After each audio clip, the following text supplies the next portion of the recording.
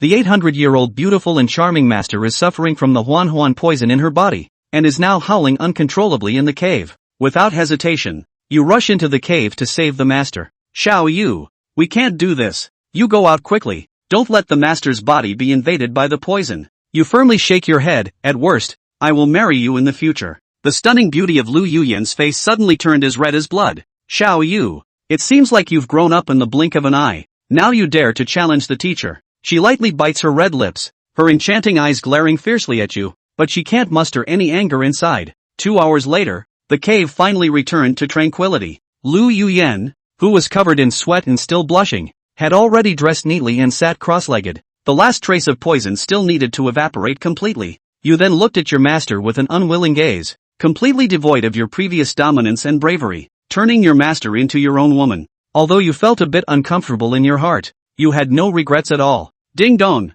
The awakening conditions of the system have been met. Feeling the sincere call of the host, the system to conquer the daughter of the heir luck is starting up. A mechanical doll's voice suddenly sounded in Mou's mind, making you instantly stunned. Is there really a system? Ding dong! Important reminder, you must conquer a woman with extraordinary luck within 1 year, showcasing your talents. Otherwise, due to mismatched abilities, you will automatically be unbound from this system. Please take this seriously. Once you complete this task, the system will be bound to you for life, completely restoring the host's broken physique and realm, while rewarding you with the universe's top dual cultivation techniques. How powerful are the top-level dual cultivation techniques in the universe? Your heart is pounding wildly. Dual cultivation for 1 hour is equivalent to the host cultivating for 10 days. The effect of dual cultivation with a partner is halved. You were completely stunned. Exercising for an hour is equivalent to practicing for 10 days. So if you exercise 3 to 4 hours a day, wouldn't it be equivalent to practicing for 30 to 40 days? Damn! It seems the top priority is to quickly meet the system requirements first. You look determined. Then turn your gaze to your master. A transparent panel that only you can see quietly appears. Name, Lu Yuyan, daughter of Qiyun. Age, 800. Boundary, early transformation stage. Host conquest rate, 10%. Upon seeing the master's physique, Mo Yu couldn't help but be surprised. Looking at the conquered degree, you feel a pang in your heart. Just fiercely clashed with the master for 2 hours. Conquered only 10%. Is my performance that bad? Now you are not feeling well at all. Filled with frustration and worry. If this is the case, how easy is it to conquer 100%? The number of times affects the conquest rate. Or is it the master's psychology? You firmly believe it's not time. Why not try to deceive the master again? You can't help but turn your head to look at the master, feeling restless inside. Damn! Your heart suddenly startled, and you immediately came to your senses from this improper state. Hurriedly checking your body, I saw a mysterious crimson energy mass arrogantly wandering through your meridians, stirring up the boiling beast blood. Damn! How did I get poisoned by the dragon pill? You glanced at your master who was meditating with closed eyes, couldn't help but sigh to the sky. It turns out that the poison gas emitted by your master was absorbed by you. Is this second-hand poison so powerful? Now you only feel your blood and energy surging. All kinds of thoughts that should or shouldn't be there are bursting out forcefully. It's going to be a disaster. You forced a smile and tried to move away from your master, but your eyes couldn't move away from your master, and your body quickly became hot, with more and more animalistic features becoming apparent. Your master, who was elegant and cold like a fairy, now looked like a seductive and tempting little demon in your eyes. Master, I am also poisoned. Your eyes are bloodshot, and you finally can't help but grit your teeth and shout. Just as the remaining poison was completely removed, Lu Yuyan quickly opened her beautiful eyes, and then rushed over in panic. Xiao Yu, what's wrong with you? She held you with both hands, scanned urgently with her divine sense, and instantly understood the whole story, unable to help but feel full of self-blame.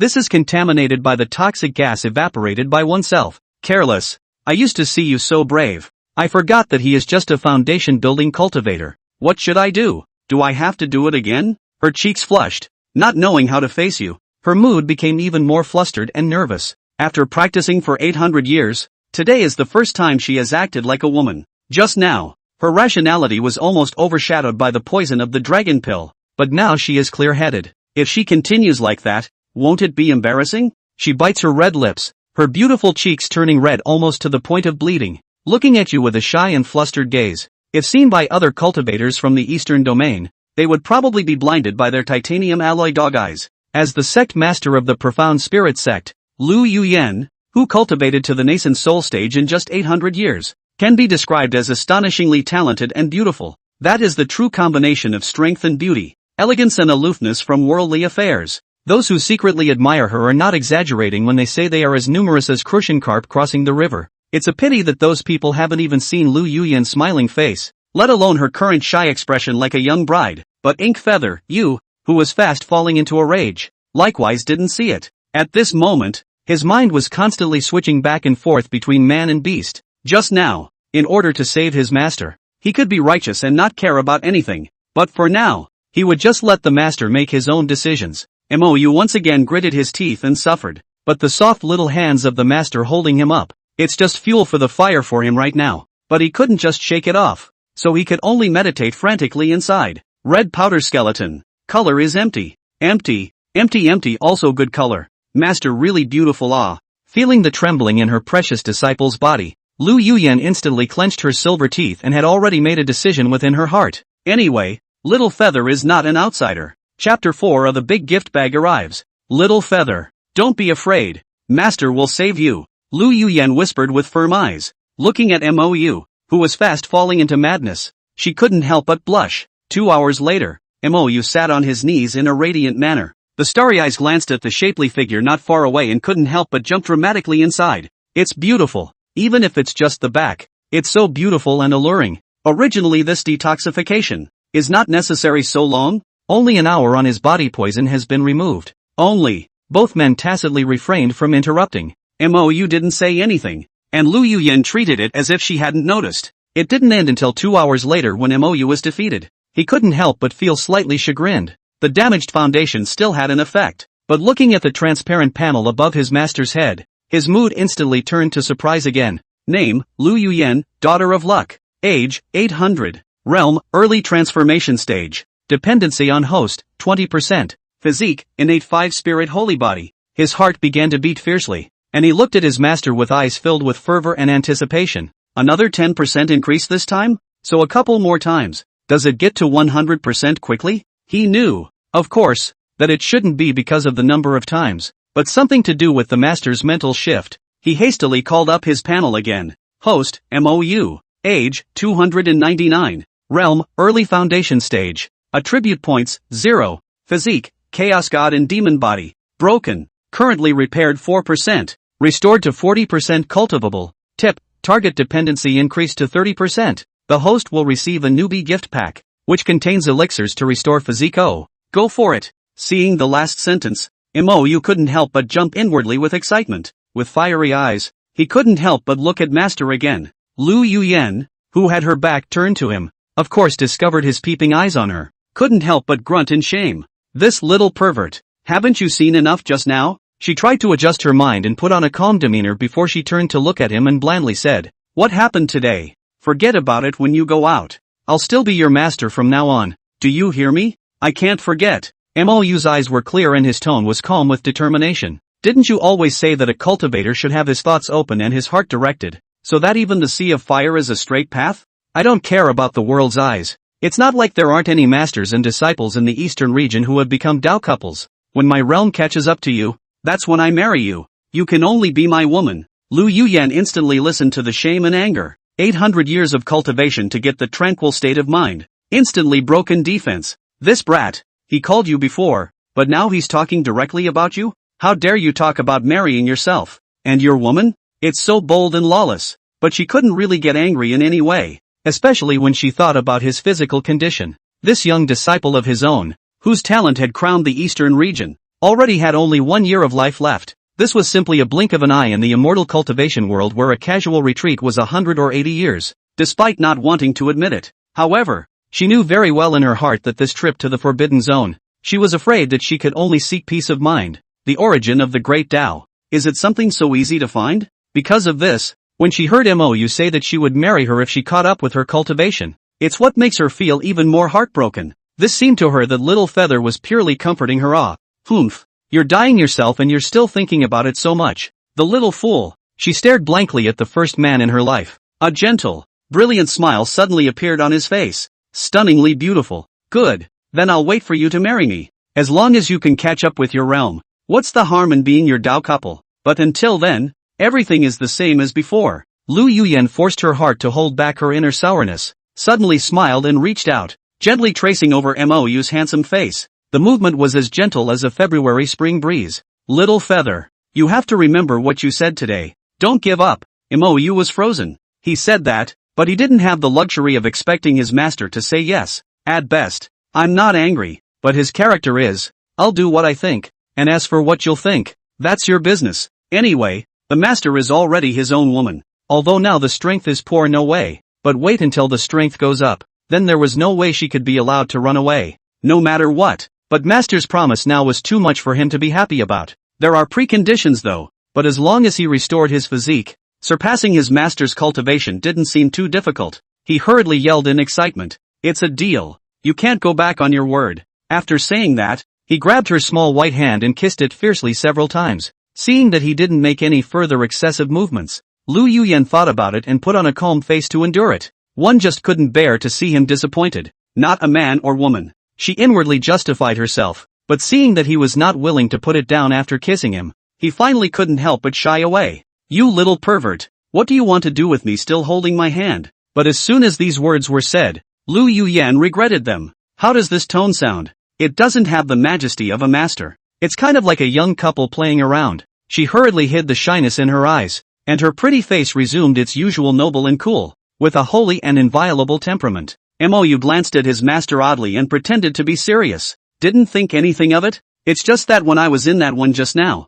I was surprised to find that the injury was a little better." "Ah, really? Are you sure you didn't lie to the master?" Lu Yuyan, who originally still had a high and holy face, instantly broke. Fly over in a hurry. Blushing scarlet with excitement, she subconsciously grabbed his hand. The clear, bright, beautiful eyes flashed with great surprise and anticipation, and the entire body was trembling slightly. "Master, how dare I lie to you? Want to try again?" Mou hurriedly nodded his head, looking at his smile that could not be suppressed. Lu Yuyan always felt that she was being counted by him, and could not help but chortle in shame. "No, it's not good for your health to have too much of this. Let's talk about it in a couple days." "Ha? 2 more days? Don't, master, it's not like you don't know my strength." Mou had an anxious face. Thinking of certain details, Lu Yuyan suddenly had a haze that filled the sky and hurriedly let go of his hand. This little pervert. Really?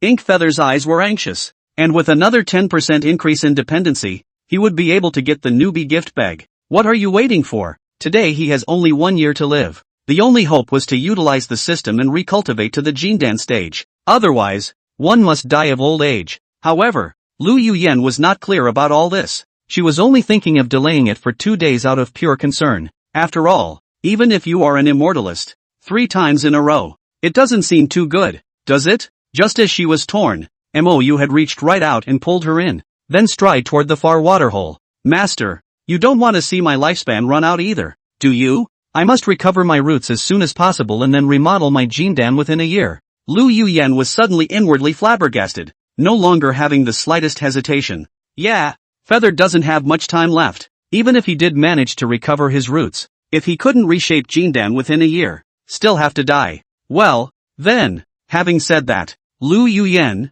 whose temperament is as cool and holy as a fairy, completely transformed into a shy little quail. Her cheeks were as red as blood, and her charming eyes were lowered. Then striding against the heavenly beauty of her legs, she pretended to be calm and walked quickly towards the waterhole. Chapter 5:0. Mastermind. "You, stop talking." A clear female voice rang out in annoyance. "Put." Mou was kicked straight into the pool of water by the infuriated master. Then the delicate figure stood playfully on top of the water waves as if it were a lingbo fairy. Her body was graceful and her face was absolutely beautiful, as if she was a fairy from the 9 heavens descending to the mortal world. The fairy's veiled hand raised slightly, and a green-colored boundary quietly covered the water pool. 3 hours later, it was already dark, and the bright moonlight shone on the earth. Lu Yuyan, on the other hand, stood playfully at the edge of the water pool, her eyes shy but pretending to be calm. The rounded and slender counterintuitively beautiful legs glistened with a white porcelain-like crystal and luster under the moonlight. Just like beautiful jade, the exaggeratedly graceful curves are outlined in a moving arc against the small waist. This made Mou, who had just slowed down, look at it again and gulp furiously. However, at this point he was not messing around anymore. It's not that he's honest. Rather, it was the transparent panel in front of him that turned him into a decent human being. Temporary host, Mou, age, 299. Realm, early foundation stage. Luck value, 0. Physique, chaotic divine devil body. Repaired 6%. Repaired to 40% for cultivation. Congratulations to the host. Successfully raised the Daughter of Chance's dependency level to 30%. Next phase of the mandate, please increase the level of dependency to 100% within 1 year. The newbie pack is ready. Do you want to receive it? Open it up for me right now. Right now! Ink Feather cried out inwardly with excitement, and soon had eyes of surprise. Small heaven mending elixir, 1 can repair damaged roots and constitution. The effect varies according to the degree of injury and the strength of the constitution.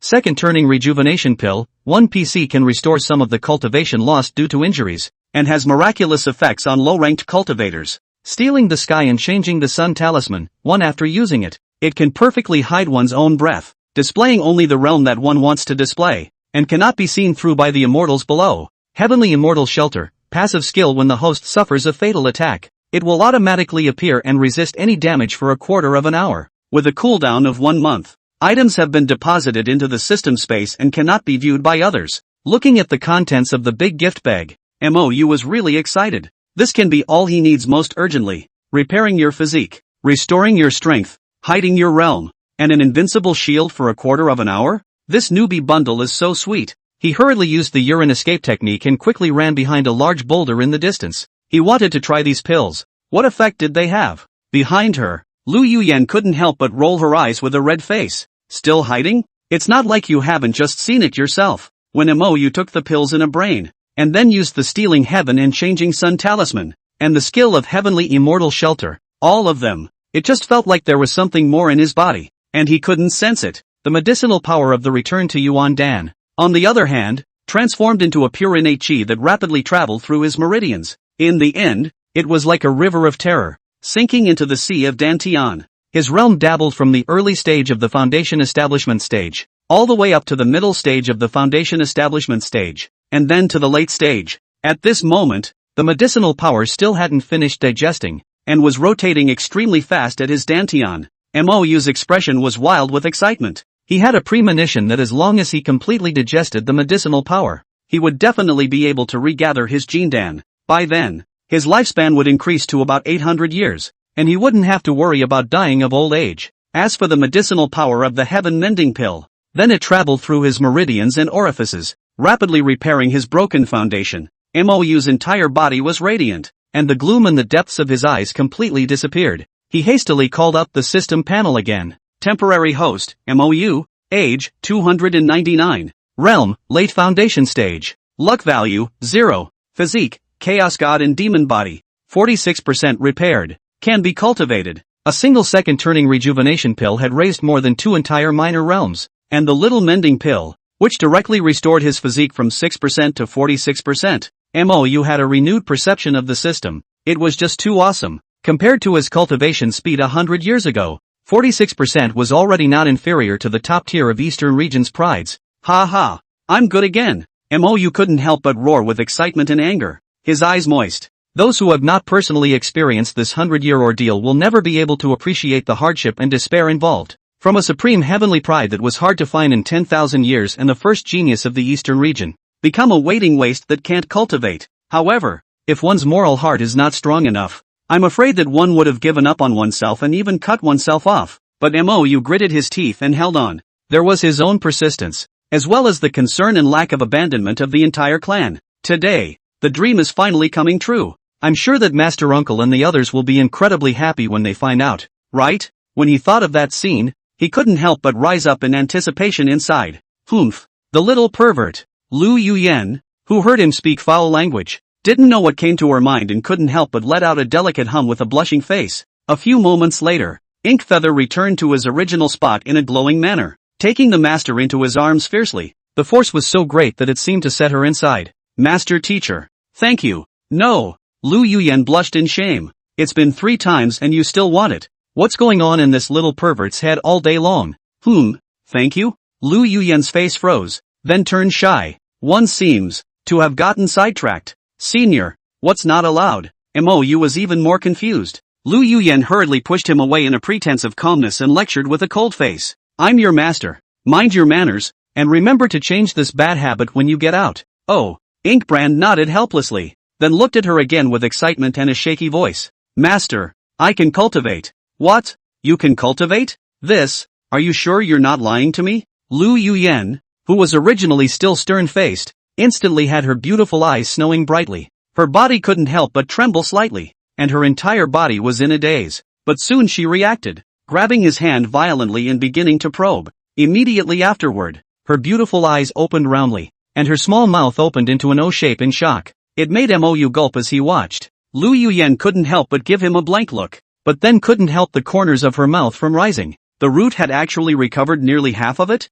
A great surprise suddenly surfaced in her heart, and her stunningly beautiful cheeks were filled with shock and ecstasy. A whole 100 years. She had fantasized about this scene countless times, and now it was finally coming true? Why does it feel like a dream? Mou was inwardly touched as he nodded heavily. I think there is hope to regain some of my cultivation. What a heavenly sight. Lu Yuyan couldn't help her eyes from turning red before hugging him fiercely again. After a while, only then did she blush slightly and gently push it away, followed by a tangle of eyes. Is that what it takes? Definitely not by myself. But, thinking of the beautiful female disciples who hadn't returned for 100 years, she made an instant decision within her heart. It's also time for them to come back, and with a decisive wave of her jade hand, back to the clan. Chapter 6, Returning to the Clan. The outskirts of the ancient Forbidden Zone. The group of cultivators who were flying with their swords all looked at each other in shock. Gentlemen, did I see correctly? That person just now, is Mou and his master Lu Yuyan? That's right, it's Mou. I can't believe he's come out of the gate. Wasn't his foundation destroyed? Could it have been restored? The crowd looked at each other, all seeing the shock in each other's eyes, and a wave of shock was set off within them. Then, all of them took out their voice transmission jade talismans and urgently sent messages. A few days later, Eastern Region, within the territory of the Bright Moon Country, Mou and his master appeared in front of a lofty mountain range that was overflowing with spiritual chi and covered an area of thousands of miles. Giant peaks stand in its midst, thrusting up into the sky. From time to time, one could see cultivators flying with imperial swords, traveling in and out of them, bustling with activity. This 1,000-mile mountain range was exactly where the Xianling Sect's mountain gate was located. At this point, in the Xianling Sect's grand hall of deliberation, 3 dignified old men were sitting among them with disappointment on their faces. There were also 6 middle-aged men with strong auras standing under the hall, but they all kept their heads down, not even daring to utter a single breath. The atmosphere was serious and somber. The old man with a lean body and goatee was slapping the table with an annoyed face and cursing angrily. Little Feather only has a year left. You guys have been out for so long and now you're telling me that you haven't found anything? How could I have disciples as useless as you guys? How dare you come back? What the hell are you doing back here? The several people who had been scolded, on the other hand, hung their heads down with a face full of guilt, not daring to defend half a sentence, as if it was really their fault. Just as the old man was cursing, there was a sudden clamor outside the door, punctuated by the happy cheers of many disciples. This made his face, which was already in an irritable mood, look even worse. Even the tall old man next to him, who had a kindly expression, also held back the words he wanted to dissuade and frowned towards the door in annoyance and low curses. These little brats, they don't know what they're mad about. The goatee-bearded old man, glaring fiercely at the disciples standing under the hall for a few moments, cursed under his breath. What are you still standing around for? See who's making noise for no reason and drag them off to solitary confinement.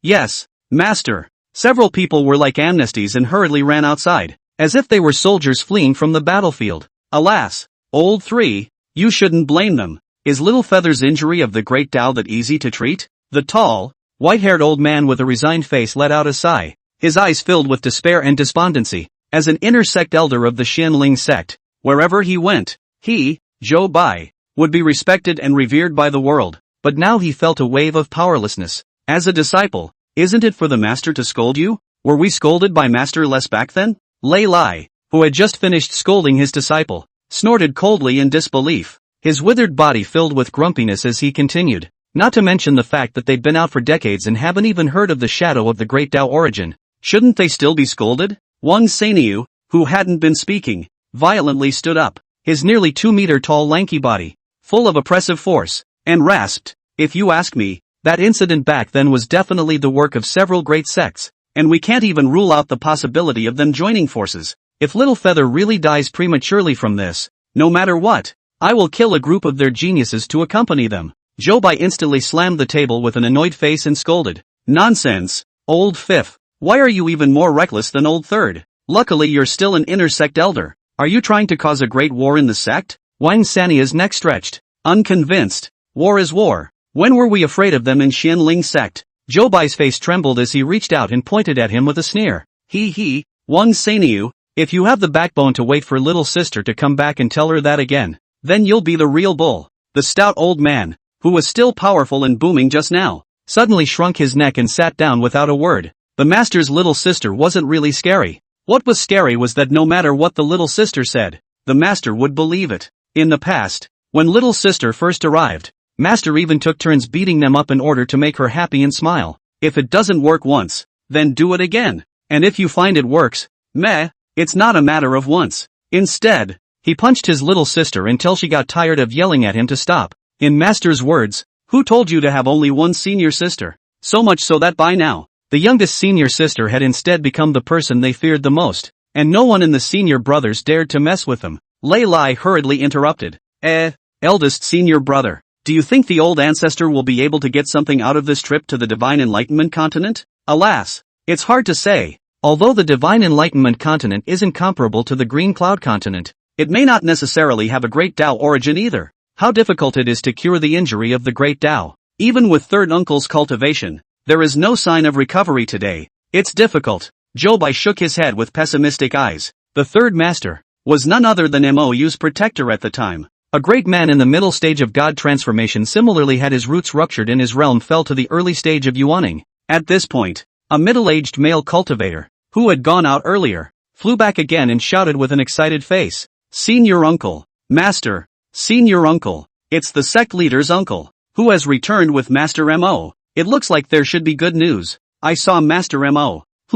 Where is the person? The middle-aged cultivator looked at the empty hall and was filled with confusion. Then reacting, he rushed outside again. Outside the great hall, Mou was being surrounded by countless male and female cultivators who were so enthusiastic that they were almost crazy, forming 3 circles inside and 3 circles outside. Many people held up treasure-turned jade boxes of extraordinary quality at a glance in their hands, clamoring to be the first to give them to him. Senior Mo. This is the evergreen immortality pill that senior brother found in the heavenly abyss forbidden area. It's said to increase longevity. Take it and try it. Senior Mo. This is the extreme great restoration pill. It is said to have miraculous effects on healing wounds. So take it and see. Uncle Mo. This snow region millennium ginseng, which was obtained by chance by my nephew by chance, may be useful to you. Senior Mo. This is the 9 flavors Di Huang pill, which is rumored to have been made by a generation of medical saint Ouyang Meng. Ink Feather was warm and touched inwardly. He raised his hand, and when the scene quieted down,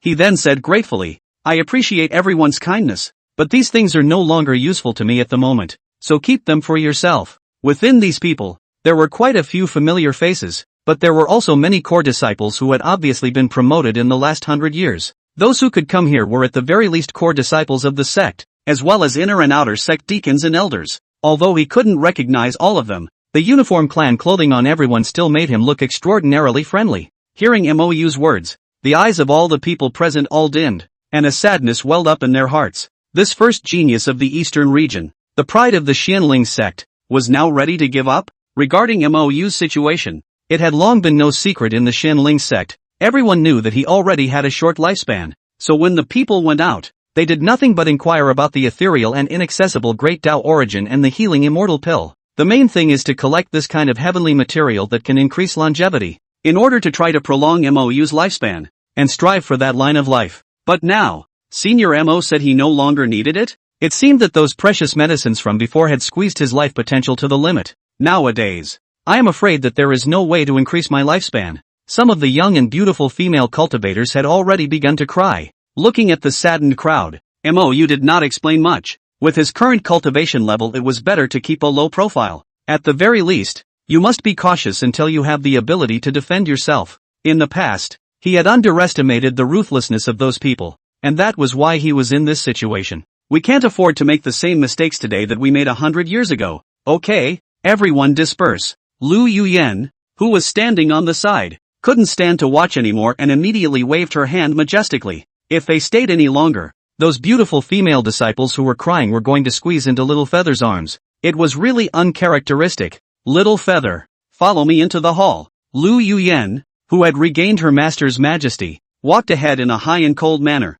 Ink Feather, on the other hand, followed his ass respectfully. All clan elders, quickly come to the main hall to deliberate. A cold and majestic woman's voice resounded through the Xianling sect's main peak. Chapter 7, Lu Yuyan's Plans. Inside the spacious and magnificent council hall, Lu Yuyan sat at the top of the hall with a dignified face, while the other dozens of empty seats held only a handful of 6 people. This included Mou, who was still an inner sect elder of the Xianling sect even though he only had foundation establishment strength now. The other 5 elderly cultivators were all the inner sect elders that were guarding the Xianling sect today. 3 of them, Zhou Bai and Lu Yuyan, were the same master. The other 2 were their second uncle's personal disciples. As for the other 20 or so inner sect elders of the sect, they were all running between the Green Cloud continent and other continents in order to find that 1 in a million chance of survival for Mou. In other words, there were many more elders floating around outside than those guarding the sect. This was unimaginable when placed in any sect, because the mountain gate is the foundation of a clan, which if someone steals the home, can be a lot of fun. However, this state of affairs had been maintained by the Xianling sect for an entire 100 years. Junior sister, didn't you take Little Feather to the ancient Forbidden Zone? How come you're back here? Just after sitting down, the withered but impatient Lei Lai couldn't wait to ask. Even the ever-composed Zhou Bai couldn't help but frown. Junior sister, could it be that this trip to the Forbidden Zone was also fruitless? The others didn't say anything. They just stared blearily at Lu Yuyan and Mou, their expressions apprehensive and nervous. The origin of the Great Tao was not found. Lu Yuyan's eyes dodged slightly before she vaguely replied back. There is a gain. Of course, but it's a gain that's really shameful to talk about. Looking at the several senior brothers who still wanted to open their mouths to ask further questions, she hurriedly raised her hand to interrupt them and eagerly said, "All right, regarding Little Feather's matter, a few senior brothers should stop pursuing it. Effective immediately, Little Feather will be in seclusion at the back of the mountain, and no one is allowed to come and disturb him during this period. Also, summon a few of the Supreme Elders and ask them to secretly return to the sect to sit in on it. Just say that Little Feather is out of the gate." As for the other disciples, for the time being, after thinking about it, Lu Yuyan still didn't let everyone come back, so as to avoid letting people with an axe to grind see what was going on. When these words came out, the crowd immediately looked at each other with shocked and surprised expressions. They had originally been surprised by the sudden return of the junior sister and Mou to the sect. Now it's even more difficult to figure out. You're going into seclusion as soon as you get back? And call a few other supreme elders back? Wasn't it imperative that we should be out there with all our might, looking for the last glimmer of life for Little Feather? The several elders couldn't help but look at each other, all dumbfounded. However, for this junior sister, the crowd was still more or less terrified inwardly even as senior brothers. It was only a muffled response. Then concernedly surrounded Mou and comforted him with kind words. As a result, after chatting for not more than a few sentences, he was interrupted again by Lu Yuyan's cold face. "All right, time is running out. Don't waste your time here. Little Feather, follow me to the back of the mountain to retreat." Looking at Lu Yuyan, who hurriedly led Mou to the back of the mountain, everyone's eyes were bitter and helpless. This little senior sister can't even let us say a few words to Little Feather? It's really overbearing and brutal as always. Only when he saw that the people had gone away did Lei Lai charge with discontent. Third senior brother, why didn't you dare to say it in front of junior sister just now? Wang Sanio couldn't help but tease. Old 5, aren't you the same? Still have the face to talk about me? Alright, all be quiet. Now contact a few senior uncles right away and relay junior sister's words to them. Zhou Bai commanded with a frown on his face. Although the junior sister hadn't said a lot of things, from the sudden recall of the Supreme Elder, there were only 2 possibilities. One is to give up on Feather completely. But now that Little Feather still has a year to live, who dares to say give up now? I'm afraid you don't want to be slapped to death by the old ancestor. Regardless of how unlikely this was, even if it was true,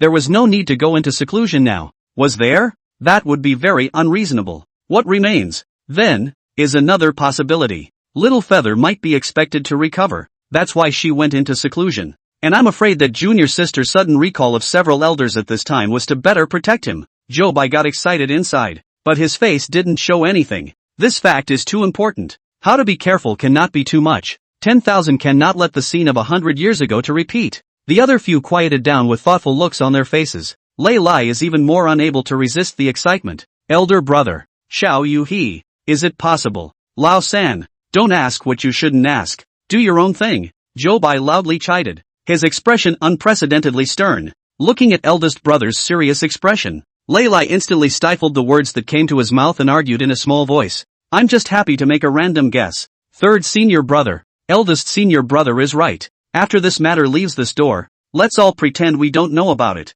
Don't even try to guess. The other two old men, too, nodded seriously in agreement. After instructing a few more words, Jobai then said seriously, everyone keep a close eye on this period of time, especially the back mountain.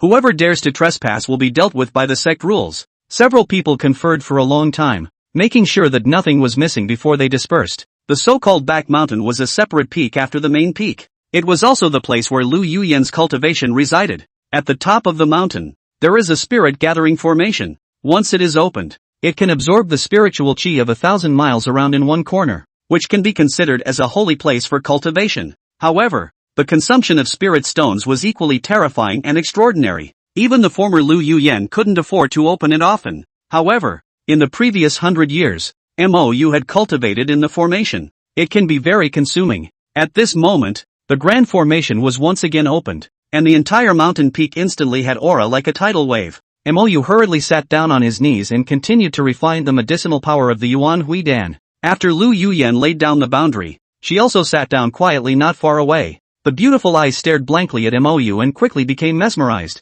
As time passed, the expression on her face began to change continuously, and finally turned into a complex light sigh. Since dual cultivation would help Little Feather's root recovery, it would be better to help him find a dual cultivation couple earlier. However, his own 4 female disciples, although they were extremely talented and beautiful, and their relationship with Little Feather was even deeper, but Xiao Di is too quirky and too jumpy, and Fei Yan's character is too straight. Neither of these two are obviously the best candidates. Xiao Rou is quite suitable, with a gentle and quiet character, and she can take care of people. However, Ru Yu, who was the eldest senior sister, was likewise calm and steady in her actions, with a heart that was free of dirt and pure to the core. This instantly made her hesitate. How about, let them choose for themselves? Lu Yuyan's mind was made up, and she looked deeply at MOU again. Then he decisively pulled out a communication talisman and sent a message to the 2 disciples. Your junior brother has already left the gate, so if you are willing to be his Dao couple, return to the sect immediately. Somewhere in the secret world, a magnificent and cool woman couldn't help but frown before pulling out a communication talisman and looking at it, only to see a bright light of doubtful surprise violently erupt from her pure and clear beautiful eyes, as bright as stars. Junior brother is out of the gate? Go home. The corners of the woman's mouth warmly rose, and without hesitation, she gave up the treasure that was about to come into her hands and instantly disappeared. Only a group of clueless and regretful cultivators were left behind, frustrated, and tens of millions of miles away. A serene woman with a delicate figure and a clear and elegant appearance was similarly flying towards the Xinling sect at extreme speed, her beautiful eyes already slightly reddened. Junior brother, second sister can't save you, so I'll leave you a queen. At this time, MOU did not have the slightest idea that he had been sold by his master, and still sold 2 at a time. This would be a time when he was immersed in great joy. Chapter 8, Returning to the Jindan stage. At this time within MOU's Dantian Sea, a golden bead the size of a soybean was slowly rotating, constantly sucking up the aura liquid in it and growing itself. This process, which lasted more than 10 whole days, finally the bead had become the size of a pigeon's egg, exuding a pure and terrifying might that was deep and mysterious. This was exactly the golden elixir that many cultivators, throughout their lives, dreamed of, only compared to the light golden color of the previous one. This time the golden dan was gold with purple, looking mysterious and noble. The strength was even 3 times stronger than when he reached the early Jindan stage before. MOU looked excited. A whole 100 years. He was finally back in the realm again. He only felt as if he was dreaming, and couldn't help his body trembling, and an urge to laugh to the heavens was almost uncontrollable. The Jindan stage, a realm that used to be easily stepped into by him, had since become out of reach. Now, finally, it's a new beginning for myself again. He swore that he would never again put himself in that awful position of being powerless and waiting to die. He would strive to reach the top of the great Tao and completely control his destiny. Although the early stage of Jindan couldn't be compared to the middle stage of Yuaning in the past, he didn't care in the slightest.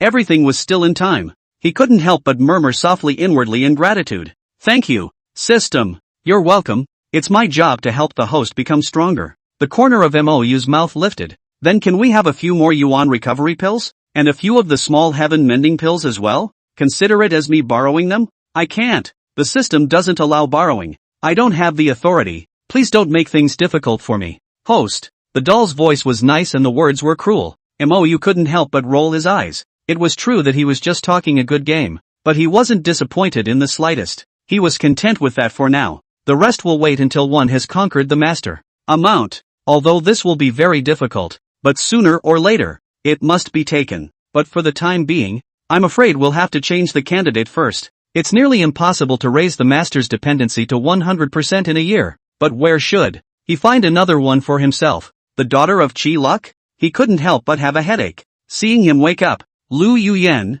who was resting with her eyes closed, immediately opened her bright eyes and got up expectantly to ask, "Feather, how's it going? Any improvement?" Mo hurriedly smiled and nodded. "Part of the foundation has been restored. I think it won't take long to completely recover." "What? Really? Really recovered some of it?" Lu Yuyen's eyes suddenly brightened. Her body trembled, and she had already flown over without saying a word. Both hands tightly grasped Mou's arm, and divine sense madly surged out and began to check his body. Inkbrand smiled and relaxed his body to let her inspect it, warming up inside. After half a day of inspection, Lu Yuyen couldn't help but frown lightly. The body's broken meridians and orifices were indeed magically repaired for the most part. However, the most crucial sea of qi within the dantian was chaotic, as if shrouded in a layer of dark fog. Even with her strong divine sense, she couldn't probe the situation there. Also until this time, it was only then that she noticed that she couldn't even see through Mou's realm, which couldn't help but shock her inside. There were quite a few techniques that could hide the realm,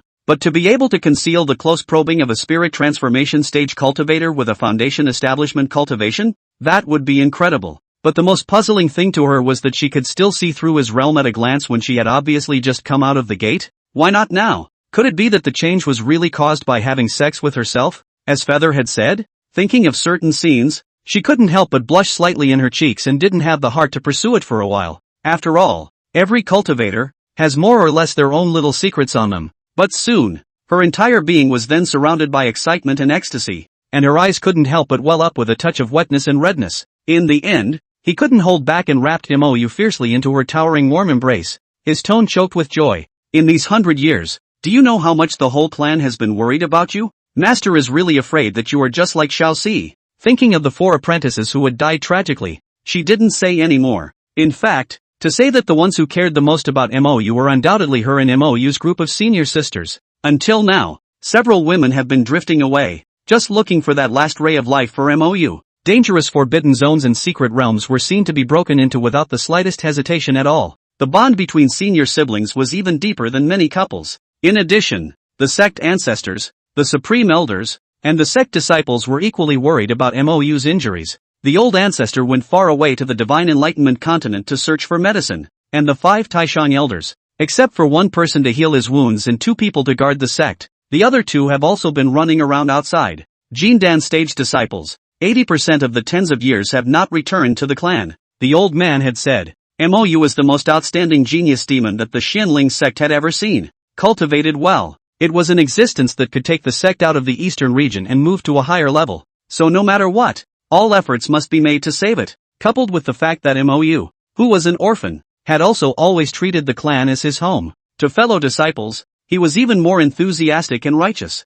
deeply embraced and respected by the entire clan. After his rise to power, as long as he heard that a fellow disciple had been bullied by someone's heavenly pride, it didn't matter if it was justified or not. He would first retrieve the scene before saying anything. According to him, what is called reason? The word is always above reason. This Tao is the way of boxing, the way of the sword, the way of the law, and the way of force, plus the way of hegemony. Between clans, it's only right to help one's relatives, and in the Qingyun continent, the major clans had default rules for young people's fights, in order to avoid the outbreak of a great war between clans. As long as the pride of the same generation fights fairly, the elders hardly intervene. As a result, Mou became a bug-like existence. Not only did it crush the younger generation of the eastern domain, even many of the heavenly prides that were a generation above him were unable to lift their heads by him. To this point, Mou's demonic reputation was as strong as ever in the eastern domain. Became a deserved first of the new generation with a huge following.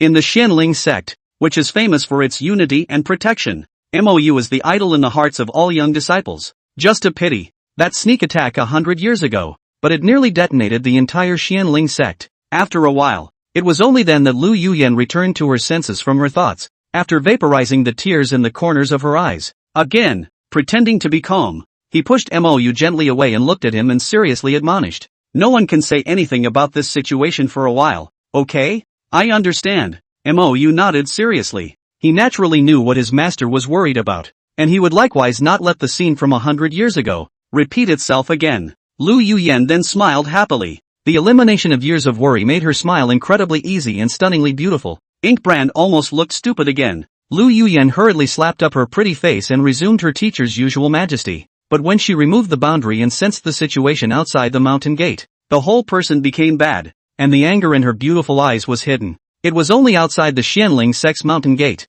Hundreds of people were riding flying swords and magic treasures, landing in front of the Xianling Sect's mountain gate in great numbers. Then talk and laugh and link arms up the hill. Is there no end to these marriage proposals? She was angry inside. The ones that came before were at least human-like, and they were all outstanding heavenly pride and big brothers without Dao couples. But now comes this batch. Not only do many of them have dowagers, but there are many old men among them. If such a person dared to open his mouth as well, she would definitely break the other party's old bones. But after the anger passed, she became skeptical again. These people don't look like they're here to propose marriage, do they? Could be because of something else? Her eyes flicked to Mou. Suddenly thoughtful. Chapter 9: The Challenge of the Underworld Sect. At this point, an enchanting beauty with a charming face and proud eyes was standing outside the Xianling Sect's mountain gate in a spiteful manner. A long fiery red dress set off her sexy figure more and more. Only, at this moment, her eyes were emanating the crazy killing intent of a stranger. The surrounding area was filled with excited-eyed sect masters,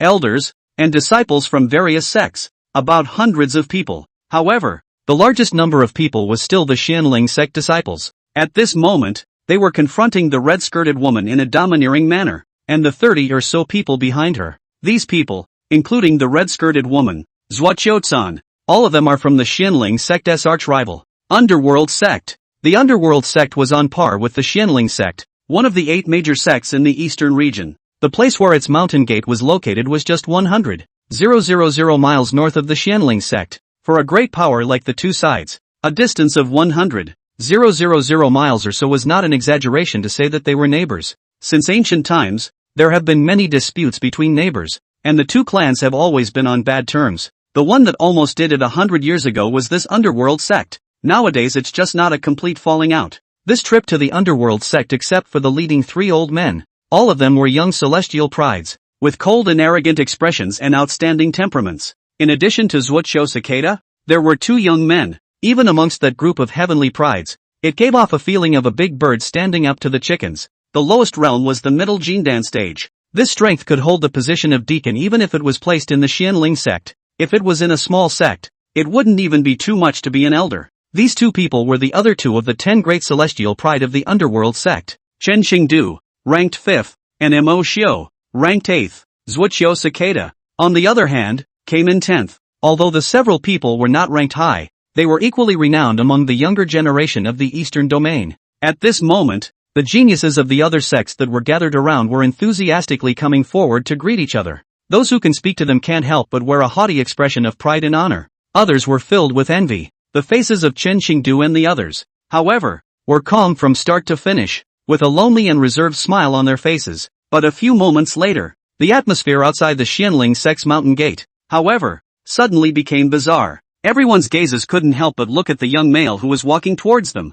Handsome and elegant, he is a jade tree. Even the magnificent Lu Yuyan beside him seemed to be overshadowed by his radiance. Seeing that person's appearance, monstrous hatred suddenly welled up in Zhuoqiu-san's charming eyes. Ink Feather, a name that, to this day, is still remembered by her teeth at all times. How many sleepless nights had she hated to eat his flesh and drink his blood? Good on this once absolute demon. Now he was an invalid who could not cultivate and was about to run out of lifespan. However, looking at Mou, who was surrounded by the Xianling Sect disciples, who were excited. Inside, however, she couldn't get any pain out of it. That's not enough. She was going to stomp him down herself and make the other man beg for it. Think of that scene. A sudden wave of morbid pleasure welled up inside her, and her face flushed. A few moments later, only then did Zhuoqiu Cicada twist her head to look behind her and gritted her teeth. Senior brother Chen. Senior brother Mo. Mou is mine. No one can snatch it from me. The disgrace of over 100 years ago, I will avenge it today. Since senior sister Zhua has commanded it, being a senior brother naturally won't snatch it from you. Chen Qingdu's tone was calm, but his eyes were filled with invincible dominance. Mozia nodded his head in agreement likewise. In their eyes, The current MOU was the fat meat on the chopping board. Cut as much as you want. Then thank you to senior brothers. Zhuoqiu Cicada gave a winking smile, and her face just twisted back and became ice cold again. A pair of eyes filled with hatred stared at MOU to death. The other party, unfortunately, didn't even look at her. At this point, the Xianling sect's grand elder, Zhou Bai, was leading several elders, striding this way. Greetings, great elder. Seeing Zhou Bai and the others, the Xianling sect disciples hurriedly bowed respectfully. What's the ruckus here? Seeing that MOU, who was supposed to be in seclusion, was actually disturbed by these people, Zhou Bai was instantly filled with anger. A disciple hurriedly returned, reporting to the grand elder. The disciple of the underworld sect insulted Uncle Mo with his words for no reason. The disciple didn't hold back, so he kindly taught him how to speak human language. Who knew that he was weak? And the disciple accidentally broke both his legs. The anger in Zhou Bai's eyes couldn't help but burn more and more vigorously. These people don't come for 100 years, and Little Feather just got out of the gate and purposely ran to provoke them? The intent is simply not too obvious. He couldn't help but angrily rebuke towards that disciple. Next time you do that, get yourself to the subterranean abyss for confinement. And since his legs are broken, what's the point of keeping his hands? Ha, disciple. Following the teachings of the great elder. He. The disciple who thought he was going to be scolded suddenly grinned and giggled, his voice booming. The other Xianling sect disciples, too, were so excited to hear it that they couldn't bear to beat that person up again. Sure enough, this is the style of our Xianling sect. How dare you scold Uncle Mo? It's a death wish. At this point, the purple-robed old man in the underworld sect immediately walked out with a gloomy face, with a withered body, but an aura as terrifying as an abyss. He coldly laughed. Elder Zhou taught you well. No wonder the Xianling sect disciples are all arrogant and domineering. Leng has been taught. Let my disciples of the underworld sect take a good lesson from the Xianling sect's heavenly pride today. Speaking later, Lang Xingshan's tone became cold and stern like a sword, and his body exuded the stern aura of a late Yuaning cultivator. His words just fell. Zhuoqiu-san, who was dressed in a red dress, then coldly arched her hand slightly in the direction of the Xianling sect and arrogantly said, Disciple of the underworld sect, Zhuoqiu Cicada, has come here to challenge the heavenly pride of the Xianling sect. I don't know if anyone dares to answer the challenge. Having said that, a pair of eyes filled with hatred, but glaring straight at MOU. The Xianling sect's crowd was calm on the surface, but inwardly, they had already begun to curse. This mother ********* ing underworld sect. It's really despicable and shameless, challenging the Xianling sect's heavenly pride in public. It's not just looking at the Xianling sect's heavenly pride, all of which have not returned from the outside,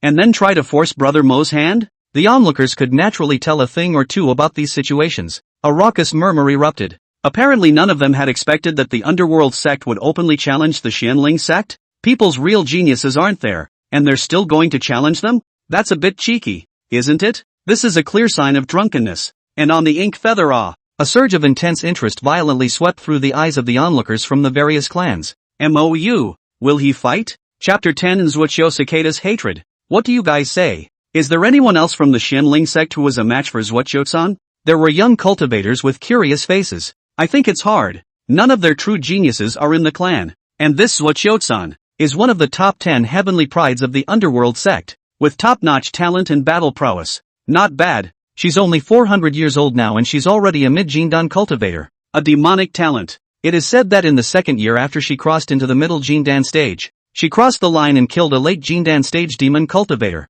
Her battle power is terrifying. Someone next to me added loudly and proudly, but it didn't attract anyone's attention because these situations, long ago, were not a secret. These young people present were all outstanding disciples from various sects. For the demonic geniuses of the moment, it could be said that they were familiar. The most talked about thing on a normal day was the glorious deeds of a certain genius demon. Even their preferences were inquired about. The young people of other large clans would also give their own geniuses, ranked according to their battle talent divisions. What with the top 10 geniuses and the 8 great demons, it could be considered a star-chasing family in the immortal cultivation world, and 80% of the most outstanding geniuses in the entire eastern region were concentrated in the 8 major sects. The Xianling sect naturally had quite a few demons. However, the current Xianling sect disciples all had worried eyes. It was because only one of the clan's top 10 demons of this generation was still within the clan today. That would be the injured MOU. But nowadays, senior brother Mo not only had his cultivation plummeted,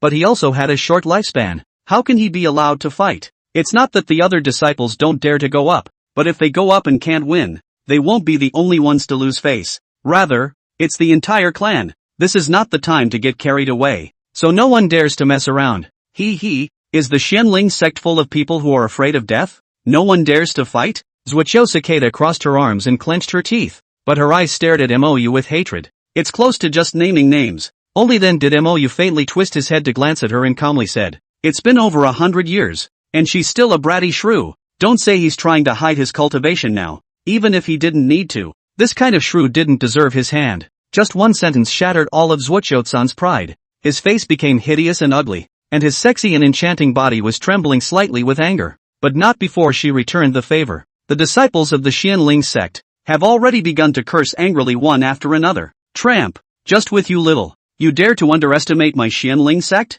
I'll fight you." A young cultivator with a gentlemanly look yelled and walked out quickly. However, almost at the same time, countless more Xianling sect disciples scrambled to come forward. "Senior brother Yang, I'm a little stronger than you.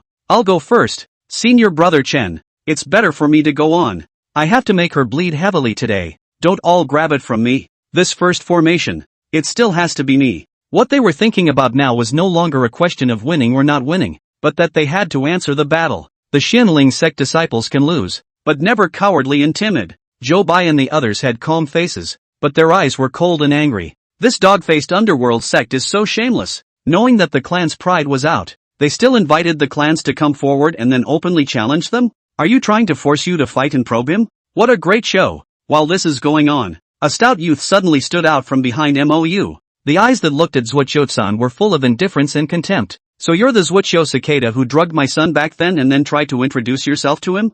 Ha! For a commodity like you to covet my son. How shameless. That's the word." Lu Yuyan couldn't help but glance at Mou in amusement, her eyes playful. Mou hurriedly explained in a low voice that, "I've been facing a peerless beauty like master teacher every day. How could I still look at that kind of mediocre girl? I didn't even look at her more than once back then. Humph. Who knows about you?" Lu Yuyan hummed in a pretense of condescension. Instead, the corners of his mouth couldn't help but rise slightly, his expression pleasant and smug. At this point, the room had long been in an uproar. Then excited chatter. There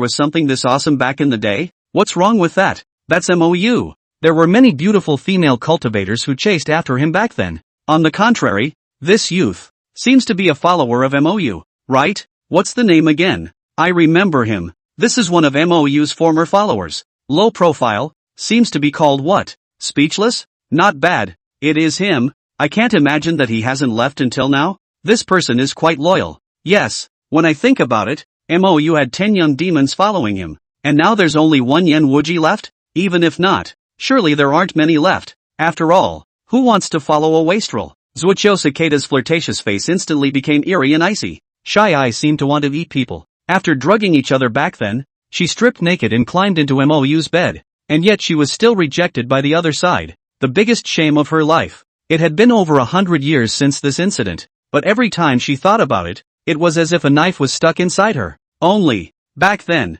there were too many female celestial pride who had been rejected by Mou. It was only then that she felt less sorry for herself. Still can't help but think about it every late night. I'd even go on to fantasize about that one time if I got my way. And what will happen? Will they become an enviable couple from now on? However, since Mou's roots were destroyed and his realm fell to the foundation establishment stage, she just never thought of it that way again. Being rejected by Mou became the biggest shame in her heart. Nowadays, Zuoqiu-san even thought that no one would remember this incident. But now the scars are revealed. She just felt like she was naked and her bottom was being seen. The key thing was that Mou never looked at her more than once again. That kind of abject disregard brought her resentment to an instant peak. Finally, he couldn't help gritting his teeth and roaring with resentment. How would the old lady like a man who was self-righteous and arrogant? When I entered his room back then, I just wanted to discuss the Tao with him. Zuoqiu-san who was so out of sorts. Not to mention the Xianling sect's disciples. Even the underworld sect's disciples were astonished for a while. Lang Qingshan similarly frowned, sighing helplessly inwardly. Although Zuoqiu Cicada is a rare genius of the sect, but with her kind of heart, I'm afraid that it will be difficult for her to go a long way. In comparison, Mou is simply an immortal descending to the earth, crushing all beings in every aspect. Good thing it's crippled today. Otherwise, who among this group of young people nowadays has the courage to say that they are heaven's pride? Hearing Zuoqiu-san's rogue words, Yan Wuji couldn't help but laugh in contempt. Shameless, just you want my son? Dream on. Come on. Let me see how much strength the 10 heavenly pride of the underworld sect has. After Yen Wuji finished speaking, his body's aura changed violently, and a solemn and murderous aura stirred all around. Then he bowed respectfully towards Zhou Bai and said, MOU's follower, Yen Wuji, invites to fight, looking forward to the Grand Elder's approval. Granted. Zhou Bai nodded gravely. Thank you, Grand Elder. After saying that, Wuji directly pranced and flew into midair, standing upright. Then he pointed his finger at Zuoqiu Cicada,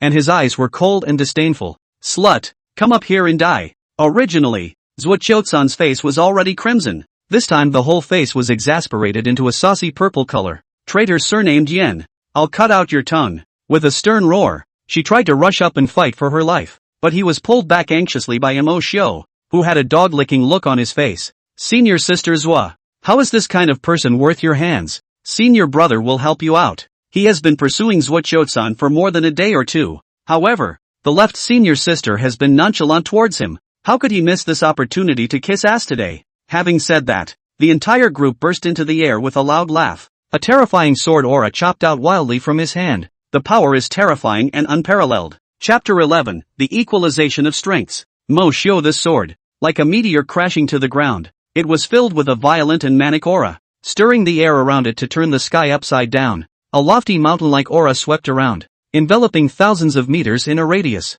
Many of the young cultivators who were watching the battle were all looking at their hearts with emotion. However, Yen Wuji was not the least bit afraid. Similarly, he raised his hand and chopped out a green-colored sword and hardened himself up. In terms of sound and power, it wasn't even half a point weaker than Mo Xiu. Boom! There was a loud bang and a splash of light. The first strike between the two was surprisingly even. The crowd of onlookers couldn't help but look at each other with shocked amazement. An obscure follower under MOU had such strength? Then what kind of demons would the other ones that were famous in the first place be? Seeing this scene, the young disciples of the Xianling sect were similarly filled with shock. For Uncle Mo's followers to be this powerful, then how demonic did he have to be in the past to make such a heavenly pride willingly follow him? A so-called follower is, to put it bluntly, a junior, a servant. Nowadays, many geniuses, who claimed how many followers they had, were actually played by slaves and vassals of their clans. Either that or some average talent following them around in foxholes. How many true heavenly pride are willing to be someone's follower?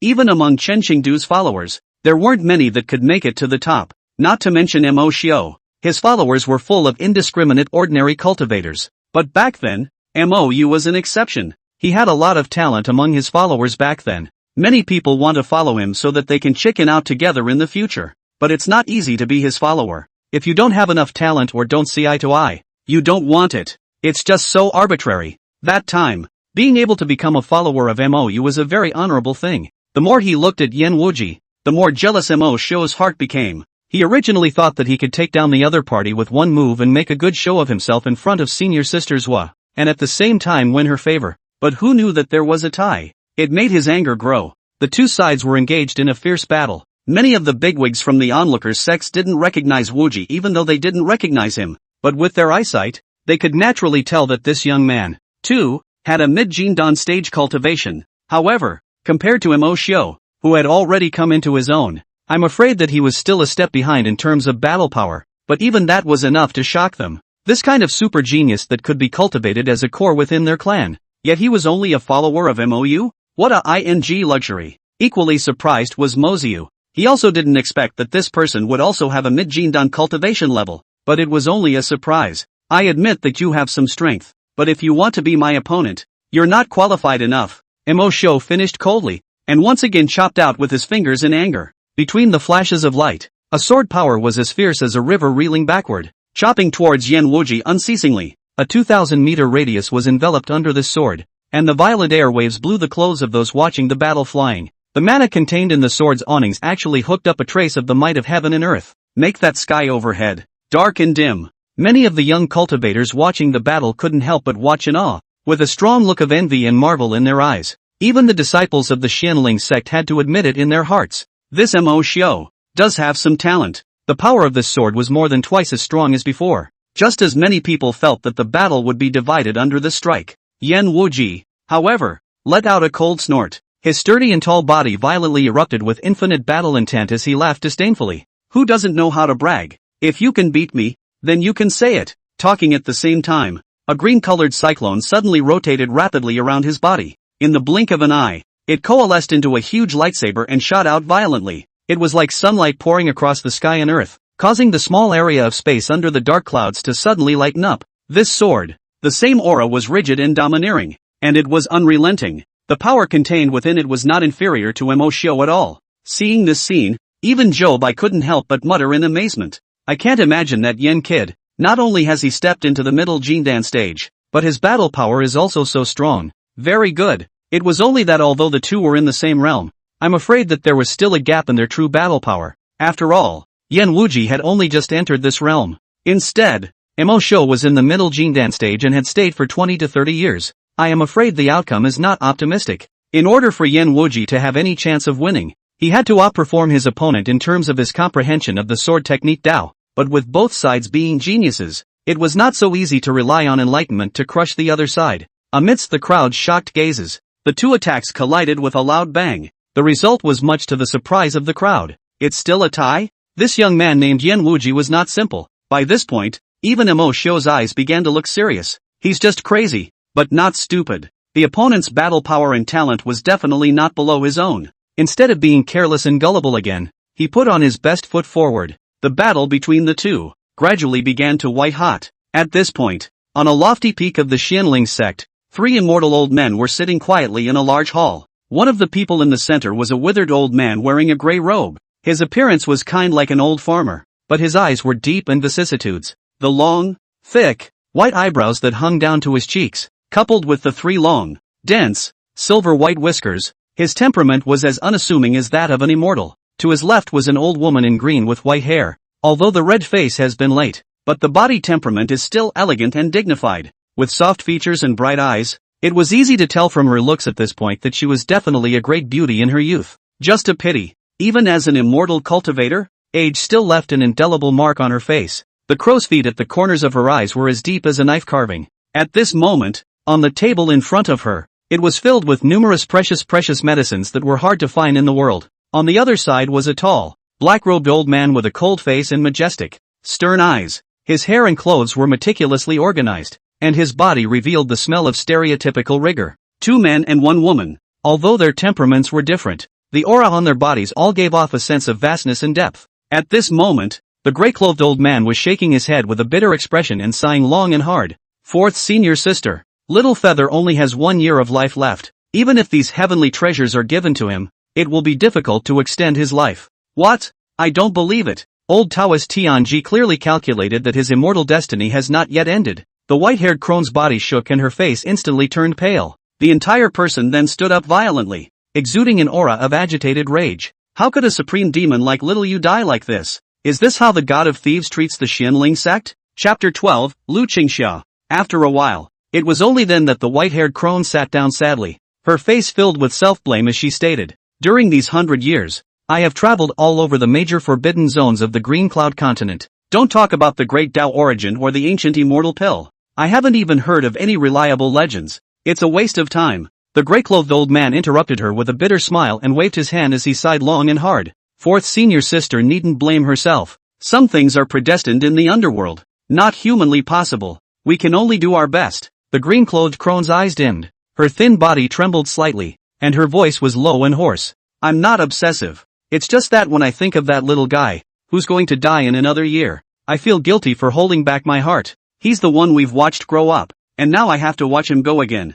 I'm really not happy about it. There was a moment of silence. Who in the room could be willing to do that? But what can you do if you're not happy? After a long time, the gray-clothed old man sighed. In the final analysis, it's still me and the others who didn't shelter him well. These words instantly made the white-haired crone's heart feel even harder and guiltier, but no one expected that those people would be so ruthless back then. Originally, he thought that with third senior brother defending Little Feather, coupled with the Xianling sect's name, no one in the entire eastern region would dare to make a move. But who knows? Surprisingly, someone made a move, and the person who made the move has not been found until now. It's a strange shame. To come out with 4 god transformation stage cultivators could be considered a heavenly stroke. All this power was enough to annihilate many large sects, but it was used to assassinate a mid-Yuaning Jr. In that incident, Xianling had not only lost a supreme demon who had a chance to step above the return to void, he was also deprived of a supreme elder at the god transformation stage. This humiliation and hatred is simply deeper than the sea. After a while, the green-clothed crone brushed aside the topic, her eyes concerned. Where is Little Feather? Let him come and meet me and the others. Counting. I haven't seen him for a whole 100 years. I don't know what has become of this little fellow. Now. Her eyes were bleary. She couldn't help but worry. From a supreme demon, he suddenly turned into an invalid who couldn't cultivate. How many people can stand it? Let's hope the little guy is strong-minded enough not to be crushed. Before, Yu Yan took him out for a trip, but he hurriedly returned again in less than half a month, and is now in seclusion. The gray-clothed old man smiled bitterly and shook his head. The green-clothed crone immediately looked at eldest senior brother in surprise. Closed? What's the point of shutting down at this time? This, alas. In her opinion, this was purely because Lu Yuyan, the one who was the master, was not yet willing to resign herself to her fate. But no matter how reluctant, isn't this the time to eat and drink? 100 years of seclusion didn't work, and now there's a year left to go to seclusion? But it was not good for her to forcefully stop this decision, so she could only let out a long, helpless sigh. The black-robed old man who hadn't said anything all this time eventually couldn't hold back and couldn't help but frown. 100 years ago, I would have disapproved of raising the entire clan's strength to search for the illusory origin of the great Tao for little you. Now not only are resources being spent immensely and disciples falling by the hundreds, his injuries still haven't improved in the slightest. The key is, now that he knows he won't live long, that girl Yuyan still opens the spirit-gathering formation for his cultivation. How unfair is this to the other disciples? The black-robed old man became more and more angry as he spoke, and in the end, his entire body stood up, the color of dissatisfaction in his eyes undisguised. All these years, the resources consumed by Little Feather were enough to retrain 10 Yuaning cultivators out. This didn't include the disciples who died in the major forbidden zones and the precious time they wasted. One of his own disciples died this way. The point has now been proven that those sacrifices were simply worthless. That's what angered him the most. But the white-haired crone, who was grieving inside, exploded when she heard this, and immediately got up angrily to glare at him, shouting, "Second senior brother, you wouldn't be unaware of Little Feather's importance to the sect, would you? Besides, this decision is also approved by senior uncle. What you're saying now is the result of not knowing until now. Should we have abandoned him in the first place? If you put it this way, wouldn't it be even more superfluous for third senior brother to desperately try to bring him back that year?" The gray-clothed old man was filled with helplessness and hurriedly stepped forward to round up the situation. Unfortunately, the white-haired crone who was on fire did not give face to the eldest senior brother at all. A slap of the table. Not yet relieved of her anger, she was again like a mother lion that had been angered, roaring at the black-robed old man. Is it because among the people who died, there were your disciples and grandchildren? Could that be blamed on Little Feather? If you're afraid of death when practicing immortality, why don't you just go home and plant sweet potatoes, and practice the hell out of immortality? The black-robed old man was also aroused by her, and immediately glared at her with annoyed eyes. Fourth senior sister, speak clearly. What do you mean I'm afraid of the dead? What do you mean by my disciples? Are they not disciples of the Xianling sect? Since you know it's useless, why do you continue? Don't you know how many spirit stones are consumed to open the spirit-gathering formation? Well, cut it out, all of you, and see what you look like. The gray-robed old man slammed the table fiercely, then stared at the black-robed old man and loudly reprimanded. Second senior brother, fourth senior sister just came back. Why are you as a senior brother arguing with her? Is it because you've been too idle lately? We can't give up as long as Little Feather isn't dead. You can only hold in your opinions if you have them. The black-robed old man opened his mouth, but in the end, he sat down helplessly, then closed his eyes and stopped saying anything. He never thought he was wrong. Feather shouldn't waste resources on him since he's already hopelessly recovered. Instead, it should be used on other geniuses. But what about the whole clan? Not only did he lose a huge amount of resources for his sake, but he also delayed the cultivation of a group of geniuses, and even more people died for this reason. What is this if not emotional? The old woman in green also sat down with a cold snort. Then he closed his eyes in exasperation and ignored the two men. The gray-clothed old man was filled with bitter smiles, but he didn't care. The fourth senior sister had always been in this temper, and they had long since gotten used to it. Silence quickly descended on the great hall, but the silence lasted only an instant. The three of them then opened their eyes almost simultaneously and then looked at each other with faces full of surprise. Didn't I say that Little Feather is in seclusion? The green-clothed crone hadn't even finished her sentence, and her person had already disappeared. Senior sister, watch in secret first, but don't make a move. The gray-clothed old man hurriedly chased after him. The black-clothed old man hesitated, and also followed quickly with a cold face. Chapter 13, Overbearing Lu Yuyan. At this point, The sky is still violently fighting though. The other sect bigwigs no longer cared to watch and were coming forward to exchange polite pleasantries with Lu Yuyan. Even the underworld sect's Lang Qingshan,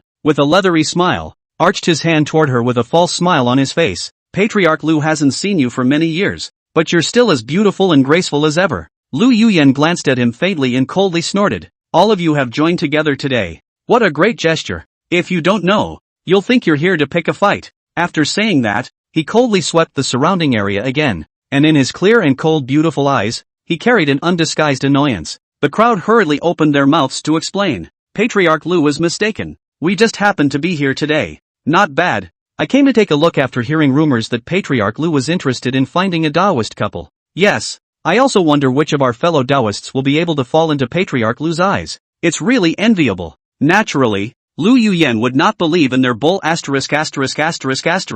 These clans and the underworld sect have always moved closer together. Would it be a coincidence that they arrived at the same time today? Plus the Thai woman surnamed Left who tried to challenge Little Feather earlier. The meaning of this is already self-evident. Isn't it just trying to find out how Little Yu's recovery is going? But she was too lazy to break it down directly, and after a few perfunctory sentences with a cold face, she didn't pay much attention to it. It seemed that Little Feather's exit from the gate had still alarmed quite a few people with good intentions. Her eyes grew cold. Until then. It was only then that Chen Qingdu found the opportunity to come straight to Mo's heel, then arching his hand with a reserved smile. It's been a long time since Brother Mo. A defeat back then still haunts me to this day, and I've always wanted to have a fair fight with Brother Mo again. It's just a pity that Brother Mo has been avoiding the world for 100 years, making it difficult for Mr. Chen to fulfill his heart's desire. And now that I see you again, I hope that Brother Mo will fulfill it. Mo looked at him lightly, his eyes calm. Would you be interested in another fight? With the defeated man?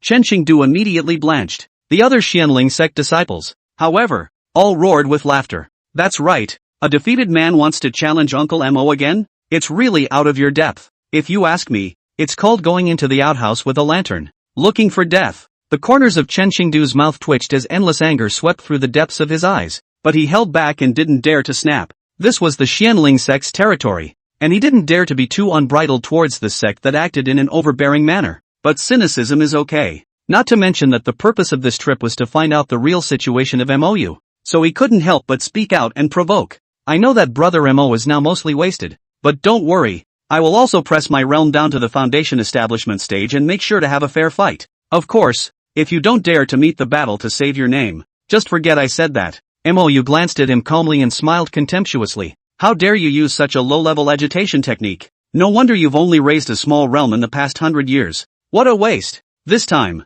Chen Qingdu was really stimulated. The whole face became iron blue and ugly, gritting his teeth. Not daring to meet the battle is also so refreshing to hear from you? I sealed my realm to the foundation establishment stage, and you don't even dare to compete? The other disciples of the underworld sect also opened their mouths to mock. Senior Brother Chen, this Mo is just a name in vain. How would he dare to compete with you? That's right, cowardly and coquettish. What a shame. There was an arrogant-looking genius of the underworld sect who even laughed arrogantly with a contemptuous face. If you ask me, Mo is nothing more than a useless waste of space and will have to live the rest of his life hiding under someone else's ass. After all, he only needs to hunker down for 3 or 2 more years, and when the time comes, he may be able to keep his undefeated legs. Seek death. It was accompanied by a clear and pleasant angry cry. A mournful and miserable scream also suddenly rang out at the same time. The whole place is dead silent. Everyone looked at each other in shock, only to see that the genius of the underworld sect who was cursing happily was directly slapped into heroic pieces by Lu Yuyan. A Jindan stage cultivator had fallen completely like this. Look at the broken and battered body. The disciples of the underworld sect who had been loudly mocking just a moment ago instantly became mute. Cold sweat broke out on his forehead and his eyes were horrified. The head of a clan kills people without saying a word? The key killers were still disciples of the underworld sect, one of the top sects in the eastern region. Wasn't she afraid of triggering a war between the two sects? The patriarchs and elders of the various sects that had gathered to watch all had their corners of their eyes twitching, unable to hold back the fearful shock within their hearts. The Xianling sect. It really is as pugnacious and overbearing as ever. At the same time, he frantically admonished himself that he was just here to watch the fun today. So don't go offending this domineering woman. For this beautiful-looking lord of the Xianling sect, no one would dare to not take her words seriously. Previously, if it wasn't for the repeated assurances and favors from the underworld sect, plus the fact that it didn't require them to do anything that would offend anyone, The crowd really didn't dare to follow. At this moment, the whole room was silent. Only the Xianling sect's disciples were watching with boiling blood in physical and mental relief. After Mou was slightly stunned, he was also warm inside. It's good to have such a domineering and protective master. Lu Yuyan faintly swept the surroundings, and finally landed her gaze on Leng Qingshan, and said with a domineering cold smile, "You people from the underworld sect, running outside my Xianling sect's mountain gate and insulting our disciples to their faces for no reason. Do you want to start a war?" Leng Qingshan had long been infuriated by her sudden outburst of murder, his face turning blue, his heart angry and stifled. "War? Nima, are you sure it's not you who wants to go to war?" Although that disciple's words were a bit out of character. "It's not a reason for you, Lu Yuyan, to kill someone, is it?" But that was something he didn't really dare to say. The other party had killed everyone, so what could they do if they didn't like what they saw? He was a great power at the God realization stage. You can't fight it yourself. But just holding it back made him feel bad inside. With an iron face, he weighed the situation in silence for a while before gritting his teeth and turning toward the disciples behind him and roaring, "If you want to challenge, speak properly. What's the point of insulting others? Is this how my underworld sect teaches you to conduct yourselves? Disgraceful, rude, and just plain unreasonable." The unreasonable person was naturally referring to Lu Yuyan, but he really didn't dare to say this in front of that crazy woman. There's only so much you can do to point the finger and take it out. It was a good thing that the purpose of his trip was only to find out how Mou was recovering, not to come to blows with the other party. After scolding his own people, he didn't say another word. Lu Yuyan also ignored him and looked at Zhou Bai on the side again, her eyes calmly asking, "What's going on, eldest brother?" Seeing that it had alarmed the youngest senior sister in Mou's retreat, Zhou Bai and the others couldn't help but blame themselves inwardly and hurriedly told the original story of the matter roughly. After listening, Lu Yuyan instantly raised her willow eyebrows and once again, her eyes were annoyed as she loudly and coldly shouted, "The underworld sect is so bold. Knowing that our clan's pride is out practicing, they purposely sent the underworld sect's genius over to challenge them? Since that's the case, then the Xianling sect will definitely bring all of its disciples to pay a visit a year from now, and the two sects will have a good competition then." Hearing this, the onlookers were suddenly heckled. Is the Xianling sect calling back all the disciples who are out looking for opportunities for Mou? Could it be that you've really given up on Mou? Chapter 14, Extreme Spirit Sword. People who cultivate immortals believe in the doctrine of heavenly qi. It was believed that the more gifted a disciple was, the more favor they received from the heavenly Tao, and the deeper their blessings were than ordinary people. This was also the reason why the Xianling sect, at the risk of the possible fall of the heavenly pride, had sent them out. It was in the hope that with their blessings, they would find a rare spiritual treasure like the great Tao origin and help Mou restore his foundation. This had long been no secret in the entire eastern region. For the last 100 years, compared to the other clans that protected their geniuses at home, the Xianling sect's heavenly pride had the highest fall rate among the several major clans. But the battles are also the fiercest, all of them tough and unafraid of death. But now, in order to get out of this breath of the underworld sect's provocation at the door, are they going to give up Mou? Or is Mou's lifespan coming to an end and he is beyond redemption? Looking at Mou, who only had an early foundation establishment stage cultivation, the surrounding group of sect leaders were all pondering. It was already a miracle that a foundation stage cultivator who had suffered a great Tao injury could live to be 300 years old. It must have cost the Xianling sect a lot of heavenly treasures. If you do this kind of math, Mou seems to be almost dead. Leng Qingshan likewise thought of this, and inwardly he was relieved that today was not in vain. It seemed that even after 100 years of seclusion, Mou's injuries still hadn't improved. An early foundation stage cultivator? Ha ha ha. Even if he now had the great Tao origin and restored his foundation, it wouldn't be enough time to cultivate to the Jindan stage. If you can't return to the Jindan stage, you're doomed to die of old age. He couldn't help but laugh wildly inwardly in triumph. Not being able to find the origin of the great Tao right now wasn't the saddest thing for the Xianling sect. The saddest part is finding and giving the ink feather to take, only to realize there's not enough time to practice. That must have been fun. Ha! If Patriarch Lu has this intention, then the entirety of the underworld sect will be waiting for the Xianling sect's heavenly pride to come to the door for instruction. Leng Qingshan, who was in a better mood, was suddenly happy to taunt, and didn't care at all about the challenge a year later. As long as there weren't any demons of the level of Mou once, the current Xianling sect's geniuses were just about the same as the underworld sect, and no one could take too much advantage of them. What about the challenge? But today this breath can't be held like this. He let out a cold smile and quietly sent a voice command to Chen Qingdu. After your senior brother Mou finishes the competition, no matter what the result is, you will immediately step in and challenge Mou.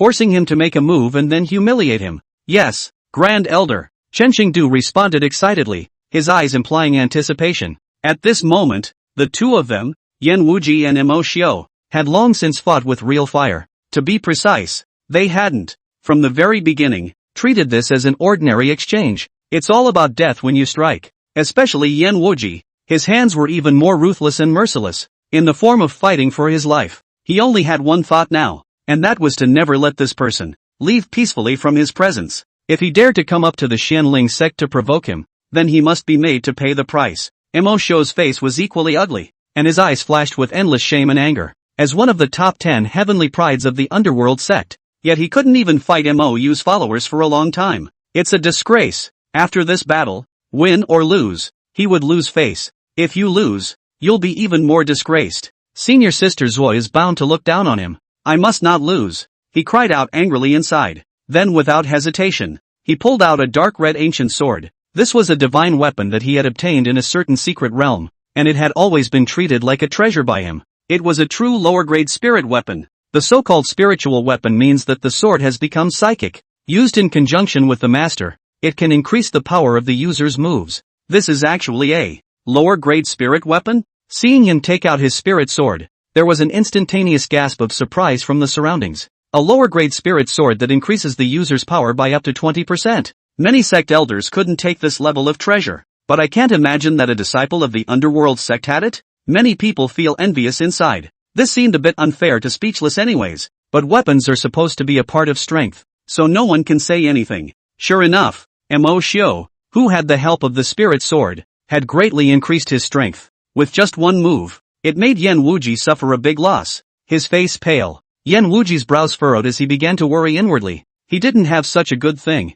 While this is going on, a clear voice suddenly came from the distance. Wuji, take the sword. As the words fall, an ink-colored long sword with an overflowing aura violently flew out from Mou's hand. It instantly appeared half a foot in front of Yan Wuji, quietly suspended in the ink-colored longsword. It exuded an ancient and majestic aura of extraordinary spirituality. This is a extreme spiritual artifact? There was a gasp of surprise from those who knew what they were doing, and their eyes sizzled. Wuji, thank you for lending me your sword. Yan Wuji, who was a bit dumbfounded, excitedly gripped the longsword in front of him, his heart bursting with pride. Surnamed Mo. I'll let you see what is called a true spirit sword. Ha ha ha. Yan Wuji laughed arrogantly as the spirit sword in his hand slammed down. An unprecedentedly terrifying sword aura suddenly swept out from the sword, directly increasing the power of the sword stance by more than half. Terror! It's so damn scary. Yan Wuji almost shouted out in excitement. There was no need to grind and adapt between him and spirit sword.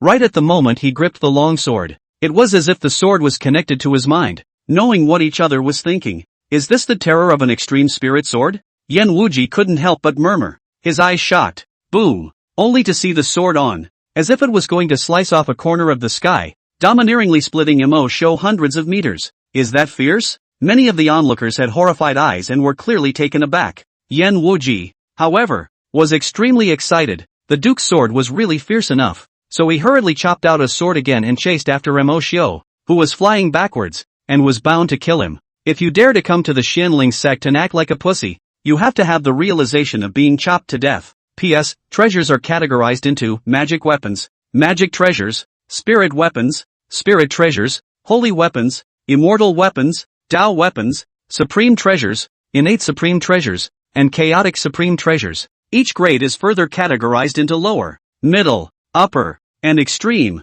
based on quality. Chapter 15. Second sister is a daughter of Qi? Long Qingshan, who was watching the battle from the side, was furious and his back teeth were almost bitten to pieces. The people of the Xianling sect, do they really want to make things worse? At this moment, he had completely forgotten his earlier complacency and calculations. He was just hoping that Mo Xiao would miss and waste that kid. So far, the underworld sect had one dead and one disabled. If they couldn't win this game, the clan would lose a lot of face. But in today's situation, he didn't dare to intervene. Soon, the originally evenly matched situation turned one-sided, with Mo Xiao having no power to fight back at all. Another moment passed. Boom! Accompanied by a miserable scream, Mo Xiao was once again cleaved away. The man was still in the air, and blood was spraying out wildly like no money. But this time, He was directly split off the clouds and fell into a huge lake at the foot of the mountain, but it also dodged a bullet. Yan Wuji hesitated for a while, but after all, he didn't go down inside the lake to cut down the people.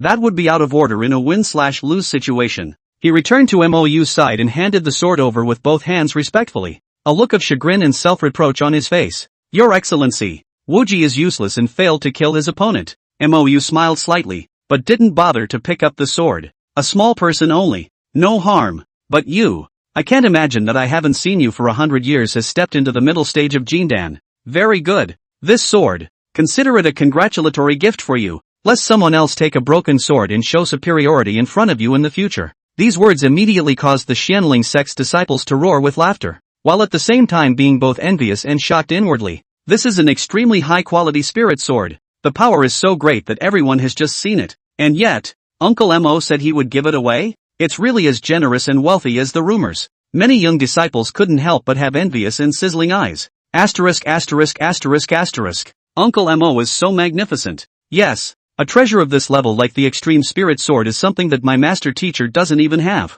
I also want to step into the Jindan stage earlier. At that time, maybe Uncle Mo will also send me some good things. Ha ha ha. Yeah, we've got to cheer. There were quite a few new female disciples with their hands cupped over their hearts, their faces full of longing. The old disciple next to them who heard them speak, however, did not mock them, but instead nodded his head with a serious face. If you guys can step into the top 10 heavenly prides, Uncle Mo might actually give you some treasures. Really? The surrounding disciples' eyes immediately glowed. Of course, several other celestial pride of the Xianling sect have received this kind of treatment, and it's seen as a symbol by everyone. Only when you have the approval of Uncle Mo can you be considered a true heavenly pride of the Xianling sect, otherwise no one would dare to call themselves that. Those new disciples who had come in the last 100 years were obviously not too clear about these traditions and couldn't help but ask after them curiously. Senior brother, then you mean to say that only those who have received a gift from Uncle Mo are considered true heaven's pride? Pretty much. That's what we all think anyway. Wow, how could Uncle Mo have so many treasures? There was a cute girl with a face of amazement. There are rumors about this, saying that Uncle Mo once obtained the treasure of a supreme powerhouse, but no one knows if it's true or not. The disciples were enviously discussing. Yan Wuji, however, had a solemn face. He did not excuse himself from the precious gift of the Duke, but accepted it respectfully with a solemn face. In his opinion, only when his own strength went up could he better guard the dignity of the Duke. How could a scene like today's have happened 100 years ago? Who dares to take offense? But now, it's any cat or dog that dares to speak out of turn. Don't you think that the prince's foundation has been destroyed and he has become an invalid? And I don't blame outsiders for thinking that. Even the 10 great followers of Gongzi back then had left 7 of them, and now only 3 of them remained. They, on the other hand, will be the last face-bearers of the Duke and will defend his dignity to the death. Only in this way could they be worthy of the Duke's kindness of knowing and saving their lives back then. If you're too weak, won't you lose the face of the prince? Yan Wuji's eyes were firm. His strength was not outstanding among the few people at the beginning, but he was one of the most die-hard loyalists to Mou, because without the Duke, he would have died long ago. At this time, Mo Xiu had returned with a face of shame and indignation, although the water stains on his body had been vaporized. However, the deep sword mark on his shoulder and his pale, ugly face could not be recovered for a while. It was obvious that he had suffered greatly from the battle with Yan Wuji just now. At this moment, looking at the Xianling sect's disciples, the eyes that despised and disdained them, he was dripping blood inside with shame, and yet there is nothing to say. After all, he was the one who took out the spirit sword first. Now that he lost, he couldn't say that the grade of the spirit sword given by Mou was too superb. Could he? Such words, even he was embarrassed to say. He could only angrily and unwillingly roar sternly towards Yan Wuji through clenched teeth. Surname Yan, today's shame, Mr. Mo will avenge it someday. After saying this, he bowed his head and returned to the group, closing his eyes and stopping talking. The contempt in the eyes of the left senior sister just now really hurt his heart. Regarding his words, Yan Wuji did not take them to heart in the slightest. His rigid face filled with confidence. If I can defeat you today, it will be the same in other days. In this life you are destined to be crushed under my feet and never turn around. When these words came out, it immediately provoked a roar of applause from the Xianling sect's disciples, and the atmosphere was warm. However, the side of the underworld sect was collectively cold-faced. Leng Qingshan and the others were in the way, so it was not good to go and fight with the juniors. However, the gang of young geniuses behind him couldn't help themselves and jumped out to roar. To be so arrogant after winning one game. Do you really think that there is no one in the underworld sect?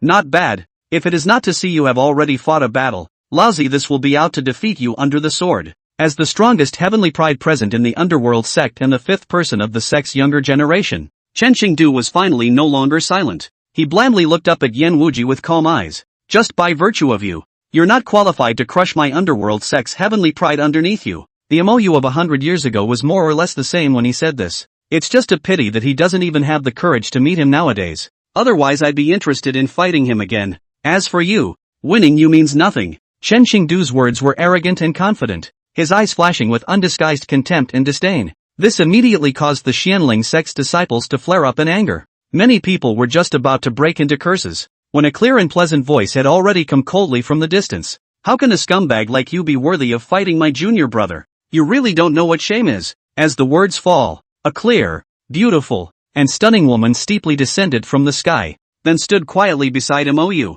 looking at him with a gentle smile. Ebony hair casually pulled behind her head, a long pink dress, more and more set off her icy muscles and jade bones, shapely and delicate figure. The face was like a young girl in her 20s, and the curved moon eyes looked as if they were smiling. She just stood there quietly, as if she was the most beautiful scenery in the world. Everyone looked dumbfounded, including the scolded Chen Qingdu. He couldn't help but murmur, worthy of being one of the 8 beauties, truly a national beauty with a face to die for. There were thousands of people present, and there were countless young and beautiful female cultivators, but so beautiful. The scene in addition to Lu Yuyan can no longer find the second. But even though Lu Yuyan was beautiful, no one dared to stare. This beauty is different. Just looking at it is a treat. The older ones are fine. After all, they are deeply set in their ways. But many of the young male cultivators had long been watching with glowing eyes. Xiao Rou has met Master, as well as the various masters, uncles, and fellow disciples. That woman bowed towards Lu Yuyan and the others with a sweet smile.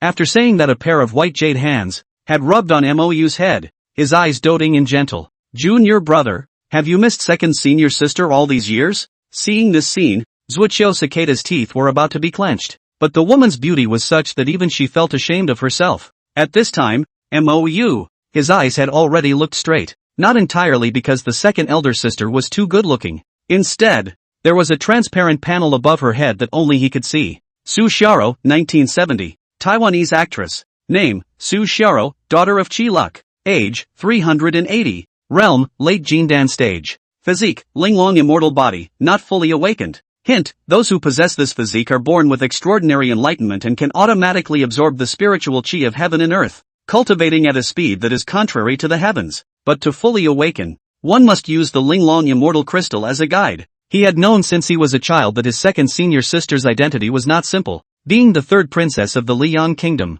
But how could she not expect that she was still the daughter of Qi? Chapter 16, The Overbearing Elder Lu. MOU said that happiness came too suddenly. As long as the second elder sister's dependency reached 100%, she could completely bind the system and have her physique fully restored. That will be when he returns to the top. But then he felt a pang of weakness at the thought. Master hasn't been taken care of yet, and you're going to start hooking up with the second sister? Is this really a good idea? The point is that this will make it much harder to conquer the master at a later stage. Nowadays he could feel the twinge in his master's heart. Once he and second senior sister had established a relationship, how could master still have the nerve to stick his nose in again? Inkbrand felt like nodding his head. Looking at the staring junior brother, Su Xiaoro couldn't help but feel a pang of heartache, and her eyes became even more tender. She only thought that it was because her youngest brother hadn't seen her for too long, coupled with his own situation, which was why he was in a complicated mood. This time when she came back, she must make her little senior brother revitalize herself. Su Xiaoro secretly clenched her teeth and swore. However, thinking about her own speculation, she couldn't help but use her divine sense to quietly probe the situation of her youngest senior brother. Then her face grew worried and her willow brows furrowed. Surprisingly, it's still in the early stage of foundation establishment? She couldn't help but turn her puzzled gaze to her master. But it was not a good idea to ask more questions in this setting. It's better to settle the matter at hand. Thinking of this, Su Xiaoro fiercely turned her head and stared at Chen Qingdu. Annoyed. Didn't you want to challenge my senior brother? Let me fight you now, and I hope you can catch it. After saying that, she immediately changed her face to a gentle smile again, quietly looking at MOU and softly asking, Junior brother, what do you want to do with this person? Second senior sister, this kind of person doesn't deserve your hand. Let's go to the underworld sect to teach him a lesson a year later. The current MOU was only thinking about how to conquer the second senior sister and master as early as possible. How could he have the heart to care about such a minor character? Chen Xingdu, who was ignored, looked at Su Shioro, who was smiling coquettishly with MOU, and only felt that his entire being was bad. Just when he wanted to go out of his way to spur MOU into a battle with himself, three terrifyingly monstrous old figures suddenly took a step out of the void, then looked down at the people present. Seeing these three old men, all of the Xianling sect's disciples hurriedly bent down and saluted respectfully. Greetings to the three supreme elders. Greetings, senior uncle. The white-haired old woman among the three, with a casual demeanor, waved her hand slightly before staring at the bigwigs of the various factions angrily again. One by one, you run to my Xianling sect to cause trouble. Do you take us for dead? Or do you want to seek death? Bully, direct, facing the elders and patriarchs of at least 20 clans. She was not polite at all. In Lu Qingxia's opinion, the other party had followed the people of the underworld sect and ran to their own doorstep to cause trouble. Even if they are not enemies, they can't be friends. If that's the case, why should I be polite to you? If you dare to mess around, it's just right to pull a clan out to make an example of them. Elder Lu has misunderstood. We are just here to sit in the Xianling sect. We wouldn't dare to make the slightest mistake. Yes, if you don't believe me, you can ask Elder Zhou. We have brought gifts to pay our respects to the mountain. Elder Lu, I heard that your sect's genius, MOU, had come out of the gate, so I purposely brought heavy gifts to congratulate him, but I didn't cause any trouble. Being rebuked by her like this, none of those bigwigs present dared to be offended, and hurriedly opened their mouths to explain. To those three people in front of them, they could all be juniors, and this junior, not just in terms of seniority, but in terms of strength is the junior of the junior. In many first-class clans, an early Yuaning stage could be a patriarch, and a mid or late Yuaning stage was already a Taishan elder or an elder ancestor. As for these three people in front of them, they were all old monsters at the god transformation stage, and were the proper top existences in the eastern region. Many of these people present were Yuaning stage cultivators, and they were considered bigwigs on one side in many places, but in front of these three, it's really nothing. Lu Qingxia didn't pay any more attention to those people and turned her head to look at Grand Elder Zhou Bai again with an annoyed look on her face. Zhou Bai, is that what happened? And who fell into the lake just now? Zhou Bai hurriedly replied respectfully. Enlightened fourth master uncle, that's pretty much it. As for the one who fell into the lake just now, it was a disciple of the underworld sect. Lang Qingshan said that their clan's disciples were too trashy and wanted to ask my clan's genius for advice. Then he was split into the lake with a sword. Hear this. Lang Qingshan's face had long been ugly to the extreme, and the anger in his eyes was on the verge of setting his hair on fire. The group of young geniuses behind him similarly looked unsightly, but in front of Lu Qingxia's few people, even Lang Qingshan didn't dare to make a move, so he could only forcefully suppress his anger and muffle his voice. Elder Zhou is right. This group of disciples are indeed a mixed bag. So next, I'll ask the Xianling sect to continue to teach them. Chen Xingdu, the next match will be yours. But before he could finish his words,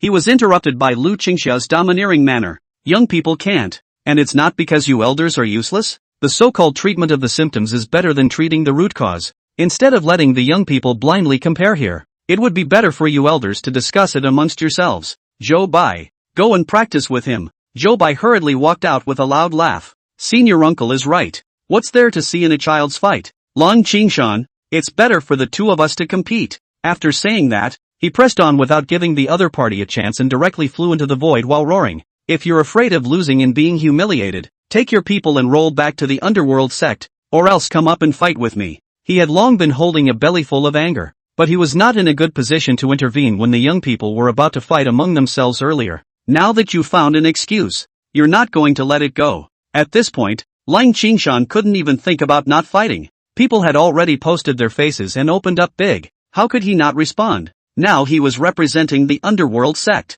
Then let me see if your strength, Zhou Bai, has improved in the last 100 years? After saying that, he flew up angrily. Lang Qingshan and Zhou Bai, not only were their realms and statuses comparable, but they were also the same period of heavenly pride. It can be said to have been an open and shut battle for a lifetime. However, in previous fights, he had always been vaguely overwhelmed by Zhou Bai, and today he had to get his revenge. The duel between the two Yuaning stage bigwigs instantly aroused strong anticipation from the crowd present, especially those young people. They were even more excited with their eyes. This was a rare opportunity to observe powerful people fighting. However, Lu Qingxia was too lazy to even look at it, and only waved towards the three masters and disciples of Lu Yuyan who were not far away. There's nothing to see here. You guys come with me. After saying that, he waved his hand and took the 3 masters and disciples with him and directly disappeared in the same place. Also disappearing were the other 2 supreme elders. Lu Qingxia took the 3 of them and returned to Qingchuan Peak, which was the place where a few of their supreme elders usually closed their doors. The other 2 old men also followed with stony faces. Just after landing, the 2, Mou and Su Xiero, hurriedly saluted respectfully. Greetings to senior ancestor and the 2 senior uncles. Lu Yuyan also smiled and greeted. Her appearance was as good as a little girl next door, which had the slightest bit of the domineering aura just now. The gray-clothed, white-browed old man was none other than the previous patriarch of the Xianling sect and also Lu Yuyan's master, Gu Jiannan. The old man in black with a stereotypical cold face next to him was Lu Yuyan's second uncle, Qian Baichuan, together with Lu Qingxia, who was the 4th in line. This was the 3rd of the 5 supreme elders of the Xianling sect. Several old people could not care to ask Su Xiero about the situation in these years. They all looked at Mou with complex expressions. Even Qian Baichuan, who did not agree with saving Mou with all his might, was overwhelmed with emotion for a moment.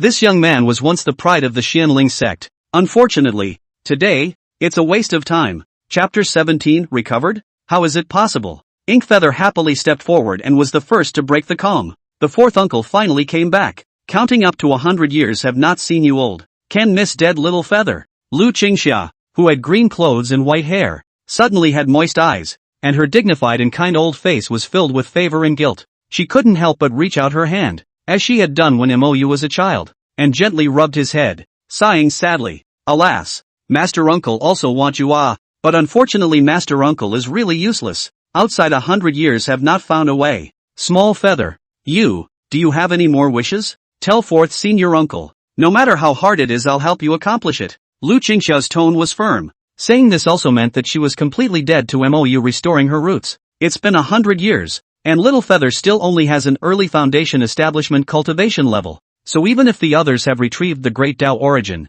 it's useless. With the only lifespan he had left, how could he step into the Jindan stage in a short period of time? One must know that even before Mou was injured, it took several decades to go from foundation establishment to Jindan. Now that there is only 1 short year left, all that can be done is to help him fulfill some of his unfulfilled wishes. Gu Jiannan also had an unwilling face and was saddened inwardly. A good seed that was expected to become immortal is now coming to the end of a life that has just begun. How can one not be goddamned? Su Xiero, who had been standing obediently by the side, suddenly turned pale, her eyes filled with desolation and despair.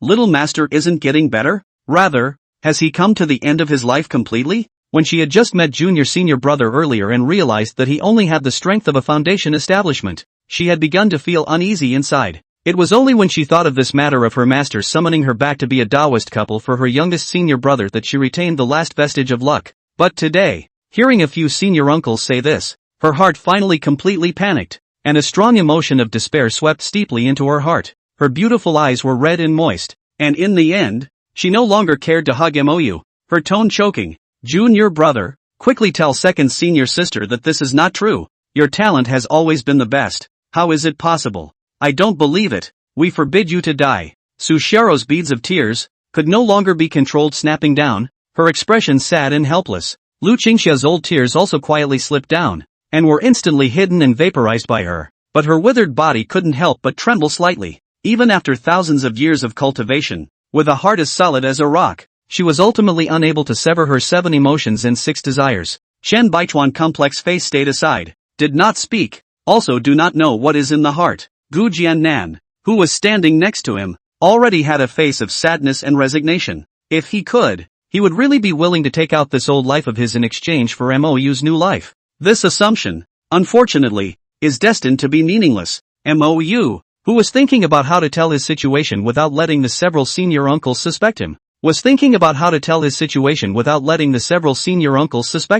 It was too late to think about it anymore, and he hastened to comfort. Senior ancestor, senior uncle, second senior sister, don't be sad everyone, I've actually recovered part of my physique and can cultivate. This time, I came out of the gate to tell you the good news, and then I met, again. What did you say? Little Feather, you've really recovered? Ancient Jiannan, who was immersed in grief, raised his head violently, his bright eyes radiant like an ancient Chinese name. A great and apprehensive surprise suddenly surfaced in his mind. Lu Qingxia and Chen Baichuan, who were also shocked, looked at Mou, and for a while, they actually both froze. Recovered? How is that possible? However, very quickly, Lu Qingxia reacted and flew apart from Mou, who was still being held by Su Xiaoro, and eagerly shouted, "Zoe, you can hug later. Let Feather speak clearly first." Really recovered? Really? Although Su Xiaoro's cheeks were red with blood, she couldn't care less about her shyness, and with the same burning eyes, she stared at her little senior brother, only to feel her heart poofing. A wave of unprecedented tension caused her body to start shaking violently. She was genuinely afraid that these words were just lies from her youngest brother to comfort everyone, and then she really wouldn't be able to bear it. "It's true." Mou nodded gravely. Upon hearing his reply, it was as if the crowd was suddenly frozen in place, their eyes full of disbelief and dismay. The scene was eerily quiet for a moment. Facing each other, they both saw shock and confusion in each other's eyes. "Really? Why are you so afraid to believe?" "Master, uncle, this is indeed true." Lu Yuyan, who was on the side, hurriedly came forward to testify, and then continued according to the script that was discussed with Mou. "Back when Little Feather and I entered the ancient Forbidden Zone, we had accidentally obtained a mysterious spirit fruit. After Little Feather ate it, he suddenly realized that it helped him with his injuries, which is why we rushed back to the retreat. I didn't expect that I would end up recovering most of it." Ink Feather nodded sharply and picked up the conversation. "No, after recovering, I immediately came to tell the several senior uncles, but who knows that I encountered the underworld sect causing trouble again, and I didn't even have time to say anything." That was all Mou could say. If there hadn't been that matter of the master, by taking advantage of the spirit fruit, he would have been able to completely inform about the recovery of his strength to the Jindan stage as well. However, what he and his master had said was that his roots had only been restored after he had double cultivated with her. If it was now said that the strength had returned to the Jindan stage, it would really be exaggerated to the point of being unexplainable. The secrets of the system, he would never tell anyone in his life. What will master think? What will other women think? Would it feel like you went out of your way to get them just to earn the chi value on them? Then he'll have a lot of fun then. At this time, Lu Qingxia had already reached out and grabbed Mou's arm and began to probe, her eyes flashing with intense hope and apprehension. After a long time, only then did she let go of Mou with a face of ecstasy, the tears in her eyes falling violently before she laughed out loud in excitement.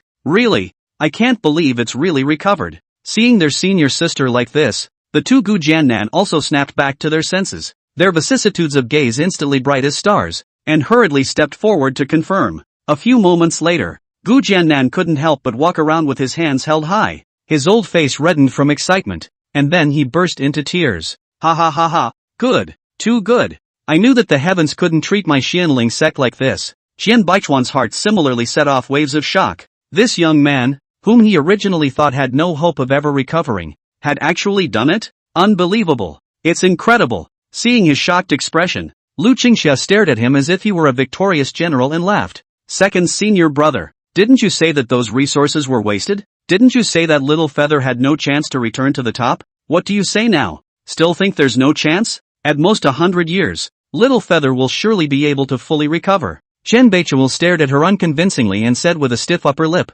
"Even now it's only half recovered. The rest of the injuries will only get harder and harder to recover. Don't even get too happy too early." After saying that, he twisted his head to look at Mou again and coldly grunted. "Now that your roots have not been fully restored, you must not slack off. Only by returning to the top will you be able to stand up to those who sacrificed for you. What the second senior uncle taught me is true." Mou respectfully nodded his head without a trace of dissatisfaction within. The entire clan had given too much for him. Indeed. Seeing his sincere attitude, Chen Baichuan then nodded his head gently in satisfaction, but his heart was a complex one. But fortunately, those disciples hadn't died in vain after all. Thinking of the dead disciples, his eyes couldn't help but swipe through a hint of despondency. Lu Qingxia rarely disliked him anymore. In the final analysis, the second elder brother was also for the good of the clan. It was just that his ways and ideas were stereotypical. After a while, it was only then that Gu Jiannan stared at Mou and earnestly admonished, "Remember, don't tell anyone about this,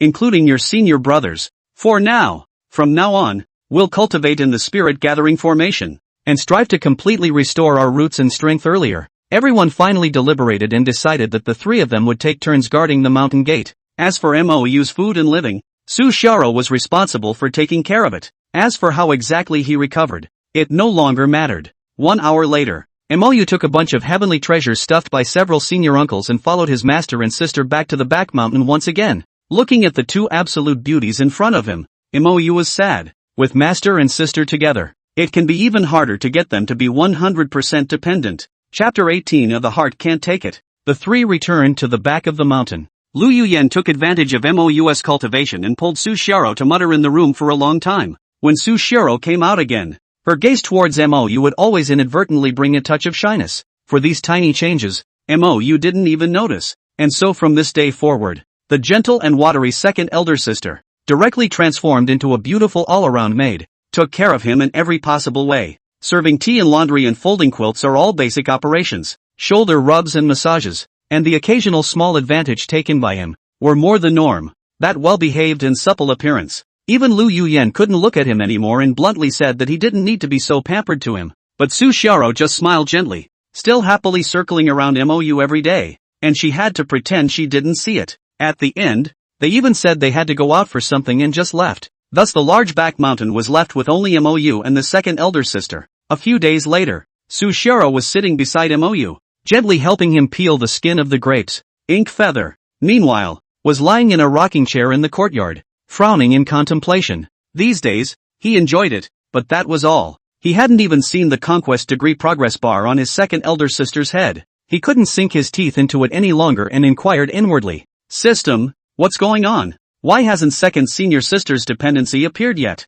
Please ask the host to understand correctly what is meant by total dependence. MOU was dumbfounded. Nima, it's not enough to be psychologically dependent? And full on? Then why didn't you say so? You didn't ask? Dislike. The exasperated MOU. Without taking care of the system anymore. A pair of eyes began to drip and swirl on the perfect petite body of the second elder sister. As a Jindan cultivator, would Su Xiao not be able to detect his small movements? But she just blushed her stunningly beautiful face, still peeling the grapes with a low brow. The demeanor was serious, as if this was a matter of immense importance. Ink Feather frowned in agonizing thought. It seemed that it was necessary to develop the relationship between the two of them. Earlier, from teacher-sister-brother love, towards an ambiguous male-female relationship. Otherwise, how can you make your senior sister 100% fully dependent within a year? Once he failed to complete the mission, he would have to automatically disengage the system, and then he would have no place to cry. Anyway, no matter how much more nonsense was done,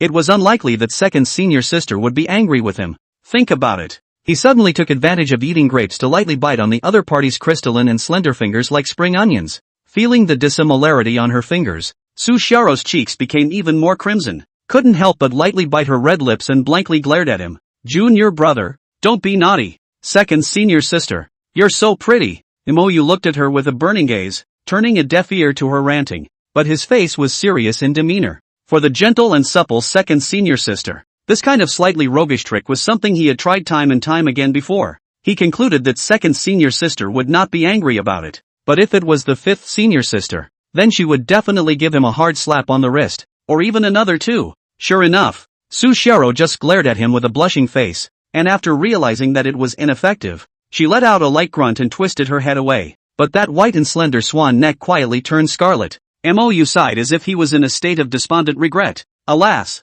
second senior sister, do you know what I regret the most in these 100 years? Su Xiao couldn't help but curiously twist her head to look at him, but didn't say anything. MOU's tone was low, his eyes melancholic. My greatest regret, besides not being able to continue to be with you, is that I've lived for 300 years without ever falling in love with anyone? No, I should say never even held a woman's hand. I thought at the time that I was such a failure in my life that I wouldn't know what it was like to love someone until I died. Cultivating day in and day out and ending up with a destroyed foundation and a fallen realm. I guess I'll die of old age soon, though I love my master, and a few of my sisters, and my uncle and uncles, and it seems like I shouldn't have any regrets, but in my heart, I just feel that my life is full of shortcomings. MOU thought back to the beginning. The mood actually really became heavy and complex. How can life be without regrets? Not being in a relationship is indeed one of them, but not all of them, not even the most important. What he was thinking about at that time was the fact that the saving grace of his master and third uncle had yet to be repaid,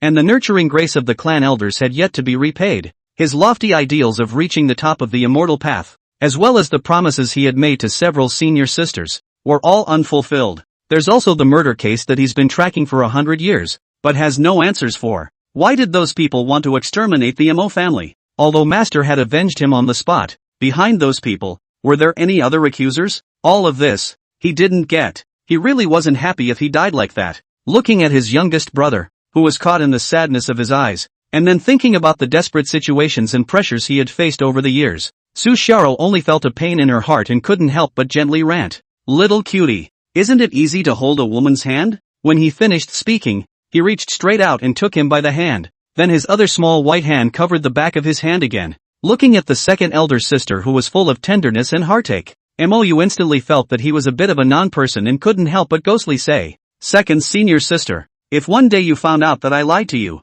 would you be angry? Why should I be angry with you?" Su Xiaoro was astonished. "Because I lied to you? Ah, of course. I mean if." Mou's heart was a little weak, but his face was calm. It made him think that he had really gotten bad. Su Xiaoro pretended to be calm and adjusted her gesture into interlocking her fingers with his before withdrawing her other hand. The beautiful eyes looked at him earnestly and shook her head tenderly. "That won't happen. You must have your reasons for lying to me. All I need to know is that you're my little brother and would never harm me." Now, Mou felt that he owed his second senior sister even more. Conscience was dying on him, but soon his heart was firm again and he tossed the thing tenderly aside. This 100 years of powerlessness was something he never wanted to try again, and he was going to try to get to the top of the world. Only in this way can one truly dominate one's own destiny, and then guard these people around oneself that one cares about. As for the path of fraternization, there was no turning back for him. All one can do, perhaps, is to try to be as sincere and heartfelt as possible, treating each of one's women, second senior sister. Besides me, you can't be this nice to a second man, or you'll be sold. Inkfeather gave a serious admonition and tightened his left hand again. Just feel into the hand a piece of smooth and delicate, soft as no bones. Messy heart quickly settled down.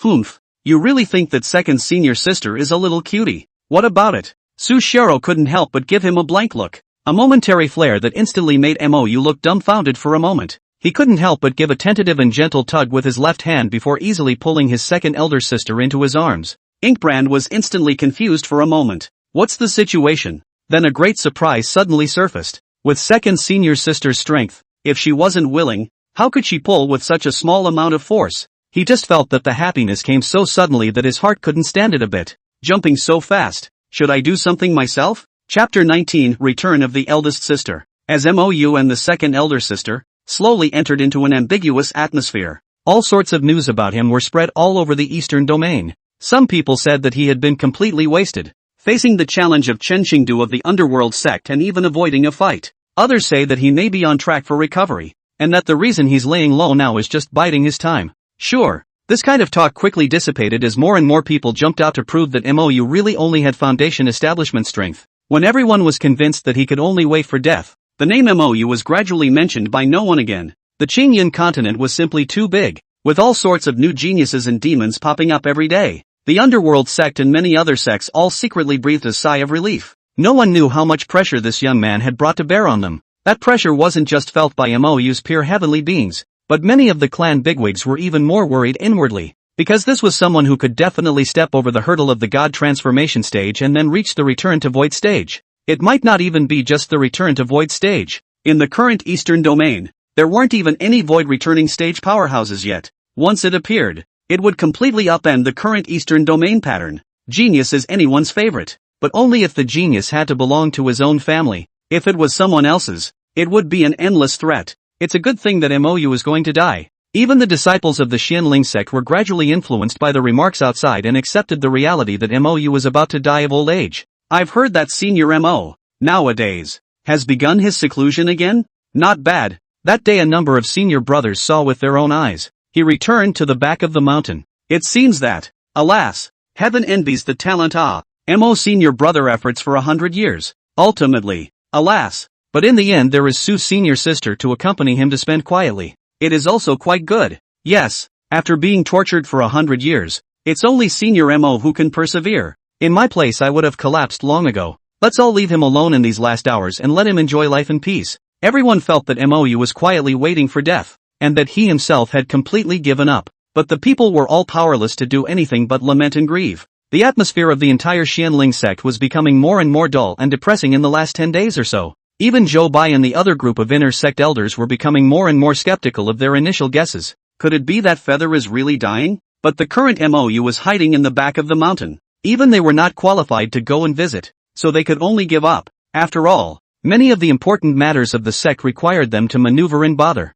due to the fact that the clan had, in the last 100 years, placed a large number of personnel on the matter of ink feather. As a result, some of the spirit stone vein mines in medicinal fields that were farther away from the sect were often negligently defended, thus being stolen. According to the report from the outer sect elders, a super spirit stone vein mine of the Shanling sect in the Helan mountain range has recently experienced several bizarre incidents, and more than a dozen disciples have already died. All these require manpower to go ahead and investigate. Even some of the disputed lands with other sects were forced to take measures to set aside the disputes and develop them together. Jobai couldn't help but feel a wave of headache. The Shanling sect can be far less scenic than it seems. It was at this moment that Lei Lai came roaring in. Eldest brother, have you asked Master? Is old ancestor still out of contact? Jobai shook his head helplessly. As usual, no response at all to messages sent. The two men fell silent. It's been a long time since Lao Zu was contacted, although the soul light was still on, proving that it was still alive. However, I am afraid that the situation is not optimistic according to the present situation. If Mou is the future of the clan, that late transformation stage ancestor was the sect's C-pin, that deterrent can be far from a substitute for them. If there was no old ancestor to sit in on the town, the Shanling sect would become powerless in the face of top sects such as the Underworld sect. Once the others know the details, I'm afraid that many of the clan's benefits would have to be coveted by people with an axe to grind. For all this, Mou did not know. At this moment, he was thinking about how to take down the second elder sister so that he could completely bind the system and restore his physique and strength. This caused him to take another look at the system panel. Temporary host, Mou, age, 299. Realm, early Jindan stage. Physique, chaotic divine devil body, 46. 18% restored. Object being conquered, Lu Yuyan, 30% conquered. Conquerable object, Su Xiaro, 0%. Looking at the second elder sister's name followed by that arrogant 0, he couldn't help but feel a pang of bitterness and helplessness. But it hasn't been a lack of progress in the last 10 days or so. At the very least, the hand has been held and hugged. Although after hugging for a short while, the second elder sister shyly pushed him away. However, he believed that as long as he carried out his rogue tactics to the end, second senior sister would definitely not be able to escape his clutches. Hey. He had renewed confidence. While he was thinking about the future, a magnificent and beautiful figure suddenly flew from the direction of the main peak towards the back of the mountain at extreme speed and descended in the blink of an eye. It was a breathtakingly beautiful woman in a long white palazzo dress. The face was stunning and the temperament was elegant. The ethereal beauty eyes were clear to the extreme, as if they were as innocent and holy as a child. It actually gives a hint of Buddhist flavor. The slender and delicate figure still has dominating curves even under the long loose skirt. Any way you look at it, it looks like a beautiful female bodhisattva. It's just a bit cold in temperament. Between his hands and feet, he carried a sense of loneliness and coldness that rejected people. This is Mou's big sister, Lu Ruyu, a poor woman who had been abandoned by her parents since she was a child, and whose last name even followed her master's. It was also the most powerful genius disciple under Lu Yuyan's seat today, one of the 8 beauties of the eastern region. Lu Ruyu, 1916 to 1998. Writer. Eldest sister. Why have you returned as well? Mou had a face of shock plus surprise. Then the whole thing had pounced in excitement, opening his arms for a hug. The innocent eyes of the cool and elegant woman in the white dress suddenly flashed with a small panic. The air of cool detachment disappeared perfectly in this moment. The woman stiffly opened her hands, and Mou gently hugged, but quickly separated again, her beautiful eyes fluttering with a touch of shyness. I came back when Master said that you had already left the gate. Mou's eyes warmed. Eldest sister, I've missed you in these 100 years. Lu Ruyu's fan-like slender eyelashes fluttered, the corners of her mouth slightly raised, but there was only a soft nod and a not much of a response to him. Inkbrand heatedly smiled without a care in the world. For eldest sister to be willing to have a cuddle with herself was really greatly unexpected. Just for a little while though, one must know that even for the other few senior sisters, eldest sister rarely made such intimate gestures with them. There's no way around it. It's a high character by nature, but is cold on the outside and hot on the inside. But what shocked Mou the most was the transparent panel on top of eldest sister's head. Name, Lu Ruyu, daughter of luck. Age, 400. Realm, early Yuaning stage. Physique, innate glazed holy body. Mind free of dirt and impurities. Pure heart of the Tao. Born with 7 orifices. Cultivation against the heavens. As long as there are enough Holy Spirit crystals, there are no barriers to breaking below the immortal realm. Another daughter of luck? And her physique is so unbelievable? And your own big sister? His head, already, was beginning to hurt vaguely. It's annoying not being able to find the daughter of the heir. But if you bunch up together, and they're all acquaintances, It's also a huge pain in the ass. The master plus the second sister were difficult enough. Plus a big sister. Mou's heart was in a state of flutter. Chapter 20, finished spicy. To faint. Lu Ruyu quietly looked at junior brother. Originally there were many words she wanted to ask, but suddenly she couldn't bear to ask anymore. With only foundation stage strength, it seems that his guess was wrong. She sat down on a stool a few meters away from Mou and asked softly, "Junior brother, did master tell you about the fact that he asked me to come back?" "No." Mou shook his head in confusion, then curiously said, "Eldest senior sister, was it master who told you to come back? What about third senior sister and fifth senior sister?" Lu Ruyu, who originally wanted to say something, opened her mouth and swallowed those words back. "I haven't, in a long time, contacted them either." When she finished speaking she frowned her arched willow brows again, her beautiful eyes looking at him thoughtfully. "Your second elder sister is back too? Well, returned 10 or so days earlier than you. Just went to the west to catch fish in the lake of the falling moon. Said it was to simmer fish soup to drink today." Mou was thinking about his mind and didn't notice the difference in his big sister. Now that both senior sisters had returned, it wasn't necessarily a good thing for his great cause of conquest. The ideal state, naturally, is for two people to be alone. That way they can have more opportunities. It is in the ambiguities and dilemmas that the love of men and women is most easily broken through. It was also only by breaking through the last step that the system mission could officially step into the right track. Otherwise, you can't even see the progress bar, so you don't have any idea what's going on. But now that eldest sister had returned, she would naturally accompany him to live in the back of the mountain. So how else could he conquer? 1-on-2. He wasn't the least bit sure. Seeing that he didn't say anything, Lu Ruyu was also quiet and didn't say anything, but just sized up her little brother with a serious face. She grew up as a person who didn't like to talk. Besides, Master didn't seem to have told her youngest brother the purpose of her return, so it would be even more difficult for her to open her mouth. Also, she didn't realize that the second senior sister had returned as well. I'm afraid her intentions are the same as her own, which would be a chance to talk to her. If that was the case, she, the eldest senior sister, would naturally be too embarrassed to compete with the second senior sister. After a short while, Inkbrand only snapped back to his senses, but he didn't care too much. Ever since he was little, when he got along with eldest sister, the two of them often sat quietly without saying anything, and they didn't feel awkward. At that time, he had just had his family broken up, and after he came to the Xianling sect, he didn't want to talk to anyone. Instead, she liked to spend time with this non-verbal eldest sister. Even later, when he gradually regained his cheerfulness, he still liked to sit quietly like that with his big sister. Or maybe he was talking and eldest sister was listening attentively. Oftentimes he says something himself and forgets it himself, but the eldest sister remembers it all, big or small. One time he just said the bear paw was delicious. The next day eldest sister came back with a black bear on her back, and then asked elder brother Yen, who had the best cooking skills in the Xianling sect,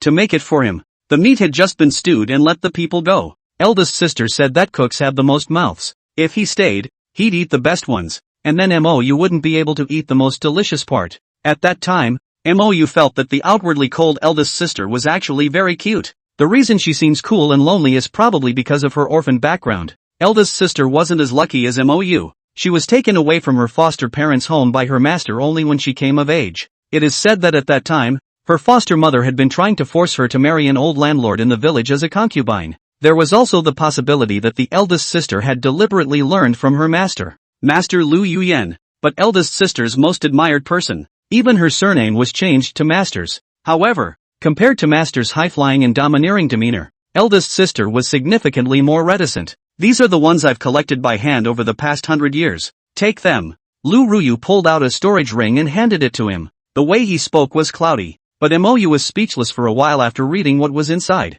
1000-year blood Ganoderma lucidum, 9th grade rejuvenating herb, dragon blood life-enhancing snow ginseng. These could all be extremely precious medicines that had tremendous efficacy in terms of healing injuries and increasing longevity. Unless one ran to the treasury of a mighty cultivator, how could one collect such treasures with their hands? I'm afraid that every single one of them was snatched by eldest sister only after going through hardships and even fighting with people for her life. "You're telling me to collect as you go?" However, Mou did not push back, but simply accepted it with a happy face. "Thank you, eldest sister. I love it." Lu Ruyu reached up and ran her hand through the broken hair behind her ear. A flash of happiness swept across her eyes. Then there was another light, calm, subdued and no more words. "Eldest sister, where have you been all these years?" Mou moved his stool towards her, His eyes concerned, mainly went to the northern region of the Qingyan continent, Qiang country, Kanglan country. Lu Ruyu, who was not fond of talking, began to relate some of her experiences over the past 100 years, even though it had been streamlined countless times, and many of the dangers were even brushed aside. It still took a good half hour to speak. Inkbrand was moved and guilty inside as he listened. The dangers that eldest sister had encountered in these 100 years were definitely 100 times more treacherous than what was said. If she's like this, how can second senior sister be any different? There were also the third and fifth senior sisters who hadn't returned, as well as many other senior uncles. The entire Xianling sect, for his sake, could be said to be the best of the best, paying a huge sacrifice and price. One day, I will bring the Xianling sect to the top of the eastern region, or even the top of the Qingyan continent. Inkfeather swore inwardly. After a while, as Lu Ruyu finally finished, she finally asked the question that she was most concerned about in her heart. Junior brother, how exactly is your body? Mou smiled smugly. Eldest senior sister, you might as well check my body before saying anything. Immediately after saying this, he took the breath of the heaven-stealing talisman and tore a small corner. Lu Ruyu's eyes were dull, but she still did as she was told. Soon, her curved willow leaf eyebrow then slightly wrinkled, and then violently stretched. Clear cold beautiful eyes suddenly put bright. A great surprise swept violently onto her calm, stunningly beautiful cheeks, finally blooming into a moving snow lotus. That pure smile of excitement and joy is like a child who suddenly realizes his deepest dreams. The beauty is moving and dreamlike. Even Mou had never seen eldest sister smile like this before. It's a beautiful mess. It's hot. I'm going to faint. Mou, who was still sitting on the chair, was suddenly tightly embraced into her arms by the eldest senior sister. A scent of orchids came along with a warm, huge softness that quickly overwhelmed him. The wonderful touch coming from his cheeks made him can't help but jump wildly inside, only to feel giddy throughout. Lu Ruyu couldn't help but murmur tenderly, "It's so good." It turns out that there are times when the heavens open their eyes. Just when Mou was about to be stared to death by his elder sister's big eyes, a clear cry of surprised joy suddenly came from a short distance away. Eldest senior sister, you're back too? That's great. Only to see Su Xiao, who was carrying a wooden bucket in her hands, was flying in with joyful eyes. The fish in the bucket were frightened and threw up a gush of water. Also frightened was Lu Ruyu. At this moment, she only felt her heart poofing and blushing, like being a thief who was suddenly caught. She panicked and pushed away the little master in her arms. An unprecedented blush surfaced on the cool and elegant pretty face. How should I explain this to the second sister? Chapter 21, Second Sister's Confession. The understanding Su Xiao, as if she hadn't seen the two of them hugging each other just now. Her eyes glittered with great joy, hurriedly putting down the barrel. She also pounced fiercely into eldest sister's arms and rubbed her head vigorously against her bosom. Eldest sister, Xiao Rou misses you. Lu Ruyu let out a slight sigh of relief, then clasped her hands tightly around her second senior sister in her arms and softly said, "Eldest sister misses you guys too." The old her wasn't very comfortable with this kind of scene, but in these 100 years of being alone out there, she actually recalled similar bits and pieces from before from time to time. Now the hug from her second sister was even more beautiful. There was also that hug from the youngest senior brother earlier, which actually gave her a feeling that her heart was racing. It's really so weird. Su Xiao also felt the change in her big sister, and couldn't help but have a bigger smile on her face, cuddling up for a while before letting go of her and happily saying, "Eldest senior sister, I'll boil fish soup for you to drink later. Junior brother, you'll be in charge of grilling the fish." In the past, eldest senior sister used to love eating the fish you grilled the most. Mou nodded cheerfully, with a face that was eager to try. "No problem. My current technique of roasting fish can be much better than before." There was no shortage of cooking tools in the yard, and the three siblings were soon busy, as they had been in years past. As it turns out, Inkfeather grilled fish has really grown in skill, but there's not a lot of growth. The two absolute beauties, however, ate with exceptional happiness and satisfaction, as if this was some rare delicacy. The women, who had been in the valley for countless years, were full of fireworks in this moment. Su Xiao knew big sister's nature, so most of the time, she was talking about her own experiences over the years. But what surprised her was that eldest sister would also take the initiative to tell her about her experience, albeit succinctly. The meal was pleasantly spent in chatter and joyful laughter, but by the next morning, the atmosphere, however, suddenly got a little weird. How exactly it was weird, Inkbrand couldn't say. The second senior sister continued to take care of him in every possible way. Even if it was as high and cold as eldest sister, she was still caring for him. But Mou could just clearly feel that both of them seemed to be deliberately avoiding being alone with him. It couldn't help but puzzle him. Last night, the two of them, Big sister and second sister. What exactly did they talk about? But he was in no hurry. Eldest sister has not returned for 100 years. Later on, she will definitely go to see the senior uncles and their ancestors. At that time, she will ask the second sister is. Sure enough, at noon that day, eldest senior sister said that she wanted to go see her senior uncle,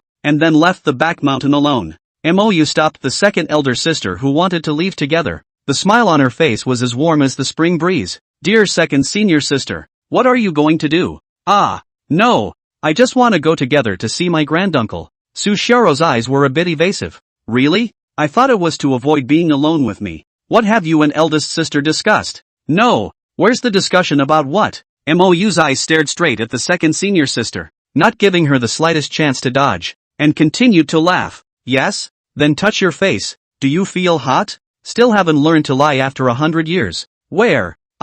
Sushiro still subconsciously reached out and touched her face, then fiercely glared at him in anger. This time her face was really hot. Mou's face slowly became serious. He reached out and pressed his second senior sister into a seat on the stone bench, then sat himself down across from her and said seriously, Second senior sister, I can completely restore my roots and even recover my cultivation, but only if I need your help. But before that, I would like to know if you have come back suddenly this time. Is there anything that master has ordered you to do? Hearing what he said, Sushiro, who had already sat down, jerked up again, her face pleasantly surprised. Junior brother, are you telling the truth? Is it really possible to fully recover? If it had been before, this was something she would not have believed. But now, junior brother had already recovered nearly half of his roots, and it wouldn't be too outrageous to say that there was a possibility that he could return to his heyday. At the very least, she believed it. Mou nodded seriously. How could I possibly lie to you? But this method is a bit special.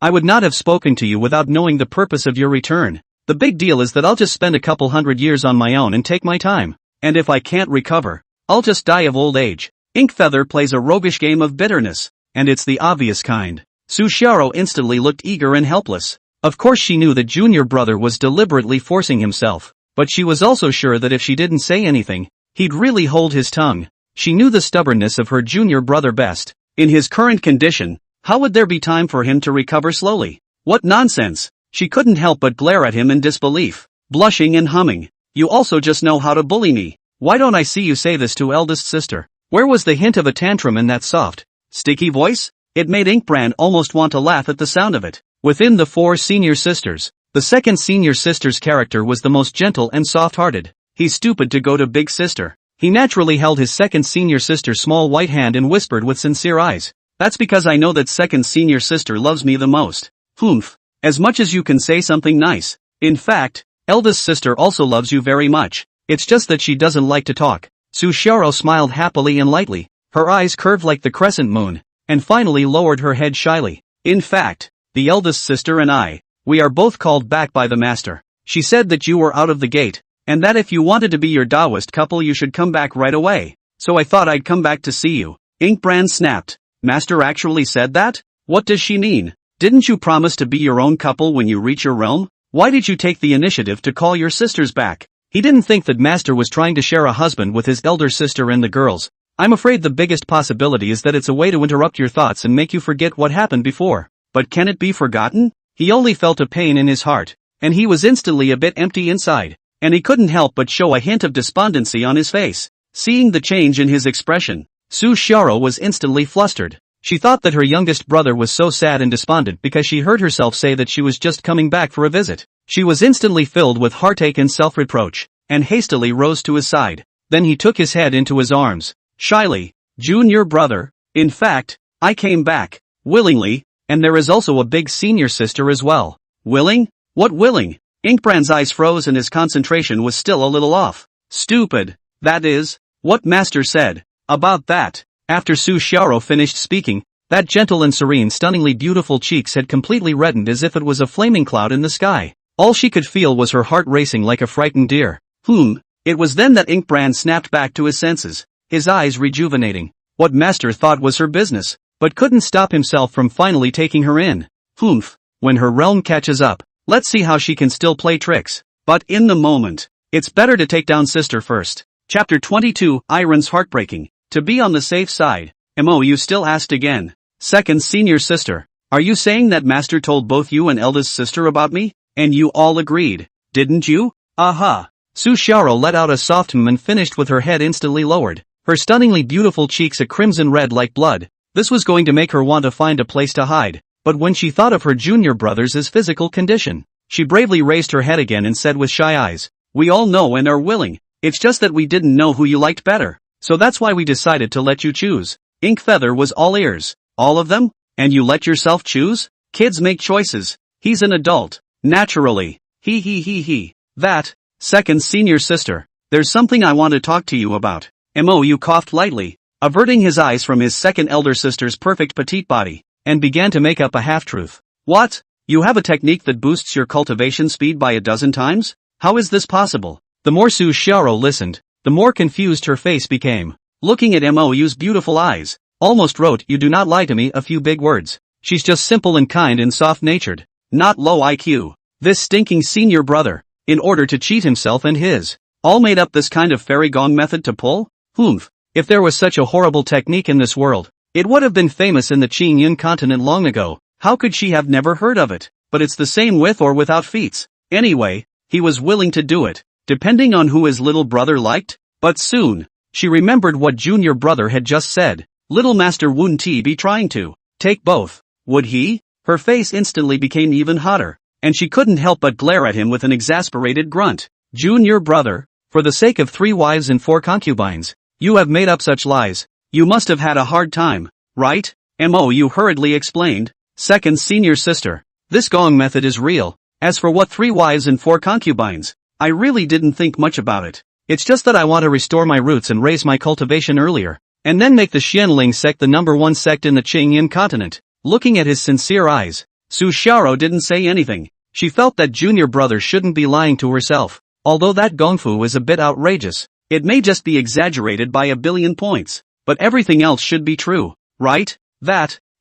You'd better talk to eldest sister first. I'll listen to eldest sister. After Su Xiaoro finished panicking, she was no longer embarrassed to stay. Hurriedly blushing a stunningly beautiful pretty face, turned around and ran back to the house. Hey, second senior sister, is this a yes? Mo froze slightly, a little less sure in his heart. Think for yourself. The shy female voice came from far away and finally disappeared inside the door, until the eldest senior sister came back. Mo also did not figure out. The second senior sister in the end is shy to agree? Or do you continue to intend to make yourself choose one or the other? Where's the second sister? Lu Ruyu's expression was calm. Her beautiful big eyes that looked at Mo were clear and pure as if they were jewels. In the spirit of the fine quality of rising to the challenge, Mo decided to be quick. So he looked at her with a smile and said seriously, second senior sister is resting. Eldest senior sister, I already know the reason why you and second senior sister came back. Lu Ruyu blinked her eyes and quietly looked at him without saying anything. Her complexion was much too calm compared to Su Xiaoro.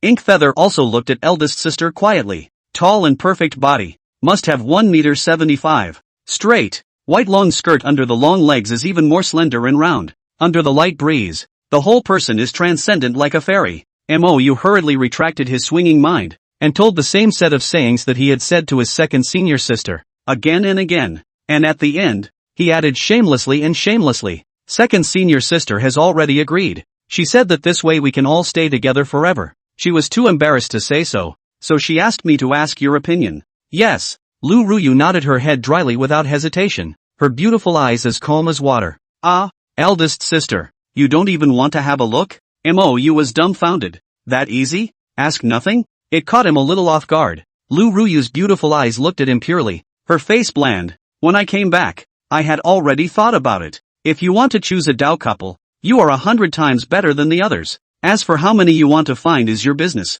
There was one more thing she didn't say. If he could become a Taoist couple with junior brother and help him restore his roots, that would be the best arrangement in the world. As for what feats he was talking about, naturally, she didn't believe it. Even if you take an elixir every day, it can't be that miraculous. Eldest sister, if it wasn't for helping me, would you still be willing to be my Dao couple? Of course I do. Don't get any ideas. Lu Ruyu nodded gently, looking at him with clear eyes. This made Mo's heart even more complicated, and a warm and happy emotion involuntarily floated to his heart. Whether it was the master, or the eldest and second eldest sisters, they could all be one in a billion peerless women. Other people would be lucky to get one of them, But how could I get them at the same time? Eldest sister. Thank you. Mou's eyes were gentle and watery. Then he opened his arms and wrapped his big sister fiercely into his arms, feeling the other party's slightly stiffened body. He then realized that big sister wasn't as calm as she appeared to be. At this moment, Lu Ruyu couldn't help but gently exhale and it would be better to be stared straight at by the little master than to let him hold him like this. At the very least this way, he couldn't see through his own nervousness. Unbeknownst to her, her body had long since betrayed her. Lu Ruyu had let him hold on to her, and Mou had no intention of letting go, and the atmosphere gradually became ambiguous. But Inkbrand also knew that now was not the time. He rubbed his face, again, against eldest sister's pink cheeks, before reluctantly parting. It's so soft and smooth. Looking at eldest sister's stunningly beautiful face that was already red, Mou again felt that there was still something left to do. Hurriedly, he placed a quick kiss on her plump and small red lips, soft and sweet. Lu Ruyu was at a loss for words, and a strong flash of panic and shyness swept through her cool and calm eyes, but she hadn't thought about dodging at all just now. At this point in the room, Su Shiro, who was just about to come out, sensed this scene outside and instantly froze as if she were a wooden chicken. Then her face turned pale. Could this be the choice of the young master? Didn't he say he wanted both? Could it be that eldest sister doesn't want them? Thinking of her elder sister, who had always been cool in nature, she almost subconsciously made this judgment. However, eldest sister and junior brother are really a good match. She murmured dully and sat back down on the stool again with her eyes inert, her white teeth biting her lower lip lightly, her eyes gradually reddening. From the moment she had received the message from her master to return, she had thought of herself as her youngest brother's woman. All I could think about was the old days. Sweet and wonderful. But who knows? She suddenly regretted a bit. Shouldn't she have expressed her feelings more clearly just now? What if eldest sister misunderstood and thought that she was the one who didn't want the two of them to be together with junior brother? She was tempted to get up and go out to ask, but finally paused. Having said that themselves, how could junior brother and eldest sister not understand? They weren't stupid. Just when she was in a sad and entangled mood, Mou had already led the jade-faced Lu Ruyu. Striding in, hear the commotion. Su Shiro hurriedly wiped away her tears, then got up to welcome her with a forced smile. Chapter 23, People from Liyang Kingdom. At this time, Su Shiro's eyes were still red. However, he tried to squeeze out a sincere and sweet smile, gently looking at eldest senior sister and junior brother with a soft voice. Eldest sister, you're back. I was just about to go out for a bit. Second senior sister, I also agree. Lu Ruyu's eyes were slightly shy, but her words were dry and decisive. Oh, I know. Eldest sister and junior brother are really well matched. Congratulations. Su Shiro was sour inside, but her face was smiling brightly like a flower. Lu Ruyu nodded gently. Then in the future, we will take care of junior-senior brother together and strive to have him restore his roots as soon as possible. When these words came out, Su Shiro suddenly froze. Then the beautiful eyes looked at eldest senior sister with uncertainty, her willow leaf brows slightly furrowed, written with doubt and incomprehension. What does eldest sister mean by that?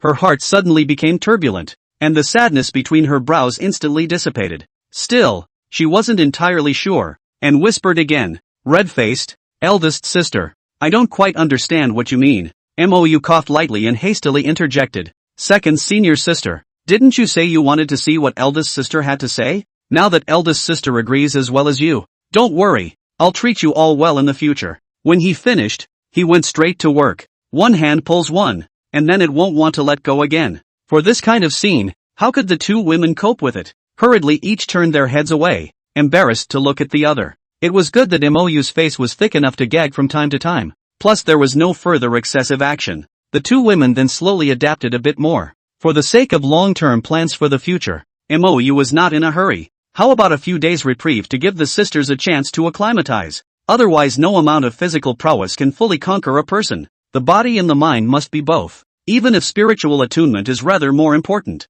A few days after that, his time with his two elder sisters was cozy and sweet, just like 100 years ago. Of course, the interactions are countless times more intimate. So for a few days, the relationship between the three had become more and more intimate and natural, and a strong sense of happiness quietly filled the hearts of several people. Mou secretly decided that it was time to sleep in his senior sister's room tonight. There is less than a year left. He wasn't sure how long it would take to conquer his senior sister 100%. It was better to play it safe. At this point, it was thousands of miles north of the Xianling Sect. Two flying spirit boats that were 100 feet long were rapidly approaching. The spirit boat was huge and luxurious, with brocade banners on display and many strong men. many of whom were military men in snowy armor. But again, there was a huge difference from ordinary martial artists. Everyone had a strong breath, and they were obviously all immortal cultivators. The two spirit boats had different flags hanging from their bow positions. One is inscribed with the 3 characters of Lianghua. The large flag on the other ship,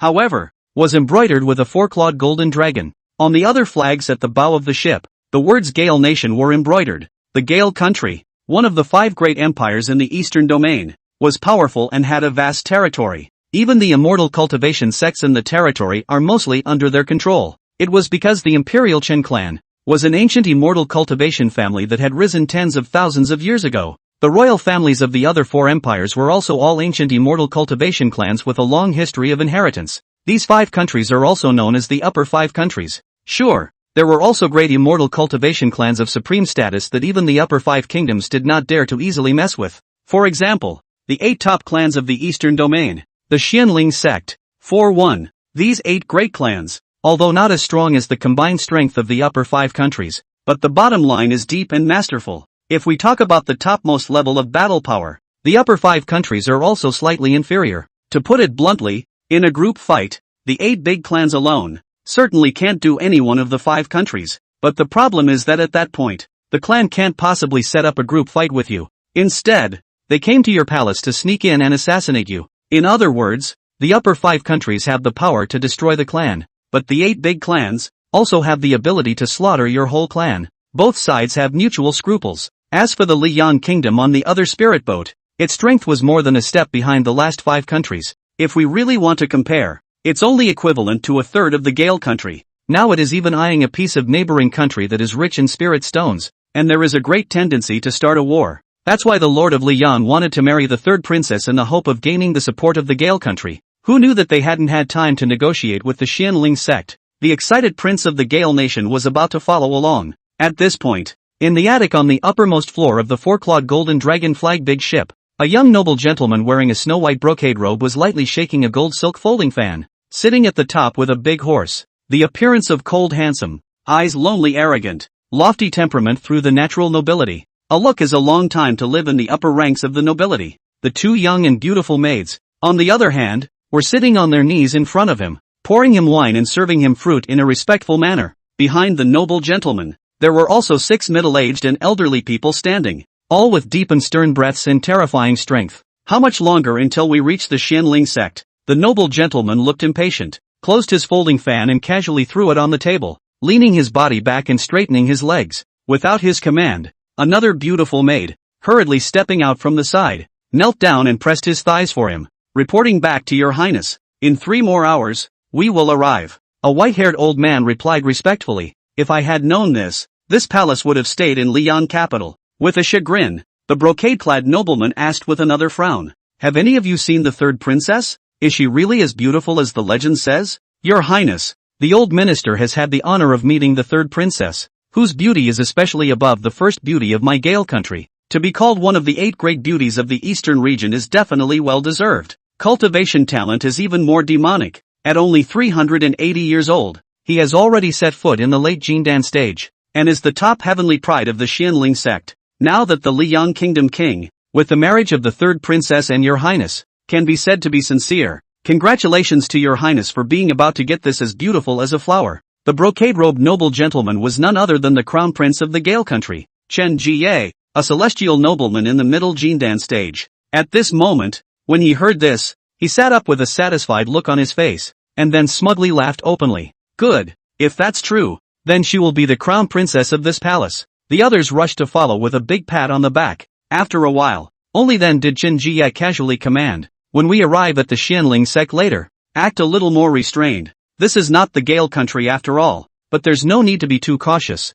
and even less need to crash this crown prince's majesty in front of the Liyang kingdom's courtiers and the 3rd princess. Yes, your highness. On another spirit boat, several worried-looking ministers were respectfully following behind a majestic middle-aged man. Take your seat. Only then did the middle-aged man raise his head and look at one of the white-haired old men, frowning as he inquired, Commander Sure, are you sure that the 3rd princess has returned to the Xianling sect? It wouldn't be good to bring the Gale nation's crown prince on a wasted trip. The old man hurriedly arched his hand. Please don't worry, your majesty, the news is true. It's just that the third princess was sent to the Xianling sect by concubine Li when she was a child, and her sense of belonging to the Liang kingdom is very faint. I'm worried that in case the princess is unwilling to join the marriage, she'll annoy the prince of the Gale country instead. Besides, if the Xianling sect doesn't agree, how should we respond? The middle-aged man pondered slightly, and then sighed long and helplessly. The problem is that it's other princesses. The crown prince of the Gale country can't even look at them. Let's hope the princess will sacrifice herself for the sake of His Majesty's grand endeavors.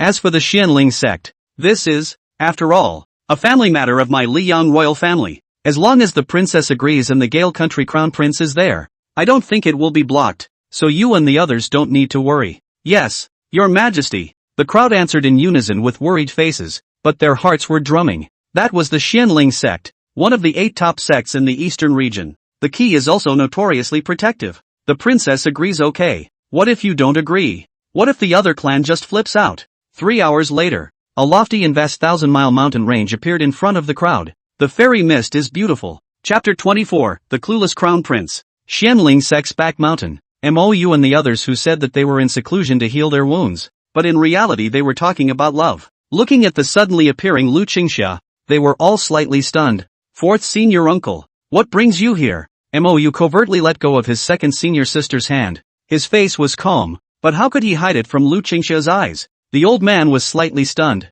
but his heart instantly made up its mind, and he couldn't help but laugh. Feather, what's going on with you and Zoe? Mou looked embarrassed, but he didn't avoid it anymore and returned seriously. The second elder sister and I are in love with each other. Oh, there is also the eldest elder sister. Lu Qingxia, who originally had a kind smile on her face, suddenly turned pale, then glared at Mou in annoyance and coldly snorted. You little brat are really greedy. These 2 girls, others have to snicker when they get one, but you want both? Although it is common for men to have 3 wives and 4 concubines regardless of whether they are rich merchants, officials, or immortal cultivators, but these 2 girls can be outstanding talent of the proud daughter of heaven, on the identity of Xiaoro or a country princess. This kind of heavenly pride character, whoever else came, would not be able to share a husband with someone. However, if this person is Xiaoyu, then it is not impossible. After all, the fertilizer does not flow outside the field. Besides, with this brat's talent, he could afford this favor. Thinking of this, she twisted her head to look at the 2 women again and asked seriously, and what do you mean? You 2 girls? I do. Although Lu Ruyu's face was slightly flushed, her reply was very resolute and dry, without the slightest bit of procrastination. Me too. We all agreed. Su Xiaoro also shyly nodded her head, her pink cheeks red as blood. This was the first time that the 3 of them made their relationship public, and that too in front of their division elders. Even with Mou's thick skin, he was a bit embarrassed. Lu Qingxia didn't say much after hearing the 3 people's answers. The parties involved didn't mind. They as elders naturally wouldn't have a problem with it. They just glared at Mou a few times in a bad mood. Since that's the case, then you and Xiaoro should come with me. The Liang Kingdom's royal family is here. Senior uncle, what are they doing here? Su Xiaoro's face was grave, and a touch of hidden worry welled up in her eyes. Her mother was originally an unpopular concubine, and after she was pregnant with her, she was even targeted by the empress in various ways. Good thing that finally gave birth to her. Due to the birth of a daughter, coupled with the emperor's cold shoulder, mother and daughter in turn picked up a life. But as her talent gradually reveals itself, danger slowly begins to approach again. As a last resort, her mother had to beg for the holy grace to send her to the Xianling sect to cultivate. This is a tradition for many royal families. All of them would send some royal heirs to the major clans to cultivate, as a way to maintain friendly ties with the 8 major clans. Even the upper 5 are not exempt. It's just that each emphasizes the situation differently and sends different people. But with Su Xiaoro's mother, who died unexpectedly and tragically more than 100 years ago, she was cut off from that cold palace. Now that the other party had come out of nowhere, it definitely didn't look good to her. She eventually asked, frowning as she couldn't hold back, Fourth senior uncle, do you know what they are here for? Lu Qingxia looked at her heartily, her tone gentle. Traveling with us is also the crown prince of the Gale country, said to be the object of your marriage. A marriage that was set by your father himself. What? I don't agree. Su Xiaoro bit her red lips tightly. Her face was pale, and a touch of stubbornness and determination flashed in her eyes. Don't worry, this is the Xianling sect, not the Liang Kingdom's palace. No one would dare to force you if you don't want to. Lu Qingxia had a domineering face. Mou's eyes plummeted cold, and his inner rage was overwhelming. The relationship between second elder sister and the Liang Kingdom's imperial palace had been clear to him since he was a child, and it was as thin as just a trace of blood connection. You've been ignored since you were a child, and now that you have a use for it, you want to take it out and trade it? Think of the beauty. This is probably normal in a large royal family, but in his mindset, it's shrimping. He couldn't help but be annoyed and say, "Senior uncle, why let such people in? Just kick them out directly." Looking at his exasperated face, Lu Qingxia couldn't help but laugh softly and assure him that, "Brat, what's your hurry? As long as your second senior sister is unwilling, no one can abduct her. This is the Xianling sect. It's not a place where they can be reckless, but everything is a matter of courtesy, and it's not too late to beat someone up if they don't listen." Ha ha, it's still the fourth senior uncle who is domineering. Mou was afraid of remembering the horse's ass, and after saying that, he pulled up his second senior sister and flew towards the main peak. Lu Qingxia couldn't help but roll her eyes in amusement. Then he pulled up Lu Ruyu and quickly followed him as well. At this moment, the great hall of the meeting was bustling with activity, since the ones who came were the crown prince and the prince of a country. Therefore the Xianling sect was being entertained by the grand elder Zhou Bai, in charge of hospitality. Surface courtesy is impeccable. The two sides sat down in groups of guests and hosts, sipping tea and chatting in a joyful manner. The reserved and elegant crown prince of the Gale country, Chen Jie, was also smiling with a warm face, obviously in a good mood. But the next moment, his eyes then narrowed abruptly. One could only see a young white-clothed male with a handsome appearance and a superb temperament walking and holding a warm and clear stunning beauty. The young man's overwhelming elegance actually caused him to feel a hint of inferiority. It's true that strangers are like jades, and that the male is unmatched in the world. This made his lofty heart inexplicably upset. Soon, though, his eyes were back on the stunning woman he was holding, clear and elegant, gentle and lovely, with a graceful and delicate body like a weak willow, and a face as beautiful as a heavenly fairy in the mortal world. With almost just a glance, he was stunned and dazzled, then frustrated and inwardly jealous. This kind of stunning woman is a perfect match for herself. How could you let that kid get away with it? But when his eyes caught sight of another woman in a long white dress behind the two, his sour heart was instantly comforted. I think this stunning fairy is the third princess of Liang Kingdom. It's so cold and holy and national. Those long legs, that little waist, absolutely. Although she looked a bit colder, she was not inferior to the one in front of her in terms of figure, face and temperament. Hey. Such a wonderful woman must have a different flavor to conquer. And she's a good match for herself. This palace, Crown Prince Chen Jie of the Gale country. I wonder how a few of you are addressed.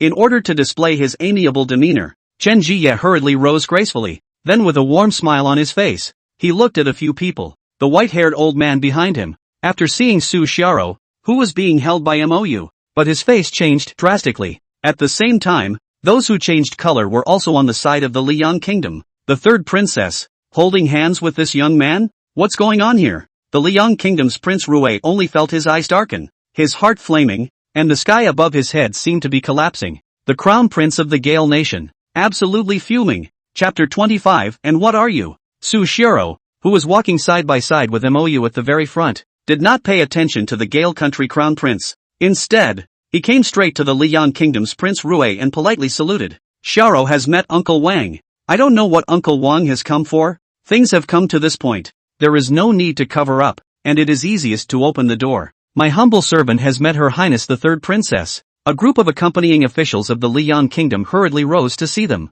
Your excellencies are excused. Su Xiao casually waved her hand, then ceremoniously returned to sit beside Mou, while Lu Ruyu sat on the other side of Mou. Watching this scene, Chen Jie's eyes were on the verge of spitting fire. The object of one's union is so intimate with other men? How could the imperial crown prince of the five upper kingdoms tolerate such a disgrace? He returned to his seat with an iron face. Then with a cold gaze, he looked at the opposite side of the Liang Kingdom's Prince Rui, who also had an ugly face. King Rui, I still ask you, Liang Kingdom, to give me an explanation. Could it be that the so-called marriage is such a humiliation? Prince Rui hurriedly got up and anxiously said, Your Highness the Crown Prince, calm your anger. Before coming here, this king does not know the specific situation of the third princess. Allow this king to ask for clarification, and then go to the door to ask for punishment. How? The person is right here. Do we need to ask again separately? Chen Jie's voice was getting louder and louder. His inner violent fire was about to be suppressed. If it wasn't for the fact that this was the Xianling sect,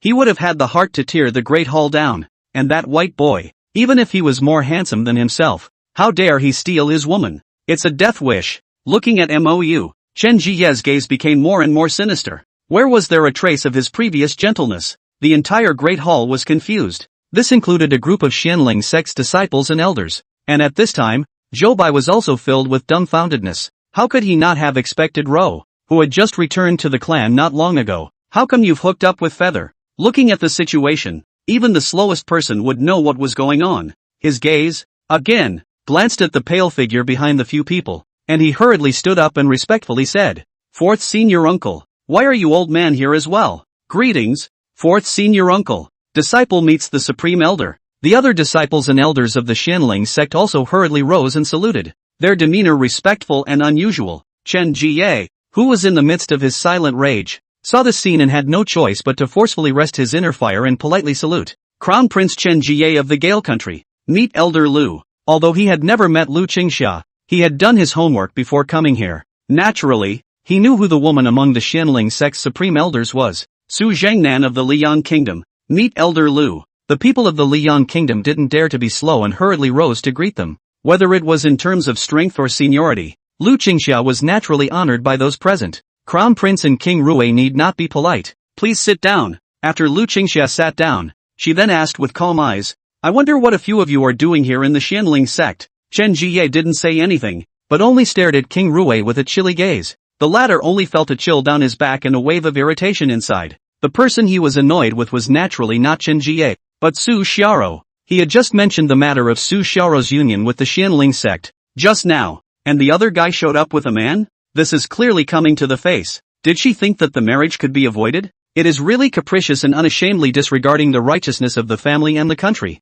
He forced down his fire and arched his hand towards Lu Qingxia with a stiff smile. Elder Lu doesn't know. My country's ruler has long since negotiated with the emperor of the Gale country, wanting to make the marriage between the third princess and the crown prince of the Gale country. This time, this king has come precisely under orders to receive the third princess back to Liyang to prepare for the big wedding in January. I see. Zoe, what do you think? Lu Qingxia's face was calm. After all, Su Xiaoro was first a princess of the Liang kingdom and then a disciple of the Xianling sect. A disciple's family matters, as long as they are reasonable and she herself is fine with them. Even the division is not good enough to intervene directly. But if Su Xiaoro herself was unwilling, that was another matter. The division naturally had to back her up with the sword, not to mention the Liang kingdom. Even if the Gale kingdom's ruler was here, he wouldn't want to act recklessly. What's more, Xiao Rou and Xiao Yu are a couple of lovers. That makes it even more impossible to break it up. The decision on what to do about things had been made the moment she saw the two little ones holding hands.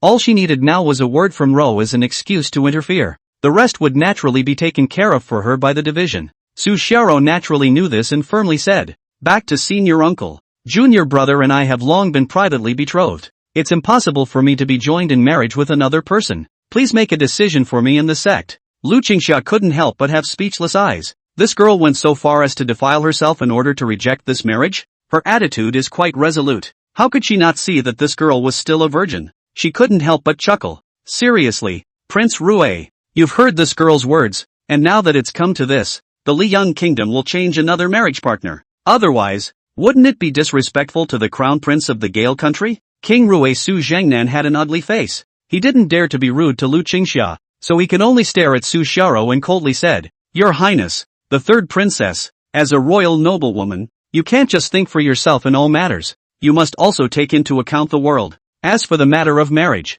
it is even more the decision of the king of the country. How can it be up to us? If you have any ideas, why don't you go back and talk to your father? And please don't make things difficult for us. Third princess. Su Xiaoro looked at him with calm eyes and firmly shook her head. Uncle Wang doesn't need much persuasion. My mind is made up. I won't return to the Liang royal family in this life. In the future, I am only a disciple of the Xianling sect, no longer a princess of the Liang kingdom. Please return, Prince Rui. She had only met that so-called father 4 times since she was born, and that was a stranger to her. If not for his indifference, how could his own mother have died suddenly and tragically in a country's palace? Although there was no proof, she never believed that her mother consort was really drowned by the lake. That was a foundation stage cultivator. Drowned in water? It's just a big joke. It's just a shame that at the moment she doesn't have the strength to investigate the truth. But one day she would avenge her mother's death. As for herself, she was likewise an insignificant little transparency in the Liang imperial palace,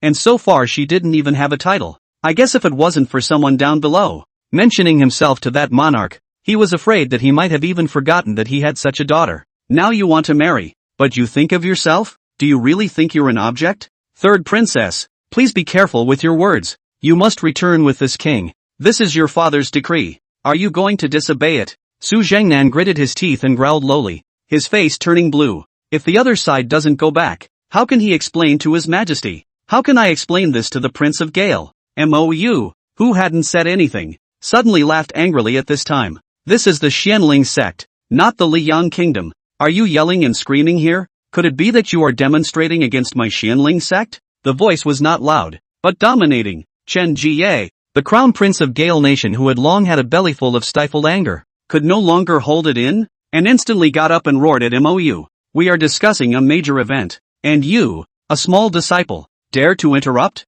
and directly chide a country's king? Is this how your master taught you the ways of etiquette? In his opinion, if it wasn't for Su Xiao, the other party wouldn't even have the qualifications to appear here. He didn't dare to be rude to Lu Qingxia. Couldn't he still scold a disciple? It was just the wrong place. Otherwise he would have had the heart to kill the other guy. More than just a chortle. Mou twisted his head indifferently. And what are you? Who are you to lecture me? How did the Gale country choose such a thing as you to be the crown prince? As soon as these words were issued, both the people of the Gale country and the Liyang country all changed their faces and their eyes were filled with shock. They could never have imagined that this young man would be so bold. The key is, the several elders of the Xianling sect, surprisingly, had a calm face and half-heartedly rebuked them. What's this all about? Chapter 26, Chen Jie's grief and anger. Ha ha, what am I? I am the crown prince of the Gale country. What do you say I am? Chen Jie's face was as gloomy as water. His eyes were cold and angry, and he was eager to storm up and kill. In his heart, this young berserker, no matter what his identity was bound to die. Even if you can't kill them today, you'll have to send someone to put them to death afterwards. Otherwise, he, Chen Jie, would become the laughingstock of the entire eastern region. A country's crown prince, to be insulted in public like this. It was no longer just his face that was hit. And the Gale nation. Some of those old men who had come with him had already stepped out angrily, then indifferently took big steps towards Mou. The king insults the subject to death. No matter who you are, it's a capital offense to insult the crown prince. Even if I die, I will still have to cut you down. The white-haired old man's tone was low and his face was fierce, and with every step he took, he left a deep footprint on the verdant stone floor. He wasn't walking fast, like an aged old man taking a stroll, but the berserk Yuaning cultivator's breath, but toward the surrounding crazy overflow, horror such as the angry sea river tide like continuous. It was as if he could crush the entire hall into powder with a single thought. The white hair on his head was even more windless, but his clothes looked like they were cast in iron cloth, emitting a faint golden light. As he took his fifth step, the aura on his body was on the verge of reaching its peak and vaguely pressed towards Mou. The crown prince of the upper five kingdoms was humiliated by a foundation establishment cultivator? Even if this was the Xianling sect, he had to stand out for the Lord's prestige. Otherwise, if word got out, it would be a shame for the entire Gale nation. Shame on all courtiers. 3 more steps at the most, and he was confident that he would be able to kill that kid outright with his aura. Although this would anger the Xianling sect, he believed that the other party would never turn their back on the Gale nation because of this. It's like they don't want to flip out on each other. On one side was the crown prince, on the other side was just a foundation disciple. The determination of both sides to defend their own family members was definitely not the same. Chen Jie, the crown prince of the Gale nation, thought the same way, so he pressed on without opening his mouth to stop it. In the midst of his angry gaze, the white-haired old man raised his foot once again. Just then, a calm and dispassionate voice suddenly rang out clearly. If you dare to take another step forward, you will die. The white-haired old man's feet violently stopped in mid-air. It was as if someone had cast a spell of immobilization and no longer dared to step down. He looked at Lu Qingxia, who had spoken, his eyes grave and dismayed. He couldn't figure it out. Did the Xianling sect really intend to completely turn their backs on the Gale nation for the sake of a foundation establishment stage disciple?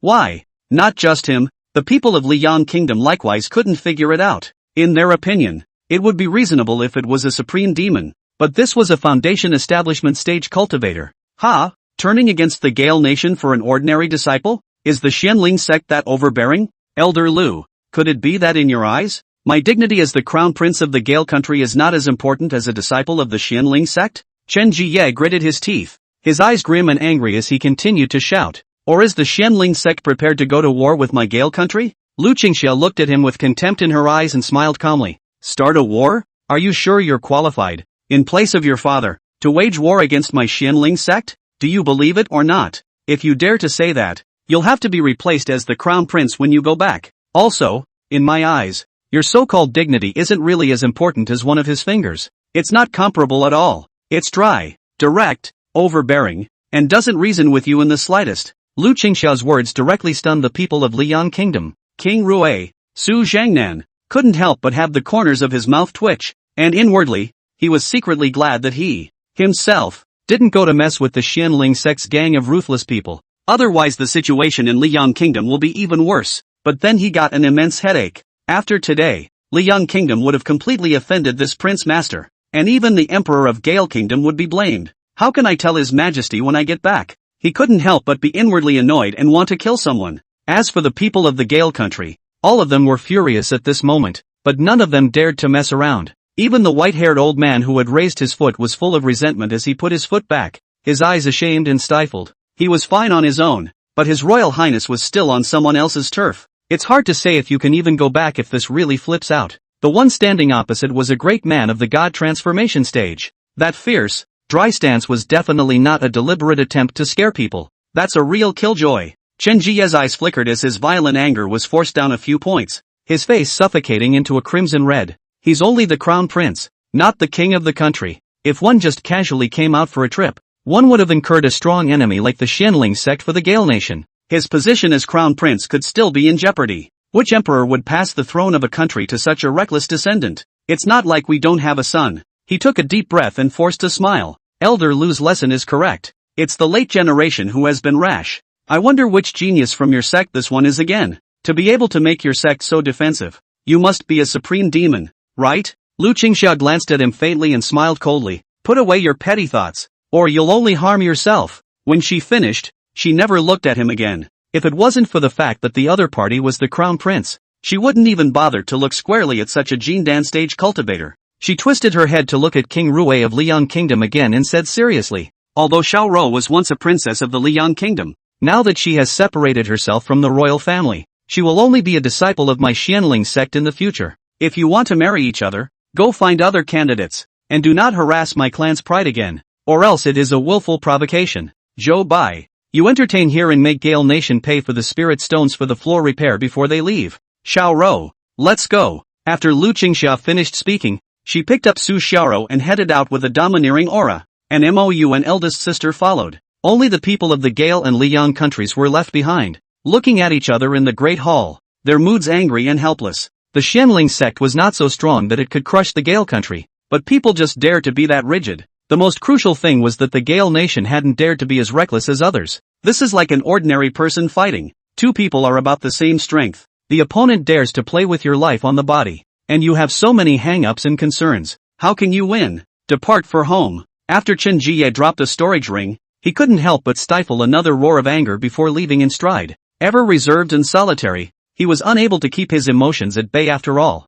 Being publicly abused and having to pay for just stepping on some floorboards? What a shame. What a bully. He swore that today's shame must be washed away with that kid's blood. And what about that third princess? Think she can get away with this? Dreaming. The people of the Liang Kingdom followed suit. King Rui was still hoping to use the time he had to go back to find a way to extinguish the Gale nation's crown prince's anger. As for the Mou trio, after being instructed a few words by the fourth senior uncle, they once again returned to the back mountain. Inkbrand's mood began to rise. After so much time getting acclimated with sister, it was time to start the next step. Chapter 27, Starting a System Mission. Night. The moon is bright. Mou quietly came outside the elder sister's bedroom and walked in quite naturally. Eldest sister. I accidentally soiled the quilt there. I want to sleep here tonight. The reasons are so lame that they don't stand up to brainstorming. But Lu Ruyu, who had always acted in a calm and dry manner, could no longer remain calm this time. The elegant and absolutely beautiful pretty face was quickly colored with a touch of scarlet. Just like a drop of red ink that fell into clear water, it instantly dyed the entire cheeks, along with the snow-white slender neck and crystalline earlobes. Scarlet. This cool fairy who seemed to have been left behind on Earth could no longer maintain her usual calm and collected demeanor at this moment. Aha! She twisted her head and let out a soft just as if she had used up all her courage, then quickly escaped back to his house, his heart beating like a drum. Despite having prepared herself for this, she was still nervous and her body couldn't help but tense up. She hurriedly grabbed the 2 crystal glasses on the table and took out a small altar of fine wine from somewhere and poured 2 more glasses. Looking at her youngest brother's curious gaze, she sheepishly explained again. I prepared this wine for third senior sister, and I thought it was quite good, so I wanted to give you a taste as well. Oh yeah? I understand. Mou's gaze was gentle and guilty, and he didn't reveal his eldest senior sister. He picked up a glass of wine and handed it to her, while he picked up another for himself, and took her small hand again, sighing softly. Eldest sister, it is a blessing of 8 lifetimes for me to have met you in this life. If there is an afterlife, it will be my turn to repay you. Lu Ruyu raised her head to look at him and suddenly spread a smile. Good, if there is an afterlife, you still have to marry me. Mou froze,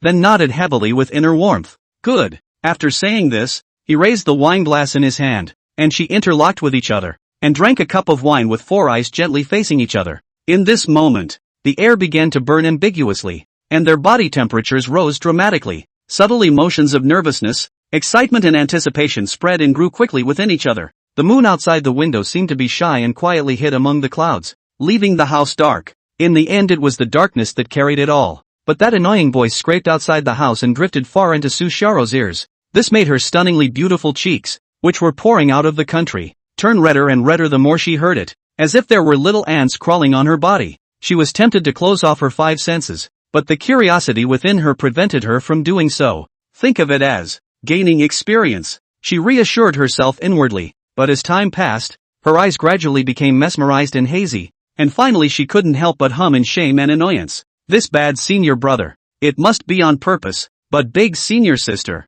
is also strange. An hour passed. Su Xiaoru was already lying on the bed all limp, but she couldn't sleep. As for cultivation, it was even more unthinkable. In such a disturbed state of mind, going off the deep end is more like it. Well, after another 2 hours, silence finally returned there. Only then did Su Xiaoru take a long breath of relief as if she was deflated, and after another long moment of reprieve, she quietly got up and went to clean herself. It was a sweaty mess just now. At this time, Mou is looking at the big sister who was sleeping in his arms, froze and dazed out of his mind. Does it work that well? Looking at the transparent panel on top of eldest sister's head, his eyes were joyful. Name, Lu Ruyu, daughter of luck. Age, 400. Realm, early yuaning. Physique, innate glazed sacred body. Dependency on host, 80%. Yes, he had wiped his eyes several times before, and they all proved him right. It was indeed 80%, a number he'd never thought of. The only possibility was that eldest sister had secretly liked herself a long time ago, and that's the only reason that explains it all. Looking at eldest senior sister's shy and stunningly beautiful cheeks, he couldn't help but laugh for a moment. Eldest sister was hiding quite deeply. It didn't take long. Su Xiaoru, who had just returned from her bath, heard the devilishly seductive voice again. Even if her temper was as gentle as she was, she couldn't help but clench her silver teeth in shame and annoyance, and in her heart, she cursed her little senior brother for 10 whole seconds. As for why she didn't curse for more than 10 seconds, it's because she ran out of words. A stinking senior, little rascal, and badass, cursed 3 times repeatedly, thinking that it would not happen again. She stopped her mouth. It was hard to wait until dawn. She hurriedly fled to the western lake, caught some fish and another beast, and prepared to make lunch for her youngest brother and eldest sister. As for breakfast, they shouldn't have time to eat. She couldn't help but think delicately and secretly. I wonder tonight, will junior brother come to find himself? Just thinking about it made her body feel hot. By the end of the night, when Mou saw the second elder sister's dependency level again, which was also as high as 80%, there was already quite a bit of resistance. Still cluelessly surprised for a while though. At this rate of progress, 100% is just around the corner. Beautiful days always go by fast. 3 months went by in the blink of an eye. The dependency level of the 2 sisters had quietly come to 98%. Although the growth rate slowed down, there was no hint of stagnation, and it went smoothly beyond his expectations. He couldn't help but call out to the system with inner excitement. Xiao Tongzi, if the dependency degree of 2 people, together, reaches 100%, what will be the reward? If the host can reach it within a year, the system will additionally reward a bottle of realm-breaking Dan. Under the void returning stage, any realm bottleneck can be broken with a single Dan, and there will be no after effects. There are also 5 chances for unlimited draws, and at the same time, the mall privileges are opened, and the host can purchase the items therein by virtue of the luck value. When he heard the function of the mirror breaking Dan, Mou's heart almost jumped out of his chest. Against the day, it's just too anticlimactic. Cultivation accumulation was actually not difficult. The difficulty lay in the breakthrough. Most cultivators could be stuck at a certain realm for the rest of their lives and not be able to get past it because of their talent or going methods. For example, the reason why the several supreme elders within the sect were still stuck in the realm they were in today, it's because it has almost reached the limit of their own talent. Without the help of higher level gong methods or external forces, one's lifetime would be almost at the top. But if they had this kind of realm-breaking pill, would that breakthrough still be a thing? Inkfeather was thrilled, but it's the mole feature that he values most. There was definitely a great creation pill in there, as well as a yuan recovery pill suitable for restoring cultivation at the goddess of transformation stage. By that time, third senior uncle, he would be able to recover as completely as he did. Longing anticipation began to rise within him. Chapter 28, A Dark Tide Grows. Just as Inkbrand was enjoying himself inside the Xianling sect's main hall, however, the atmosphere was heavy. All of the executives present had worry and doubt written on their faces. Even Lu Yuyen, who hadn't seen her for a long time, had returned and was frowning. Senior, what did second uncle say over there? Is it true that the Extreme Bliss Immortals Cave was discovered in the Helan Mountain Spirit Stone Mine? Gu Jiannan let out a long sigh of worry. It's uncertain whether there's a cave, but yet there really is someone there, who has obtained an extreme spiritual treasure. One of them is none other than the red haze flowing cloud golden cicada cloak that Immortal Extreme Bliss wore before she stepped into the harmonization stage. Now that this has spread throughout the eastern region, it's estimated that it won't take long for everyone to know about it. Gu Jiannan's voice was low, his face unprecedentedly grave. The extremely high-quality spirit stone mine in Helan Mountain can only be suspended. But the worst of it is that there are a lot of people spreading rumors. It says that your sudden search for a Taoist couple before was because you obtained the Extreme Bliss Immortals dual cultivation technique. And that's why you're looking for a Taoist couple for dual cultivation.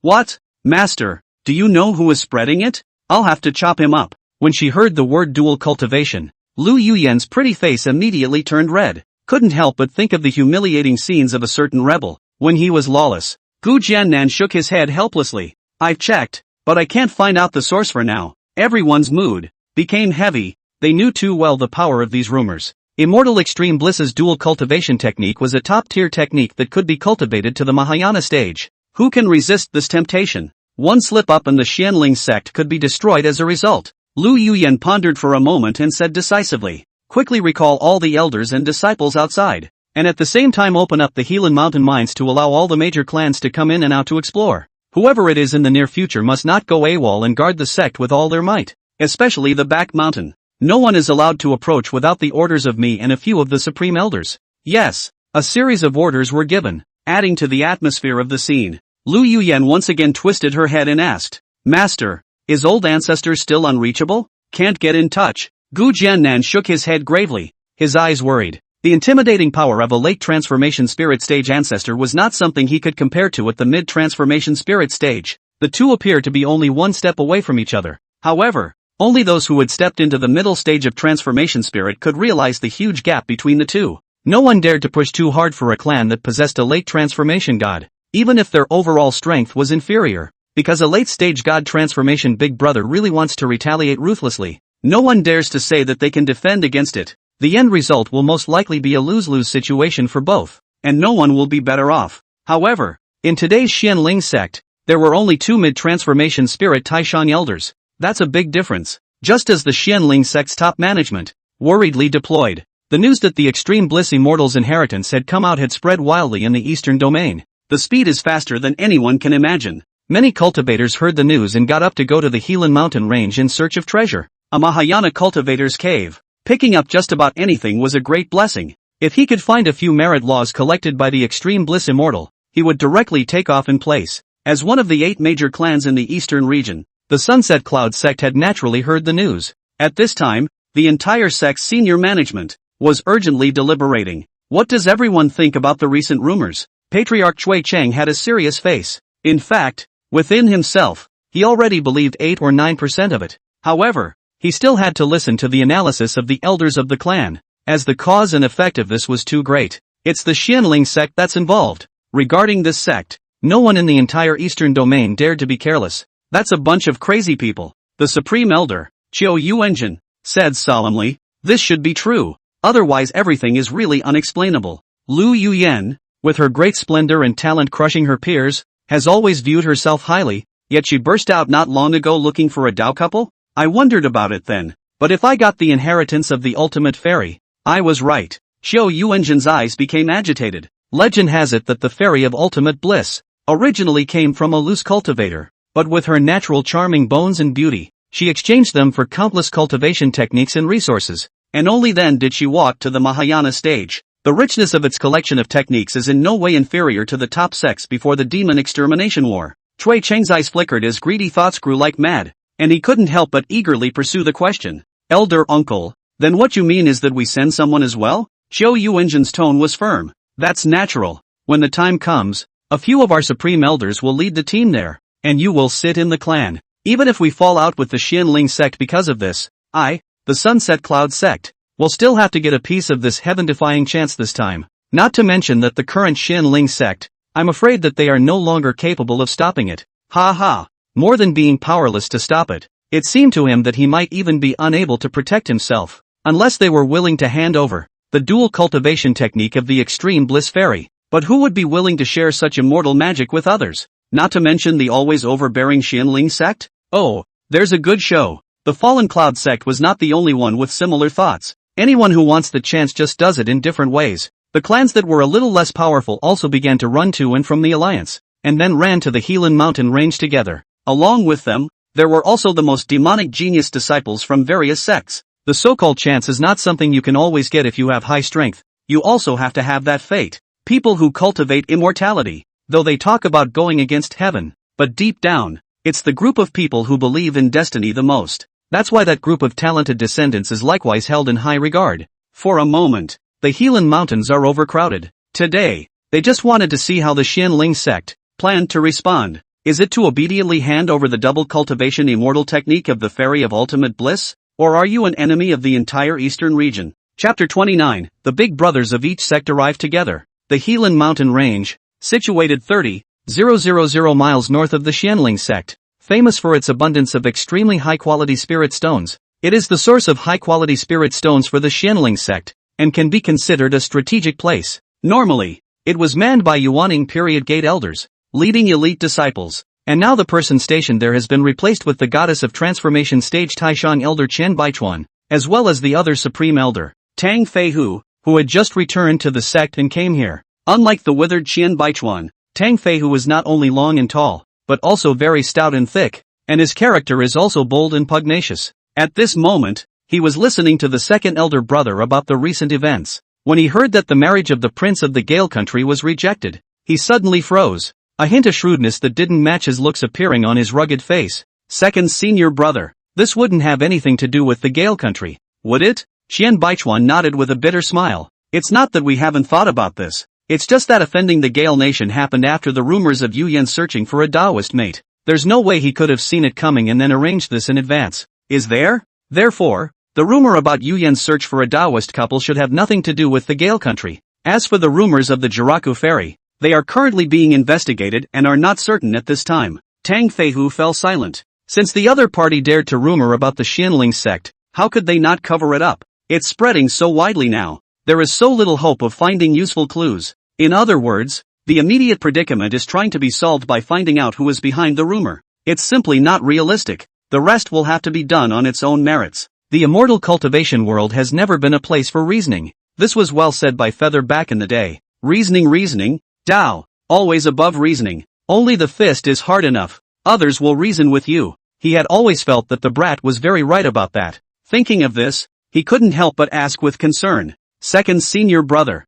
what's the situation with little Feather now? Didn't he come out of seclusion? How come it's closed again? Originally heavy-faced Qian Baichuan, the corner of his mouth could not help but show a trace of light smile, but soon pretended to be flat and said, that kid has already recovered most of his roots and can cultivate. This time, the retreat was also requested by him, so it seems there are still surprises for us. These words instantly made Tang Feihu jump in excitement. What? It's possible to cultivate? Ha ha ha. Good. This kid. I was right. Really damn good. It's more than good? It's almost perfect. That was a damaged foundation. And without the great Tao origin or the legendary immortal elixir, there was basically no cure. I can't believe it's half recovered. For a moment, Tang Feihu forgot about the predicament he was now facing, and walked around the house in excitement. Then he looked at his second senior brother with a smug smile and laughed. Second senior brother, What did you say back then? Saying that brat has no hope of recovering in this life, and that instead of spending a lot of resources and energy to save him,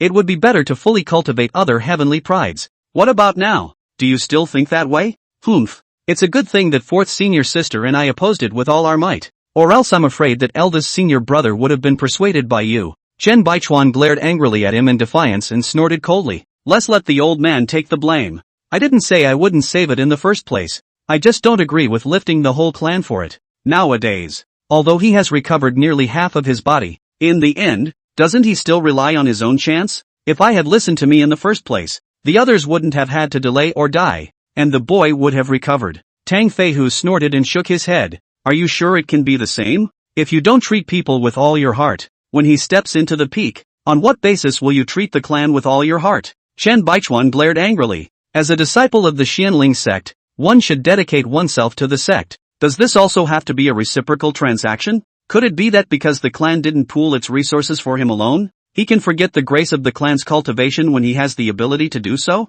If that were the case, the sect would have collapsed long ago. The Xianling sect is the Xianling sect of all disciples, not of a certain genius. Speaking later, Chen Baichuan's face turned red, his eyes filled with annoyance and dissatisfaction, as well as a hint of helplessness at not being understood. He had never felt that he was at fault, and while it was impossible to be absolutely fair in the clan, it shouldn't be that special either. Tang Feihu, however, didn't care what he said and laughed softly in triumph. With that brat's talent, he deserves this privilege. Otherwise, what's the point of dividing them into pro-disciples, inner disciples, and outer disciples? Besides, going out to search for the origin of the great Tao for him is not a mandatory requirement of the sect. It is voluntary for everyone. Why is it unfair? Looking at the dumbfounded second senior brother, Tang Feihu, who had already won, hurriedly waved his hand in triumph and shouted, "Stop. All right, second senior brother. Let's not talk about that for now. What sects are there now? Ready to enter the Spirit Stone vein mining area to investigate?"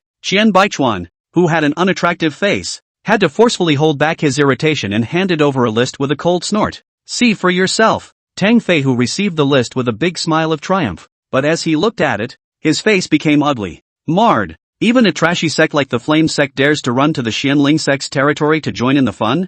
Damn it, the other 7 great sects. Surprisingly, not one of them was left out. I can't imagine that even the Heavenly Sword sect is here. Qian Baichuan glanced at him without a good mood and coldly snorted. Do you really think that with that unannounced marriage back then, the other Heavenly Sword sect would be able to resist such temptation? Not to mention that the current MOU has long been a wreck in their eyes. Tang Feihu's face was filled with irritation. In that case, when the time comes, let eldest senior brother bring little you and return this marriage. I still think that the Heavenly Sword sect's holy maiden doesn't deserve him. Qian Baichuan suddenly looked stunned, then looked into the distance with a cold smile. Forget that for now. They're here. Go out and see what they want. With that, he took the lead and headed out of the house. Just see a mile to the east is standing full of disciples from various sects, a huge piece. The 20 or so old men and women standing in front of them were all spirit transformation stage cultivators. In the past, no matter where he went, he was highly respected as a Yuaning stage big brother.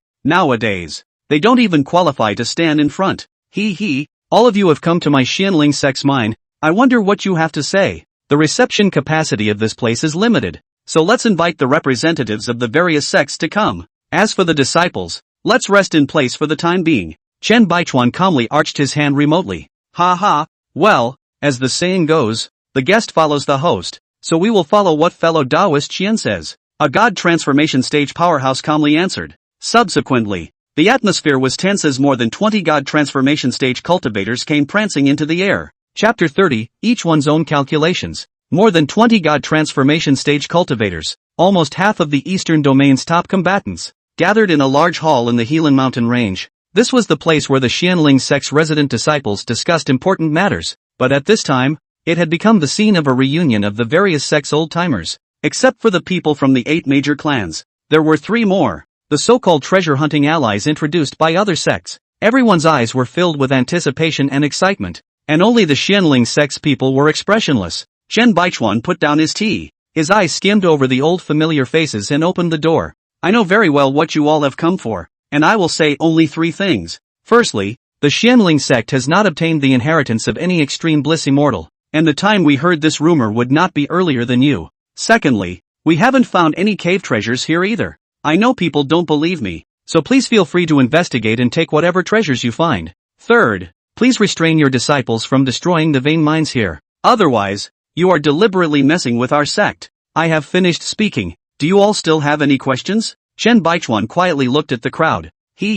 When fellow Taoist Qian says that the Xianling sect didn't obtain the inheritance of the extreme bliss immortal, how should he prove it? A gloomy old man in a red robe questioned with a skeptical face. Not bad. With our means, if we really find a treasure cave, we can completely move or hide it without a trace. Everyone else nodded in agreement, and the scene was lively. Only individual clans that had better relations with the Xianling sect didn't fall on their sword at this time. But again, there is no export assistance. For example, the Heavenly Sword sect and the Jade Snow Palace. It was obvious that deep down in their hearts, they also felt that the Xianling sect might not be telling the truth. Tang Feihu's face was filled with fire as he listened, sneering, how can we prove it? Then how do you, Lu Yun sect, want us to prove it? Or you, Yang Tianqi, how can you prove that those things were obtained by us? Is it just based on rumors? That red-robed old man was none other than Yang Tianji, the supreme elder of the Lu Yun sect, which was also one of the 8 major clans in the eastern region. Many of the 8 sects had animosity towards each other, and the relationship between the Lu Yun sect and the Xianling sect had not been too amicable in the last 300 years. The reason for this was that Lu Yuyan had once rejected the current Lu Yun sect leader, Jiao Mufei, more than 300 years ago. As for Jiao Mufei, he was Yang Tianji's eldest disciple. Yang Tianji smiled faintly, his expression light and calm. There must be a reason for an empty cave. Now that the entire eastern region is saying this, can there be no reason? In the front, there is the Xianling sect patriarch choosing a Dao couple, and in the back, there is the treasure of the ultimate bliss immortal appearing in your Xianling sect's mind. Can things be so coincidental? Yu Buchuan, the supreme elder of the underworld sect, also picked up the conversation with a smile on his face. Not bad. Rumors are easy to spread, but Fairy of Extreme Bliss's red haze flowing clouds golden cicada cloak isn't a lie, is it? That's an extreme grade defense spiritual treasure. It can be considered precious. The point is that how could such women's intimate apparel fall into the hands of others? And who could use this treasure to start a rumor? Her cave is bound to be here. I think it's better for the Xianling sect not to think of taking it all for themselves. All the people in the room listened and nodded in agreement. This is why people choose to come with a lot of fanfare over something they haven't bothered to confirm, even if it would offend the Xianling sect as a result. For one, the inheritance of the ultimate bliss fairy was too amazingly tempting. The other thing is that the likelihood of this is just too high. When a shocking chance that could change the entire sect appeared in front of everyone, even if there's only a 1 in 1,000 chance, go for it. Not to mention the 50-50 chance of it happening? Chen Baichuan and Tang Feihu were instantly exasperated by Yu Buchuan's sinister remarks. Have they? Don't they know? But that's the kind of thing that no one would believe if they said it. Nonetheless, Tang Feihu couldn't help but break out into a yell. Yu Buchuan, you sinister villain. This kind of thing is hard to find, but who knows if it will be in the hands of someone like you. My Xianling sect is full of righteousness, and I've offended quite a few evil devils and crooked paths, so it's only natural for me to be planted. Since you don't believe me, go and check for yourselves, if there really is one. Wouldn't you be able to find no trace of it? The more Tang Feihu spoke, the angrier he became. It was logical that any treasure that appeared in one's territory was one's own, but when the value of this treasure is so great that all are moved, it will not be distributed according to this principle. Rather, it's about who has the bigger fist. Even as domineering and strong as the Xianling sect, they had to compromise. How can one family stand up to the entire eastern region's forces joining forces? At this point, the Heavenly Sword sect's supreme elder, Dong Shoujuan, hurriedly stepped forward to round up the situation. I don't think what fellow Taoist Tang said is unreasonable. Seeing may not be believing, let alone hearing about it. Now that the Xianling sect is so generous, we might as well find out what the truth is afterward. Although the Heavenly Sword sect also had selfish motives, their relationship with the Xianling sect had always been very good. Dong Shoujiu and several of the Xianling sect's supreme elders were even old friends who had known each other for thousands of years.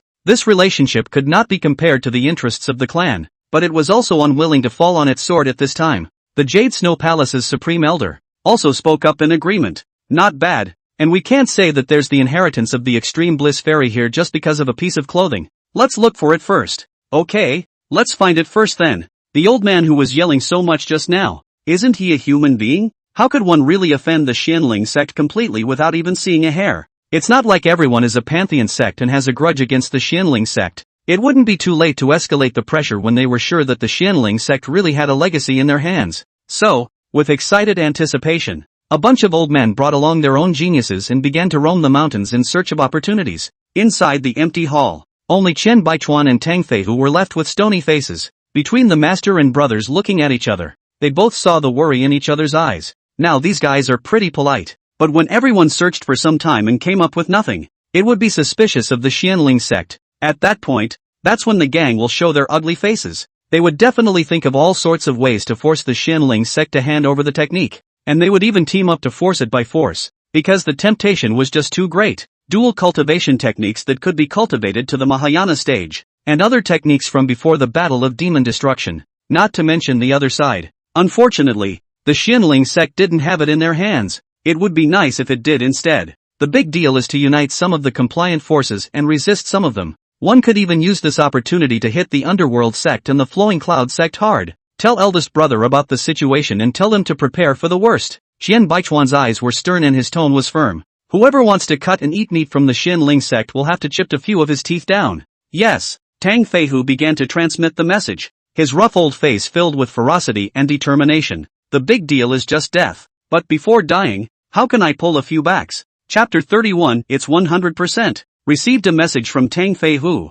Gu Jiannan and Lu Qingxia were looking sad, and beside them sat a white-haired old man, exuding an aura of decay. That thin bamboo pole-like body, as if it would fall down when the wind blew, and snow-white hair cluttered like a chicken nest. The face was as old as tree bark, with high cheekbones and cloudy, lightless old eyes. Anyone who looked at him would not be able to link him to the Xianling sect's once most talented supreme elder. Third senior brother, how did you blink, and get so old? Lu Qingxia's eyes were red, and in the end, she couldn't hold back the tears she had been holding back and rolled down violently, grabbing the other man's bamboo pole-like thin arm. He cried old tears. The green-clothed cultivator was the other supreme elder of the Xianling sect, Sima Xiaotian, once the protector of Mou. It is also the most demonic one in terms of talent among several brothers and sisters. Even Gu Jiannan is slightly inferior. Before the accident, he was a mid-spirit transformation stage cultivator. It was the person within the division who had the most hope of stepping into the late stage of God transformation. Thinking back, Gu Jiannan's eyes were also moist. On the contrary, it was Sima Xiaotian who had a bashful look on his face, looking at the sad and uncomfortable senior brother and sister with an emotional smile. Senior brother and sister are in the right place. We cultivators, although we can seize the creation of heaven and earth, but in the end who can live forever? I'm nothing more than being ahead of you guys, cultivating for thousands of years, and now these last 3 or 2 years, I just want to relax, so come out to see you guys. And the kid Little Feather, how, is it today? Speaking of which, he had originally urged people to look away, but he couldn't help but feel a pain in his heart, and his eyes flashed with grief and regret. That child, but he watched him grow up, is the Xianling sect's most certain to step into the return to void stage of the absolute demon. Unfortunately, the sky is the limit. Hearing him ask about Mou, Gu Jiannan and Lu Qingxia's sadness suddenly lessened, and a smile could not help but appear on their faces. Ha ha, look at me. I forgot to tell third senior brother this greatest good news.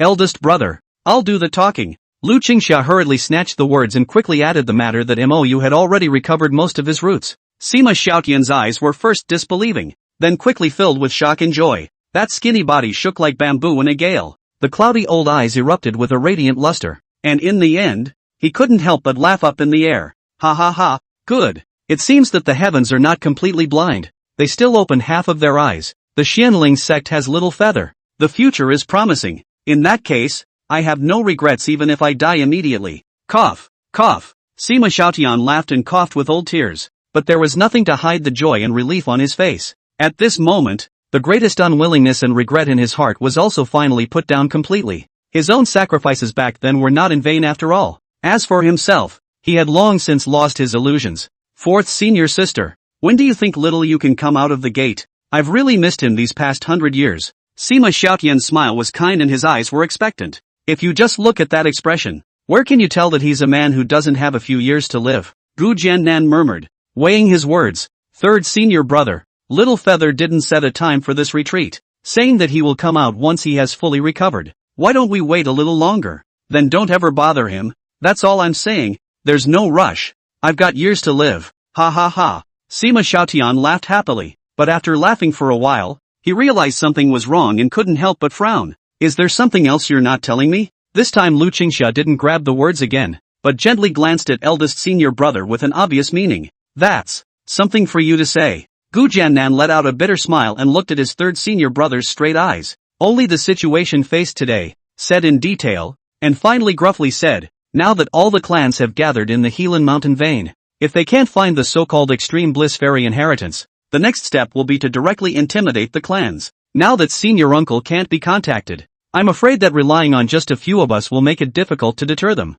Gu Jiannan was in a heavy mood and couldn't help but get up and pace. There is only one solution for today, and that is to drag it out. Then I'll immediately close the life and death barrier for a month and make an all-out effort to impact the late stage of God transformation. Lu Qingxia and Sima Xiaotian almost simultaneously shook their heads anxiously. No, there's only a month left. You're looking for death if you close this life and death barrier. Not bad, although eldest senior brother has accumulated enough. It's almost impossible to make a breakthrough in just 1 month. Even with senior's talent back then, breaking through to the late stage of God transformation took several whole decades of seclusion. Senior brothers and sisters don't need to be persuaded anymore. My brother's mind is made up. It's now or never. Gu Jiannan's eyes were firm. How could he not know this? But is there a choice now? With a late transformation god sitting on the scene, it was not yet certain that he would be able to get through this. If they only had 2 intermediate god transformation, plus 3 early god transformation, they wouldn't have been able to intimidate those people at all. The Xianling sect will definitely be weakened to the dust.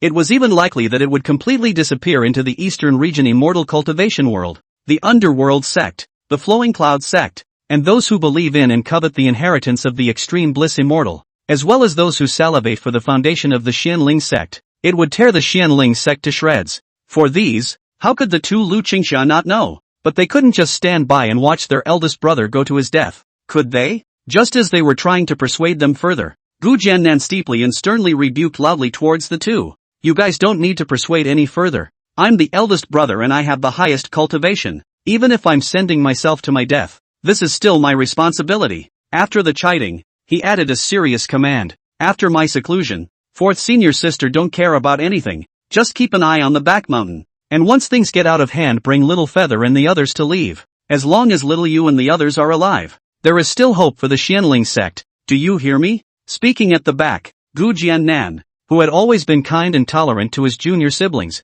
became unprecedentedly stern in his demeanor. Seeing her eldest senior brother in this state, Lu Qingxia opened her mouth and finally nodded with red eyes. Only then did Gu Jiannan's voice turn softer. Yu Yan should have already arrived at the Helan Mountain range, so you convey these decisions to her. Good. Lu Qingxia's tone choked. Time passes day by day. The atmosphere in the Helan Mountains gradually became more and more dull. The gang of expectant treasure hunters didn't even find a single good-looking bird feather. A lot of people's moods are starting to get antsy. However, at this moment, the Xianling sect's back mountain was peaceful and cozy. Ink Feather, who was staring dumbfoundedly at the top of eldest sister's head and giggling, no longer able to hold back his inner excitement, slightly reddened eyes epileptically yelled, ha ha ha ha, treadmill, finally 100%. Chapter 32, Chaotic Yin-Yang Scripture. Though I don't know what the 100% in senior brother's mouth means, however, the 2 girls, Lu Ruyu, could sense that it must be good. Junior brother, could it be that your foundation has been fully restored?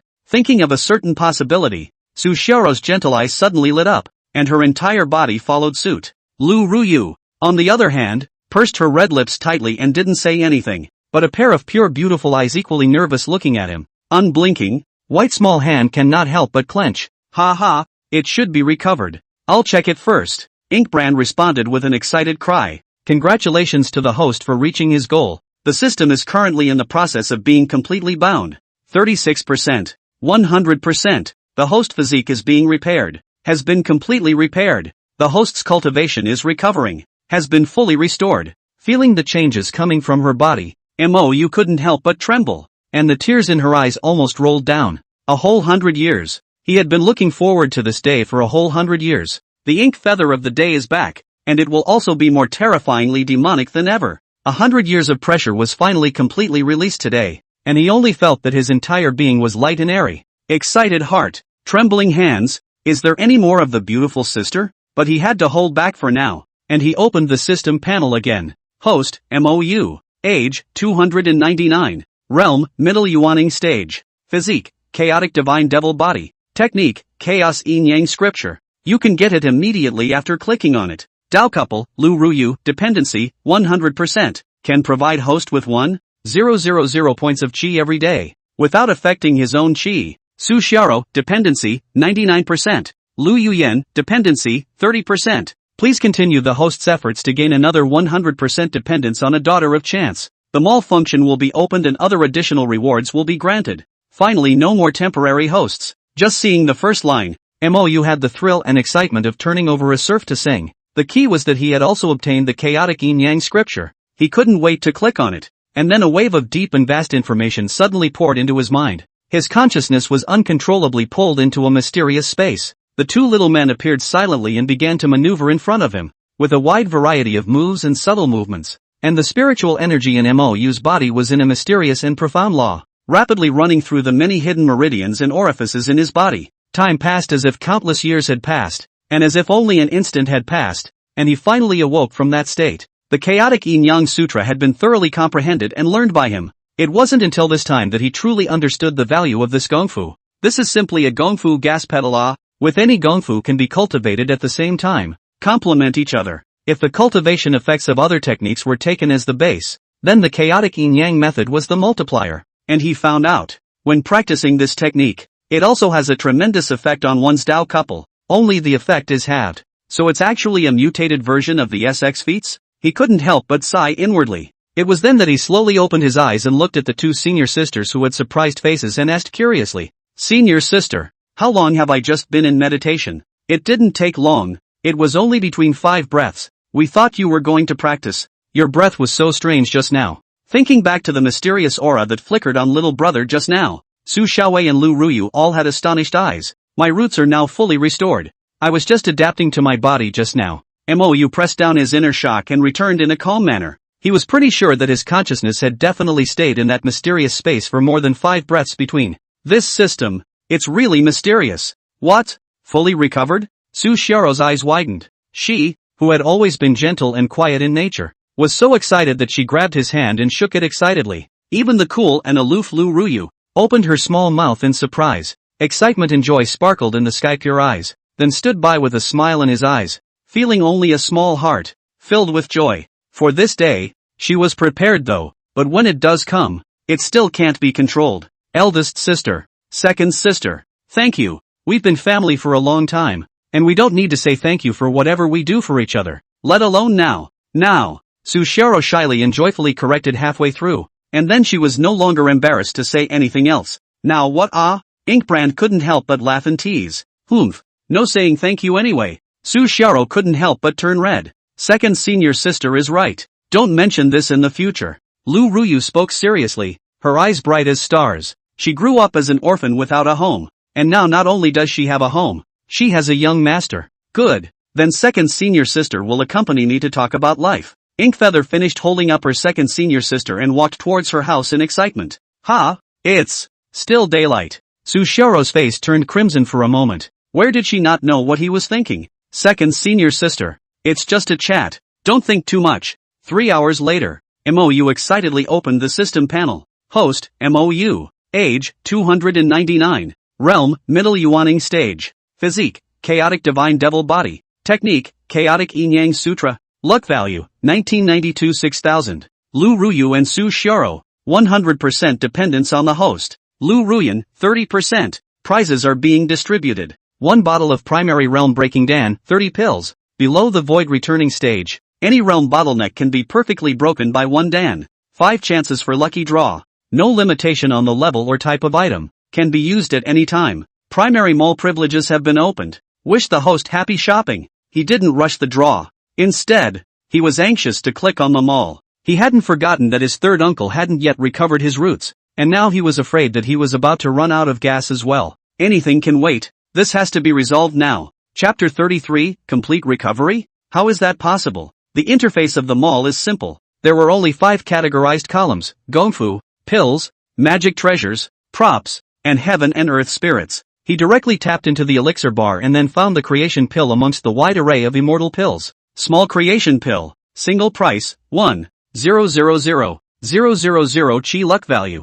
Efficacy, restores most of the broken physique and roots. The Great Creation Pill. Single price, 3,000,000 chi luck values. Effect, as long as the person is alive. It can restore the broken physique and foundation of all cultivators below the ferrying stage. So cow? Mou's eyes lit up. That's it. Looking at the amazing efficacy of the great creation pill, Mou's eyes were excited and he directly placed an order for one. As for the expensive $3 million price tag, the press didn't care. Not to mention that he now had nearly 20 million chi value. Even if it was only 3 million, he would still have the same lack of hesitation. He found the rejuvenation pill again. One turn rejuvenation pill. Price, 1,000 chi luck value. Can instantly restore one's ruined chi refining stage cultivation. The second turning of the Yuan Dan. Price, 8,000 chi luck value. He directly found the 5 turns rejuvenation pill that corresponded to the transformation stage. Spending another 1,000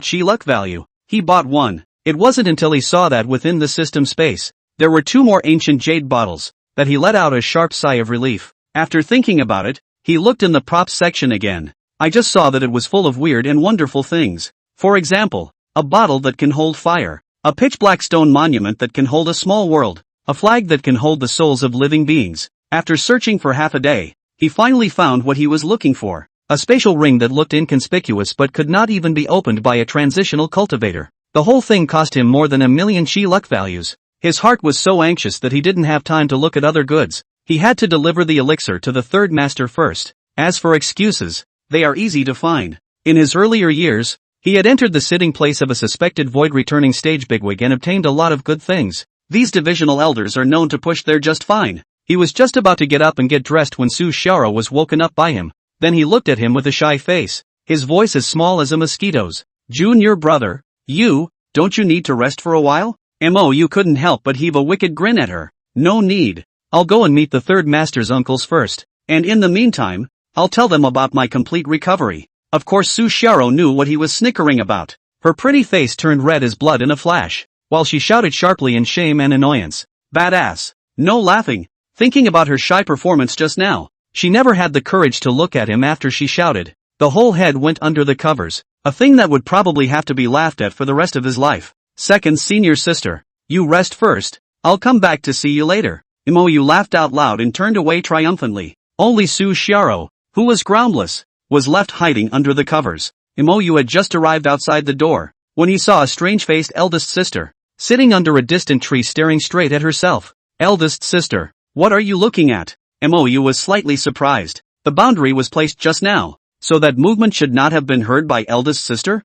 Nothing. Where are you going? Lu Ruyu slightly averted her head, her gaze a little evasive, and there was a little bit of shyness deep in her eyes. You can't really tell unless you pay attention, but Mou knew eldest sister very well and naturally saw through her emotions at a glance. I want to go out and see my third uncle. Are you sure you don't have anything to say? Mou looked skeptical. No, I'm with you. Lu Ruyu hurriedly stepped away from her beautiful legs and hurriedly walked forward, but after only a few steps, Inkbrand caught up with him at a quick pace, then took her soft little hand and flew forward side by side. Lu Ruyu's cheeks reddened, but she didn't struggle. The two came all the way to the main peak like this, and the disciples along the way all stopped and saluted when they saw them. Greetings, Uncle Mo and Uncle Lu. Good day, Uncle Mo. Good day, Uncle Lu. The two of them smiled and nodded their heads in return, and after they left, some of the young disciples were instantly shocked and talking. Wow, Uncle Mo and Uncle Lu, so well matched. Yeah,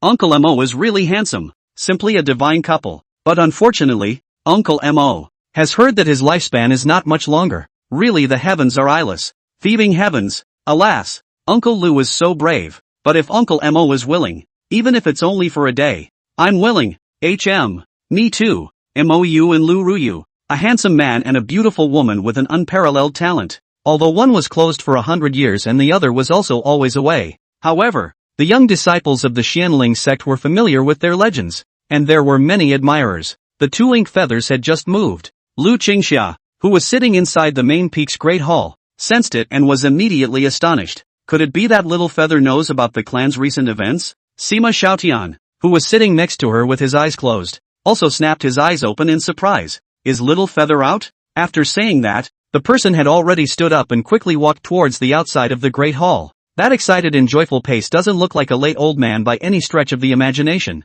Lu Qingxia hurriedly and helplessly shouted low. Third senior brother, they are coming this way, you just sit and wait. What's the hurry? That being said, She herself had long since followed. She'd like to see what he's up to when he gets out of jail. Mou, who was walking towards the main hall holding hands with his elder sister, was greeting the fellow siblings he met with a smile. Then out of the corner of his eye, he saw a white-haired old man with a figure as withered as a bamboo pole, walking excitedly towards him. He froze violently. The whole man seemed to be fixed and trembling with excitement. But this state lasted less than a second before he stormed out. Third senior uncle, are you alright? Mou's eyes were red, and before he finished his words he had already knelt directly on the ground. But he was held up by the old man, who also had moist eyes, and rebuked him sharply in rapid succession. Idiot child, get up. There is a true God at the knees of a man. What does it look like to kneel around? The third master's uncle is fine. So what if there is a true God? Then I'll drag him to his knees with me.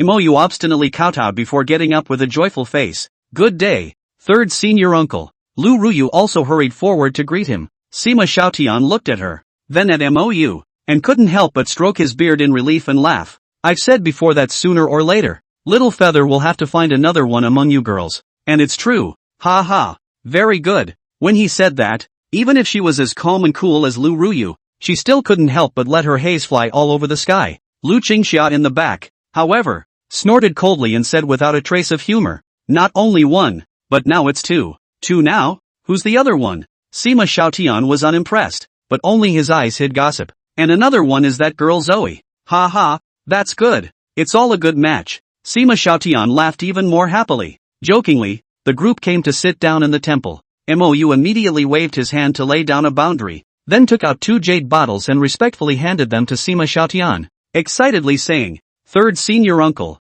the elixir in this bottle can help you completely repair your shattered foundation and restore your cultivation. So quickly take it. The words came out. The great hall was eerily quiet. All three of them stared at him blankly, shock and confusion written in their eyes. If it wasn't for the seriousness with which he said it, everyone would have thought he was joking. Completely repairing broken roots? Recovering your training? Do you want to listen to what you're saying? Chapter 34 Surprise Blitz. Little Feather. Senior uncle's body knows itself. There is nothing left to save it now. These pills must all be very precious. Keep them for yourself. With this heart of yours, third senior uncle is already satisfied. Sima Xiaotian pulled his hand and closed the jade bottle back into his palm, smiling with relief. Hearing that you've recovered half of your roots, third senior uncle is truly happier than anything else. Even if you die right now, you can. He originally wanted to say that he could rest in peace, but when he thought of the Xianling sect's current perilous situation, how can we die with peace of mind? Looking at Inkbrand, who had something to say, he waved his hand solemnly. Little Feather, listen to me first. The future of the Xianling sect will have to rely on you young people. Promise senior uncle that you must live well. Only if you live will the Xianling sect have hope. Can you do that? Mou couldn't hold back any longer and pursued in horror. Third senior uncle, is something happening in the clan? Lu Ruyu, who was quiet and didn't speak, was similarly stunned, her pretty face covered with unprecedented gravity. To be able to make a senior uncle say such words, the Xianling sect was definitely facing a huge crisis. It's better for me to say it. Lu Qingxia let out a long sigh. These things were not intended to be hidden from them, and could not be hidden. Before just did not want to disturb their seclusion. When she described what had happened recently, in detail, Mou and Lu Ruyu had long been stunned. So with this monstrous sewage being poured down, it will be hard for our Xianling sect to avoid it. Yes? Mou's gaze was calm with anger. Lu Qingxia nodded with a bitter smile. That's right. Just a few days ago, someone found a few more crippled extreme spirit weapons in an ancient cave. Your second senior uncle personally went to investigate, and the residual aura of that cave is indeed much denser than other places, and there are traces of life from 10,000 years ago. Not to mention them, even if we don't know about it, we'll be suspicious now. Mou's face was shocked. So coincidental? It's that coincidental. Lu Qingxia laughed bitterly, but that was precisely why it proved the viciousness and patience of the person who designed it. The layout wasn't just a slap in the face. First there was the rumor. Then the spiritual treasure appeared in the world. And then there was Fairy of Ultimate Bliss's red haze flowing clouds golden cicada cloak. Faced with the inheritance of the extreme bliss immortal, no one can resist this temptation. And many clans are already preparing to join forces to force their way into the palace. Lu Qingxia gritted her teeth and finished. Then sadly said, now your master ancestor is at Qingchuan Peak, preparing to close the life and death barrier. Before I left, I was also repeatedly instructed to take you all out of the Xianling sect when things were not possible. Mou firmly shook his head. Fourth senior uncle, I'm not leaving. Those people want to destroy my Xianling sect. It's not that easy. Although Lu Ruyu didn't say anything, just by looking at that determined face, she knew that her decision was the same as Mou's. Sima Xiaotian immediately stood up with a reddened face and sternly and angrily rebuked. Confused. Nowadays the Xianling sect only has 2 intermediate spirit transformation sect members. Even if we add 3 early spirit transformation sect members, we still can't deter those people. The reason why they didn't dare to push too hard is because they were afraid of the existence of the old ancestor. And we couldn't contact them once they knew. The situation is bound to deteriorate tenfold. And at that time, the Xianling sect will surely be torn into pieces and divided by them. Lu Qingxia also had sad eyes, her pale cheeks set off by a head full of silver hair. As if she had instantly aged many years, she rubbed Mou's head, her tone kind. Little feather, your feelings can be understood by senior uncle, but you must go, and I've ordered the other geniuses outside not to return.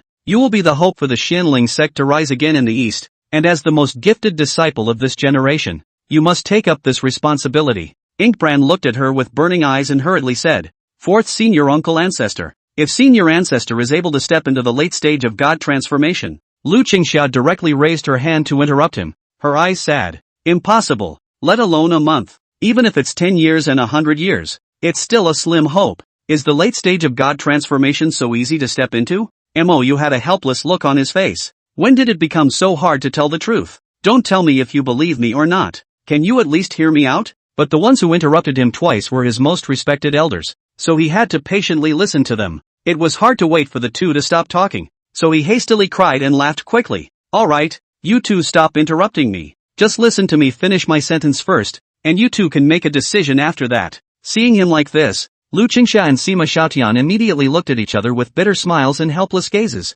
They knew that this stubborn kid wasn't that convincing. However, Lu Qingxia had already made up her mind that if Xiaoyu dared not to leave at that time, she would just knock out and take it away. Good, then tell me. Lu Qingxia nodded calmly. Mou cleared his throat and said seriously, first of all, my roots have been completely restored, which you two old men can check if you don't believe me. What? That's a full recovery? Lu Qingxia was instantly shocked and confused, and after finishing, she flew forward and grabbed Mou and started probing, and then the look on his face. It was wonderful. Doubt, shock, and joy, changing in turn, finally dissolved into violent ecstasy and horror. I can't believe you've really recovered completely? It was incredible. And just now Xiaoyu but said that the elixir can make the third senior brother also restore the root. Could it be true? Looking at the expression on his senior sister's face, Sima Xiaotian also suddenly reacted and violently rushed up. A few moments later, a wave of surprise surged through him. Not only was the foundation restored, but it was also intact. Not even a single dark hidden injury left behind. Earlier, when he heard that he was still recovering in seclusion, he actually didn't hold much hope within himself. After all, with such a serious injury to the great Tao, being able to recover half of it was already a heavenly miracle. How could it possibly be restored as before? But now it seems that this dream has come true? Ha ha ha ha. Well,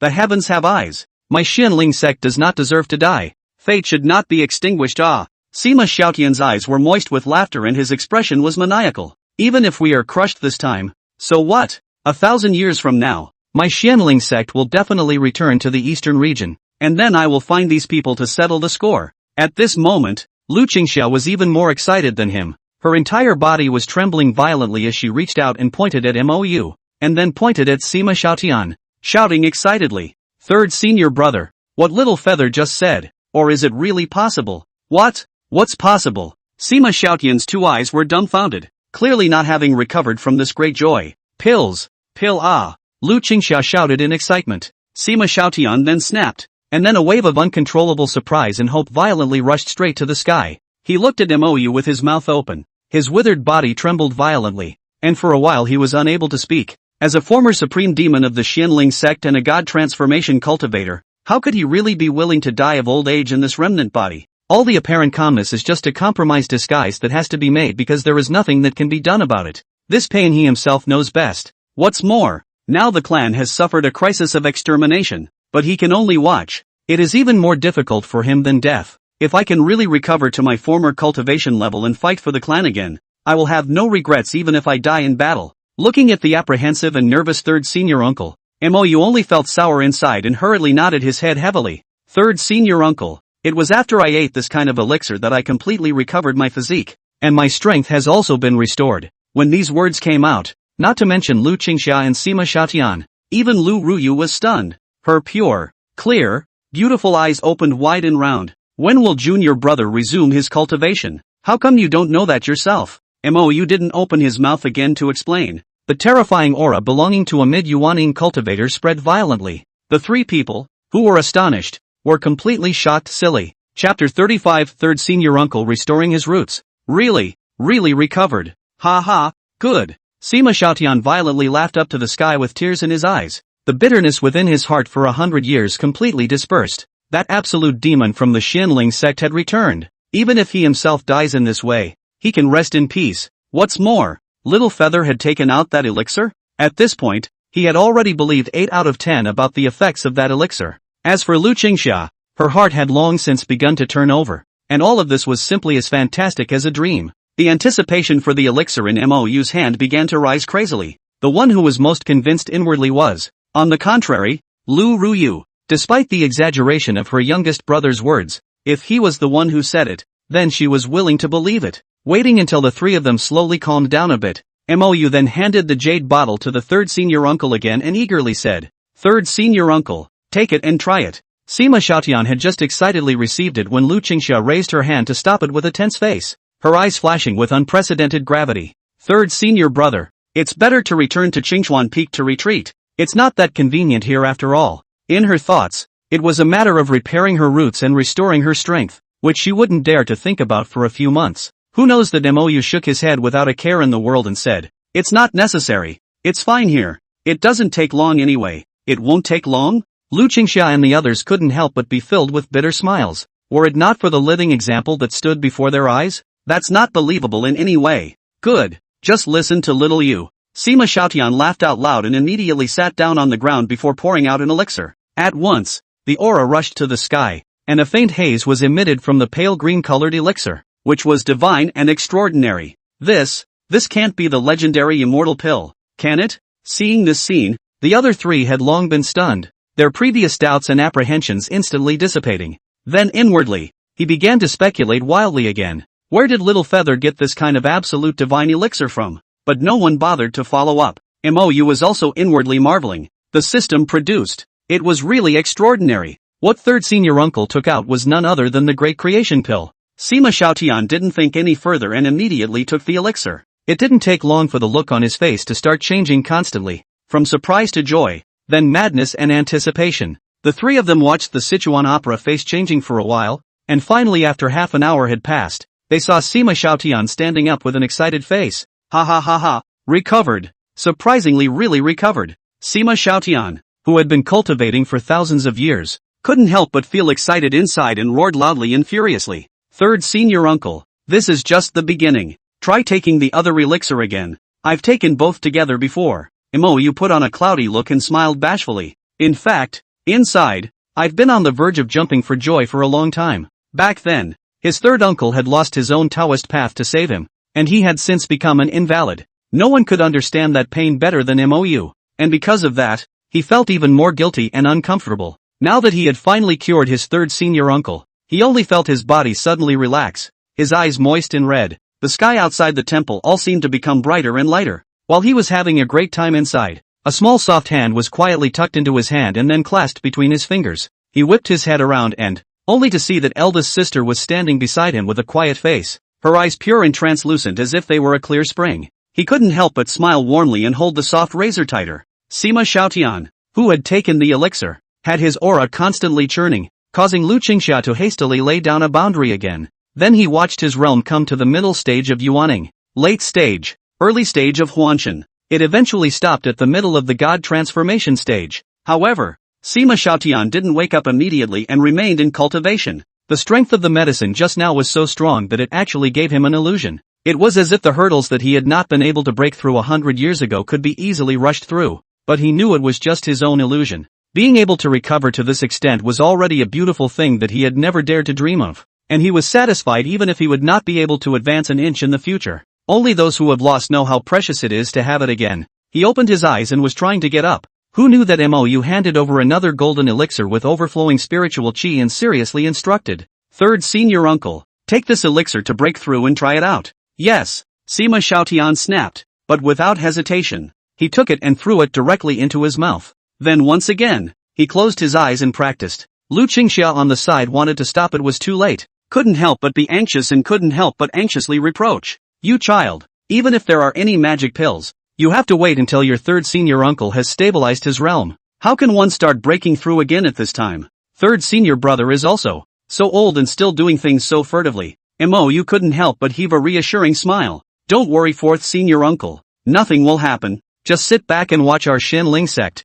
add another late-stage god transformation cultivator. By then, together with Master Ancestor, there will be 3 late-stage transformation spirit cultivators in our clan. So I'll see who still dares to mess around? Looking at his confident face, Lu Qingxia was tempted to say, is the late stage of transformation spirit not that easy to break through? Just like her, it was 1,000 times harder to break through to the middle stage of transformation spirit. Although the third elder brother was amazingly talented, if he wanted to break through to the late stage of transformation, he would have to slowly grind for decades anyways. But to think that just now, third senior brother, right before her eyes, was restored from an invalid to normal. That's a miracle. Who would dare to believe it if they didn't see it with their own eyes? That it didn't seem too outrageous for Little Feather to say that he could break through the realm in a short period of time. So she opened her mouth, but ultimately said nothing. Mou looked at his fourth uncle and smiled without further explanation. What he had just given to the third senior uncle was the mirror-breaking pill rewarded by the system. Under the return to void stage,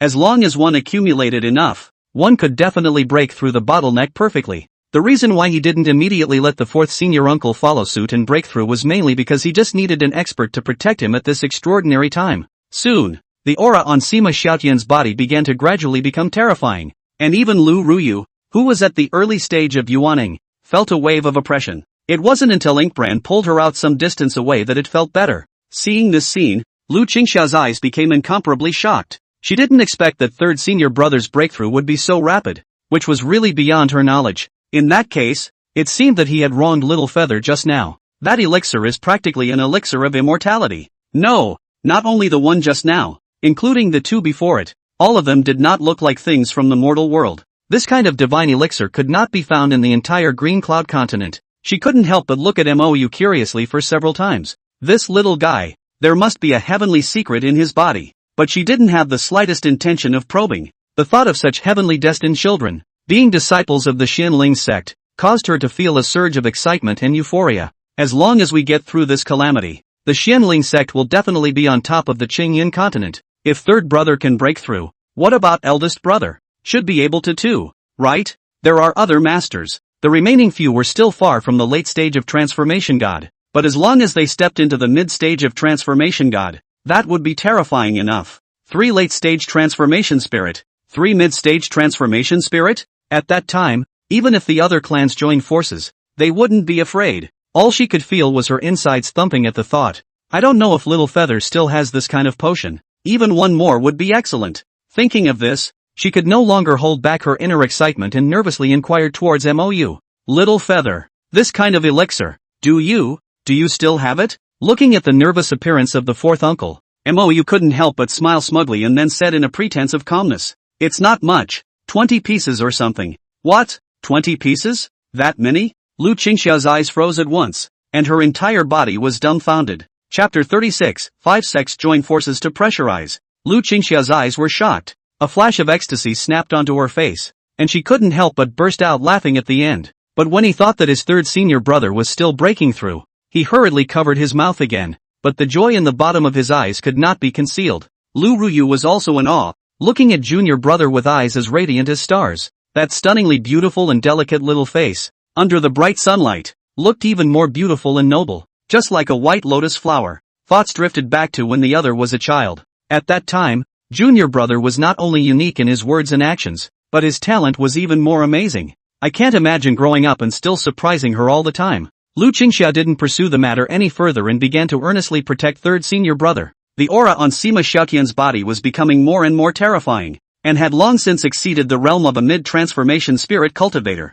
A little bit of time passed. In the 3 people's expectant gazes, he was like a supreme divine weapon that suddenly came out of its sheath. The light on his body was radiant, as if an immortal was approaching the dust, and a faint trace of the power of the laws was faintly visible on his body. That stern and ferocious aura almost toppled the great hall. If not for the presence of Lu Qingxia's boundary, it would have even alerted cultivators thousands of miles away. It took a while longer. Sima Xiaoyi slowly opened his eyes, and the divine light in his eyes shone brightly. He couldn't help but smile lightly at the corner of his mouth. An unprecedentedly powerful confidence returning to him once again after 100 years. The body that was originally as thin as a bamboo pole was filled with a sense of power and flavor. He couldn't help but feel something inside. Nowadays, he was considered to be truly immortal in his yuanshan and immortal in his soul, and had taken the first step from mortal to immortal. Once he had gone from the river to the sea and completely realized his true self. His understanding of the origin of the great Tao was simply not comparable to what he had before. At this point,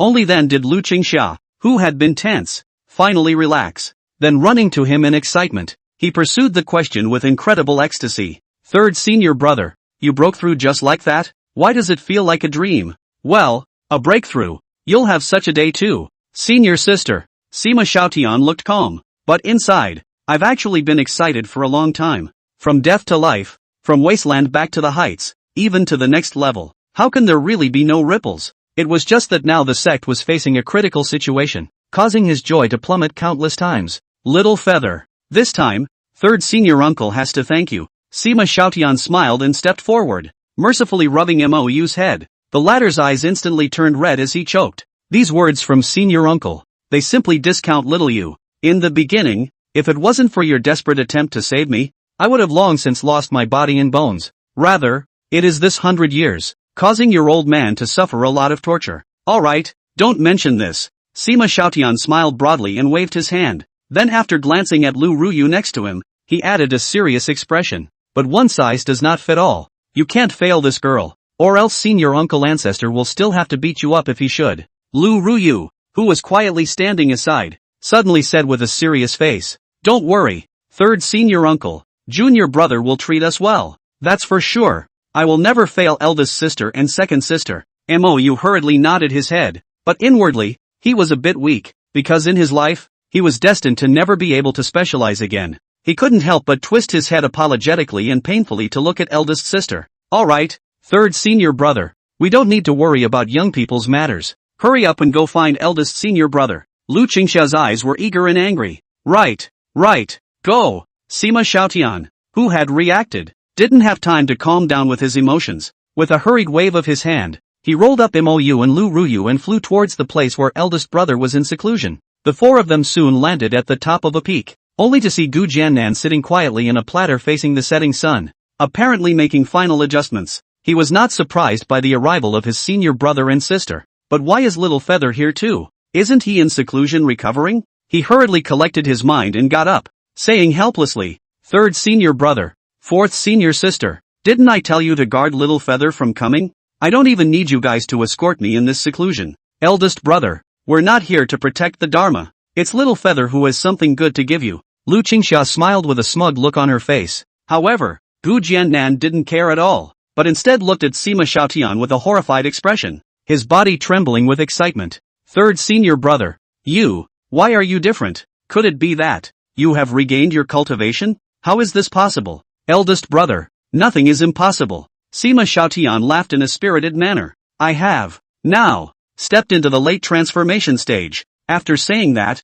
the aura that belongs solely to late-stage transformation god powerhouses quietly filled the air. This time, Gu Jiannan couldn't help but burst into old tears, then excitedly laughed to the sky. Ha ha ha, good. Sure enough, the heavens will not stop me. Xianling Sect. No one was under more pressure than him in this crisis of the clan. When senior uncle couldn't be contacted, he was the strongest combatant in the Xianling Sect. All the blame should be on him, because he is the big brother of the congregation. But today, not only had third senior brother recovered his cultivation, he had also successfully stepped into the late stage of the god transformation stage. All he felt was a sudden lightening of pressure. Until Lu Qingxia finished explaining, he still had an unreal feeling. But Shidoshi and Feather did recover. Everything is so beautiful. Good. Then today, Master Ancestor will enjoy the filial piety of my good disciple grandson. Ha ha. In a delighted laugh, Gu Jiannan took the realm-breaking pill handed by Mou and swallowed it in one gulp, then sat on his knees. Also sitting down was Lu Qingxia. She was also prepared to step into the middle stage of the transformation spirit stage with the help of the realm-breaking pill. For the Xianling Sect right now, every additional point of strength was crucial. The Helan Mountains at this time. Lu Yuyan, Qian Baichuan, and Tang Feihu, were sitting in the humble office. There were also more than a dozen recently returned elders present, all of them with angry faces. They had been a bit puzzled when they received the news of returning to the clan. However, after hearing the rumors about the Helan mountain range, he immediately realized the seriousness of the matter, and hurriedly traveled back through the night. Even so, there were still many disciples, as well as elders, who hadn't returned to the sect at the moment. Zhou Bai swept the crowd with worried eyes and sighed. Yesterday, the Flowing Cloud sect and the Underworld sect secretly met and conferred again. Today, Fallen Cloud sect Patriarch Chui Chang went to see Flowing Cloud sect Patriarch Jia Mufei again. I'm afraid it's not far from the time of their showdown. He didn't finish his sentence. An old voice came from just a distance away. The Flowing Cloud sect, the Underworld sect, the Fallen Cloud sect, the Kanglan sect, and the Moon God Temple seek to meet with all of you from the Xinling sect. The crowd couldn't help but look at each other with serious faces, all seeing the worry and anger in each other's eyes. The 7 great sects came down 5 at a time. What they wanted to do was already self-evident. Is this ready to start robbing hard, regardless of face? Fellow Taoists, please. Chen Baichuan laughed calmly and finished by leading the crowd outside. After all, it didn't completely tear his face off, and basic courtesy was still required. These people are so damned deceitful. Looking at the crowd slowly walking in the distance, Tang Feihu snorted angrily, his eyes filled with monstrous fury. Although Lu Yuyan was also unusually angry, she was still forcibly controlling her emotions and persuaded in a low voice. Fifth uncle, Master has repeatedly emphasized that we must hold back in the near future in order to buy time for his breakthrough. Tang Feihu inwardly sighed in agony. The eldest senior brother had spelled out his own life and Dao path for this. What can't he put up with? But it is useless to be afraid. To endure it, Senior has not appeared for 100 years, and now that he has encountered this kind of thing, he has not even appeared. I guess these people are already suspicious. I'm afraid this visit is all about the final push and test. Once there is no more movement, the storm is bound to arrive. Chapter 37, Aggressiveness. There were 12 people who came, all of whom were spirit transformation stage cultivators. Among the other 7 great clans, it was only the Jade Snow sect and the Heavenly Sword sect, who probably didn't come because they were in the way of old times. We all sat down in groups of guests and hosts and sipped tea for a few moments. Chen Baichuan then opened the door and arched his hand calmly. You all have joined together. I wonder what you have to say. Ha ha, since fellow Taoist Qian is so direct, we won't hide anything, and we hope to borrow the Extreme Bliss Immortals technique for a look. The Supreme Elder of the Underworld sect, Yu Buchuan, laughed, his expression calm, and his face taken for granted. The others were all calmly sipping tea. Obviously this matter had been discussed long ago. Qian Baichuan's face became increasingly ugly. We said long ago that the Xianling sect didn't get any techniques. This is all just someone planting evidence. You've been searching in the Helan mountain range for almost a month. Can't you see that? Yu Buchuan suddenly laughed out loud, his sparse white beard trembling uncontrollably. Fellow Taoist Qian, what's up with that northern cave? You're not going to say it's a forgery too, are you? Lu Yuyan's face was ice cold as she answered and retorted. The Helan mountain range is so vast. How easy is it to find a cave? Could it be that casually finding a few broken spirit artifacts inside could prove that it was the cave residence of the Extreme Bliss Fairy? If that's the case, I'll find a similar place to throw a few treasures in your underworld sect's territory someday. Isn't it also possible to say that it was Taiji Immortal Wang's cave, and then ask you to hand over his inheritance? Not only is Patriarch Lu beautiful, she's also eloquent. No wonder she's known as the top of the 8 beauties of the eastern region. A red-robed Lu Yun sect's supreme elder, Yang Tianqi, calmly put down the tea in his hand and lightly laughed. Then how about the Polar Bliss Immortal's red cloud flowing cloud golden cicada cloak? The Xianling sect's group of elders were all annoyed at his rudeness, but the crowd did not immediately intervene. Lu Yuyan was similarly annoyed inside, but her face was calm and she just looked at him with a cutie-like eyes faintly looking at him. If Elder Yang was going to plant someone, I'm sure he would have left something that matched the rumors, right? It's impossible to leave a note there. If that's the case, then Elder Yang is too stupid. The red haze flowing cloud's golden cicada cloak, although it is something that the Fairy of Ultimate Bliss keeps close to her body, but with the way she was acting, it's not surprising that it was lost. So would that be evidence? Yang Tianji's face was suddenly gloomy and unsightly. One insinuates that the other person is a vase, and they laugh at them for being a cutie. But people only said it was hypothetical,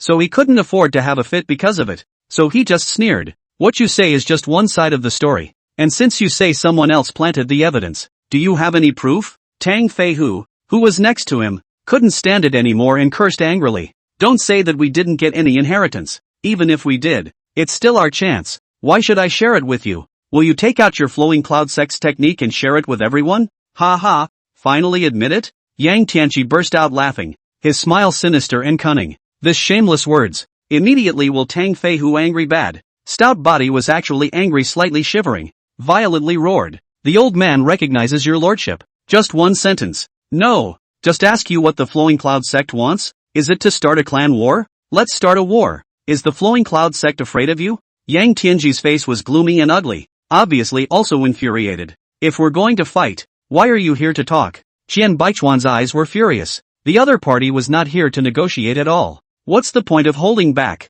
Lu Yuyan, who had originally wanted to endure the delay, also had a pretty face like frost, her eyes revealing a strong killing aura. These people are here to cause trouble, and it's no use even if you put up with it. At this time, the other god transformation cultivators, however, all had calm faces and didn't say anything, with flickering colors in their eyes. How could they not know the truth of what the Xianling sect said? The whole reason was because the inheritance of the ultimate bliss fairy was just too tempting, so even if there is a slightest possibility, they can't possibly give up, which is why they are deliberately holding on to a little bit of suspicion to expand it infinitely. What's more, there had been rumors in the eastern region that the Xianling sect's oldest ancestor was not within the sect. This is the kind of great opportunity that is even more impossible to pass up. Qiu Yuanjin, the supreme elder of the Sunset Cloud sect who hadn't said anything, then slowly stood up and said in a moralistic manner, "Fellow Daoist Tang, although that secret book was obtained by the Xianling sect, it's ultimately not proper for a family to keep such unowned items.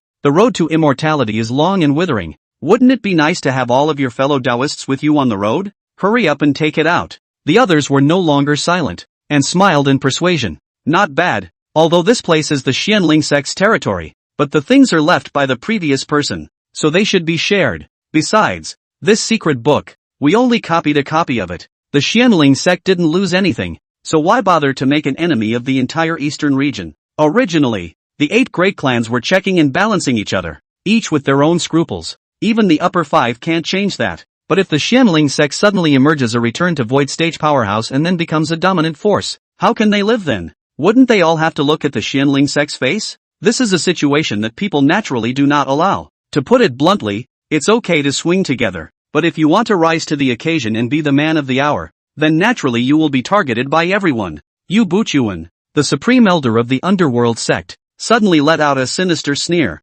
At this point, we might as well make it clear that the Xianling sect will either hand over the dual cultivation technique, either you make an enemy of the entire eastern region. In 10 days, we will ascend to the Xianling sect and wait for the answer. Tang Feihu raised his hand and pointed angrily at him, laughing in anger. Ha ha, a bunch of hypocritical villains who dream of beauty every day. It's exhausting to talk to you. For the last time, the so-called inheritance of the extreme bliss fairy, the Xianling sect doesn't have it at all. If you want to be traitors to the people of Layout and fight to the death with the Xianling sect, just come. Yu Buchuan looked at Qian Baichuan and Lu Yuyan and heatedly sneered. Do you two feel the same way? Lu Yuyan looked at him with icy eyes and returned in a domineering manner. What Uncle Tang said is what all the disciples of this sect think. The Xianling sect has no fear of a deadly battle. If you, the underworld sect, are not afraid to die, just come. Qian Baichuan swept a glance at the crowd with the same vicious face and said angrily, "Gentlemen, that's all there is to say. If you want to become mortal enemies with the Xianling sect,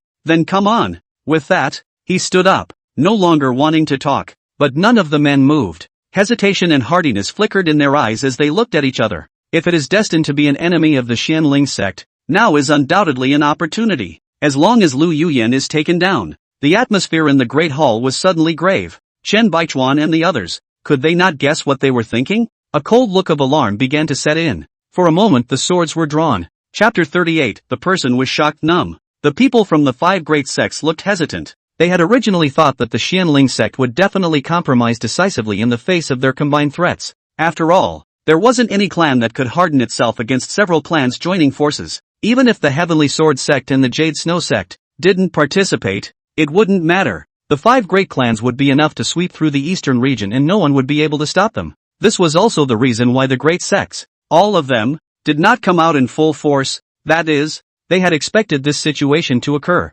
But who knew that the Xianling sect was so rigid? That's a little awkward. Now once you do it, there's no turning back. The bottom line is this. What if the Xianling sect's old ancestor, Long Baodian, was still in the Xianling sect? then it's never wise for them to act rashly like this. And a lot of people are going to die if they don't get it right. A desperate late transformation god bigwig would need at least 4 or 5 mid-transformation god to barely resist. As for early god transformation cultivators, they were even more dangerous. This dozen or so people present, but most of them were at the early stage of god transformation. That's why just now they had set to board the door 10 days later, just to wait for the ancestors of the various sects to arrive. Otherwise, facing Long Bao Tian was really a bit weak. The Xianling sect couldn't get away anyway. The people finished their secret divine sense deliberations and got up. Since that's the case, then we won't bother. I hope that when the time comes, the Xianling sect will be able to make a wise choice. Farewell. After the people from the 5 great clans had left, it was only then that the Xianling sect's group of executives deliberated with a grave expression.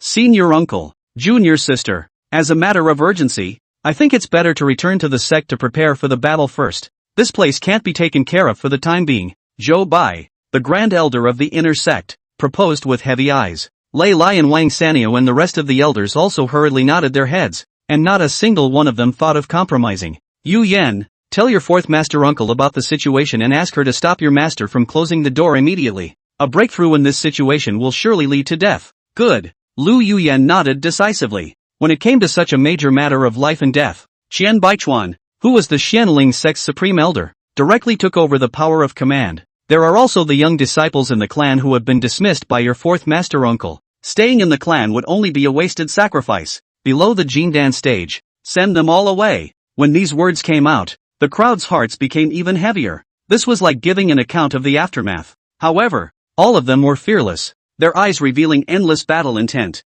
The Xianling sect has never been afraid of a deadly battle. Zhou Bai, gather the eligible disciples to go back and guard the sect, and dismiss the others on the spot. Qian Baichuan roared, his voice impassioned. Everyone present only felt their blood boiling inside, and a furious killing aura shot up into the clouds. For them, the interests of the clan were above all else. Even if I die for it, I have no complaints. Just as the crowd was preparing for the return trip as if they were dying, they saw Lu Yuyan walk in with an odd expression on her face. Yu Yan, what's wrong? Could it be that your master has begun his seclusion? Tang Feihu had an anxious look on his face. No, my master isn't in seclusion, and after hearing the situation over here, he just said for all of us to go back immediately. That's good. Tang Feihu then put his heart down. However, Qian Baichuan was frowning. He always felt that something was wrong, but he couldn't tell. But he didn't have time to think about it right now, and hurriedly led all the disciples to return to the sect at breakneck speed after packing up the valuable things.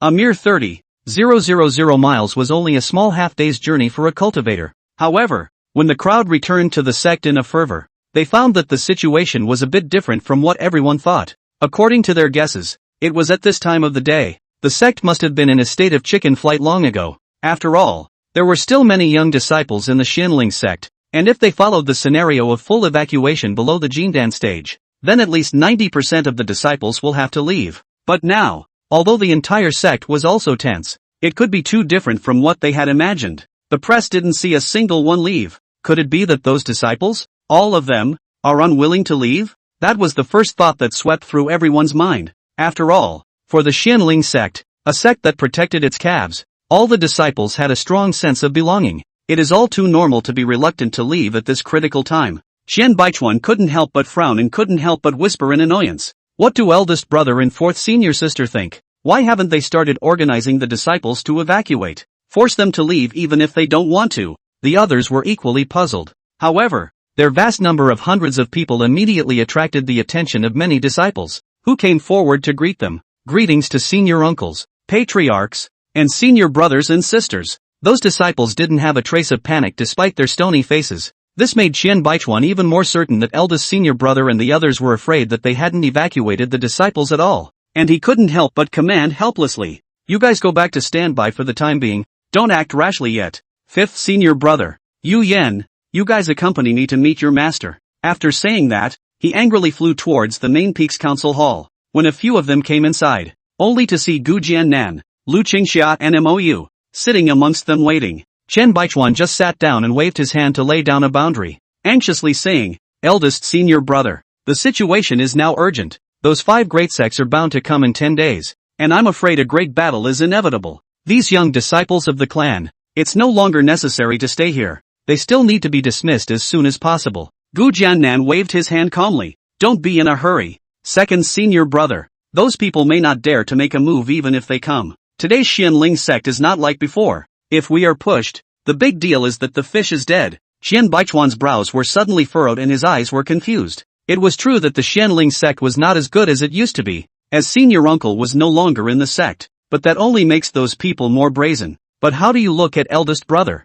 But instead, he's full of confidence? He didn't think it was the eldest brother being stupid. There must be something he didn't know. Eldest senior brother. Could it be that senior uncle, his old man, has returned? Chen Baichuan couldn't help but look excited, a flash of hope in his eyes. This was the only best news he could think of right now. Even Tang Feihu and Lu Yuyan thought so. No, Shifu was still unreachable for the time being. Gu Jiannan sighed softly, his eyes slightly worried. He didn't sell himself short and added quickly and excitedly. It's third senior brother. He's recovered. What? Third senior brother's roots have been restored?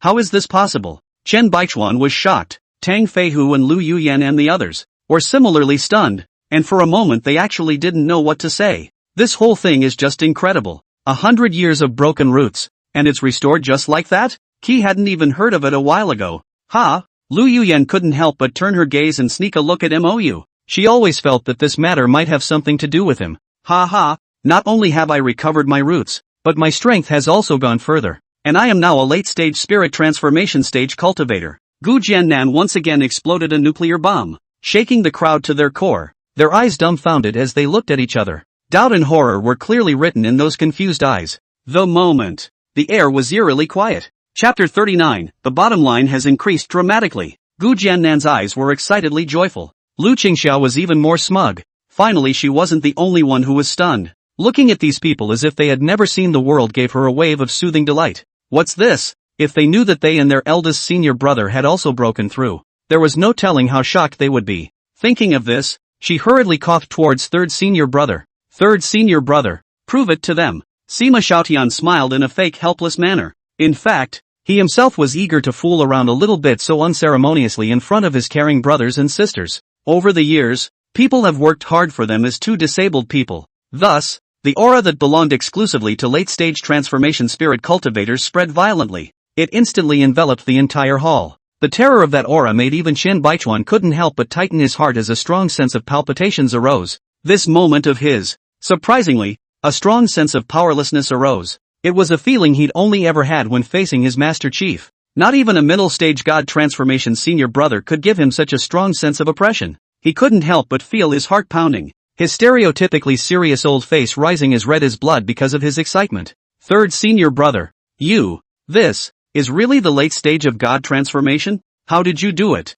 Chen Baichuan held Sima Xiaotian's arm and was already on the verge of being incoherent with excitement. In this way, there may not be no chance of surviving this crisis. As long as third senior brother displayed his strength, everyone would have to be deeply afraid and then think twice. The Master Chief, who had never shown his face, would no longer be a breakthrough, but a more mysterious and terrifying deterrent. Third senior brother had stepped into the late stage of god transformation. Who dares to say that it's not possible for senior uncle to be in seclusion to break through to a higher realm? Even if we take a step back and say that all the major clans are certain that the senior uncle is not in the clan, or even that something has happened, they also didn't dare to destroy the Xianling sect. Otherwise, as long as third senior brother didn't die, they would have to live their lives in fear. When you go out, you have to face death, even if it's the same for a god transformation stage Taishang elder. This was the intimidating power of a cultivator at the late stage of god transformation. Lu Yuyan also breathed a deep sigh of relief. The smile on her cool face was as bright as a flower, and the inner pressure was instantly removed for the most part.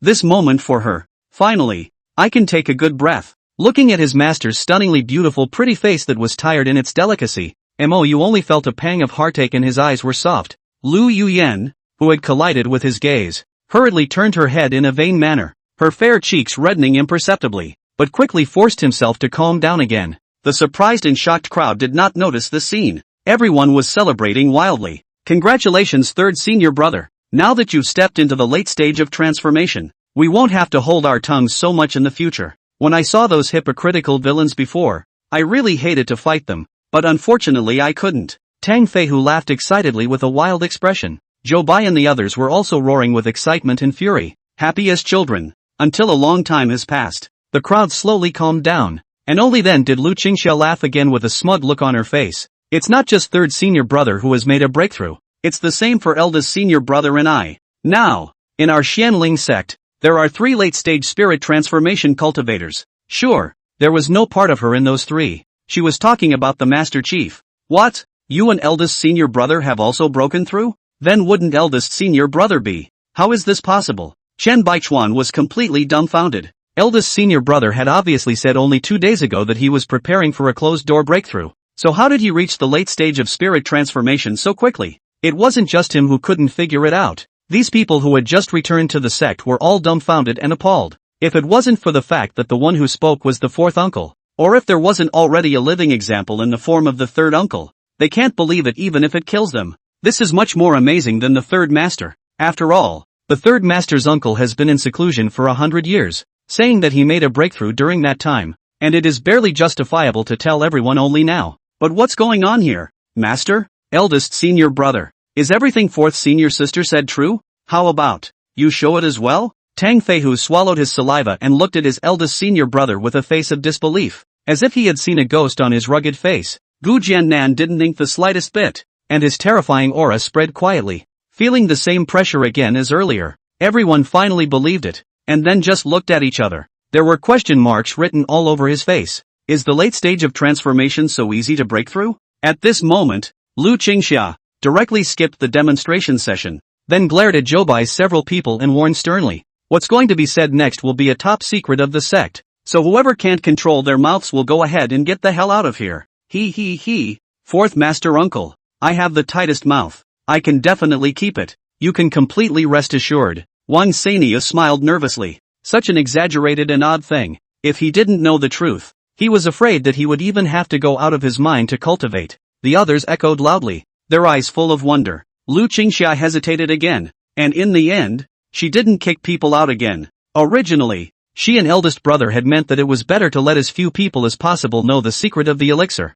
Even the inner sect elders were hidden first, but MOU said that the elixir was meant for everyone. Since it's going to be exposed sooner or later, it might as well be used sooner rather than later. The bottom line is this. He believed that this group of master uncles and master uncles were loyal to the sect and would never make a mistake in such a big matter. Lu Qingxia admonished again and again before saying seriously, the reason why we were able to break through so quickly is all due to Little Feather, who gave us this unparalleled opportunity. Of course, everyone has a share in this chance, as long as one's realm has reached the late Yuaning stage or the transformation god stage, and one has accumulated enough. One can make a rapid breakthrough with the help of elixirs. Not only can you save 100 years, but the realm that you break through with the help of the elixir is instead more flawless. But those in lower realms will have to rely on their own breakthroughs. There aren't many of these supreme divine pills, so they must be used where it counts. Originally, according to them, not to mention the late stage of Yuaning, even the early stage of transformation of God would be a waste if they used it. It would be best to save it for the mid-transformation God stage to step into the late transformation God stage, or even for impacting the return to void stage. That's called making the best use of what you've got. It was only in consideration of the crisis they were facing now, coupled with the fact that Little Feather had taken out 20 pieces straight away, that the requirements were relaxed, but only once. In the future, unless one is impacting the late stage of God transformation, or a higher realm, one would never use it indiscriminately. Everyone was dumbfounded at this point. It turns out that the senior uncle and they are relying on the Xiaoyu elixir to break through? But how could he have such an elixir? Pills that could help cultivators break through the realm were not unheard of in the Qingyan continent, but they were all given to lower-ranked cultivators. There were almost none that could be of help to Yuaning cultivators, let alone those for harmonized god cultivators. And even if it's for low-level cultivators, it's also just a small increase in the probability of a breakthrough. And it's not pressurized to shrink the breakthrough time much, not to mention something perfectly broken and flawless. Cultivators who relied on elixirs to break through basically had the flaws of a weak realm and weak battle power. Compared to cultivators who relied on their own breakthroughs, their battle power was more than 30% lower. But even so, this kind of elixir was also exceptionally precious, and it was hard to find a single elixir. Tang Feihu and the others couldn't help but look at MOU and froze. Chen Baichuan was even more emotional inside. He had also strongly opposed the clan going out of their way to find the Great Tao origin for MOU in the first place. In hindsight, one might have been really wrong. This kind of son of heavenly destiny, but can change the existence of the fate of the clan. Special point, cough, seems to be not impossible. He had been stuck in the middle stage of God transformation for a long time. while 5th senior brother had similarly honed his skills for many years in the early stage of God transformation. Once the two have successfully broken through. Even if you don't count senior uncle, the Xianling sect had 3 late-stage spirit transformation cultivators and 2 mid-stage spirit transformation cultivators, plus Yu Yan, who was at the early stage of God transformation, as well as the late stage of Yuaning stepping into the God transformation stage. Who dares to mess with this strength? Ha ha ha, those guys still want to come to the door in 10 days and bully them? He wanted to see if they still had the guts to fish out of water. Chapter 40, Stormy Weather. After a long time. It was only after the excited and ecstatic Xianling sect executives gradually calmed their mood. Tang Fei, who couldn't help but ask suspiciously, "Little you, where did you get these pills?" This was a question that Gu Jiannan and the others had also wanted to ask for a long time, and all of them looked at him with burning eyes, with suppressed curiosity hidden in their eyes. Mou smiled slightly and took out the ring he bought in the system and handed it to his 5th uncle before he said in a serious manner, "I got this from that mysterious relic over 100 years ago. I just never managed to open it in the first place. This time, after restoring my cultivation, but somehow it opened up, but only a small part of it. I feel like there's still space inside, but unfortunately I just can't reach it. So take a look." 5th Master Ancestor. Ink Feather was calm. This ring system introduced very clearly, as long as the blood drops after recognizing the owner, the transition stage cultivator cannot detect, let alone open. So he wasn't worried at all about what Master Ancestor and the others could tell. When they heard that all those divine elixirs came from this ring and that there was unknown space inside, everyone was thrilled. Just the periphery had gotten such treasures. What if those other areas were opened? I can't imagine. A group of old people in a shocked mood curiously took turns to study the circle, but could not see anything at all. It really is a divine object. It's incredible. Gu Jiannan shook his head with emotion, with his strong divine sense seeping into it, but it was as if a mud cow had entered the sea. Not even a single wave could be turned over. Lu Qingxia and the others were similarly horrified. In that case, it seems that the relic that Little Feather went into in the first place was definitely extraordinary, and might even be the cave of a Mahayana stage powerhouse. This ring, it should be the legendary space ring. Gu Jiannan's face was grave and his tone marveled. Storage rings and pouches are common. As long as you carve a subtle spell formation in it, you can have a lot of space. The topmost storage rings were even hundreds of meters square. But a space ring is completely different. It is said to be a supremely powerful person who cut down a party of extraterrestrial space and melted it. The volume was so extensive that it was like a real small world, but those who could do that were at least Mahayana cultivators. It looks like the original owner of this thing came from an unusual place. After the people conferred for a while to no avail, Gu Jiannan once again returned the ring to Mou and instructed with a grave face, "Little Feather, this thing has a destiny with you. You must keep it. It may not be certain that there will be a harvest in its day." "Yes, Master Ancestor." Inkbrand nodded and took it. Of course he knew there would be more to come, because in the future, the treasures bought from the system to be exposed he would push to this ring. That's a huge haul. Hey! While the crowd was happily deliberating on which of the clan's people were eligible to break through first, the gang in the Helan mountain range had been vaguely divided into 3 camps. There was one group from each of the 5 major clans and the 3 major treasure-hunting alliances, and the rest were the Heavenly Sword Sect and the Jade Snow Sect. Since the disciples of the Xianling Sect have all withdrawn from the Helan mountain range, the 5 great clans lived directly in the mine. Then they waited in peace for their respective clan elders to come. They deliberated many times and agreed that the Xianling sect's old ancestor, most likely, was really not in the eastern domain as rumored. Don't even rule out that something has gone wrong. After all, the Xianling sect's plight had spread throughout the eastern region, and even the rest of the Qing-Yin continent. I'm afraid that they could hear about it. If the Xianling sect's old ancestor was fine, wouldn't he not have shown up until now? The ones with the most excited anticipation within were naturally the people of the Underworld sect. As neighbors of the Xianling sect, as long as the other party fell, the Xianling sect's vein mines, medicinal fields, and other resources would inevitably be theirs to receive. Gentlemen, then follow the plan and board the Xianling sect 9 days later. If they don't know what's good for them, they can't blame us. Yu Buchuan smiled smugly and coldly. Fellow Daoist Yu, please rest assured, our clan's old ancestor will be arriving in a matter of days. It's ridiculous that the Heavenly Sword Sect and the Jade Snow Sect are still pretending to be noble. How pedantic. Yang Tianqi, the Luyun sect's supreme elder,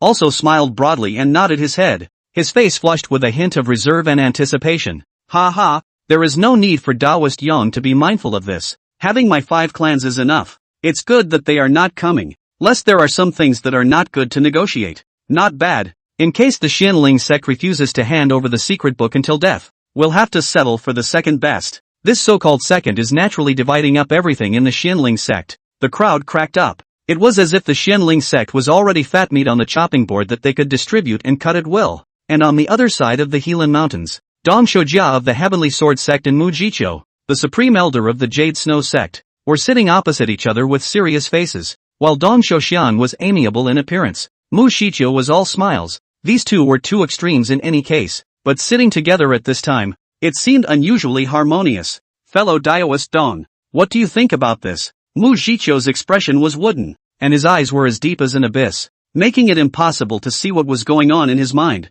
Dong Shouxiao shook his head inside. Although this matter may seem obvious, it is precisely for this reason that it is rather untrustworthy. If the Xianling sect had truly obtained that inheritance, would they have left so many cracks on the spot? Those people may not have no suspicions. It's just that they each have their own selfishness that makes them play dumb there. Mu Jiqiu couldn't help but smile slightly, not commenting. Didn't fellow Daoist Dong ever think of taking the opportunity to check for some benefits? After all, according to the current situation, I'm afraid the Xianling sect will have a hard time pulling through. Dong Shouxiao shook his head solemnly. The reason we came here was just to take our chances. Now that we already know that the chance does not exist, there is naturally no need to continue. As for them, what's the difference between that and robbing? It's just that I, the Heavenly Sword sect, can only do so without being complicit. The matter of drawing a sword to help is really not that capable. After saying that, Dong Shouyo couldn't help but look slightly despondent. If he were to follow his personal temperament and his friendship with those people from the Xianling sect,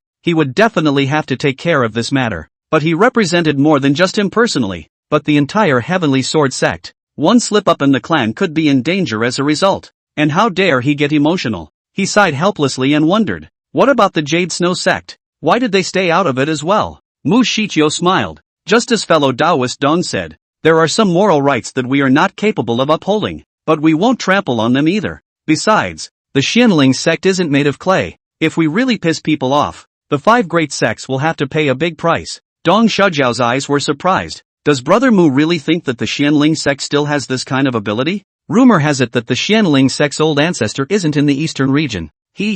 Isn't it true that fellow Daoist Dong didn't leave because he wanted to see the final result? Let's just wait and see. Good. I do hope that the Xianling sect can pull through. Those villains are really damaging to the face of the 8 great sects. Dong Shoujiao cursed angrily, inexplicably feeling annoyed inside.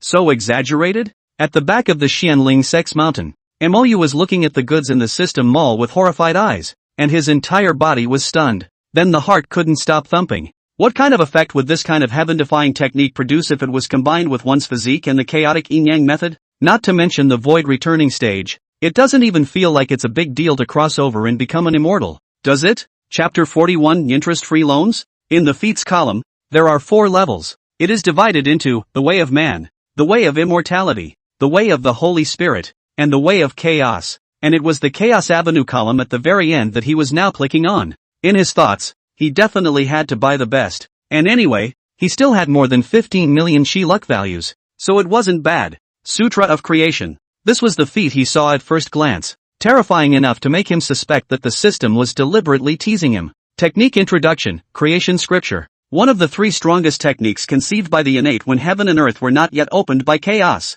When cultivating, one could directly draw on the cosmic origin in the sun, moon, and stars, and the speed of cultivation was horrifyingly counterintuitive. After attaining great success, one can create something out of nothing, create all things in heaven and earth, and master all laws. The simple introduction made Mou's body tremble with excitement as he watched, but when he looked at the price, he was silent. Price, 88,888, 8,888 Chi value. The whole 88 billion plus. With his current value of Chi, he couldn't even afford to pay the price after the decimal point. He fumed for a good half day before he painstakingly averted his gaze and glanced at the prices of the other 2 feats again. The true scripture of Hongmeng, priced at 8,888, 8888 Chi value. The Taoist scriptures, price, 9,999, 9999 Chi value. Looking at the long string of numbers, Mou was once again dumbstruck. The cheapest one is over $8. 8 billion? He had only been rewarded $20 million for conquering a daughter of Qi. Even if he exhausted himself in bed, he was afraid that he wouldn't be able to afford it in his lifetime. He averted his gaze and didn't look at the introduction of the feats again, fearing that he would be shocked. System, is the mall that dark? Can't you get a discount? He inquired with an agitated face full of unwillingness. The system's dull-like voice was full of shock and incredulity. Black, host, do you know the value of these 3 techniques? Forget it. I won't understand even if I tell you now. In short, you just need to know that even the great Luo Golden Immortals are not qualified to own any of these 3 techniques. If it weren't for me, you wouldn't even be qualified to know the name. You'd better look at the humanitarian technique first. MOU was once again dumbfounded. The great Luo Golden Immortals weren't even qualified to have it? Above him, there were the 5 major realms of transformation of God: return to void, harmonization, Mahayana, and transition. After crossing the 3 plagues and 6 robberies, one can become a true Xianxian, which the world is mostly used to calling a heavenly immortal. Legend has it that above the heavenly immortals, there are the so-called true immortals, golden immortals, and then the Dala golden immortals. That's a galactic difference when you do the math. He disavowed his fate and clicked on the next level of Holy Spirit level feats, then directly looked at the price first. The law of the 6 paths of reincarnation. Price, 7, 8,888 8,888 chi value. The 8-9 Xian Gong. Price, 8,888 8888 chi luck value. The law of the transfiguration of the self. Price, 9,999 9,999 chi. He saw it from the beginning to the end, and the expensive prices made him look at it with 2 eyes. The cheapest one was more than $600 million. Then reluctantly clicked on Immortal Kung Fu again. After reading it, the grass and mud horses in his heart once again galloped past. The cheapest one costs more than $50 million? And his entire fortune right now was only 1523 8,000 chi luck values. He had no choice but to exit resentfully once again. Then obediently clicked on the humanitarian feats and searched through the wide array of treasures. The Beginningless Sutra. Price, 200,000 chi luck value. The Immortality Scripture. Price, 1888 8,888 chi value. The Void Sutra. Price, 1699.99 chi luck value. After looking around, the most suitable one for him to buy right now was a Jade Xian True Solution Technique. Price, 1,488 888 chakra values. Just enough to essentially empty him out. He stared dead at the introduction of this feat, hesitating inwardly. The Jade Xian True Explanation. The upper grade of the heavenly stages Gong methods cultivate Yuan Shen and Dharma phases that are infinitely close to perfection. It allows immortal cultivators to cultivate all the way to the transition stage. And as long as they have enough talent, they have a high chance of stepping into the heavenly immortal realm. If it was the previous MOU, seeing this place would definitely buy it without hesitation. That's a heaven stage upper grade technique. Cultivate all the way up to the stage of transmigration, and even have a chance to become an immortal? This kind of Gong method was unheard of by him before. The world categorizes Gongfu from high to low, into 5 levels: heaven, earth, Xian, yellow, and mortal steps. Each level is subdivided into upper, middle and lower, and in the entire eastern region, there were not even any earth-ranked techniques, not to mention heaven-ranked upper-grade techniques. In the case of the Xianling sect, the most precious thing was only a Xian-rank upper-grade technique, the Xianling Treasure Code. Historically, only the most core disciples could cultivate it. MOU guessed that the other 7 top sects should be similar, but now a heaven stage upper-grade technique was right in front of him, and as long as he was willing to have it right away. But there were just too many advanced feats that he had just read. This led to the fact that now, when looking at heaven-ranked feats, it was a bit hard to look at them. It was as if he had come out of a car show in his previous life and then looked at the so-called beautiful women on the street and thought they were nothing more than that. He couldn't help but inquire inwardly. System, what do you think I should choose? The system's doll-like voice rang out calmly. Dear host, although it's fine to cultivate the heavenly order technique first and then switch to it later if there's a good technique, the foundation is ultimately imperfect. For low-level cultivators, the root is Jindan. But in terms of the entire stage from mortal to immortal, the most important foundation is Yuan Shen. Only if the Yuan Shen is perfect and flawless will the future journey of immortal cultivation be smooth and unobstructed all the way. Therefore, before you enter the God realization stage, you have every opportunity to perfect your foundation. However, the prerequisite is that you have to have a Holy Spirit level or higher Gongfu, or else you'll all have to cultivate again from scratch at that time. MOU was dumbfounded. Are you saying that without a Holy Spirit level or higher technique, you'll have to start from scratch at that time, no matter what realm you've cultivated to? If you don't want to step into the great Luo Golden Immortal realm, you can ignore it, but you will be miserable when you do if you don't step into this realm.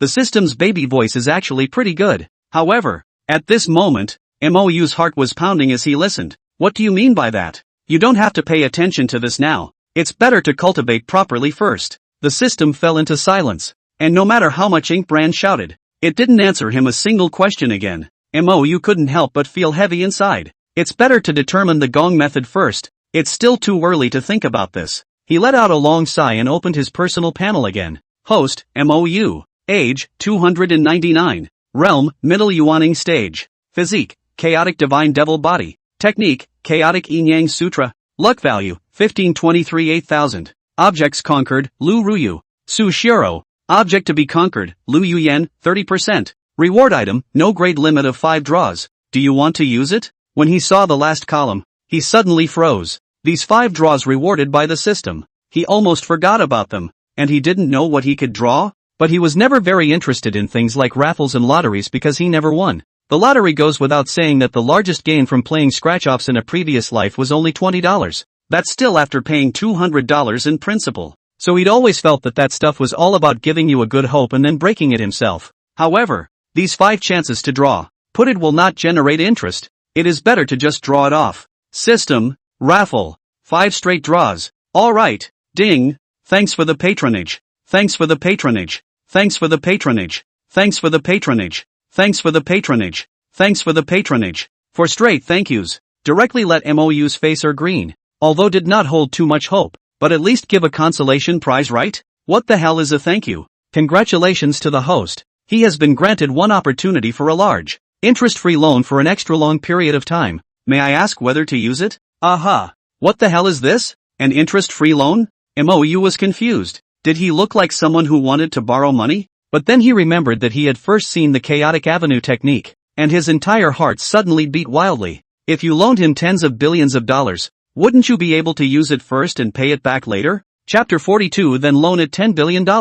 System, how many years is this extra long period of time? And this so-called large amount, how much is it? Ink Feather inquired nervously. This could be related to whether or not he could afford to buy those Chaotic Avenue techniques. It's certainly more cost-effective to have it all in place at once than to have to retake it at some point. The most crucial thing was that with a better gongfu, strength would grow more rapidly and lives could be more secure. He didn't want a repeat of the scene from 100 years ago. A genius who hasn't grown up is no different from a roadside weed. Based on the host's current talent and potential, the maximum repayment period is 5,000 years. Maximum interest-free loan amount, 10 billion chi value, which can be returned regularly on an average yearly basis, or can be repaid in advance. What if it's not on yet? Ink Feather wondered. If the payment is delayed, the system will erase the technique from the host's memory and take back the benefits brought by the system. Mou was dumbfounded after hearing that. It's too hard. But without waiting for him to open his mouth to inquire, the system continued as if it had guessed his thoughts.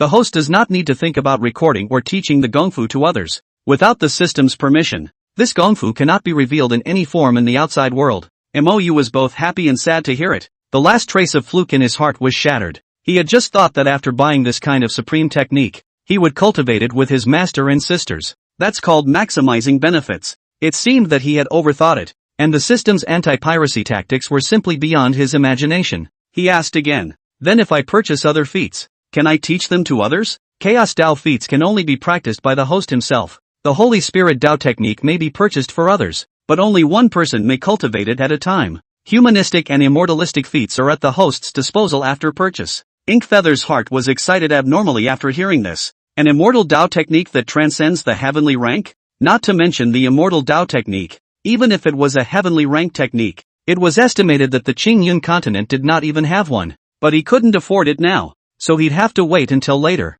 The first order of business is to get a loan. 10 billion. This loan amount is literally tailor-made for him. But this repayment term, 5,000 years may seem like a long time. But that's $10 billion he's lending. That means a minimum payment of $2 million per year. Each of the 2 elder sisters could generate 1,000 chi luck values per day, which would be 730,000 in a year. The difference is $1, 27 million per year. It was a good thing that for every conquest of a daughter of chi, there would also be a one-time reward of 20 million chi values. He has about $15 million left today to fill the 12-year hole. As long as another daughter of the air is conquered in the meantime, the loan will not be overdue. By then, there would be an additional source of chi value, and with the reward of $20 million, another 20 years of difference could be filled in. Just find and conquer another daughter of the air in those 20 years. He kept calculating the risks involved in his heart, and his face was grave. Conquering senior sister seemed simple, but that was because there was already a deep emotional foundation in place, and you don't have to look for it yourself. But now, apart from knowing that the master is the daughter of Chi, where to find her? He was clueless. In case the master took the bull by the horns and went out to avoid him or went into seclusion or went out, not to mention 10 years, not even 100 years, it would take countless hours to find the daughter of Chi in time, not to mention having to get her to like and depend on her 100%. The stakes are high, but the lure of the chaotic avenue technique was even greater. He decided to take a gamble, take a chance, bike to motorcycle, afraid of a ball. System, give me a loan of $10 billion.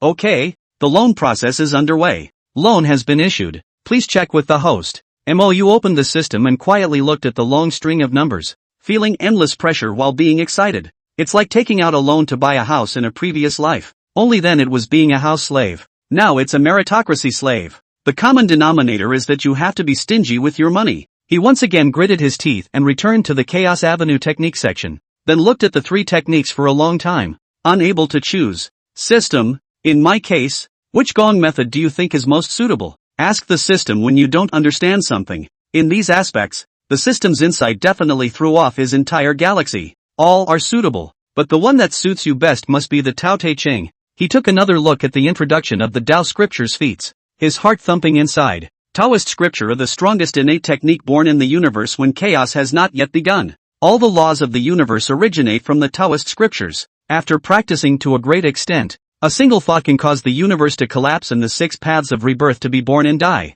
Then pick it, without hesitation. You clicked by underneath the Tao scripture. Any way you look at it, the Taoist scripture is more fierce and the system suggests you pick it. Then there must be nothing wrong with it. Looking at the column of his chi luck value, he instantly returned to the pre-liberation period. That's $99,999 billion. That's only one less chi value than 10 billion. Thinking about what was going to happen in a few days, he endured the pain of browsing through the mall's mana bar again. This time he learned his lesson and picked from the low end of the spectrum. Even if it was low end, it was only relative. And the extremely high-grade spirit sword that he gave to Yen Wuji belonged to the very best of spirit weapons, but it doesn't make it to the top here. Because the worst thing here is a spiritual treasure. He was now looking at an ancient green-colored sword that was 1.5 meters long and as wide as the size of an adult's palm. The mold was ancient and simple, looking not too different from a normal giant sword, but the presentation is cost-effective. Giant Spirit Sword, a lower-grade holy weapon that allows cultivators within the void returning stage to instantly explode 10 times their own power through the spell formation inscribed in the sword. However, only 2 swords can be chopped out consecutively, after which the effect disappears, with a cooldown of 10 days. Asking price, 2,000,000 chi value. You did not hesitate to spend money on it, and for the first time he felt that things were cheap here. This giant spirit sword, although it was useless to those who were strong enough to return to the void stage or above, was the most urgently needed great killing weapon in the sect now. With it, when dueling at the same level, absolutely one sword at a time. Looking at the 2 million less chi luck value, he didn't dare to shop anymore. These have to be saved to pay off the loan. Open the Tao scripture for me. I want to cultivate immediately. You inwardly cried out in excitement. Lu Ruyu and Su Xiao, who were sitting on a plate not far away, did not come forward to disturb them. Both of their stunningly beautiful faces all contained a hidden color of worry. Nowadays, although the sect's strength had increased greatly, the enemies it had to face were the 5 great sects. How can you not be worried? Just for that kind of big event. With the strength of the 2 people now, they simply can't intervene, and can only be anxious. Eldest sister, do you think those people will know what to do after 8 days? Su Xiao didn't hold back after all. Her red lips lightly opened, her beautiful eyes worried. In comparison, Lu Ruyu's face was obviously quite a bit calmer, but deep within the clear, pure eyes, there was an equal amount of worry hidden. She dusted off her long, slightly wrinkled skirt and stood up long enough. The sunlight that penetrated through the cracks in the leaves gilded her slender and delicate body with a light golden color, beautiful as if heavenly fairies had descended to earth. Like a dream, it will be retreated. When the time comes, it will depend on who is more determined. In this regard, our Xianling sect has never lost. Her tone was firm, as if she was speaking to her senior sister, and as if she was comforting herself. In 8 more days, The 5 great sects and the prestigious sects and families of the eastern region would gather at the Xianling sect. This news had long been rumored in the eastern domain. As for the forces in the vicinity of the Xianling sect, they were even more aware of it and were as anxious as ants on a hot pan. It was because they and the Xianling sect, they all had a deep relationship. Either the outstanding sons and daughters of the clan were studying under the Xianling sect, or the family clan had cooperation with the Xianling sect. In the past, this was the credential that allowed them to survive and thrive. Now it is a hindrance. If you're not careful, you could end up with the destruction of your clan. So, many clans had already begun summoning their sons and daughters who had learned their craft in the Xianling sect, to return to their clans and sever their division ties. The sects and families that had cooperated with each other urgently declared to the public that they had dissolved their cooperation with the Xianling sect. Compared to offending a Xianling sect that was about to be destroyed, their own safety and security was undoubtedly the first thing they considered. In just a few days, it was as if the Xianling sect had become a pile of that everyone was afraid to avoid. Chapter 43, Foddering the Troops and Horses. With the Xianling sect as the center, there were countless large and small forces within a 100,000 mile radius. The 3 strongest of them, the 3 clans and 5 families, had always referred to themselves as the Xianling sect's affiliated forces, and the Heavenly Fire sect was one of the 3. As the Heavenly Flame sect's patriarch, Lai Rulin was naturally aware of the current situation. At this point, looking at the group of elders in the Great Hall, he couldn't help but ask in anticipation, "Elder Chen, what did the Royal Sword Sect and the Purple Sky Pavilion say?" The Royal Sword Sect and the Purple Heavenly Pavilion were precisely the other 2 of the 3 sects. A white-haired old man hurriedly stood up. Enlightening Patriarch, the Violet Sky Pavilion has also issued a statement of severing ties with the Xianling sect. However, the Royal Sword Sect has remained silent. I wonder what they are planning to do. Lai Rulin rose violently, his burly body emitting a domineering aura, his eyes disdainful. The Xianling sect is already in great trouble. Why doesn't the Royal Sword Sect seize the opportunity? It really doesn't know how to die. Regardless of him, what about the other 5 great families? The white-haired old man once again returned. The Wang, Yan, and Lu families have already begun to recall their clan sons and daughters in the Xianling sect. Those who are unwilling to go back are directly expelled from the family and act decisively and simply. On the contrary, the Yan and Zhu families have not made any moves yet, presumably because they want to stay on the sidelines. Upon hearing this, a chorus of mocking voices rang out from the full hall. No way. Even at this time you still don't dare to go down? These 2 families are really timid and afraid of death. Ha ha. Not bad. Even though the Xianling sect treats us well, it's just a mutual need. Today's Xianling sect, not only can it no longer shelter us, it will also bring calamity. Drawing a line is responsible for the sect. Alas, the patriarch had to make such decisions for the sake of our clan's future. Truly enduring humiliation is extremely. Patriarch need not feel guilty. As the head of a clan, of course you have to think about your own clan. As for moral righteousness, you can only cast it aside first. Lai Rulin, who originally had a smug smile on his face, then put on a hopeless expression inside. It's still Elder Wang and Elder Shi who understand me. If it weren't for no other way, who would want to do this falling down a well? But as the patriarch, as long as the disciples of the clan don't have to be sacrificed in vain, I'll carry this curse. Thinking of the benefits promised by the underworld sect, he almost burst out laughing. Once the Xianling sect was destroyed, the benefits they could obtain were not much though. But if it was really like what the underworld sect had promised, that one could copy a copy of the Xianling sect's gongfu, that would be a heavenly blessing. In time, the Heavenly Flame sect might not fail to become the second Xianling sect. Ha ha ha. Lai Rulin couldn't hold back his laughter any longer. The crowd didn't feel the least bit embarrassed to see it, and they all laughed along with the excitement. Looking at the patriarch's smug smirk, the elder of transmission, who had originally wanted to persuade him a little more, finally closed his mouth. He knew there was no use in trying to persuade him any further. Originally, according to his thoughts, there was no need to offend the Xianling sect to death even if he didn't support them, like the Royal Sword sect. Although it couldn't satisfy the underworld sect, I'm afraid it wouldn't do much good either. But at the very least, neither side will be offended too hard, and that's the safest thing to do. The Xianling sect has a late-stage god transformation expert, so it's not a good thing to let them hold a grudge. Do you really expect the underworld sect to protect you for the rest of your life? At that moment, someone suddenly suggested excitedly, Patriarch, since it's all come to this, why don't we just stand up to the underworld sect and visit the Xianling sect together? No. Without waiting for the Patriarch to reply, that transmission elder could no longer hold back his loud rebuttal. Patriarch, we were originally friends with the Xianling sect. Now for the sake of the clan's safety and security, it's even better to cut ties with them. But if we stand against him, not only is it risky, but what will the world think of us? The face of the clan will be completely lost.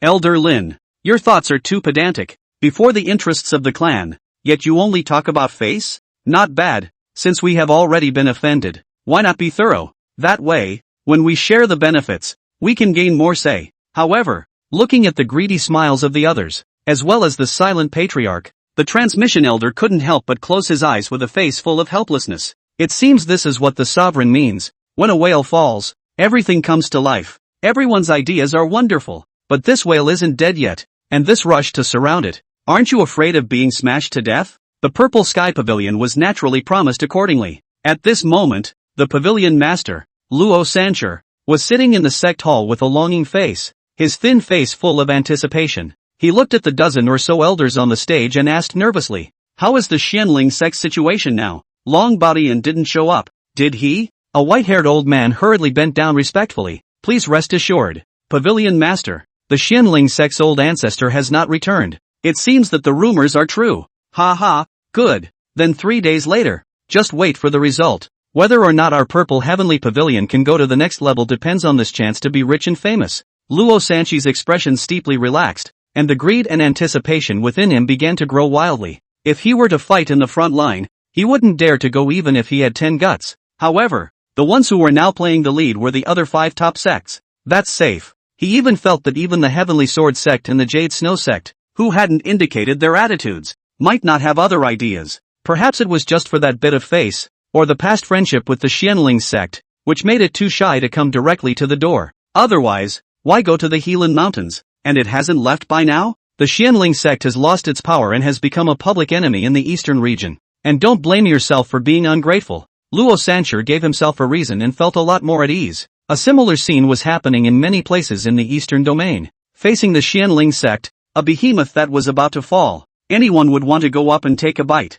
Of course, there were also quite a few forces and individuals who sympathized with the Xianling sect, but no one dared to lend a helping hand at this time. If you are not strong enough and nosy, you will only die fast in the immortal cultivation world. Alas, I always feel that the rumors this time are a bit fishy. If the Xianling sect has truly obtained the inheritance, how could they still be holding on to it at this time? Three's a crowd, and now the fake has to be real. And maybe there are some people that weren't meant to be running for the inheritance. It's a pity. Among the 8 great sects, the Xianling sect has always had a good reputation. But I can't imagine that it's being besieged by a team. There's nothing to pity. After 5 days, there will only be 7 great clans left in the eastern region. Yes, the Xianling sect is definitely finished this time. How stubborn. What stubbornness? That's just stupid. Facing the raging 5 great sects, no one in the entire eastern region looked favorably on the Xianling sect, except for the Xianling sect itself. At this time, the senior management of the sect was gathering at the back of the mountain in the spirit gathering formation.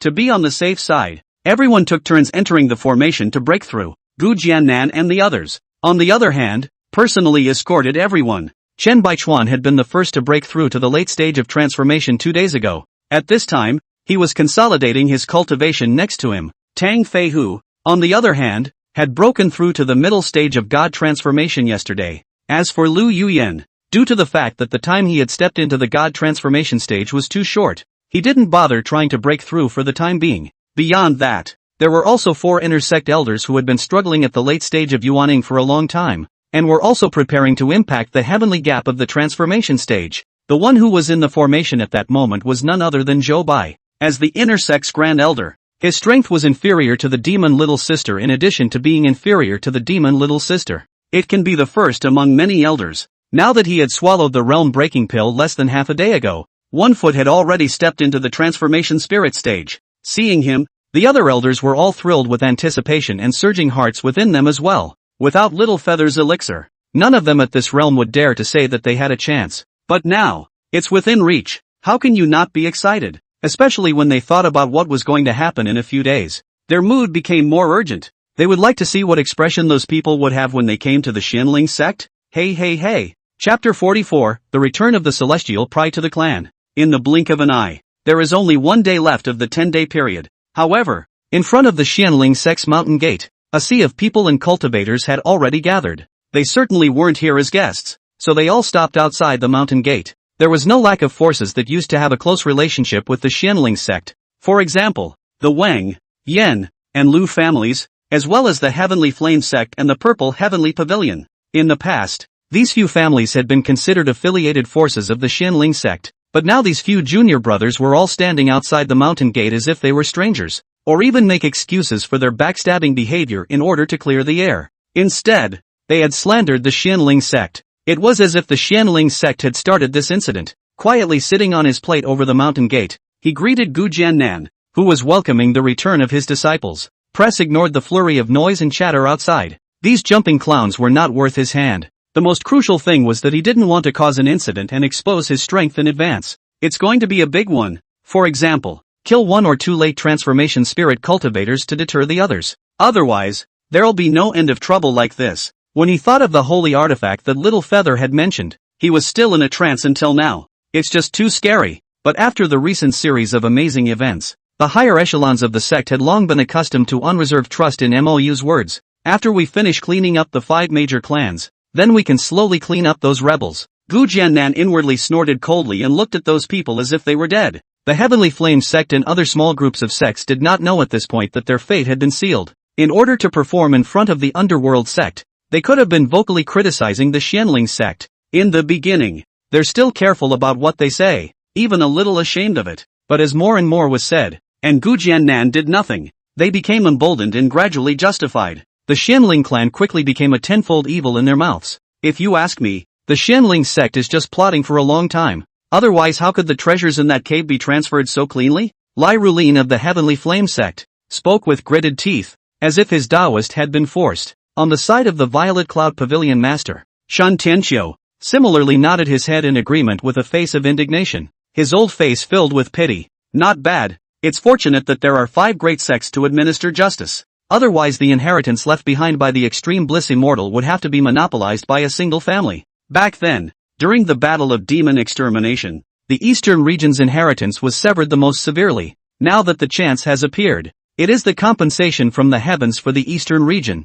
That should be for everyone. Even if we have some personal friendship with the Xianling sect, we cannot agree to this matter. Or else you'll be the eastern domain's ancient sinner. Elder Shin is highly righteous. We admire him. Alas, if it weren't for the Xianling sect's insistence, why would we need to turn against it? The few white-haired old men who answered were none other than the old ancestors of the Wang, Yan, and Lu families of the 5 great families. They were the strongest of the 3 families, and all of them were late Yuaning stage cultivators. Looking at the eastern region, as long as those top sects Taishan elders didn't come out, they were also considered to be a big shot on one side. In the past, there was occasional friction between several families, though, but after all, there was still the Xianling sect as the big brother pressing down on his head, and the surface was still quite cordial. Now that they have jointly betrayed their former big brother, they have instead become closer. They all knew very well that in order to share more benefits in the future, they would have to group together to negotiate with forces such as the underworld sect. Otherwise it's a scattered mess and people are not likely to take them seriously at all.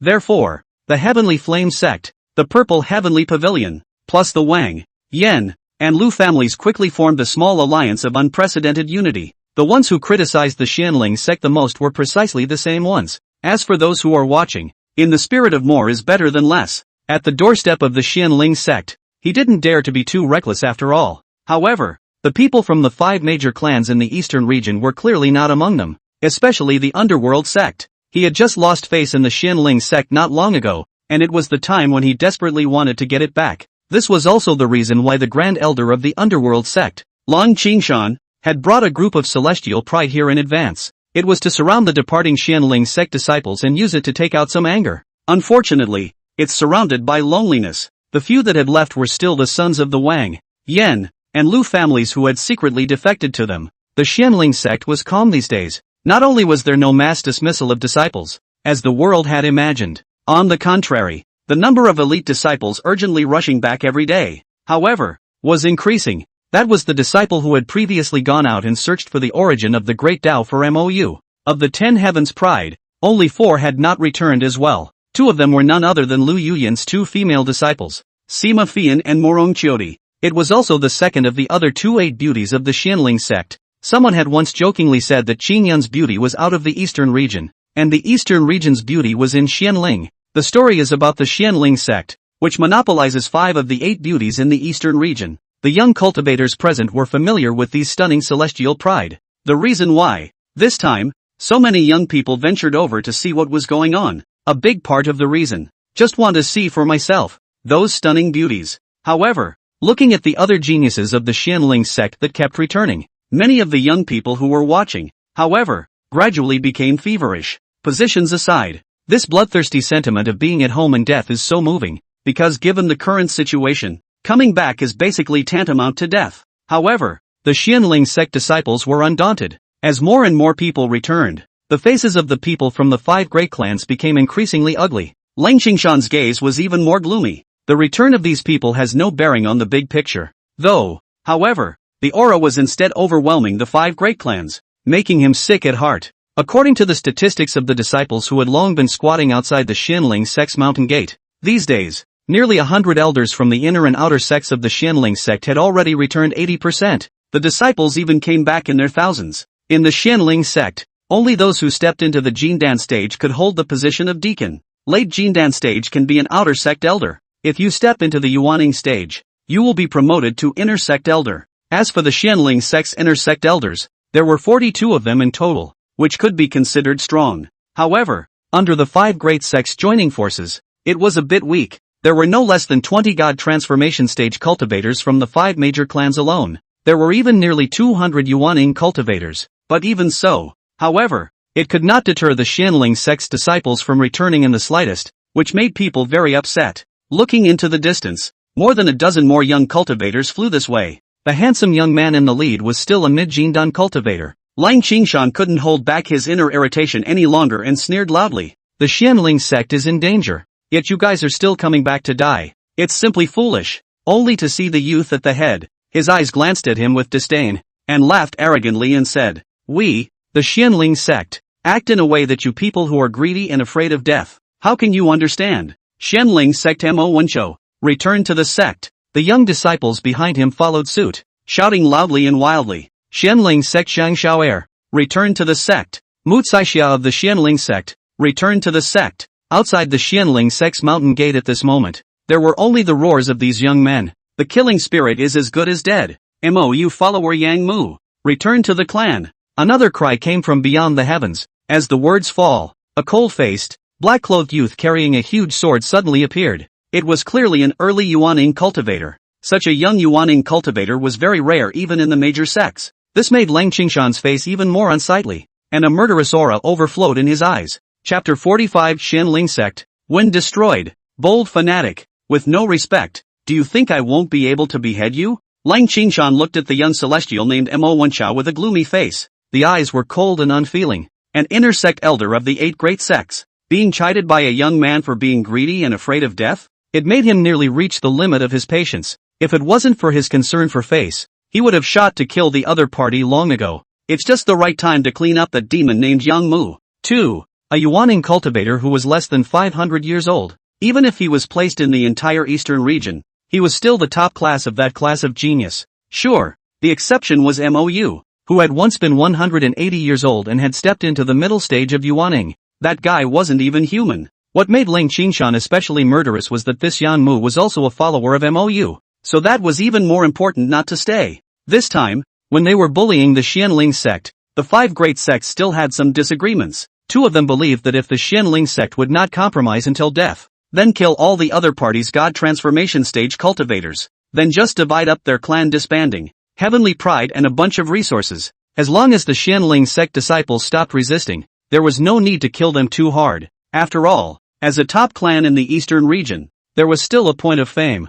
As for the extreme bliss immortal's inheritance, if the Xianling sect really had it, the most likely thing was that it was in the hands of a group of senior members. Secondly, there were those young cultivators with demonic talents. As long as both were under control, even if he could not obtain them, it would be impossible for the Xianling sect to turn over again. However, the other 3 families thought that if the Xianling sect didn't follow the requirements of the 5 great sects, even the foundation establishment cultivators could not be spared. Either submit to the 5 great sects or kill them completely. Since he had already been offended, he naturally had to be more thorough, and it was just a matter of more deaths. Sure, disciples who dared to rebel against the hatred of the 5 great sects would all have to die, and this had nothing to do with realm in the slightest. Those who held this attitude were none other than the Underworld Sect, the Flowing Cloud Sect, and the Tsun Lan Sect. In this matter, the 5 clans have not negotiated until now, so the response of the 3 of them is, when you have the chance, try to destroy all the good seedlings of the Xianling Sect,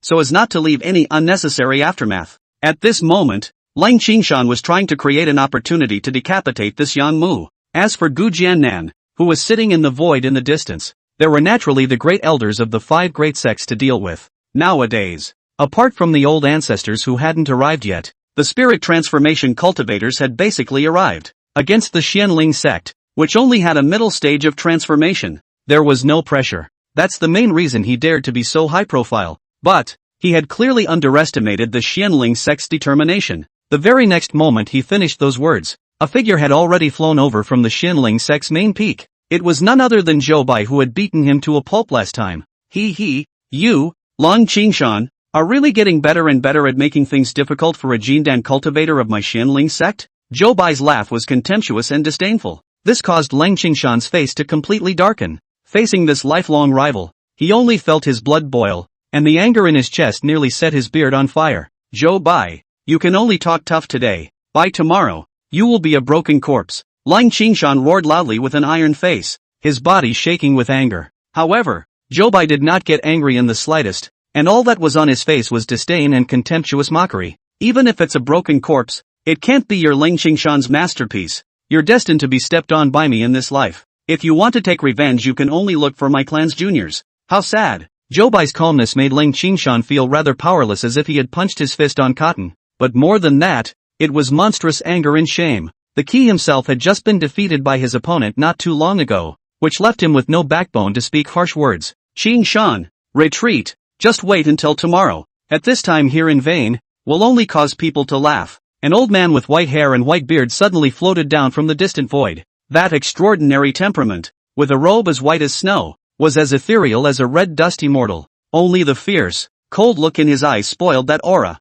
Many of the onlooker bigwigs were astonished. I can't believe that the old ancestor of the Underworld Sect has come so early. It seems that he is determined to win against the Xianling Sect.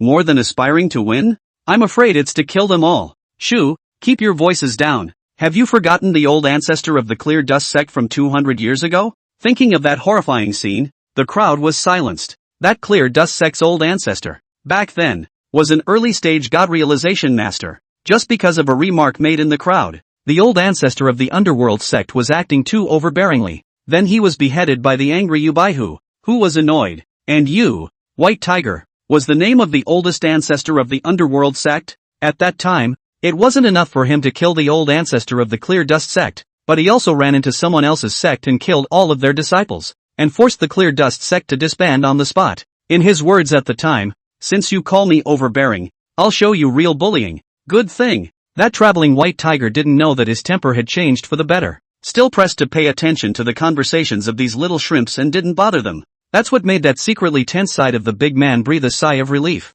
Facing a late-stage god transformation existence, they, late-stage Yuaning cultivators, were simply not enough to look at. Yubaihu glanced faintly at Gu Jiannan and hummed coldly, "Are you Xianling Sect sure you want to seek your own death?" Gu Jiannan looked calm. "Isn't it a dead end? Mustn't you try before you know? Maybe it's you who will die." Ha ha ha ha, making a pretense. Do you really think you can muddle through like this? Childish. You White Tiger laughed proudly. Although he hadn't seen through Gu Jiannan's cultivation, he wasn't surprised in the slightest. After a cultivator reached the divine transformation stage, the divine splendor was internalized and the strength was reflected more in the divine soul. And the divine soul is the most mysterious part of the human body. So, unless the other party is higher than 2 small realms or more, it is only normal to not be able to see through the other party's cultivation. There were some late transformation spirit cultivators who couldn't even see through early transformation spirit without getting their hands dirty. Gu Jiannan was a middle-stage spirit transformation cultivator, the number 1 person in the Xianling sect nowadays.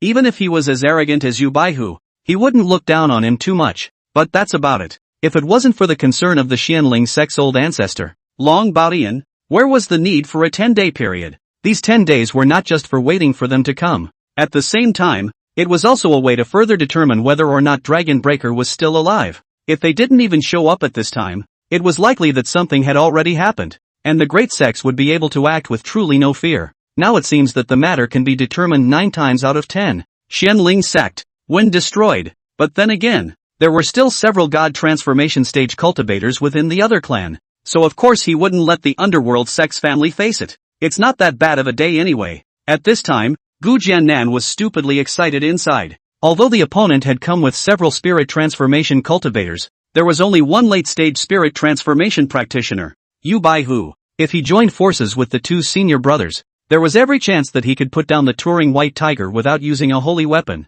Wouldn't that save a sword? Chapter 46. I'll take you guys flying from now on. But after serious thought, Gu Jiannan still gave up on this tantalizing opportunity. Putting aside the fact that whether or not it was possible to quickly surround and kill the touring white tiger under the noses of those transformation spirit cultivators on the other side, even if it's a fluke, his own side would also completely expose his true strength and then cause extreme scorn and hostility from the entire eastern domain. At that time, the rumors of the polar fairy's inheritance would turn out to be true, and it's still the convinced kind. That move to kill the traveling white tiger would have huge side effects, although it would be even more shocking to kill a late-stage transformation god with a single sword tomorrow. Everyone's eyes, however, would be focused on that sword. The deterrent effect was there and the strength was not fully exposed. The only thing to explain is the origin of that sword, and it just so happened that experience of Little Feathers over 100 years ago could slightly cover up one or two things. The fact that Mou had entered the cave of a mighty cultivator back then was long rumored in the eastern region. It's not insurance either, but it's the best I can come up with at the moment. Thinking about all this, Gu Jiannan didn't continue to fight with Yu Baihu. Instead, he turned around and commanded the group of young cultivators standing respectfully by his side. It's been hard work wandering around for many years, so go back to the clan and get some rest. Thanks to senior uncle's concern, we don't work hard, the young cultivators shouted loudly, looking excited and guilty. In the last 100 years, there have been people who have come back halfway through, but it's been decades. Most of them have not returned for 100 years. I can't imagine that now that I'm back again. It's when the clan is experiencing a crisis of extermination. This is like a traveler who has been struggling for many years without any success, and suddenly hears that his parents are being bullied at home. The complexity of that mood of anger is simply beyond words. Sensing the subtle emotions of the crowd, Gu Jiannan didn't explain much and only smiled and comforted. It's good that you've returned safely. Hurry up and go meet with your master's brothers and sisters. Good. Senior uncle. Then we will leave first. The crowd couldn't wait to give another salute before flying towards the sect at breakneck speed. Gu Jiannan's gaze couldn't help but linger on Yang Mu for a bit longer, and the color of relief in his eyes was undisguised. Very good. I can't imagine that after not seeing you for 100 years, you have actually stepped into the Yuanying stage. Hurry up and go back. Little Feather is in the back of the mountain. For these three remaining followers of Little Feather, he was exceptionally appreciative. Not only is one more talented than the other, the key heart is also all very good. Can and Xiaoyu was abolished for 100 years still do not leave. Can be said to be rare. Ancient. That boy will leave first. For this supreme elder of the Xianling sect, Yang Mu was also exceptionally respectful, even though he was not a disciple of the Xianling sect. However, the disciples in the sect had always treated him as a fellow disciple, and over the years, had long since treated themselves as a part of the Xianling sect. The fact that he hadn't seen his son in 100 years had made him excited, especially after hearing Yan Wuji talk about how the Duke's roots had been restored. Even more so, his heart was beating wildly, and his entire body was in a state of hyperactivity. After bidding farewell to Gu Jiannan, he couldn't wait to rush towards the back of the mountain. My lord, I'm back. Mou, who was sitting in the courtyard, listening to Yan Wuji's report on the situation, suddenly heard an excited shout, only to see a tall young man in black with a cold face, who was striding excitedly. He couldn't help but smile as he stood up and then hugged the visitor hard. Separating, he gave the other man another heavy whack on the chest and laughed out loud. Very good. I can't imagine that after not seeing you for 100 years, you've actually crossed over into the Yuanying stage. Hey, it was just a fluke. Receiving praise from the Duke, Yang Mu couldn't help but grin happily. A rare happy smile appeared on that uninvitingly cold face. The male can see through his cultivation at a glance, so it seems that he has truly recovered. It wasn't until then that his hanging heart completely fell to the ground. Mou couldn't help but joke at Yan Wuji. Wuji, you have to hold on tight. Don't be left too far behind by Yang Mu. Don't worry, Your Excellency. I will catch up with him. Yan Wuji's eyes were firm and serious. I thought that I should be able to shorten the gap with Yang Mu by working so hard. Who knows, others haven't been idle either. He couldn't help but stride to Yang Mu's front. His robust arm slapped hard on the other party's slim shoulders and coldly grunted. Old Yang, don't be complacent. I'll break through soon. I'll catch up with you. Yang Mu glanced at him faintly. the corner of his mouth slightly turned away. I'll wait, but you'd better catch up with Chen Feixiong first. He's a late-stage Jindan now, so I guess he'll be back today. Yan Wuji's gaze suddenly became a million times more grave. Chen Feixiong is also in the late Jindan stage? He is indeed at the point of breakthrough. Soon, though, it may not be. Every barrier in cultivation could not be broken through so easily. After this clan crisis was over, one would have to work twice as hard to cultivate. Otherwise, if you say that you are a follower of the Duke again, you will lose the face of the Duke. It was while he was thinking hard. Instead, you handed over an elixir with overflowing aura in a calm tone. Take it and try to break through and see. Yan Wuji's eyes were puzzled. However, there was not the slightest question about the words of the male, and he took the elixir and threw it directly into his mouth. Then there was a shock in his eyes, followed by surprise. A terrifying mysterious energy was traveling extremely fast within his body. Rage pounded the solid barrier inside him. Not caring about his inner shock, he hurriedly sat down on his knees and began to make a breakthrough. Yang Mu on the side had long since looked dumbfounded. This is the beginning of a breakthrough? What kind of elixir did your excellency give you that was so miraculous? If he had this elixir in the first place, where would he need to spend several years to make a breakthrough? This kid, what a life! Yang Mu couldn't help but mutter in a small voice. You won't be able to use it for a while, so you can get it from me when you need it. You glared at him in amusement. Yang Mu hurriedly shook his head in embarrassment. My lord, I can break through on my own. It's better for you to keep this kind of divine object. I don't need this for my breakthrough. You smiled and shook his head, but did not explain more. With the arcane nature of the Tao scriptures, coupled with the terrifying auxiliary effects of the chaotic Yin-Yang scripture, his cultivation speed was simply comparable to the speed of light, only half a step away from the late stage of yuaning. Sure, this wasn't entirely due to the merit method, but also to his previous 100 years of accumulation. The spiritual energy he cultivated during those years could not be stored by the dantian though, but it dispersed into the limbs and bones. Now that we are back to practicing, it's a good time to get back into the swing of things. As for the realm-breaking pill, although it was precious, it could be bought in the mall. It was just that the price was a bit expensive, with one requiring 200,000 chi luck values. But that's nothing compared to what it does. Therefore the 9 he left behind were naturally used first by whoever was around to use them. Taking advantage of Yan Wuji's breakthrough, Yang Mu talked about his experiences over the years. Mu was moved inwardly as he listened. Although Yang Mu's words were light, he could imagine the danger involved. However, all this is in the past. Mu patted his shoulder and laughed confidently. In the future, I'll take you guys to fly, so you can see the real mountaintops. Yang Mu at this moment, realizing that the male of that year had returned, she couldn't help but nod heavily with reddened eyes. Good, and I'll even lead the horse and sword for your excellency when the time comes. But just as he finished, his mood sank again. The Duke has recovered. But how can we get past the Xianling sect? Mu glanced at him and couldn't help but laugh lightly. No need to worry. We'll just take care of the drama tomorrow. Watching a play? Yang Mu's eyes were puzzled, and 100 question marks violently floated inside. Chapter 47 If you're not afraid to die, come and fight me. Early the next morning, the main peak of the Xianling sect had a solemn atmosphere. In the past 100 years, the disciples of the sect had never been so aligned. At least 1/3 of these nearly 10,000 disciples were all perennially adrift. Now it's finally coming together. But the joy of reuniting everyone after a long time is all washed away by the impending crisis. And then it transformed into a sky-high killing intent. Suppressed with anger and looking at death, everyone thought of the most likely outcome before they came back, and that was death. But even then, they still came back. Today, it will be their time to blossom. They wanted to show the entire eastern region the elegance of the Xianling sect's disciples. As for the individuals who had already left, they had long since ceased to be considered Xianling sect disciples. Gu Jiannan led a group of executives and stood solemnly in front of the group, relief and pride shining in his eyes. Encountering such a crisis of extermination, these disciples still rushed back to rescue at extreme speed. This was the temperament of the Xianling sect, humongous and unrelenting. He couldn't help but raise a laugh. In the past, the Xianling sect had also encountered countless crises, but we all came through unity. Today, the 5 great clans and those villains who want to pick up the slack want to see my clan's disciples once again. What do you guys think we should do? Kill,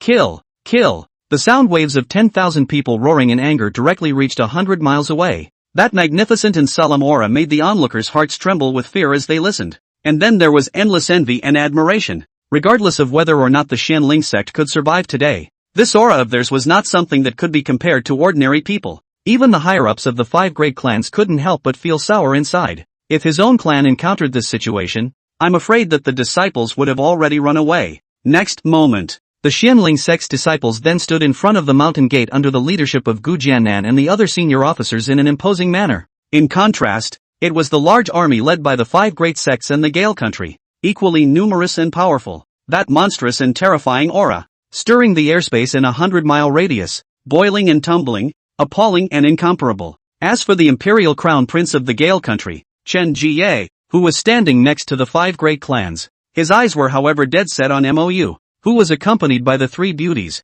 and he gritted his teeth in hatred. However, when he thought about what would happen to the Xianling sect after today, he felt a surge of excitement again. These 3 absolute beauties, at least 2 of them would be his by then. This is what has been said. Hey, those who came here today almost included the majority of the eastern region's power. Not only have both hostile parties arrived, many neutral forces, too, stood in the distant airspace and watched. These included the Heavenly Sword sect and the Jade Snow sect. Although its sect's oldest ancestor hadn't come, several of the supreme elders had arrived. Alas, I'm afraid it will be difficult for the Xianling sect to get through this hurdle. Mu Shiqiu, the Jade Snow Palace's supreme elder, looked emotional. Elder Long seems to be really out of it. Dong Shouzhuang also nodded his head gruffly, a nameless fire rising within him that made him suffocate. There was anger towards the 5 great sects, and there was also dissatisfaction with himself and all those who had stood by and watched. But in the world of immortal cultivation, many things are in vain. It was while several people were frowning and talking.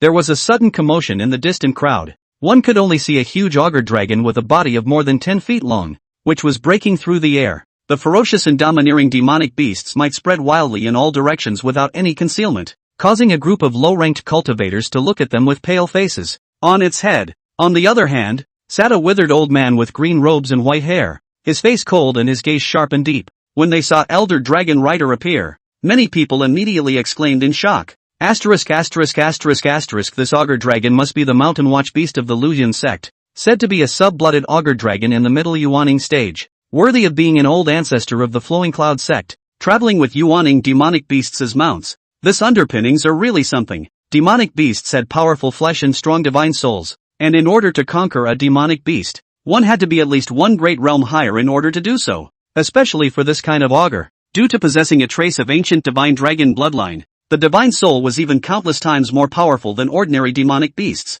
It's even harder to tame as a mount. Murmurs. Those who held some status all went forward to meet the old man with a colorful face. But anytime you can get a nod or a smile in response, you'll get a haughty look on your face that says you're honored, as if it were a matter of honor. In the direction of the Xianling sect, Gu Jiannan was seriously introducing Mou and the other young celestials. This is Lu Yun sect elder ancestor Yan Lai, late stage of goddess of transformation, and also Lu Yun sect supreme elder Yang Tianqi's own uncle, doing things deviously and unscrupulously. You should be especially careful when you meet him. Yes, Mou and the others nodded seriously. While a few people were talking, there was another red-clothed, white fat old man with a red gourd on his feet flying at great speed. The gourd was at least as big as an ordinary house, plus the old man was dressed in red, and it seemed like a fiery cloud as it rolled along. Gu Jiannan continued to calmly introduce it. This is the old ancestor of the Sunset Cloud sect, Jia Halfchang, the senior brother of his sect's supreme elder, Qiu Yuanjin, a late-stage god realization cultivator.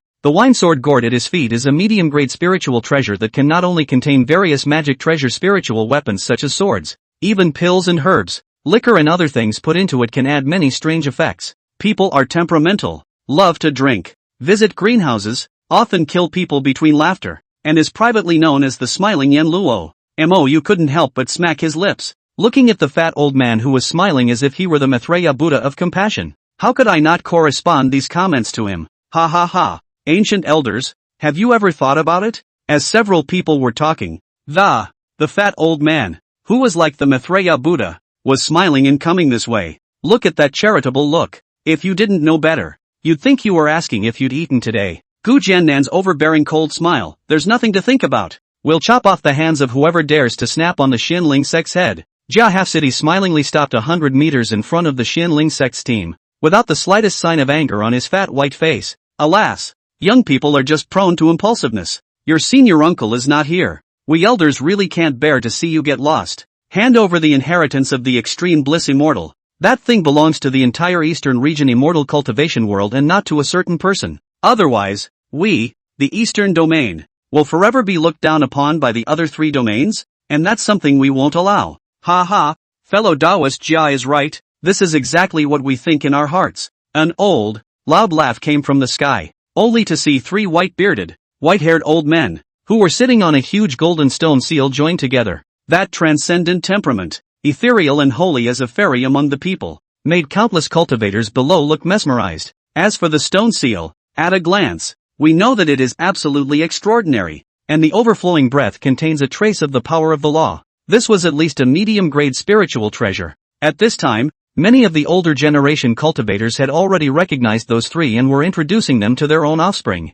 Through the surrounding discussion, MOU also had a preliminary understanding of these three people. The cold-faced, white-clothed, white-haired old ancestor of the underworld sect, Yu Baihu, and the tall and lanky old ancestor of the Jin demon sect, Jiang Feng. There was also a Kanglan sect's old ancestor, Wei Daozi, who was dressed as a green-shirted scribe with an elegant temperament. All of them are in the late transformation stage. Those 5 people put away their magic treasures and stood proudly in the sky in front of the Xianling sect's mountain gate, each one of them immortal and transcendent. The terrifying aura emanating from the invisible made the crowd of onlookers unable to help but look solemn and horrified, their hearts shaken. Every single one of these could be the topmost existence in the Eastern Domain, enough for one person to destroy a clan. Now there are 5 at once. One last question. Is the Xianling sect sure they want to monopolize the inheritance? The old ancestor of the underworld sect, Yu Baihu, forced the question with a cold smile on his indifferent face. Gu Jiannan stood out with a calm demeanor, but did not look at the several old ancestors of the 5 great clans, but instead earnestly said towards the surroundings, I once again declare to the world that the Xianling sect has never received any inheritance other than the gongfu left behind by their own old ancestors. I, Xianling clan, will only say this for the last time. Only then did he say this did he turn his gaze to Yu Baihu and sneer. As for certain villains with ulterior motives, if you are not afraid of death, come and fight me. What? How dare he? Even though everyone had vaguely guessed the Xianling sect's decision, the onlookers were still in an uproar when they saw them being so forceful. The Xianling sect is completely finished this time. From now on, there will only be 7 great clans in the eastern region. Countless people sighed with complexity. On the other hand, Yu Baihu's face was completely dark, killing intent boiling in his eyes. In that case, then fulfill him yourself. Chapter 48, The older you get, the madder you get. Xianling sect. Alas, too rigid and easy to break. Why can't they think through? Dong Shoujuan, who was watching from afar, couldn't help but let out a chagrined sigh. Without looking any further, he had guessed the outcome. With the combined efforts of the 5 great sects, plus those forces from all sides that were watching intently, the Xianling sect was bound to be annihilated. Mu Shiqiu, the Jade Snow sect's supreme elder on the side, also had complicated eyes. The relationship between the Jade Snow sect and the Xianling sect could only be considered good, but what no one knew was that his master and the Xianling sect's old ancestor, Long Badian, were quite close. He was willing to help if it was within his power to do so, but today the situation was beyond personal friendship. This is a bad thing. Can be the survival of the clan of the big thing. How can it be child's play? On the surface, the Xianling sect was facing the 5 major clans, but behind the scenes, there were other 3 countries from the upper 5 countries involved. That was the main reason why his master hadn't shown up. Unless they, the Jade Snow sect and the Heavenly Sword sect, had the courage to press everything to help the Xianling sect, then maybe there's a 30% chance. But not to mention that the Heavenly Sword sect could not possibly agree. Even they, the Jade Snow sect, would not do so, because it's too risky and unproductive. Unless in the hands of the Xianling sect, there really was the inheritance of the extreme bliss immortal, and be willing to share it with them. But that possibility, by now, is infinitely more nebulous. Either that or the Xianling sect really doesn't. Either that or they have it and they don't want to take it out. Otherwise, earlier on, then should have come with an alliance of feats. The 2 men's thoughts were only momentary, but the standoff at the scene was on the verge of exploding. The Xianling sect's disciples were furious and looked forward to death. The side of the 5 great sects was equally crowded and demoralized. Fellow Daoist, you wait. Allow me to say a few words first. The elegant-looking San Lan sect's old ancestor Wei Daozi stopped the gloomy-faced Yu Baihu with a smile. Only then did he turn his head to look at Gu Jiannan and laugh lightly. Fellow Daoist ancient, if you want to struggle on your own, that's all. Why do you have to drag these disciples behind you to die for nothing? Why don't we just let the top cultivators of each discuss the way? How about life and death? Gu Jiannan couldn't help but sneer. Just what I wanted. Hearing his words, the 5 great sect elders couldn't help but smile at each other. This Gu Jiannan is really stupid. In their view, Both the other party's disciples and their own disciples were a great treasure. It had long been regarded by them as their own property, and they naturally did not wish to break out into a large-scale battle and suffer losses for nothing. What they were most worried about before was that the Xianling sect would directly disband the sect, and then all of the high-level elites would hide and flee. Then they would have to face countless hidden arrows and sneak attacks all the time. But now, the Xianling clan, however, chose the most foolish way. How dare you be so presumptuous as to attempt to fight them directly and hard with their brightly lit carts? Seeing that the Xianling sect did not have the slightest intention of escaping in the past few days, they all almost laughed with joy. What's the difference between a man's courage and suicide? Since this is the case, you may pick any one of the 5 of us to be your opponent, both to divide the highs and the lows, as well as to determine life and death. The old ancestor of the underworld sect,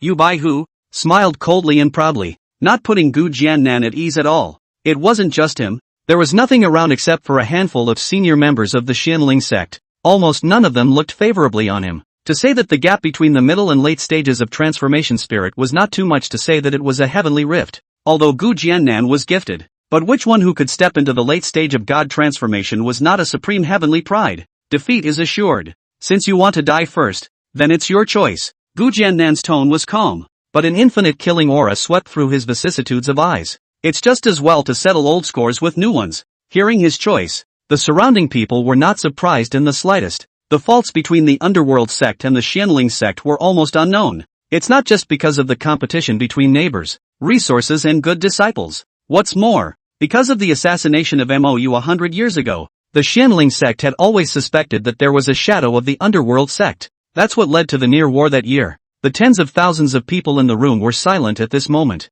However, in one of the camps behind the 5 great clans, an impassioned cry suddenly came out. I wish Elder Senior Tour victory and justice for my eastern region. Everyone's gazes couldn't help but look toward the shouts. Many people immediately recognized that person and were stunned. Heavenly Flame sect leader Lai Rulin? Hasn't this sect always looked up to the Xianling sect before? This is, oh, I guess it's abandoning the darkness. But that's too positive, isn't it? The man couldn't say it was too shameless, but he couldn't hide the look of contempt on his face. Everyone could understand not following the Xianling sect to their deaths. But you're a bit of a non-person when your backstabbing is that obvious. Seeing everyone's eyes, although Lai Rulin's face was slightly embarrassed, his gaze was very firm. What does the underworld want with them? Wasn't it used to slap the Xianling sect in the face? Otherwise, with their kind of strength, how could the underworld sect look at them? Sure enough, listening to his shouts, as well as the surprised murmurs around him, Yu Baihu's face instantly revealed a touch of happiness.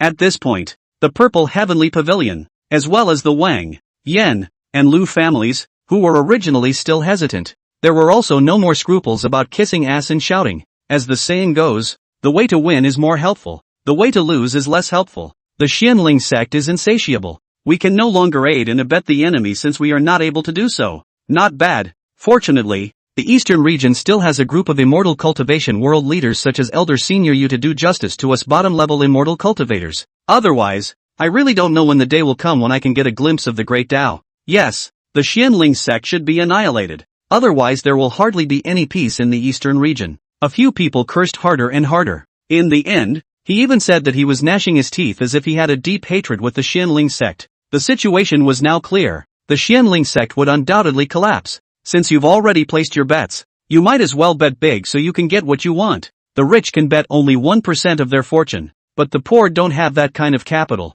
so they have to press it all. At this moment, the disciples of the Xianling sect were instantly enraged by their shameless remarks. One's anger was so high that he wanted to eat them alive. Shameless villain, selling your friends for honor and being proud of it. You 2 clans and 3 families. You will surely not have a good death in the future. Old ancestor, give the order, destroy these dogs first. A bunch of falling dogs. When you were wagging your tails and begging for mercy, how come I don't see you guys scolding one of them? Not to mention the young disciples, even the supreme elder Tang Fei who, if it wasn't for being pulled by the 4th senior sister almost killed over. Mou's eyes likewise flamed. He coldly and faintly glanced at the families, his gaze icy as if he was looking at the dead. These people, they will die today. But not now. Silence. No one is to strike indiscriminately without my order. Gu Jiannan was similarly suppressing his anger, but he still forcefully drank down the clan disciples who were about to storm out. If a full-blown conflict broke out, the Xianling sect would undoubtedly lose. The most effective way is for him to step in and make an example of him.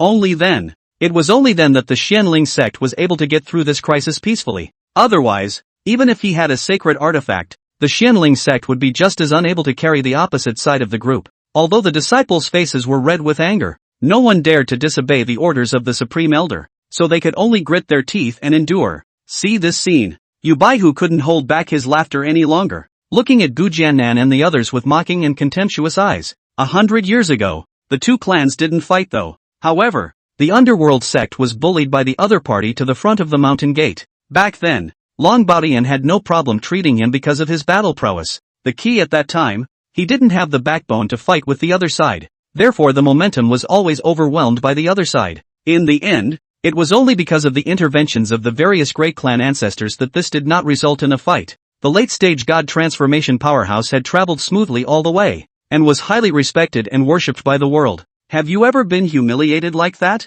Today, when it's time for him to wash away his shame once and for all. Ancient Jiannan, old me will let you know today just how terrifying a late transformation spirit stage powerhouse is. That's not something you can imagine as a mid-transformation god. Come up and suffer death. Ha ha ha. You white tiger laughed arrogantly. After saying that, he instantly appeared in the void 10 miles away, with one hand behind his back and one hand pointing at Gu Jiannan. That confident and invincible domineering aura shocked the crowd of onlookers watching. It's true that the older you get, the wilder you get. Gu Jiannan sighed softly. Then from the hand of Mou next to him, he received an ancient long sword with a green-colored scabbard. Fly up. Chapter 49. I have a sword that can cut through transformation gods. At the sight of this scene, there was a solemn silence. Taking on a late transformation spirit stage powerhouse with a mid-transformation spirit cultivation? This kind of determination and courage is not something that anyone has. This was a life and death duel, not a polemical competition. How hard is it to cultivate to the middle stage of god transformation?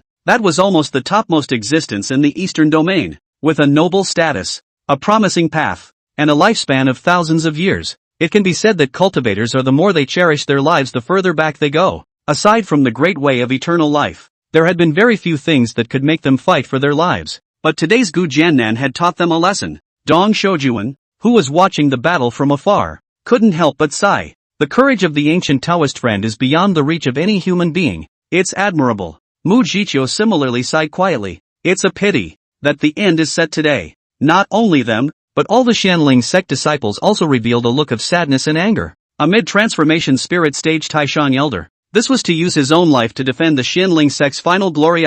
Even if you know you won't be able to beat them, I am afraid that after today, the Xianling sect is about to fall. But so what? Swear to defend the clan to the death and fight to the death. Someone roared at the top of their lungs. Defend the clan and fight to the death. One after another, the roars resounded through the heavens and the earth, finally gathering into a neatly organized monstrous torrent. All the disciples of the Xianling sect roared hoarsely, their blood spurting out, their eyes filled with the fury of dying together. A shocking killing aura rose up from the direction of the Xianling sect, churning the airspace above with airwaves. The surrounding spectators were all horrified and moved with fear in their hearts. Xianling sect today's momentum really live up to the name of the past tough and ferocious, can be called the East region first fierce. Even the disciples and elders of the 5 great clans were watching with trepidation. It was fortunate that it wasn't a big melee. Otherwise, even if there was an advantage in numbers, the 5 great sects would definitely have to die quite a few people. It's happening right now. Another magnificent roar came from the distance.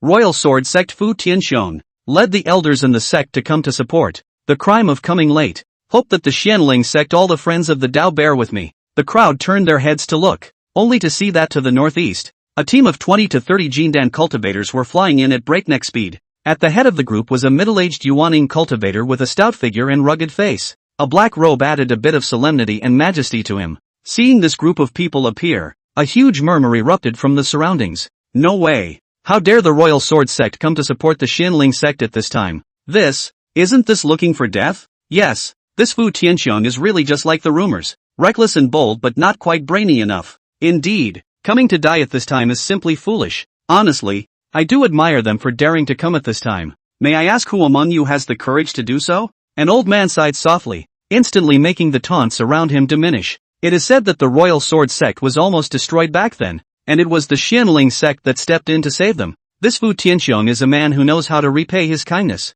On the contrary, the Heavenly Flame Sect and the Purple Heavenly Pavilion, as well as those other 3 families, have they been favored by the Xianling sect for many years yet? But in the end, not to mention support, but rushed to the forefront to fall on the well. This is what is called chilling. As those words fell, the mocking sounds from that small area completely disappeared. Although they can't do that, but it doesn't mean they don't like such people. Who doesn't want their friends to be good people who know what they're doing? The surrounding chatter was naturally heard by the Heavenly Flame Gang's Lai Rulin and the others, and they couldn't help but blush with shame and annoyance. But there are so many people who say such things that even they are not well offended. One could only vent their full anger on the Royal Sword Sect, but their cynicism was still fresh. A big, old, slightly self-deprecating laugh came from the distance again. Ha ha, it seems that not everyone in the world is heartless. Fu, kid, you're pretty good. At the very least, you're better than the old man. The words fell. There was already a more immortal and benevolent old man in the field,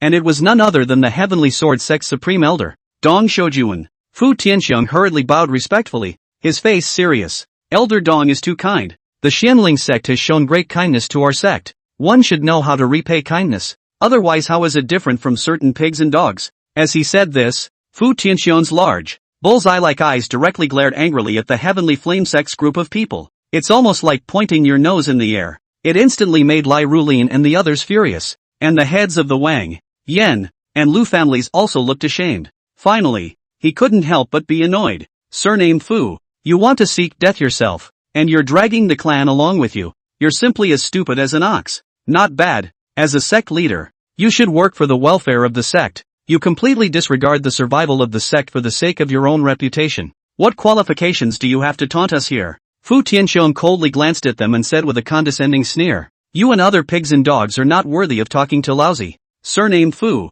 are you looking for death? Fu Tianxiang's haughty eyes, as well as his contemptuous words, completely ignited the stifled anger of the Heavenly Flame Sect's crowd and others. However, before they could continue their attack, Gu Jiannan glanced at them indifferently and coldly said, could it be that you think I can't behead you all because you've found a new master? In the face of Gu Jiannan's sudden warning, the few people were suddenly inwardly shocked, closing their mouths and not daring to speak any more nonsense. Nowadays, the Xianling sect was ready to fish out of water. It's a good time to irritate them. If they catch these people of theirs retaliating, even with the presence of the 5 great clans, I'm afraid it might not be safe. It was at this time that Dong Shijia, who had taken to the air, came before Gu Jiannan and apologized with a guilt-filled bow. Brother Gu, you and I have been friends for many years, and today when the Xianling sect is in trouble, Mr. Dong was unable to come to his aid, so I'm really ashamed of myself. Ha ha, Brother Dong is overstating the case. Neither you nor I are free. How could Mr. Gu not know the pain?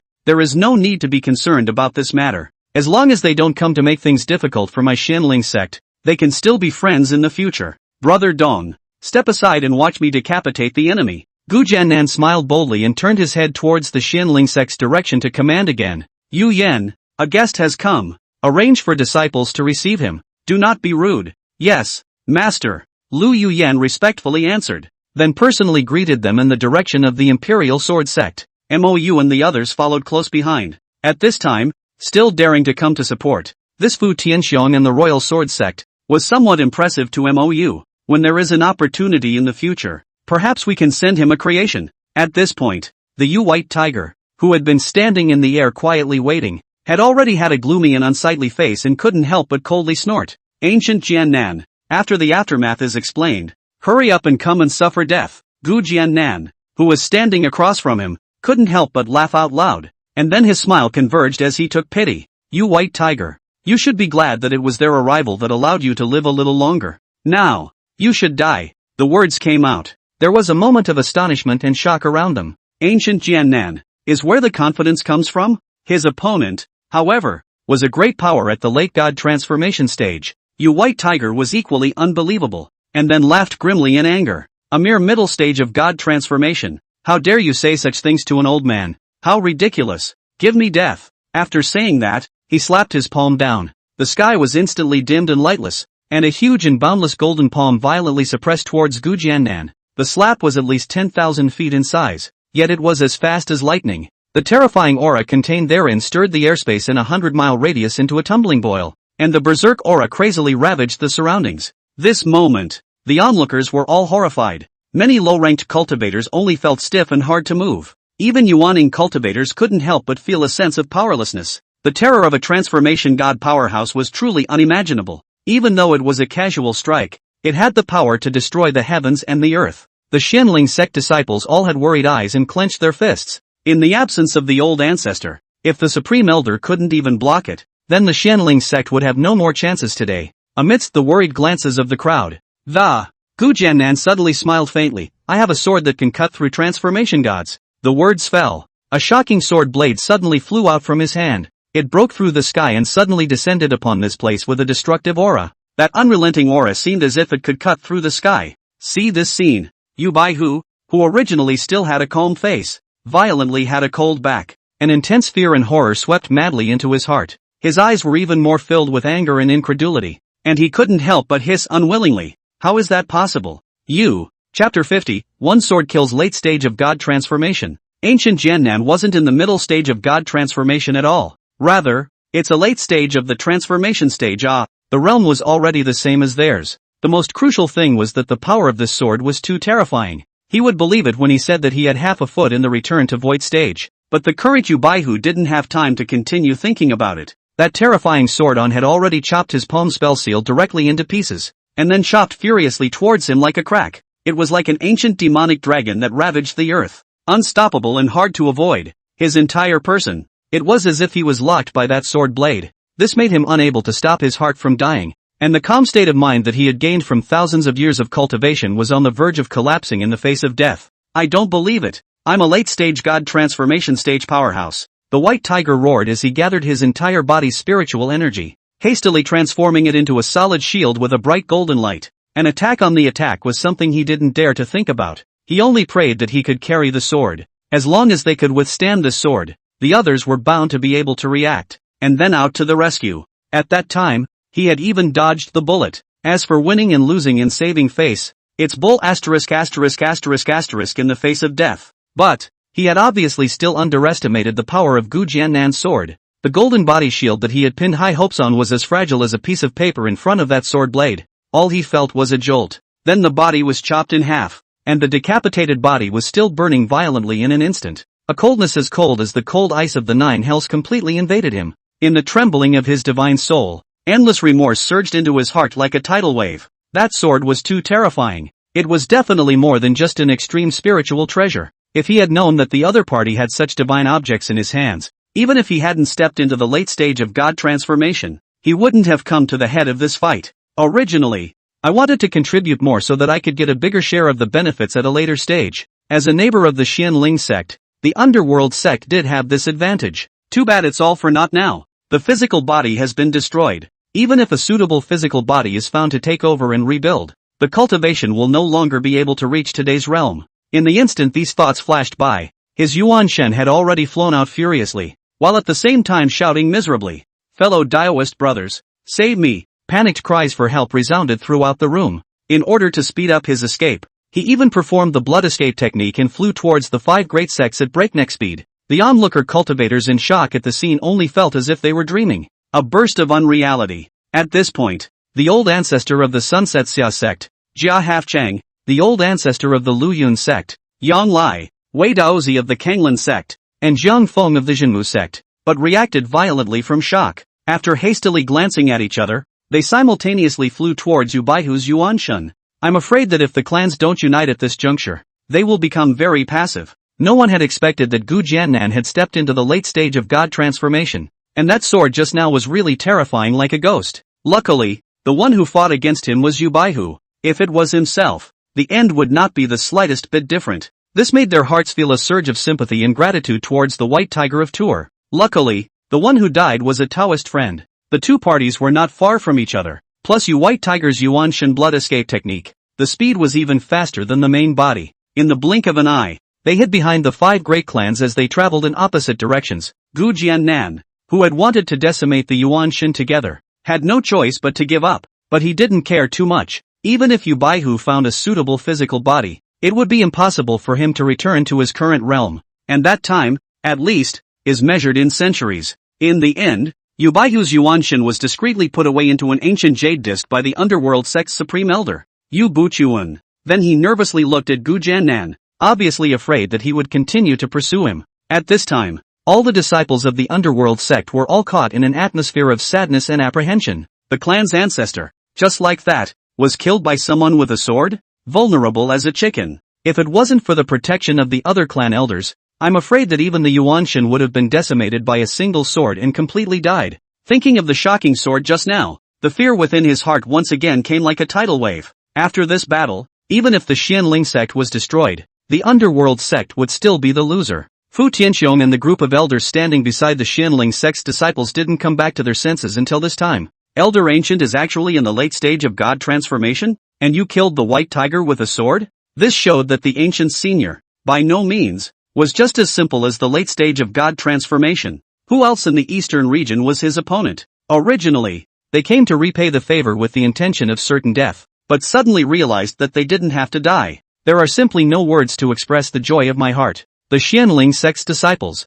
on the other hand, were much more excited and thrilled than they were. Even if the old man has not returned. So what? The Xianling sect still had late-stage transformation spirit powers in attendance. This crisis has been solved. When the old ancestor returns, that will be too late-stage God transformation, when it is the number one clan in the eastern region. At this moment, Gu Jiannan, who was calm on the outside, was similarly shaken to the core. The power of this sword was simply beyond his knowledge. If he didn't have this ancient sword, he would at most be able to fight the other party to a draw. And now it is a sword that kills. As for the Xianling sect's group of executives, they had long since watched in disbelief. Then all of them sneaked a look at Mou with hot and odd gazes. There was excitement, thrill, doubt and relief. A sense of pride in the clan with raised eyebrows was born. Ever since Little Feather had restored his roots, the sect could be said to have undergone a sea change. In just over half a month, it had allowed the sect to add 5 new spirit transformation cultivators. The most crucial thing was that it also directly created 3 late-stage God realization powers,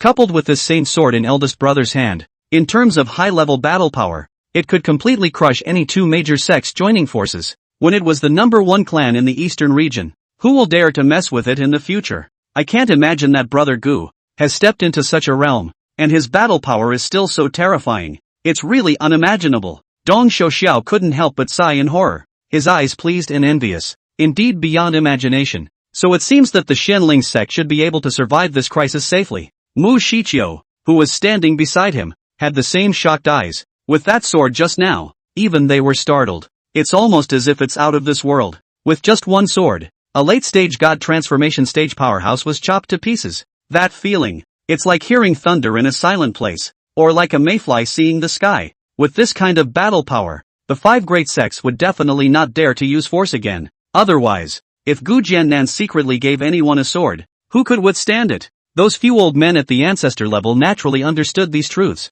It was precisely because they knew it that they parted with a heavy heart. Now they had only 2 ways to go. Either that or they would go out and fight for their lives and try to join forces to strangle Gu Jiannan. The consequence is that if they don't make it, they have to live with the shadow of death every day. Unless they get together forever. Otherwise, whoever it is, anyone who went up against Ancient Sword South alone would end up the same as Yu Baihu. The second option was to try to reach a settlement with the Xianling sect. But the problem now was that even though they had 4 late transformation god stages, the initiative was in a position to change hands. How do they reconcile? The current Gu Jiannan was simply invincible. It was a good thing that the other party was not without a soft underbelly. And that was the Xianling sect. If they really fought, they would suffer heavy losses and the Xianling sect would almost be destroyed. Figure all that out. It was only then that Wei Daozi of the Zonglan sect politely arched his hand towards Gu Jiannan with a complicated face. Congratulations to you, Daoist Gu, for stepping into the realm of the late stage of God transformation. Today's matter, we were all hoodwinked by the underworld sect,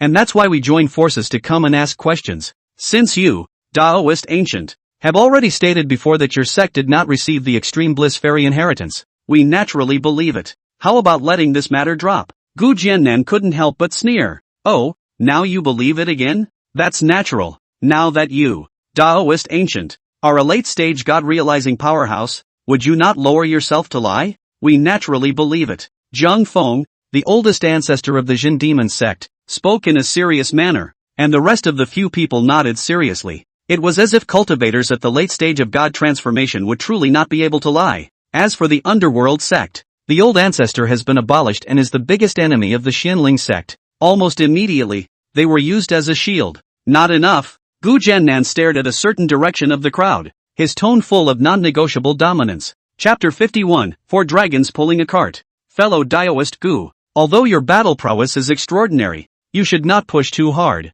My 5 great clans are not afraid of you. Yang Lai, the old ancestor of the Flowing Cloud sect, stared at the green-colored ancient sword in his hand as a flash of greed and scorn swept through his eyes. With their strength, they could naturally see that at least half of the credit for that shocking sword just now was on this ancient sword. This sword is by no means extraordinary. Gu Jiannan couldn't help but laugh mockingly. Ha ha, not afraid of me? Then come and fight, haven't you? Lu Yun sect, always looked at me. Xianling sect, with displeasure? I'll give you this chance today. How about we fight to the death? Wei Daozi of the Tsan Lan sect hurriedly smiled and stepped forward to round off the situation. Fellow Daoist ancient, as one of the 8 great clans of the eastern region, we are still valuing peace, but it is indeed rude for us to come here this time. Why don't you state your terms? Yang Lai turned his head away with an iron face and a cold snort. Going one-on-one with Gu Jiannan? Little cute. Only then would he go to his death. If the other party could cut down the swimming white tiger with 1 sword,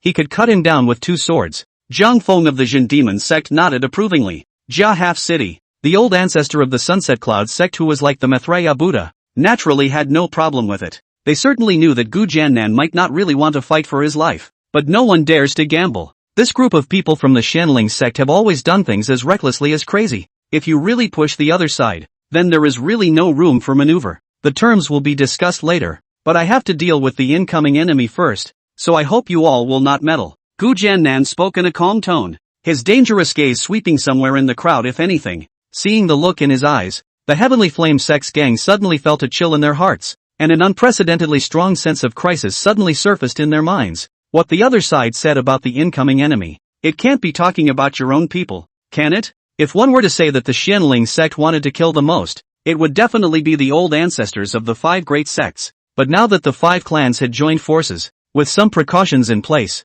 no matter how strong Gu Jiannan's battle power was, he couldn't do it easily. Then the second wanted to kill. Definitely a backstabber. Come to think of it, the sovereign family heads of several forces were suddenly in a cold sweat, their faces flustered and remorseful as they looked at each other. If one is not greedy, even if one ignores it like Yan Inzhu, it is not so passive today. Chen Jie, who was standing beside the group of elders from the 5 great sects, also couldn't help but shrink his body toward the crowd. These lunatics from the Xianling sect even dared to kill the old man of the underworld sect. It would be the end of the world if he looked at himself with displeasure and came with that sword as well. The Wei Daozi few naturally knew who Gu Jiannan wanted to kill, and after looking at each other, they all nodded imperceptibly. Ha ha, this is Xianling sect's family matter. We naturally won't interfere. Please make yourself at home. Fellow Daoist Gu. Lai Rulin couldn't hold on any longer, and with a face of fear, he came to the Pantheon sect's supreme elder Yu Buchuan. Bending down and trembling. Elder Yu, the underworld sect has promised to protect us from the threats of others. We've also been doing what you told us to do, so you can't just see us die. Not bad, Elder Yu. You, shut up. What do you mean do what I tell you to do? When did I ever tell you to do anything? If you dare to talk nonsense again, beware I'll be rude to you. Yu Buchuan interrupted gloomily, inwardly angry and eager to strangle them to silence them. Now that the clan ancestor's physical body was broken, while the Xianling sect had an additional late-stage transformation spirit powerhouse, the Underworld sect had also come to the Xianling sect more than 2 months ago to pick a fight and set the Heaven's Pride competition for a year later. Together with the old grudges from before, the most dangerous of the 5 great sects was definitely the Underworld sect. This pile of things was like a big mountain pressing down on his heart, making him tremble with fear. Where was the time to care about these people from the Heavenly Flame sect? He couldn't wait now for their deaths to extinguish the Xianling sect's anger. Hearing Yu Buchuan's words, Lai Rulin and the others immediately turned ashen. After looking at each other, they no longer cared about their dignity and came to Gu Jiannan, directly kneeling down and pleading. Ancient elder, we were blinded by lard. In order to preserve the clan, this is why we made such a big mistake. Please give your elder a second chance. Not bad, we will absolutely look to the Xianling sect from now on and will never do it again. Yeah, in fact, we are also worried about the survival of the clan. So we have to defect to the underworld. It is really forced to do so. Several people cried at the top of their lungs, as if they possessed a belly full of grievances. The people around him, however, listened with contempt. Surrendering to the enemy when you realize something is wrong, and then running back to beg for mercy when you can't beat them? This simply takes shamelessness to the limit. Bah, dog thing, obviously want to follow others to pick up bones to eat, and still have the face to say that you are aggrieved? Complaining to you. Fu Tianxiong of the Imperial Sword Sect was the first to jump out and curse. This time, several people were silent in the face of his insults. Nowadays, The Royal Sword Sect was the #1 little brother under the Xianling Sect. As long as the Xianling Sect didn't fall, who would dare to mess with him? That's what you get in return for the snow. Those few of them who were waiting for the sentence to be pronounced naturally didn't dare to talk back. Gu Jiannan quietly listened to them, before he coldly said, I haven't even said who I'm going to kill yet, and you guys jumped out and begged for mercy. So you're quite self-aware. Since you guys said it's for the sake of the clan, then I'll give you a chance. The gang was overjoyed to hear this. Thank you, ancient elder, for the sea. I knew it. Gu Jiannan raised his hand in disgust to interrupt them. Stop. You guys finish yourselves off, then evacuate your families and clans. 300,000 miles away from the Xianling Sect. However, all cultivation resources are not allowed to be taken away at all, or else. He didn't say how, but everyone knows what those unsaid words are. The immortal cultivation world had always been cruel, and this kind of treatment was already considered light. At the very least, Mou felt that it was not enough, but he didn't put too much stock in this kind of shrimp. Next, it's time for him to break through. The sect's focus, on the other hand, was to investigate the person who was behind the scheme, as well as the whereabouts of old ancestor Long Bao Tian. The other two sisters, who he hadn't been able to contact, also caused him a moment of worry. Seeing his slightly furrowed brow, Lu Yuyan on the side couldn't help but ask in a low voice, Little Yu, what's wrong? It's about the matter of the two elder sisters, and afterwards I wanted to find my master to talk about it in detail. Looking at the serious Mou, Lu Yuyan always felt that his excuse to find himself for a detailed chat was a bit inadequate. After all, the distance was far, and if they were in some special secret realm, it was normal to not be able to contact them. This brat, I'm afraid he's deliberately looking for an excuse to approach himself. She couldn't help but blush, and her beautiful eyes gave him a slightly unnoticeable blank look. Then no comment. It was at this moment that a cry of grief and unwillingness suddenly came from the field. We know we're wrong. What more do you want? He hurriedly turned his head to look. Only a figure was rising up into the sky, then fleeing into the distance at great speed. It was none other than the Heavenly Flame sect leader, Lai Rulin. At the same time, Wang, Yan, and Lu, the heads of the three families, as well as the head of the Violet Sky Pavilion, all fled desperately in one direction each as well. Obviously, in the face of life and death, no one is willing to cut themselves off. Unfortunately, they escaped less than 1,000 meters, and their bodies fell like kites with broken strings, as if they were carrying a lofty mountain on their backs, falling faster than you can imagine. All those who looked to the north were in shocked dismay. What they were wrong about was not that these people were left behind so easily. It would be strange if a few Yuaning cultivators in the area could escape from a late-stage god transformation powerhouse. What really shocked everyone was a luxurious dragon carriage flying in the distant sky. The so-called dragon carriages are actually not very different from horse-drawn carriages. It's also just a different animal pulling the cart. Those were 4 snow-white giant dragons. Each head was 20 to 30 feet long. Looking at its aura, it was much stronger than the mount of the Flowing Cloud sect's oldest ancestor. All of the spirit transformation cultivators present couldn't help but feel a sense of awe in their hearts. It's just too much. These 4 white dragons were surprisingly all early stage of god transformation demonic beasts. What kind of being would be on that wagon? Chapter 52, The Little Girl Who Knew Herself Well. Amidst the astonished and shocked gazes of the crowd, the huge luxurious dragon carriage, in the twinkling of an eye, arrived and stopped in front of the Xianling Sect's mountain gate.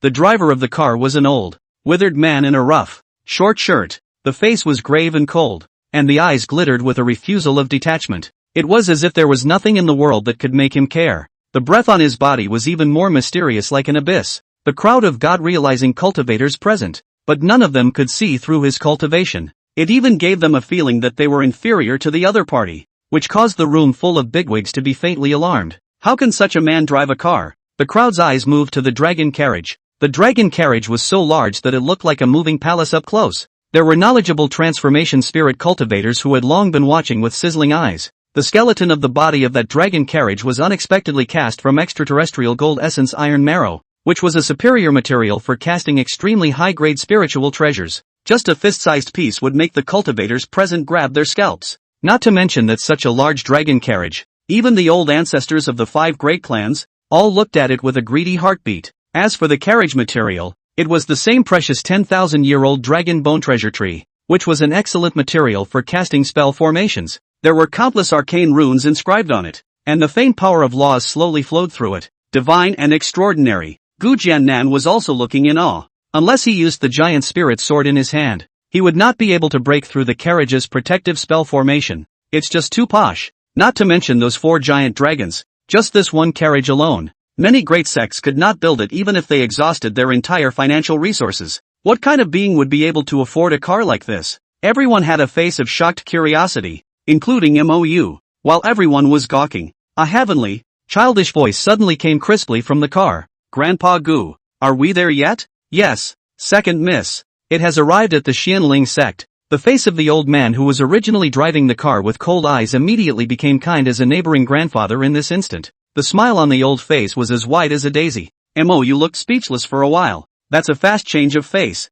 isn't it? But what did they want to come to the Xianling sect for? Could it be that they also came for the so-called inheritance? He couldn't help but frown slightly. The people from the 5 great sects, however, heard this but their eyes lit up. Their gazes implied anticipation. The origins of these people were extraordinary at first glance, especially the 2 old men, whose strength was even more unfathomable. This would be great if it came to trouble the Xianling sect. The Xianling sect's senior management, on the other hand, had their eyes on guard. Now that the crisis was about to pass, they didn't want to make trouble at this time. As for the few people from the Heavenly Flame sect, they had long since been beheaded on the spot by the fiery-tempered Tang Feihu. Even the Yuan Shin didn't escape. At that moment the curtains of the dragon carriage moved, and a small hand as white as jade poked out. As the curtain lifted, a petite figure quickly jumped down from the car. Yi Xian. That is a 13 or 14 years old beautiful little girl. Black pure eyes aura full. Good looking, palm small face powder carved jade.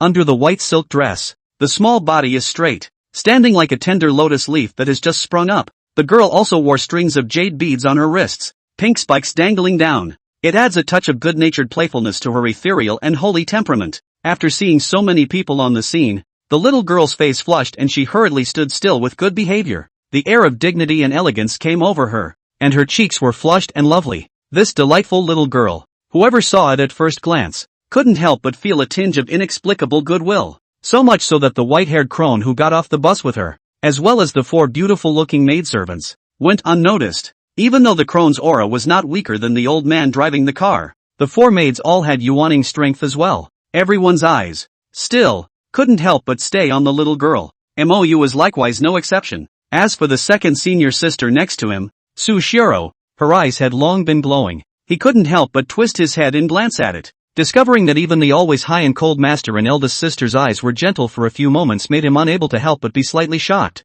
This so-called Holy Spirit body of the worlds was practically killing both young and old. All that could be seen was a transparent panel that was hanging high above the little girl's head. Name, Yi Qingxian, Daughter of Luck. Age, 14. Realm, Late Qi refining stage. Physique, the body of the Holy Spirit of the worlds. Inherently affinity with the spirits of all worlds. Sheltered by the heavenly fortune. Invulnerable to all evils. Another daughter of Qi? Unfortunately it was just too young, and he subconsciously shook his head. This beauty embryo, in the future, would definitely be a scourge-level beauty, but the current him didn't have a single thought. Not to mention in the immortal cultivation world. Even in a mortal world like the Blue Star, this was just a small child.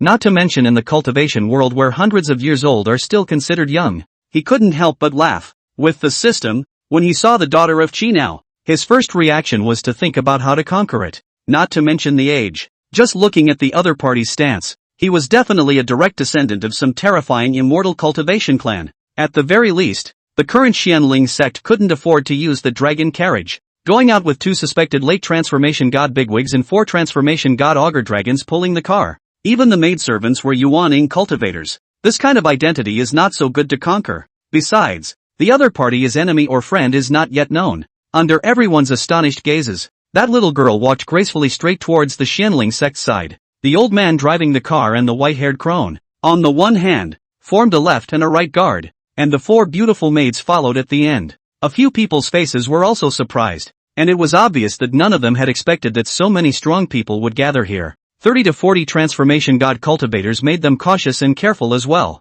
As the master of this place, Gu Jiannan took the lead and slightly arched his hand towards the old motorist, politely saying, "I don't know what all of you Taoists are instructing us to do as we ride neighboring our sect." Although the other party was a motorist, Gu Jiannan didn't dare to take it lightly at all. Instructing dare not. We came here, is to have a matter to ask. The old man paused, looked around again, and continued, "Why don't we wait until you, Taoist friend, are done with this matter, and then we can talk about it in detail?" Gu Jiannan smiled and nodded. "Good, Yu Yen, Take a few of your fellow Taoists back to the hall of meeting. My master will arrive later. The old man twisted his head to look at the white-haired crone next to him, his eyes vaguely containing a questioning intent, and the latter slightly shook her head. She knew what her companion meant. Of course, but things were a bit complicated here and it was better to stay out of it. Who knew that little girl? After her eyes darted around. However, he stopped his gaze on Mou's face and suddenly asked in a brittle voice, "Big brother, do you guys need any help?" Mou was surprised for a moment, but still smiled and shook his head. "Thank you, little sister. We can take care of these things ourselves." The little girl's face was tight and her eyes were incredibly serious and sincere. "Oh, if they bully you based on the number of people, I can get Grandpa Gu and the others to help. He never loses a fight." "Okay, if I need help, I'll call you." Inkbrand pushed down his doubts and smiled faintly at her. "Aha." The little girl happily showed her teeth and nodded her head vigorously, her clear eyes curving like a stringed moon. The two old men following him, on the other hand, looked at each other in surprise, both seeing the surprise in each other's eyes. How could Second Miss be so close to this young man she just met? Murphy, the two of them pondered in their hearts. Then followed Lu Yuyan towards the interior of the Xianling sect. "I'll see you in a while, big brother. Remember to look for me when you're done." The little girl waved her hand at him unwillingly as she walked away. "Good." Mou nodded with a smile. Seeing this scene, all the top echelons of the 5 great sects had gloomy eyes. Finally, amidst the mocking laughter of the Xianling sect's disciples, they endured a few words of explanation and left in disgrace. Originally, he was ambitious to overthrow the Xianling sect, but he ended up in a mess. The old ancestor of the underworld sect was even decapitated. After today, the Xianling sect will surely be as good as new. Looking at the departing 5 great clans, Gu Jiannan and the others had ice-cold faces. Now is not a good time to get your hands dirty. But after a while, I don't believe they'll still stay together every day. When they slacked off, it would be the time for the Xianling sect to take revenge. Mou followed his master ancestor and returned to the clan's meeting hall. The little girl saw him and hurriedly waved at him with a sweet smile on her good behavior. I don't know if it's an illusion. Mou actually felt that there was a hint of caution and coquetry in her smile. It made him more and more puzzled inside. Chapter 53. Begging to stay in the clan. Looking for a chance? Seeing the expression on this little girl's face, Mou was filled with dismay. Although that old man had said before that there was something to ask for. But with this other party's background, what need was there to ask for the Xianling sect? And this little girl, she had just come right up to him. Does this still have something to do with you? Big brother, sit here. The little girl pointed to the seat not far from her and smiled brightly. Looking at the innocent and holy smile on her face, Mou put his inner suspicions aside, then smiled and sat down beside it. The crowd exchanged a few pleasantries. The white-haired crone again cordially introduced to Mou. "This is my second young lady Yi Qing Xian. The wife's name is Xiang Lanji." After saying that, he pointed down to the poker-faced old man on the side and laughed. "That old man who acts as if others owe him spirit stones is called Gudongzhou. His face is a bit ugly and he's ugly, but he's not a bad person." Mou couldn't help but twist his head to look at the old man. His face was indeed a little colder. As for ugly, it couldn't really be said. On the contrary, that bashful and serious old face had the high and cool demeanor of a worldly superior. Late generation Mou. Meet the 2 old seniors. Mou hurriedly bowed to the 2 old men. "You're welcome, Mr. Mo." The old man was quite polite in return, despite the lack of a smile. As for the white-haired crone, she was much more gracious and amiable, the smile on her old face getting warmer the more she smiled. "My second young miss grew up with a simple mind, coupled with her young age. Please bear with Mr. Mo where he is rude." Mou politely shook his head and laughed. "You are too kind, old-timer. Monsieur's bare heart is a joy to all. How can there be any talk of rudeness? Ha ha, if Gongzi doesn't take offense." The wife is relieved. The white-haired crone laughed happily, clearly flattered by his compliments. The little girl's eyes, which twisted her head to look over, were equally bright, and a pair of slim, slender little legs were elegantly joined together. "Granny Xiang, I told you that big brother wouldn't see any offense." The crowd chilled for a few moments. Xiang Lanji then stepped into the main topic, sighing with a serious old face. "I'm not hiding anything from you all. We have come here because we have a favor to ask. Although it's abrupt, but it's really a matter of human life, so we can't care about that much. Fellow Daoist, please speak." Gu Jiannan calmly raised his hand without commenting. Xiang Lanji pondered for a moment and said with a straight face, "We are from the Yi family of the Divine Enlightenment continent, and the Yi family has been passed down for millions of years, and is slightly prestigious in the Divine Enlightenment continent." The people present couldn't help but be shaken inwardly. No wonder the other party's battle was so extravagant. So it was actually an ancient family of immortal cultivators from the Divine Enlightenment continent? It's no wonder then. The green underworld, in which the green cloud continent is located, is vast and contains 7 divine continents, which, if ranked by area, are Divine Enlightenment, Changming, Snow Plain, Hirakawa, Charmed, Qingyun, and Streaming Wind. Each continent was vast as if it had formed its own realm, separated by a terrifying and bizarre endless boundary sea. Non-yuaning cultivators, or have a superb flying spiritual treasure to protect. Ordinary cultivators simply cannot fly over, despite the differences in the customs of each continent. However, even in the Charmed continent, which was the home base of demonic cultivators, there was no shortage of human cultivation ancient lineages. The Qingyun continent, where the eastern region was located, was vast and had a prosperous immortal cultivation civilization. However, the sense of existence was on the low side in the entire green underworld. There was no comparison at all with the top-ranked Divine Revelation continent. This Yi family, to be able to inherit 1,000,000 years in the Divine Enlightenment continent, its heritage was by no means comparable to that of the Xianling sect. How can it be slightly prestigious? I'm afraid it's quite something. Xianlanji paused slightly inside before continuing. 23 years ago, the 4th generation of the Yi family's main lineage's Xin granddaughter was born, the second Mrs. own sister. But from the beginning of his birth, he was infected with an innate malady. And the Yi family tried countless methods that were not feasible, and now he has no more life left. Later on, I was fortunate to be instructed by a senior person, who said that the only way to have a ray of hope was to go to the treasure land of the extreme east, the spirit sect of the Thousand Hills. The eastern region of the Green Cloud continent is the east of the Green Underworld, and your clan is directly east of the eastern region, plus the phrase spirit sect of the Thousand Mountains. What this says is most likely your clan. Speaking of which, both the white-haired crone, as well as Poker Face and Yi Qingxian's little beauty embryo, all of them looked towards Gu Jiannan with excited gazes, anticipation and nervousness implicit in their eyes. It is for this reason that we have come here, hoping that we can stay in your sect for a period of time in search of that ray of hope. Gu Jiannan couldn't help but ponder slightly, even though what the other person says may be true. However, just recently when the matter of the extreme bliss immortal's inheritance was rumored, someone immediately came to the door and said that they wanted to live in the Xianling sect to look for a chance. It's not just about living there, it's about trying to find opportunity in it, and who can resist not thinking about it more? You should know that the land of the clan is the secret core of a clan. Many special and precious heavenly materials and geomaterials are hosted and planted in the middle of it, and the treasure pavilion caves are even densely scattered. How can we allow outsiders to pry at will? Seeing Gu Jiannan's difficult expression, Xiang Lanji hurriedly pulled out a storage ring and handed it over, saying sincerely, "We know that this is not a good move, but there is really no other way, so please be able to sympathize with our eagerness to save people. This small token of appreciation, please accept it. If we really find that chance, the Yi family will be grateful." Gu Jiannan's divine sense swept over the pile of precious and rare heavenly treasures in the ring, inwardly shocked,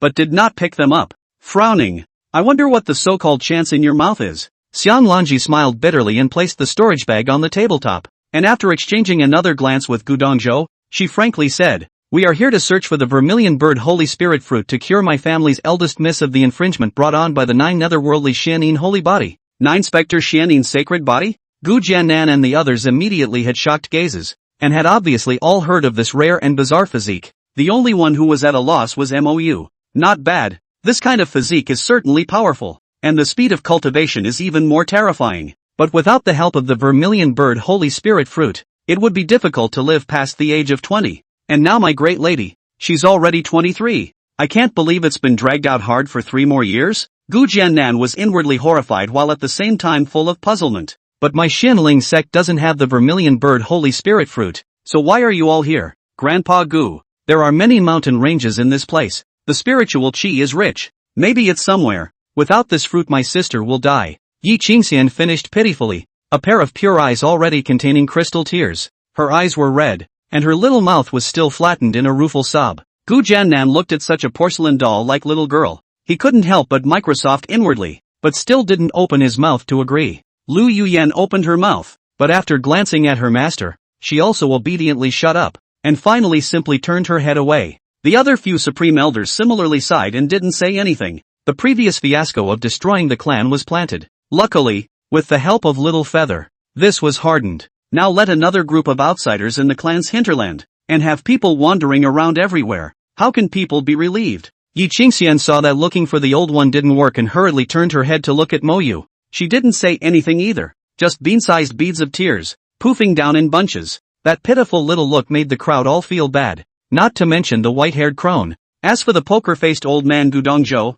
he even walked over with a heartbroken face and touched the little girl's head in a deep voice. Second young miss, don't cry. Maybe there isn't much vermilion bird holy spirit fruit in this place either. That old Taoist priest would have said something about words, and after searching so many places before and not finding it, I think it's just a hoodwink. No, there has to be. I have a feeling this place is very different. Yi Qingxian flattened her mouth and lifted her flower cat-like little face, looking hopefully and stubbornly at Gudongjo. The old man was suddenly sadly defeated. But this Xianling sect, obviously not willing to let people stay and look. What can they do? We can't have a fight over this, can we? It is not impossible to change a clan. But remember the ancient sword that Gu Jiannan held in his hand before. He couldn't help but stare inwardly. If he was not mistaken, it should be a holy weapon. Coupled with the several people present on the other side, each of them had an extraordinary aura. So I'm afraid that none of them were to be messed with. Even if he and Xiang Lifei had horrifying battle power, they were not sure that they would not make a slight mistake.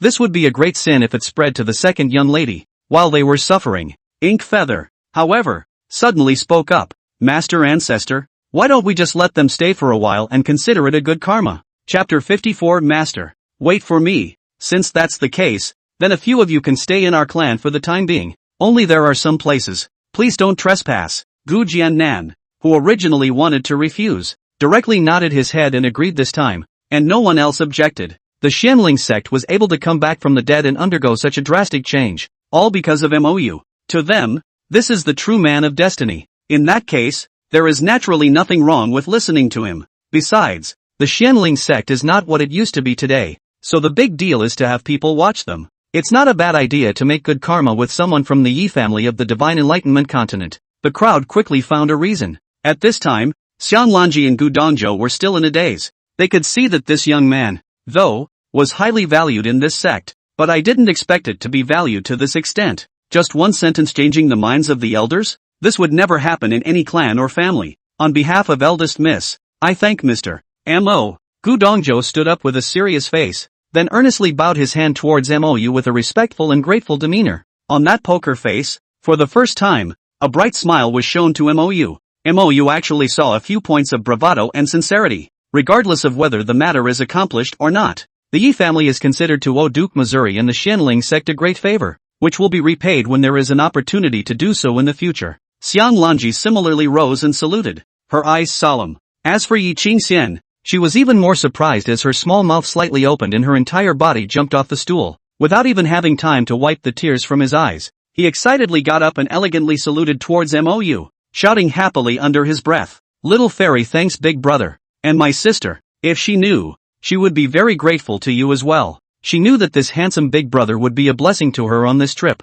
That feeling of closeness to the esoteric was right. The little girl smiled an unbelievably bright and innocent smile. Her large eyes curved like crescent moons. Finally, the augurs, who drove the car, were settled in a lake, and a few people stayed in a waiting place on a peak by the lake. It was said to be a place to stay, but in fact, a few people were not even thinking about staying. During this period of time, the search for the vermilion bird immortal spirit fruit should definitely be the main focus. So just after settling down, accompanied by the Xianling sect's disciples, they couldn't wait to carpet search among the mountain ranges. Even Yi Qingxian, who was running all over the mountain with a small snow-white monkey, Inkbrand didn't pay any more attention to them. Returning to the Great Hall, he explained towards the senior ancestor and several senior uncles. They were allowed to stay because I could sense that they meant no harm, or they wouldn't have brought such a small child. Another point is that they came from the Divine Enlightenment continent, and the old ancestor was the one who lost contact in the Divine Enlightenment continent. Gu Jiannan and the others were immediately shaken inwardly,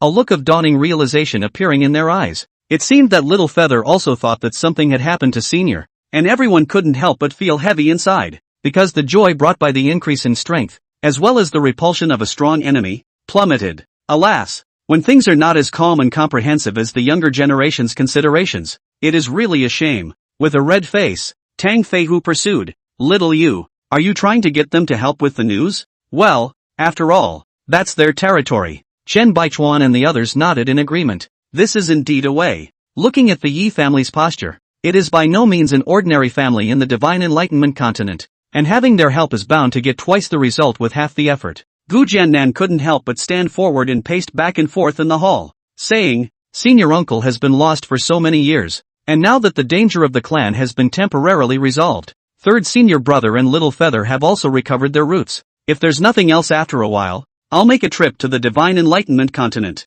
Chen Baichuan hurriedly stood up and anxiously said, eldest senior brother, nowadays the sect is in need of you to sit as a deterrent. It's better for me to go. Don't all grab it. I haven't left the clan for 100 years, and now that my cultivation has been restored, it's the right time to take the opportunity to go outside and have a look. With one sentence, Situ Xiaotian grabbed the right to go out. By this point everyone had stopped scrambling. At that time, if he really went to the Divine Enlightenment continent to look for his elder brother, would it be smooth sailing? But third senior brother has been in seclusion for 100 years, and before that, he had been living with the blow of his realm falling, so it would be good to go out and spread his heart. This is necessary for mindfulness, and even for breaking through later. If it was before, for stepping into the void returning stage everyone wouldn't even dare to think about it, but now with the realm breaking pill, as long as there was enough accumulation and a flawless state of mind, this matter would become very possible. The matter had come to an end for the time being, and the Yi family's thank you gift had been pushed back.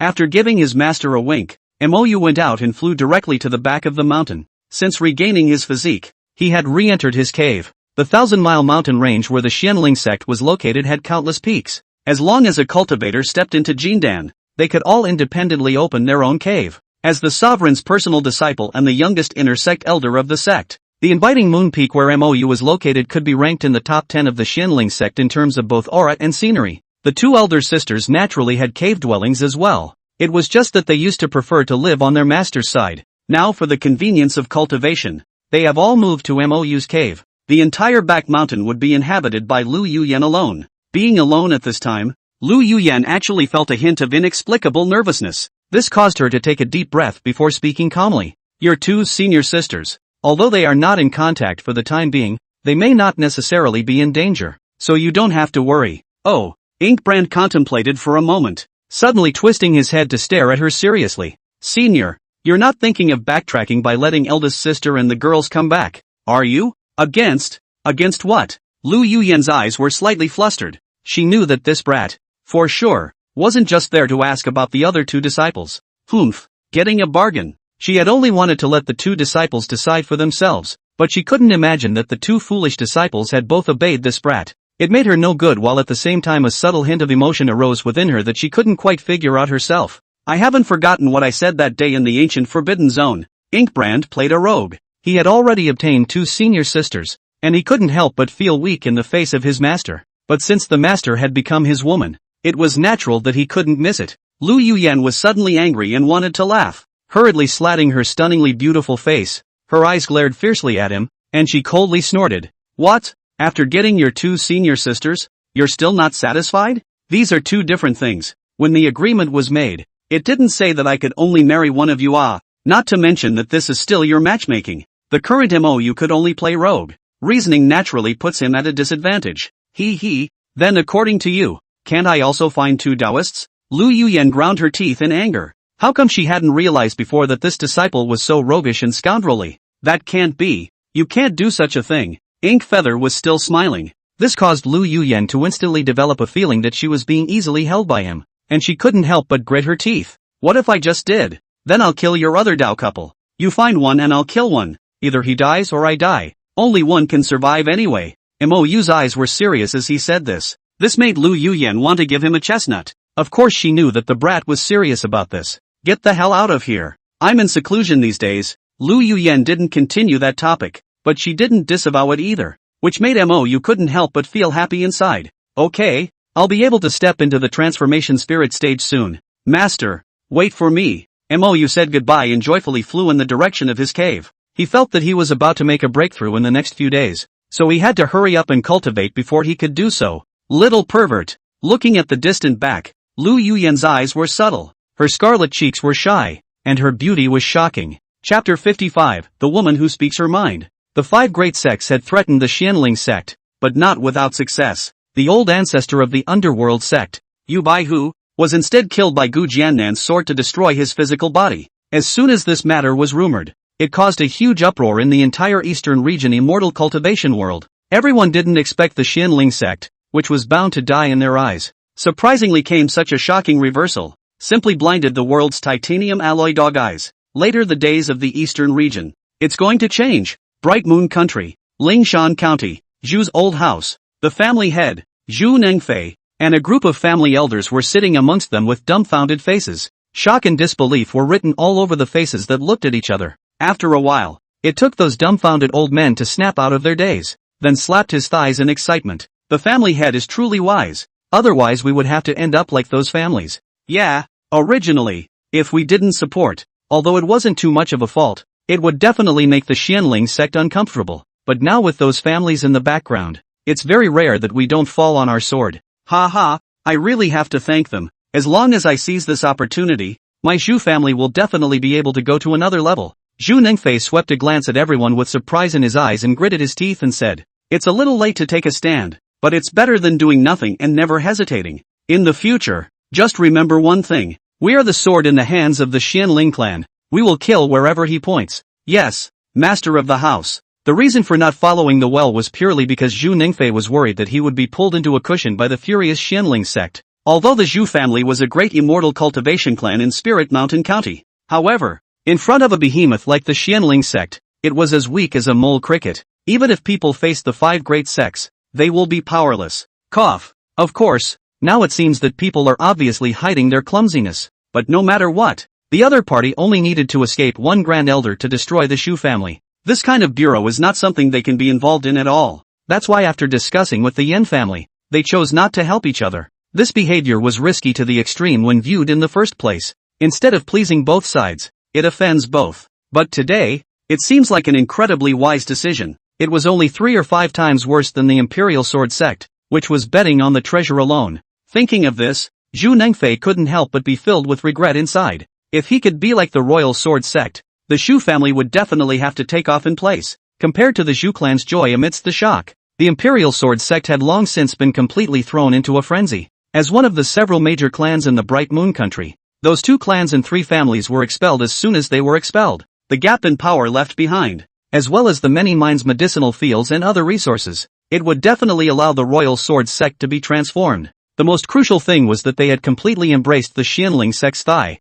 In the future, how to expand and develop. Other sects would not dare to make things difficult. This was because the world now knew that the Royal Sword Sect was the Xianling sect's loyal little brother. There was no fear of death before. Now, besides not being afraid of death, there is a strong backer behind. Who dares to mess with it? At this time, the ones with the most complicated moods were none other than the Heavenly Sword Sect and Jade Snow Palace. The Xianling sect's ending was similarly beyond their imagination and expectations. No one could have imagined this ending. The point was that the powerful battle strength that Gu Jiannan had displayed had shaken them all inwardly. The world had always assumed that the other party only had mid-transformation spirit strength. I can't imagine that I've quietly stepped into the late stage of God transformation. That's a lot of hiding. Then the rest of the Xianling sect, could they also be hiding? The Heavenly Sword Sect's old ancestor, Li Kei, couldn't help but look at the main seat. The calm-faced Jade Snow Sect's old ancestor, and Xiao Xian, with a thoughtful look in his eyes. We are all human beings who have lived for thousands of years.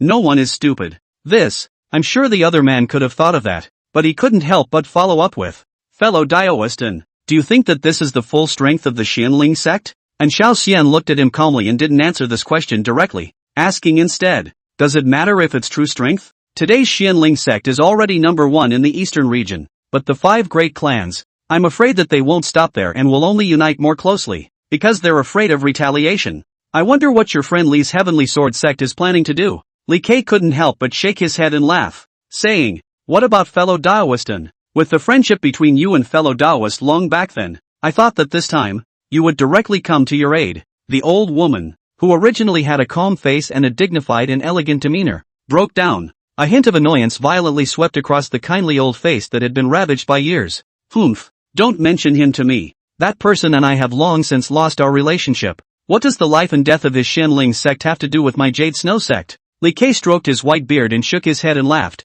not revealing her again. If he really didn't care, how could he have quietly hidden near the Xianling sect in the first place? Ha, mouthy woman. If the 5 great clans continue their alliance and even pull in the forces of the upper 5 countries, you won't help either? Don't help. Let his Xianling sect fend for itself. Are you really sure? Why are you so full of crap? And Xiao Xian glared at him in annoyance. Li Kei didn't care at all. His old face filled with a snickering smile. Ha ha, in that case, let's be quiet and watch the show. And Xiao Xian glanced at him and coldly grunted. That girl from your heavenly sword sect, didn't she have a marriage contract with the other boy? Backed out? Not yet. It is rumored that the boy's days are numbered, and there is no need to hurt his face in vain. Li Kei couldn't help but sigh with a look of regret. That kid, back then, was such an outstanding and dazzling talent. He's really looking good. Otherwise, he wouldn't have agreed to betroth his family's heavenly daughter to him. It's a shame. Bang! Chen Jie angrily smashed the East Palace Hall to pieces, and as he did so, he roared with fury. The underworld sect is simply a waste, as well as the other several great sects. They're all bull asterisk asterisk asterisk asterisk. He had been holding this nameless anger for a long time, and it was so hard that he was about to explode. The 5 great sects had threatened the Xianling sect, but they were actually countered by the other side and ruthlessly slapped in the face? All those exotic treasures he gave, wouldn't they all be for nothing? Not to mention the other party's promise of a stunning beauty. All that hard work has come to naught in the end. When he thought of Mou, who was hugging him left and right, his heart burst with jealousy and anger. This must not go away. Thinking of the overwhelming divine sword in Gu Jiannan's hand, his eyes suddenly lit up. A plan crept to mind. Someone come, prepare the carriage and guards for this crown prince. I'm going to swing by the flowing cloud sect. Chen Jie shouted morosely. Chapter 56, Preparing for a Breakthrough. Xianling sect. Invitation to the Moon Peak. Mou, who was about to make a breakthrough, led his second senior sister into the house, while Lu Ruyu sat quietly outside the door to keep watch, always ready to pick up the slack. Inside the room, Mou looked grave. All because the effect of the chaotic yin-yang scripture was just too terrifying. He cultivated for at least 3 or 4 hours at a time, and this was still because he had deliberately accelerated. Then after a little rest, you can continue practicing again. But not sister. It's not just the body. It's the Dantian. That sudden influx of terrifying aura could not be fully digested in a short period of time.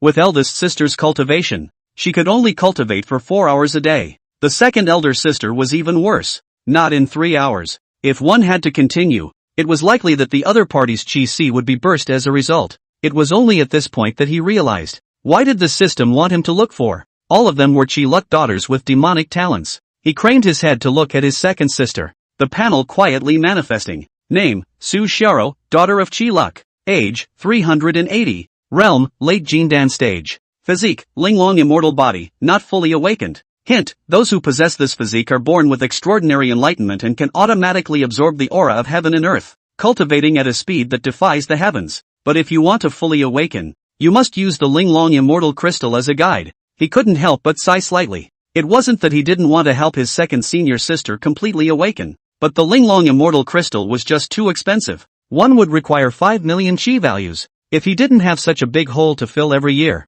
he would buy it without hesitation. But now it's just a matter of tolerating it. Good thing there's no rush on this. The chaotic yin-yang sutra is also of great help to them. Mou could increase his cultivation for 10 days by practicing for an hour, and they had half the effect. But once Mou spends all the luck value, resulting in one day can't pay back the system loan, then everything he had because of the system would go up in smoke. Therefore he would not spend his chi luck value indiscriminately unless it was necessary. Unless within a short period of time, another daughter of Chi was conquered. Eldest sister was in a similar situation, although the innate glazed sacred body had been fully awakened. However, due to the lack of sacred spirit crystals, the cultivation speed was similarly limited. As for the so-called holy spirit crystals, it was said that there was only a small amount of output in a certain dangerous forbidden area in the charmed continent. Even late-stage transformation spirit powers regarded it as a treasure. This was because the aura inside actually contained a trace of law origin chi. Embodying the power of the laws was the key to the transformation spirit stepping into the return to void.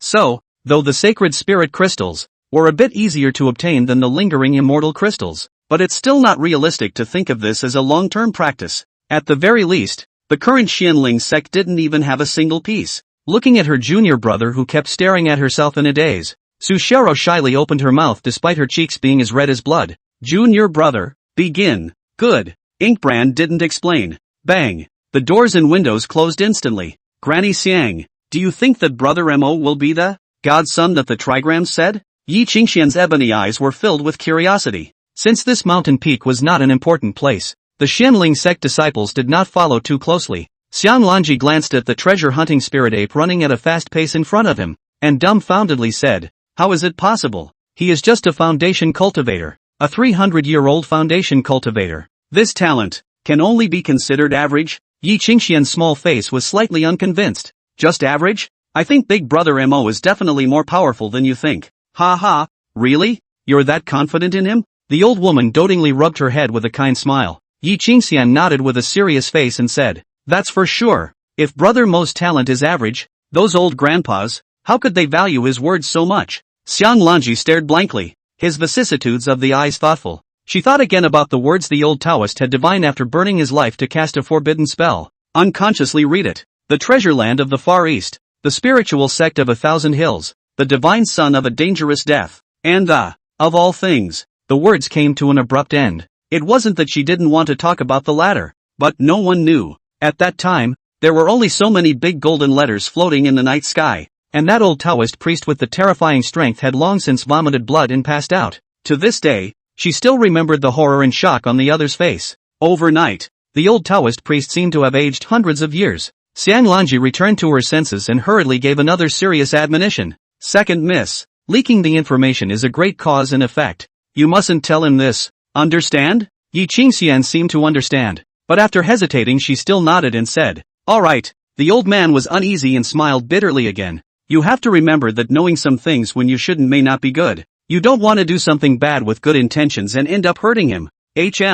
Don't worry, Granny Xiang. I will never harm Big Brother Mo. This time, Yi Qingxian's small face was incomparably serious, her head nodding vigorously like a chicken pecking at rice. Xiang Lanji burst into tears, but it may not be a bad thing for second miss to be related to that young man. At the very least, he could stay in the Xianling sect this time and seek that silver lining. It's thanks to the other side that this favor must be remembered. All that was left now was to go and confirm if this was the place the trigrams had said it was. When she thought of Missy, whose life was short, she couldn't help but become heavy inside. As for Yi Qingxian, her small face was filled with anticipation. She believed that she would be able to find the vermilion bird Holy Spirit fruit for her sister. It will definitely work. More than 10 days passed in the blink of an eye. At this time, Xiang Lanji and the others had already carefully searched 80% of the nearby mountains. Even with Xiang Lanji and Gu Dongzhou's strong divine sense, they looked exhausted. Not to mention Yi Qingxian and the few maids under her, all of them looking haggard. Unfortunately, it remains unproductive, but all of them didn't give up and continued to search patiently. Break me! Mou shouted angrily, and his body's spiritual energy rushed towards a certain orifice as if it were a river. A strong and amazing aura rolled and boiled around him. Today, he was bound to rush into the late stage of Yuaning. Chapter 57, Stepping into the late Yuaning stage. At this time, Mou Sea of Qi was as if a volcano was erupting at the bottom of the sea, tumbling and boiling fiercely. That terrifying sound was at least 10 times more violent than when he had broken through to the middle stage of Yuaning 100 years ago, and it continues to get stronger. Even he himself was stunned at this point. He knew that it was all because the cultivation technique was different from before. The Tao scripture was something he had spent $10 billion on alone to buy, and now it seemed that the $10 billion was simply too much to spend. With the way things are going, once the breakthrough was made, he was confident that with the late Yuaning realm, he would be able to stiffen a late harmonized god cultivator. He held back his inner excitement and continued to run his gongfu to break through with all his heart. In his mud palace, that little Yuaning figure was becoming more and more radiant and holy, as if it was a dazzling little sun. The aura of the entire inviting moon peak suddenly stirred, but it was quickly obscured by the aura of the spell formations arranged on the peak. The entire Xianling sect was oblivious. Only the 3 late transformation spirit supreme elders glanced towards the direction of the inviting moon peak with slight suspicion. When the divine sense checked the spell formation over there and it was still intact, it retracted its gaze with reassurance. Time passes day by day. To be on the safe side, this breakthrough Mou did not use the realm breaking pill. He was worried that the extreme that the realm breaking pill could achieve was not the extreme of his own feats, and that would be more than worth it. This is comparable to mountain climbing, where the average cultivator can only reach halfway up the mountain. However, with the realm breaking pill, one can be sent to the top of the mountain, but Mou, who possessed the Tao scripture, could completely charge straight out of the mountaintop and then soar into the sky. Naturally, he wouldn't lose out on a little. Nowadays,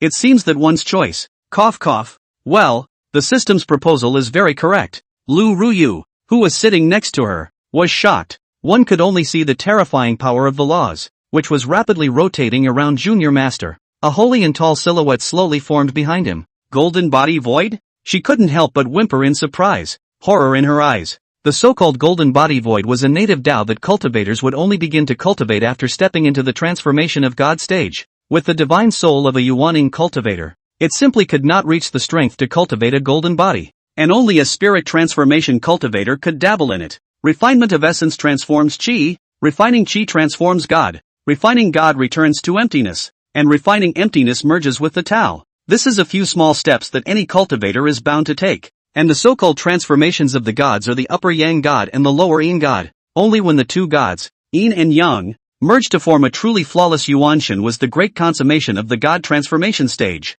Finally, when the original spirit returns to the void self, it is considered to have truly touched the great Tao. That was the Eastern region cultivator, the unattainable return to void stage. The golden body, on the other hand, is the outward manifestation of the cultivator's Yuanshan. The more powerful the genjutsu, the more solidly the shadow that was revealed. At the end of the day, the golden body would even be nearly materialized and possess all sorts of terrifying and mysterious great divine abilities. That realm had long exceeded the world's imagination. Nowadays, how could she not be appalled when her junior brother hadn't even broken through to the God transformation stage and his golden body had already begun to coalesce? Normally, cultivators who had just stepped into the transformation stage didn't need to think about it at all. But even if junior brother had broken through, he was still only in the late stage of Yuaning. But now the movement of this breakthrough was even more exaggerated than the other day when the senior uncles, from Yuaning, broke through to transformation spirit. As time passed, that imaginary shadow gradually solidified.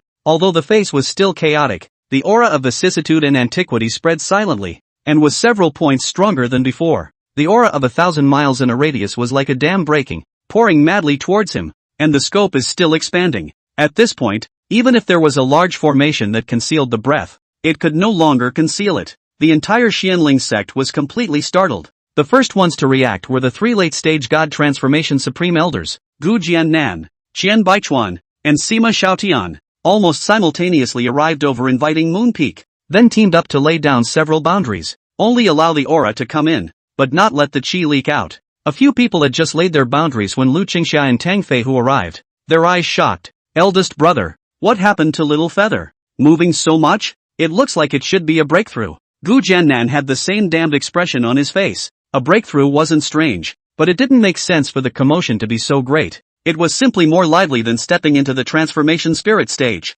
A breakthrough? This is just too much. Everyone was dumbstruck as they looked at that vast and boundless river of aura. When we broke through the God transformation stage a few days ago, there wasn't such a big commotion, and he's still only in the late Yuaning stage. Zhou Bai and the others, who had hurriedly arrived, were equally dumbfounded. Don't you guys react to the fact that he's close to stepping into the late stage of Yuaning? He's only 300 years old. In the entire eastern region, is there a 300-year-old late Yuaning cultivator? Lei Lai's eyes froze before he looked at the crowd in shock and added, moreover, he also had his foundation destroyed for 100 years halfway through, which is equivalent to only cultivating for 200 years. Really people have to die. The presence of Wang Saniu originally wanted to say, there is someone in the presence of people then? But reacting to the fact that Master and Uncle and the others were there, he hastily swallowed his words back. But naturally, we all know what the words he didn't say were. They all looked at each other with complicated expressions. Well, really compared to Feather,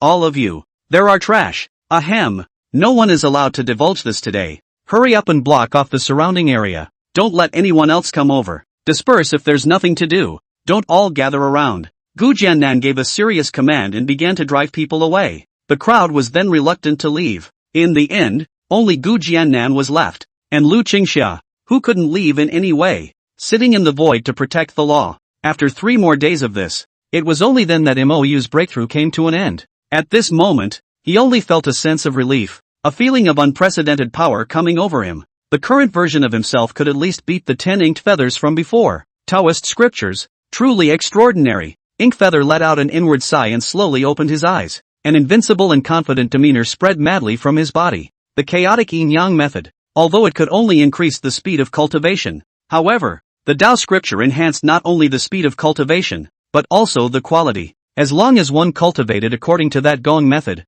one would be flawless and peer straight into the great Tao. But, he had now obtained the entire Tao scripture though, and knew all of its sutras like the back of his hand. But it's like someone who knows the way up a mountain. Even if they see the avenue, they still won't get anywhere without walking up at once. But it's not an average hang-up compared to someone who needs to find the avenue on their own, while others cross the river with their eyes closed. He had a straight path. There is no comparison between the presses. coupled with the gas pedal that was the chaotic yin-yang scripture. He was filled with strong expectations and confidence in his future. Not to mention transformation of God. Returning to the void would only be his starting point. Even Lu Ruyu was dumbfounded as she looked at the glowing junior apprentice brother. In the past, although the youngest senior brother had a superb temperament and an incredibly handsome face, but compared to now, it always felt like something was missing. Yes, invincible dominance. In the past, junior brother was also confident, but he definitely did not have this kind of sheer invincible aura now. It was as if there was nothing under the sun that could be difficult for him. It made her actually look smitten for a moment, but Mou was not the least bit pleased. The late Yuaning stage was already a mountainous figure among the younger generation, but it was long past time for him to compare himself to the younger generation. Rather, it was the entire eastern region cultivators, and even all the cultivators and living beings in the Green Cloud continent, and even the Green Underworld. While this is going on, a few figures suddenly flew in from the distance, and it was none other than the shocked Xianglanji and the others. In the latter's hand, an ancient stone disc was emitting a dazzling purple light. However, when it was almost in front of a few people, the light on that stone disc suddenly went out. Ha, is it a mistake? Xianglanji looked at Mou and then at the two Gu Jiannan who fell from the sky. Doubt was written all over his face. Chapter 58, The Echo of the Old Ancestor. Hello brother Mo. Yi Qingxian forced a smile and shouted. Looking good. You too. Mou nodded with a smile. Just by looking at her face, I can tell they must be getting nowhere lately. So no more questions were asked. Fellow Daoist Gu, fellow Daoist Lu, and junior friend Mo. Just now, we were in the distance and sensed a huge fluctuation of aura in this place. That's why I was curious to come and check it out. So please bear with me if I'm presumptuous. Xianglanji apologized and arched her hand towards the several people, her smile warm and welcoming. There's no harm in that. I wonder how a few of you, fellow Taoists, have been reaping the rewards recently? Gu Jiannan glanced at the odd stone disc in her hand and smiled faintly. He knew, of course, that there could be more to it than that. He didn't press the issue, however, but he didn't mean to explain the situation just now either. Xianglanji also tacitly did not continue this topic, and smiled bitterly, saying, we have searched 2,000 miles around and still found nothing. Perhaps the opportunity has not yet arrived, or perhaps we are looking in the wrong direction. In a few days, if it is still the same, we should take our leave. Speaking of which, she gave another sincere arching bow, looking grateful. I am very sorry for disturbing your clan recently. If there is a chance in the future, I welcome all of you to be guests of the Yi family on the Divine Enlightenment continent. Fellow Daoist Xiang is polite. I will definitely come and visit when I have the chance. After exchanging a few pleasantries, Xianglanji's few people were ready to bid farewell and leave. Yi Qingxian, however, suddenly turned her head, her dark eyes looking at Mou expectantly. Brother Mo, can I come over to chat with you in the evening? As if afraid he would refuse, she added hastily. It won't take you long, or tomorrow if you're busy. Inkbrand froze slightly. Aside from the day they started, he had been so busy with his recent breakthroughs that the two of them hadn't seen each other at all. He was a bit curious as to what the little girl wanted to talk to him about, so he nodded. Sure, then goodbye big brother Mo, goodbye Grandpa Gu and Grandma Lu, and the two pretty sisters. The little girl's sweet mouth smiled sweetly and waved at the crowd. The mood was obviously much better than it had been a moment ago. The poker-faced old man Gu Dongzhou's eyes were surprised, and Xianglanji was also surprised.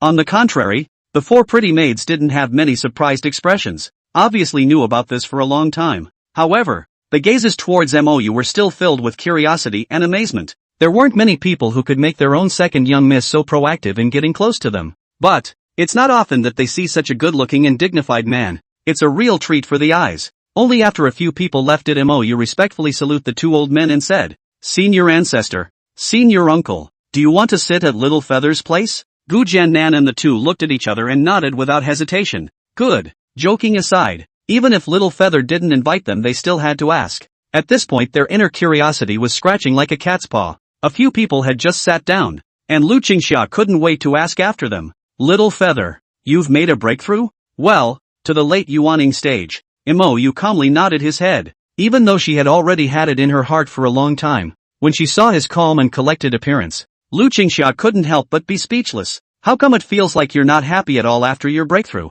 That's right, young people still need to have the vigor of youth. Gu Jiannan also stroked his white beard and nodded in agreement. How did it feel? They were more excited than the breakthrough feather? This kid, it's not good to be too young and old. If you don't know, you'd think they hadn't seen the world. Mou couldn't help but cry and laugh. Senior ancestor, Senior uncle ancestor, I've only broken through to the late stage of yuaning. I'm still far away from the true great Tao. The two old men were speechless at this remark. If you put it that way, they were only at the transformation stage. Then, some time ago, the surprise and excitement of everyone when they broke through the realm. Wouldn't they call this kid a joke? But isn't it good for disciples to be humble and low-key? Why is there still the urge to curse? Even Lu Ruyu and Su Xiao felt that junior brother was a bit beaten up for saying this. What do you mean by late yuaning stage? Only? Wouldn't they be even more insignificant with one early yuaning and one late jindan? Gu Jiannan hurriedly changed the topic. Just broke through. The realm is not solid enough. Must seize the time to consolidate. At that, he paused violently again. On that movement of Xiaoyu just now. This realm is afraid that it is not solidified to the extreme. Right? Who has this kind of movement at the late stage of yuaning? That might wasn't even inferior to a god transformation cultivator. Alas, it's not good for this apprentice grandson to be too demonic. It's hard to find two words of concern. Lu Qingxiao was similarly speechless, but the relief and smugness in his eyes couldn't be hidden. This was the Xianling sect's pride of heaven. In the future, he would surely soar above the 9 heavens, shocking the entire eastern region, and even the Green Cloud continent. While Gu Jiannan was at a loss for what to say, the summoning talisman on him suddenly vibrated. He hurriedly took it out, and then the whole thing went into a state of surprise. But soon, surprise then turns to horror and worry. Eldest senior brother. What's wrong? Lu Qingxia frowned in concentration. Mou and the others were also looking at their master ancestor with burning eyes, filled with curiosity. Now that the 5 major clans, by all rights, should not dare to easily provoke the Xianling sect again, then, besides them, who else could make master ancestor show such an expression? It's Shifu. Returning the message. Gu Jiannan's expression was heavy, and after a long sigh, he continued. He said that he has not reached the harmonization stage. We must not go to him. What? This? Did Senior not say where he is? Did it say why we need to reach the harmonization stage before we can go find him? Lu Qingxiao's face was white, and her vicissitudes eyes were filled with shock. Harmonization stage? What a distant realm that is. In the entire eastern region, there wasn't even a single return to Void Cultivator yet, not to mention the harmonization stage? If that's true, it's the same as saying you don't have to go looking for it in this life. Their biggest dream right now was nothing more than stepping into the Void returning stage. Those who cultivate immortals are destined to keep their feet on the ground, one step at a time. The most important thing to avoid is being overly ambitious. Otherwise, you're just asking for a blow and giving yourself multiple unattainable obsessions for nothing. Other than that, senior uncle didn't say much. Gu Jiannan's eyes were tightly closed, his face sad. The two women looked equally sad. This had long been beyond their capabilities. Only Mou, although his face was guilty, his eyes were rigid. Isn't it just the harmonization stage? No one else could step foot, but he was sure he could. The old ancestor had traveled far away from the divine enlightenment continent in order to help him find the origin of the great Tao. Now it seems that I'm afraid that I've fallen into some dangerous forbidden zone or have been controlled by some terrifying existence. Otherwise it wouldn't have taken so long to return such a short sentence today. However, judging from the fact that the old ancestor was still able to reply to the letter, it was unlikely that he was being controlled. He calmly looked at his master ancestor and the others, his tone firm. Senior ancestor, senior uncle, don't worry, I will definitely step into the harmonization stage and bring his old man back. Lu Qingxia couldn't help but shake her head with a bitter smile. Is the harmonization stage not that easy to step into? Ever since the demon-destroying battle, for nearly 100,000 years, there hasn't been a single returning void cultivator from the eastern domain. During how many amazing talents of heavenly pride and talent? But, she didn't say any more. Although Little Feather was extremely gifted and demonic, they believed it when he said that he was expected to step into the void returning stage. But the Hedo period, it's really too far away to talk about that right now. Alas, Little Feather, you don't have too much pressure, just cultivate well. You have us for your great-great-uncle. Gu Jiannan comforted a sentence, inwardly equally unconvinced by Mou's words, but the young man had this ambition, and naturally he wouldn't fight it. However, in the cultivation path, the later one wanted to break through, the more difficult it became. This was why there were so many early-stage transformation spirit cultivators. However, the main reason for the late transformation god stage was that there were only a handful of them. Even with Little Feather's realm-breaking pill, they would at most dare to hope for the return to void stage. But above the void returning stage,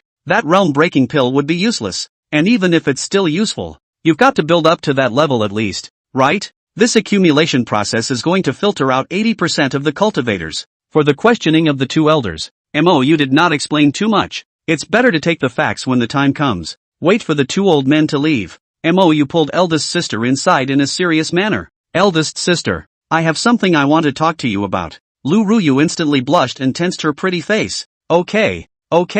Chapter 59 of The Request of the Little Beauty. When it gets dark, the person Mou was chatting with had long since been changed to Su Xiao. At this time, the latter was opening a pair of spiritually beautiful eyes, shyly glaring at Mou who was brightly peeking at himself, pouting.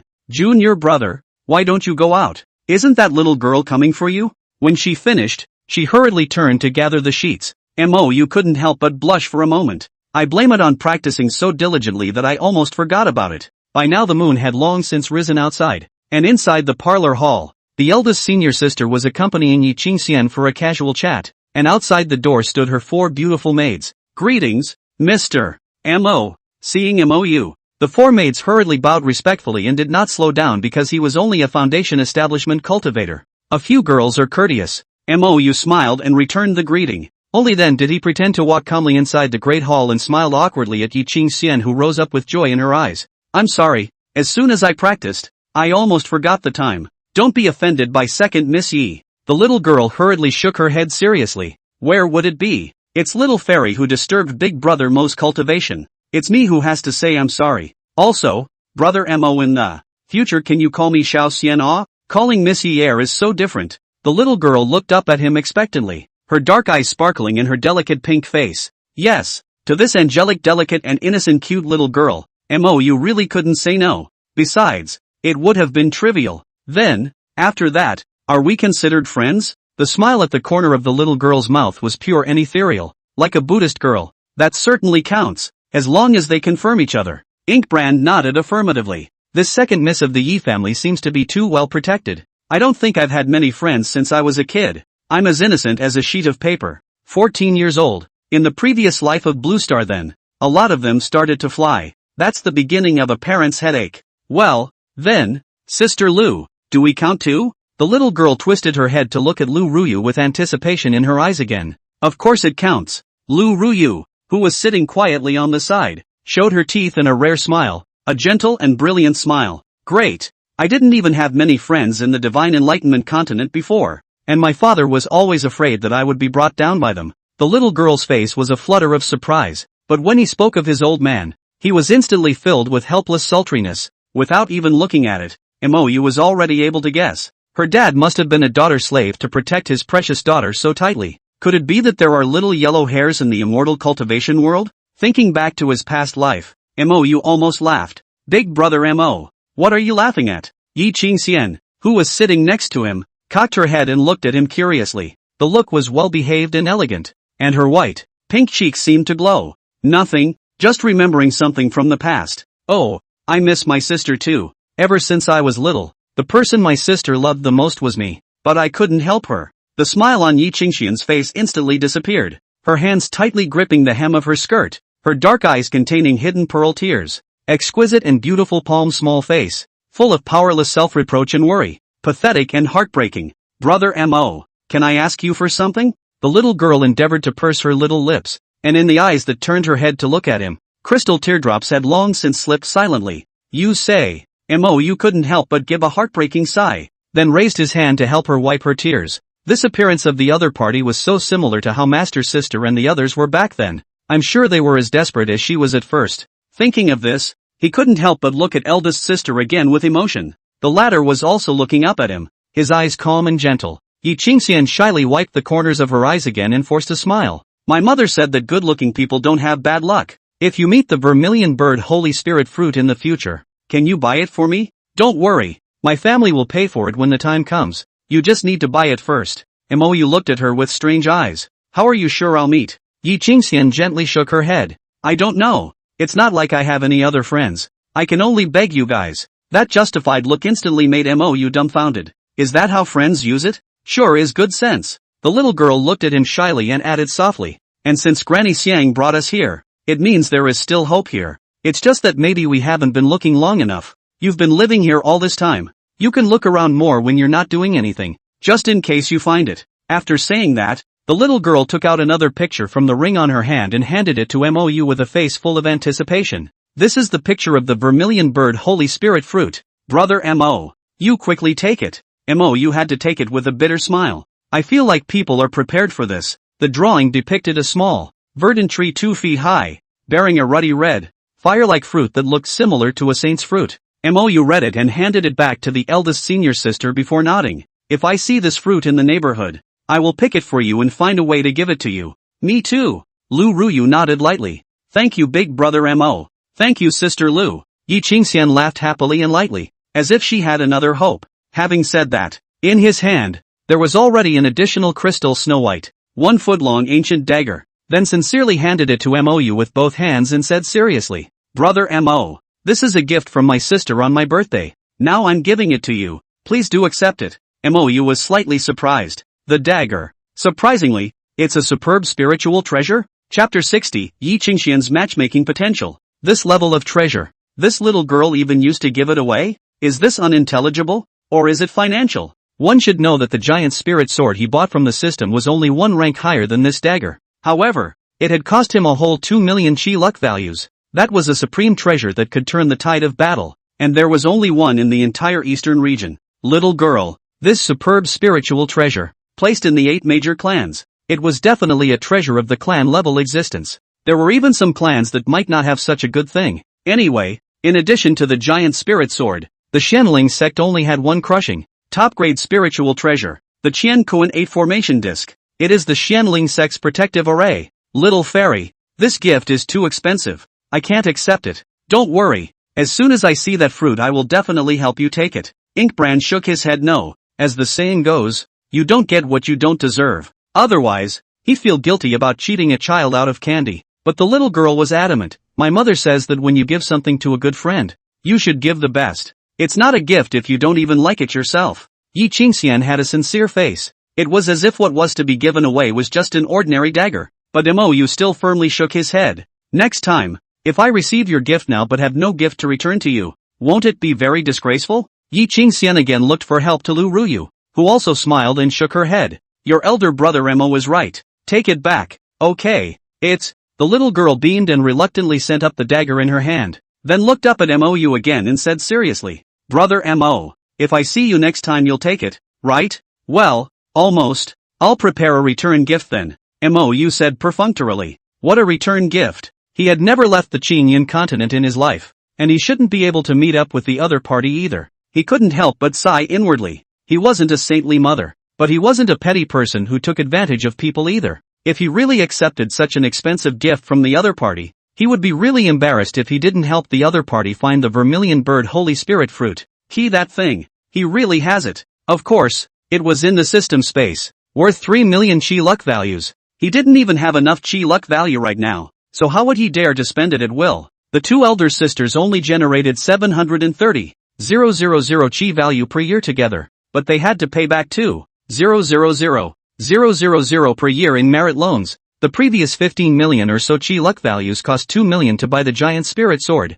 The remaining bit of chi luck value, he didn't dare to use it in the slightest. And the old man was still waiting for him to save it. To step into the harmonization stage is not that easy, and it might cost money. So, the only thing he could do was pray for the girl he hadn't met. His own luck. Mou gave the little girl a slightly guilty look, inwardly helpless. Yi Qingxian immediately gave him a good-natured smile. A pure and sweet smile. Then he took off the string of jade beads in his hand again and handed it to Lu Ruyu expectantly. Sister Willow, can we always take this? This really isn't worth much. Looking at the jade bead that was overflowing with La Qi, Lu Ruyu was filled with speechlessness. You call that worthless? Looking at this, it was no less than the dagger from earlier. Mou had seen more treasures in the system, and her eyesight was much higher than that of her big sister. With a single glance, he could distinguish the grade of this item. An extremely high-grade spiritual treasure without a doubt, and it was also an even rarer defensive spiritual treasure. In the outside world, it was a good treasure that could not be bought even with real money.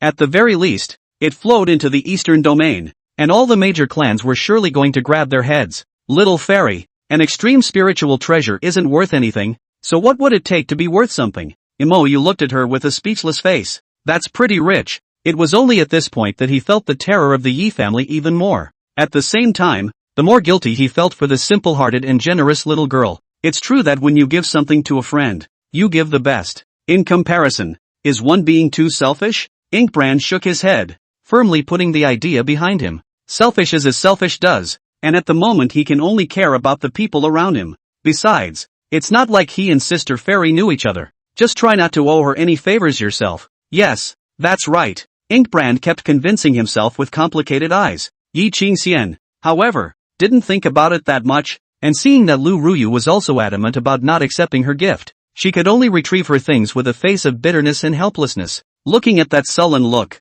anyone who didn't know would have thought she'd lost a lot of money. Mou thought of the old ancestor who had disappeared in the Divine Enlightenment continent and suddenly ghostly asked, "Little fairy, do you know of any places in the Divine Enlightenment continent that are, so dangerous that only harmonization stage cultivators may be able to go there?" The little girl glanced at him curiously. "Big brother Mo, do you have relatives going there?" "Aha!" Mou gently nodded without much explanation. Yi Qingxian frowned her nice curved moon brows and thought for a while before she shook her head in embarrassment. "I can't think of such a place, but I can ask Grandpa Gu for you. He's been to a lot of places. He must know." "It's fine. I won't be going for a while either." Mou was just asking casually. At the other person's age, it's normal not to know. Besides, even if you know about it, it's useless to go there without reaching the harmonization stage. Adding to your worries, you want to live a long time in the immortal cultivation world. You have to be hot-blooded, but you have to be a wimp. A few more people chatted for a while, mostly all the little girl yakking away while he answered questions. Mou's unique words and thoughts always drew the little girl's astonished admiration, and her eyes gradually lit up with little stars. Lu Ruyu, on the other hand, was as quiet and talkative as ever. Talking later, the little girl looked at him with more and more worshipful eyes, and finally, she even sighed softly with a face of regret. "Brother Mo, if it wasn't for the fact that you have a date, I would have wanted to be introduced to you when my sister got better. My sister is beautiful and has a great personality, so you'll definitely look good, and I'm sure she would have liked you too." What a shame. Looking at Yi Qingxian who had a face of pity, Mou could not help but be filled with speechlessness. At a young age, you want to learn how to be a matchmaker? He. The main thing is that people think you are nice, and my sister is a good match. Of course, and Sister Lu, they are also a good match. After the little girl finished, she hurriedly remedied the situation and smiled sweetly towards Lu Ruyu. Her appearance was indescribably well-behaved and cute. "Big brother Mo, Sister Lu, the night is already late, so Xiao Xian will not bother you anymore. I will come back to play with you when I am free." The little girl rose reluctantly, then excused herself and left, sending Yi Qingxian away. Mou walked towards the house again with his arm around eldest senior sister, whose cheeks instantly became blushingly red. Early the next morning, Yi Qingxian then hurriedly brought Gu Dongzhou, once again came to Mou's inviting moon peak, and as soon as he arrived, he shouted urgently, "Brother Mo, we probably know the place you're talking about." Chapter 61, Take Me Out of the Marriage? Hearing Yi Qingxian's words, Mou's trio burst into excitement. The little girl, however, was even more excited than they were, and before anyone sat down, she anxiously urged the poker-faced old man, "Grandpa Gu, you quickly tell Brother Mo about that place. Second miss doesn't need to be in a hurry. I'll make it clear with Mr. Mo." Gu Dongzhou favored her with a helpless look in his eyes. People Yi Qingxian could be nonchalant with the old man. Mou and the others didn't dare to be arrogant, and hurriedly got up and appreciated. "Then I'll be obliged to your old man. A few of you don't need to be polite." The old man nodded slightly before he began to introduce them in earnest. "If I am correct in my expectations, that place should be the easternmost heavenly immortal island on the Divine Enlightenment continent. Legend has it that it was once the dojo of immortal Qingfeng before he ascended, leaving behind many treasures and divine elixirs. It's just that for hundreds of thousands of years, countless cultivators have gone before and after, but not many have managed to come out of it alive." Hundreds of thousands of years? Has that place existed for that long? Mou was puzzled. "Not bad. At least 400,000 years. Gu Dongzhou nodded his head affirmatively, and his pale face had a complex look of helplessness, regret and fear. It seems that back in the day, he had been one of the treasure hunters, but Mou was puzzled. If it had really existed for that long, this treasure should have been finished being dug up long ago. The old ancestor said, "Don't go to him until you reach the harmonization stage." In other words, it was still relatively safe as long as one reached the harmonization stage. In the current Divine Enlightenment continent, there might not be any harmonization stage Highlanders, but what about before? Hasn't it ever been before? One must know that before the Demon Extermination War, even the Eastern Domain had harmonization stage cultivators, not to mention the Divine Enlightenment continent. When he asked this doubt, Gu Dongzhou smiled with a certainty and shook his head. Duke, Missouri doesn't need to be skeptical. That place is very special unless the strength can surpass that year's immortal Qingfeng. Otherwise in one's lifetime, one has only one chance to step into it and take away at most one treasure. As for how far you can go and whether you can make a gain, it all depends on your personal fortune, and you can't force it. Therefore, those high people in the past, not that they didn't want to take away all the treasures inside, but they couldn't do it. Saying this, he looked at Mou seriously again and said seriously, actually, as long as you choose the right passage to enter, the danger isn't too great, but of course the rewards will be much smaller. The one you're looking for has most likely entered an area that doesn't belong to him, and that's why he's trapped inside. Mou listened with a shocked face, and hurriedly asked after him, is it dangerous for the people trapped inside? The old man's already serious face became even more grave as he, which depends on what area it is. Some places are death by mistake, but some areas are much safer. But one thing in common is that the spell formations inside will gradually suppress the realm of the intruder, causing them to slowly decline. Of course, this is temporary. As long as you come out, the realm is immediately restored. But if the realm is suppressed to a certain extent before coming out, even the safest area will become dangerous. The crowd certainly knows this. The simplest thing was to dispel the grain, which was an ability that a cultivator would possess only after stepping into foundation establishment. But if a Jindan cultivator went inside and his realm suddenly fell below the foundation establishment stage, he would have to be starved to death even if he was safe. Besides, safety anywhere is only relative. As one's strength declines, what was once a cutie can become a vicious, man-eating beast. Mou and the two senior sisters glanced at each other, their hearts heavy. It seems that the old ancestor's situation, I'm afraid, is very bleak. They had previously thought that the old ancestor was trapped, or even that the communication talisman had been destroyed, and that was why he couldn't return the message. Now it seems that maybe it's just related to the decline of the realm. How far the summoning talisman in a cultivator's hand could transmit was directly proportional to the strength of the cultivator's divine soul. Theoretically, the only person who wanted to conduct transcontinental message transmission was a late-stage spirit transformation cultivator. Lower-ranked cultivators, only when a higher-ranked cultivator initiated contact, could take the opportunity to construct a short-lived connection. Otherwise, the strength of divine sense was not strong enough, and even with a communication talisman, it could not transmit too great a distance. It seems that this time, the old ancestor was still able to reply that much because the master ancestor had stepped into the late stage of God transformation. But even so, the old ancestor was still as shy as gold. From this, it can be inferred that the old ancestor's realm is afraid that it has been suppressed to below the late stage of the transformation god. Even lower. Thinking about the details of it, Mou's heart was suddenly anxious. The reason why the old ancestor had fallen into that perilous situation, one didn't need to think about it to know that it must have been to help him search for the origin of the great Tao. It was as if the old, kindly figure had surfaced before his eyes again. Little feather, you are the hope of the Xianling sect. Old ancestor and the entire clan will cure you even if they have to fight for their lives. You must hold on. It could be said that without the support of the old ancestor and a group of fellow sect members, Mou couldn't top this time. Even if he hadn't ended himself, he would have died long ago with his lifespan depleted. Now, Mou braced himself. However, many of his fellow disciples had died in various forbidden secret areas because of him. Now third and fifth sisters. No word yet. Old Joe is in danger for him again. All he felt was a lump in his chest and an inexplicable mood of irritable guilt. Although he was confident that he would carry the Xianling sect to the top of the Qingyin continent in the future,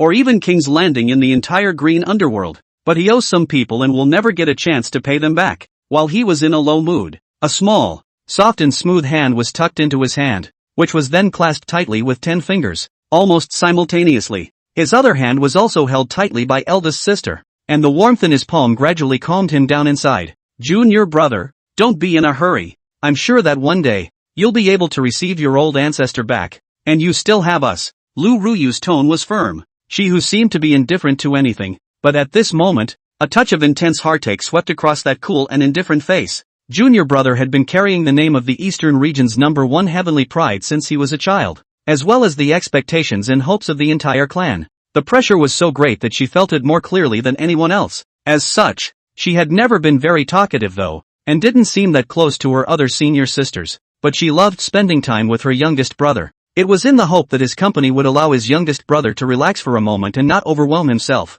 The good thing is, he's always done well. Su Xiao's eyes were gentle. Her spiritual dark eyes were full of trust and heartache. Her voice soft and sticky. Junior brother, you have said that you will bring us together to step into the top of the great Tao. A mere harmonization stage is not a blink of an eye. When the time comes, we'll accompany you to fetch old ancestor. Good. Mou collected the emotions in his heart and his eyes became more and more determined. It's not the slightest bit useful to be pretentious and sentimental here now, so it's better to spend this time on cultivation.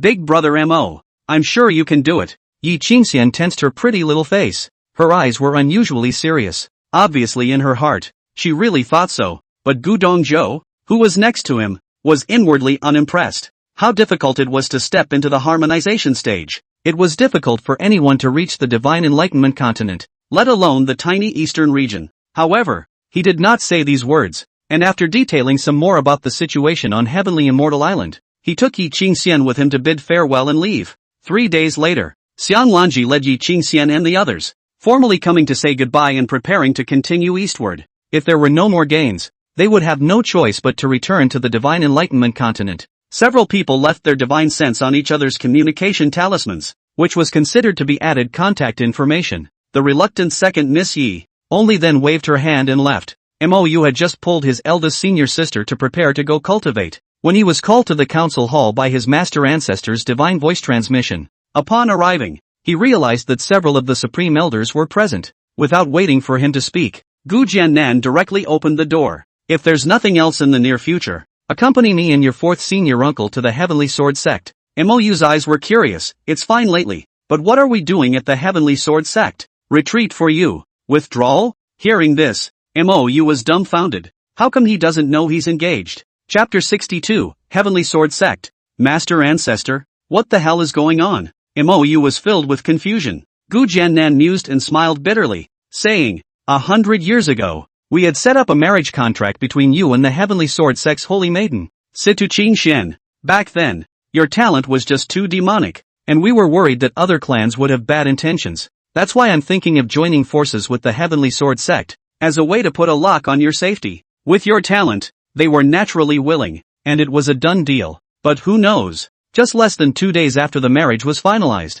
you had that incident. Gu Jiannan lamented. At that time, both sides didn't know what would happen to your injuries, so they both tacitly refrained from making an announcement. In fact, everyone is waiting, and if you can recover, the marriage will naturally continue. Otherwise, people would just take it as a joke. So it was put off until now. Now that you've recovered your roots, but with you and your 2 elder sisters in this situation, the Heavenly Sword Sect naturally won't agree anymore. It would be better to get rid of the marriage contract earlier, so that everyone's face will look better. Gu Jiannan said with a bitter smile. It's a good thing they don't know you've recovered yet. I'm sure they'll be happy to. Master Ancestor, then hurry up and retreat. Mou's face was serious. Of course this marriage should be retired. That's a lot of your own behavior if you're married to the other side. And it's not just your own. Rather, it's a matter of face for both clans. To put it bluntly, he would have to consider the feelings of the Heavenly Sword Sect if he wanted to give each of the daughters of Qiluk a home again. Their saintly daughter joins you in marriage. But you're out screwing around? The old ancestor of the Heavenly Sword Sect, afraid not to carry a sword to kill the door to ask for an explanation. So, this still has to be dealt with soon. It would be a different matter if the other party knew about himself and his elder sister. It would be even more complicated if he found out, again, that his roots had been restored as well. Gu Jiannan sighed helplessly. Then follow me to the Heavenly Sword Sect tomorrow and return the marriage in person. Ah, I'm going to? Mou had a helpless face. He didn't even have time to cultivate. He really didn't want to go. Gu Jiannan nodded his head affirmatively. Of course, this matter, to put it mildly, is still a breach of our agreement, and as the person involved, it is only natural for you to follow. Okay. Inkbrand nodded helplessly. After returning to inviting Moon Peak, he informed the 2 senior sisters of this matter again. It made the 2 women listen with a subtle look in their eyes. It appeared that none of them had expected that their own youngest brother would almost be cut off. Early the next morning, Mou then followed his senior ancestor and also his 4th senior uncles and sat on a flying spirit boat that flew to the Heavenly Sword Sect.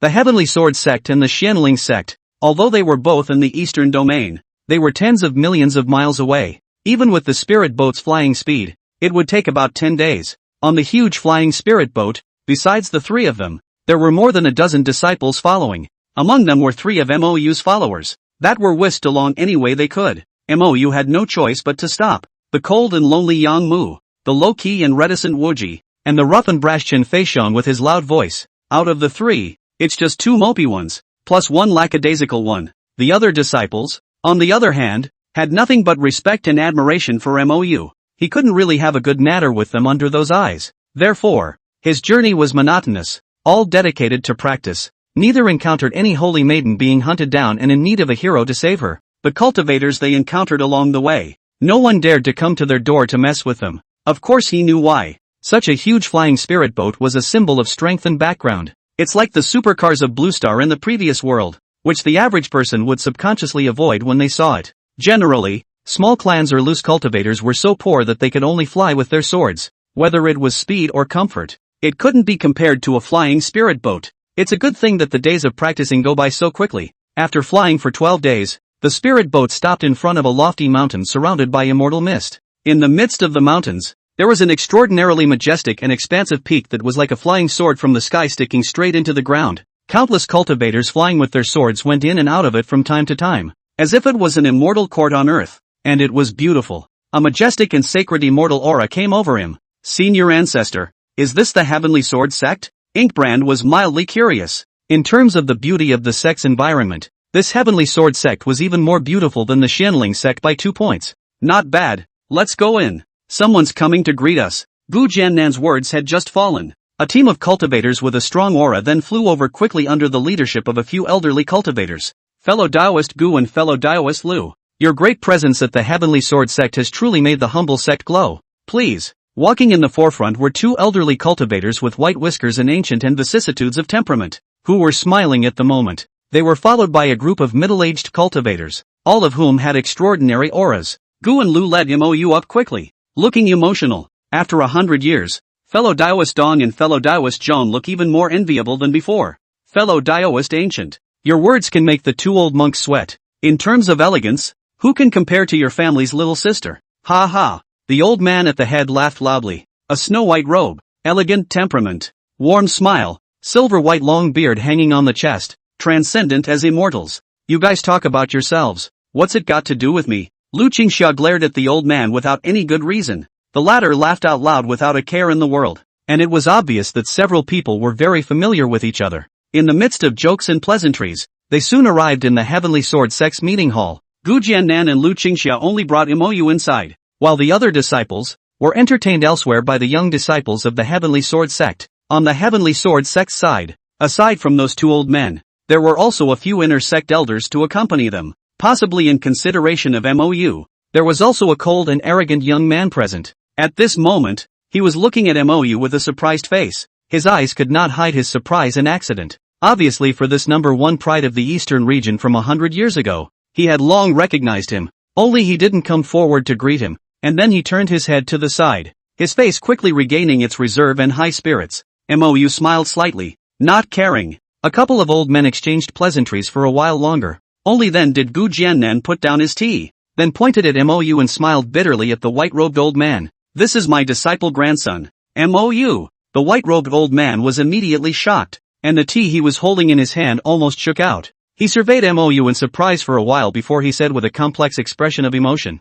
"It's true that he's a talented man, a dragon among men." He meant what he said. There's just one more thing that, sadly, didn't say. In this instant, he had already roughly guessed Gu Jiannan's intentions. I'm afraid it has something to do with a marriage contract from 100 years ago. I just wonder what the other side is thinking about this visit. After the people present heard that he was MOU, they all turned their shocked gazes towards him with different expressions on their faces. Most of the people here could be said to be very familiar with this overwhelming demon who had once been famous in the eastern region. This was not just because of the other party's talent and prestige, but also because he had almost become the ant of his own clan. That marriage contract was not a secret in the higher echelons of the Heavenly Sword Sect. Even the master and disciple, Xing Xian herself, had known and agreed to it a long time ago. It was only a pity that a conspiracy 100 years ago had caused this heavenly pride to fall off the pedestal, and had also caused this matter to become taboo. I wonder what his purpose is in coming here today. Is it to fulfill the marriage contract of that year? Even now, the Xianling sect was in the ascendant, vaguely having the momentum of being the number 1 sect in the eastern region. But today's MOU is not the same as back then, and the engagement becomes awkward. The crowd couldn't help but have complicated thoughts, and a few of them were even frowning. Chapter 63, Situ Qingxuan's decision. After a few polite words, Gu Jiannan began to introduce MOU. The white-robed old man was none other than the Heavenly Sword Sect's previous sect master and current supreme elder, Dong Shoujuan. a mid-transformation spirit master who was also the master of the contemporary Sect master. MOU. Meet Elder Dong. MOU hurriedly got up and saluted. Sit down. Sit down. There's no need to be polite. Dong Shojio waved his hands repeatedly, his face filled with regret and regret. If it hadn't been for that incident 100 years ago, with this child's looks and demeanor, as well as the demonic talent that crowned the eastern region, he and Qing Xian were simply a perfect match. It's a shame. Gu Jiannan continued his introduction. The green-robed old man next to Dong Shojio was none other than his senior brother, Zhong Wuji, another Heavenly Sword Sect Supreme Elder. The same was true of a spirit transformation stage cultivator. His stature, however, was clearly much stouter than Dong Shaojuan's. There was a kind and amiable smile on the majestic old face with deep eyes. After introducing him, he also automatically took over the introduction task and began to introduce the others to MOU. The other two Supreme Elders of the Heavenly Sword Sect were currently in seclusion, and the contemporary Sect Master of the Heavenly Sword Sect, Wei Tianming, was precisely the middle-aged man with a majestic face sitting to his right, an ink-colored robe with a cold and unsmiling face. It was Dong Shoujiao's great disciple and also the master of that holy maiden fiancé of MOU. Ink Feather had noticed it long ago, and from the first moment he saw him, he had been frowning with displeased eyes. He couldn't help but laugh slightly bitterly. Was he worried that he would propose to consummate the marriage? It's a good thing it's a withdrawal. Otherwise I don't know how it would be frowned upon. But he could understand. After all, no one would want their disciple to marry a man who was going to die. He once again slightly arched his hand. Late generation MOU. Meet Sect Master Wei. Little friend Mo need not be polite. In response to his salute, Wei Tianmeng only responded with a salty nod, his attitude distant and polite. MOU didn't care. As for the others, they were all inner sect elders of the Heavenly Sword Sect, and he greeted them with the same politeness. While the others were being introduced, the young man who looked a bit arrogant, but stood up by himself. Heavenly Sword Sect Muchen. Meet the seniors of the Xianling sect. After he finished speaking, he slightly arched his hand towards MOU again with a bland expression, but not a word was said. Then a reserved smile, with no hint of pleasantries to be exchanged. Inkbrand had to nod along. He'd never heard of the guy anyway. Back then, he only had the pride of the previous generation in his eyes, and really didn't know much about the geniuses of his generation. Dong Shouxiao looked at it with a slight frown. Although Mu Chen was also the second genius of the younger generation in the sect, at the age of 400, he stepped into the late stage of Jindan, and could afford the word heavenly pride. But this mindset is not destined to go far. As for the Heavenly Sword Sect's number one heavenly pride, it was none other than that fiancé of MOU's, 280-year-old late Jindan genius, Situ Qingxian.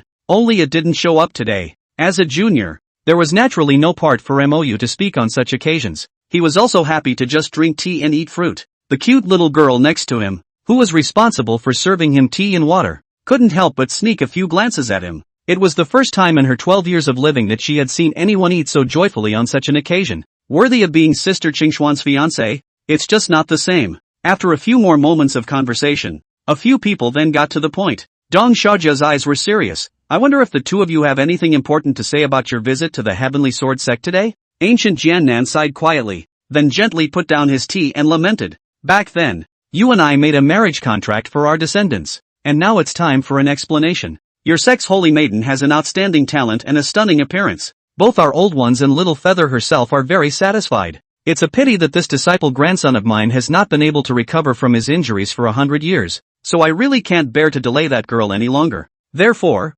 after much thought, I have come here today to break off the engagement. As soon as these words came out, the entire room fell silent, and the crowd had complex expressions. I thought I was here to consummate the marriage contract, but I never imagined I'd come to withdraw from the marriage. The Xianling sect is quite particular about what they do. Dong Shouxiao couldn't help but smile bitterly. Thank you for your clan's good intentions. Let's allow us to discuss this matter and then reply how. Good. Gu Jiannan nodded slightly. The so-called deliberation is just to make everyone look good. This marriage contract, the Heavenly Sword Sect was naturally willing to withdraw. At this point, the cute little girl behind MOU had quietly exited the hall and then darted towards the distance. That little girl came all the way to a quiet courtyard. The man was in a hurry and shouting before he even got into the house. Oh no! Sister Qingxian, you're going to be disowned. Little spirit, what do you mean I'm going to be bounced? A young woman's clear, pleasant voice came from the house. After the meeting, a beautiful young girl in a red dress with bright eyes and white teeth walked out gallantly.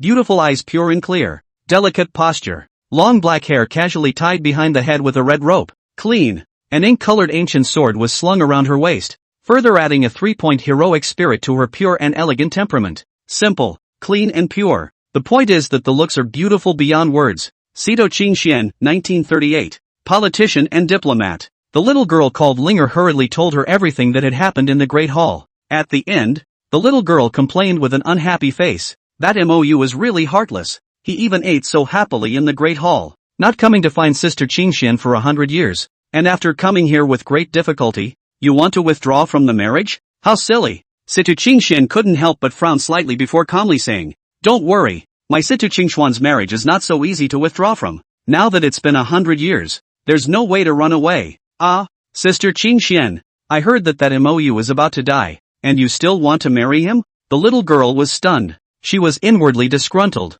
but she was also just upset that the withdrawal had been proposed by someone else first. In her opinion, when she met someone like Sister Qingxian, then other men, naturally, had to fight for them by all means. Then, Sister Qingxian will then propose to withdraw from the marriage herself, so that she can save face. That MOU was good looking though, and I heard that his previous talent was terrifying. But how could he not like Sister Qingxian? Just like in the sect, those senior brothers and even senior uncles all secretly like Sister Qingxian openly and secretly. It's just that my sister ignores them. This MOU. Could it be that he's a weirdo who doesn't like women? Ha! She couldn't help but shiver. Then after a while, she heard Situ Qingxuan's helpless questioning voice. "Little spirit, what are you thinking about again? You don't respond even when I ask you." The little girl scratched her head in embarrassment and hemmed and hawed. "Sister Qingxian, I didn't think of anything. That MOU, could he be disliking women?" Situ Qingxian was instantly thunderstruck by her words. Then her eyes helplessly warned, "You stay away from those senior brothers in the future, and less often eavesdrop on their chats. Do you hear me? Oh, then you say, that MOU will not really dislike women? Otherwise why would he come to withdraw from the marriage?" The little girl's face was torn, her cute little face filled with incomprehension. Situ Qingxian was defeated by her and said in a bad mood, "Then ask him yourself later." "Yeah, that's good, but will Grandpa be upset? I'm afraid he'll scold me." The little girl's eyes lit up. "You keep going back to keep an eye on it, and don't let on that I asked you to go." Situ Qingxian didn't want to continue this topic with her. "Okay, I'll definitely keep an eye on him for you." The little girl scattered her legs and ran out of sight. "Send the little girl away." Situ Qingxian bit her red lip as she paced back and forth in the courtyard, a flash of determination flashing across her stunningly beautiful face. "You've been engaged for 100 years and you still want to run away? If you're really hopeless, the big deal is that I, Situ Qingxian, will be your widow." After saying that, he decisively walked towards the main hall. Chapter 64, Questioning by a Beautiful Woman. After placing the few people from Gu Jiannan in place, Dong Shouzhuang and the others, again with complex expressions, returned to the Great Hall. Seeing Situ Qingxian who barged in, they weren't surprised and had obviously guessed it long ago. Earlier, when Dong Shouzhuang's precious little granddaughter left the Great Hall, everyone guessed that she had gone to give her a message, which just saved her the trouble of explaining. "Xiao Xian, I'm sure you already know about the withdrawal. Do you want to meet with that boy?" Dong Shoujiu sighed with a face full of pity. Situ Qingxian looked at the old man with a calm expression on her face and gently nodded her head. "Naturally, I want to meet with him, but I don't agree to withdraw from the marriage. A strong woman doesn't serve two husbands. I've been engaged to him for 100 years. How can I just say I'm going to withdraw?" "You're not backing out?" Dong Shouzhuang was astonished and opened his mouth,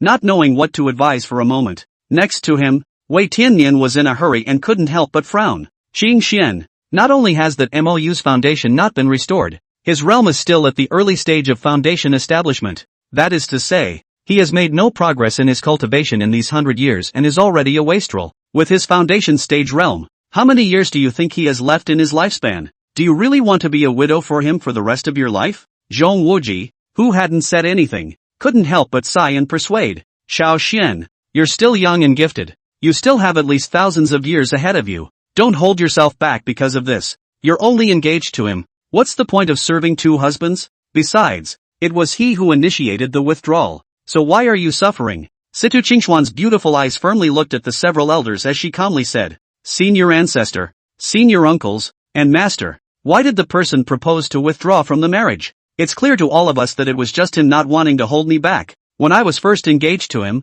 I had secretly inquired many things about him, and for 100 years he has been my fiancé. I also think that my Taoist partner should be like that for him. If there are no more people like that in the world, What's the harm in being alone toward the Tao? Situ Qingxuan's tone was calm and firm, her pure and absolutely beautiful cheeks filled with obstinacy and determination. It's like a believer who has found the way in his heart. As her master teacher, Wei Tianmeng knew too well the loneliness and innocence beneath her calm and well-behaved exterior. She doesn't care about a lot of things and doesn't love decorating or beauty. Never cared about what others thought either. But once you recognize something, it's hard to change it even for him as a master. Wei Tianmeng felt like his head was spinning. But no matter what, it was impossible for him to watch his disciple with the most demonic talent jump into the fire pit just like that. Even Dong Shoujiu and Zhong Wuji felt the same way. Even if one is really alone toward the road in the future, there is no need to hang up the identity of MOU's undead person and block all his back roads. Unfortunately, no matter how much they tried to persuade her, Situ Qingxian just wouldn't compromise.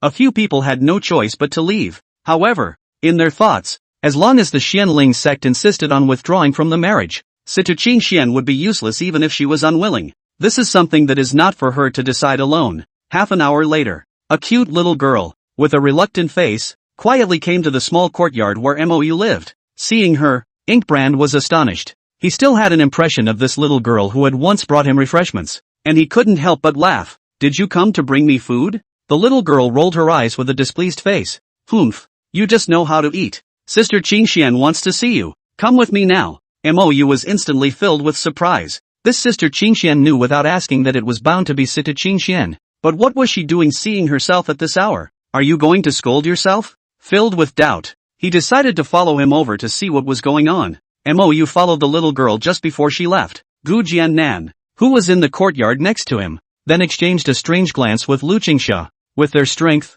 they naturally heard the conversation between the two, which was why they were so surprised. They also couldn't figure out what that girl was doing seeing little Yu at this time, but the two weren't about to get involved in the young man's business. After all, it's a marriage contract. It's okay to see each other. Soon, MOU then followed the little girl called Dong Shuling to a quiet and secluded courtyard. The yard is not very large, but the setting is beautiful. A stunning woman in a long red dress with a sword at her waist was sitting in the gazebo in the courtyard with furrowed brows, thinking about her heart, bright eyes and white teeth, tall and slender, full of valiant temperament. The dark and bright eyes looked around, agile and resolute, giving her an additional unique charm. MOU was filled with amazement. This heavenly sword sect holy maiden was truly a national beauty. Her posture was not inferior to her own demonic senior sisters. But what really shocked him was the transparent panel that appeared above his opponent's head. Name, Situ Qingxian, daughter of Qiluk. Age, 280. Realm, late Jindan stage. Physique, innate immaculate sword body.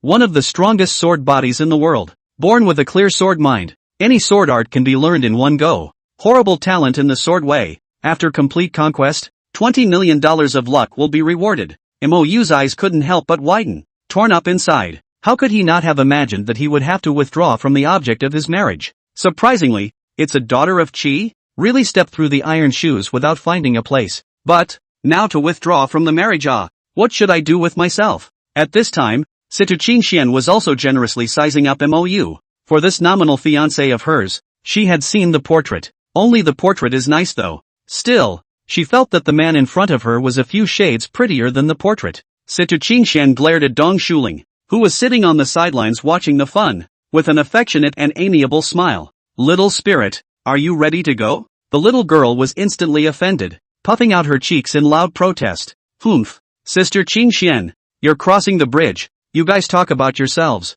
It's not like I'm bothering you. Situ Qingxian didn't say anything and just looked at her with a smile. The white jade fingers, as slender as spring onions, tapped on the table. The little girl's hair went numb at the look, and she finally stood up with a puff of air and glared. Sister Qingxian, if you threaten me again, people won't help. Next time, some other day, I'll take you to Fu Manchu house for a spirit beast banquet. Just order whatever you want. I want 2 meals. The little girl's eyes instantly glowed and she couldn't help but gulp. Deal. Yay. Sister Qingxian is so nice. Then you guys take your time chatting. I'll go watch for you. The little girl, who had reaped 2 great meals, turned away in glee. Watch her go. Only then did Situ Qingxian twist her head to look at MOU, her eyes calm and expressionless. Please sit down, Mr. M.O. I'm sure you know who I am, so I won't introduce myself. I have only one question. Why did you withdraw from the marriage? Speaking of which, Situ Qingxuan's mouthful of small white teeth were cackling with bites. He then slapped the long sword at his waist, heavily on the table. and his eyes glared at him fiercely. It had the air of beating him up if the explanation was not satisfactory. Chapter 65, Stealing a Marriage from Your Mother's Family? Inkbrand snapped back slightly from his daze, then sat down with a bitter smile. How could he not expect the other party to be so direct? And feeling angry? But it's so nice to be angry. It's kind of cute. Still, after a brief moment of reflection just now, he thought, one cannot hold back a forest because of a tree. So he said sincerely, I know my condition. I likely won't get a chance to recover in this lifetime and don't want to hold you back. The reason why I delayed coming for so long is because I also only realized the existence of this marriage contract after I came out of the gate not too long ago. Situ Qingxian nodded her head slightly. Her stunningly beautiful pretty face was calm, and she couldn't tell what it meant. She thought about it for a moment, her clear, pure eyes looking at him quietly and calmly. But whatever the reason, it took you 100 years of engagement before you came to withdraw from the marriage. The responsibility for this lies with you. Isn't that right? You nodded helplessly. You can mention any request you have. I'll agree to anything I can do. Consider it as compensation for, well, delaying you for 100 years. The other girl did say nothing wrong, and actually made it impossible for him to refute it. Well then, I won't return this wedding. Situ Qingxian spoke in a cloudy manner, but her eyes were incomparably firm. Mou was instantly stunned, eyes dumbfounded. He couldn't believe he didn't know what to say. Before coming here, he had thought of every possibility, except that he hadn't thought of the other side disagreeing. Thinking that the other party was not clear about his situation, he hastily explained, Miss Situ, you may not be clear about my current situation. No, I know it all. Situ Qingxian waved her hand to interrupt him and continued, aren't you the one whose foundation was destroyed, who has yet to recover, and who doesn't have much life left? I don't care. There's nothing I can look at in the eastern region anyway. The big deal is that if you die, I'll be your widow. Mou was completely dumbfounded. Was he still that popular even after being like this? That's not scientific, is it? Actually, this world is very big. Besides the Green Cloud continent, there are other continents, and I'm sure there are still more heavenly prides that are even more demonic than me. Mou continued to speak bitterly. You are now so young and already in the late Jindan stage. Your future accomplishments are bound to be extraordinary. Are you going to spend your time alone in the future? When you're old, you'll regret your decision today. Situ Qingxian looked at him with strange eyes, and in the end, she couldn't hold back and asked in a curious whisper, do you not like women? Mou instantly had a face of shame and couldn't help but shout out, how can that be? I'm normal, okay? I just can't bear to hold you back. What kind of a person doubts his own sexual interest in hobbies? If it hadn't been inappropriate, he would have loved to prove to her that he was a powerful attacker. At that point, it's over to see if you scream. Then why did you have to back out of the marriage? Was I not good looking enough? Situ Qingxuan's sword brows furrowed slightly.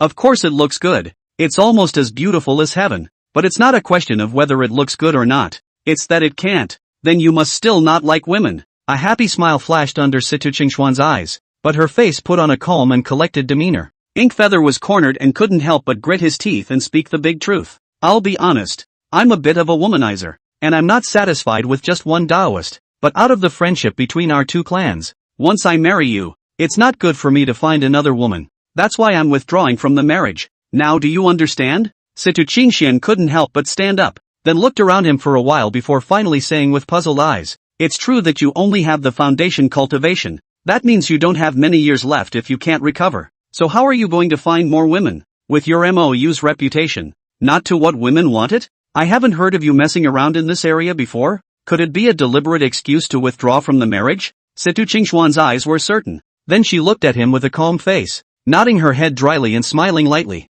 Don't worry, as long as the women you find are not too far behind me in talent and poise, I won't interfere with you. But you can't just claim every woman in the house. I can't afford to be ashamed of that. She laughed inwardly, still trying to fool herself with such lies. Do you really think you're a simple, ignorant little girl? What a joke. Honestly speaking, this moment's MOU moved. What an understanding and good girl. The key is still the daughter of the heir. As for constraints, the ones he was looking for were all daughters of Qi, and there certainly wouldn't be too much of a gap between them and her in terms of poise and talent. It's simply not affected at all. But what about the Heavenly Sword Sect? He had already said that he wanted to withdraw from the marriage, and this was a sudden reversal. So the other Heavenly Sword Sect's old man could agree to it? Especially that Wei Sect master. He simply couldn't wait for him to hurry up and leave. That's a lot of difficulty. Seeing his hesitant expression, Situ Qingxian came to a realization. Are you worried that my master and the others won't agree? Aha! Mo nodded involuntarily. Situ Qingxian couldn't help but have the corners of her mouth rise, and the beautiful smile that blossomed instantly was so beautiful that it made one's heart beat faster. Ink Feather also said it looked good, so good that he wanted to touch it to see if the other man's heart was beating as fast as his own. Looking at his gaze, Situ Qingxuan's cheeks slightly reddened, and her clean and clear beautiful eyes couldn't help but glance at him. Don't worry, as long as your side bites the bullet and doesn't back out of the marriage, there's absolutely no problem on my side. I'll go and convince them. Go back and wait for my news. Good. Inkbrand froze and nodded. He really couldn't figure out why the other guy was doing this. Now that the marriage hasn't backed out, why do you feel like you're going to start stealing the marriage again? And with her mother's family? Mou had just returned to the courtyard he was staying in when Gu Jiannan called him over, and present was Lu Qingxia. The two old men looked at him with a worried face. Concerned. Little Feather, that girl called you over. What is it about? Yeah, it didn't give you a hard time, did it? It seemed to them that it had dragged on for 100 years before they came, and as soon as they did, they withdrew from the marriage. It's understandable that people's girls are really upset about something, but if you dare to go too far, it's a definite no-no. After all, this matter might seem like the Xianling sect was at a disadvantage, but the Heavenly Sword sect was likewise making second-hand preparations. Neither side says anything about the other. Didn't you see the look of relief on those people's faces when they heard they were getting out of the marriage? The heart doesn't know how much it's looking forward to it. If they knew that Little Feather's roots had long been restored, I wonder what they would think. Mou shook his head with an odd expression on his face. It's nothing. It's just that I was approached to talk about the withdrawal. Lu Qingxia instantly blushed with displeasure and coldly grunted. We've taken the initiative to come and withdraw from the marriage. Why is she still in such a hurry? Could it be that the next family can't wait? Dong Shoujuan, this disciple's grandson, is really rude in his actions. Gu Jiannan also looked unhappy. She didn't say anything unpleasant, did she? If she dares to mess around, I'll have to find surname Dong to theorize about it. It didn't say anything, it just said that she didn't want to withdraw from the marriage. Mou looked at the two old men with an odd face and said with slight embarrassment. She also said that she would go and work through her division elders, as long as our side is adamant about not backing out. What? She won't back out? The two old men were in a daze. Chapter 66, No Withdrawal. Lu Qingxia was instantly shocked. This result couldn't be figured out even if she thought about it. A supreme genius with a demonic talent is dying to hold on to this marriage? If it was before Feather was injured, it couldn't be more normal. But if it were now, it wouldn't be the way regular people should be thinking. What does she want? The two hadn't met before either, much less had any feelings for each other. The matter of Little Feather's root restoration was a secret in the sect, and it was even more unlikely that she would know about it. Gu Jiannan was also dumbfounded, and he and Lu Qingxiao looked at each other face to face for a while before he shook his head in surprise and smiled bitterly. What is this girl thinking? Why won't she back off? Lu Qingxiao suddenly reacted.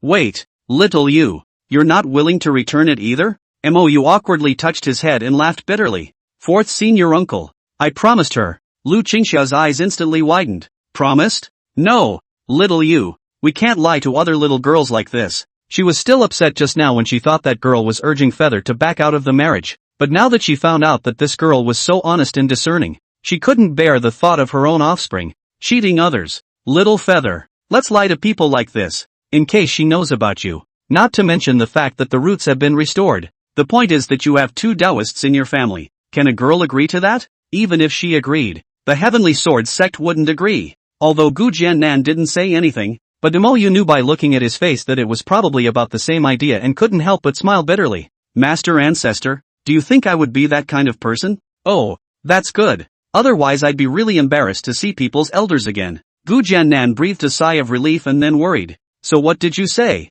Didn't reveal about the root restoration, did you? There was no reason for him not to worry. The matter of the Aurora Fairy rumor seemed to have passed for the time being though. But with his sudden step into the late stage of transformation and the appearance of the giant spirit sword, the world's heart, I'm afraid, will only believe that rumor more. These were not circumstances that they did not consider at the time. It's just the lesser of two evils. If they hadn't displayed force and deterred the 5 great sects in the first place, the Xianling sect would have had an unpredictable ending. Therefore, until the situation is completely stabilized, they really didn't dare to let Xiao Yu's situation be exposed to the public, including the Heavenly Sword sect. When they were engaged for only 3 days, they were besieged and assassinated by others. Who knows if there are any accomplices of those people inside the Heavenly Sword sect? Everything is still safe and sound. Looking at the two elders, Mou couldn't help but blush in embarrassment as he whispered, I told her that I couldn't possibly have just one Taoist partner in my life, and she agreed. Said it wouldn't interfere with me as long as the talent was no less poised than hers.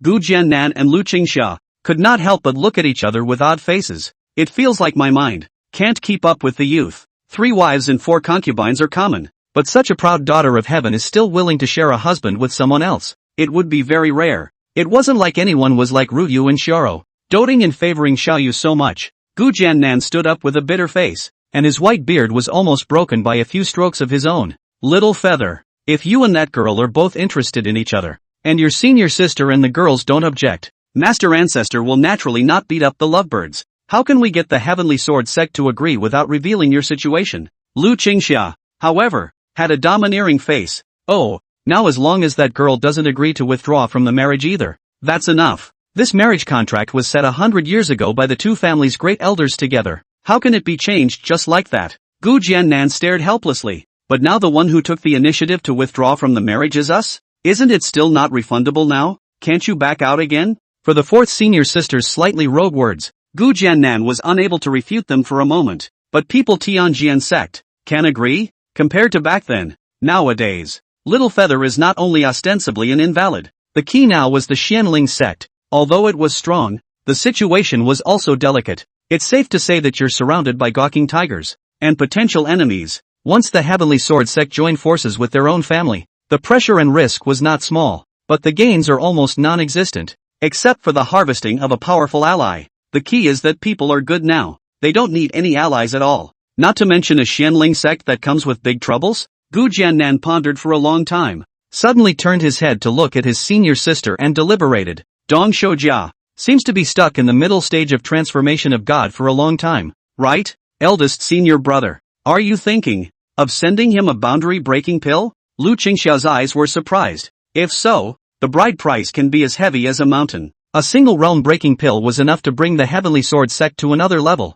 It wasn't me who gave it to him. It was Feather. And it couldn't have been offered to him like that. Gotta make him beg for us. Ha! Ancient Jiannan smiled faintly, a flash of wise brilliance flashing through his vicissitudes eyes. I'll go ahead and reveal it to him. They'll naturally come begging for it. There's no rush. Too much haste makes it less precious. Inkbrand listened in disbelief. How does the current Master Ancestor feel a little strange? How does this look? It's all a bit of an old fox, but he had more confidence. As long as he conquered Sita Qingxian again, he would have a much wider range of chi values to use. The pain of looking at a system full of treasures and not having the money to buy them. Who can understand? Senior brother. Then let's go and have tea with the surname Dong now. Back when the Xianling sect was in crisis, this old kid was actually watching from the sidelines. So it's really not interesting enough. Lu Qingxia got up and headed out. But having said that, inwardly, he didn't really see it as a problem, because in her place it would be the same. How can everyone be truly at ease with themselves when they have their own responsibilities to guard?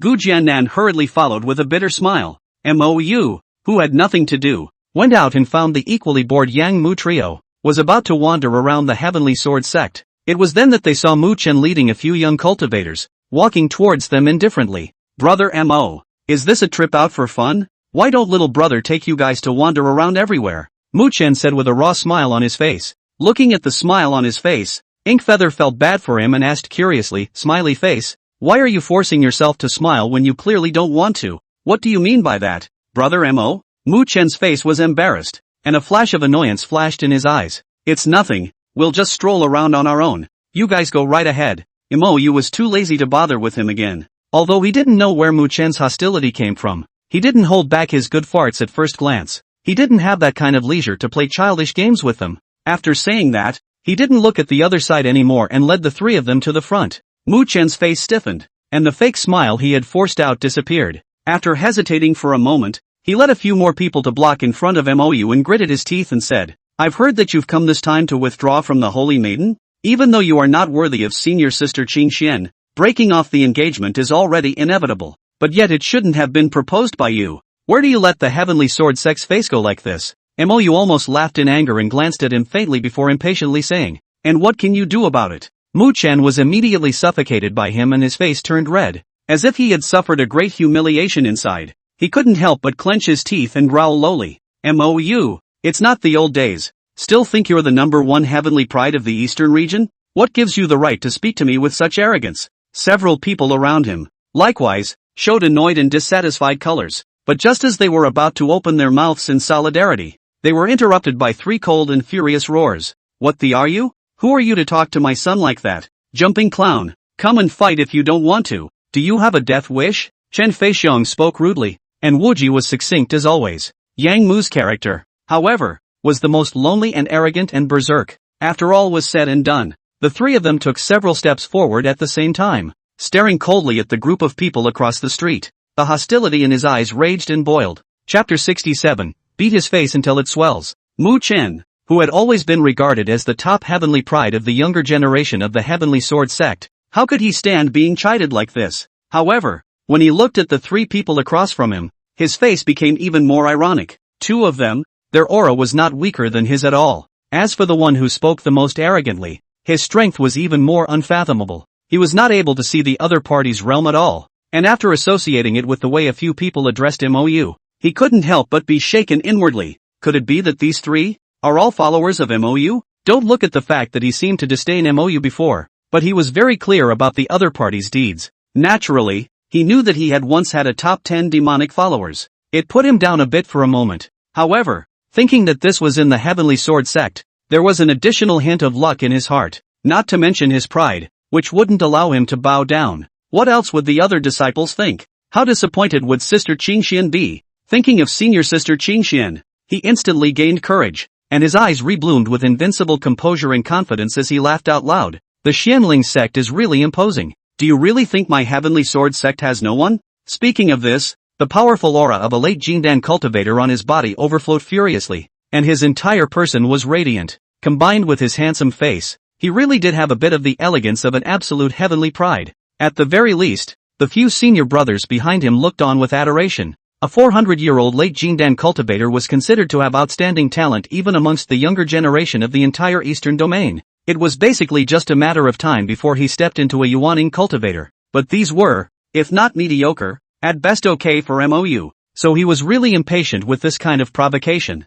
Looking at Mu Chen, who was full of confidence, he couldn't help but sneer and shake his head. If one steps into the late Jindan stage at the age of 400 and is already the top heavenly pride of the Heavenly Sword Sect, then that's still very average. So please don't come in front of me for presents in the future. It's really embarrassing. Yang Mu, go and show him what it means to be a heavenly pride. Yes, my lord. Yang Mu responded respectfully, then flew to the sky above an open space to the side, casually stretching out his finger again. He hooked it towards Mu Chen below. I'm exactly 401 years old, so I'll let you have one hand. Don't worry, it won't kill you. Come up and get your ass kicked. Just a year older and letting a hand? And you're here to get your ass kicked? Do thy people speak? What a strange shame. Mu Chen only felt that his body's qi and blood were all scrambling to rush to his brain at full speed, and his eyes rose as red as blood. Then gasping for air, he stared ferociously at young Mu and roared loudly. Good, good, good. Today, I, Mu Chen, will let you know that the Heavenly Sword Sect's heavenly pride is not something you can humiliate.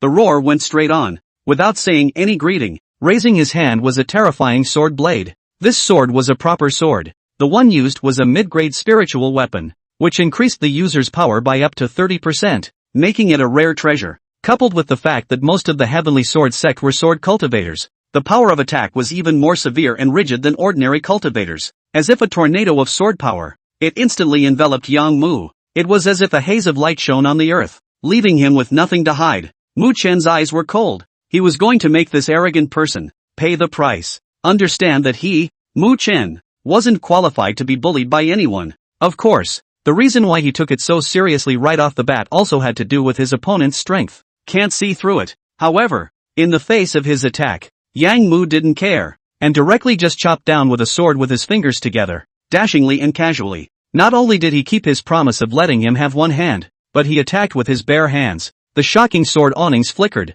Mu Chen breathed a sigh of relief. Luckily the other party didn't use a sword, but then he was mortified. However, when he saw the sword blade, a wave of panic arose within him. This power, it's very wrong. Boom! There was a loud bang. The terrifying sword momentum that enveloped Yang Mu was like a curtain of water, and it was cut in half by the flash of the sword on from it. Then that sword hadn't dissipated yet, and it continued to chop towards Mu Chen's head. Look at that power. Actually did not see the slightest attenuation. Just like a meteor is powerful and swift. The commotion over here had long attracted many disciples to gather around. There were more disciples in the distance who were coming at breakneck speed. I'll go. There's someone competing over there, and it's still senior brother Mu Chen. Go and take a look. His opponent is unfamiliar. Could it be an outer sect disciple? Not bad. That person I've seen in the morning is a disciple of the Xianling sect. Why are they fighting? The Heavenly Sword sect was relatively lenient with regards to the competitions of their disciples. However, it is very rare to have a direct discourse with a guest over the accommodation.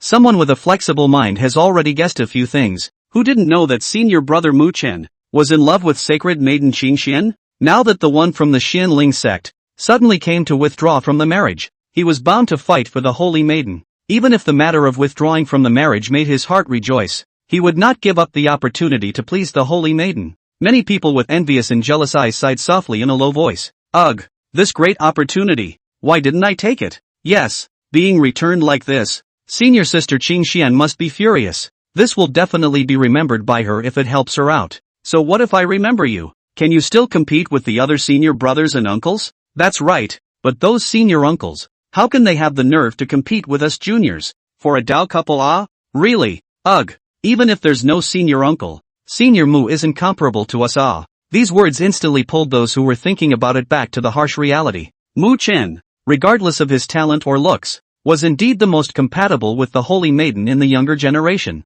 These people themselves, there is really no way to compete with him. That fierce? Looking at the wretched figure that was chopped hundreds of meters away, the crowd was left with their mouths open and their eyes lost in thought. The Heavenly Sword Sect's second pride of the young generation. Just like that, he was ed away with a sword? Shouldn't you be so dramatic? Could it be that the young man is a Yuaning cultivator? The onlookers all froze at the thought. At this point, finally, someone got a good look at young Mu's face and exclaimed, "This person is a follower of MOU? When I greeted him today, I personally heard him call out to Prince MOU. No way. MOU is wasted, and there's still a Yuaning level follower? And so young?" Everyone couldn't help but look at each other, their faces unable to hide their shock. Then he couldn't help but cast his gaze towards the upright figure below the engagement, with a complex expression in his eyes. A generation of heavenly pride. Even though he became an invalid, there were still such supreme geniuses who were willing to follow and not give up.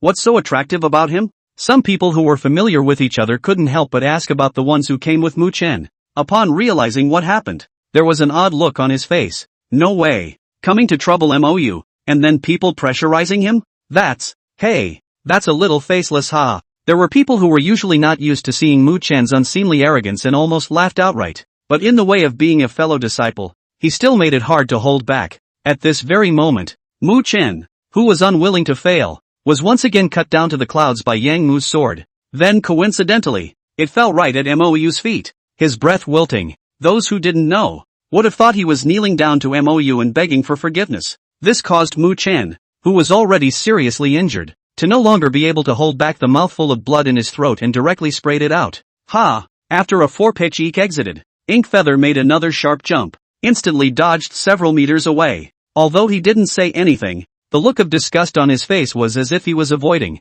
looking at MOU's expression, and then feeling the strange gazes around him. Mu Chen, who was already in a sorry and humiliated state, could no longer endure this humiliation and roared angrily under his breath. MOU, you are nothing but a dog fighting waste. What gives you the right to look at me like that? What gives you the right to what?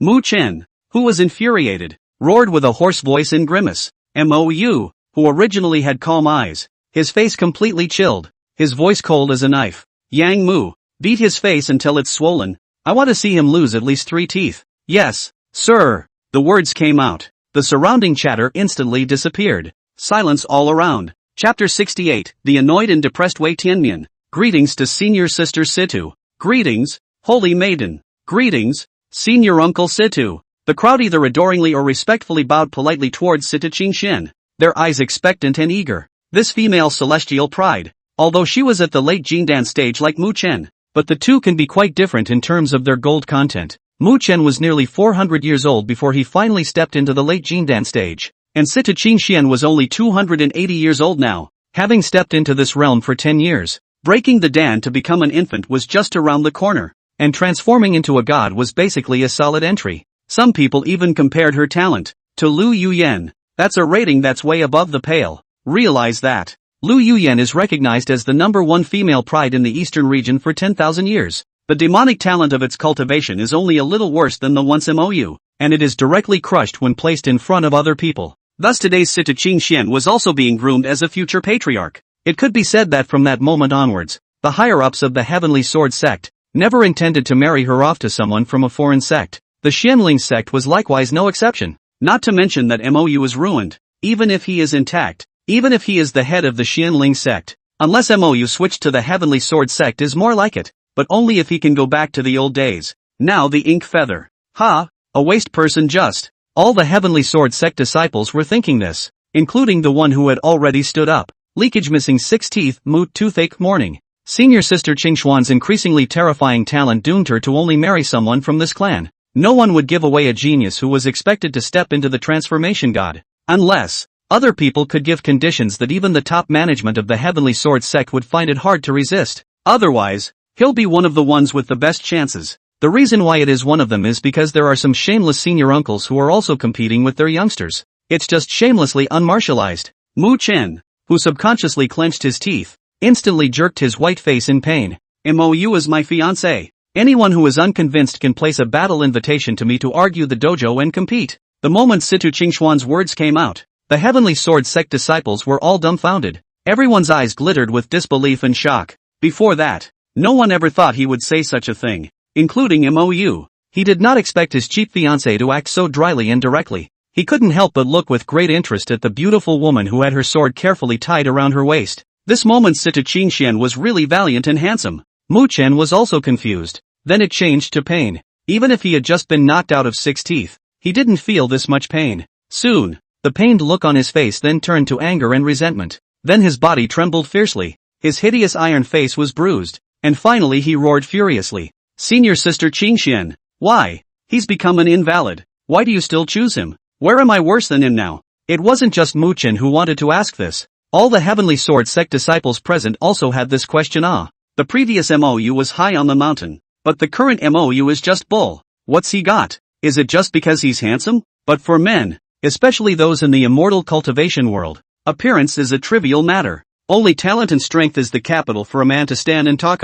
Is the virgin so simple and ignorant? Situ Qingxian glanced lightly at Mu Chen and said seriously, in my eyes, you are inferior to him wherever you are. This solid sword instantly shattered the last vestige of Mu Chen's pride. His face as gray as death. The surrounding Heavenly Sword sect disciples similarly felt like they had been stabbed, their hearts dripping with blood. The heart hurt so much. Not to mention those disciples, even the several elders were heartbroken, especially when they saw Mou, who had a bright smile on his face. Everyone gritted their teeth in hatred. It's all because of this dog thief, who tricked his own saintly daughter out of her heart. It was a good thing that his arrogant behavior just now must have made the already hopeless matter of the union even more difficult. This is not something that the Holy Virgin herself can completely make up her mind. Looking at those pale figures flying in the sky, except for some female disciples, all the people of the Heavenly Sword sect all shared the same hatred and laughed loudly and mocked. Being so arrogant and domineering in the Heavenly Sword sect, now that the Supreme Elder is here, I'll see how he'll explain to us?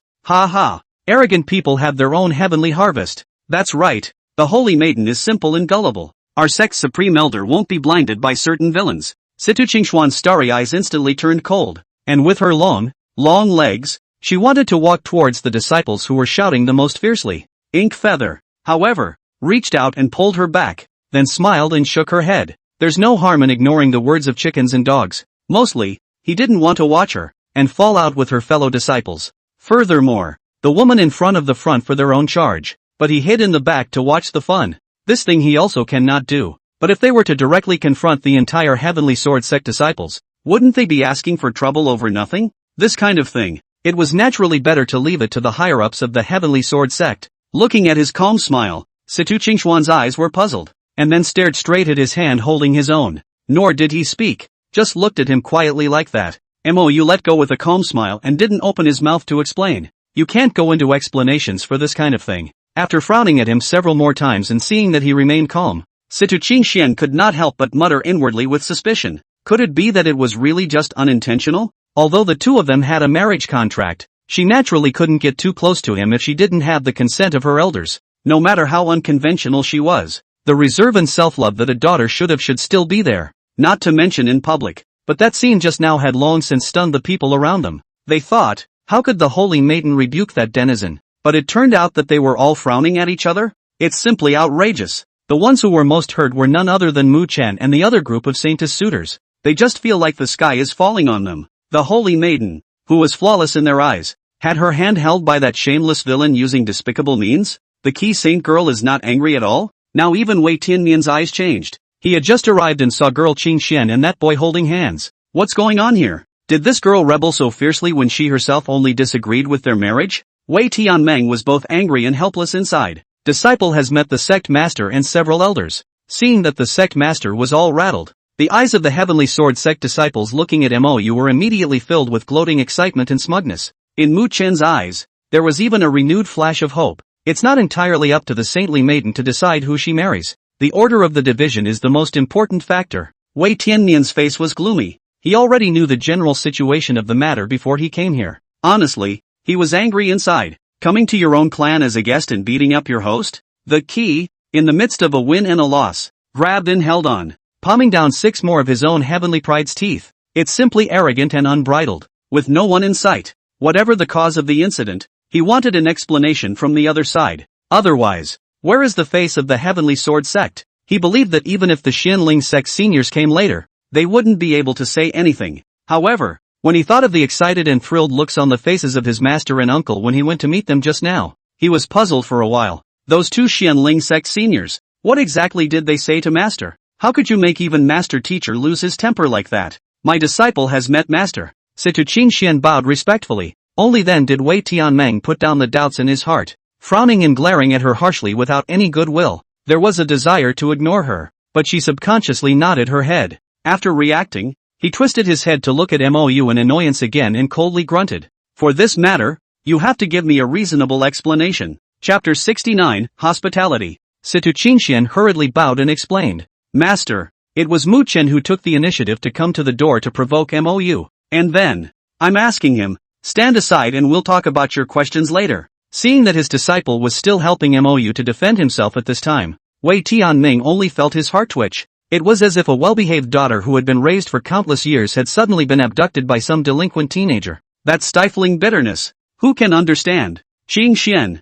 it's fine. I'll make it clear to Sect Master Wei. Mou smiled at Situ Qing Xian and shook his head. The latter's beautiful eyes, at once, swept through a flash of subtle emotions before gently nodding her head. However, this Qing Xian sentence was like a small knife that once again stabbed Wei Tianmeng. It made him breath raggedly. It's only the first day we met and you're calling me that? This kid is so oily. He looks like a man who can't be relied on. Why does this girl have her eye on him? He finally resisted the urge to curse, and inwardly decided that he must teach this brat a lesson today. Inkfeather doesn't know this. However, he knew that this Wei sect master did not like himself very much from the beginning of the meeting. As for the reason, he could guess it with his ass. The little swan that you've nurtured suddenly has to marry a wastrel waiting to die. And my swan won't listen to me. Won't marry that loser? He'd have to be angry in his place, and it would even be more intense. So, he can understand. But understanding does not mean approval. Brother is a man with a hanged man, with outstanding talent, destined to be a man in the future.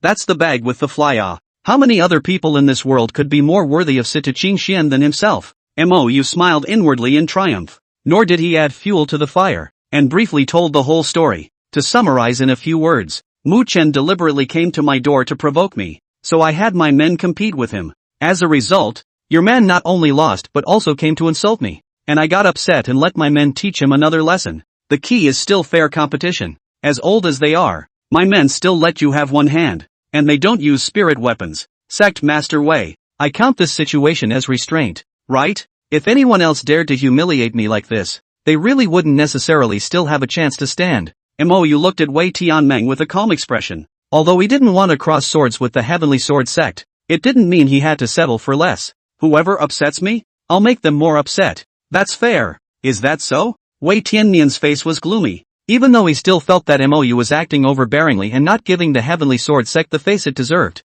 But after all, the Heavenly Sword sect's side took the initiative to provoke first. What can he say? In a different clan he naturally didn't need to be this reasonable. But this is the Xianling sect. It's never just people being unreasonable with others. How can it be that others take advantage of them? Not to mention that the Xianling sect was now growing as strong as ever. Mu Chen's face was unsightly as he period. The process was pretty much the same, but the disciple just wanted to befriend Mou, which is why he invited him to travel with him. Who knew that he was too arrogant and looked down on our Heavenly Sword Sect disciples? It was only after I was enraged that I tried to argue with him on impulse, but it turned out that he instructed his Yuaning cultivators to go to war. After my disciple lost the battle, I said something angry in a moment of chagrin. Again, he drew the wrath of Mou, and once again instructed his Yuaning cultivators to inflict death on the disciples who had already finished their discourses, causing a disciple to lose 6 teeth. Simply arrogant and domineering, not putting our Heavenly Sword Sect in our eyes at all. Mu Chen had wanted to go deeper,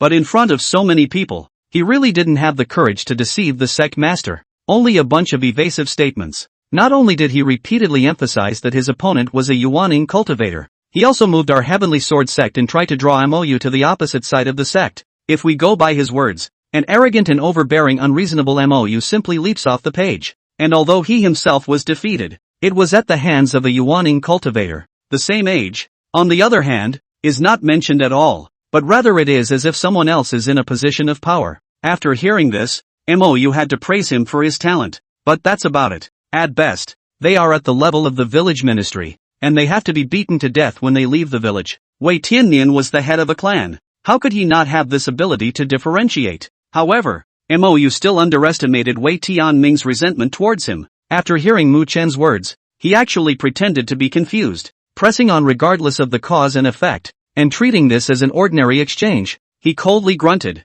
"Whatever the cause, since you have decided to settle it by argument, why did you instruct your men to commit murder when victory and defeat had already been decided? Is this the style of all the Xianling sect? You were at least considered a generation of heavenly pride in the beginning, and now that you won by relying on your men, but you're still chasing after them, aren't you ashamed?" Mou couldn't help but admire the cheek of these old foxes. He didn't bother to dwell on it and asked directly, "Then what is Sect Master Wei going to do about it?" Wei Tianming couldn't help but ponder. "That's kinda hard. Lighter won't save the face of the Heavenly Sword Sect. Heavy people are not happy, and he can't come on hard. Otherwise, when Gu Jiannan intervened then, even he would have to lose face." At this point, an elder beside him suddenly smiled and spoke. "Patriarch, I would think that this matter does not need to be so complicated. Since Mu Chen had 6 teeth knocked out after the incident, then let the perpetrator return 6 of his teeth." What he thought was simple, although Mou was now an invalid. However, it was the personal disciple of Lu Yuyen,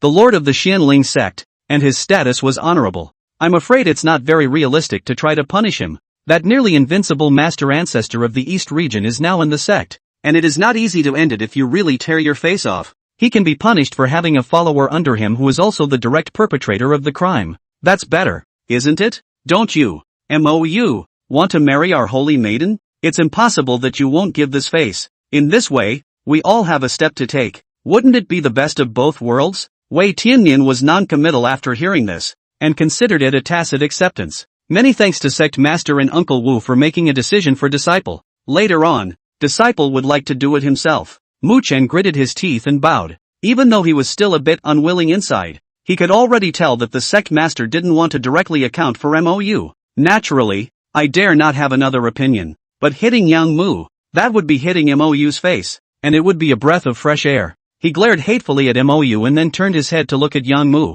his gaze filled with the pleasure of having his revenge avenged. But after seeing the calm-faced Mou and Yang Mu, he couldn't help but curse lowly inwardly in annoyance, pretending to be calm. "Let's see how I'll humiliate you later." Situ Qingxuan's face was icy cold, and she just wanted to raise her leg to take a step out, but she was pulled by Mou in advance. At this point, it was only then that Elder Wu looked at Mou and smiled. "Mou, do you have no problem with this treatment?" Mou glanced at him coldly. "Oh, quite fair and reasonable. Then let that surname Mu fight back on his own." Elder Wu couldn't help but stroke his white beard and smugly laughed softly. "This is the right thing to do. Grievances should be resolved, not to cough cough." Mu Chen, down to pay attention to a little bit of proportion. Hearing Mou's personal promise, Mu Chen finally let out a long breath. He was really worried that the other party would stiffen up just now. Now it was the old man's turn to perform, and he couldn't help but sneer at the corner of his mouth. The disciples of the Heavenly Sword Sect who were present also roared with joy, with victors' smiles on their faces.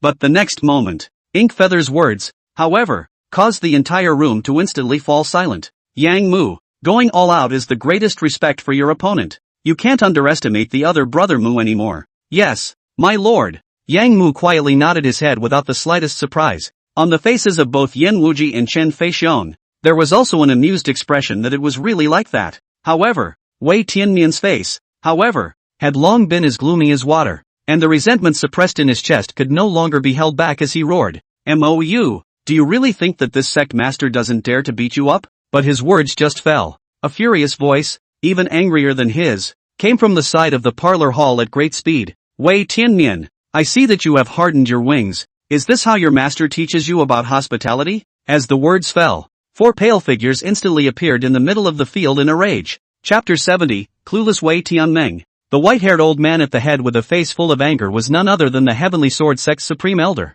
Dong Shuku, and the current sect master Wei Tianmian's master. The other Taishang elder, Zhong Wuji, followed closely behind with the same look of hatred. On the contrary, Gu Jiannan and Lu Qingxia, who were following at the end, had a cloudy face, as if it was none of their business. Just by looking at Elder Dong's beard-blowing posture, those who don't know would think that Mou is his disciple's grandson. Now it's a disciple of the Heavenly Sword Sect being bullied. Why do you make it sound like the bullies are the ones who suffer? All the Heavenly Sword Sect disciples were shocked, their eyes blank. This included Wei Tianmeng. Master has always been amiable, and since he passed on the position of sect master to him, he has been even more focused on breaking through to the late stage of transformation spirit, and has never asked about trivial matters. Today's matter involves the Xianling sect though, and a little irrational, but by all rights, the master should not have scolded himself in public like this either, right? Was it because Gu Jiannan had broken through to the late stage of transformation? But it wasn't as if there were no late-stage god transformation ancestors backing up their own clan, so there was no need to be so condescending? I'm asking you a question. Is this how you treat your guests as the head of a clan? Seeing that he was still dumbfounded, Dong Shozhuang roared again. If it wasn't for the fact that the child had grown up and was the head of a family, thinking to give him some face, he really wanted to slap him. Senior, ancient senior, today's matter, Wei Tianmian tried to explain with a helpless face, but before he could finish his words, he was interrupted once again. However, this time, the one who spoke was no longer Dong Shoujiao, but was replaced by Zhong Wuji, the old man's face full of reproach. Heaven's mandate. Let's put aside the cause and process for a moment. The fact that the juniors have a dispute is not even a reason for you, the elder, to step in. Besides, the other young friend Mo is still a guest of our Heavenly Sword Sect, and their elders are here, so it's not your turn to rule on anything. Why don't you make amends to the person first? Wei Tianmian immediately looked stifled and helpless. He was the lord of the Heavenly Sword Sect. How could he not stand up when his disciples were bullied by outsiders? And you can't even handle it? It wasn't like this before, was it? But the ones who said this were master and uncle, and he had no choice but to listen but to obey. He could only obediently nod his head and respond. Senior uncle's lesson is correct. It was disciple who was rude. After saying that, he turned his head and saluted towards Gu Jiannan and Lu Qingxia. The late generation has acted rashly, so please don't be offended by the two seniors. There is no harm. Tell us the cause of the incident for us. If our disciples are rude, the old man will never forgive them lightly. The two of them, Gu Jiannan, smiled faintly and looked at the calm Mou. Their hearts were even more determined. Feather had been smart since she was a child, and even if she had to hit someone, she would take advantage of the situation first. I'm afraid this time is no exception. Wei Tianmian saw two people asked each other, hurriedly explained the process, just to take the opportunity to avoid to Mou and others to apologize. He was kinda reluctant to make him apologize to that kid. Enlightened master. It was Mu Qin who took the initiative to come to the door and wanted to invite Mou to travel with him. There was anger in my heart after being rejected, and that's why I agreed to argue with the other side. Maybe he was upset after losing and said something angry. Then he was ordered by Mou to have his men knock out a few teeth. The version he's talking about this time around is basically the one dominated by Inkwell's version. He wasn't stupid. How could he not hear the personal details that Mu Chen had laced into his previous words? It was one thing for him not to pursue it, but he didn't dare to fool his master with it. It was quiet and stark all around. The inclination of the two supreme elders was already obvious, that they didn't want to offend the Xianling sect. Don't say that the Heavenly Sword Sect was not in the right. Looking at this, I'm afraid that even if there is a case to be made, it will be put down gently. Sure enough, after hearing this, both Dong Shoujia and Zhong Wuji's faces looked unsightly. The gaze that looked at Mu Chen was filled with disappointment and annoyance. What the is this traveling together? The first time they met in the Great Hall, they were indifferent to people's Mou. Now would they be so kind as to invite them? It's okay if you say you're usually a little proud. After all, you're young and it's normal to be a little high-minded. But now what? For the selfishness of picking on a guest at his door. Losing and then cursing afterward? It is simply narrow-minded and embarrassing. How can you go far with this kind of mentality? Dong Shoujuan looked at Mu Chen with a frosty face and forced down his anger. Have you been wronged by these words? Mu Chen's face turned pale, and he wanted to be sophomoric. But so many people heard it before. It's useless to argue. He had no choice but to nod his head through clenched teeth. It is the disciple who has brought shame to the sect. Dong Shoujiao could no longer hold back his anger and cursed. As a sword cultivator, what is there to fear in defeat? It's only shameful if you don't dare to look directly at yourself. You took the initiative to come to the door to argue with someone. And if you lose, you should leave with an honorable confession. The big deal is to come back another day. But you, like a shrew, you can only show off your tongue. So why do you still need the sword in your hand? What's the point of practicing the way? Fortunately, today is only a fellow exchange. If you go outside, such as you have long been dead. Dong Shouxiao exhaled a long, sulky breath, and swept a warning glance at all the disciples around him fiercely. What happened today? You should also keep in mind. Disciples and others honor the teachings of Master Uncle. The surrounding disciples responded with a roar, their faces ashamed. Just now, had they not hoped that the division would step in and then recover the face that had been thrown away in some other way? Yet not many thought of challenging Yang Mu on their own because they couldn't beat him. Those who can fight and whose status is not equal to others. Looking around at those disciples, and then at Mou and the others who had a calm face from the beginning to the end, Dong Shouxiao's heart soured even more. How come the Heavenly Sword Sect doesn't have this kind of genius? Dong Shoujiao, who was in a bad mood, turned his head toward Mu Chen and roared again. Why don't you make amends to your fellow members of the Xianling sect? After you've made amends, go to the Clear Heart Cliff by yourself to retreat and dive into cultivation. And don't come out again until you've stepped into the Yuanying stage. Yes, Mu Chen had a face of discouragement and despair. After this incident, it was already basically impossible for himself and senior sister Qingxian. Sister's heart for that boy. Now cutie. All can see it. And the attitude of the division elders began to become ambiguous. Even the stares from all around him felt so piercing that they shattered what little pride he had left. What happened today is Mu's fault. Please forgive me. Mu Chen lost his mind and bowed towards Mou and flew away. Dong Shoujuang and the others did not say any more. Whether or not he could cut off this heart demon could only depend on himself. No one else could help him. Dong Shoujia, who was still full of anger, changed his face when he turned his head to look at Mou. It was called a kind face and a warm smile like a spring breeze. Little feather it's rare to come out for a trip. Make sure to stay for a few more days. The scenery of the Heavenly Sword Sect is still very good. You can go around more often to take a look. Dong Shoujuang had just finished speaking. Zhou Wuji also agreed with a concerned smile. Not bad. The way of cultivation is one thing at a time. Never bury your head in bitter cultivation. Oh Qingxian, come here with senior uncle. We have something to say to you. The attitude of the two old men towards Mou, not to mention the people around them looking dumbfounded. Even Wei Tianmian didn't react. As for Sita Qingxian, she was even more confused. Before, Master Ancestor and the others, they were still adamantly against themselves and Mou being together. How now? Doesn't seem to be any blame at all? Ink feather. Then wander around on your own and come find me in the courtyard if you need anything. Sita Qingxian and Mou gave an explanation and returned to the council hall with the two old men with doubts. She'd like to see what the Master Ancestor and Uncle Ancestor had to explain. If still trying to force her out of the marriage, then she will never agree. Chapter 71, The Old Man's Concerns. Mou didn't have the heart to wander around anymore. He still had to ask Master Ancestor and the others how the talk went. Sita Qingxian is not only the daughter of Qi. The key is that the girl is also sentimental and righteous. Something is really on. That valiant temperament and chivalrous nature was really to his liking. So he turned around again and followed his Master Ancestor as they folded back into their quarters. Yang Mu and the others guarded the door. Knowing that he had something to ask, Gu Jiannan casually laid down a boundary, then looked at him with a smile. Mou hurriedly said, Master Ancestor, did Elder Dongs and their attitudes change so drastically because you told them about the boundary-breaking pill? And what did they say about the union? Gu Jiannan did not answer his question, but instead looked at him with a helpless face and sighed lightly. Little feather, your foundation has just been restored. It's better to focus your mind more on cultivation, not to mention that you have two Taoists now. Aren't you worried about going back and your senior sister and the girls getting you in trouble? Lu Qingxia also couldn't help but admonish bitterly. Not bad. Although people who cultivate immortals do not shy away from beauty, there should be a degree. Now that you're young and have such talent, if you were to waste your cultivation because of your lust for beauty, that would be called sacrificing your roots for the end. Nowadays, it's also because of the marriage with the Heavenly Sword Sect. Whether it's for the sect or you personally, there are quite a few benefits. Plus there was another marriage contract from 100 years ago, which is why we didn't stop it. Otherwise, it's never going to be possible to watch you be so philandering. Elder uncle and elder ancestor are right,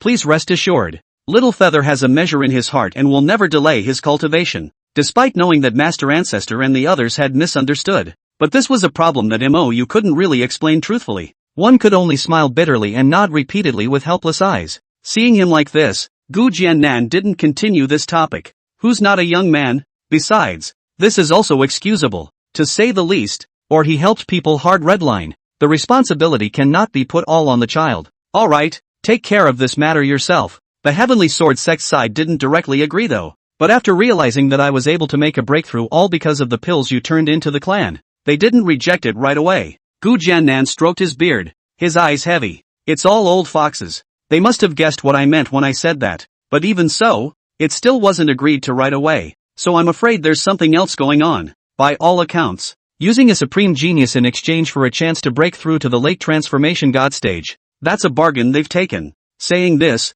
Gu Jiannan paused slightly and laughed again. But you shouldn't be in a hurry. They're bound to give an answer in 2 days at the latest. If we can really marry that girl back, we won't lose out. Lu Qingxia nodded in agreement. Not bad. That girl's talent is comparable to Yuyan's, and she's affectionate. Although the realm-breaking pill is precious, it wouldn't be a loss to exchange her. Who made Little Feather look at someone else? Mou was embarrassed by what was said and said awkwardly. That, if they agree, I'll pay for this boundary-breaking Dan. I have a few more here. Originally prepared for senior sister and the girls. What? You still have it? The two old men were shocked and looked at each other speechlessly. This brat, even hiding there? This was a pleasant surprise. The previous wave of consumption, all of a sudden, half of them disappeared. But they were heartbroken. Now these 10 pieces, they can be negotiated. There were no special circumstances, and it would only be taken out and used again when one broke through at the mid-transformation spirit or above realm. In the future, it will be passed down from generation to generation as the clan's heritage. Otherwise, like before, the boundary-breaking pill that could break through to the late transformation god stage would be given to the late Yuaning stage. What a waste! 5 more early transformation god stages and 5 more late transformation god stages were 2 different things. However, after hesitating for a moment, Gu Jiannan still shook his head decisively. This elixir was originally yours, so keep the ones you have for your several senior sisters as you wish. As for the Heavenly Sword Sect side, when the time comes, it will come directly from the Sect side, and it will only give one anyway. He says it lightly, but it hurts him to give one. It wasn't like they were using it on their own people. It was the equivalent of a late-stage god transformation. How valuable it was. But the thought of it being a bride price for Feather made him feel much better again. Looking at Master Ancestor's needy look, you couldn't help but laugh for a while. I have 9 more, so I'll just give them to myself. 9 pieces? Gu Jiannan was astonished, then smiled bitterly. Little Feather, with the talent of your several senior sisters, using the boundary-breaking pill too early is purely a waste. You'd better save it for them to use at critical moments. Since you still have so much, then you're out. It's not easy for the clan to clutch a little bit of family money. Don't let you squander it all at once. Lu Qingxia nodded in agreement. Ink Feather could only smile that you were right. Inside, he was not impressed. The Master Ancestors were used to living in poverty, and he could understand that they didn't want to mess around with a bit of good stuff. But they don't realize that a genius's time is just as valuable. With the boundary-breaking pill, the biggest benefit for senior sister and the girls was that they could save countless hours. The reason he hasn't used it for them yet, just because he's poor. These pills, he was really just preparing to give them to his senior sister at the critical moment. Once he ran out now, he wouldn't dare to spend his chi luck value indiscriminately to buy it. However, as long as he conquered another daughter of chi luck, then you can build whatever you want. So, not to mention taking one realm-breaking pill as a bride price, even if there were a few more, he would still marry Sita Qingxian back, as long as she was completely conquered.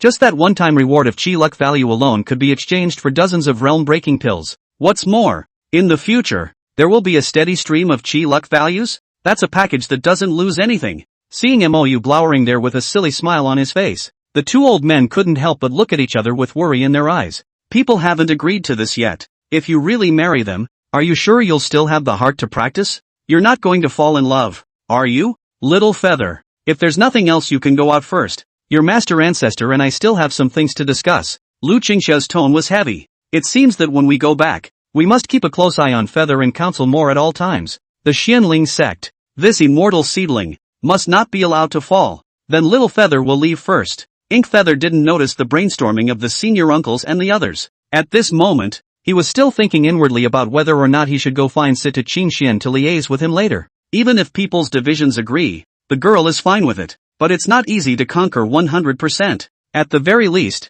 the other girls, surely, couldn't let him get his hands on them as easily as his sisters. Just when MOU was thinking about how to take down someone's girl, someone else was similarly plotting how to take his woman. And it's still taking 3 at once. There's no need to rush. Although the plan failed this time, there are more people who suspect the Xianling sect of obtaining the treasure inheritance. You just have to spread the rumor far enough, and someone will step on it for you, and then all those beauties will be yours. He. Inside the dark and gloomy compound, there were only one old man and one young man. The black-clothed old man who spoke had a gloomy tone and spiteful eyes, and his withered body sitting in a wheelchair exuded a bizarre and terrifying aura. It was clearly a divine transformation stage cultivator. It was a pity that somehow his legs had been ruined and he was empty under his robes. Please rest assured, State Master, in at most a month, this rumor will surely spread throughout the entire Chang'an continent. The young man's voice, full of resentment and triumph. Ho ho ho. Well, when the time comes, I'll give you another heavenly chance.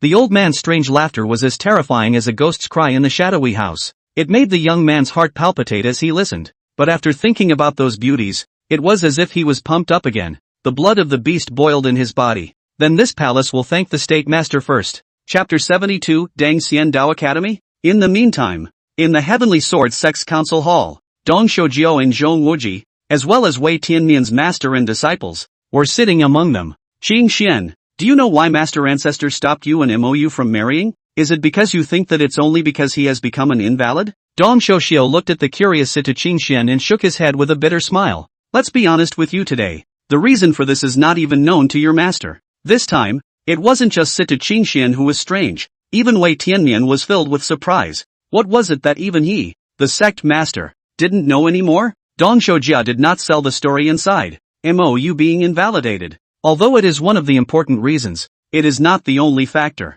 The main reason is that in 2 years' time, the Immortal Ascension Academy in the holy city of the Green Cloud continent is going to be recruiting disciples once again. Wei Tianmian was instantly dumbfounded. What? The Sacred City's Immortal Ascension Academy is recruiting disciples? Haven't they not recruited for centuries? Dong Shoujiao glanced at him and calmly said, it is said that this world is a great world of immortal cultivation, and that there are countless people with great fortune who will come out of nowhere. So the Academy of Immortal Ascension has made an exception. I'm afraid I'm also trying to recruit immortal saplings to renew the splendor of the Tao. The great world of immortal cultivation? Wei Tianmian muttered with a shocked look on his face, obviously hearing this expression for the first time as well. Master Ancestor, this what's his name Dang Xian Academy, is it very powerful? Situ Qingxian was, however, puzzled by another term. For this academy, she had never really heard of it. Keymaster Ancestor and the others prevented themselves from marrying MOU, and it seemed to have something to do with this academy, so it was even more curious. Dong Shouzhuang stroked his beard and lamented. The Immortal Ascension Tao Academy is the first force recognized in the Qingyan continent. With a terrifying heritage and mysterious origins, the outside world knows very little about it. I only know that it is the inheritance in the Qingyan continent that was the least affected by the Battle of Demon Destruction. To this day, there are still heavenly ranked techniques, and the Dean is even a high-level harmonization stage person. What? A heavenly ranked technique? A harmonization stage higher power? Not to mention Situ Qingxian, even Wei Tianmian, who had once heard this rumor, once again revealed a look of awe. One must know that the Heavenly Sword Sect, which was one of the 8 major clans in the eastern region, only had the Xian rank upper grade technique in the entire eastern region. It was likely that there wasn't even a single earth rank technique. From this, it could be seen that heavenly ranked feats were precious. That was a top-level technique that truly had a chance to touch the immortal realm. As for the harmonization stage high person, well, there is not a single returning cultivator in the entire East region, let alone the harmonization. Dong Shouxiao sighed slightly. Many years ago, your great master ancestor was also fortunate enough to participate in the Immortal Ascension Taoist Academy examination. But unfortunately, he failed. Otherwise, with his care, why would our Heavenly Sword Sect need to stay in this eastern region with the most scarce resources? Speaking of this, his gaze suddenly lit up, staring straight at Situ Qingxian in anticipation. But now you have this opportunity to try again. Once you can join it, it will be a carp leaping over the Dragon Gate. What does this have to do with rejecting the Xianling sect's marriage contract? Situ Qingxian looked slightly twisted. A daughter who argues with her elders every day that she wants to marry a certain man is a bit too reserved. But now that the decision was made, she wouldn't back down. Dong Xiaoxiao was filled with a bitter smile. Once you are accepted into the Immortal Ascension Dao Academy, your future will be bright, and you will come into contact with the top tier of celestial pride from all domains. Master Ancestor doesn't want you to block your own backroads. MOU's foundation has been ruined and he doesn't have much life left. Why do you bother to involve yourself with him? Zhong Wuji also couldn't help but say bitterly. Do you know what your senior ancestor gave up for this? That was a chance to potentially step into the late stage of God transformation. Senior uncle, what do you mean by that? Situ Qingxian frowned slightly, her face full of doubt.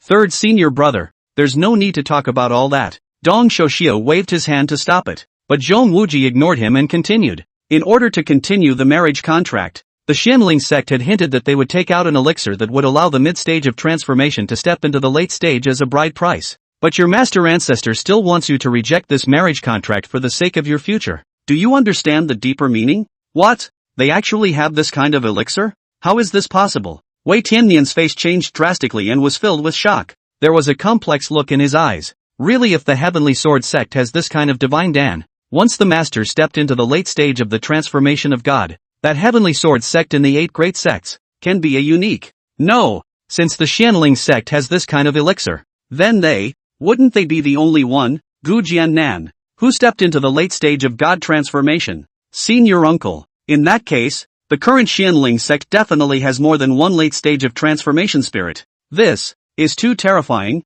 isn't it? What they say, sure it's true? Dong Xiaoxiang and Zhong Wuji also affirmed with an emotional sigh. Since people dare to say this, naturally it won't be for nothing. Before this, Shen Baichuan was likewise in the middle stage of God transformation. I'm afraid that I've also broken through to the late stage of transformation now. Otherwise, how could people take out such precious pills to make us the number one in the eastern region? Even the Xianling sect's old ancestor, who was rumored to have disappeared long ago, might just be making a breakthrough in seclusion. Wei Tianmeng was completely dumbfounded this time. If that was the case, then the Xianling sect would have 3 late transformation spirit stages, coupled with the terrifyingly powerful Gu Jiannan. This disrespectfully properly crushed any other clan. Situ Qingxian was equally dumbfounded, but she was thinking of something else. Mou was willing to take out such a precious divine elixir in order to marry himself? It was not in vain that he had waited these 100 years. This moment, surprisingly, her calm heart rippled with a subtle mood. Before, she was more of an admirer of Mou. It was the sympathy of being the same supreme demon, as well as the appreciation and recognition of Mou's past deeds. That's why she didn't have much resistance when the elders fixed a marriage for her. But without formal contact between them, it was bull ***** to say that they were in love. And she, Situ Qingxian, wasn't that shallow. But in this moment, the mood was a shade different. She just didn't even realize it herself. The corners of Situ Qingxuan's mouth lifted slightly, but soon quickly converged again before her eyes calmly looked at her master ancestor and firmly said, Senior ancestor, if I have to break the contract because of this, then I won't go to the Deng Xian Dao Academy's examination. As for the issue of his foundation and longevity, that's a different matter from the marriage contract. It's not like he's a bad judge of character. So how can he withdraw from the marriage just because of that? Dong Xiaoxiang and Zhong Wuji looked at each other with helpless eyes, but there was no look of surprise on his face. Dong Xiaoxiao raised his hand to stop Wei Tianmian, who was filled with anxiety and wanted to speak, and sighed with a bitter smile. Master Ancestor knew that you would choose this way, so here's another option for you. Agree and we won't object to the engagement. Otherwise, nothing you can say will be of any use. Even if I have to tear my face off with the Xianling sect, I will return this marriage to you. Situ Qingxian was inwardly delighted, but then became nervous. I'm afraid this request made by Master Ancestor won't be too easy, but now she had no choice but to mutter unwillingly. Then your old man will tell us first. Chapter 73, Tonight at midnight, I'll come to you. Dong Shoujiao glared at her. Could he not know her small mind? But did not bother to reveal it, and said seriously, if you want to continue this engagement, you must pass the Deng Xian Dao Academy examination in 2 years and join it. If you still insist on this marriage contract after 3 years of cultivation in the Dao Academy, then Master Ancestor will not stop you anymore. Situ Qingxian couldn't help but let her starry eyes flicker, her face in deep thought. How could she not understand what Master Ancestor was thinking? It wasn't just that he wanted to force himself to enter the Deng Xian Dao Academy, and then after seeing a wider world and more demons, voluntarily give up the ink feather? She had confidence in her own beliefs. but she was not at all sure about entering the Deng Xian Dao Academy. Back then, Great Master Ancestor could not pass the examination. Although she was gifted with demonic talent, she did not dare to say that she would definitely be able to do it, and she could not help but be curious. Master Ancestor, just how difficult is it to join the Deng Xian Dao Academy? It's not too difficult. As long as you can make it into the top 20 during the examination, there's still hope, Dong Shoujio said vaguely. Hearing that she had only entered the top 20, Situ Qingxian instantly doubled her confidence. However, he still pursued the question. By this top 20, do you mean the entire eastern region? Or the Green Cloud continent? Seeing that there was no way to fool him, Dong Shoujio had no choice but to confess. The Sacred City's Immortal Ascension Dao Academy is located right in the center of the Green Cloud continent, and the top 20 naturally refers to the entire Green Cloud continent. Oh, that's pretty much what I thought. Situ Qingxuan's eyes were calm as she gently nodded her head, her brows slightly furrowed. Looking at such a calm young girl, the few people present were nonplussed. So calm? Did she think that the top 20 in the Qingyan continent was easy to reach? One must know that the eastern domain was at the bottom of the 4 domains in one city. The aura was the thinnest. The loss of heritage was the most severe, and the cultivation resources were the most lacking. The supreme geniuses here would likely cease to shine when placed in other domains. Even if it was a demon like Situ Qingxian, I'm afraid that she wouldn't be able to rank in the top 20 of the Qingyan continent. Other people's geniuses grew up soaking in piles of extremely high-quality spirit stones to cultivate, and some of them even stayed in the spirit-gathering formation all day long. But even for the 8 major clans in the eastern region, at most, they would only enter the spirit-gathering formation when a talented disciple made a breakthrough. The main reason is that there are limited resources, so we can't afford to supply them. Anyone who has a spirit stone hates One Piece as if it were two. Normally, when core disciples practiced, the most they were given was some medium-grade spirit stones. Extreme spirit stones were almost always reserved for cultivators above Yuaning. The gap created by these factors can be described as a chasm. It's really not something that can be erased by normal talent. Zhong Wuji really couldn't hold back and reminded with worry. Girl, it's not easy to step into the top 20 of the Qingyan continent. You mustn't take it lightly. If you really want to achieve this goal, you must train hard in these 2 years, and grasp a sliver more of a head start before the news spreads.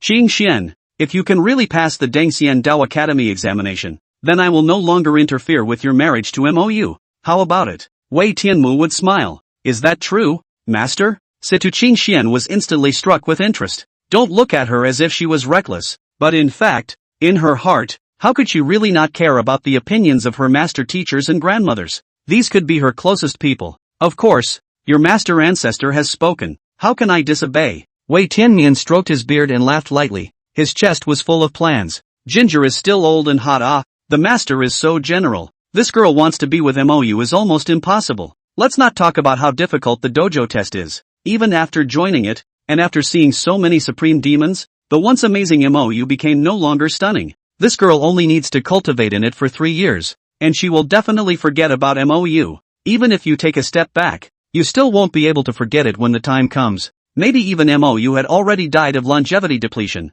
The previous rumors had it that Mou would only have a lifespan of 3 or 2 years at most, and couldn't wait for that time at all. Even if you take 100,000 steps back, the worst outcome was nothing more than Mou not dying, and then Qingxian becoming a Taoist couple with him. However, the Heavenly Sword Sect had still gained a heavenly disciple from the Immortal Densification Dao Academy and had obtained a divine elixir from the Xianling sect that could help step into the late stage of transformation spirit. Other than this disciple of his, who will carry the identity of Mou's deceased wife at a later stage? He really doesn't have anything to lose. It's better than the stalemate we have now. Situ Qingxian pondered for a moment and nodded. Then I'll have to go discuss this with him. You? Nonsense. What are you looking to him for advice on your own affairs? He's not your anything now? Wei Tiannian instantly broke his defense. His face irritated beyond measure. You don't listen to your own master? You're going to find an outsider to talk to? It's not even a marriage. Master, this is a matter for 2 people. How can it be a matter for me alone?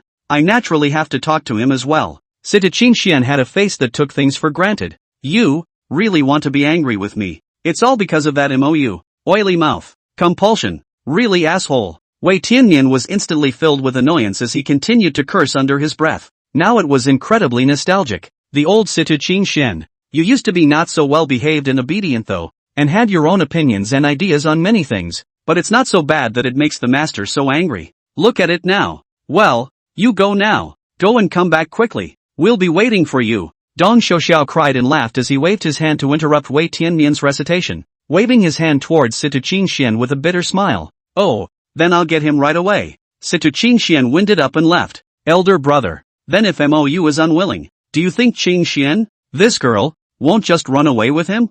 Zhong Wuji had a worried look on his face. Dong Xiaoyou definitely shook his head. That's not so bad. If that were the case, Mou would instead be belittled by this girl of ours, which might be a good thing. Given Xingxuan's nature, I'm afraid that she has already made a decision, and going over there was just to inform Mou. At this time, Wei Tianmian also had a calm face, where there was still half a bit of angry and irritated appearance. Zhong Wuji couldn't help but roll his eyes. The feelings of this kid also saw it. Just now it was quite pretentious. Mou, are you there? I have something for you. Outside the courtyard, Situ Qingxian directly shouted. As a result, before Mou came out, Gu Jiannan and the others in the courtyard next to him all poked their heads out, their eyes ambiguous and gossipy. Qingxian has met ancient senior and elder Lu. Situ Qingxian greeted him respectfully, her demeanor generous, without the slightest hint of coyness or embarrassment. Ha ha, the girl is here. Go straight in. Little Feather is inside. Gu Jiannan stroked his beard and smiled in a cordial and amiable manner.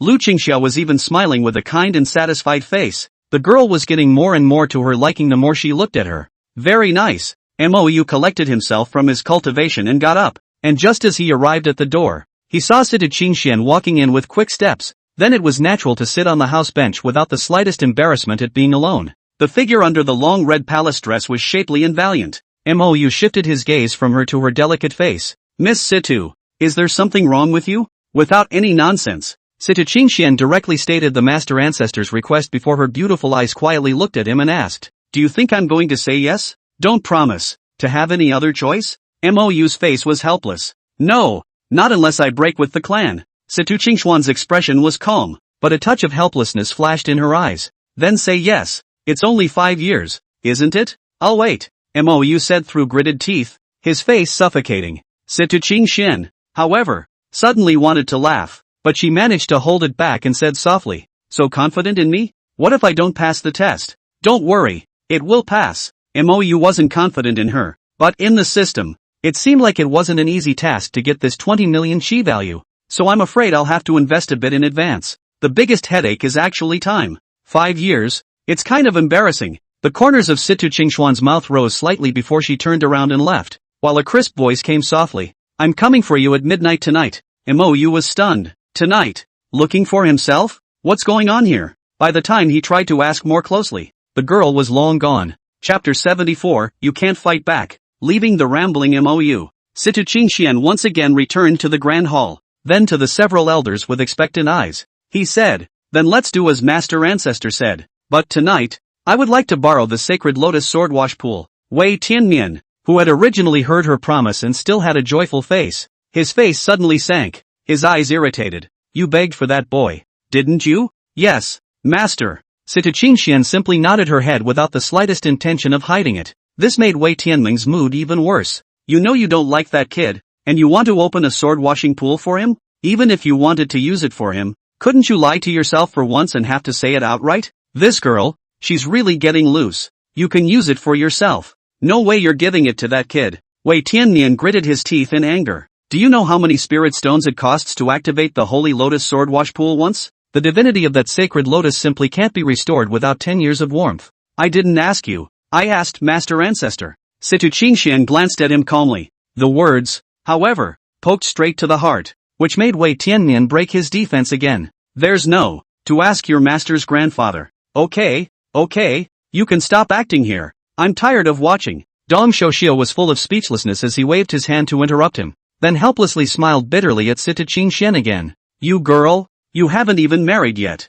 and you're already pulling out your heart and soul for him? Aren't you afraid he'll think less of you? Situ Qingxian smiled faintly. Everything is as good as one's own peace of mind. Besides, if he is that shallow, then it will prove that I've looked at the wrong person. Just so that in the future, one's heart will be directed towards the Tao. Dong Xiaojiao smiled helplessly and then curiously said, then what did he say when you told him about our request? He said that he believes in me and can wait. Situ Qingxuan's eyes brightened slightly. And didn't ask you to come back and talk to us again? No. The girl couldn't help but swipe a smile from her eyes as she thought of how helpless the man looked when he spoke. Her eyes bright. Seeing his own disciple in this state, Wei Tiannian was instantly powerless, then helplessly threw her a golden token. You go down first. Yes, senior ancestor, senior uncles, master, then Qingxian will leave first. Wait until the joyful Sita Qingxian left. A few talents looked at each other again. What do you guys think? Then MOU? Dong Shouxiao's eyes were surprised. Doesn't he know that his days are numbered?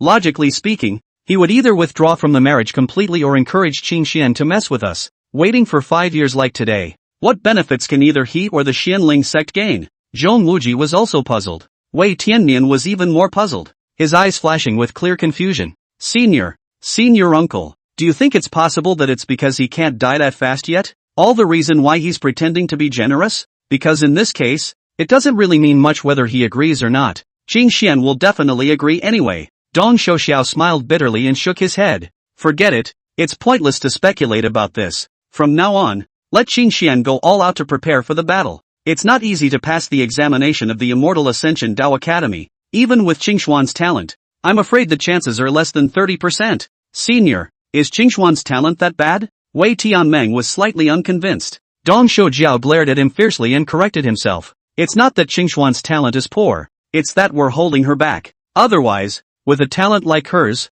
even if we look at the entire Changyin continent, she can definitely be ranked in the forefront. The eastern region, or its underpinnings are too severely damaged. Dong Shouxiao sighed heavily, and Zhong Wuji had a similarly despondent look on his face. It was rumored that 100,000 years ago, the eastern domain was once a prosperous land of immortal cultivation as well, with many great powers. Unfortunately, a demon extermination battle that lasted thousands of years shattered the entire green underworld. The Qingyun continent, which was the center of the battlefield, was even more severely damaged. Among them, the eastern region is the most miserable. Later on, although the top absolute great demons were all destroyed, the human cultivation great powers likewise all fell. It's said to be a victory, but it's really nothing more than a double loss. The greatest fruit of victory was the 7 continents of the green underworld, of which the human race occupied 5.5. However, the charmed continent, which was connected to the demon realm, was still in the hands of the demon race. From that point on, it's the equivalent of someone else sticking a nail in your belly and you can't pull it out. It's more or less consoling to say you won. Fortunately, the two sides have been at peace with each other for tens of thousands of years, and they are both recuperating. So it's not their turn to worry about this kind of future event. Nightfall. Soon came the late night. Under the bright moonlight, a graceful and delicate figure suddenly appeared. Then came a courtyard gate. This was a young woman who was beautiful beyond words, with a long red dress that fluttered and was as fresh as a fairy. She didn't come in, picking up a small stone and throwing it straight in. Shoo! The small stone was easily received in MOU's hands. Well, people don't come in. It seems that the 1 in a billion possibility is completely shattered. Not disappointed, he strides to the door and laughs softly. I thought you were coming in. Follow me. Sita Qingxian simply ignored his jokes and twisted her head to walk forward. Inkbrand didn't tease her anymore. Although the two had a special relationship, after all, they were not yet familiar with each other. And some jokes were really not suitable for now. He didn't ask, and followed her as she walked and flew for about half an hour or so before finally stopping at the top of a huge mountain. As soon as he came here, MOU felt the difference here. The aura was rich and the Taoist rhythm surrounded it, and the source of it all comes from one of the clear lotus ponds. To be precise, it was a tall green lotus in the middle of the pool. That green lotus only had 3 huge umbrella-like thick leaves and a golden bud that was waiting to bloom. It exudes a holy and noble aura, and next to the lotus pond, a white-haired old man with a strong aura was sitting quietly with his eyes closed. It wasn't until the two arrived that the man slowly opened his eyes and smiled kindly. Qingxian girl, who is this? Why did you bring someone here so late at night? Situ Qingxian bowed respectfully. 5th senior uncle, this is the token. I brought him here to borrow the sacred lotus sword wash pool to heal his wounds. The old man looked at her and then at MOU, and suddenly came to a realization. This is the Xianling sect, right? Well, he's Qingxuan's marriage partner. MOU. Seeing that 5th uncle had already guessed, Situ Qingxian didn't hide it anymore and admitted it painfully and dryly. MOU also hurriedly saluted politely. Late generation Xianling sect MOU. Meet senior. Little friend MO doesn't have to be polite. Hearing that he was MOU, the old man couldn't help but look at him a few more times, a hint of curiosity flashing in his eyes. Obviously, he had also heard about this former one heavenly pride of the eastern region. Didn't really care too much though. Who didn't know that the current MOU was already an invalid who couldn't cultivate? After seeing that the token was correct, The old man did not delay and directly opened the spell formation before turning to leave. A shroud of light instantly enveloped the entire mountain peak. Then the terrifyingly dense Tao rhythm steamed madly from the pool,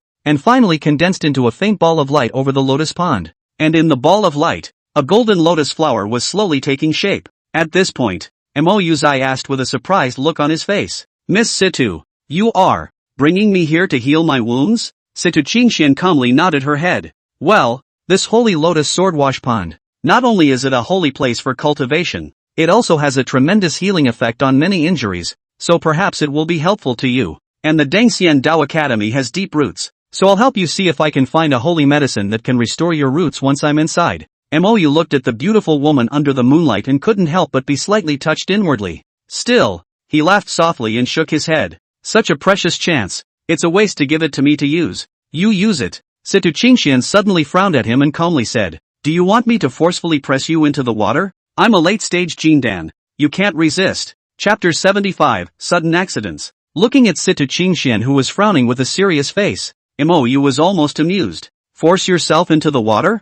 Well, looking quiet and well-behaved is still quite a character. But this opportunity really wasn't that important to him. But the beautiful woman had said so. He couldn't really find a reason to refuse again unless he told the other man the truth. But as things stood, it wasn't time for him to expose his strength. It was about a bigger plan for him. He had to wait until the extreme bliss immortal rumors had completely passed before proceeding to expose his recovery of his roots. Then lead to the person who assassinated him and his senior uncle back then. Since the other party had the first time, knowing that he had recovered, he was bound to come a second time. He's going to get into the game with his body and bring out all those people. However, in order to accomplish this plan, one's strength must also be rapidly improved, so as not to accidentally repeat the same mistake. Seeing that Mou didn't say anything, Situ Qingxian raised her willow eyebrows and actually really wanted to make a move to yank him.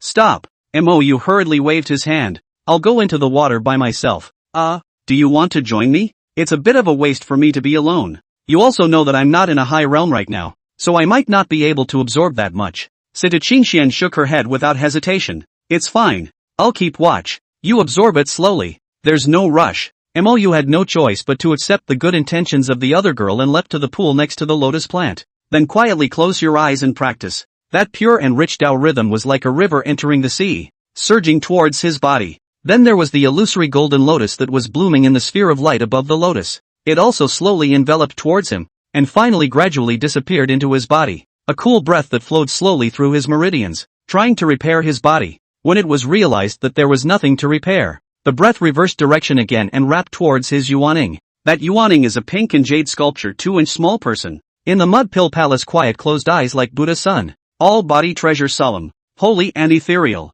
At this point, only the little man of the firstborn baby opened his little mouth. That wisp of pure Tao rhythm was actually sucked into its belly. The ethereal flavor on the little man of the firstborn baby became even more intense. This moment, Mou only felt soothed, and his cultivation level was actually growing rapidly. However, in order not to reveal his strength, he deliberately controlled the absorption speed. Situ Qingxian looked at him for a while and muttered something under her breath, then quietly sat on the side without bothering him. Only a pair of bright starry eyes, however, would always throw themselves at him from time to time, with a slight suspicion in their eyes. A little bit of time passed. Mou instantly felt the magic and benefits of the pool. It can't heal the wounds of the avenue though, but it definitely has a huge healing effect on general injuries. And that green lotus, surprisingly, has the effect of prolonging life? It wasn't until the day dawned that Mou completely absorbed all of the essence released over that green lotus. It can't be helped. Acting requires it. Otherwise, with his current cultivation and techniques, he would be able to finish up and call it a day in half an hour at the most. Looking at Mou, who had risen with a long body, Situ Qingxian rarely slightly reddened her stunningly beautiful cheeks in surprise. How come so fast? Aha, that fast? Inkbrand froze. Then his head filled with black lines. The words, coupled with the pouty expression on the beauty's face, can be a little less than stirring for a man. What do you mean very so fast? I'm durable, okay? But Mou knew that people were simpler than himself, and surely he could not think there, so he had to bear this mishap sullenly. Suck it up and call it a day. Naturally, after Mou finished speaking, he followed the point where Situ Qingxian's gaze landed before she shyly twisted her head, and looked at his hidden 8-pack abs, and the strutting. Ahem. Morning below well, normal. Looking at the other party's shy and stunningly beautiful face, he couldn't help but be slightly pleased. Hey, brother's body and capital are still very strong, right? He had no penchant for exposing his body, though, and hastily steamed his clothes dry. When he stood in front of Situ Qingxian once again, he became that graceful and absolutely beautiful gentleman again. This made the girl's eyes light up again, but her face acted calm. Qingxian, we should go. Mou smiled faintly, warm and gentle. The heartstrings of Situ Qingxian, whose heart was already fluctuating, swirled once again. Like a calm lake, a small stone has been thrown into it. This was the second time Inkbrand had called her that. The first time was when the other party clashed with Mu Chen, and at that time the man even held her hand. But she wasn't at all annoyed at the time. It hadn't occurred to her until now, and in the end she could only blame it on the marriage contract between the two. This time, surprisingly, she thought it was kind of nice for the other woman to call it that. Then, let him be. Situ Qingxian didn't speak again, only slightly lowering her head as she quickened her pace to walk ahead. When he returned to Mou's courtyard, he happened to bump into Lu Qingxia, who was going out. The gazes of the three crossed. Mou's expression was calm. Lu Qingxia's eyes were gossipy, and Situ Qingxian was slightly flustered. Greetings, old senior Lu. The late generation still has something to do first. After a hurried greeting, Situ Qingxian twisted around and left. Her feet got faster and faster, and she didn't react until she was a good distance away. What the hell is one panicking about? Isn't it just taking Mou to heal his wounds? It was nothing to be ashamed of. And for the first time the girl inwardly agonized for half a quarter of an hour over such a trifle. Feather, what's going on? Lu Qingxia, who was flooded with gossip, stopped Mou with a smile. Mou had no choice but to tell the matter once more, and to inform the demands made by the Heavenly Sword Sect as well. Lu Qingxia looked surprised. I can't imagine that this girl is so attentive to you. This Holy Lotus sword washing pond is the Heavenly Sword Sect's treasure land, which is usually very golden. It can only be used once every 10 years, and not everyone has the chance to use it even if they are core disciples of their clan. As for those requirements, since you have promised, it will be done as you wish. 100 years' time have waited. It is not bad this 5 years. This girl is very good. Be nice to people in the future. Lu Qingxia looked satisfied. Only then did Mou ask, fourth senior uncle, what about the Deng Xian Dao Academy? How much do you know about it? We know about as much as you know, and the rest will come when we go back and poke around, which is 2 years away anyway. I'll talk to your master first, so if you still have something to say to the girl, you'll have to hurry. There's nothing going on. I might have to go back to the clan tomorrow. Lu Qingxia gave a few more instructions before turning to leave, but it wasn't until the next day. Just that afternoon, Gu Jiannan and Lu Qingxia then suddenly gathered Mou and the others in full. After saying goodbye to the senior management of the Heavenly Sword Sect, they departed to rush back to the Xianling sect, causing Mou to not even have a chance to talk to Situ Qingxian alone. He could only politely invite the other party to visit the Xianling sect sometime. Situ Qingxian nodded quietly. Mou also didn't know if the other party was being polite, or if they would really come, but now he had no time to care about that. This time, senior ancestor and senior uncle suddenly decided to return to the sect early. There's definitely something big going on. Chapter 76, Further Ripples. As soon as he left the Heavenly Sword Sect's range, Gu Jiannan solemnly commanded towards the several disciples piloting the spirit boat. Don't be afraid of wasting spirit stones. Increase your speed to the fastest possible and strive to return to the clan as soon as possible. Returning to the topmost cabin of the spirit boat, after laying down another boundary, Mou asked about the doubts in his heart. Senior ancestor, is something big happening in the clan? Gu Jiannan's eyes were complicated. Recently, some elders have noticed that there are suddenly numerous rumors throughout the Green Cloud continent. It's all related to my Xianling sect, with the rumor of the inheritance of the extreme bliss immortal being spread the most widely, and the heat is even higher than before. They all said that the reason I was able to make a quick breakthrough was because I obtained the technique from the extreme bliss fairy's treasure, and that divine sword in my hand is said to come from its treasure, and that there are many more such holy weapons in our clan. Mou's eyes instantly flickered. Senior ancestor. In this case, it seems that the person who started the rumor this time is definitely the one who laid the groundwork in the first place. Lu Qingxia also nodded her head gravely. Not bad. The techniques and veins are simply the same as before. The key is that with eldest brother's mighty performance in the first place, I'm afraid the world will be even more convinced that there's no way to argue. Gu Jiannan couldn't help but stand up and began to walk around the stateroom in an irritable mood. Now that the other clans in the eastern region haven't completely put their minds down, it's hard to stop taking the bait when they're ruffled like this. Today's Xianling sect is fierce. Moreover, it was unprecedentedly fierce, and it could be said that no one in these major clans in the eastern region could be outmatched. However, If one were to say that one clan's power was used to harden the entire eastern region, that would not just be arrogance, but ignorance. Not to mention the fact that soon there would be top forces from other domains, traveling to the eastern domain. At that time, the pressure facing the Xianling sect would definitely be even more severe than that time before. Being counted on again and again made a few people's eyes flicker with monstrous anger. Master Ancestor, we must find out who's behind this. Otherwise it's just too suffocating to be knocked around like this from time to time. You couldn't help but stand up angrily, then walk around the stateroom. Gu Jiannan and the two of them were also filled with helplessness. How could they not be in a hurry? But there's no use rushing. Ever since the rumor of Lu Yuyan picking a Taoist couple was spread, the Xianling sect had been secretly investigating, but with no luck. Later on, when several great sects pressed in, there was even less energy to investigate this. Inkbrand resumed his seat and tried to calm down. Master Ancestor, instead of looking for a needle in a haystack, let's bet on our luck. How do you bet on luck? Gu Jiannan and Lu Qingxia were instantly confused. Mou gritted his teeth and said, whoever has a big grudge against our clan, we will focus on investigating them. Never mind the suspicions and clues, just keep an eye on the haters. At the end of the day, if we don't find out, we'll learn this trick from the others and plant a story on them. First muddying the waters of the eastern domain. By what right should we, the Xianling sect, face those pressures alone? Lu Qingxia's eyes instantly lit up as she nodded her head loudly in agreement. I think it's fine. Not only can this share the pressure of the clan, but it can also arouse more suspicion. When the entire eastern region, or even the Green Cloud continent, realizes that this is just a farce, we might be able to get out of it. At the very least, it will draw some attention to us up front. Gu Jiannan pondered for a moment and said helplessly,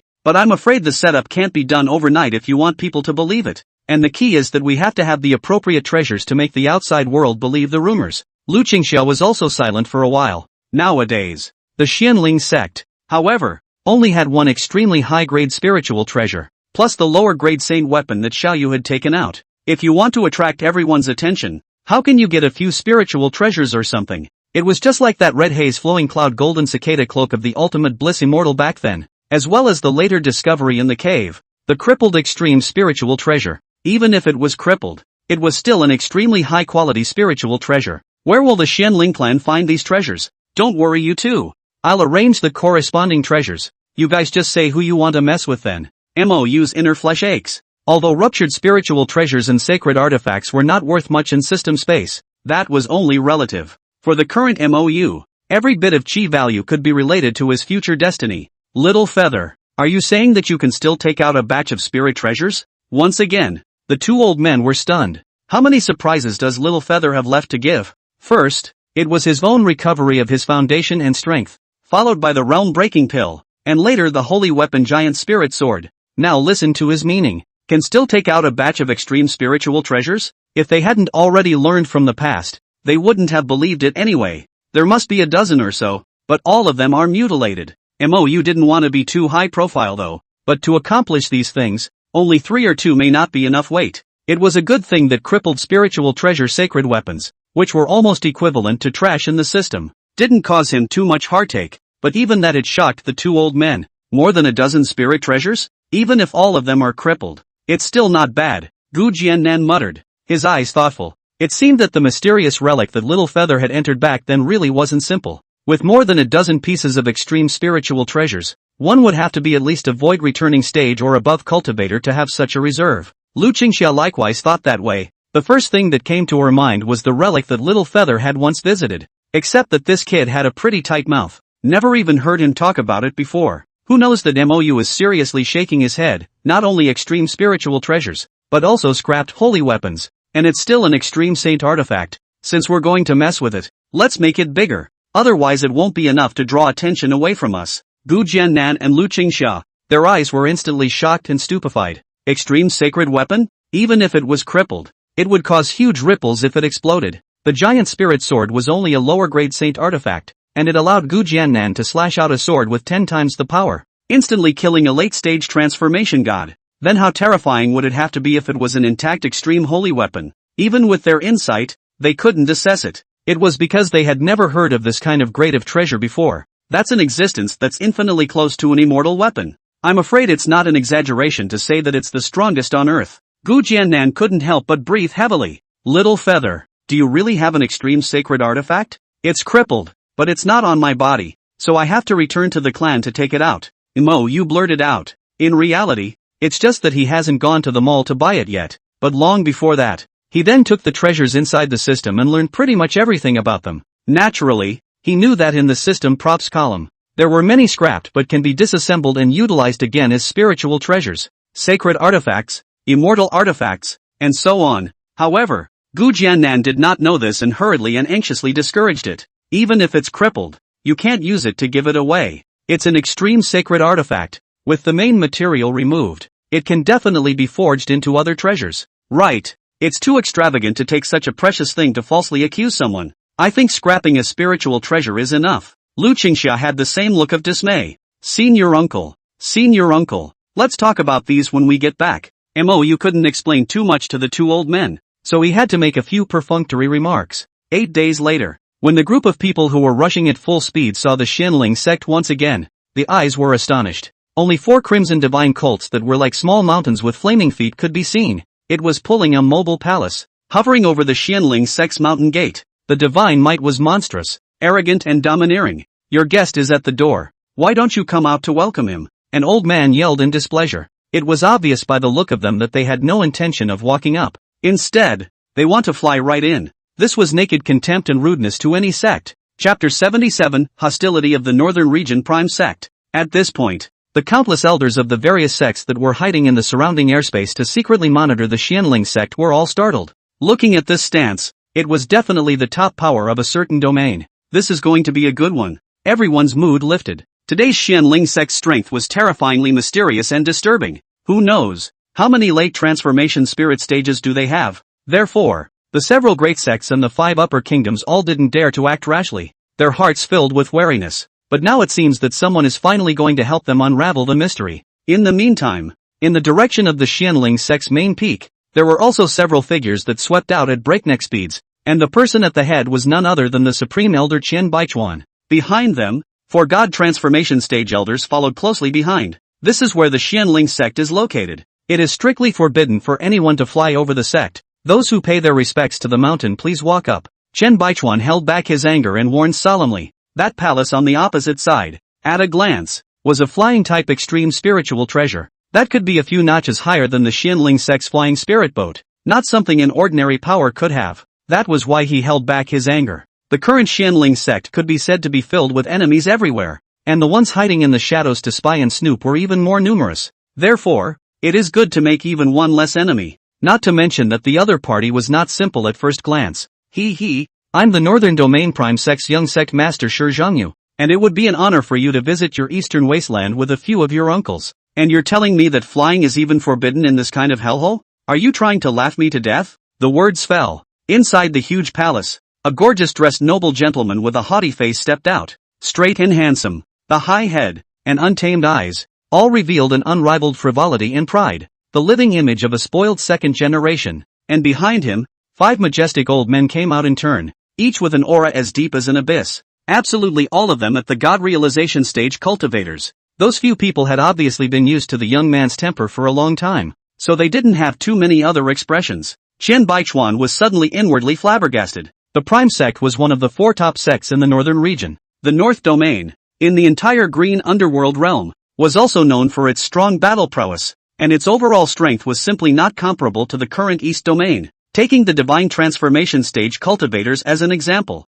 they could be considered top combatants in the Eastern Domain. Basically, they were all the supreme elders of the various sects. However, in any of the 4 major sects of the Northern Domain, there were quite a few inner sect elders who had stepped into the God Transformation Stage, without stepping into the middle stage of God Transformation. One would be embarrassed to say that they were a supreme elder. It was said that some of the clan's ancestors had reached the half-step back to the void stage. The strength is horrible. However, looking at the distant clan spirit boat that flew back at breakneck speed, Qian Baichuan inwardly let out a slight sigh of relief. It was good that eldest brother and 4th senior sister finally rushed back. He couldn't help but bottom out with a warning. If you wish to pay homage to the mountain, then please ascend the steps. Otherwise you are deliberately provoking my Xianling sect, so don't blame us for not giving you face. What if I say no? Shi Zhangyu's face became gloomy. Favored and revered since he was a child, how had he ever been rejected? Not to mention the barren and backward eastern wasteland forces in his eyes? How dare they? The few old men behind him did not exit to stop him. In their opinion, this time they came originally to find trouble to grab treasures, and they had to create conflicts even without them. How could it possibly be stopped? It was simply perfect to let Nakayu make a scene, and then there was just the right excuse to do so. Then you can try and see whether your palace is sturdy or the sword in the hands of the old immortal is sharp. The person who spoke was none other than Gu Jiannan, eldest senior brother, fourth senior sister. Chen Baichuan led the elders forward and stood side by side with them. After Mou greeted the several elders, he curiously surveyed the huge palace across the street again. There was a flash of heat in his eyes. It wasn't a big deal in the system, but the problem was that he didn't have the money to buy it right now. This would be so much easier to travel with if you could grab it. Not only was it grand, but the key was that the privacy and security was also too much better than a flying spirit boat. When the time comes, I will bring my senior sister and the others along, and I will be able to practice and play at the same time. At this point, it was only then that those 5 old god transformation cultivators looked serious. Just now, they had thought that the person on the opposite side was the Xianling sect's strongest combatant, but now it seems that this old man isn't easy either. It's most likely a late-stage god realization cultivator, together with the one from before. That would make 2 late god transformation cultivators, which might not be a big deal in the northern domain, but put it in a ragged place like the eastern wasteland. It was remarkable. A red-faced old man wordlessly took a step forward. The terrifyingly monstrous pressure of a late-stage transformation spirit cultivator overflowed crazily at once, rapidly and domineeringly. It enveloped towards the direction of the Xianling sect's main peak. The scene. It instantly made many cultivators who were hiding in the shadows and watching look dumbfounded. This person from the northern region is simply more domineering than the Xianling sect. Without saying a word, it's straight to the point. Sculpture. Chen Baichuan snorted angrily, and the same strong and terrifying late stage of transformation spirit pressure suddenly rose up from his body. It was raging as if it were a grade 12 typhoon wave. The pressure was immediately blocked outside the Xianling sect's mountain gate. Asterisk asterisk asterisk asterisk. Chen Baichuan is actually at the late stage of god transformation as well? How is this possible? Gu Jiannan has stepped into the late stage of god transformation. Chen Baichuan isn't much worse than him, which isn't too strange to say the least. The strength of the Xianling sect is truly mysterious. Hurry up and send the news back. The Xianling sect. In addition to the missing Long Baodian, now there are 2 late-stage harmonized god, not to be easily messed with. The countless people who were monitoring the situation were immediately in a hurry and began to spread the news. Unfortunately for this scene, the few old men from the Prime Sect didn't care at all. Their faces calm as usual. Hee, what a mayfly view of the sky. Zhengyu, stand behind your senior uncle. Another black-robed old man stepped forward. The pressure of the late stage of god transformation spread out crazily, once again crushing towards the location of the Xianling sect's main peak hall. It's crisp and clean and doesn't drag in the slightest. The Chinese-clothed male, hastily hiding behind the other 3 old men, swept his eyes triumphantly towards the opposite gang. Today, they had come with 4 late transformation spirit and 1 mid-transformation spirit. This strength could definitely crush any power in the eastern wasteland. So what if there are 2 late transfiguration gods? This made him unable to hold back his smug laughter. A bunch of mole crickets. How dare they block my Prime Sect's front? They really don't know how to die. Mou couldn't help but coldly glare at him for a few moments. His heart filled with disdain for this foxfake second-generation ancestor. Even if the other party was a Yuaning genius, it still couldn't enter his eyes. Sensing the contempt in his eyes, Shi Zhangyu's chest instantly rose and fell fiercely, and his eyes turned cold and gloomy. He was pretty sure that the little white boy across the street was just scornful. Kid, you're dead. Shi Zhangyu stretched out his fingers, remotely towards Mou a little bit, his face openly annoyed. Rubbish. Mou gave him a look as if he was looking at a dead man, but he didn't bother to say more meaningless nonsense. Still have to hurry up and step into the god transformation stage.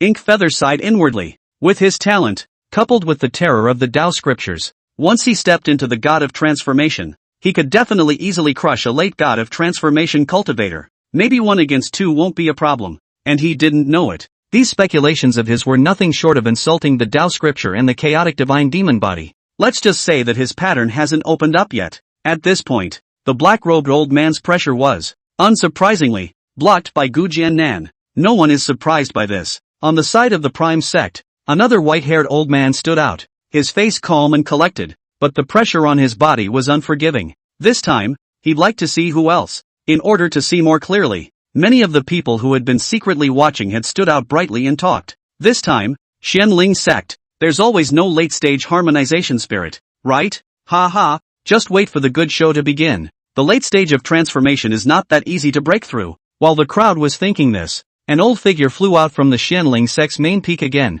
The aura on his body was as terrifying as a river and a sea. Chapter 78, Strange Team. Seeing the person who suddenly appeared, all the onlookers were stunned. The eyes looked as if they had seen a ghost. Among them, especially the people from the 5 great sects were the most shocked and surprised. Gentlemen, isn't that Sima Xiaotian of the Xianling sect? Rumor has it that he caused his foundation to shatter and his realm to fall to the early Yuaning stage in order to save Mou back then. How is it that looking at his cultivation, now he is completely impervious? Not bad. He hasn't shown his face in these 100 years. It is said that he is just in seclusion to heal his injuries. Could it be that his injuries have recovered? The crowd looked at each other in disbelief, all seeing the shock in each other's eyes. Back then, Sima Xiaotian had been considered the next person from the Xianling sect to step into the late stage of God transformation, if he really recovered, and now he dares to come out to confront the late stage of the transformation God cultivator alone. Then would he step into the late stage of transformation of God just like Gu Jiannan and the others? If you did the math like this,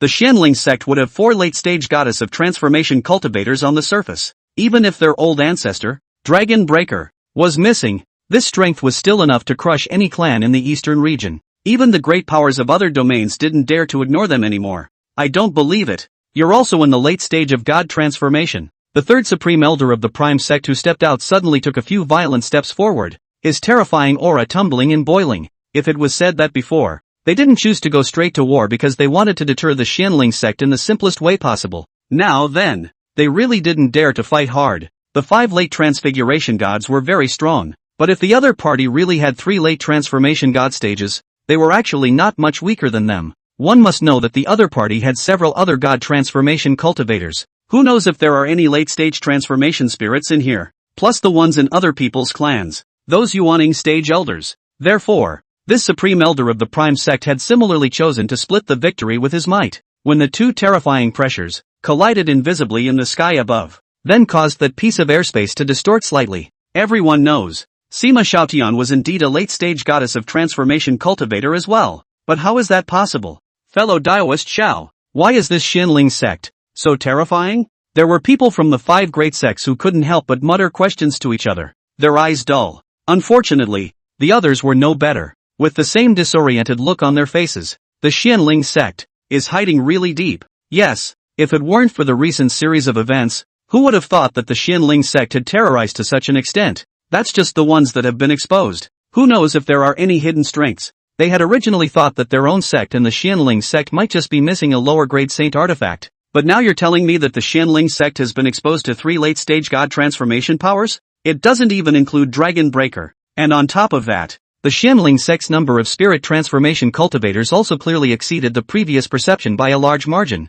Plus the terrifying great killing weapon that Gu Jiannan had taken in the first place. Who would dare to mess with such a Xianling sect? Now those few supreme elders of the Prime sect were sitting on wax as well. They wanted to get a head start on this opportunity though, hence the 5 late-stage transformation spirit cultivators that came. But now, it seemed that just one Xianling sect could not be taken down easily. They heard the news at the time, but they came with the intention of winning. But it was only when I came to realize that it seemed a bit overthought. The 3 people from the Prime sect who were the first to strike all stopped, hesitation and entanglement flashing in their eyes. Sure, Zhangyu, who was behind the crowd, was anxious. Several senior uncles. It's absolutely impossible for them to still have late-stage god transformation cultivators. Why don't we just kill them directly? He didn't come along for the ride by any means necessary. Now that the matter is not yet settled, how can we give up so lightly? Unfortunately, all of those old men did not respond to him, and were obviously deliberating. Mou couldn't help but frown and suddenly shouted out,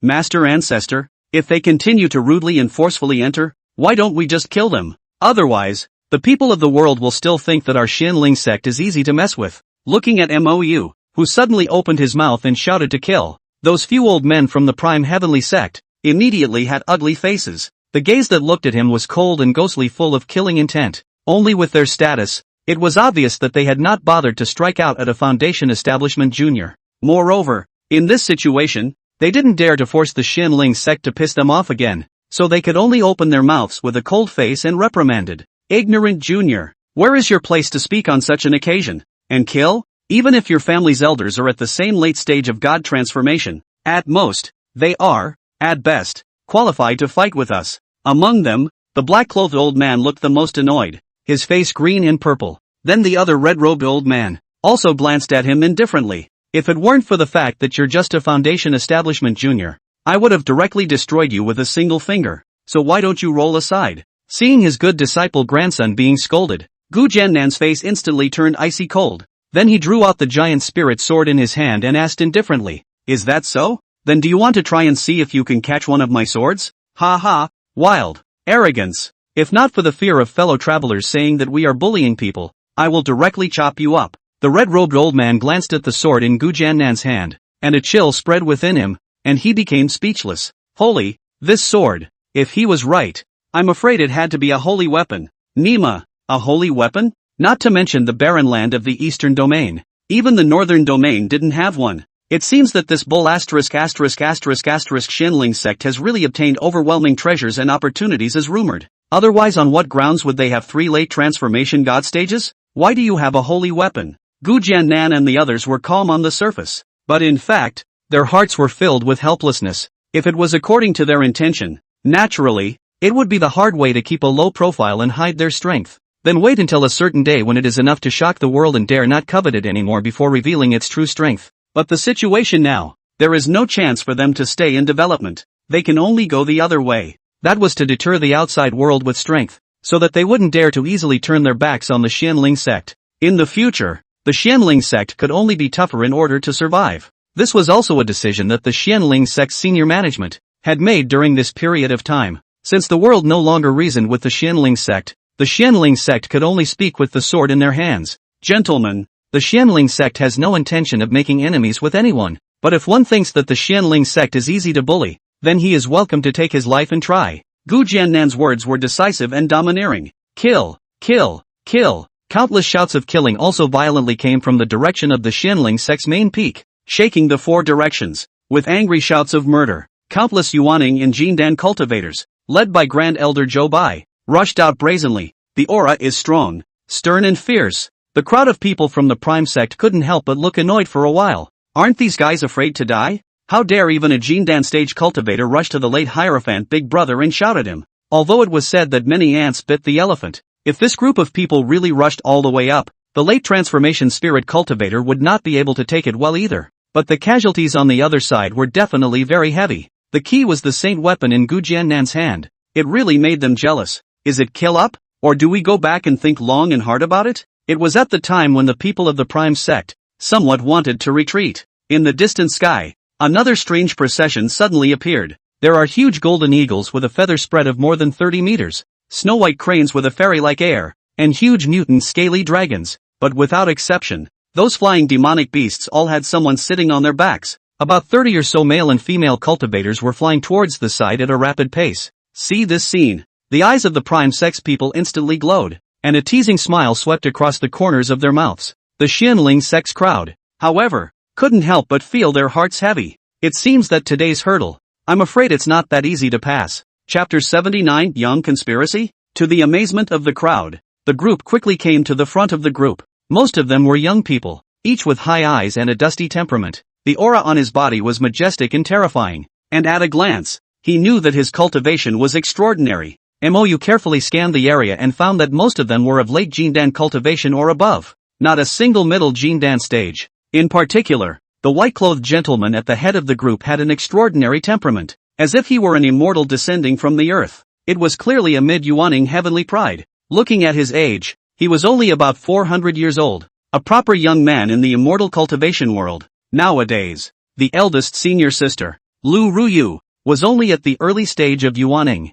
It may not seem like a big gap, but if there is no chance, the difference between one realm will take tens of hundreds of years. You couldn't help but sigh inwardly. There are so many geniuses out there, because besides that person, there were 4 others who were surprisingly also at the early stage of Yuaning. Behind this group of young people, there were 7 or 8 old men with terrifying and mysterious auras. At a glance, they were the protectors of this group of geniuses, all of which were God realization stage cultivators. Gu Jiannan and the others watched with heavy hearts, because there were 4 of them, and their auras were not weaker than his in the slightest. One didn't need to think about it to know that these were also feared to be late-stage God realization jailers. Those people saw the Prime Sex group of people with the same astonished look in their eyes. The leading four old men with mysterious auras were smiling as they came forward. I can't imagine that the Prime Sect has moved so quickly. Have a few fellow Taoists made any gains? Coming here with such fanfare. You must have harvested a lot, right? Ha ha. The ones who opened their mouths to jest were two old white-haired men,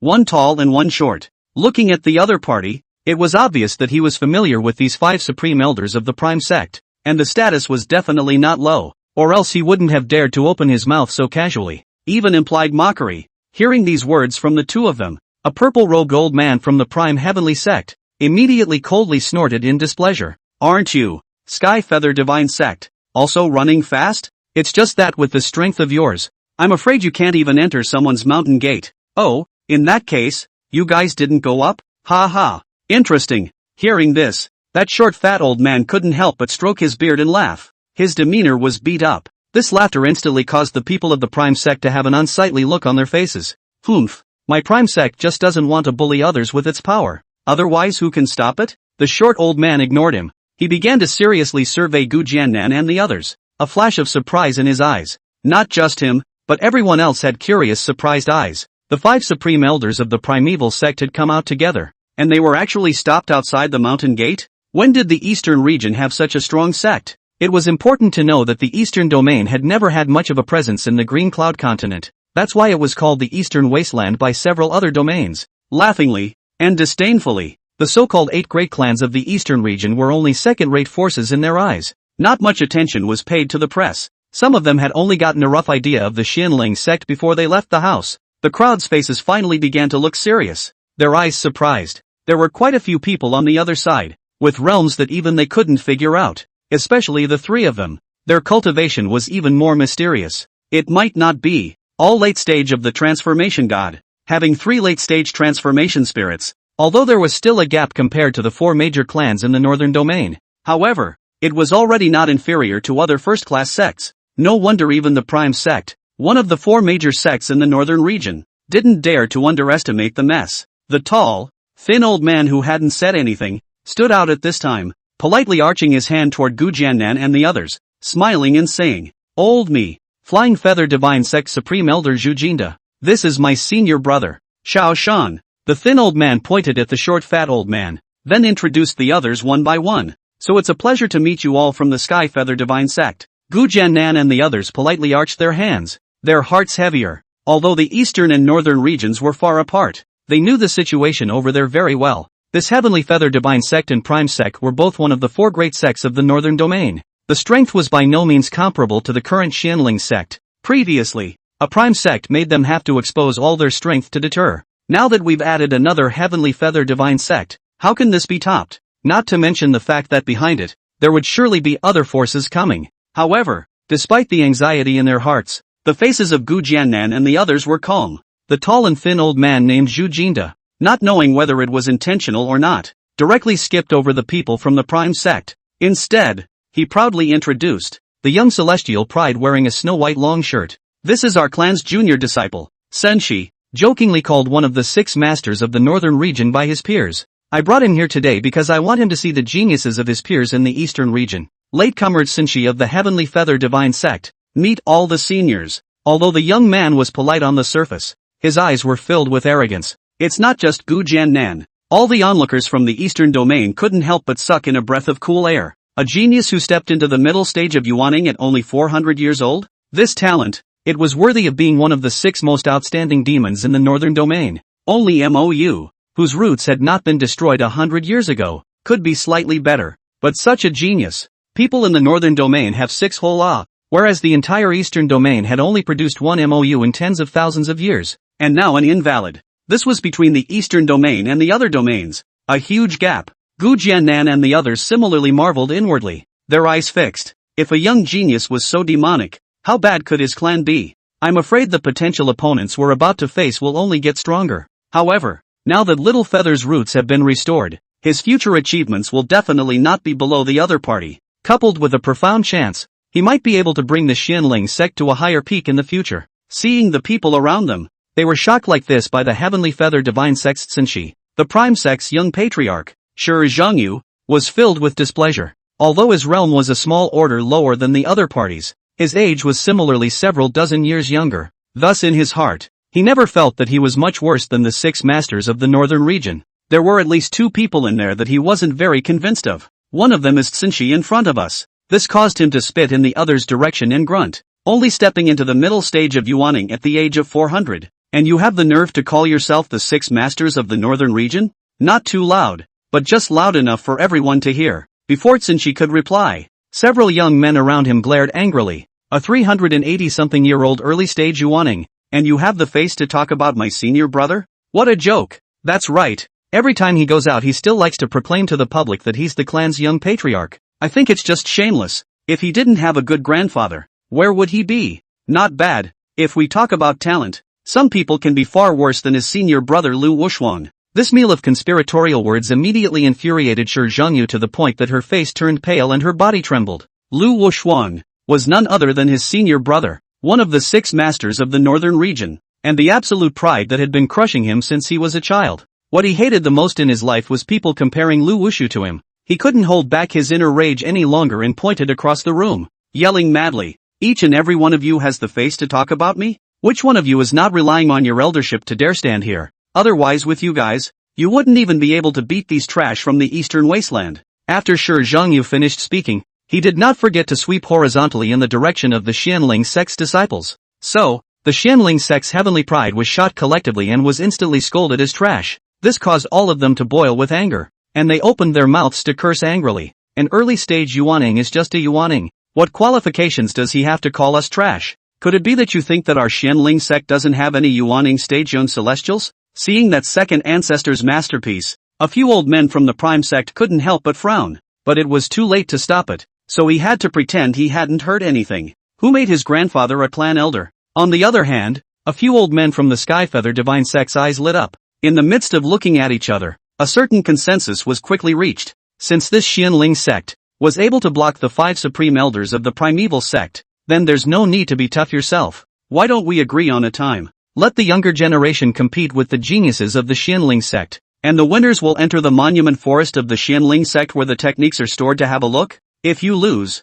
you will retreat on your own and never bother the Xianling sect again. This way, everyone would not have to fight each other to the death, and it would look good on the face. They, who had always claimed themselves as a northern region immortal cultivation righteous sect, did not want to fall into a reputation of trickery and bullying. He believed that it was better than facing the various great sects joining forces to apply pressure. The Xianling sect would definitely prefer this method as well. Until then, with the strength of the Heavenly Feather Divine Sect's geniuses, winning would be easy. When he took this thought and transmitted his voice to inform the several supreme elders of the primeval sky sect, the latter also agreed instantly. Just now, they had long since realized that the young geniuses of the Xianling sect were more than a notch below their sects. This young plot is 9 out of 10. Chapter 80, Meeting the World. The higher-ups of the Xianling sect, looking at the disciples of the Tianyu Divine Sect and the Prime Sect who were cursing at each other, the eyes couldn't help but look thoughtful. It looked like the two sides knew each other but were clearly at odds. That might be something to utilize.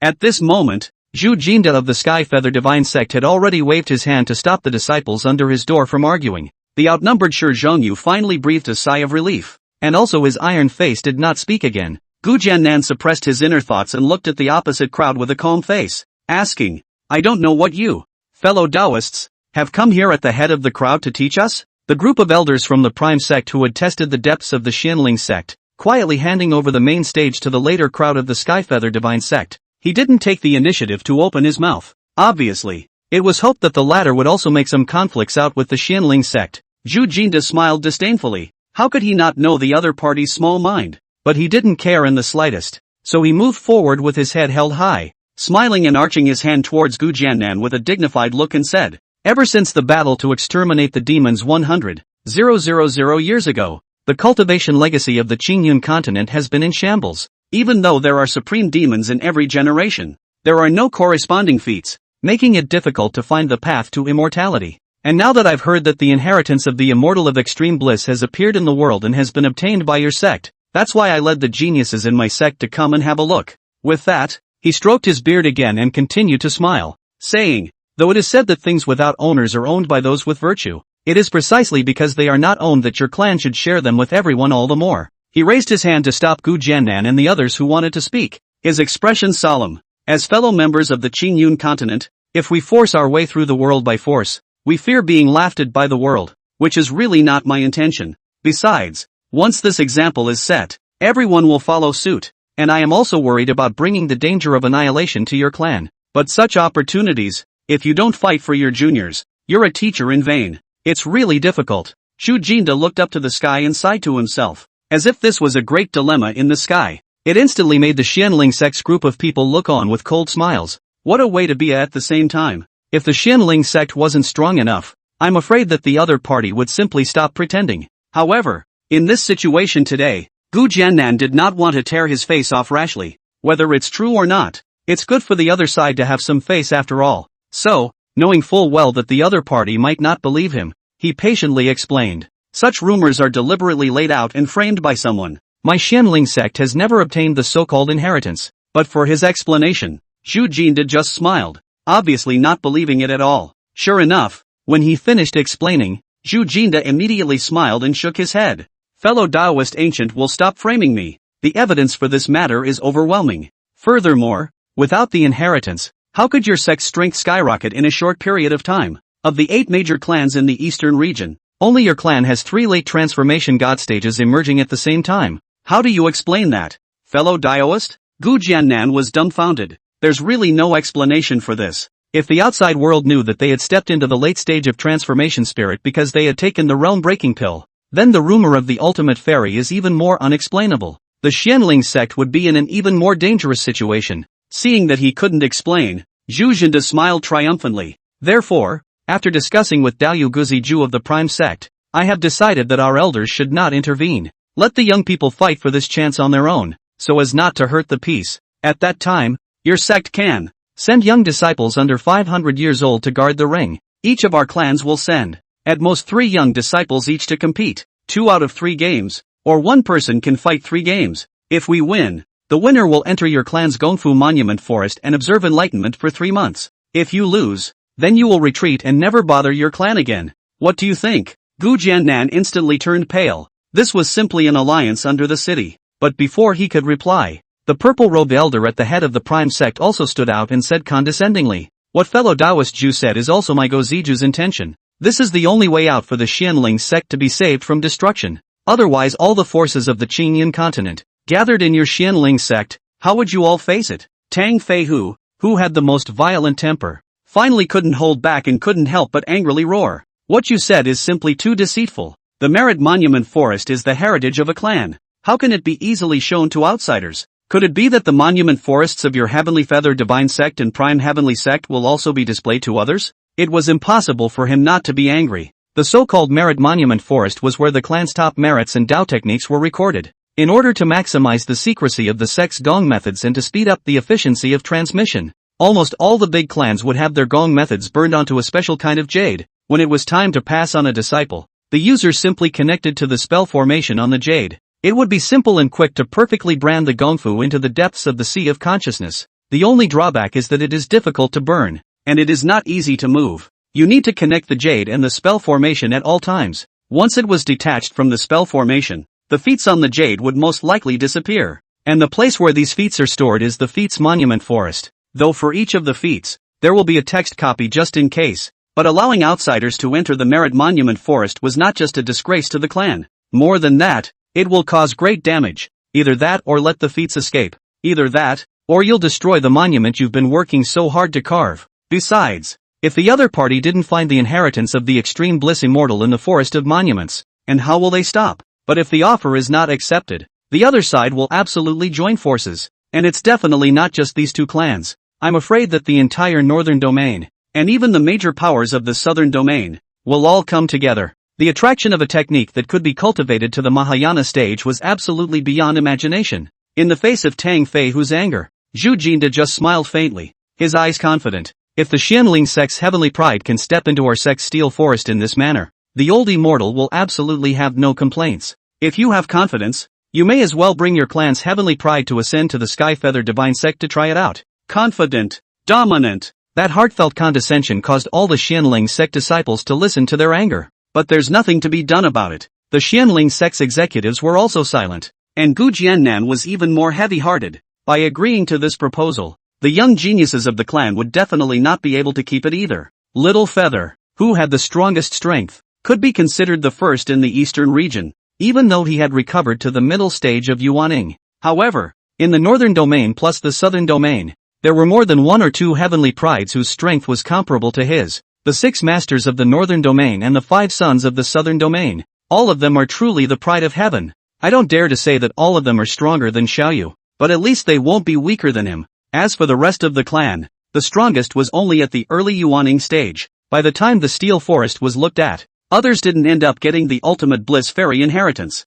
I'm afraid it still won't end well. The Xianling sect's senior management couldn't help but be torn. But MOU's thoughts were different. If you don't say yes, I'm afraid the destruction of the clan is not far away. The other side's words were not nice, but they were true. It was better to let the younger generation decide through a competition than to fight all the clans in blood. At the very least, after setting this rule, the big clans that want to face it will definitely be too embarrassed to join forces again. As for today's shame, we will kill each and every family in the future. He hurriedly transmitted his voice towards Gu Jiannan and said, Master Ancestor, don't worry, I'll never let them take a step into the monument forest. As for today's disgrace, it won't take long before we can definitely make them pay back twice as much. Gu Jiannan couldn't help but be in a trance. If it really holds, that would certainly be the perfect solution to the current dilemma. But, looking at MOU's determined gaze, he finally made up his mind. Then with great bravado, he yelled towards the heavenly feathered divine sects Zhu Jinda and the others, saying,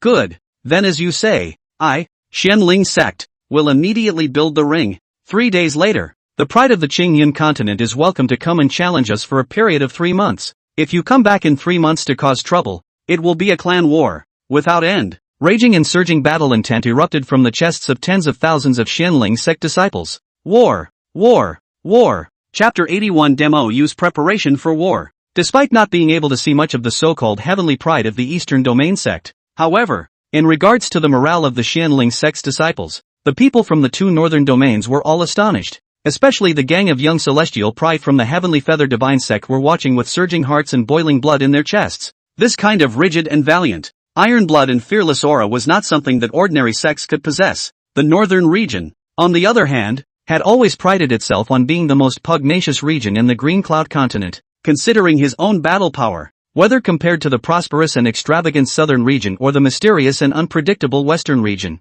He was number 1. Therefore, for the Xianling sect, which possessed a similar temperament, for the first time, they put away their inner contempt, and their eyes showed more than a hint of recognition. As for the eyewitnesses sent by the various sects in the eastern region, they all had a look of disbelief. This was the most banded clan in the eastern region. It was normal to be overbearing. Zhu Jinda and the others were also energized and could not help but laugh. Good. Then we will work together to draw up the rules of the competition, lest others say that we are bullying the few with the many and bullying the powerful. For his proposal, the Prime Sect side naturally had no problem with it either. It's a sure win inning anyway, and it's beneficial to be generous with your face and reap a wave of fame. So also stepped forward and the 3 parties began to set the rules of the game. On the other hand, the Heavenly Feather Divine Sect's supreme pride, Sun Shi, carefully surveyed MOU with finely narrowed eyes, his eyes filled with doubts. Although this person was only at the foundation stage, he gave him a very strange feeling, that invincible confidence and ease that comes from the heart. He had only seen it on the other 5 heavenly prides of the northern domain. Of course, he had it on himself. This made him unable to resist stepping forward a few steps before smiling and arching his hand towards the other party. I'm Sun Shi of the Sky Feather Divine Sect. I wonder how your honor is addressed. Xianling Sect. MOU. MOU faintly returned the salute. MOU? Could it be that you are the MOU who was known as the number 1 heavenly pride of the eastern region 100 years ago? I've heard of you. Sun Shi was astonished, and he couldn't help but have a flash of doubt swept across his cold face, but it quickly returned to calmness. He did hear about the other side, and also heard that the other party has already had his foundation destroyed and become an invalid. Now that he saw that the other parties was really only at the foundation establishment realm, it further confirmed that the rumors were true, and so there was no interest in continuing the conversation. After a slight nod, he turned back to the group. The look was calm and collected, not sad or happy. A Jedi's pride would only be interested in the same kind of people, and fallen geniuses, no different from roadside weeds, didn't deserve his gaze at all. In response to his doings, MOU did not feel the slightest discomfort, and his eyes pressed no further glances his way. It was as if the other party, the 6 masters of the northern region, was no different from ordinary people. It wasn't that MOU was arrogant. Honestly speaking, The other party was only about 400 years old, and to be able to step into the middle stage of yuaning was truly a demon. One must know that after reaching the yuaning stage, every small realm breakthrough was 1,000 times more difficult. It was normal to be stuck in a small realm for hundreds of years. Even many people, their whole life stopped at the early stage of the yuaning stage, and then it is difficult to break through. The lifespan of a yuaning cultivator is at least 2,000 years, but even with such a long lifespan, the number of yuaning cultivators accumulated by each clan is still small. This shows how rare a 420-year-old mid-yuaning is. But even so, Mou still felt that there was no comparison between the other party and himself. He was 180 years old and had stepped into that realm. Even if he had deserted for 100 years halfway through, he still stepped into the late stage of yuaning at the age of 300 years old today. Plus, now that he had the system, he had the Tao scripture and the chaotic yin-yang scripture to help him. To paraphrase a pretentious point, in the future, such a genius would merely possess the qualifications to see him. But Xinshi, now, thought otherwise. As for the Prime Sect's young patriarch, Shi Zhongyu, who had been watching with cold eyes, he was even more disdainful. A mere foundation establishment cultivator who could only shout empty slogans was worth Xinshi personally going over to greet him? It was simply a disgrace to the 6 masters of the northern domain. He couldn't help but reach out and point at Mou, scoffing loudly. Kid, 3 days later, you'll be done watching our northern region heavenly pride from the stage. How we'll crush you all. How dare you say something about not allowing us to step into the tablet forest? It's simply a big joke. Ha ha ha. When he finished speaking, he even deliberately glanced at Xinshi in triumph. The reason why he was interested in scolding a small foundation establishment cultivator was because Xinshi had taken the initiative to speak to him just now. And there's only one thing he's trying to say. It's the same people you go up and say hello to who are as low as an ant in my eyes. Ha, jumper. Mou's eyes calmly returned, instantly making sure Zhongyu feel a 10,000 point blast in injury. He couldn't help but have cold eyes and a grim face, but before he could speak, Yang Mu had already stepped out with his eyes countless times colder than his. With you, you're not qualified to talk to my son. Come and fight if you don't want to. Let's see how I'll beat you up. That undisguised battle intent caused even Shi Zhongyu to be slightly surprised. This person is even crazier than himself? How had Grand Duke Shi ever suffered such provocation? He was a man who had defied even the 6 masters of the northern region. If you want to fight, then fight. For an ant like you, this Gongzi can chop it up with his hand. Shi Zhongyu roared angrily and yelled before trying to fight Yang Mu, but he was persuaded by that old man Go Ziju. Zhongyu, there's no need to rush. We can watch the play in 3 days. Why bother going on stage and acting for others now? When he finished, he even glanced slightly at Xinshi. This move was really good. The shouting Shi Zhongyu finally held back his inner anger and sneered. What is the status of this Gongzi? How would I fight with someone like you? Zhu Jinda of the Heavenly Feather Divine Sect was too lazy to watch these juniors fool around, and after agreeing on the rules with Gu Jiannan, he led his people to leave. With their temporary exit, the others also left, and the latest news began to spread rapidly in all directions, quickly shocking the eastern region. Then there's the longer range, the Xianling Sect's Council Hall, a group of the top echelons of the Supreme Elders, as well as the supreme geniuses of the younger generation within the sect, all gathered together. Gu Jiannan sighed as he glanced at the young man on the stage. This crisis of the clan. For now, we can only rely on you guys, but you can code guard, and I don't blame you if you can't. I don't blame him for saying such demoralizing things before the battle. The whole reason was that the group of young people were going to face the most demonic group of geniuses in the entire Qing Yun continent. Take on the world with one clan. The possibility of completely defending it was almost equal to 0. And right now, his idea was to try to stall for as long as possible, and then carry out what Little Feather called a plan to frame him. It was up to the other sects to see if they could help the Xianling sect attract attention. Gu Jiannan retrieved his thoughts and said with a straight face, the regulations of this competition are limited to their 2 clans. As to whether the other clans will abide by them, it is still unknown. However, when word of this spreads around the world, other people will probably be too embarrassed to mention it even if they think differently. Master Ancestor, what are the rules of the competition? Mou calmly asked. Gu Jiannan slowed down and continued. The rules are simple. Each side sends 3 people to battle. The loser retreats and the winner continues until the last person. If our clan wins, then they will voluntarily retreat and never compete for the so-called chance inheritance again. If they win, then they will enter our sect's tablet forest, and not only will the feats be acquired by them as much as they can learn, the Xianling sect will also be nailed to the pillar of shame from now on. The most important point is that they specified that our clan must hand over the dual cultivation technique of the Extreme Bliss Fairy and share it with the winner. Everyone was silent. Once it's not handed over, It's bound to be a big battle. That means the only way out is to hold the ring. But, is this possible? There's no need to worry much, since it's been decided. Just go all out. Senior ancestor and uncle ancestor. I'll pick the candidates. You finished speaking and calmly got up. Senior brothers and sisters, please follow me. Okay, Senior Mo. The crowd of young celestials hurriedly got up to follow, leaving a group of elders behind him there looking at each other in disbelief. These little buggers. But why do you feel so confident? Little feather? Chapter 82, Distribution of Pills. Bringing a few of the most outstanding geniuses of the Xianling sect's contemporary generation to his own inviting moon peak. Only then did Mou turn his head to look seriously at the crowd. Each one of them is very elegant, handsome men and beautiful women. Senior Mo, what do you think should be arranged? We'll all listen to you. Everyone looked at him with anticipation, their eyes hot and adoring. As the most core disciples of the Xianling sect,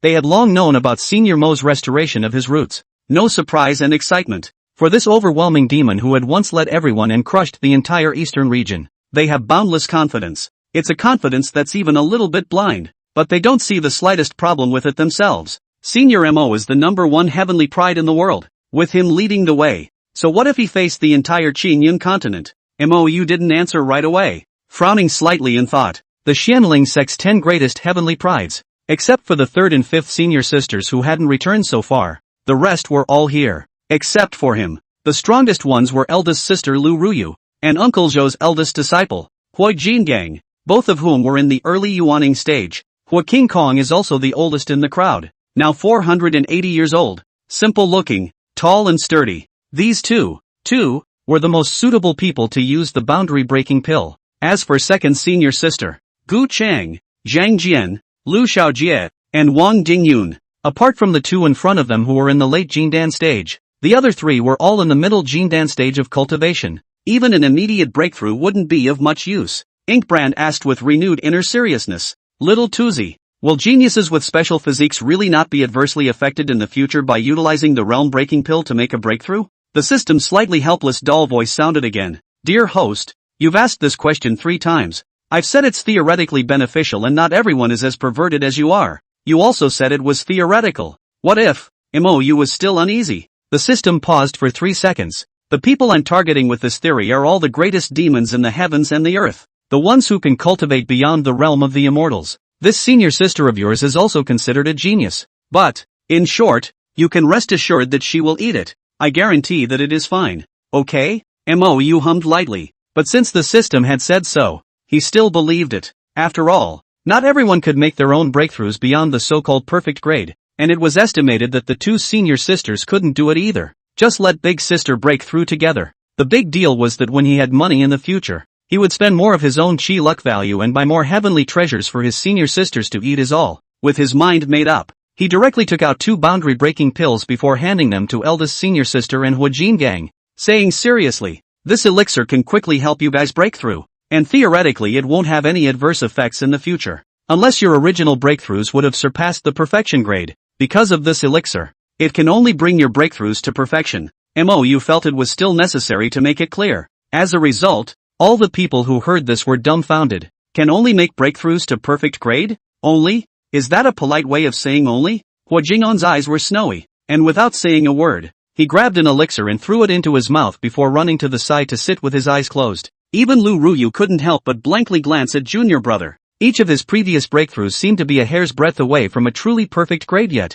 That's a bit of a blow. She didn't reject it, because more than an elixir, the current junior brother needed a stronger helper. She had to make herself stronger in order to help her junior brother, so she reached out and took the elixir and ran aside to break through as well. The other few people immediately looked up, their eyes sizzling. This was an elixir that could immediately break through the realm. In the immortal cultivation world, strength was everything, especially after the recent storm. The crowd felt the helplessness of their lack of strength, so much so that they could only watch those who provoked the majesty of the clan and flaunted their power. He was unable to make a counterattack. Looking at the longing eyes of his senior brothers and sisters, Mou couldn't help but laugh. Senior brothers and sisters, everyone has this elixir, but it's just too wasteful to take it now. This is a treasure that can allow mid-transformation spirit cultivators to quickly step into the late transformation spirit stage. So just watch yourselves. Though he knew that his senior brothers certainly didn't want to use it that fast, but he still decided to give them the item first. The treasure was only solid if he had it in his hands.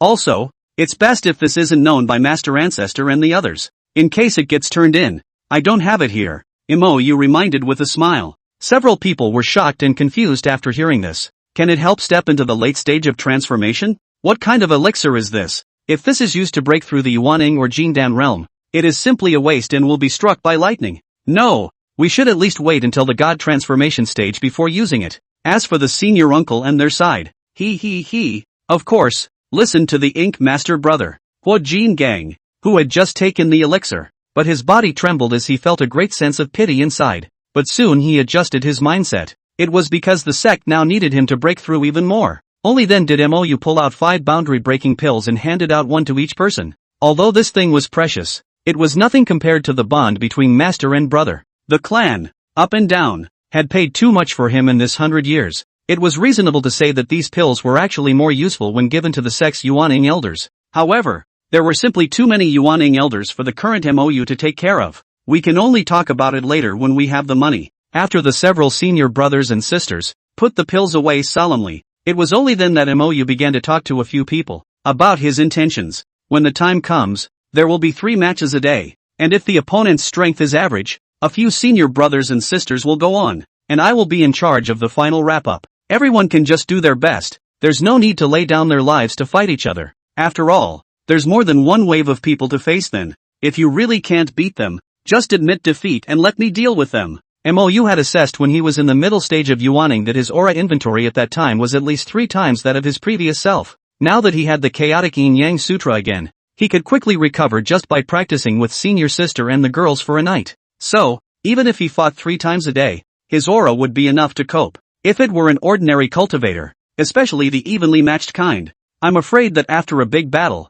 he would have to be completely exhausted. Looking at the several elder brothers and sisters, Mou instructed one last thing. At that time, I will wear a mask and fight in the name of Senior Brother Chen, so please be careful in your address. The matter of me regaining my strength is not suitable to be disclosed to the public for the time being. He's going to have to fish for himself when this fiasco calms down. The person who assassinated him back then doesn't want to just let it go. 100 years have passed. It's time for this revenge. Only after conferring with a group of senior brothers and sisters did he return to the council hall to inform the group of elders of these arrangements. Hearing that he used the realm-breaking pill to allow Huo Jin Gang and Lu Ruyu to take advantage of the opportunity to break through to the middle stage of Yuaning, the several old men were in a state of heartache, but also knew that this was not the time to be heartbroken about that at this juncture. As for the matter of distributing pills to other senior brothers, Mou kept his mouth shut. The reason why he wanted to take the people away first was that he didn't want to let the senior ancestor and the others surrender the pills of his senior brothers. 3 days after that,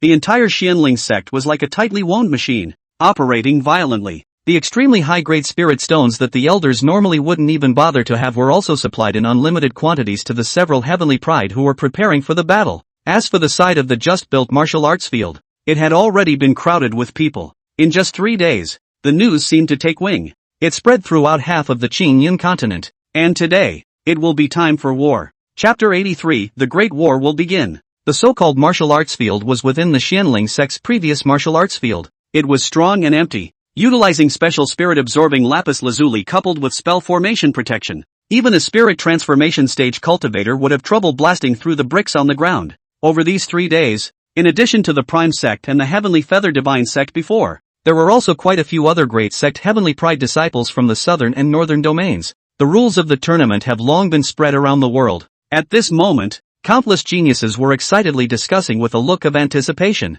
Brother Wang, how many days do you guys think this Xianling sect can last? How many days? Ha ha, you don't think too highly of them. Some young geniuses laughed disdainfully. As far as I know, the first formation is most likely the Sky Feather Divine Sect. When Sinchi strikes then, who do you think can resist? He's one of the 6 masters of the northern region. Not bad, and I've also heard that a supreme demon has also come from the southern domain side. In terms of strength and fame, it's even above Tsinchi. No? There are still such characters? Then which demon is it? It is said to be the crazy fairy boy of the 5 sons of the southern region, Tang Lin. I'll go. Surprisingly, it's him? This is going to be a good one. I hear. Amidst the whispers of the crowd, the Xianling sect's group of senior officials and disciples began to walk into the martial arts arena. When Gu Jiannan led the disciples, he sat down at one end of the martial arts arena. Today's first opponent, the Heavenly Feather Divine Sect led by Zhu Jinda, also arrived one after another.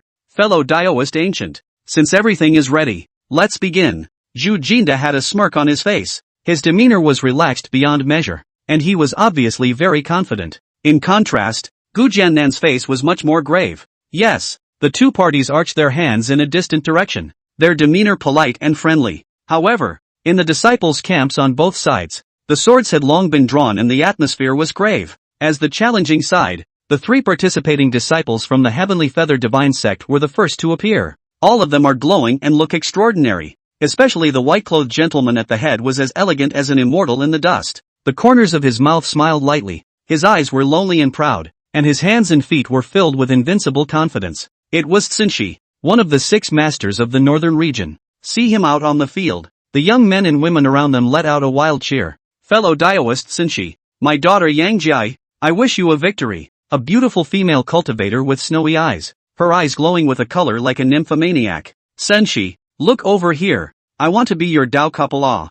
Another female cultivator shouted. And in the surrounding area, there were many female cultivators who were even crazier than that woman. Don't grab it, Tai Hoof. Senshi is mine. How can I look at you? That's right. Fellow Daoist Senshi has an unparalleled talent. Would he look at you too delusional? Dao Brotherson. Be sure to let the people of the Eastern Wastelands see a true heavenly pride. I copy. Worthy of being one of the 6 masters of the northern region. How suave and graceful. Listen to the shouts all around. Even the other 2, who had been overshadowed by Tsinshi, had adoration glittering in their eyes. Senshi, but the pride of the Sky Feather Divine Sect. That's a character who grew up wearing the aura of a protagonist. The speed of cultivation was 1,000 miles a day. Yet the realm was incomparably solid. And the battle power was even more heaven-defying. Never bothering to fight people of the same rank, but rather fighting each other across one realm, and battle and win. That was a supreme demon who had just stepped into the mid-Yuaning stage and was able to defeat a late Yuaning stage. To be ranked as one of the 6 masters of the northern region.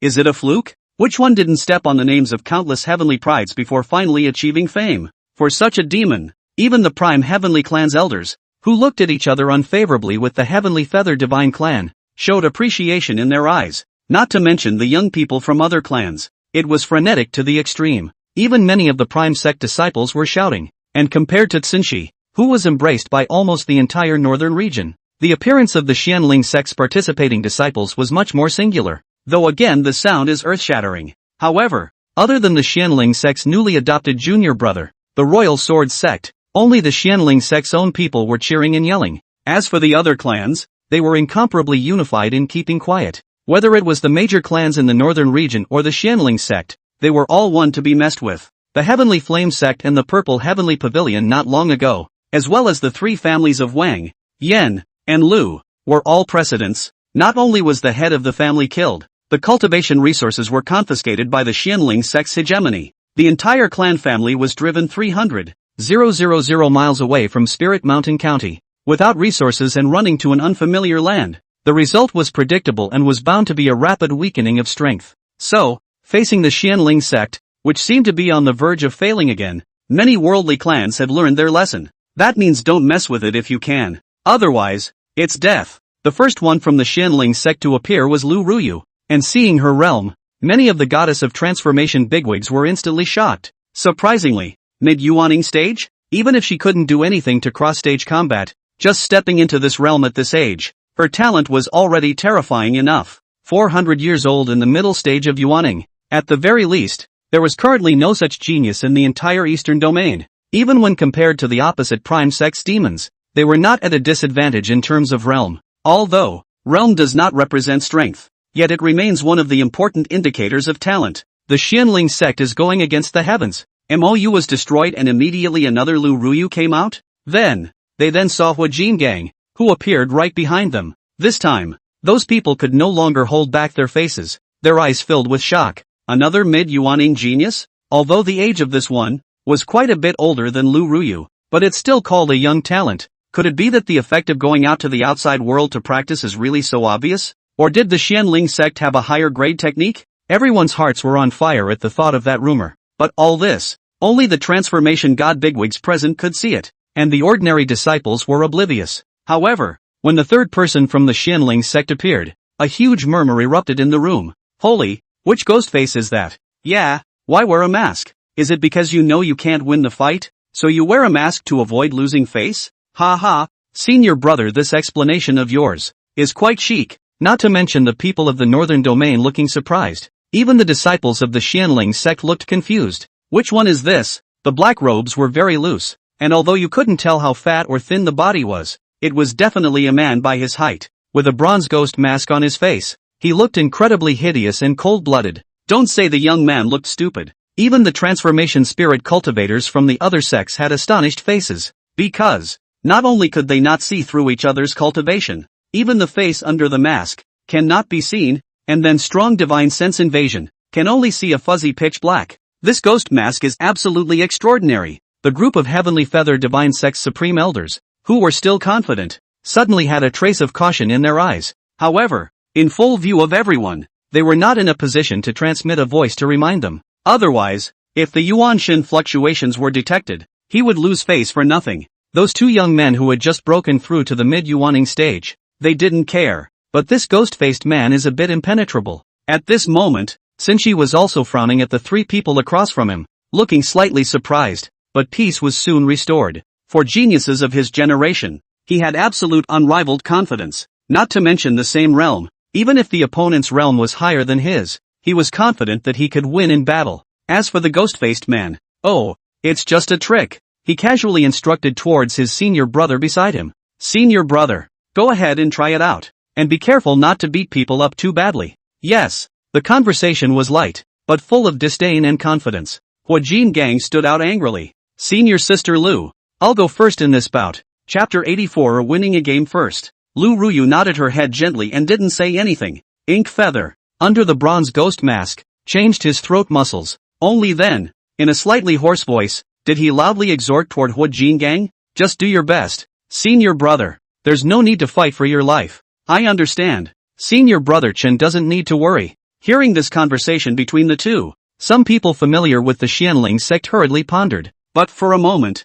he couldn't recall who the young celestial surnamed Chen was. At this time, the geniuses from the Sky Feather Divine Sect who were going to appear had already arrived in the arena. Zhou Bai and an elder from the Heavenly Feather Divine Sect, on the other hand, acted as referees and checked each other's contestants' bone ages, then nodded to each other that it was okay. Only then did Zhu Jinda, the Heavenly Feather Divine Sect's Supreme Elder, announced in a loud voice. It has been decided by both parties' deliberation that for this competition, a three-person relay battle pattern will be adopted. The match is only officially over when all three of a certain side have lost, or when all three have conceded defeat. If the Heavenly Feather Divine Sect wins, the winner will enter the Xianling Sect's Steel Forest to observe, and the latter will also need to provide the promised object. As to what the promised object was, he did not specify. Looking at the cold-faced Gu Jiannan, he laughed and continued, if the Heavenly Feather Divine Sect loses, we will leave and never step foot in the Xianling Sect's mountain gate again. If you violate this oath, heaven and earth will destroy you.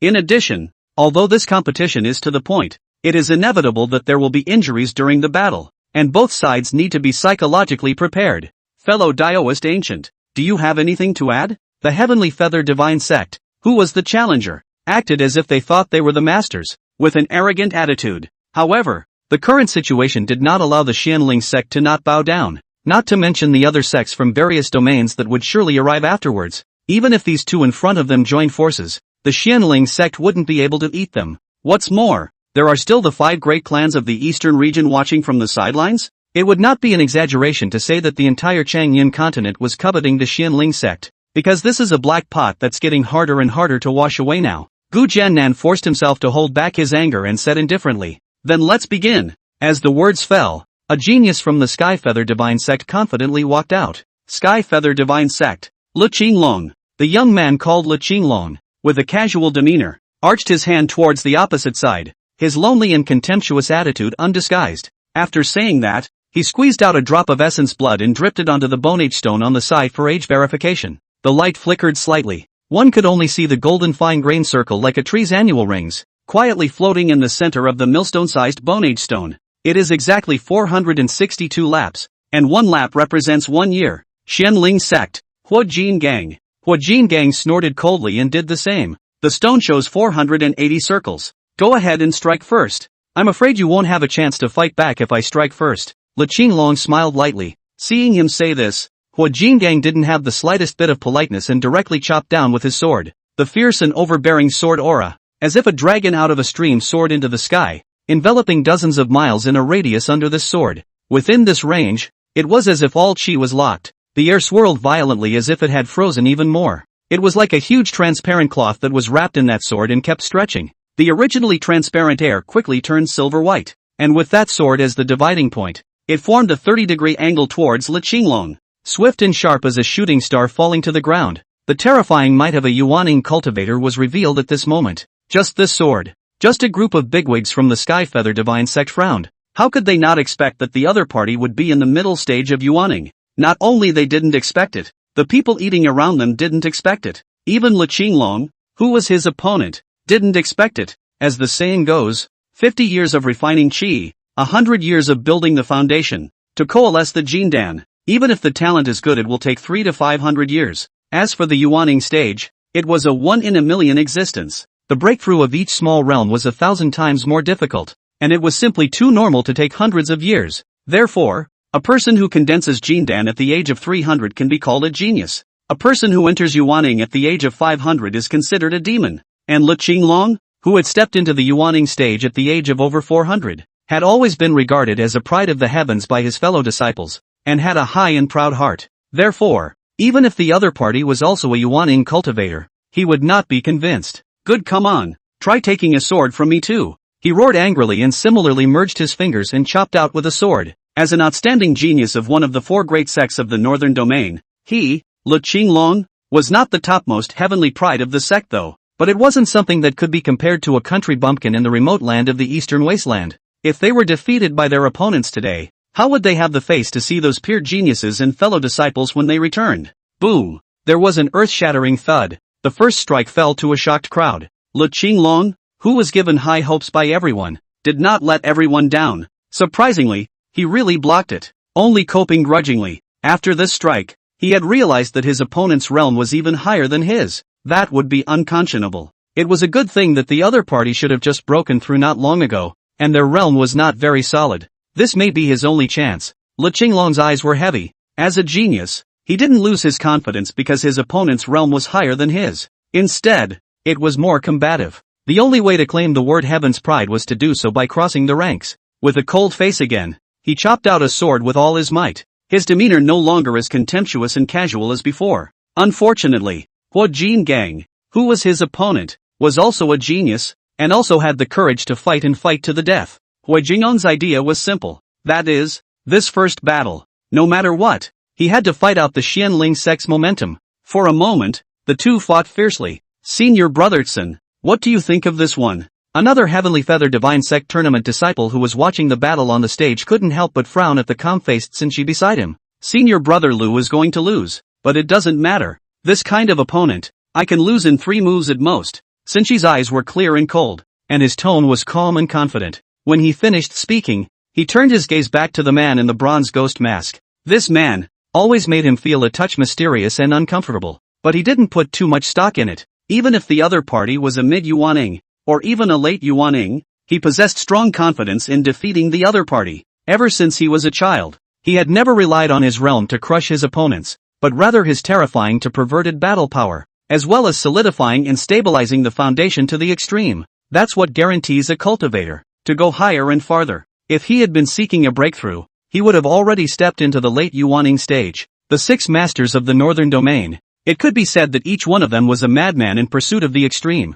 Bang! The 2 men in the middle of the battle separated once again. Li Qinglong had already spilled blood from the corners of his mouth and his face was pale, but his eyes were still filled with crazy battle intent. Even Hua Jingang, who was a rival, couldn't help but feel more than a hint of recognition. These people, though, are a bit arrogant and proud, but it does have a few moments of hubris. If he hadn't broken through to the mid-Yuaning stage, he really wouldn't have been able to fight, but it's good that he's broken through. So, end it, Hua Jingang roared. The strike that had gathered the spiritual energy of his entire body and the sword that Li Qinglong had exerted all his strength collided once again. There's nothing fancy about it. It's just hard hitting. Boom! A figure was thrown thousands of meters at extreme speed, spewing blood and smashing into the ground, no longer able to get up. First round, Xianling sect wins. Zhu Jinda's face turned blue, but a mountainous roar came from the direction of the Xianling sect. It took a long time before they quieted down with Gu Jiannan's raised hand. Senshi rose calmly, her eyes light. I'll do it. It's better to finish early, or get up to their monumental forest early. Once these words came out, the surroundings once again boiled with clamor. It's just too arrogant. But if the person who said that was Senshi, it seemed normal again. However, the Shanling sect disciples did not think so, and immediately dedicated a burst of angry curses. You're so good at pretending. You'll be struck by lightning later. That's right. What heavenly feather divine sect genius? Still not beaten up like a dog? Ha ha ha. Senior brother Hua. Remember to beat his little white face up and swell it up. Let's see how this kid can still fool around. Imoyu stopped eldest sister who wanted to go on stage, smiled and shook her head. It's better for me to teach such people a lesson. Just watch. Then be careful. Lu Ruyu nodded slightly. Now that junior brother still had to hide his identity, it wasn't good for her to show too much intimacy. Chapter 85:3 moves to defeat you. One more counts as my loss. Senior brother Hua, after all, had just broken through and had just fought,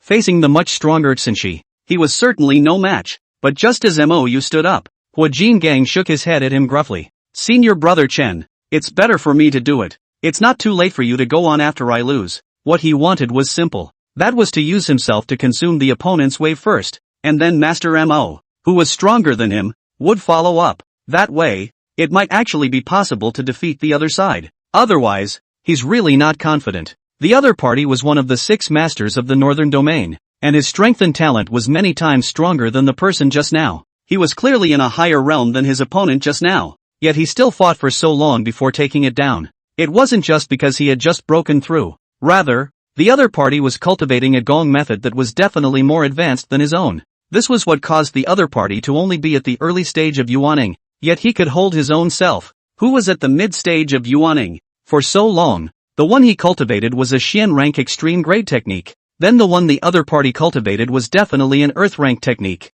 This shows that these people are, indeed, more than just great mouths. Mou naturally knew what his senior brother was worried about and hurriedly advised him. Senior brother Hua, you don't need to worry. The District North Region's 6 masters are just that. I can win the battle alone. That's the word. It provoked a cacophony of contemptuous disdain from the surrounding area. There were many people who even directly mocked loudly. This so-called genius from the eastern wasteland is really sitting on a well and watching the sky. How dare he say he can defeat the 6 masters of the northern domain? Ridiculous. Those who clamor will make fools of themselves. Not bad, when he is defeated by someone else's Senshi's move later. I wonder if he will go and commit suicide in shame. Ha ha ha, with a cheek like that, I'm sure you won't? That's true. No wonder wearing a copper mask. The original is afraid of losing face na. But count on self-knowledge. Not only the Heavenly Feather Divine Sect, but almost everyone from the Northern Domain had a mocking sneer on their faces. In the Northern Domain, the name 6 Masters of the Northern Domain was equal to a peerless demon.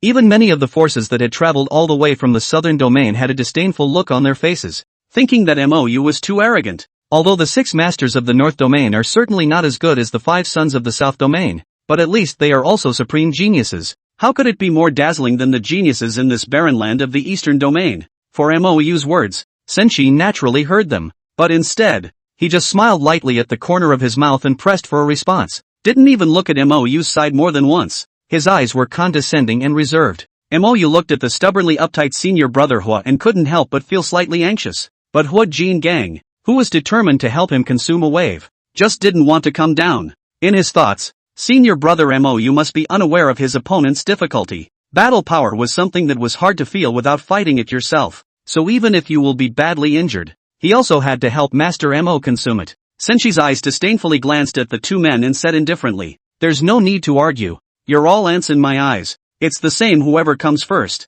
Mud. Who doesn't know how to brag? Beat me first." Hua Jingang finished speaking and directly chopped down with his sword. Boundless spiritual energy transformed into a long dragon of sword chi that swooped towards his opponent. This sword, although it had the intention of stopping Senior Mo from scrambling in it, however, it still brought his strength of a mid-yuaning stage into full play. On the contrary, Senshi on the opposite side of the room was lightly waving his hand casually. It then washed away this long dragon of sword chi of his, at great speed, and finally dissipated into nothingness. Hua Jingang wasn't the only one who was dumbfounded. Even Gu Jiannan and the others were looking in awe. The Northern Domain is worthy of being a great domain that boasts of being the first in terms of battle prowess, and its celestial pride success is indeed much stronger than the Eastern Domain. I'm afraid Vajra won't last more than 3 moves. Lu Qingxia's eyes were equally worried. At their level, they had long since gotten a glimpse of the strength of the two people on the stage. Only after this simple exchange of hands, they were already able to see the depth of their strength. Gu Jiannan couldn't help but cast his gaze toward the worried-eyed young figure on the stage. There was a moment of inward awe. Could it be that even Little Feather isn't sure? That was true. The other party was one of the 6 masters of the Northern Domain, and the technique they cultivated was also more advanced than the Xianling sect. Plus, the other party's talent wasn't much inferior to Little Feather's, and his age was 100 years older. If you remove the 100 years that Xiao Yu's roots have been destroyed, it's hard. Boom! Amidst the worried exclamations of the Xianling sect's disciples, Huo Jingang was sent flying hundreds of meters by his opponent in his second strike. When he stood still again, a trace of blood had long since spilled from the corner of his mouth. He was really upset. The same were both in the middle stage of Yuaning. Even if they had just broken through, there shouldn't be such a big difference, right? Again! Huo Jingang roared, his spiritual energy surging out crazily, his slightly pale face suddenly showing veins. Senior brother Hua, admit defeat and hand him over to me. Mo shouted anxiously. If the battle continues, I'm afraid that senior brother Hua will really be seriously injured. Sinshi looked at his opponent, who had regained his feet in the distance, with a cold face and said in a casual tone, "You're no match for me. There's no point in fighting any longer. Change. You fart. I can fight again." Hua Jingong's eyes were red with rage, and a monstrous battle intent emerged from his entire body, as violent and domineering as the waves of the angry sea. Within a 10-mile radius centered on him, it was as if he had placed himself within the control of his domain. Many disciples of lower realms immediately felt bad about their entire being. The feeling of having your life dictated to you was palpitating. Even many mid-Yuaning cultivators were like enemies under this might, and their faces became serious. Turns out, it wasn't that the man was weak. Rather, his opponent Sinchi is too strong. There is a bit of blood and courage. Then I'll let you see what a true genius is like. At this point, even Sinchi was slightly more serious for a moment, but it was only a moment. This man was still too weak for him. Boom! With this blow, Huo Jingang was directly sent flying thousands of meters. Without waiting for the announcement, Mou flew towards Huo Jingang at breakneck speed. Then he picked up Huo Jingang, who was covered in blood and tattered clothes, and directly fed him an elixir that restored his injuries. Ahem! Senior brother. Senior brother is useless. Can't help you. Huo Jingang, who swallowed the elixir with difficulty, smiled bitterly in shame. His eyes worried. Mou hurriedly shook his head and said seriously, "Senior brother, you've already consumed 80% of him. Leave the rest to me. As many moves he used to defeat you, then I will use as many moves to defeat him." Hearing Senior Mo's words, Huo Jingang was in tears. Bull ******* 80%. People didn't put in much effort at all. However, with Senior Mo's words, he was able to rekindle his hope. "Okay, elder brother. Ahem. Watch from down here." Wow. Before Huo Jingang could finish his sentence, a mouthful of bruised blood was spat out again. Looking at the miserable-looking senior brother, the anger within Mou's heart burned hotter and hotter. His eyes filled with monstrous anger. After carrying his senior brother off the field and handing him over to one of the elders, he returned to the stage once again, then looked at Sinchi with cold eyes and gritted his teeth. "You just used 3 moves to win against my senior brother, and I only used 3 moves to defeat you, so any extra move counts as a loss for me." The whole room was shocked at these words. Madness. That's crazy. How did he dare? Is it really because you don't have to be responsible for blowing awesome? Senshi, who had always been lonely, arrogant and high-strung, and cloudy, finally changed her face this time, her eyes furious. In the end, he couldn't help but laugh back in anger. Hee hee. Good. If you can still stand up when you fall, count me out. Having said that, the whole body's aura was boiling and tumbling madly, terrifying like a volcano erupting. This moment in Sinshi, there's an earnestness and anger that's never been seen before. He wanted to beat the other party out of his psyche and tremble at the sight of himself in the future. Chapter 86, Defeating Sinshi with One Move. Mou slowly stepped into the field, then stood proudly, a long black shirt with his upright figure, plus the bizarre bronze ghost mask on his face. Surprisingly, it gave him a unique charm. Just by looking at this stance, a group of people who originally wanted to mock his arrogance and ignorance couldn't help but shut their mouths. However, those young cultivators of the Northern Domain, who didn't care about this, immediately erupted into a raucous and noisy mockery at him. The tirade of at least thousands of people together resounded all around. However, it didn't affect Mou's mood in the slightest. He just reached out and pointed in the direction of the group of Northern Domain cultivators and laughed lightly. "Anyone who was not convinced, feel free to line up and come up to challenge me, but I'm afraid that after today, None of you will dare to come up here again. These words, even in the noisy environment, still reached the ears of many people. Instantly it provoked another and greater shouting and cursing. Arrogant little thief. Later on, fellow Daoist Sinshi will definitely let you see how powerful our northern region's heavenly pride is. Not bad. A person who hides his head and shrinks his tail dares to speak so arrogantly and ignorantly and loudly in front of many heavenly prides? This person of the eastern desert is indeed a mayfly at the bottom of the well, not knowing the height of heaven. Ridiculous to the extreme. But the cursing rose to the entire eastern region. This made the crowd of eastern domain cultivators hold their fire while adding more resentment and irritation towards MOU. It was all because this ghost-faced man was so arrogant that he had even brought the entire eastern region to be mocked. However, there were also quite a few originally neutral eastern domain cultivators who couldn't stand the anger and began to curse against those who were mocking the eastern domain. It was a lively scene for a while, and Sinshi, after his initial irritation, had slowly started to become calm. When he stepped onto the field, his entire body completely regained its calmness. His face no longer had the slightest ripple, and his eyes were confident and haughty. He glanced indifferently at MOU and said indifferently, "Are you ready? If you're ready, make your move, and I'll make you realize how big the gap is between you and me."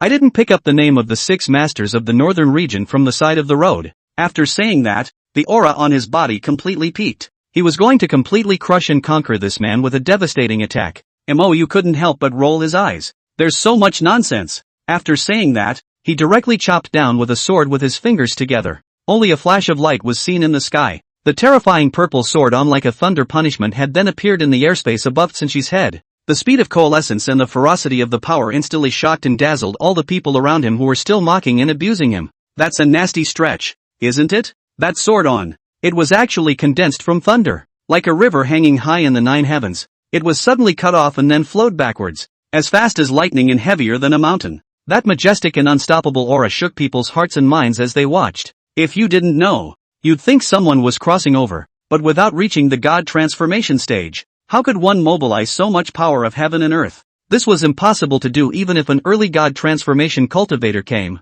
Not only ordinary cultivators, but even a group of God transformation bigwigs couldn't help but look at each other with shocked eyes. This treadmill is just a little bit too outrageous. In the midst of the crowd's shocked gazes, the sword aura that almost covered 100 miles in a circle finally condensed into a lightsaber that was more than 10 meters long and suddenly slashed down. Sinshi was equally jaw-dropped with shock. As the person who was enveloped by the long sword of thunder, his feelings could be much more profound than those of the bystanders. That deep sense of powerlessness, he had only felt it when he was discussing the Tao with an elder of the transformation god stage. This monster, what kind of cultivation is he? But the situation didn't allow him to think. Almost subconsciously, he went for the safest defense. A semicircular golden shield that resembled a turtle shell suddenly surfaced above his head. As for himself, he was shining with golden light like the holy son of Buddha, and hidden mysterious runes were flowing around him. At the same time when these 2 defenses of his had just been prepared, the thunderous sword blade also descended violently. Boom! There was a loud bang and golden light. The turtle shell above Sinshi's head was the first to rupture, then thumped apart. The seemingly unbreakable turtle shell, surprisingly, only resisted for half a breath of effort before declaring its mission accomplished. Then the sword continued downwards, chopping at his golden body shield. Bang! The muffled sound resumed. Shocked, everyone around them once again had their eyes glazed over, only to see that golden body shield fluctuating violently like a wave of water, holding on to the thunder sword on that was erected above his head. But this hold only lasted less than 2 breaths. That golden body shield finally collapsed completely. It was like a pile of red-hot charcoal that had been slammed into a huge rock, instantly sparking. Only along with the splashes of sparks, there was also an originally suave white figure that was smashed out hundreds of meters. That's Sinshi, one of the 6 most outstanding heaven's pride sons of the northern region. Only now this pride of heaven was a bit wretched and miserable. White clothes tattered like rags, blood spilling from the corners of his mouth, his fiercely shaking body weak. This caused the countless young female cultivators around them to watch with a pang of heartache. As for the other young male cultivators, they had a hellish expression on their faces. This was followed by a faith-collapsing disenchantment and disbelief. A few old men of the Prime Sect were filled with shocked and confused expressions. This person's talent is simply demonic beyond words. Perhaps only Xia Dowling will have a slight possibility of defeating him. Although Xia Dowling is amazingly talented, I'm afraid he may not be his opponent. While listening to the elders' discussion, young patriarch Shi Zhongyu was fearful afterward. This man is so damn weird. It's a good thing I didn't get on first. Originally, before this, He was thinking that he didn't need to wait for the clan's heavenly pride to come, and he went up alone to sweep the other three. Luckily, the senior uncles discouraged otherwise the one who will lose face can be himself. One move and he was Ed in such a mess. Let's see if this Tsinchi still dares to be so arrogant in the future. He was suddenly in a good mood again. Even Gu Jiannan and the others were looking at each other with shocked faces. When did Little Feather break through? I don't know. This brat is still as low as ever. Lu Qingxiao's mouth was scolding, but her face had already been frowning and smiling. At this point, those from the Heavenly Feather Divine Sect also finally came back to their senses from their shocked ignorance. The crowd of Supreme Elders looked at Tsinchi, who struggled to get up. Their faces complicated. Should we stop it? Given the current situation, Tsinchi had actually lost, and it didn't matter whether he admitted it or not. And it wasn't even a 3-move defeat as the other party had said before. Instead, it's a trick. Even if it was hard, it might not last past the second move. Hey, aren't you going to admit defeat? Mou's eyes were calm and his words were casual. Senshi, who was covered in a mess, stared at him fiercely, as if she wanted to see through his mask, her eyes angry and unwilling. But a moment later, his eyes suddenly lit up and he laughed furiously in surprise. I know, you're an elderly cultivator posing as an old man. You're definitely more than 500 years old when you step on a horse. The Northern Domain cultivators who had originally fallen into silence also violently erupted into a mountainous roar of surprise and fury. Right, that must be it. Otherwise why would he wear a mask? How despicable and shameless. This person is actually a transformation spirit cultivator impersonator? Letting a spirit transformation cultivator impersonate a young genius? How despicable. Is the Xianling sect unable to afford to lose?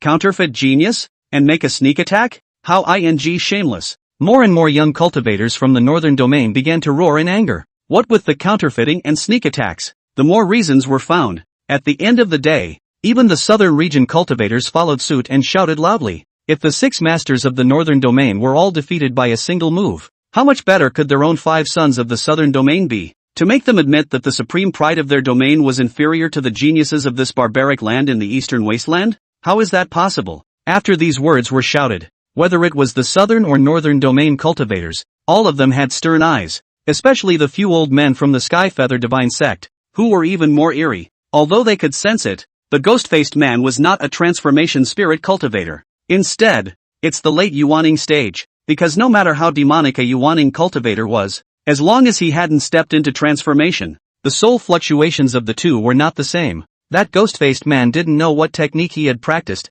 making them unable to see the depth of the other party's realm before. But once you do it, there's nothing to hide. It was only at this moment that they snapped to mind that since Tsinchi hadn't tested his bone age, it seemed that this person hadn't tested it either when he came on stage. I can't imagine. How dare the other party play such a clumsy trick in front of the world?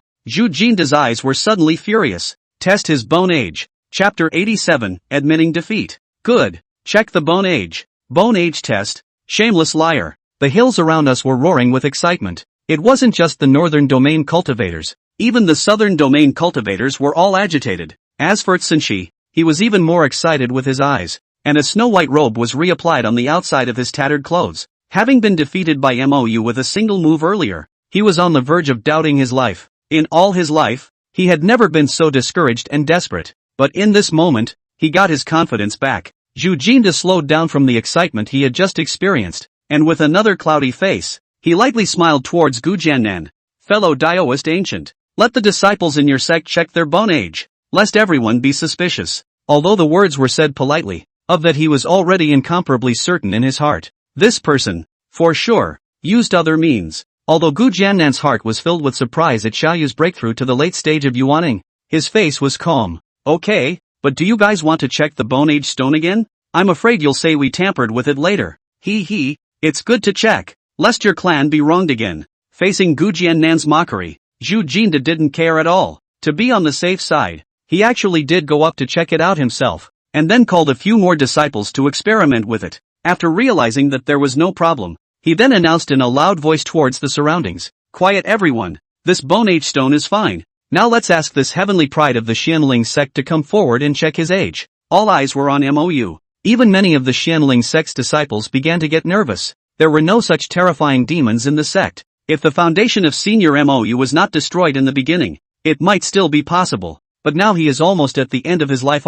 Then could this person really be someone the clan had no choice but to find and impersonate? Even they think so, let alone others. For a moment, gloating jeers, once again, rang out. Although the other party is wearing a mask, he must be panicking inside, right? Ha ha ha. You didn't say anything. He came directly to the Bone Age stone, then squeezed out a drop of essence blood and dripped it onto it. Only a golden light flashed, and 400 golden fine lines were displayed on that stone. A sound of cold air being sucked in resounded around them. How is that possible? My god, he's only 400 years old? Asterisk asterisk asterisk asterisk. A 400-year-old late-stage Yuaning cultivator? It's really too demonic. Even the previous MOU was just like that, right? Tramp. How can there be such a supreme genius in the eastern wasteland? Xia Daoling, the head of the 6 masters of the northern region, is only in the late Yuaning stage. How did this person do it? The moment everyone's gaze towards MOU changed, even Gu Jiannan and the others were inwardly shocked. Little Feather could actually fool the Bone Age stone? This tactic was unbelievable. Zhu Jinda was even more stupefied, and couldn't help but speak to himself in shock. Surprisingly, it's not a fake? The several other Taishang elders standing next to him were also filled with confusion. More than the other party's realm, what was more unacceptable to them was this person's terrifying battle power. It follows from this. This person wasn't in the realm of blindly breaking through for the sake of advancement, the solidity of its foundation, but also far above that Xinxia. This was a top-tier demon that could definitely lead the pack even when placed in the entire Changyin continent. Senshi, admit defeat. There's no need to continue. Zhu Jinda's tone was lost, and his eyes were filled with resignation. It has traveled millions of miles to get here, only to return in defeat. What's wrong with that? But why hitch a ride on your own genius when you already know it's hopeless? If this rule is followed, I am afraid that the entire northern domain, no, plus the southern domain, there may not be anyone who can step into the Xinling Sect's steel forest. It was a pity that it was he and the Prime Sect who made the rules. To think that there was still a padded back, and it was also the Prime Sect, which had never been too much of a match. Inside, Zhu Jinda's heart was suddenly not so lost. The opponent's topmost demon, Lu Wushu, definitely couldn't win against the opposite ghostly man either. Senior uncle. Me? No. Senshi's face turned blue, staring at MOU as if he wanted to eat someone. He hates it. The world had produced a supreme talent like them, so why should a demon like the other party appear again? That's just beyond genius. The opponent's realm was higher than his, and he didn't care. But for the realm to break through so quickly and for the foundation to be so solid, it was beyond his understanding. He was a true demon who was able to fight across the ranks, not someone in a small sect who claimed to be a genius just because he broke through faster than his fellow disciples. This time, the disgrace had reached the circle of top geniuses in the southern domain. He couldn't help but look at an ordinary-looking young man in the crowd in the distance, one of the 5 sons of the southern region and the mad fairy boy, Tang Lin. At that moment, the other party also happened to look over, their eyes grave and curious, but instead of looking at him, it was the bronze ghost-faced man not far away. This left Senshi with another nameless injury. Seeing that he was still reluctant, Zhu Jinda directly announced loudly, "The Heavenly Feather Divine Sect admits defeat and will never set foot in the Xianling Sect's mountain gates again. Senshi, come down. It's not scary to not be his opponent now. The path of the Great Tao is not to be fought over. There are so many demons in the world. Who dares to say they are truly invincible?" Speaking later, his tone had become incredibly serious. Immortal cultivators have a long lifespan, and it's okay to be outmatched for a while, but if you get this kind of demon, you'll be really ruined later on. After all, there is only one first in the world. Doesn't second and third have to live? Despite being unable to let go of his feelings for a while, Senshi did not dare to disobey his senior uncle's words. Besides, he knew that he would only be humiliated in vain if he fought any longer. So he had to grit his teeth and coldly drink towards MOU. "I don't know what your honor's name is? Today's shame will be avenged in another day." MOU gave him a faint look. "Name it as you like. As for revenge, you have no chance in this life. I can defeat you in one battle today, and in the future you will not even be qualified to be my opponent. If any of the great clans are not convinced, they are welcome to send their talented disciples to challenge them." That's the word. There was an uproar all around. This was tantamount to challenging all the geniuses in the entire Qingyin continent. If it was before, I'm afraid that the people watching the battle would have already mocked and cursed angrily. But now, everyone was shocked, but soon became silent again. Many of those young cultivators from the northern region regarded Senshi as their idol though. But today, this person had edged Senshi into serious injury with a single move. The difference was so great that even a blind person could feel it. It's almost unlikely that Shamrock will be able to achieve anything if he tries to catch up with his opponents. Since had lost in one move. So who of the other geniuses could win against this person? Amidst the crowd's awestruck gazes, several elders of the heavenly feathered divine sect led their disciples to leave sadly. Come from 1,000 miles away. Returned defeated and disgraced. The several supreme elders of the prime sect immediately looked on with furrowed brows. After a period of secret and urgent deliberation, a unanimous decision has been made to change the previous verbal commitment. If you know that the young genius is inferior to your opponent, why do you continue to fight hard? Lu Wuxuan was very demonic, but he was definitely not as good as this monster on the other side. Then let's proceed as planned. Anyway, it's not an official contest yet. In a few more days, the other big clans should be arriving soon. Chapter 88, The Arrival of a Beautiful Woman from Afar. The morrow, the outside of the Xianling Sect's mountain gate became even more lively. Xianling Sect's bronze ghost masked man, defeating Sinshi, one of the 6 masters of the northern region, with a single move. This matter had long been rumored for hundreds of thousands of miles in a radius. Even the Eastern Domain forces that originally coveted the Xianling Sect's inheritance had a look of honor when they spoke of this. The Eastern Domain had been looked down upon by the other 3 domains for a long time. Long enough for the East Domain to have long become a desolate and defeated place in the eyes of the people of the other 3 domains, called the East Wasteland. And now the genius from the Eastern Domain had easily crushed one of the Northern Domain's topmost heavenly prides. Anyone who looked down on the Eastern Domain in the future would be able to take this and make a good argument. And in a more distant place, as more and more people spread the information out, the Xianling sect completely resounded through half of the Qingyan continent. On a huge spirit boat that was rushing towards the Eastern Domain, a young handsome male with a cold complexion had a steep heartbeat, eyes incredulously looking at the summoning jade talisman in his hand. He whispered in shock, Senshi, to be defeated in one move? How is this possible? When did such a heaven-defying character appear in the Eastern Domain? Looks like this trip to the Eastern Wasteland won't be lonely. After the young male finished speaking, his eyes violently erupted with a shocking battle intent. In an ancient hall in the Northern Domain, a young man in green, who was sitting quietly in a coiled position,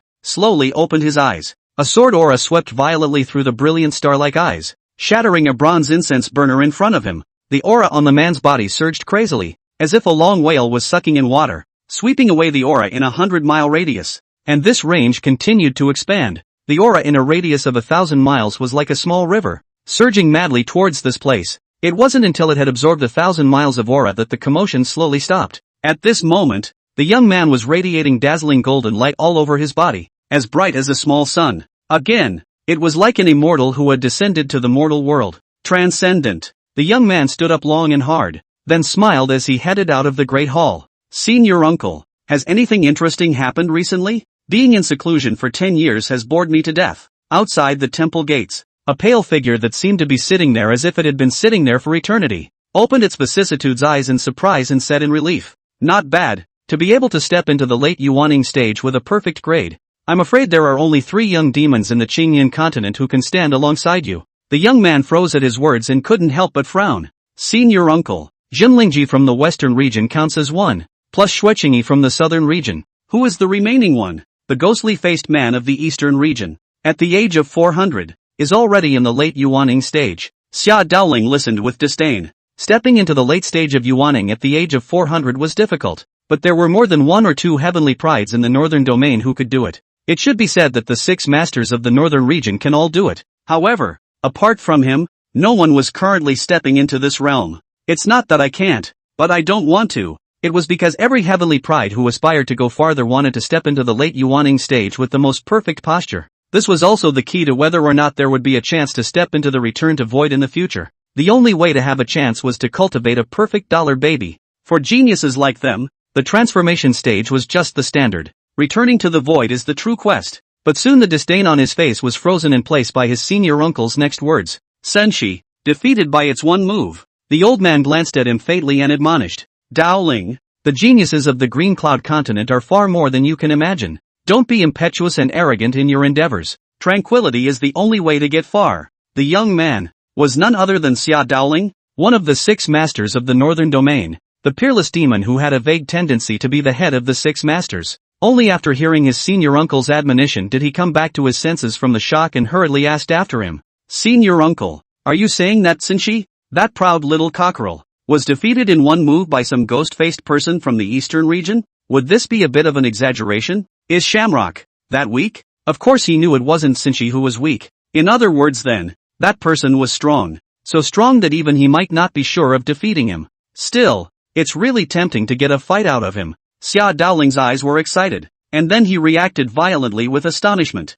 How did Xinqi run away to the eastern region? And how did he fight with the other side? The old man spoke to him roughly about the recent rumors, as well as about the Xianling sect. The latter listened with a shocked face, and finally his eyes grew brighter and brighter as he firmly said, "Senior uncle, I'm going to make a trip to the eastern region. If I can obtain this inheritance, the void returning stage is just around the corner. Don't worry, the sect is ready, and several other powers have already departed. So let's set off now." The old man stroked his beard, his eyes deep and expectant. A similar scene happened from time to time in the northern and southern regions. The western region, which is the most distant from the eastern region, is the quietest. Phew! Finally, a young woman wearing a long fiery red dress and carrying an ancient sword stood valiantly in front of the martial arts arena at the foot of the Xianling sect's mountain. Then he looked at the crowds of people in front of him with a dumbfounded look on his face. So many people? Humph! How despicable and greedy! The young woman frowned with a willow brow and let out a low curse, and she couldn't help another flash of worry welling up in her clear eyes.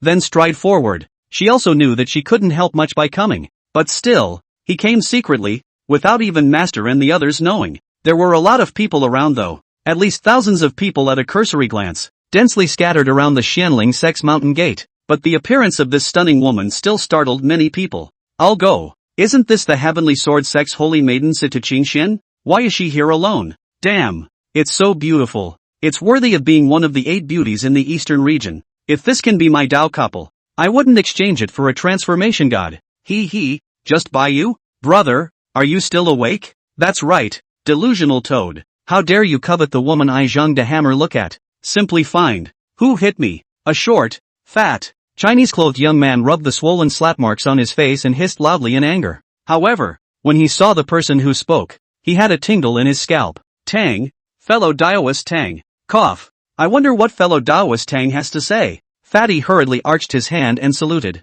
However, the young man across from him didn't even look at him, instead striding towards Sita Qingxian and slightly arching his hand. "I'm Tang Lin from the northern region. I don't know what the girl's name is?" The young man had an ordinary appearance, but his temperament was superb, and his words were even more subdued and gentlemanly, making people listen to him comfortably. The people around him. There was another burst of exclamation and discussion, rainbow farts one after another. Their voices were loud and clear. "So he's Tang Lin, one of the 6 masters of the northern region. He really does have an extraordinary demeanor. A dragon and phoenix among men. Yes, at a glance, it is different. If I were a woman, absolutely none. He is not married. Ahem. Really let people envy."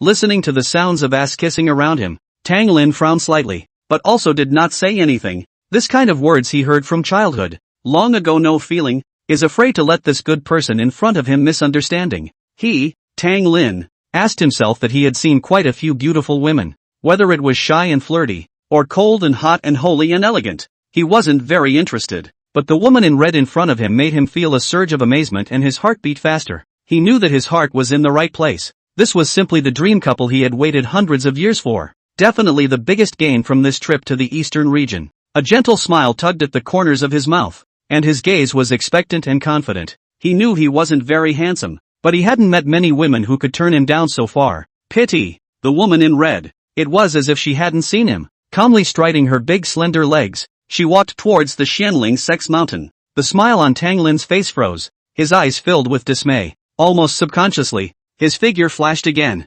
instantly stopping in front of Sita Qingxian. "I'm one of the 6 masters of the northern region, Tang Lin. I wonder what the girl's name is." "Get out." A slightly hoarse young voice suddenly came from not far away. Chapter 89, Don't Lose Your Manners. Asterisk asterisk asterisk asterisk. Who's so crazy that they dare to talk to Mr. Tang like that? It's really anything goes. Some people subconsciously patted their asses, but when they saw who was speaking, they hurriedly closed their mouths. Only an upright figure wearing a bronze ghost mask was quietly standing not far away. The gaze under the mask was full of dominance and disregard, as if to say, "Come and fight if you don't want to," even though the other party didn't say so. Tang Lin read it, and there is no word that expresses the meaning and emotion of the speaker more simply and clearly than the word roll. Tang Lin's eyes gradually changed, surprised, mortified, and then becoming seething with wariness. However, he didn't really make a move until Sita Qingxian circled past him. And in the end, he even laughed. It's just obvious to anyone. That smile contained an infinite amount of anger. Defeating Sinchi in one move seems to have inflated you. Do you really think you're the only heavenly pride in the world? Tang Lin's eyes were cold. There are many heavenly prides, but just like you really don't count for anything in front of me. Do you want to go on stage? Mou smiled lightly, his tone confident and casual. Tang Lin, however, was not calm and his eyes flamed. As for the surrounding young cultivators, the corners of their eyes twitched violently. In the entire Green Cloud continent, I'm afraid there weren't really many young geniuses who were qualified to say this, but this ghost-faced man in front of him was definitely one of them. At this moment, Situ Qingxian, too, couldn't help but stop her footsteps, her eyes looking at him curiously. It took a short while of watching before he muttered something softly. Mou instantly filled with black lines. He was kind enough to help her out, but he even said that his mask was so ugly? What a bunch of people. But for her to show up here at this point in time was quite a surprise to him. By time, almost as soon as she had left in a hurry before herself, she had followed. Are you worried about yourself? Hey, don't tell me. This fiancée is still quite attached to herself. However, wearing a mask, Mou, it is not convenient to chat with her too much. Hurriedly called over a senior sister not far away and laughed. This senior sister, please welcome this girl back to the main peak and then help entertain her. I'm also going to hold the ring here and see if anyone comes up to challenge me. Okay, senior brother Chen. Although this female disciple did not know which fellow disciple this masked one was, she knew that the other party was surnamed Chen. Now that he was a celebrity of the Xianling sect, he immediately agreed respectfully. Mou gave another slight nod towards Situ Qingxian before walking towards the martial arts arena, though he felt that with his one move after defeating Sinchi, I'm afraid that of those who are here so far, no one will dare to go on stage again. However, he still sat down in the middle of the field and then quietly cultivated. Situ Qingxian's eyes instantly glazed over. This person, actually sitting in the ring and practicing? On her way here, she had actually taken the initiative to inquire about the Xianling sect quite a bit.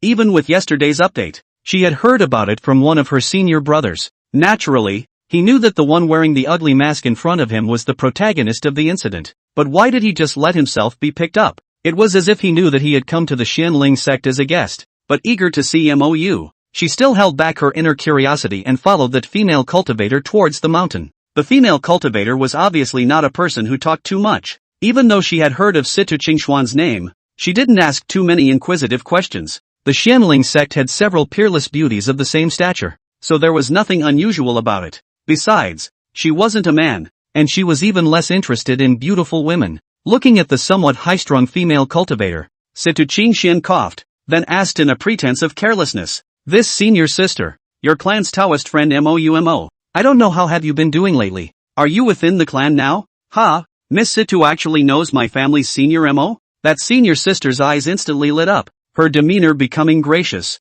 the smile at the corner of her mouth as bright as a flower. Looking at the female cultivator with a huge contrast between the before and after, even a big-hearted nature like Situ Qingxian was stunned. That female cultivator, however, did not care about this and happily took her hand and said with excitement, "I even saw Senior Mo yesterday. He's definitely in the sect now, but as you know, my family's master Mo was victimized by a traitor 100 years ago, and has to cultivate to recover at all times. Those who deserve death by 1,000 cuts, why don't they get struck to death by lightning? If I knew who it was, I'd have to kill him and splash him with blood." Ahem. That, since Miss Situ is a friend of Senior Mo, she is a friend of our Xianling sect. If you have anything to do in these few days and it's not convenient to ask anyone else, feel free to look for me, Ma Chunhua, at the inner gate. You don't know, when Master Mo was a child, he liked, the most. Sister Ma chattered enthusiastically all the way. Situ Qingxian listened happily with a smile on her brow without the slightest impatience, her eyes filled with curiosity. Sure, it was the child in Sister Ma's story that she was curious about, and at this point, the child in Senior Sister Ma's story was sitting in the martial arts arena at the foot of the Xianling sect's mountain to cultivate. The surrounding area was bustling, and didn't feel the slightest bit bored because no one had gone up to compete. Some well-informed people had already known that there were countless great sects and lineages in all directions, bringing god transformation bigwigs and heavenly prides with them. The current MOU was a bit torn. Situ Qingxian had come a long way. It was definitely not a good idea to hide and not see her, but if they met, their impersonation of senior brother Chen would have to be revealed in front of her. Alas, let it be revealed. It's only a matter of time anyway, and besides, with that girl's character, she mustn't go around talking about it. It's even possible that she won't even tell her own master yet. Inkfeather had just let go of this matter and couldn't help worrying about something else. I don't know how the layout is going with the crippled extreme spiritual weapons and sacred weapons that senior uncle has brought with him. And, when those great clans realized that their geniuses couldn't defeat them, would they join forces like the 5 great eastern domains did back then? After all, the only ones who agreed to this proposal in person were the Heavenly Feather Divine Sect and the Prime Sect. The other sects weren't present. At that time, in order to obtain the so-called inheritance, losing a little bit of face was not a serious matter for them. It wasn't just MOU who was worried. The Xianling sect's senior management was equally worried. Later that evening, MOU, who hadn't done anything else for a day other than cultivation, dawdled back to his yard. Junior senior brother is back? A girl came to look for you today, and I said that it would be inconvenient for you to meet guests while you would be practicing. Su Xiao looked at him and smiled faintly. Nowadays, that girl is placed by us in the Taishan Peak next to us. Do you want to go and see her? Ahem. It's going to be, right? It's a little bit not quite right for others to come all the way over and not go and take a look. MOU looked slightly embarrassed. This side had just gotten the first and second senior sisters, and immediately a woman came to the door. I'm afraid a different woman would have had a seizure. He stole a glance at the beautiful senior sister next to him, who had just opened her eyes from cultivation. Cheeks pink as usual, eyes calm, huge peaks rising and falling regularly and slowly, not like they're angry. It's beautiful. Then he glanced at his second senior sister again, just in time to collide with the bright, beautiful eyes that the other glanced over. Looking at that tenderness makes it even less likely that he'll be angry. Seeing her junior brother's appearance, Su Xiao couldn't help but snort a laugh before deliberately grimacing again. Go if you want to, don't lose your manners. Okay, eldest sister and second sister. I'll explain it to you when I come back tonight. I'll go check on her first. MOU wrapped his arms around the 2 senior sisters and gave each of them a hard kiss. Only then were the 2 women left behind with blushing cheeks, each shyly twisting their heads at cared. Matsuo turned away. Chapter 90, Advance Investment. MOU had just arrived at Taishan Peak when he saw Sita Qingshan practicing her sword. It was really like a shock, like a dragon, plus the soft and delicate graceful body. The beauty was like a fairy in a painting. Inkbrand actually looked dumbfounded for a moment. The master is as cold and lonely as a snow lotus, and although the eldest sister is also cold, she is clear and cold with a light elegance. If I had to describe it in terms of a flower, he felt that Lily's aura most resembled that of his eldest sister. As for the second senior sister, she was as gentle as a chrysanthemum and as elegant as an orchid, and every moment he spent with her, MOU was relaxed. Moreover, the second elder sister was also very good at taking care of people. Even at that time, she would quietly pay attention to whether he was enjoying himself or not. The girl in the red dress in front of me, on the other hand, looked like a quietly blooming red rose, hot and spirited, valiant and looking a little bossy. Seeing MOU who was staring at himself in a daze, Sita Qingshan hurriedly put away the sword in her hand before explaining in a slightly awkward manner. I was bored at the Heavenly Sword Sect, so I traveled around, and then I walked to your Xianling Sect. Oh, I know, you don't have to explain. MOU nodded seriously. I'm really not here to see you, just passing through. Sita Qingshan couldn't help but add another sentence and took a seat on the stone bench next to him. Well, I understand. Inkbrand nodded again and didn't bother to reveal her, sitting naturally not far from her. This isn't far indeed, it's only about half a meter. Sita Qingshuan's body involuntarily tightened. Her eyes slightly panicked as she stole a glance at him. She didn't understand the other's understanding, whether it was true or false, but the distance made her a little nervous. The 2 of them are now an unmarried couple. But, right, isn't this still a marriage? She didn't know if it was okay for the 2 to be that close together. However, when she thought of the Xianling Sect situation, she didn't have the heart to pay attention to such trivial matters, and her beautiful eyes were filled with worry. Right now, the entire Green Cloud continent has its eyes on the Xianling Sect, and I begged Master Ancestor before I came here, but he said that even if the Heavenly Sword Sect was willing to help, it wouldn't be of much use. Speaking of this, Sita Qingshuan's eyes couldn't help but swipe a touch of guilt before she lowered her head and whispered, I know that I can't help you much by coming, but I still feel like I should. There was one more thing she didn't say. If you do get killed, then I'll do all I can to avenge your death and widow you for the rest of my life. But she felt it was unlucky and held her tongue. Instead of comforting her too much, MOU looked at her with a smile and a serious tone. I'm happy that you're here. As for what will happen to the clan in the future, it's hard to say at the moment, but it's definitely not as bad as the outside world thinks. The Xianling Sect isn't in a desperate situation yet. MOU's words were not words of comfort. If it really comes to the point where there is no other way, the big deal is to go to the system mall and buy a dual cultivation technique. None of them needed to be too good. Just the middle of the Earth order was enough. When the time comes, copy a few dozen copies of the Gongfu, and give a copy to whichever clan you can't beat. It's just too much nesting and holding back. So it has been. He wasn't going to take advantage of these little people who were taking advantage of the fire. Looking at his serious expression, Situ Qingxian didn't know why, but her heart and mind settled down for a few moments. And then again, I don't know what to talk to him about. Had to turn my head and pretend to enjoy the scenery around me. Looking at her somewhat embarrassed appearance, you couldn't help but want to laugh, but still held back and hurriedly brushed aside the topic. I see that at your current realm, it's time to make a breakthrough. I have an elixir here that will allow you to make a rapid breakthrough. After saying that, he took out a boundary-breaking pill and handed it to her. As soon as the pill was pulled out, the surrounding aura immediately surged madly towards it. Then a small vortex of aura formed around it. At the same time, a strong medicinal fragrance filled the surroundings. Just by sniffing so much, Situ Qingxian felt that the golden dan within her dantian began to expand slightly. She was stunned, her eyes shocked. This elixir is absolutely extraordinary. Could it be that this was the divine elixir that Master Ancestor and the others had said could enable a cultivator in the middle stage of spiritual transformation to step into the late stage of spiritual transformation? He actually used this kind of divine elixir to allow himself to go and break through the Yuaning stage? It's just extravagant and wasteful. Situ Qingxuan's heart warmed up inside, and she hastily shook her head to reject it, saying, "This thing is too precious. I can break through without eating pills. At most 2 years, I can step into the Yuaning stage."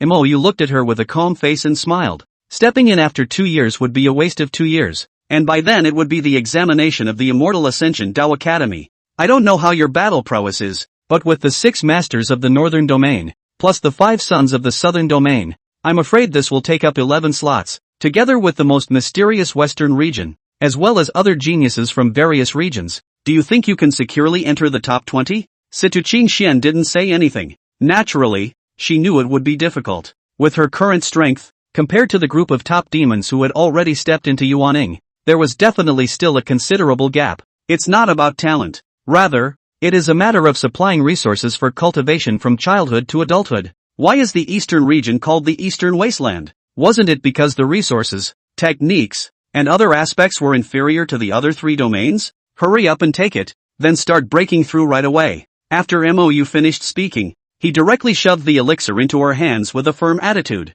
Situ Qingxian bit her red lips. Then in silence, she took the elixir and immediately sat down on her knees to begin her breakthrough. She's his fiancé anyway, so use it. Besides, she hadn't forgotten that she still had a bet with her master ancestor and the others. In case he couldn't be accepted into the Deng Xian Dao Academy, his own engagement with him would be cancelled. Soon, she was then stunned by the terrifying medicinal power of the boundary-breaking pill. At this moment, she was beyond certain that this elixir was the divine elixir that the senior ancestor and the others had said could make even transformation spirit cultivators break through. While she was in between breakthroughs, Mou browsed the system mall. Situ Qingxian, a sentient and righteous daughter of Qi, and crucially, her own fiancé, was definitely something that could not be missed. Therefore, ensuring that she would raise her realm and strength to a certain height within 2 years would be necessary. Nowadays it was necessary to invest in Situ Qingxian in advance, both in terms of future earnings and personal feelings. It seems that you still have to spend the value of Qi luck that you should spend,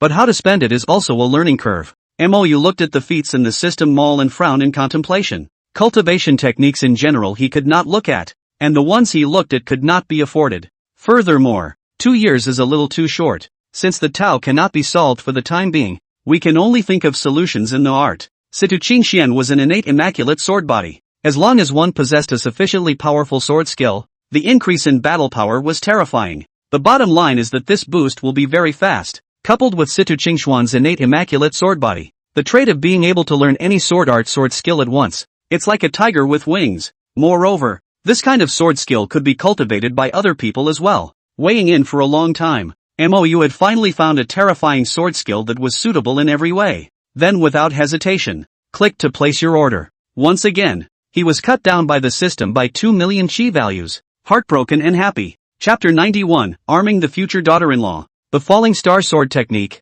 a heavenly rank upper grade technique, consists of 9 styles, and when practiced to its full completion, it has the power of falling stars and chopping the moon. Even when facing the immortal realm, he had the power to fight. However, the difficulty of cultivation is equally drawn out, especially the very high requirements for enlightenment, heart, and physique. To put it bluntly, Ordinary cultivators could not achieve great success even if they practiced. And the power that can be exerted is more than enough to hit a broken bone. Looking at the only 11 million chi value left, Mou sighed heartily. That's only enough to pay off an 8-year loan. But now the fiancée was the daughter of Chi, and the master was likewise. By successfully conquering one of them in those 8 years, the pressure to repay the loan could be greatly eased. Thinking of his master, he couldn't help but send her another message. This was the 3rd time recently, and there was still no response, which made him inwardly unable to stop worrying. Master went to look for the 2 elder sisters. There won't be anything wrong, right? But now the clan is in this situation.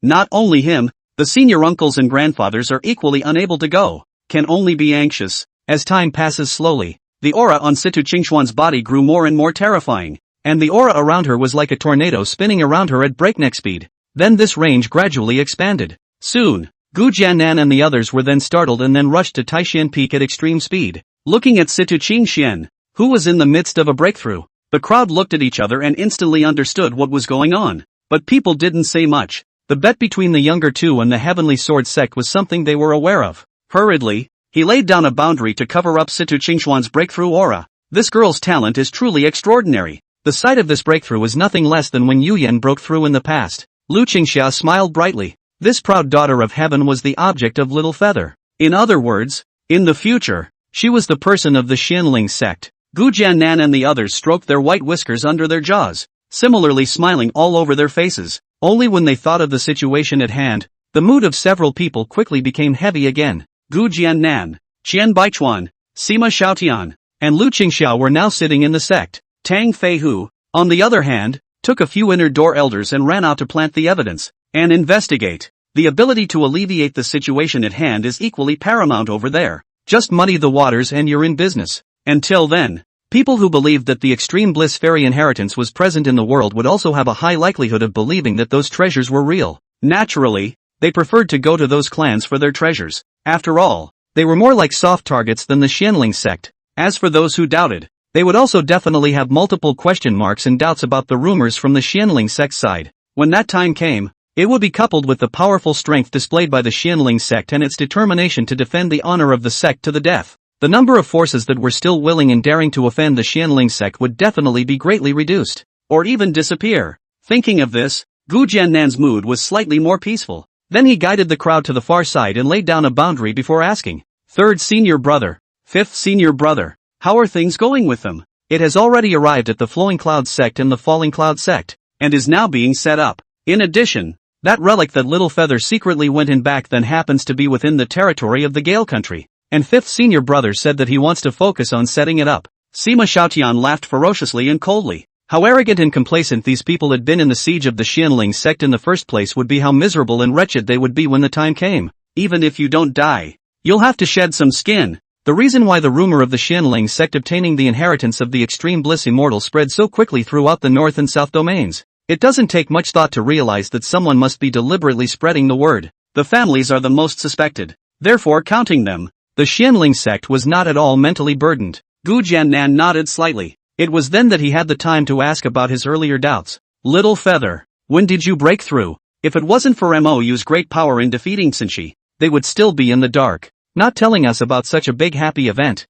It's just a bore. Sima Xiaotian also couldn't help but give him a hard stare without any good reason. On the contrary, Lu Qingxia's face was full of frowns and smiles, and the relief in her eyes could not be hidden. This child, Little Feather, has been like this since he was a child, never looking for someone to show off after a breakthrough. Unlike some disciples who hate to tell their fellow disciples 300 times when they make a little progress, this is quite good. Mou smiled awkwardly and hurriedly explained to the few old men. Just a while ago, Yuaning stage only, it's not like it can help the current clan much, so I didn't say much. I'll report back to you, senior uncles, when I step into the harmonization stage one day. Ha ha, good. Then Master Uncle Ancestor will wait. Although the harmonization stage is a little bit difficult, but that's for others. You're different. Senior Uncle believes you'll be fine. Sima Xiaotian said so, but inwardly he didn't have much confidence. It had been tens of thousands of years since the Eastern Domain had produced a void-returning cultivator. Not to mention the harmonization stage?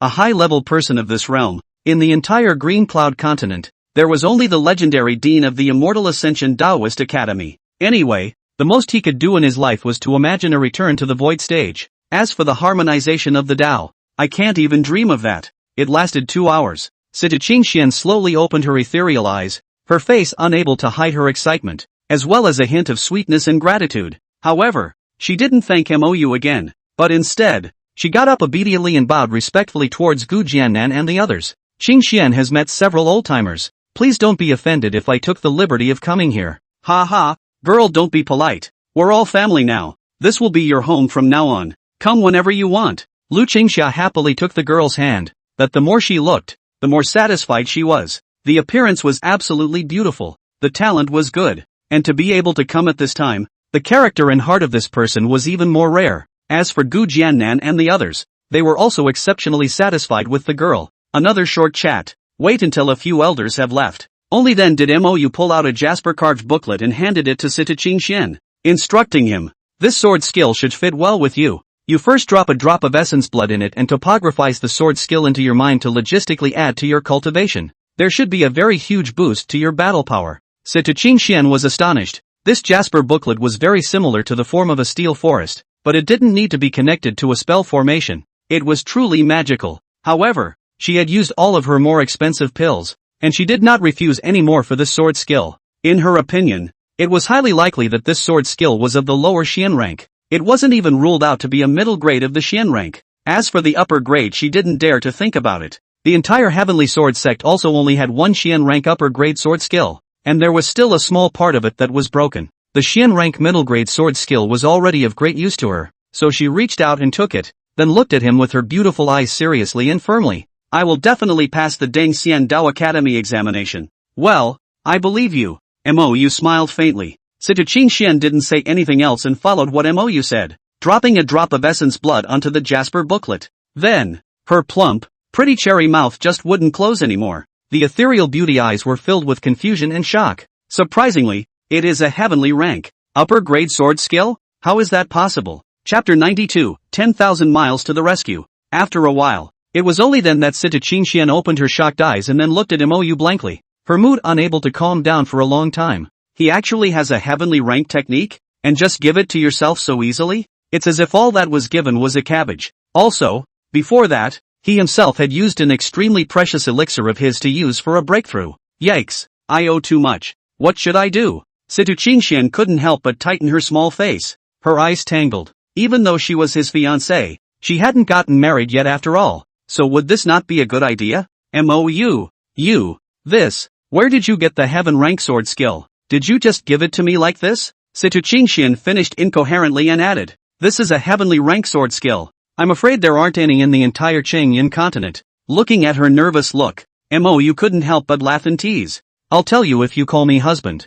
"Humph, you don't think so? We haven't even gotten married yet." Sita Qingxian, who had always acted in a spontaneous and dry manner, couldn't be spontaneous this time. The little face was red and dripping blood, and the voice was as small as a mosquito's cry. Those who didn't know thought she had done something wrong. This guy, he's trying to take advantage of himself now? It's true what Little Spirit said. Men are all bad in private. Mou looked at her with a stunning gaze and couldn't help but thump his heart. The face was stunning. The skin was snowy and scarlet, and the eyes were as shy and slightly annoyed as if they were covered in water mist. It's beautiful, sure enough, but whenever a beauty is shy, her posture has to be increased by another 3 points. He couldn't help but lead with, "Are we engaged? Are you my fiancé? Are we consensual?" Sita Qingxian thought about it for a moment and had to nod honestly. "So since we have to call sooner or later, what's the difference between earlier and later?" Inkbrand asked again. Sita Qingxian stared at him in surprise. This guy, why is he so thick-skinned?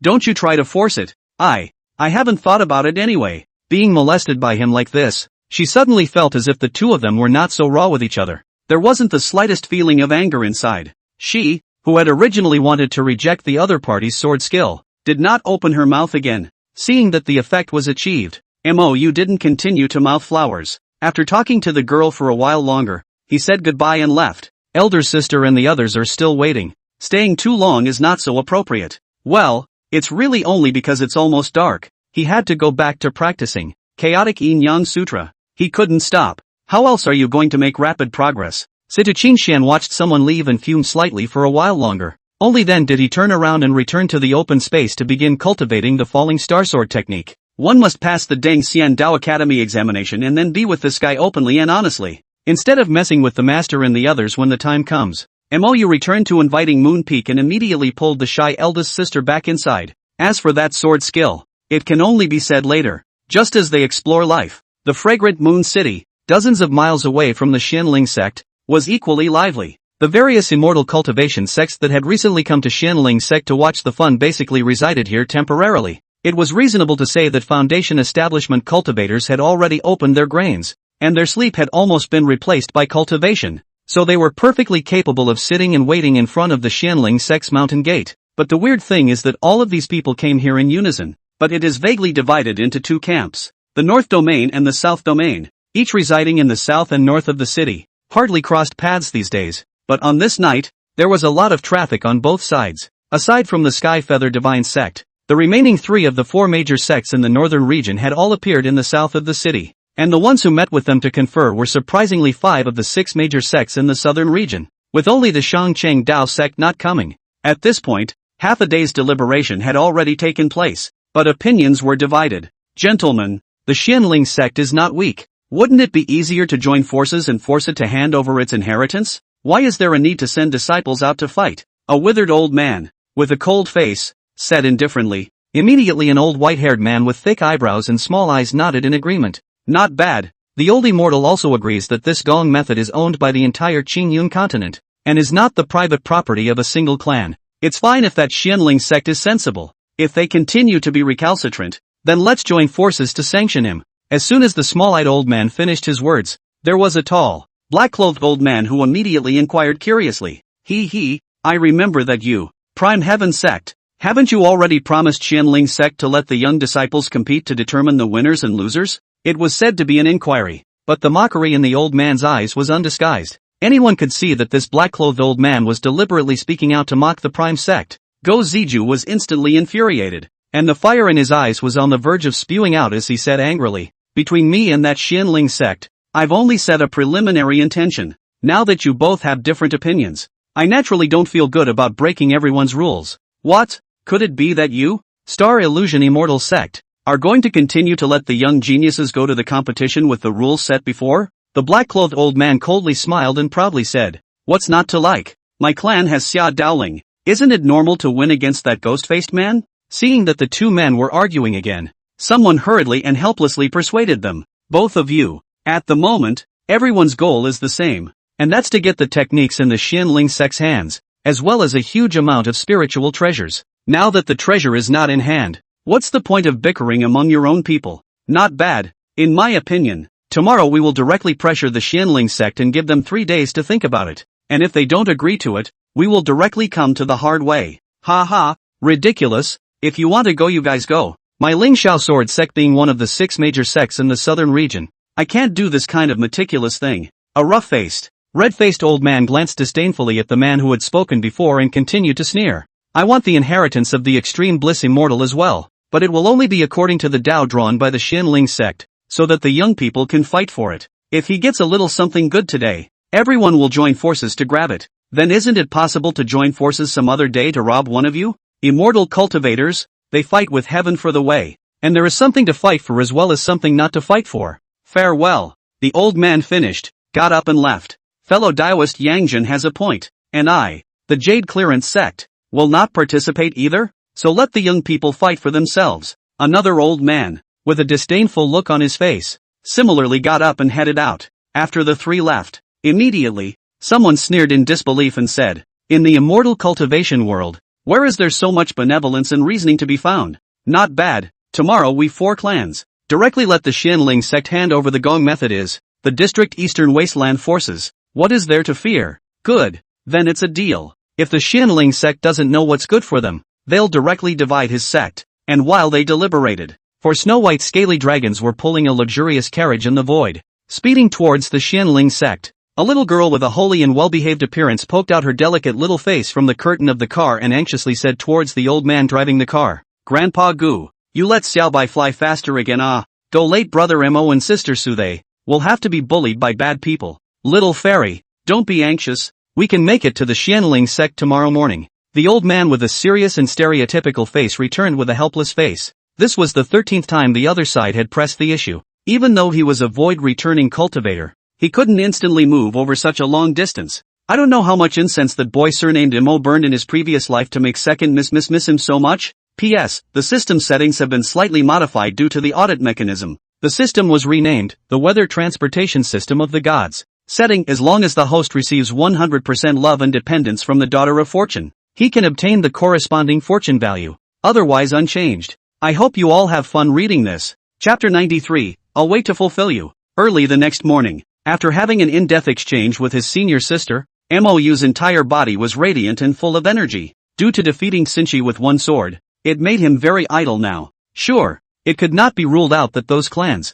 were trying to obtain the so-called inheritance in other ways. That's why no disciple was sent on stage to challenge. I heard that after this news was spread, the other heavenly prides among the 6 masters of the northern domain were already on their way here, and the 5 sons of the southern domain, who were on par with the 6 masters of the northern domain, were said to be on their way. After Mou defeated Sinchi in the first place, that sentence, welcome all the great sects, send their disciples to come and challenge the words, undoubtedly a provocation to all geniuses. How could the young geniuses with outstanding talent and high-mindedness stand this humiliation? The key was that this person was still a nameless person in the eastern wasteland. Therefore, even if the other party defeated Sinchi, they still had to come and fight. Senior brother Chen, you're here. Seeing the masked Mou coming, Huajin Gang hurriedly greeted him respectfully. Good day, Senior brother Chen. Greetings, Senior brother Chen. The other Xianling sect disciples in the surroundings also greeted each other warmly, their gazes respectful and worshipful. Many of the old disciples had vaguely seen the elegance of that supreme demon 100 years ago in this genius. Then the heart becomes despondent and emotional. And in the minds of the crowd of young disciples, this genius already vaguely had a hint of Senior brother Mou's vestigial feeling. If Senior Mo hadn't suffered the backstabbing 100 years ago, I'm afraid that he would have been a late-stage Yuaning cultivator by now. A 300-year-old late-stage Yuaning. That's the real absolute demon. I'm afraid that if you look at the entire Changyin continent, it's a one-of-a-kind existence. Mou passed through the crowd and came to sit in the martial arts arena once again. However, when he was just about to use this time to cultivate as usual, his eyes snapped back to the distance. Gu Jiannan, who was sitting quietly at the far side of the martial arts arena, similarly opened his eyes with a grave gaze. One could only see 3 white-haired old men with misty breaths slowly walking towards them, leading several young disciples. In the blink of an eye, he had arrived in front of the martial arts stage. Tongtian Dao Pavilion Supreme Elder, Xia Zhou, along with the 2 senior brothers, led the disciples to come and break through the barrier, hoping that Xianling sect's Taoist friends won't be stingy with their advice. The person who spoke was a withered green-robed old man, with a childish face and hair, and a transcendent and extraordinary temperament. The 2 old men beside him were equally extraordinary in appearance, and they were both clearly God transformation cultivators, perhaps even in the late God transformation stage. But for this, not to mention Gu Jiannan and the others, even the people watching around were used to it. Now that they weren't led by a late-stage God transformation cultivator, they weren't even qualified to launch a similar challenge to the Xianling sect. Looking at Gu Jiannan who was walking this way, the old man called Xiezhou gave another slight arch and said solemnly, if we win this battle, we will not set foot in your sect's steel forest, and we only wish to borrow Immortal Extreme Bliss's techniques for a look. If we lose, we will leave. Hearing that it was the Tongtian Dao Pavilion, one of the 6 major sects in the southern region, Gu Jiannan couldn't help but be slightly surprised. He had thought that these great sects, again, would join forces to bully like the ones in the eastern domain before. It looks, rather, a bit more face than nose. Good, then let's invite your sect's participants to the stage. Gu Jiannan didn't say any more nonsense. Seeing that there was something lively to watch, the surroundings immediately became lively, and many people even began to pass on the news. One moment, dozens of miles away in fragrant Moon City, countless terrifying cultivators shot out electrically, rushing to Xianling sect at breakneck speeds, arriving in the blink of an eye. When they arrived at the Xianling sect's martial arts arena, only a cold-faced young man was seen slowly stepping onto the stone platform. The Tongtian Dao Pavilion is really pedantic. Could it be that they think that their family's geniuses can steadily win against the Xianling sect? The person who spoke was a long-browed old man with a cold and stern face, carrying a long sword on his back, with a domineering and overbearing aura, and an extraordinary temperament. It was none other than Chen Qi, a late-stage harmonized god cultivator of the heavenly Xian Sword sect, one of the 6 major sects in the southern region. And on his side, there were more than a dozen old men with the same terrifying aura standing, Someone immediately recognized the others and burst out in shock. Asterisk asterisk asterisk asterisk. The Violet Flame Divine Sect, one of the 6 great sects of the Southern Domain, and the 4 major sects of the Northern Domain, the Prime Heavenly Sect in the Moon God Hall, plus the Tianqian Sword Sect. How did these 4 families come together? Could it be that they're joining forces to intimidate the Xianling sect? I think that's definitely the case. After all, Xin Shi was defeated by a single move. Which genius dares to say that he's sure to win against this ghost masked man? In comparison, a few families joining forces will undoubtedly save time and insurance. Alas, if the Xianling sect doesn't compromise, I'm afraid it'll be very difficult to get through this hurdle. That's right, these several clans. It's said that each of them has at least 3 or 4 late-stage transformation spirit powers. What's the Xianling sect going to take to top that? The immortal cultivation world is truly a place of the weak and the strong. Even a great sect like the Xianling sect has a day when they are bullied at their door. Speaking of which, many people's hearts couldn't help but well up with a wave of sadness for the rabbit's death. What happened to the Xianling sect today had actually happened to many sects. Even if one is lucky enough not to encounter it for the time being, one is not sure in this moment. One will not encounter it in the future either. Weakness, that's original sin. At this point, it was only then that the long-browed old man with the long sword on his back slightly arched his hand towards Gu Jiannan and smiled with a bland expression. The southern region's Tianqian Sword Sect and Violet Yin Divine Sect, along with the northern region's Prime Heavenly Sect, and the Moon Divine Hall's fellow Taoists. Together, we seek a glimpse of the extreme bliss immortals technique from your clan, and we hope that you will fulfill our request. Gu Jiannan's face grew cold. What if I say no? Are you going to start looting the Xianling sect? Is the so-called cultivation of immortality and righteousness, the great sects known in the world, also to be like bandits in the mountains, taking by force on unfounded pretexts? The sword-carrying old man's expression remained unchanged. His eyes were calm, and his body was overflowing with infinite confidence and condescension. Why be stubborn, fellow Daoist? By sharing out the technique, you and others can cultivate it as well. So why gamble with the entire clan's Dao? His entire aura increased after he finished speaking, his threatening intent undisguised. The other old men on his side had a cloudy face, with easy, casual smiles at the corners of their mouths. It's a dishonorable thing to do, though. They really don't care to do that in normal times, but compared to a technique that could be cultivated to the Mahayana stage, face and all that was worthless. For the sake of the great Tao, one's life can be taken out for a fight, not to mention these so-called reasoned benevolence and righteousness. In the eyes of the immortal cultivator, there is only the great Tao of longevity, and if you should fight, you must fight. The Xianling sect has never had anyone who was afraid of death. If you want to fight, then fight. A cry of rage. In the direction of the Xianling sect's main peak, a few old men flew out violently, and they were none other than Qian Baichuan and Sima Xiaotian. Aside from Tang Feihu and Lu Yuyan, who had gone out, the remaining 9 harmonized spirit cultivators of the Xianling sect had all arrived. 3 of them were in the late stage of God transformation, 1 in the middle stage of God transformation, and 5 newly promoted early stage of God transformation, plus the holy weapon giant spirit sword in Gu Jiannan's hand. This strength was already no weaker than the other great sects in the North and South Domain. However, facing the 4 top sects joining forces, it was still not enough,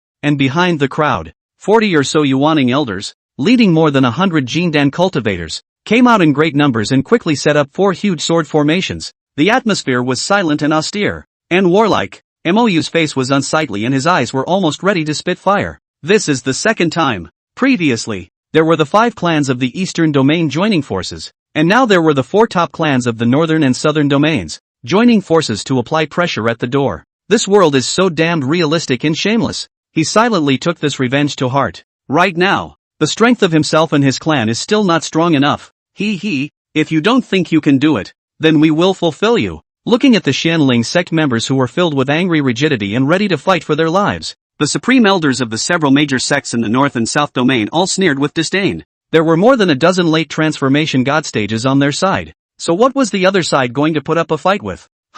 What's that? Someone suddenly looked into the distant sky with a shocked expression. Chapter 94, The Yi Family. Looking at those 4 snow-white augurs, everyone was stunned. These were 4 god transformation stage demonic beasts. Looking at the appearance of these augurs, the ancient divine dragon bloodline they possessed was definitely much purer than the average mixed blood augur. Demonic beasts already have strong divine souls, not to mention augur dragons. This also meant that it would be very difficult to completely tame this kind of demonic beast. Ordinary demonic beasts want to tame, and still need to be one big realm higher. Want to tame these 4 head of the goddess of transformation stage augur. It has to be at least the return to void stage. Thinking of this, even the top bigwigs of the various sects in the North and South domains were all inwardly horrified. The eyes that met each other were filled with gravity and murmured, "I wonder which ancient immortal cultivation great clan it is. How dare it use a god-transforming Jiao dragon as its mount? The strength is definitely not to be underestimated. Could it be that it's also coming for the extreme bliss immortal inheritance? It's very likely. Otherwise would such a character come to a place like the Eastern Wasteland for no reason?" The crowd instantly thought of the Xianling sect before violently lowering their hearts. Ha ha, if that's the case, it's a good thing. After all, it's not like this technique can only be cultivated by one person, so it's fine for more people to share it. Not bad. In that case, I'm afraid we don't even need to make a move. Seeing this situation, the Xianling sect will definitely compromise. The people from the 4 major sects of the North and South domains all temporarily stopped in their tracks. The people from the other sects also watched curiously. Inside, they all thought that they were also looking for trouble from the Xianling sect. Only those forces in the Eastern domain looked astonished, because this sight of 4 dragons pulling a cart was too familiar to them, having seen it here just 2 months ago. I can't imagine that this dragon car has returned again and again. Could it be that these people and the Xianling sect still had some unknown friendship? Looking at the huge dragon car parked not far away, Mou was also confused. He couldn't figure out what the other party would come for again. Could it be that you still don't give up on the vermilion bird holy spirit fruit? Sister Lu, Sister Su, where is brother Mo? A beautiful little girl of 13 or 14 years old jumped out of the dragon car, her pink and delicate face full of anxiety. He's in seclusion nowadays. Let's go find him later. Sushiro stole a glance at Mou without a trace and hurriedly helped to beat a sloppy game. Nowadays, not many people know that Mou is pretending to be a bronze ghost masked man, and it's really not the right time to expose it at the moment. Otherwise, let those people before know that the genius at the beginning was not only fine, but had stepped into the late Yuaning stage and was able to defeat Xin Shi with a sword. That's just going to flip. A 300-year-old late-stage Yuaning with such terrifying strength? That would be an even bigger sensation than the one this ghost-masked man is causing right now. That trouble definitely came harder than before. It wasn't that Inkbrand was afraid. Rather, the current Xianling sect couldn't withstand too much tossing and turning. You have to be prepared to be exposed as well. And then you have to hook them up and wipe them out. Amidst the crowd's astonished gazes, Gu Jiannan and the others politely greeted them with smiles and arches. Fellow Taoist Gu and fellow Taoist Xiang, I can't believe we're meeting again so soon. Could it be that we've already found it? Alas, still nothing. Let's not talk about this for the moment. I wonder if there's anything you need help with. Fellow Taoist Ancient? Xian Lanji frowned as she looked toward the surroundings, her eyes heavy. With so many late transformation god stages, the Xianling sect was in a lot of trouble this time. Originally, with their ideas, they didn't want to come into this mess. The Yi family was not afraid of offending the forces of the Qingyan continent, and also had the strength to do so, but it's not necessary. But Nai Xiao Xian, this girl, had to clamor for them to come and help her brother Mo. The two of them, who had pampered her exceptionally since she was a child, really couldn't resist, so they had no choice but to come. Think of it as returning a favor from before. Looking at the frozen Gu Jiannan and the others, Yi Qingxian added seriously, Ancient Elder, are these people here to rob you? Don't worry, we'll help you. Grandpa Gu is a great fighter. Gu Jiannan couldn't help but shake his head gratefully. Little fairy girl, thank you for your kindness, but these people are not simple. There are no less than 14 late transformation god cultivators alone. You guys hurry up and leave. The Xianling sect won't keep you as guests. Gu Jiannan's words were more for Gu and Xiang. He knew that the two had extraordinary strength and that the Yi family was definitely not simple. However, the 4 top sects of the North and South domains had joined forces, plus other forces were watching from the sidelines. It's not something that can be compared to the average power. The Yi family is even more horrible, but also in the distant Divine Enlightenment continent, not less than 100 million miles away from here, can be said to be beyond the reach of the whip, and even if the Xianling sect added these 2 late-stage god transformation sect members, they still wouldn't be enough to tough out their opponents.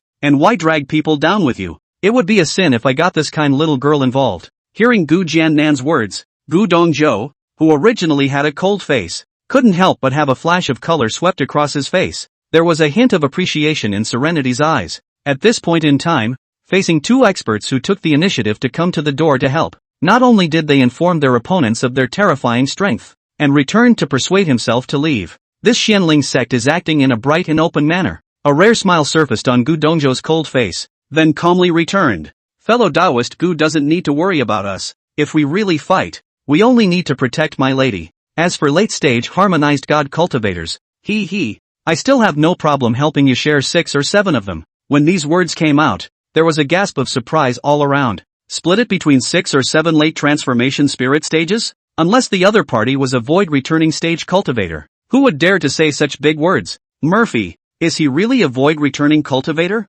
Looking at the 4 god transformation stage Jiao dragons in the distant air, all of them had a thoughtful look on their faces, followed by an inwardly shocking thrill. This is not really easy to say not return to the virtual cultivator. Who can tame the transformation of the god augur dragon as a mount? Mou was also confused. How could he not expect that this poker-faced old man was a return to void cultivator? It was so unexpected. Gu Jiannan and the others looked at each other with the same shock. Judging from what they knew about each other, this Dao friend Gu, who was not a talker, would never brag about this kind of thing. That is to say, the other party was most likely a void returning cultivator. If this is the case, with the other party's help, this difficult time at least temporarily through absolutely no problem. So hastily grateful Salute said, on behalf of the Xianling sect, Mr. Gu would like to thank you, fellow Daoist, for your righteous assistance, and this favor will be repaid in the future. There's no need to be polite, fellow Daoists. Gu Dongzhou nodded his head lightly, inwardly not taking this to heart at all.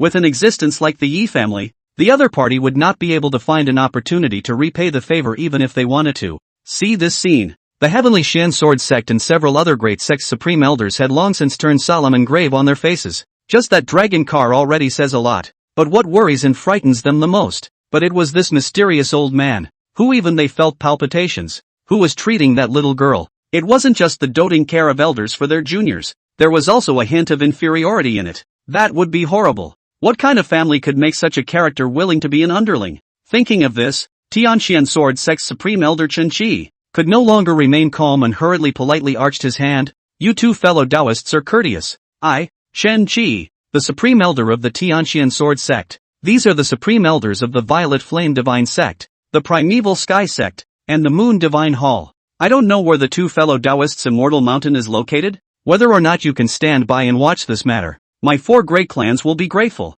The others also rushed forward politely, smiling and bowing towards Gu Dongzhou and Xiang Lanji with cordial expressions. Gu Dongzhou glanced at them faintly. We are from the Yi family of the Divine Enlightenment continent, and the Xianling sect is related to my young lady. So if you want to join forces and bully others, the old man will naturally have to take care of it. You are from the Yi family? Chen Qi's body immediately shook, his eyes shocked. Chapter 95, I'm here to teach you how to be a man. Seeing that the other party knew about the Yi family, Gu Dongzhou couldn't help but be slightly surprised. The Divine Enlightenment continent is more than 1 billion miles away. They traveled all the way east, and even though they weren't in a full rush, it took them 3 whole years. That's why they don't continue east. Missy's time was running out, and if they didn't return, they probably wouldn't see her for the last time. Gu Dongzhou dispelled the sadness in his heart and said irritably, since you know the Yi family, why don't you retreat? Don't blame us for being impolite if you keep messing around. Chen Qi looked at the other party, his face shocked and full of tangles.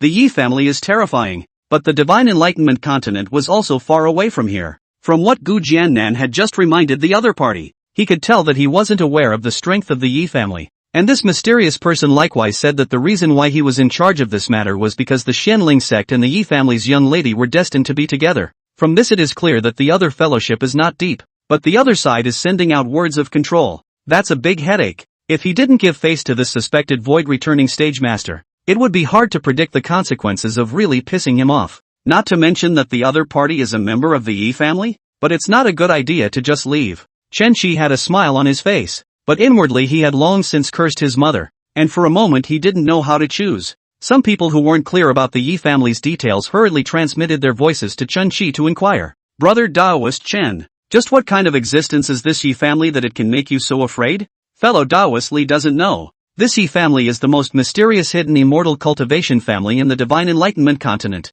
and its strength is beyond imagination. Even if our 4 clans join forces, it's impossible to be a match for the Yi family, and it's not even comparable at all. What? It's so horrible? Not bad. If I hadn't coincidentally heard a senior mention it back then, I would have likewise not known about the existence of this Yi family, which is the real top family. Even what I know may still be just the tip of the iceberg for people. Recalling the expression on that senior's face when he said this back then, Chen Qi still had a face of emotional shock until now. However, he didn't explain much about how terrifying the Yi family really was. Everyone, I'm afraid it's unrealistic to want to continue joining forces to intimidate the Xianling sect. Don't say that these are Yi family members. Even if they aren't, we can't deal with them with just the other party and the Xianling sect. We can't just give up, can we? Someone said unwillingly. For today's solution, we can only follow the Xianling sect's previous decision to let the young people compete on winning and losing. With the heavenly pride of our several clans, we will take turns fighting hard every day.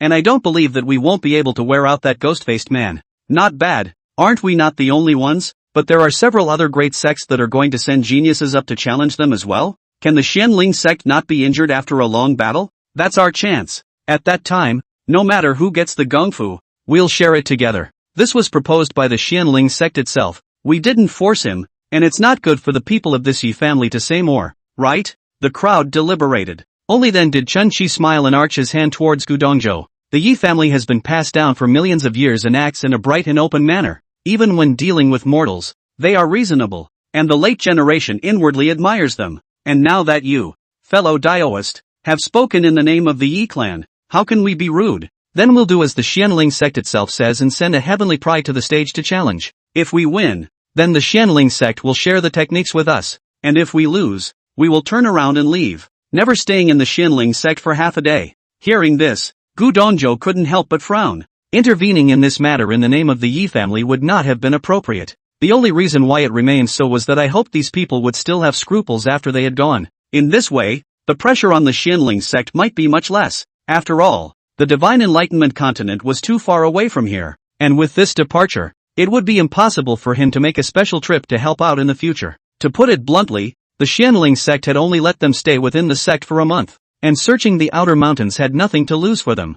This favor, this one time today is already enough to pay back. As for running off to exterminate these clans for the sake of each other, that was completely impossible. Not to mention if it could be done, and even if it could, he wouldn't do it. Regarding these, Gu Jiannan and the others were naturally clear about it. To be honest, the other side could do all this, and it was already 1,000 times beyond the little convenience they provided. Inside, I was already so grateful. How could I ask for more? However, Yi Qingxian was very dissatisfied and immediately frowned in exasperation. That means you guys are still going to bully Big Brother Mo's clan based on the fact that there are more of you. How shameless. This shameless sentence instantly tore off the shading cloth of all the surrounding clans, and some people couldn't help but blush slightly in shame. More people, however, were unmoved and calm. Compared to the legacy of the Fairy of Ultimate Bliss, what's a little face? Being accused by a little girl like this in front of their faces. The four great patriarchs of the four clans that were temporarily united in the North and South domains all looked embarrassed and inwardly annoyed.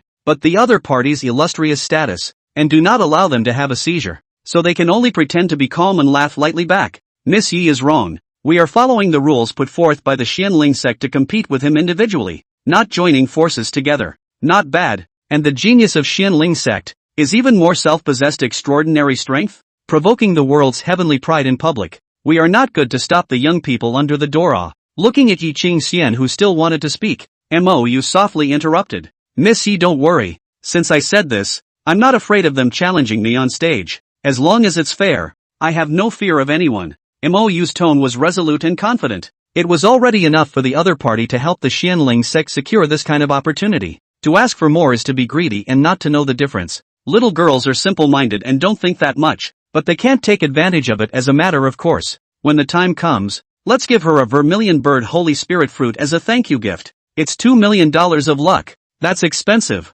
At this moment, Gu Jiannan and the others also hurriedly agreed. There's no need for Miss Yi and the two fellow Taoists to worry. If I, Xianling sect, say this, I have the confidence to do it. After Mo's previous feat of defeating Sinchi with a single sword, the whole clan was getting more and more confident in him holding the ring. Even if the northern and southern domain celestial pride came, so what? Gu and Xiang couldn't help but give Mo an unexpected look and inwardly nodded their heads. At the same time, there was a hint of more appreciation and curiosity towards the masked young man. The mask on the other side's face. Even they couldn't see through it? It's kind of fun. Mo once again arched his hand gratefully towards Gu Dongzhou and the others. Then he turned around and stepped onto the high platform, his eyes sweeping the surrounding crowd in a domineering manner. From today onwards, I will guard the ring here for 6 hours every day to welcome all the celestial pride of the Green Cloud continent. Every day will be with a genius. 3 fights, life and death regardless. If you can win me, Xianling sect of all the techniques,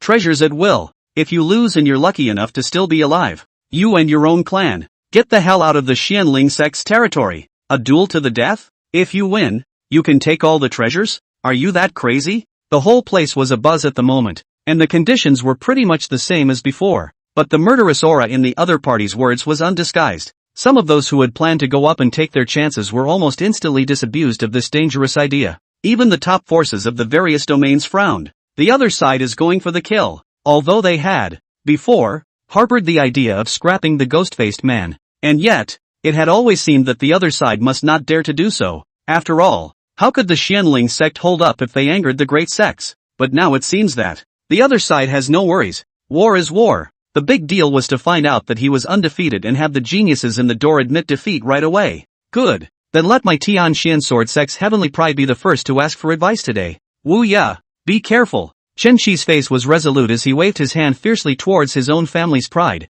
who had been standing on the stage without saying anything. This was supposed to be a negotiated order, and it had to go on even if there was danger. He didn't believe that the other party would still be able to kill his own genius with a single move. Yes, senior uncle. The cold-looking young man bowed before turning to look at Mou, his eyes cold as he smiled angrily. The southern region's fifth son, Mou of the Tianxian Sword Sect, has come to teach you how to behave. Chapter 96, Defeating All Demons and Becoming Famous in the World. Mou's words similarly stunned the surrounding crowd, but it was understandable when you thought about it. After all, he was one of the top few heavenly prides in the southern region. How could he stand to be provoked by others to his face? Gentlemen, do you think this Lord Mo can win against the ghost-faced man? There was an immediate murmur. It's hard. The five sons of the southern domain. Xueqingyi is recognized as the first in terms of battle power. The other four are actually similar to Cixi. Cixi was defeated by the other party with a single move. And even if there is an element of what everyone believes to be a lightweight enemy, the strength is definitely not as good as the other party. Therefore Mou, I'm afraid it's hard to win as well. I do think there's still a chance. At least a 4-6 split. That's the five sons of the southern region. You can't reason with common sense. Crowd. A young man with ordinary appearance but outstanding temperament smiled in disbelief and muttered softly, "Can't stand this?" Sure enough, the proud son of a great clan. Wouldn't it be unjust if he went up there and was killed by someone's sword? His words had just fallen. A handsome young man next to him then asked with slight irritation, "Brother Tang, as one of the 6 masters of the northern domain, it's fine if you don't go up to challenge. Why are you still so underestimating our southern domain celestial pride? When did the crazy fairy boy become so honest and peaceful?" Tang Lin glanced at him lightly and calmly said, "You're 5 sons of the southern domain. Except for Xueqingyi, who might have a slight possibility. Everyone else will have the same result if they go up. If you don't believe me, why don't you go up tomorrow and give it a try? Aren't you guys from the Jade Clearance sect ready to snatch people's chances as well?"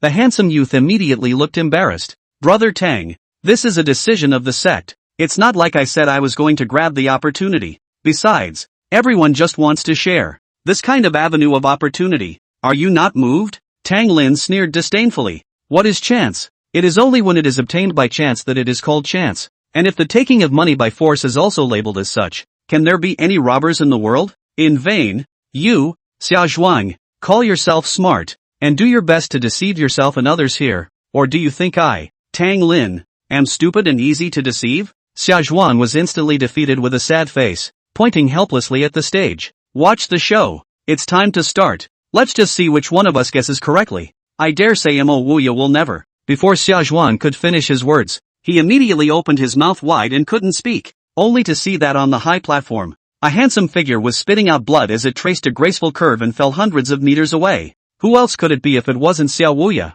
one of the 5 sons of the southern region? Even Tang Lin, who had prepared himself mentally, couldn't help but widen his eyes. This guy in the bronze mask, is he that tough? Another move? Light and casual as if you were chasing flies with long sleeves, effortlessly. It's almost like he idolizes it. When you get a chance, be sure to get acquainted. The great clans of the eastern region that were very familiar with the Xianling sect couldn't help but look at each other with eyes as shocked as if they had seen a ghost. This person's talent is just too scary. Yes, how could the Xianling sect have such a demon besides Mou? The point was that Mou was only 300 years old, while this person was 400 years old when he tested his bone age. Though equally young, they are clearly 2 people. Otherwise, they really had to suspect that the other party was Mou recovering his roots. For a moment, Lu Yun sect, Kanglin sect, Underworld sect, Jinmu sect, Sunset Cloud sect, the 5 major clans in the eastern region. All of them were shocked and worried. It was only then that they realized that they were so unfamiliar with the Xianling sect.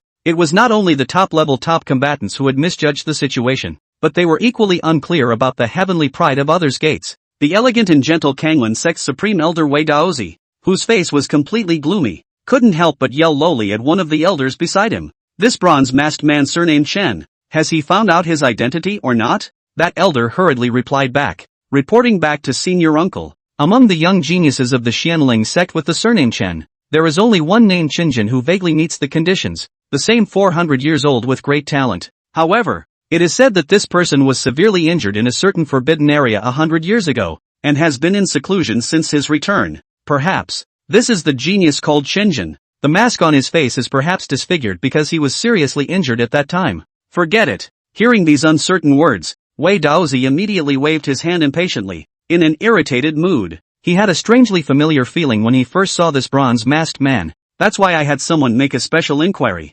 Originally, it was thought that it was just an inconspicuous Yuaning genius. I can't imagine that it can affect the current situation. Compared to their shock, the people of the north and south domains were even more appalled. A move a couple times Tsinchi and a reason excuse. Now that he had defeated Mo Wuya with another move, there was nothing more to say. This is strength-crushing. I am not convinced. Mo Wuya roared, then gathered his entire body's spiritual energy to make a furious chop. Not convinced? Then come again. Mo Wu's expression was calm, but he struck out without any mercy. A sword aura that was even fiercer and more domineering than just a moment ago shone in the sky, like a sword of destruction chopping down sharply. 100-mile radius was enveloped in a solemn and domineering manner. He had already decided to hire Gu Dongzhou with the Vermilion Bird Holy Spirit Fruit to be the Xianling sect's bodyguard for a while. Thus, he wasn't even afraid of completely offending these great sects. We even have to make a heavy-handed example of them to minimize the trouble. Ye little girl's affection is to be returned, but it doesn't stop him from taking advantage of it in this way. I've helped anyway, so it's okay to help a little more, right? There's no way. The current Xianling sect isn't fierce enough, so it can only be cheeky enough to hold a favor for a reward. Wu Fei, admit defeat. Chen Qi, the heavenly Xian sword sect's supreme elder, immediately shouted in shock. He knew that Mo Wuya couldn't block the sword. This shouldn't be the power of a Yuaning cultivator's strike. Even early-stage harmonization cultivators weren't this fierce. This is a real demon. If Inkbrand knew what was going on inside him, he would have cried out, "What's this? I haven't used my full strength yet." Looking at the local offense, Mo Wuya actually wanted to shout surrender, but he just hesitated for a moment. It's already too late.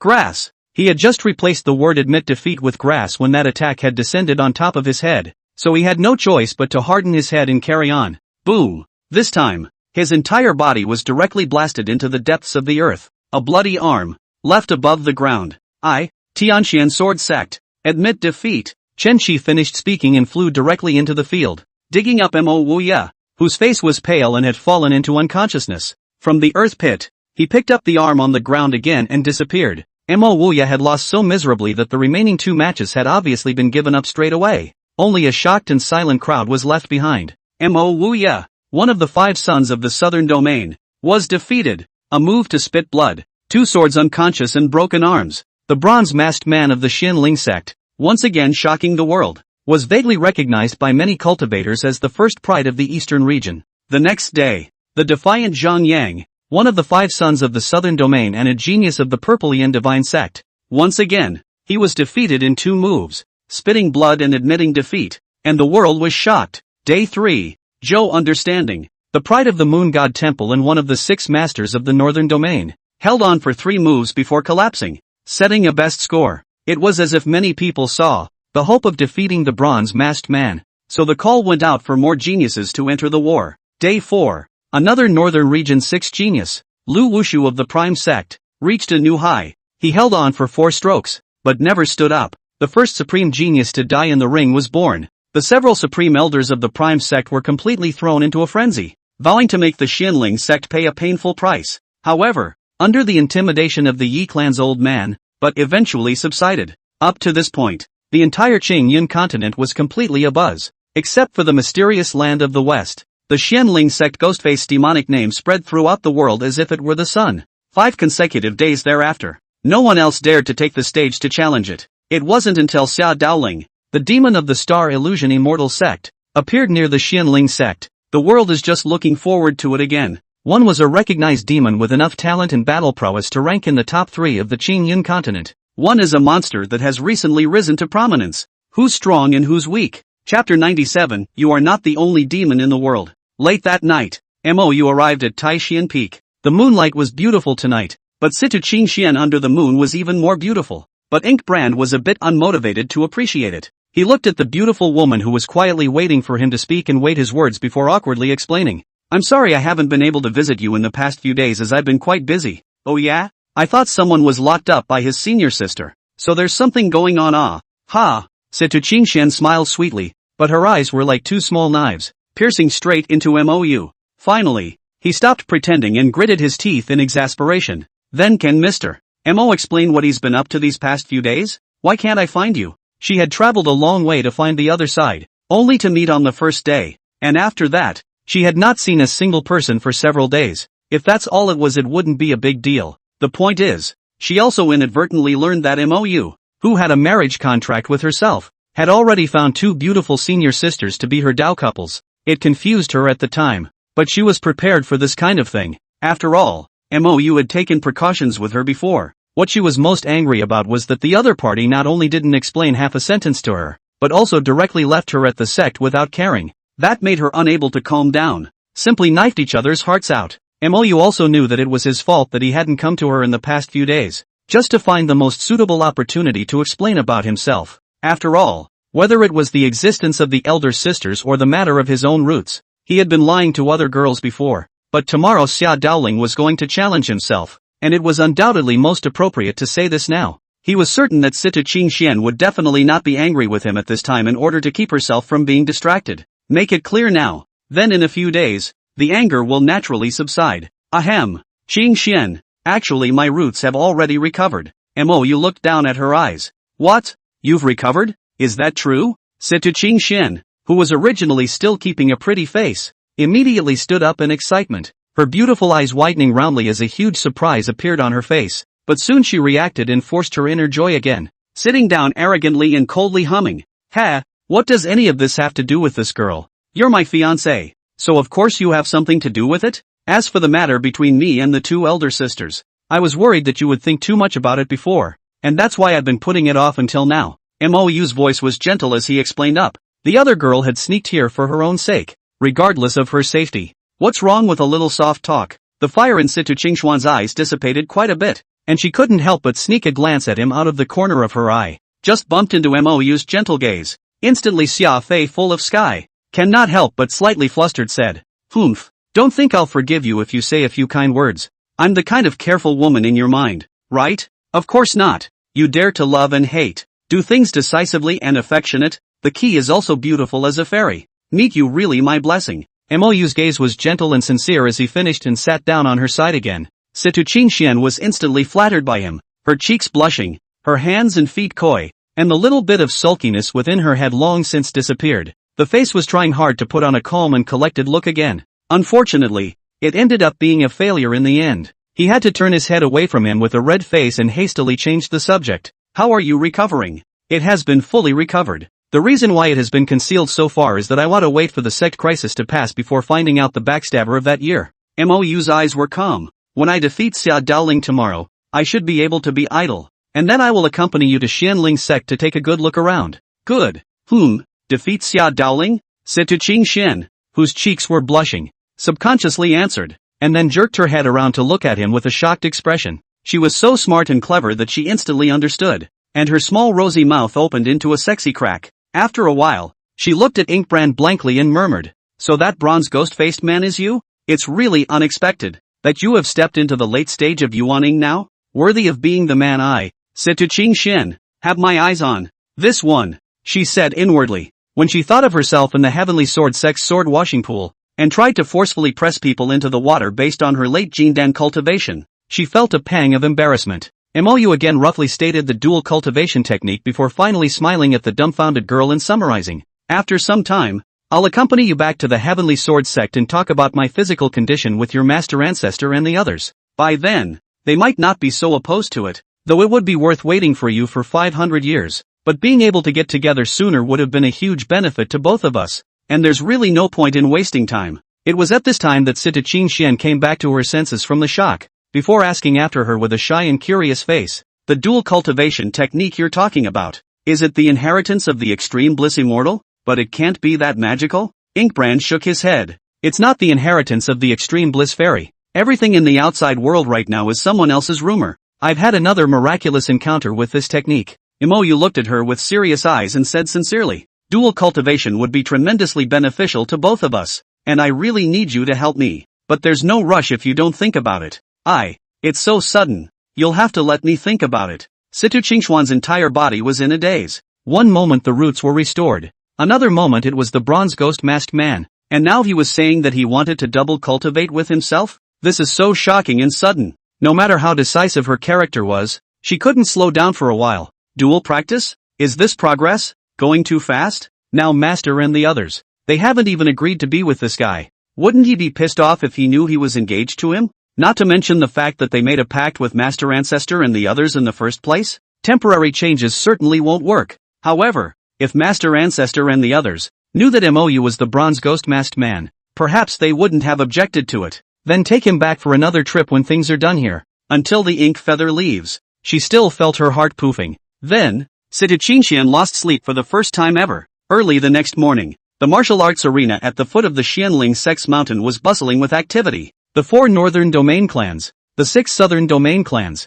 and 7 of the 8 eastern domain clans were all led by the supreme elders, and the geniuses in their clans were all here. The 5 sons of the southern domain and the remaining 5 of the 6 masters of the northern domain also all arrived, causing many young people to gather around. Together with the pride of the other sects in the 3 domains, tens of thousands of people had already gathered around the entire Xianling sect. It was simply more lively than watching a star concert in MOU's previous life. When he arrived at the edge of the ring, a rich and handsome young man, who had already carried his hands behind his back, stood quietly in the ring. The white clothes were snowy, the plump spirit was like jade, and the temperament was even more extraordinary. Even MOU had to sigh a sigh. This person did grow 90% as handsome as himself. No wonder so many beautiful female cultivators were looking at that person with such a hot and fiery gaze. It was really quite a beating. How dare you steal your own thunder? Senior brother Chen, him, seeing MOU appear. The direction of the Xianling sect's disciples immediately erupted into a mountainous roar of cheers.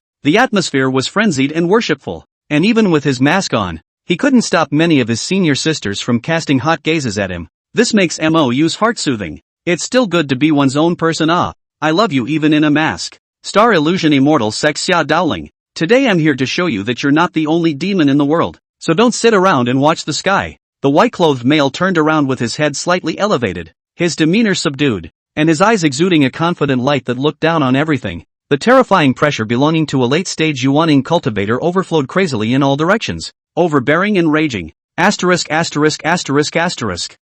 Daoling has broken through. The moment. The crowd of onlookers was completely abuzz. Whether it was the 5 sons of the southern domain or the heavenly pride among the 6 masters of the northern domain, all of them had heavy eyes. Xia Daoling, who pursued perfection, had actually stepped into the late Yuaning stage? Who else will be his rival in the future? This fiery rise of the ghost face? Definitely not either. Chapter 98, the first talent of the northern region. Ha ha ha, kid. I'll see if you can still be as wild as you were yesterday later. Brother Xia deserves to be the first genius of our northern region. The pale-faced genius of the Moon God Temple, Zhou Jiqing, similarly arrived at the scene. Yesterday, he went on stage and held out for 3 moves, and in the end, he was defeated by MOU in a mess, which could be considered a major blow to him. He felt even more inwardly that he had disgraced the northern region's geniuses. Possessing the same idea, there was also the Violet Flame Divine Sect's heavenly pride, Zhang Yang. He was even worse the day before, and in 2 moves he was beaten to the ground,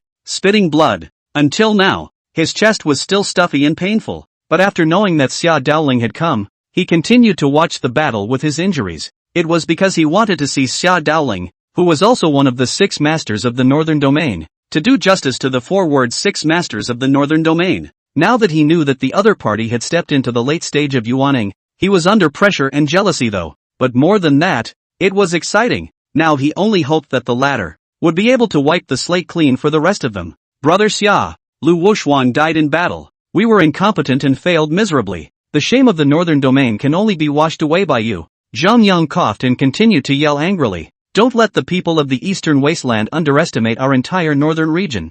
Not bad. Requesting that fellow Daoists for us northern region celestial pride to raise our prestige, and heavily discourage the arrogance of this ghost-faced berserker. My southern region heavenly pride also looks forward to a great victory for fellow Daoists. A crowd of young prides from the north and south domains roared with excitement and surprise. Before, they were still skeptical about whether Xia Daoling could defeat the other party. But now, after learning that he had likewise stepped into the late stage of yuaning, this confidence was soaring and passionate. Who does not know that Xia Daoling has been gifted since childhood, and each realm seeks to break through the realm perfectly, and never refuses to have a hint of reluctance. This also led to his battle power, which had been broken since he was a child to crush a bunch of heavenly prides. Even those geniuses within the 6 masters of the northern domain were in awe of him inwardly, ashamed of themselves. Please rest assured, fellow Daoists, Mr. Xia will never allow the north domain's prestige to be trampled by him. Xia Daoling smiled and arched his hand, long accustomed to the crazy cheers around him, but the bronze-masked man on the opposite side was so calm as well. It made his heart slightly upset, and he couldn't help but snort condescendingly. Could it be that you think that the late yuaning stage and the late yuaning stage are all the same? Mou calmly stood tens of meters in front of him, which casually glanced at him and lightly laughed. Naturally different. Xia Daoling laughed and said smugly, counting on you still having self-knowledge. To me, there are only 3 kinds of geniuses in the world. Ordinary geniuses, true heaven's pride, and then there are the absolute demons. You, on the other hand, are at most the second. If you hadn't crushed your previous opponents in the realm, how could you have had this great victory? Looking at his opponent who wanted to make a long speech and pretend in public, Mou couldn't help but be in an impatient mood and urged, are you going to fight or not? What bull *** about 3 kinds and 4? In my eyes, the only geniuses in the world are homunculi and mole crickets. And you, the second, Xia Daoling, who was originally still in a cloudy state, suddenly had an ugly face and his eyes were filled with monstrous anger. In the end, he laughed in anger and pointed at Mou with an icy face and rebuked. It's the first time that Mr. Xia has been called a mole cricket since he was a child. I'd like to see what qualifications you have to be so arrogant. These words likewise provoked a roar of anger from all around, as if they were all offended. A demonic talent such as Xia Daoling was called a mole cricket? What about them? Isn't it even worse than a mole cricket? Mr. Xia, please don't show any mercy. Make sure to let this fanatic see the elegance of my northern region's heavenly pride. Someone hissed angrily. Not bad. Crush the eastern wasteland clowns and kill the ghost-faced man. Frog in the bottom of a well. You'll tremble at the feet of Mr. Xia later. However, the same words were heard with fervor by the Xianling Sect disciples. They were naturally Master Chen's Dao friends. And the rest of them, aren't they just ants? What with the 6 masters of the northern domain and the 5 sons of the southern domain? They had lasted for 4 moves at most. And dead. What is this if not a mole? Senior brother Chen is mighty. Let this surnamed Xia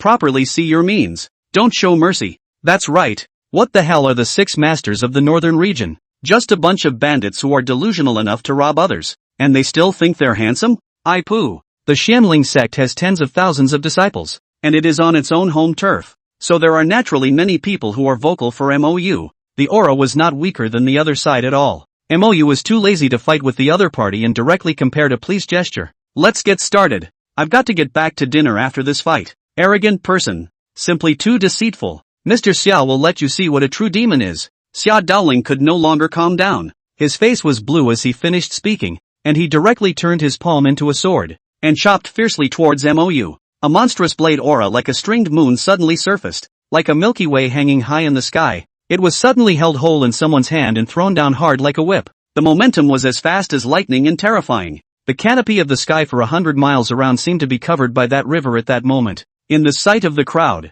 there was only the one running at breakneck speed to the Milky Way. Even the yuaning cultivators felt their hearts beating violently, and a strong sense of palpitations arose. Not to mention cultivators below yuaning. It was only at this moment that they realized just how far a gap existed between themselves and a true supreme demon. This time the ghost-faced man will be defeated. Mou, who saw this scene, couldn't help but sneer out. This power was even more terrifying than the ghost-faced man he faced that day. Zhang Yang, who was beside him, nodded his head with the same approval. As the defeated men of Ghostface, they naturally had the most right to evaluate. Xia Daoling was equally confident, but the next moment, instead, he couldn't help but frown, only to see the ghost-faced man, who was tens of meters across from him, just casually merging his fingers to chop out a sword blade. However, The momentum and power was even fiercer than the move he had been storing up. He had just struck out seemingly at random, but that was all pretense. The other party was able to defeat a bunch of geniuses in a row, so how could he really underestimate them? But it's not supposed to be this pace, is it? Only to see a purple sword on that covered the sky and earth, suddenly chopping down in the air. The Milky Way that he had drawn was like rain splashing onto a city wall in front of this purple sword on. Boom! There was a loud bang. Instant splash. Brilliant and beautiful as fireworks. That was the spiritual energy that had condensed in this blade, which was blasted to pieces and then dissipated back into the purest spiritual energy. But that sword from the other side did not disappear. Although the sound was weakened from before, it was still terrifying. Impossible. Why is your spiritual power so vast and terrifying? Xia Daoling roared with disbelief. Then he hurriedly flew backwards in a sorry state while slashing out once again. But this cut. Instead, he dared not hope to injure the enemy, but only sought to defend himself. This ghost-faced man, he definitely also hid his strength before. Boom! Xia Daoling flew backwards again. This time, though, it was more or less out of my hands. The crowd around them instantly fell into an eerie silence. Even the most cautious person, after seeing that Xia Daoling was also a late Yuaning cultivator, did not expect this outcome. It could be worse than 50-50, right? But now, why does it seem like it's no different than the previous games? Even the Xianling sect's higher-ups looked dumbfounded. Xiao Yu, so fierce? Chapter 99 Defeating Xia Daoling, still 3 moves. It seems that Little Feather even hid his strength before With a shocked face, Gu Jiannan rushed at Lu Qingxia in a low voice of amazement, and the latter was similarly dumbfounded. But soon a wave of excitement and pride swept across his face. It seems that the old ancestor was right in the first place. Little Feather is definitely the first heavenly pride the clan has ever seen. A proper immortal seedling. Even Qian Baichuan, who had always been a strict and stereotypical person, couldn't help but grin and heave with joy. If the Xianling sect has such geniuses, why worry that the sect won't prosper? As long as we get through this crisis and let Little Feather grow up peacefully. In the future, the Xianling sect would definitely become the top of the Qingyin continent. It seems that 100 years ago, one's thoughts were indeed wrong. This kind of heavenly pride deserves any more special care. This was the hope for the rise of the clan. This bronze-masked man, his talent and battle power are both demonic. Even when placed in the Divine Enlightenment continent, it's enough to rank among the top. Gu Dongzhou couldn't help but look at the stage in slight shock, sighing in a low voice. But the white-haired crone next to him frowned in denial. You've only seen his current realm and battle power. But don't forget that this is the eastern region of the Green Cloud continent, where resources are scarce. Compared to the growing environment of those heavenly prides on the Divine Enlightenment continent, it's simply a ravine. But he's still able to grow to this extent. The excellence of his talent is definitely more terrifying than it appears. After hearing Xiang Lanju's words, Gu Dongzhou couldn't help but feel a sense of awe within himself, his eyes becoming more and more serious, and then nothing more was said, apparently agreeing with the statement inwardly. This young man was truly a demonic and overwhelming. If this was a loose cultivator, or someone from a small clan, he would have found a way to take him away. What a pity! Gu Dongzhou still couldn't help but sigh. It was too wasteful to harbor such a genius in such a small place. If you can bring it to the Divine Revelation continent, what's there to pity? Everyone has their own chances. Maybe he'll be able to rise to the heavens one day? Xiang Lanji smiled in disbelief. In the midst of the two men's murmurs, they only saw Xia Daoling on the stage, who had risen from the ground in a sorry state. Catch me again! He roared angrily, clasped his hands together, and continued to bow fiercely towards the front. A huge star silhouette suddenly appeared in mid-air, and then fell down violently as if the world was collapsing. That morose and terrifying sight was as if the stars were truly descending. Someone immediately recognized that this was none other than the Star Illusion Immortal Sect's unspoken secret, the skill of the stars of the heavens. It is said that when practiced to the fullest extent, the horrifying sight of 9 stars approaching the world can be realized, and the star at that time will also solidify as a physical object, has the power to destroy a domain. It's a pity that this star skill, it's too difficult to practice. Xia Daoling sighed inwardly. This star void was already the limit of what he could achieve at the moment. If he was able to condense 2 vapors, even if his opponent was stronger than a transformation god, he would be confident in winning the battle. But right now, he really didn't have much certainty if that was the case. All because the person opposite him was too demonic. And that strike just now had pretty much thwarted his pride. Mou was slightly curious as he looked at the star silhouette falling in mid-air. Not to mention, this sells quite well. But that's about it. Possessing a chaotic divine demon body, even if he didn't use any Dao techniques, his body was one of the few sturdy weapons in the world. According to the words of the system, The strength of the flesh and the ability to recover were pulled straight to full strength. When the body is developed to a certain strength in the future, a drop of blood can directly bring it back from the dead. That's the real Chaos God demon body. Not yet, though, but it was certainly much more violent than a normal golden body shield. If it wasn't for the fear of being too shocking,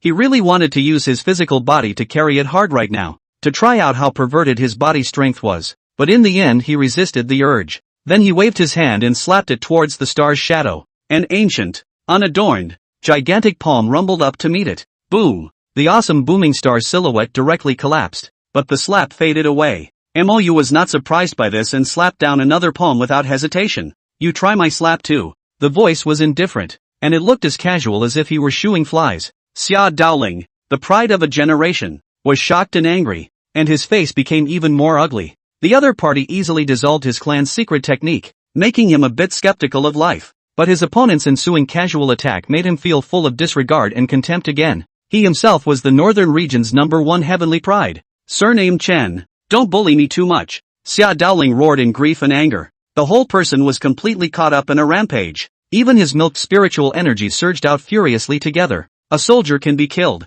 not dishonored. But this guy on the other side, he clearly wanted to humiliate first, then kill. Looking at Xia Daoling, who was being casually bullied like a child. Those geniuses who had previously been thwarted by Mou were instantly grateful. It's a good thing the other party hid their strength before. Otherwise, I'm afraid that my own end will be the same as Lu Wushu's. In some people's hearts, they were actually inexplicably grateful to Mou. Bang! A voice rang out as if slapping a leather ball. Then Xia Daoling's wretched figure was directly slapped out thousands of meters. Many transformation god powers had long since seen that Xia Daoling, who had been slapped out and was spitting out blood, no longer had the strength to fight again. If they still had to hold on, they would probably end up like Lu Wushu. 3 more moves. It's as if it's a bottom line that you have to take a life to try to cross. This bronze-masked man seems to be telling the world in this way. The absolute demon in your eyes is just as bad as those before him, and is also defeated in 3 moves. But the 3 moves this time, and the 3 moves before, had long been very different. Now even the little cutie. I also know that people didn't even use their full strength before. Of course, it's probably not using its full power right now either. Star Illusion Immortal Sect. Admit defeat. Thank you for your mercy, fellow Daoist. The Star Illusion Immortal Sect's Supreme Elder, Qin Taibai, arching his hand gratefully, he could naturally tell that the other party had shown mercy. Otherwise, Daoling's end would be even worse. Elder is polite. Mou gave him a slight arch and didn't say any more, even if he was certain that he could defeat the heavenly prides of the various sects in the ring. However, with the Xianling sect's current strength, it was not appropriate to offend them all to death. Killing a prime sect demon and warning the world that the Xianling sect is not to be messed with and is not afraid of offending the so-called Northern Region Great Sect is enough. Compared to the 4 great clans that had joined forces to threaten each other with force, these families still had some face. Therefore, the prime sect, which was the most shameless and out, naturally had the worst end. Mou turned around and returned to the Xianling sect's main peak, accompanied by nothing but a group of excited and thrilled sect executives. There was also the little beauty Yi Qingxian who had the same joyful eyes, as well as her 2 personal bodyguards, Gu Dongzhou and Xiang Lanji. Mou was also unsure if those clans would be desperate to rob them by force after this defeat. Therefore, he still had to discuss something with these 2 great masters. Chapter 100, Giving Gifts. Hiring bodyguards. The crowd excitedly sat down in the large hall, and the gazes of the Xianling sect's senior management looking at Mou were filled with relief and excitement. This is the unicorn child of the Xianling sect. The greatest hope for the clan's future takeoff lay there. Gu Dongzhou and the others, however, didn't know Mou's true identity and were just curiously sizing him up. Mou didn't want to expose his identity in front of them for the time being either,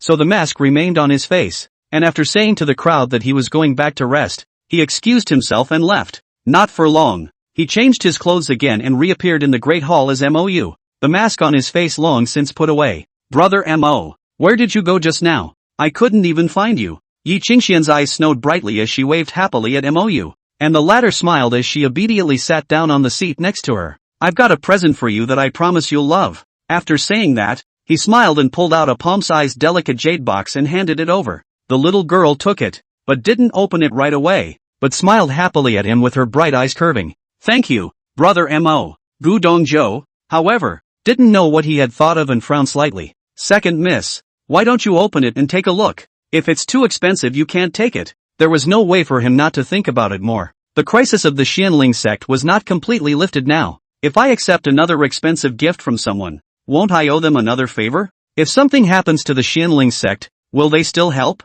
Xian Lanji naturally knew what he was worried about. At the same time, she knew why the second young lady had simply accepted the other party's things without even looking at them. This is to tell them clearly, look, I am accepting gifts from people. You have to help them. How could this girl's little thoughts be hidden from her? She opened her mouth to speak. After a final sigh, he still didn't say anything. Favors don't matter to some people, but they really don't want to owe that to others. To put it mildly, what doesn't the Yi family have? With the status of the second young miss, there was even no shortage of any heavenly materials. This Xianling sect, although it was now considered an Eastern region hegemony, it was really not comparable to the Yi family. Therefore, she was also in favor of Lao Gu's approach. No charge, help if you want to. Taking it in is a bit passive. However, when Yi Qingxian opened the jade box with a reluctant face, they were instantly shocked and dumbfounded. Only an egg-sized vermilion red fruit was lying quietly inside the jade box. The aura around the fruit was slightly churning, and it was surprisingly still being continuously absorbed by the fruit,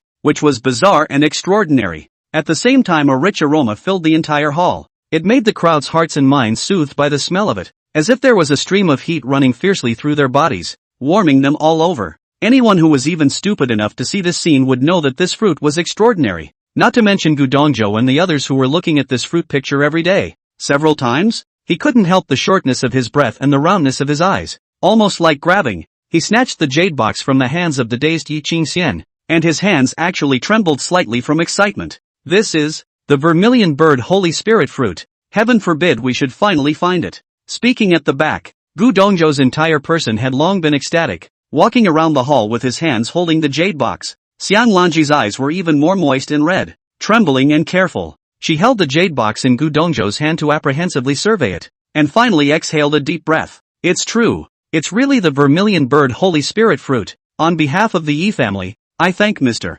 Mo for his great kindness. But if there are any dispatches in the future, we will not dare to disobey. Xian Lanji carefully loosened her hand, then gratefully made a deep bow towards Mou. At this time, Gu Dongzhou also reacted and also arched his hand heavily towards Mou. A great favor is not appreciated. In the future, if there is anything, please feel free to command Mr. Mo. The two seniors are polite. Late. Before Mou finished his words, a petite body jumped into his arms. Brother Mo. Thank you. Sister, finally do not have to die. Oh, I so miss my sister and father, and they are howling. Yi Qingxian wrapped her arms around him tightly. The little head rested against his chest, crying pearly tears that instantly wet his shirt. Mou couldn't help but be slightly embarrassed. This 14-year-old girl was a child to him. But then small people also grow pavilion. The first size, coupled with the difference between men and women, and in public, he didn't know where to put his hands. But when he looked at the little girl who was letting out a cry, he couldn't help but feel pain. The figure of a little girl chasing after his ass with a pastry, laughing and shouting for her brother to eat it, quietly swept through his mind. The scene was as clear as if it had happened yesterday. It made his eyes instantly warm. At the same time, the endless thoughts and pain caused him to clench his lips and almost wet his eyes. If her sister was still alive, her care for herself would definitely not be worse than Yi Qingxian's care for her sister, right? His hand fell on the little girl's head, gently soothing her, his tone as gentle as a spring breeze. It's all right, as long as you give this fruit to your sister, she will definitely be able to recover quickly, and then, you'll be together forever. Well, when the time comes, I'll be sure to visit you with my sister. Looking at Yi Qingxian, who was still hugging Mou and not letting go, Gu Dongzhou and Xian Lanji acted as if they didn't see it, their eyes warm and heartbroken. An 11-year-old girl, in order to utilize her chi to help her sister find that silver lining, the determination to leave his parents and travel billions of miles toward the east. That's 3 years away. They were accompanied by them and their maids, but who could stand it with a different child? But Yi Qingxian was so well behaved that she never made a scene. Didn't even tell them once that I missed home and my parents. Until this moment. It took a complete outburst of the pining emotions within this little girl. They were happy and heartbroken, but at the same time, they were filled with endless gratitude to Mou. If there was no he, not only was all the hard work over the years wasted, but Missy was afraid that she wouldn't be able to wait for this vermilion bird Holy Spirit fruit again. Thinking of Missy, the two immediately looked at each other, their faces becoming impatient. However, the Xianling sect's current situation could not be ignored. One time, the eyes of the two men parted in a tangle, Mou naturally saw this scene and pacified the little girl a few more times before separating from the blushing Yi Qingxian. Two seniors, although the current situation is undecided, the rescue cannot be delayed. Why don't we split up? Looking at the two people whose eyes lit up, Mou continued. My clan's current situation does still require senior to sit as a deterrent, but the time shouldn't be very long. After some of the backstops we've laid out work, it should slowly calm down. Before that, it would be better for old Senior Xiang and the others to return to the Divine Enlightenment continent with the Vermilion Bird Holy Spirit fruit first. How about when things slow down a bit here? Elder Gu will leave again? So naturally best. Gu Dongzhou and Xiang Lanji were instantly filled with joyful excitement. Such an arrangement would undoubtedly be best for Missy, now that she was running out of time. Hearing that she could go home to save her sister, Yi Qingxian was expectant and reluctant, and she couldn't help the tears from flowing down her face again. Finally, he flung himself into Mou's arms again and choked. Big brother Mo, I will definitely come to see you with my sister when the time comes, and if you have time, you are also welcome to visit the Yi family. And this, you said last time you'd take it if we saw each other again. With tears in her eyes again, Yi Qingxian took out a snow-white dagger and handed it to him. It was that top-grade spiritual treasure dagger. Inkbrand didn't refuse this time, taking it in and then gently rubbing her head, his eyes warm. Well, I'll be sure to visit you sometime. After bidding farewell to the reluctant little girl and Xiang Lanji and the others, Mou began to quietly get busy again. Next, the layout on the fifth uncle's side and there should also be activated. He wanted to see how those 5 great clans in the eastern region would respond. It's time to clear the air with them. Did you really think that after calculating the Xianling sect, you would still be intact? The rise of the Xianling sect will start from the remains of their corpses. Mou's eyes were cold. Chapter 101, the Xianling sect begins to liquidate. 3 days had passed since the battle between the Xianling sect's ghost-faced man and Xia Daoling. The former stepped on Xia Daoling's name and raised his prestige by another notch, which could be described as astonishing. The entire Green Cloud continent was practically extolling the exaggerations of this battle. The ghost-faced man had become the new idol of many young cultivators, and was vaguely in a position to execute the heavenly pride of the Qingyun continent. Although Xueqingyi, the first genius of the southern region, didn't show up this time, no one thought that she could win over the ghost-faced man. As for Jinlingji, the head of the western region's heavenly pride, she was similarly not favored, simply because this bronze ghost-faced man was too strong. It's 3 moves no matter who's on it. The only unlucky person who caught 4 moves, Lu Wushu, had already become dead. At 400 years old, a late-stage Yuaning was only slightly inferior to Mou who, at 180 years old, had stepped into the middle stage of Yuaning back then. It can be described as a demonic shocker and unrivaled in battle. At this point, the fragrant Moon City, dozens of miles away from the Xianling sect, many of the small clans that came to see the fun with a pick-up mentality were already preparing to leave. The Xianling sect's genius ring battle is unbeatable, now that there were people from the mysterious Yi family backing them up. Even the major clans in the north and south domains had joined forces and didn't dare to force their way through. What can they do? But just at this time, there were suddenly a lot more rumors around. Have you heard? Someone has discovered a mysterious treasure in the eastern region's Flowing Cloud Sect's spirit stone quarry, and it's rumored that they found several pieces of extremely high-grade spirit treasures, but they're all broken. None of the good ones. I just heard that the holy weapons have all found one. That is definitely the cultivation cave of the former great powers. Some eyes were hot and greedy, but others were skeptical. So coincidental? Another spirit stone vein mine? Is this really true or not? Since when did the eastern region have so many treasure relics? Mard. What the hell do you know? Our eastern domain wasn't as weakened as it is now 100,000 years ago. If it hadn't become the main battlefield of the Battle of Demon Extermination, the cultivation base here would not be inferior to several other continents at all. But as a result, the caves of many previous great powers have been abandoned and buried. So it seems that when some people say that today is the great world of immortal cultivation, it's not just empty talk. Greedy flames burned in everyone's eyes. The Flowing Cloud sect isn't too far from here. We can get there in a few days. Why don't we team up a few clans to go? This would be rich if we get some treasure. That's exactly what I'm going to do. Get a couple more helpers and get going here. As time festered, the scope of the news spread wider and wider,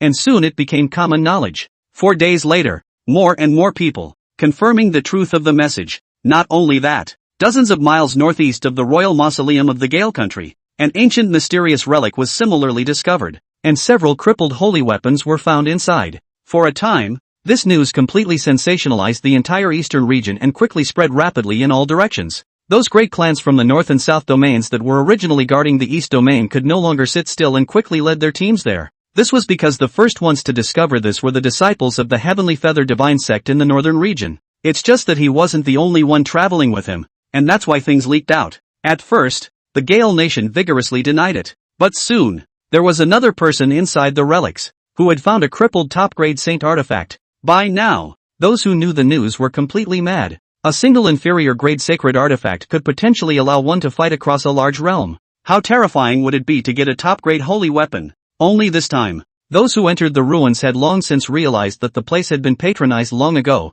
and there was not a single piece of good stuff that was left. All eyes, then, were fixed on the Gale Nation, and the crowd was seething. The other part of the group, on the other hand, surrounded the Flowing Cloud Sect. The Northern Region Prime Heavenly Clan, which had lost a supreme celestial pride, had even placed its hopes of stopping the losses on the Flowing Cloud Sect. He threatened to come to his own door and take it himself if he didn't take out the treasures he got from the relics and share them with himself. The Flowing Cloud Sect naturally denied it extremely well, but no one listened to him. At this moment, they finally realized how stifled and angry the Xianling sect had been in the beginning. Unfortunately, not only did they not have the hardness of the Xianling sect, they even more so did not have the strength and determination of others. Even a few of his other allies sent people to inquire and ask. The implication of the words is that if you get rich, brother, you can't just take care of yourself. Not to mention the anxious Flowing Cloud sect. The crown prince of the Gale country, Chen Jie, even had an expression of a dog in the sun, because it's an episode he's all too familiar with.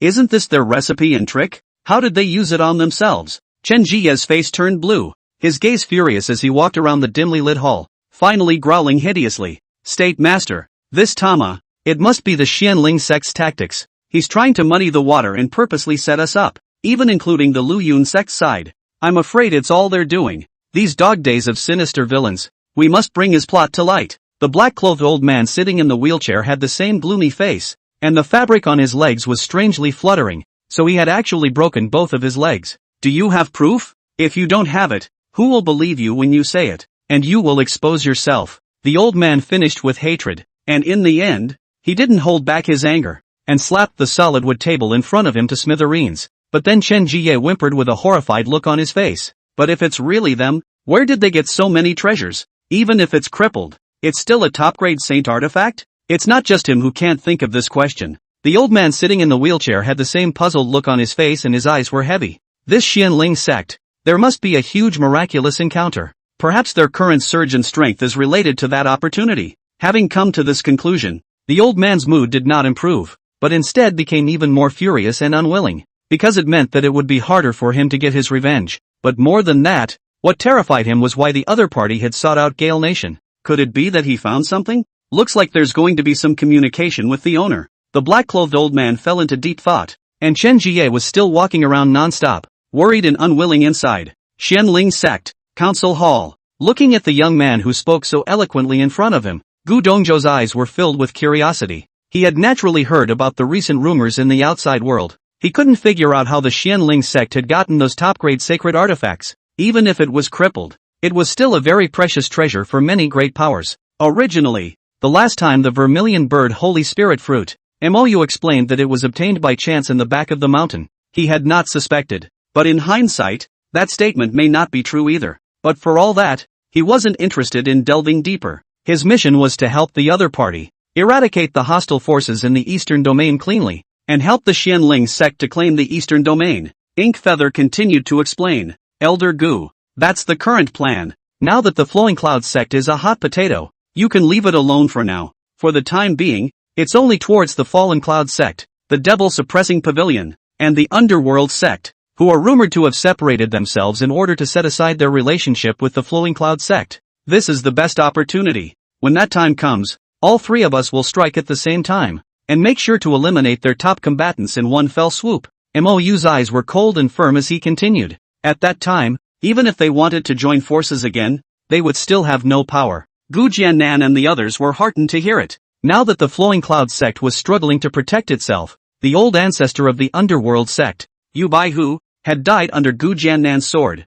If the old ancestors of the Sunset Xia sect and the Jin Demon sect, as well as the Supreme Elder, were removed, there would be only one Som Lan sect left out of the 5 great sects. Then we'll concentrate our forces to destroy them in one fell swoop. At that time, the entire eastern region would be dominated by the Xianling sect alone. As for the other Jade Snow Sect and Heavily Sword Sect, I'm afraid that in the future, they will have to look up to the Xianling Sect. Good. Then set out now and strike immediately when you find the right opportunity. Gu Jiannan gritted his teeth and roared, his eyes expectant. Chapter 102, we're fine with it. Gu Dongzhou led an early spirit transformation cultivator to the Jin Demon Sect, Gu Jiannan. On the other hand, and Lu Qingxia, along with 2 other early-stage goddess of transformation cultivators, then headed to the Sunset Cloud Sect. Possessing the giant spirit sword, he could completely be used as half a void returning cultivator. As for the Underworld Sect, Sima Xiaotian led Tang Feihu and the others. Of these 3 paths, it looked like Sima Xiaotian's side was the weakest, with only 1 late transformation god, plus a mid-transformation god and early transformation god. But their opponent, the Underworld Sect, was likewise the weakest. The old ancestor was dead, leaving only 1 mid-transformation god and 4 early transformation god. Moreover, 2 of them were at the early stage of god transformation and were watching the action near the Flowing Cloud Sect in the Gale Country. Totally inadequate. Originally, Mou also wanted to follow and take the opportunity to try how the battle power of the transformation god cultivator was, but held back out of the idea of hiding his strength. So that night, aside from Qian Baichuan, who was sitting in the sect, all the other senior members of the Xianling sect had traveled far away in secret. It was a good thing that the gazes around them had long since been hooked by the Flowing Cloud sect in the Gale Nation. Otherwise, even if it was a spirit transformation cultivator, it was still very difficult to leave without making a sound and under the watchful eyes of the crowd. Wait until Shifu when the others have left. Mou, on the other hand, sneaked away to Taishan Peak and went to liaise with a beautiful woman. Seeing the sudden appearance of him, Situ Qingxuan's eyes slightly lit up, standing up and then sitting down with blushing cheeks. What brings you here? What? Am I not welcome? Mou couldn't help but let out a light laugh. This is the Xianling sect's territory. You can come if you want. Situ Qingxian blankly glanced at him and hurriedly turned her head away again. Now whenever she saw him, she couldn't help but think of what the other party had said about dual cultivation. Then blush. The key division hadn't agreed yet, so she naturally couldn't agree. She couldn't help but worry slightly at the thought. When he left, he said he was going on a retreat. I wonder if he was found out. It would be so embarrassing if the master knew about it. Qingxian, how is your falling star sword technique practiced? Mou broke the silence. It's so hard. I'm only slightly comprehending the first stance right now. I guess it'll take a few more days before I'm proficient. Speaking of cultivation, Situ Qingxian instantly regained her composure, and her heroic brows couldn't help but wrinkle in distress. That's already very good. That's a heavenly rank sword technique. I'm afraid an ordinary genius would have to spend several years on just the first stance. In the face of Mou's comfort, Situ Qingxian was completely ungrateful, her clear eyes looking at him seriously. But when I used to cultivate the sword skill, it was just a few days of effort to learn it completely. Could it be because the previous sword skill was too simple? This would have been a quick lesson for you. Inkbrand instantly listened with a weak heart. That was a heavenly rank upper grade technique, with a total of 9 styles, and this was only a few days ago when he had realized the first style? This is genius, okay? Although he hadn't had time to practice lately, even if he did, I'm afraid the results wouldn't be any better than hers, or even worse for that matter. One must know that Situ Qingxian was an unsullied sword body, and her talent in the Tao of the sword was not at all comparable to that of an ordinary genius. He didn't talk much on that front and brought the conversation back to life, caring for a while before excusing himself and leaving. To completely conquer a girl is not something that can only begin the moment you are honest with her. Just like elder sister and the others. The reason why it was so smooth and fast was not because of the accumulation of previous relationships. So, his conquest of Situ Qingxian had begun long ago. Back at the Moonlight Inviting Peak, eldest sister and second sister were similarly practicing their swords, the very same falling star sword technique that he had given the 2 of them a few days ago, but it looked like the first style hadn't been fully realized yet. It seemed that although the 2 were geniuses, their talent in the sword path was quite inferior to Situ Qingxian. Junior brother is back. Su Xiaoro hurriedly stopped her cultivation, then wiped the fragrant sweat from her forehead while happily pouring tea for him. Beautiful scenery with a beauty holding a pot under the moon. Another beautiful fairy also stopped holding her sword and walked over gracefully. The temperament was cool and gentle, and coupled with that soft and domineering figure, it instantly made Mou look hot. Thank you, second senior sister. Taking the opportunity to receive the tea, Mou tugged his second senior sister to sit on the bench to his left. Then with a reach, he pulled his eldest sister to his right as well. He had been too busy lately, and he hadn't even had time to explain to his 2 sweethearts about Situ Qingxian. People didn't ask, but he had to be conscious, didn't he? Ahem, 2 dear senior sisters, I'm sure you've heard about Miss Situ. Mo paused for a moment, twisting his head from side to side to look at the two senior sisters' faces. Eldest sister's face was calm and light, with a look of if you have something to say, just say it. As for second senior sister, she looked at him with a smirk on her face, and didn't show the slightest sign of anger. This made him not help but feel slightly guilty inside, and then deliberately lamented aloud. It's really a blessing for me to meet two senior sisters in this life. I guess I must have saved the galaxy in my previous life. Sushiro, whose cheeks were shy and whose heart was sweet, couldn't help but wonder with her eyes. What is the Milky Way? It means something like countless cyanide realms. Inkfeather explained and continued. That's Situ girl. Is the marriage contract that Master Ancestor set for me back then, and I was all set to withdraw from her. Who knows? She knew I didn't have much time left, but she still didn't want to back out, and said she'd be a widow for me if I died. Even though her division didn't agree, she was still adamant about following that year's marriage contract, and frankly, I was both surprised and touched, and I'm quite appreciative of her kind of character. She's as good a woman as you guys are, elder sister. Ahem. Then I made a pact with her to convince her elders together. MOU will be the cause and effect. One by one with the two senior sister honestly explained once. Only at last did he ask seriously. So, what do you guys think of her? Senior sisters? If you guys don't think it's suitable, I'll. Lu Ruyu glanced at him calmly and said calmly, all of this, Miss Situ has told us. Ah, you did? You've met? MOU was instantly confused. No, they're all meeting in private? And you're the only one who doesn't know? Sito Qingxian didn't tell him about it just now? Why do you feel that you've become an outsider between them instead? A smirk flashed in Su Xiaoru's eyes as she hummed. It was eldest sister who asked for a meeting with Miss Situ. She's very nice and we're all fine with it. Inkbrand had a surprised look on his face. Eldest sister, who had a high and cold personality, actually took the initiative to ask Situ Qingxian to meet her? Of course he knew that eldest sister wasn't doing this because she was jealous. Is this a gatekeeper for yourself? He. Thank you, eldest sister. And thank you, second eldest sister. Imoyu smiled with a happy face, then took the hands of the two elder sisters and walked towards the house with big strides. Unfortunately, after only 2 steps, Lu Ruyu, who reacted violently, struggled away with shy eyes. You and the second senior sister will chat first. I will be a little later. Junior brother, I need to take a bath first. I sweated a lot from practicing sword just now. Sushiro, whose cheeks were flushed, turned around and wanted to leave. However, he was pulled back by Inkbrand. It's okay, I haven't washed either, so we can just talk while we do it. But that. Listening to the shy and dry conversation between her junior brother and her second senior sister, Lu Ruyu, who had just stepped out a short distance, almost had her feet soften. It's going to be a crazy night for the youngest division. Inkfeather crazy or not, the old ancestor of the Sunset Cloud Sect, Jia Half City, did not know that, but now he was going crazy. He had already returned to the sect honestly, so why was the Xianling sect still coming for him? Looking at Gu Jiannan and the others who stopped in front of him, his heart plummeted. Chapter 103, Destroying 3 Spirit Transformation Cultivators. At this time, Jia Half City no longer had the ease and comfort that he had when he first visited the Xianling sect, and his obese face was grave. Fellow Daoist Ancient, I wonder what I can teach you by stopping us. The 2 early spirit transformation elders next to him were also worried. The other side is coming from a bad place. If I'd known, I wouldn't have come along in the first place. Gu Jiannan lightly glanced at Jia Half City and smiled. I've heard that your Sunset Cloud sect has obtained the inheritance of an ancient immortal, so please take it out and share it together. Fellow Daoist, where is there any ancient immortal inheritance? Who did you hear that from? Fellow Daoist? This is pure slander. Jia Half City was instantly shocked. Inside, though, there was a sharp sigh of relief. He really thought that the other party had come here because they had heard rumors. It would be nice if that were the case. The Sunset Cloud sect hadn't gotten the inheritance at all, and with the Xianling sect's nature, it must be very well explained. But before he could open his mouth to explain, Gu Jiannan had already interrupted him with a serious face.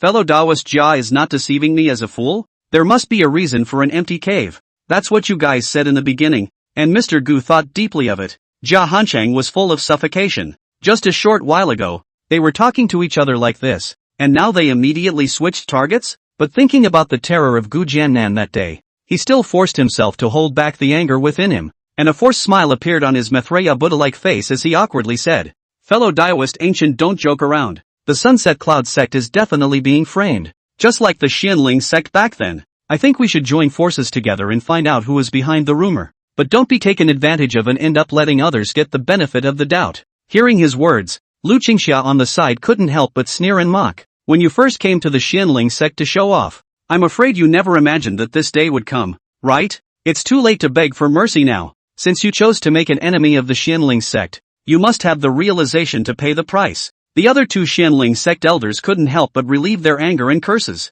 Their hearts soothed. They had been looking forward to this day ever since the 5 great clans of the eastern region had threatened the Xianling sect. I can't believe it came so quickly. Thanks to Little Feather's pills and holy weapons, that's what allowed the sect's strength to soar. He had also found a supremely strong aide like Gudongzhou, making the north and south domain sects fearful. Looking at Jia Half City and the others, stifled and helpless, they were inwardly soothed. It's ready. Do it. With the stuffiness in his chest out, Gu Jiannan didn't waste any more time. After a low gulp, the giant spirit sword suddenly appeared in his hand. Since we're going to kill someone, naturally we have to go all out. Jia Half City and the other 2 elders changed color violently and exclaimed, "Fellow Daoist Ancient, it's not appropriate to resolve grievances. Even if Mr. Jia did something wrong in the first place, can't he be forgiven once? The Xianling sect repays favors and avenges. There is absolutely no such thing as forgiveness." After Gu Jiannan finished speaking, he chopped out with a sword, and the terrifying sword momentum was like thunder.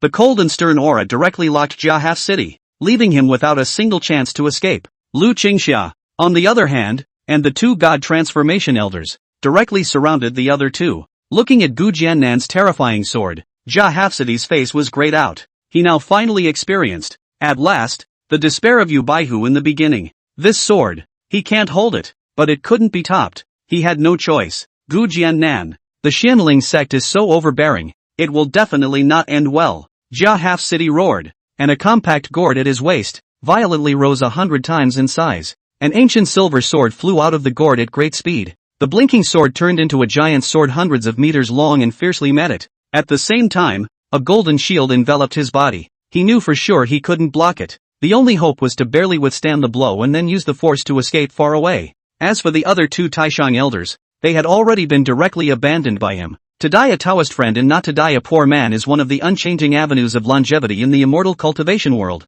Unfortunately, he overestimated himself. At the same time, he had also underestimated the power of Gu Jiannan's sword. Using the Saint Artifact Giant Spirit Sword, he could instantly increase his power by 10 times. That was a strength that could harden against the returning void. Only such a fierce sword can only be made twice in a month. Otherwise, he had long ago carried the Giant Spirit Sword in the first place and directly killed the 5 great sects. Boom! A loud, earth-shattering thud passed. Jia Half City's body was instantly split in half. Even the Yuanshan villain that flew out in haste was killed by the well-prepared ancient sword South. Who made up the sword? Another late-stage spirit transformation cultivator fell in this way. Even though he had already had one experience, Gu Jiannan was still shocked by the power of the giant spirit sword. A baby from Feather is just fine. Gu Jiannan couldn't help but feel excited. If he were to replace himself, this power would be equally impossible to top. Lu Qingxia and the others, likewise, looked inwardly shocked. As for the 2 supreme elders of the Sunset Cloud sect, they had long been scared out of their wits. Then soon after Gu Jiannan joined the siege, he died. A few people didn't linger much. After scavenging the other party's body for treasures, he flew towards the Sunset Cloud sect at great speed. Since he had made his move, he naturally wanted to kill all of the opposing spirit transformation cultivators and plunder the cultivation resources. This was cruel to the disciples of the Fallen Cloud sect, though, but in the immortal cultivation world, there is no such thing as innocence in many cases. A few days later, several pieces of news shook the eastern domain at the same time, causing the world to tremble. Of the 8 great clans in the eastern region, the Sunset Cloud sect, the Devil Suppressor sect, and the Underworld sect, the God Transformation stage ancestors and the Supreme Elders were all put to death at the same time. The Yuaning cultivators who dared to resist were all blasted into dregs as well. Even the old ancestor of the Underworld sect, Yu Baihu, who had escaped his Yuanshan in the first place, had not escaped. Meanwhile, the spirit stones, medicinal herbs, heavenly treasures, and other cultivation materials stored by these clans were almost swept away. The strikes were domineering and swift, comparable to a thunderous pear land, cold and vicious. The person who made the move was none other than the Xianling sect, which had previously been besieged by these several sects. The retaliation came swifter and more dominant than anyone could have imagined. The Xianling sect, the mad dog of the eastern region, was as decisive and murderous as ever. For a moment, the Xianling sect's fierce reputation shook the entire eastern region immortal cultivation realm, and everyone was in danger. Many sects were urgently reviewing whether they had offended the Xianling sect. Those who were less certain had already rushed to the Xianling sect with heavy gifts. The clan that was most panicked today was none other than the Flowing Cloud sect. The 5-sect alliance had already scrapped 3 of them, and they were still plagued by rumors that made it difficult for them to save themselves. The only target left to call for help was the last ally, Kanglin's sect. But what made the old ancestor of the Flowing Cloud sect uneasy was this. Whether it was the rumors of the Flowing Cloud sect's treasure or the Gale country's ancient relics,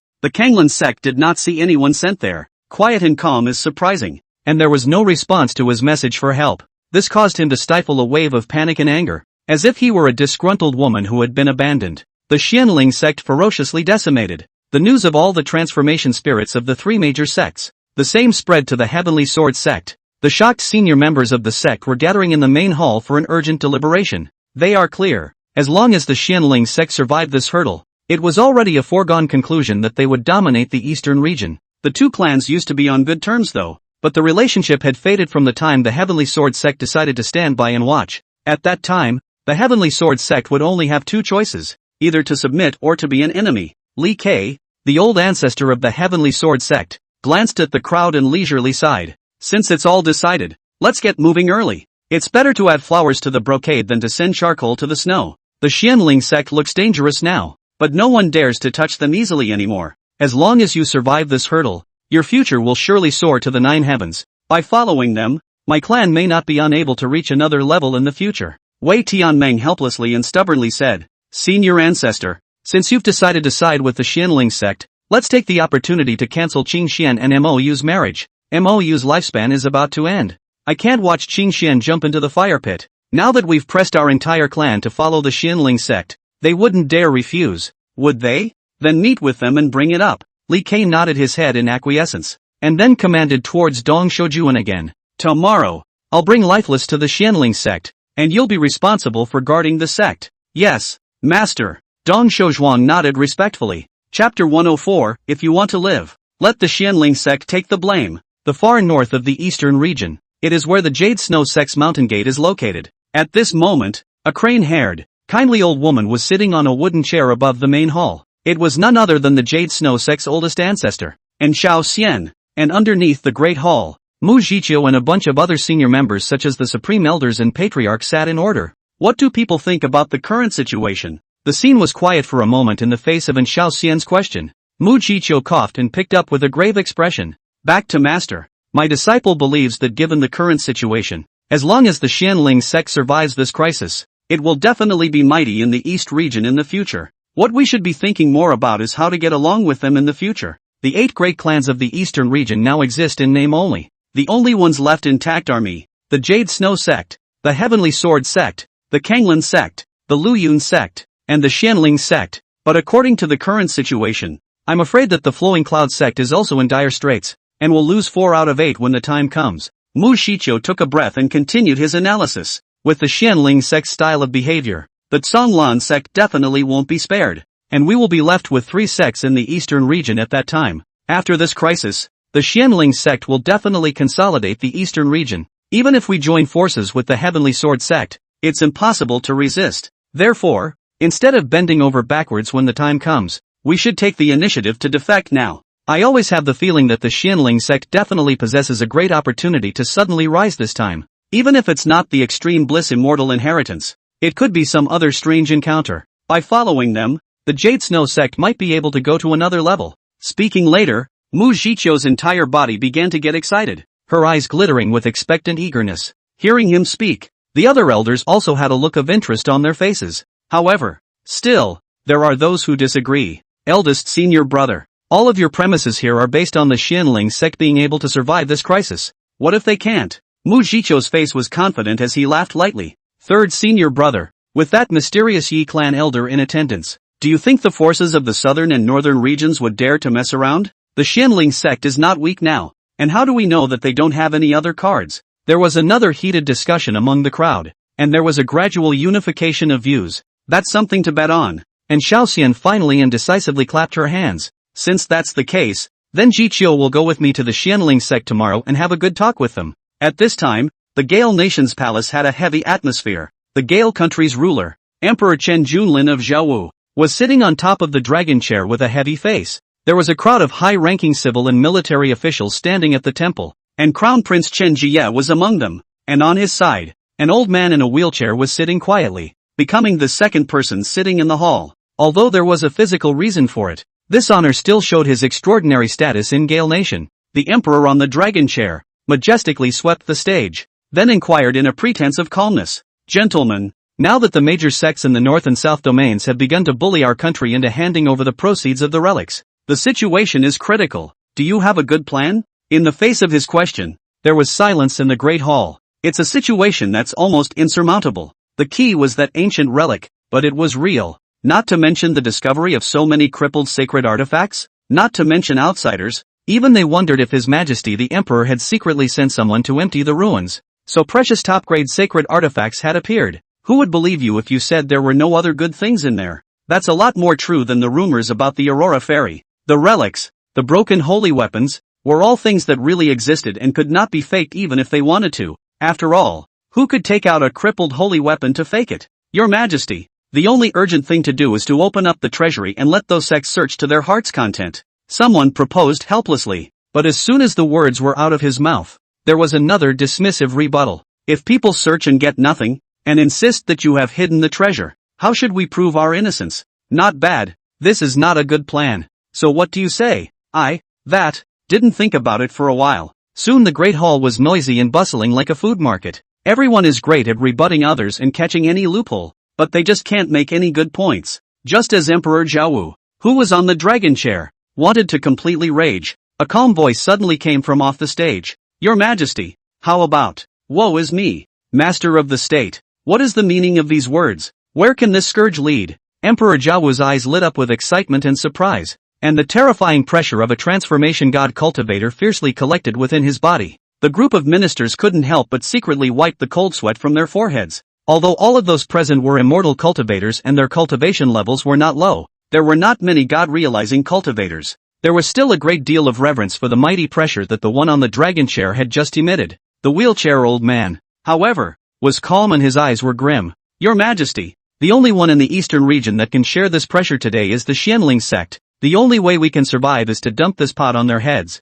Emperor Jiawu looked hesitant and uncertain. Now that the Xianling sect is powerful, and the crown prince has already had entanglements with them, wouldn't it be making a strong enemy of his own if he were to provoke them again? I'm worried that the pot won't be shaken off by then, and I'll add trouble to myself instead. The state master arched his hand slightly and calmly said, Your Majesty, forgive me for speaking nonsense. Can we cope without the Xianling sect as our enemy now? I'm afraid. Can't. Emperor Jiawu couldn't help but sigh in annoyance, feeling like the seat under his buttocks was about to become unstable. The state master continued to calmly analyze as if he didn't see his annoyance. In that case, why don't we just let go? As the saying goes, lice are not afraid of itching. Not to mention that as long as we can succeed, the Xianling sect, even if it's as powerful as it is, can't possibly fight over the joint efforts of the various sects in the southern and northern domains. What can he do to us when he can't protect himself, even if he lives? It would be better for us to unite with the Kanglan sect at that time than to wait for death now. The words of the state master immediately caused Emperor Jiawu to fall into deep thought, and only after a while did he frown and ask, then what should be done? If there's no solid evidence, the other clans may not believe it. The state master ran his hand through his beard and smiled confidently. Your Majesty, please don't worry. And now that their strength has skyrocketed and Gu Jiannan is holding a terrifying saint weapon, it's all indisputable. We just need to spread the word that the treasures within the Gale country's ruins were stolen by the Xianling sect. That's why they were able to rapidly increase their strength with the help of the feats and pills inside. Now in order to get out of it, they are shouting at thieves and planting evidence against us. After hearing these words, a group of ministers immediately loudly echoed their approval. This is a wonderful plan, State Master, and there's a lot of evidence that we don't need to look for. The Xianling sect itself will help us prove it. Not bad, not bad. As long as this wind gets out, the world will absolutely believe it. Imagine how terrifying our country's strength would be if it had obtained such treasures. Why is it that we still don't take it out in such a crisis? Instead, it's the Xianling sect that exposed its hidden cards early on. Another late transformation spirit wellspring. Another sacred artifact. Who knows if there's more? At that time, the southern and northern domain sects, even if they don't besiege them, our pressure is bound to be countless times smaller. Emperor Jiawu finally made up his mind and slapped the table and bellowed. Good. Then this matter will be left in the hands of the master of the state, and the civil and military officials. as well as the people and army of the world, will all be at the disposal of the master of the state. If you want to live, let the Xianling sect take the blame. Chapter 105. Why don't we run away first? At this moment, the Xianling sect was bustling with joy. The Supreme Elders suddenly struck out and exterminated 3 of the 5 major clan executives who had threatened the clan last time. When this news came back, many people couldn't believe it. But as more and more news was confirmed, the crowd finally went completely wild, and half of the stuffiness held in their hearts finally came out. As for the other half, naturally, it was those clans in the southern and northern domains. Although that mysterious senior brother Chen had had the many heavenly prides that had come to challenge him out of face, but this humiliation of being challenged to the doorstep of their home would always be in their hearts. But that's a score that probably won't be settled for a while. Yet they believed that one day they would kill the other side's doorstep and return this humiliation to them. Mou accompanied Sita Qing Xian as she wandered around. This was the first time he had ever brought her to enjoy the beauty of the Xianling sect. Good day, elder brother Mo. Greetings, elder brother Mo. Hello. Several senior disciples, Mou cordially, and several young disciples smiled and nodded with a sunny smile. Sita Qing Xian, who was next to him, looked inwardly curious. This guy, his popularity in the clan is too good, right? As the holy maiden, her popularity in the Heavenly Sword sect was not low, but when compared to Mou, she suddenly wondered if it was the senior brothers and sisters in the sect who had something against her. Along the way, the disciples he met would run over in a hurry no matter how far away they were, just to say hello to Mou. After saying hello, they would be happy to leave and not talk much, but with those respectful and worshipful little eyes, even if they were as slow as Sita Qing Xian, they could all easily tell where Mou was in their hearts. And not all of these were young disciples. Some Yuaning period gate elders were even more overly enthusiastic than young people. That made it very hard for her to read. These people shouldn't know that Mou is the bronze-masked man. Ha! In other words, in their eyes, Mou should have been an overgrown heavenly pride whose roots were destroyed and who was about to die of old age. She stole another glance at him, her eyes brightening slightly. She had never been too lazy to put effort into thinking about things she couldn't figure out, but Ink Brand seemed to make her a little different. Just as she was rambling, 3 loud bells suddenly sounded from the direction of the main peak. Looking at Situ Qingxuan's curious gaze, Mou smiled and explained, "This is the bell for the sect to summon all disciples and gather at the main peak." Situ Qingxian blinked her eyes and calmly said, "Then you have something to do. Go and get busy first. I will return to Taishan Peak by myself, if you have time after you are busy." You are busy first." After saying that, he turned around hastily and tried to leave. She was going to say, "If you have time after you're busy, come back to me," but she was a little embarrassed to say this last sentence. But just as she turned around and took a step, she was held by Mou's small hand, and immediately her body tensed up and her cheeks turned red. Then it stayed in the turnaround position, not daring to look back. It was neither right nor wrong to draw back that hand, and shy not to do so. Mou's tone was casual and gentle. "Go together. Anyway, you are now considered half a Xianling sect disciple. It's nothing." No, that's not good, is it? Situ Qingxian felt like she had never been so nervous in her life. She didn't have to look at her face to guess its current color from the rolling heat. Mou couldn't help but look slightly dumbfounded. This woman with a bold and domineering personality turned out to be so easily shy? It's beautiful. Though, in a daze, he forgot that it seemed like he should let go. Then Situ Qingxian also stood there stupidly without saying a word. But in the end, it was Mou who reacted first, seeing that the other party surprisingly did not draw back his hand, so he also pretended to be confused and just picked up and left. "Come on, I'll take you." In order to ease the other party's embarrassment, he also pretended to be in a hurry to walk, but his hand was gripped thievishly tightly. Situ Qingxian wouldn't be able to get by his hole, her eyes dumbfounded as she followed. She wanted to pull her hand back. How embarrassing would it be to be seen? But he is his fiancé. Since he wants to hold it, it seems like there is no need to be too calculating, right? Although she had been the other party's fiancé for 100 years, she was really inexperienced in getting along with men and women.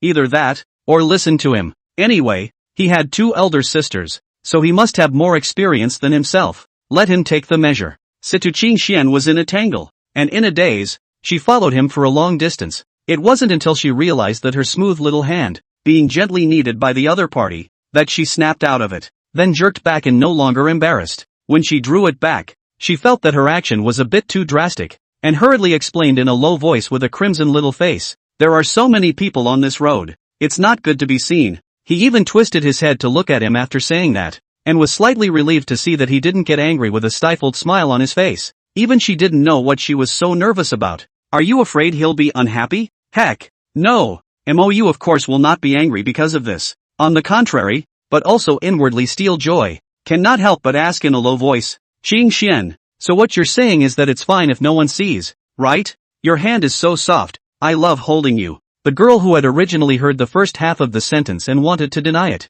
After hearing the last sentence, she blushed and said nothing. Then with his head down, he walked quickly forward. Hey, no denial is agreement. Such a shallow truth. Mou naturally understood, but he wasn't in a hurry. For a girl like Sita Qingxian, this had to be done slowly. There's also the Heavenly Sword Sect side, so we'll have to pick it apart earlier. There were just more and more places to spend chi value now. However, he really didn't dare to use the remaining 10 million chi luck values indiscriminately. You can't afford to pay back a loan, but it can be a big problem. And how long has it been? I've already spent over $10 million on my body. So, this union partner of his own had to be taken sooner rather than later. He couldn't afford to wait 5 years now. And the master. I wonder how she's doing. A pang of worry ran through Inkbrand. The fact that his master had gone out to look for his two elder sisters and had lost them together by now always made him uneasy inside. No way. When the affairs of the sect came to an end, he had to go and find his master and the girls before he could do so.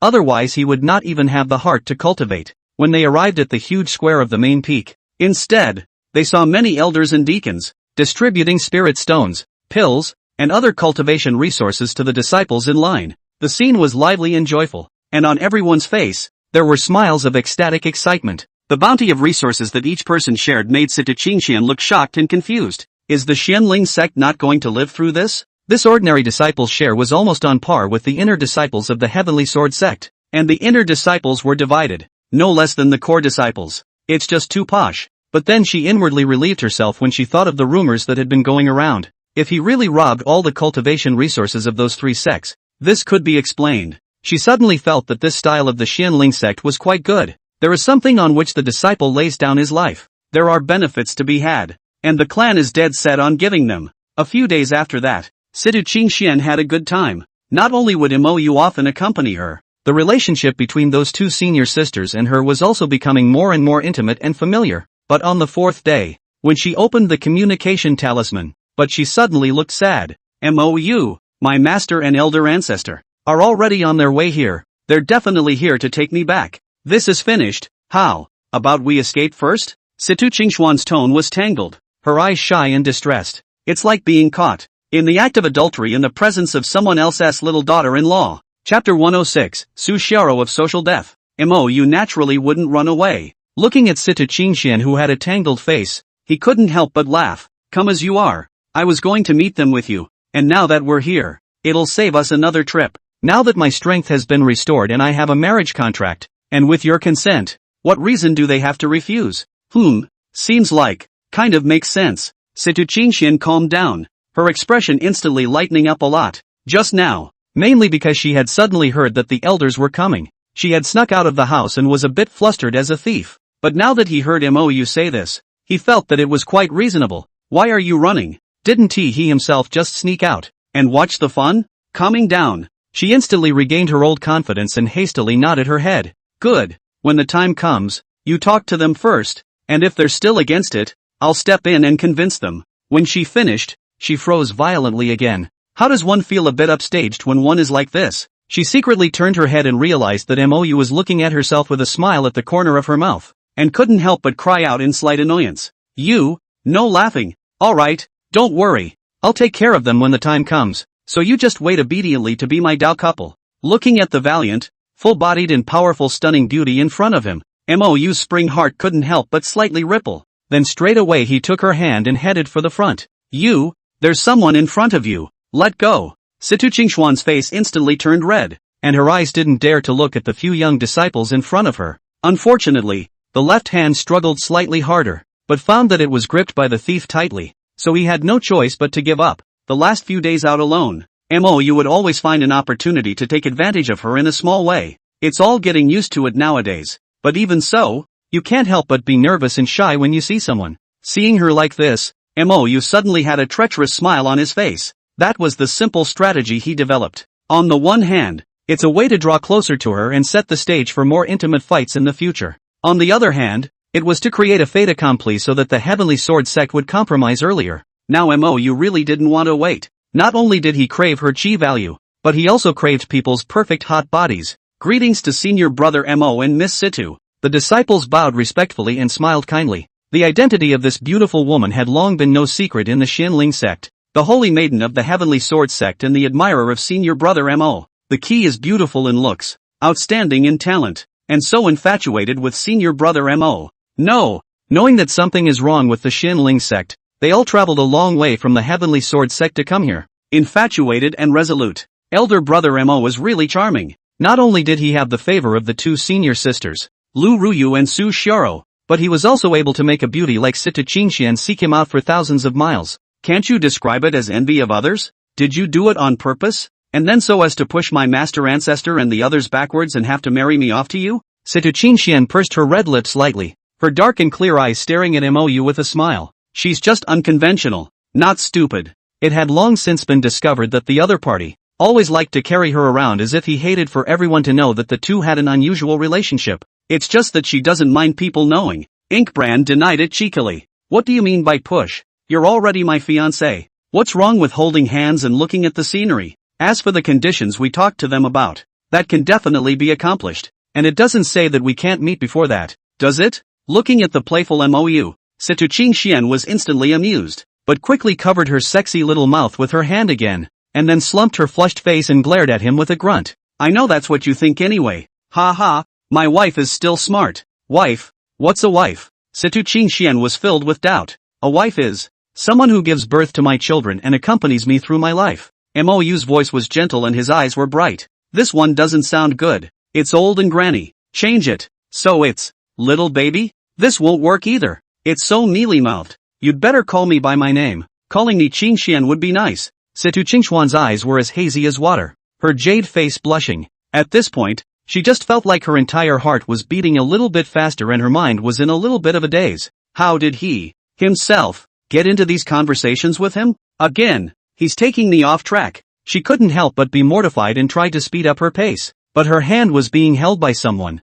so she had to keep her head down and not say another word. But she soon realized that she couldn't see the road in this way and had to raise her head again. Noticing her little action, Mou couldn't help but sigh inwardly. It's so big, that hand must cough. The apathetic Mou had no desire to loiter any longer, and after sending Situ Qingxian back to Taishan Peak, he immediately returned to Inviting Moon Peak. Looking at his departing back, Situ Qingxian couldn't help but mutter in shame. Big pervert. Of course she knew what the other party had returned to Inviting Moon Peak for. Isn't it just practicing with Sister Lu and the others? Still think you don't know? Humph. Unbeknownst to her, Senior Sister Lu and the others had already told her all this. Then she looked hesitant. Shifu and the others haven't agreed yet. It doesn't feel right to just hand it over to him. When she thought of the words that Senior Sister Su had secretly said to her, her cheeks instantly blushed as red and delicate as blood. No, it's better to wait until he's talked to Master Ancestor. Obeying him now will only make him underestimate himself. But if this really helps him,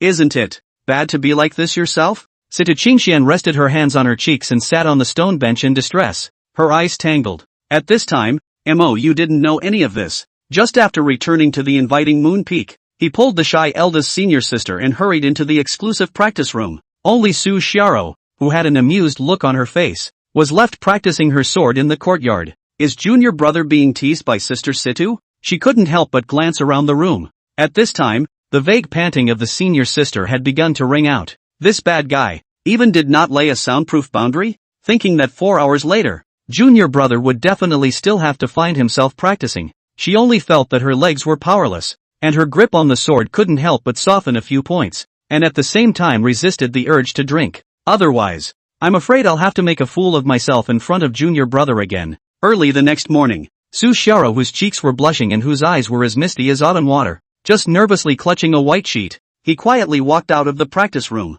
Though she didn't drink any more water yesterday afternoon and into the evening, but when it came down to it, it still didn't hold back. Thinking of that scene, Su Xiao couldn't help but blush for a moment. Blame it on the little master. Phew. It's a good thing eldest sister isn't here, otherwise it would be a real shame. Xiao Rou, where is junior senior brother? Old Senior Li of the Heavenly Sword Sect is here, and senior uncle asked him to take Miss Situ over. Ruyue Lu appeared out of nowhere, talking as she walked. Su Xiaoro was instantly startled, her face panicked, her heart poofing, while hiding the bedsheets vigorously behind her. But where to hide? Su Xiaoro's heart wanted to drill a crack in the ground now, her cheeks flushed as if they were red apples, and she panicked and twisted her head towards the house to gesture carelessly. Big senior sister, little senior brother, is still inside. Lu Ruyu couldn't help the corners of her mouth from rising, but she forced herself to hold it back. Hastily twisting her head in a pretense of calmness, it looked away. Okay, I'll go tell him. After saying that, she twisted her delicate body and hurriedly drilled into the house. Second senior sister. This is also, ha ha. Even as high and mighty as she was, she couldn't help but laugh when she entered the house. After a while, she managed to stop laughing, then glared angrily at Inkbrand, who was looking at her curiously. Master Ancestor told you to take Miss Situ to the main hall. Old Elderly of the Heavenly Sword Sect is here. Chapter 107 of the Heavenly Sword Sect's Alliance. And mentioning the withdrawal again, when Mou brought Situ Qingxian, who was slightly heartbroken, to the Great Hall, one could only see a crane-haired, lean old man sitting on a guest seat in the main hall, accompanied by several supreme elders such as Master Ancestor Gu Jiannan. Next to the old man, sat the expressionless Wei Tianmeng. By the look of him, I guess he wasn't in a good mood. However, Inkfeather had seen him since the first time. I've never seen him in a good mood, so I'm used to it. Little Feather, quickly come over and meet Old Elderly. Seeing them come in, Gu Jiannan hurriedly waved, a kind and pleased smile on his face. The other few Xianling Sect Supreme Elders were also all smiling kindly. There was pride in his eyes that he couldn't hide even if he wanted to. This made Li Kei couldn't help but look at Mou a few more times. A touch of doubt and surprise swept across his eyes. But it's true that you only have foundation cultivation? Why did the higher-ups of the Xianling sect all favor him so much? In the midst of his thoughts, the Situ Qingxian had already playfully arrived in front of him. Then with an expression of going out on a limb, he respectfully saluted. Qingxian meets the great Master Ancestor. Meet the Master. Li Kei smiled and nodded without saying much. Wei Tianmian, however, had an irritated expression of anger as he coldly grunted. You still know that I'm your master? Told me you were going into seclusion, but you ended up sneaking here? Do you still have the Elder Grandmaster in your eyes? And me as your master? Wei Tianmian cursed more and more annoyed. If it is not considering the occasion is not right, how can he also have to scold a few more ruthless sentences? But I'm afraid it will be very difficult to get this girl to agree to withdraw from the marriage with Mou. The thought gave him a heart and liver pain plus a headache. This daughter was raised in vain. Situ Qingxian didn't explain or talk back. She just stood there quietly, obediently letting him scold her. Seeing his future daughter-in-law being scolded, Mou hurriedly went forward and saluted. Late generation Mou. Meet old senior Li. Meet Patriarch Wei. Ahem. That. Qingxian just wanted to come here to see the action, and was afraid that Patriarch Wei was worried about her, and really did not mean to deceive. Wei Tianmian's eyes glared and he grunted coldly with a stern face. I would worry about her. I can't wait for someone to help me teach her a lesson. She's usually spoiled by the clan and doesn't know the heights of heaven. And I scolded my own disciple. It seems like I don't need little friend Mo to explain for her, right? It's not like she's dumb herself. Seeing that the more he spoke, the less he spoke, Li Kei immediately looked annoyed and angry. Wei Tianmian, you yourself are religiously incompetent. What face do you have to get angry? Aren't you afraid of making your Xianling sect friends laugh? Of course he knew that the other party was resentful for using Qingxian and Mou for marriage back then, but as a disciple of the Heavenly Sword Sect, isn't it only natural to make sacrifices for the benefit of the sect? If the day came when he, Li Kei, was needed to die to renew the clan's life, he would likewise do so without hesitation. Therefore, it was the emotional Wei Tianmian at the moment that annoyed him so much. Seeing his master ancestor's anger, Wei Tianmeng hurriedly shut up. He didn't know why, but every time he saw Mou, he couldn't help but get angry and scold him. Inkfeather could certainly understand this feeling of his. Isn't this how a father in his previous life felt when he saw his own precious daughter abducted by a little yellow hare to fall in love? The point was that he, a little yellow hare, was still a short-timer in the eyes of the other side. This is much more understandable. Understanding, though, doesn't mean agreeing with the other side. Mou laughed, his eyes calmly returning. Patriarch Wei is wrong. Now Qingxian is my fiancé. My own daughter-in-law was misunderstood and harshly criticized, so I opened my mouth to defend her, and I didn't feel there was anything wrong with it. Of course, as Patriarch Wei is Qingxuan's master, he is worried that she has been entrusted with the wrong person, and thus has a problem with the late generation, a sentiment that the late generation can well understand. Looking at Mou in front of him, who was handsome with a calm demeanor, Wei Tianmian was actually very satisfied with him inwardly. But, not only was the opponent's foundation damaged, he had no hope of immortality in this life, and only have a few years left to live. How could he be assured of entrusting the whole life of his favored disciple to such a person? That's a proper look at her jumping into the fire. Wei Tianmian couldn't help but soften his tone, looking at Mou with complex eyes and sighing softly. It is not that I have a problem with you, on the contrary, I still have a great admiration for you. Once the #1 heavenly pride of the eastern region and the pride of the clan. It's even more extraordinary that he can still maintain such a mindset when his foundation has been destroyed. But your situation, you yourself know best. If Qingxian follows you, what will she do? Stay a widow for you? Li Ke was silent. Gu Jiannan and the others, on the other hand, were calm and did not interject. Situ Qingxian, on the other hand, had already reddened her eyes. How could she not be aware of the care that the elders of the sect had shown her? Especially Master Teacher, although he usually seemed stern and dull, but inside that really loved her like a daughter. As a child, even if mischief made him angry, they were also all cutthroat and never bothered to actually chastise her. Himself this time, it seemed that he had really worried his master. Fortunately, Mou was not an invalid,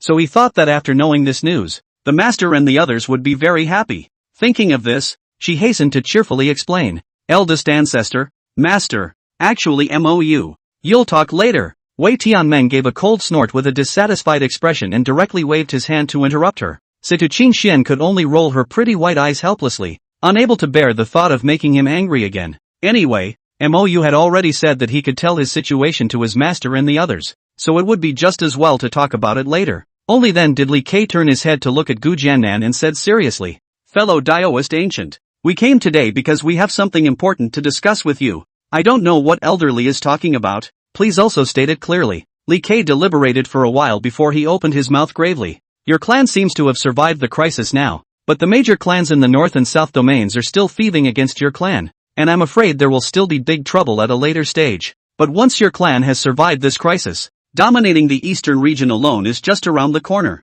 Therefore we are willing to take a chance and swear an alliance with your sect to deal with the current crisis together. If we win, our clan will only receive the neighboring Flowing Cloud sect's territory and resources, nothing else. Of course, if the rumors of the treasure are true, then this treasure will be 8 for you and 2 for me, and the Heavenly Sword sect will never take up more than it should. Gu Jiannan immediately laughed and nodded his head in agreement without hesitation. The Xianling clan thanks the Heavenly Sword sect for their righteousness, since Senior is painfully honest. Then the Xianling clan won't be abrasive and will follow Senior's words. Now that our two clans are allied, coupled with Little Yu and Qingxuan's marriage contract, then we are truly our own people. The boundary-breaking pill that I mentioned before, my clan will offer it as a bride price on the day of the young couple's marriage, and I will never go back on my word. Having heard that, the Xianling sect's senior management in the main hall burst into happy laughter. With the other side joining, this side is undoubtedly 1 point stronger. The key can also serve as an example for other forces to follow. However, the faces of Li Ke and the others became unnatural.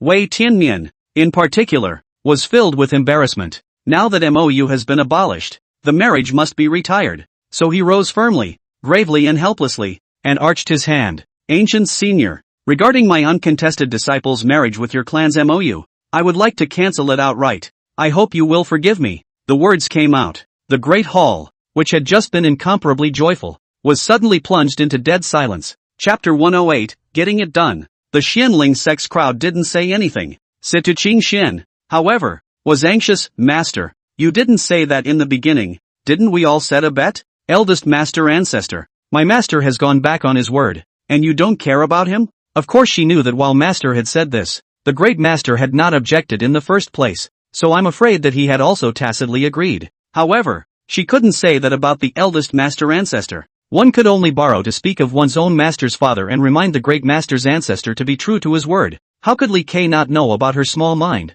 He couldn't help but laugh bitterly. This stubborn little girl really didn't know that her elders had good intentions, but it's something he actually agrees with. Situ Qingxian outstanding talent, not to mention Mou life will end, even if it is fine, are a little reluctant to marry her outside, had to vaguely say. How you and your master agreed on this is known only to you, and I will not interfere as I am not aware of the circumstances. Situ Qingxian was instantly infuriated and couldn't help but grunt. Don't you all just think that Mou's foundation has been ruined and is about to die of old age? If he was before, would you all still object? Wei Tianmian said with a slight heart, if it was before, we naturally would not object, but now, We can't watch you jump into the fire pit. Situ Qingxian glanced at her master and ignored him, then turned her head to look at the Great Master Ancestor and asked seriously, Great Master Ancestor, is it true that as long as MOU regains his previous foundation and talent, you will not object? Even though her words made Li Kai feel a bit strange and there was still a vague sense of ill will inside, but he couldn't figure out what the problem was.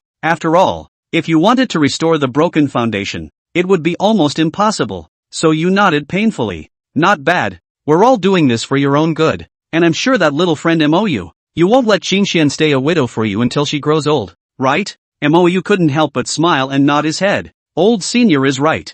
I definitely don't want to let Qingxian be widowed for me. Looking at his smiling face, and the look of relief on his own disciple's face, Wei Tianmeng always felt that something was wrong. Li Kai felt the same way. But MOU's next sentence answered that doubt for them. Therefore, I will always accompany Qingxian and witness the path to immortality. MOU looked calm and finished with a bronze ghost mask in his hand, then slowly put it on his face. The terrifying pressure belonging to a late-stage Yuaning cultivator slowly spread out. Wei Tianmian's pupils dilated violently. His body shook tremendously, and his mouth was wide open but he couldn't say a word. Ink Feather is actually the ghost face? How is that possible? But when he thought of the demonic nature of the ghost-faced man, he was a little more convinced. The Xianling sect had suddenly emerged such a supreme demon, which had long caused the outside world to speculate and wonder who he was. MOU was undoubtedly everyone's first guess. However, the age of the ghost-faced man when he tested his bone age, as well as MOU's root injury, made it impossible to connect the two together.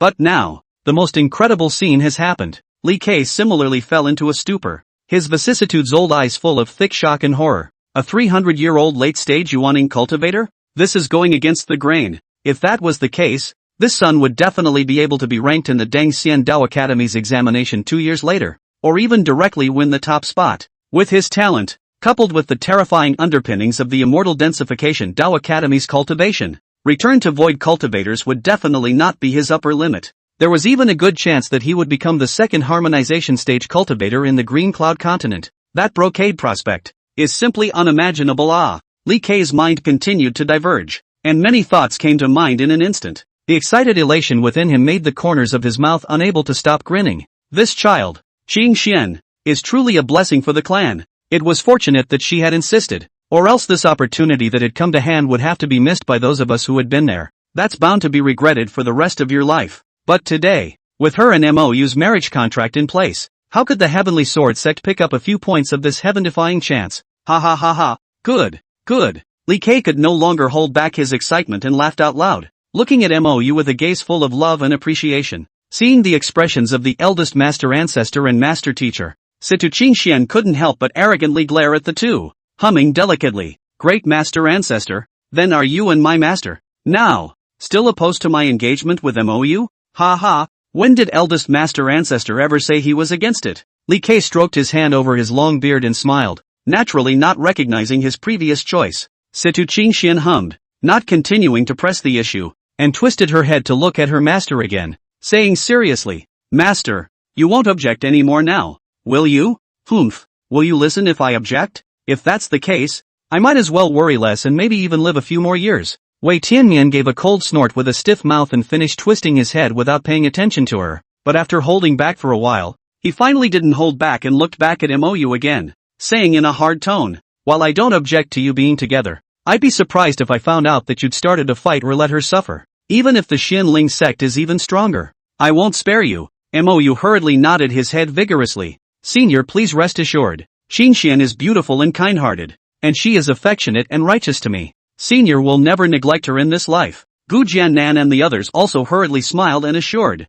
don't worry about that, Patriarch Wei, if little you dares to fail this girl Qingxian, we will teach him a lesson without you having to do anything. Not bad, although it's nothing for a man to have 3 wives and 4 concubines, but if little you dares to treat Qingxian badly, I'll be the first to not spare him. Lu Qingxia also rushed to make a bail and helped MOU with a precaution at the same time. When he heard the words 3 wives and 4 concubines, Wei Tianmeng immediately frowned, but in the end, he sighed helplessly and didn't continue to hold on to it. Although his own disciple had outstanding talent, how could a demon like MOU only have her as a woman? As long as he can do what he says he can do himself, it's great. Seeing that both the great master ancestor and master teacher had compromised, Situ Qingxian let out a sigh of relief. She had been prepared for this, but now she realized that she had achieved the best result without having to struggle. The smile at the corner of his mouth couldn't help but bloom quietly and beautifully. Mou, who was sitting across from her, naturally saw it and couldn't help but let his eyes light up, winking at her in amusement as he took off his mask.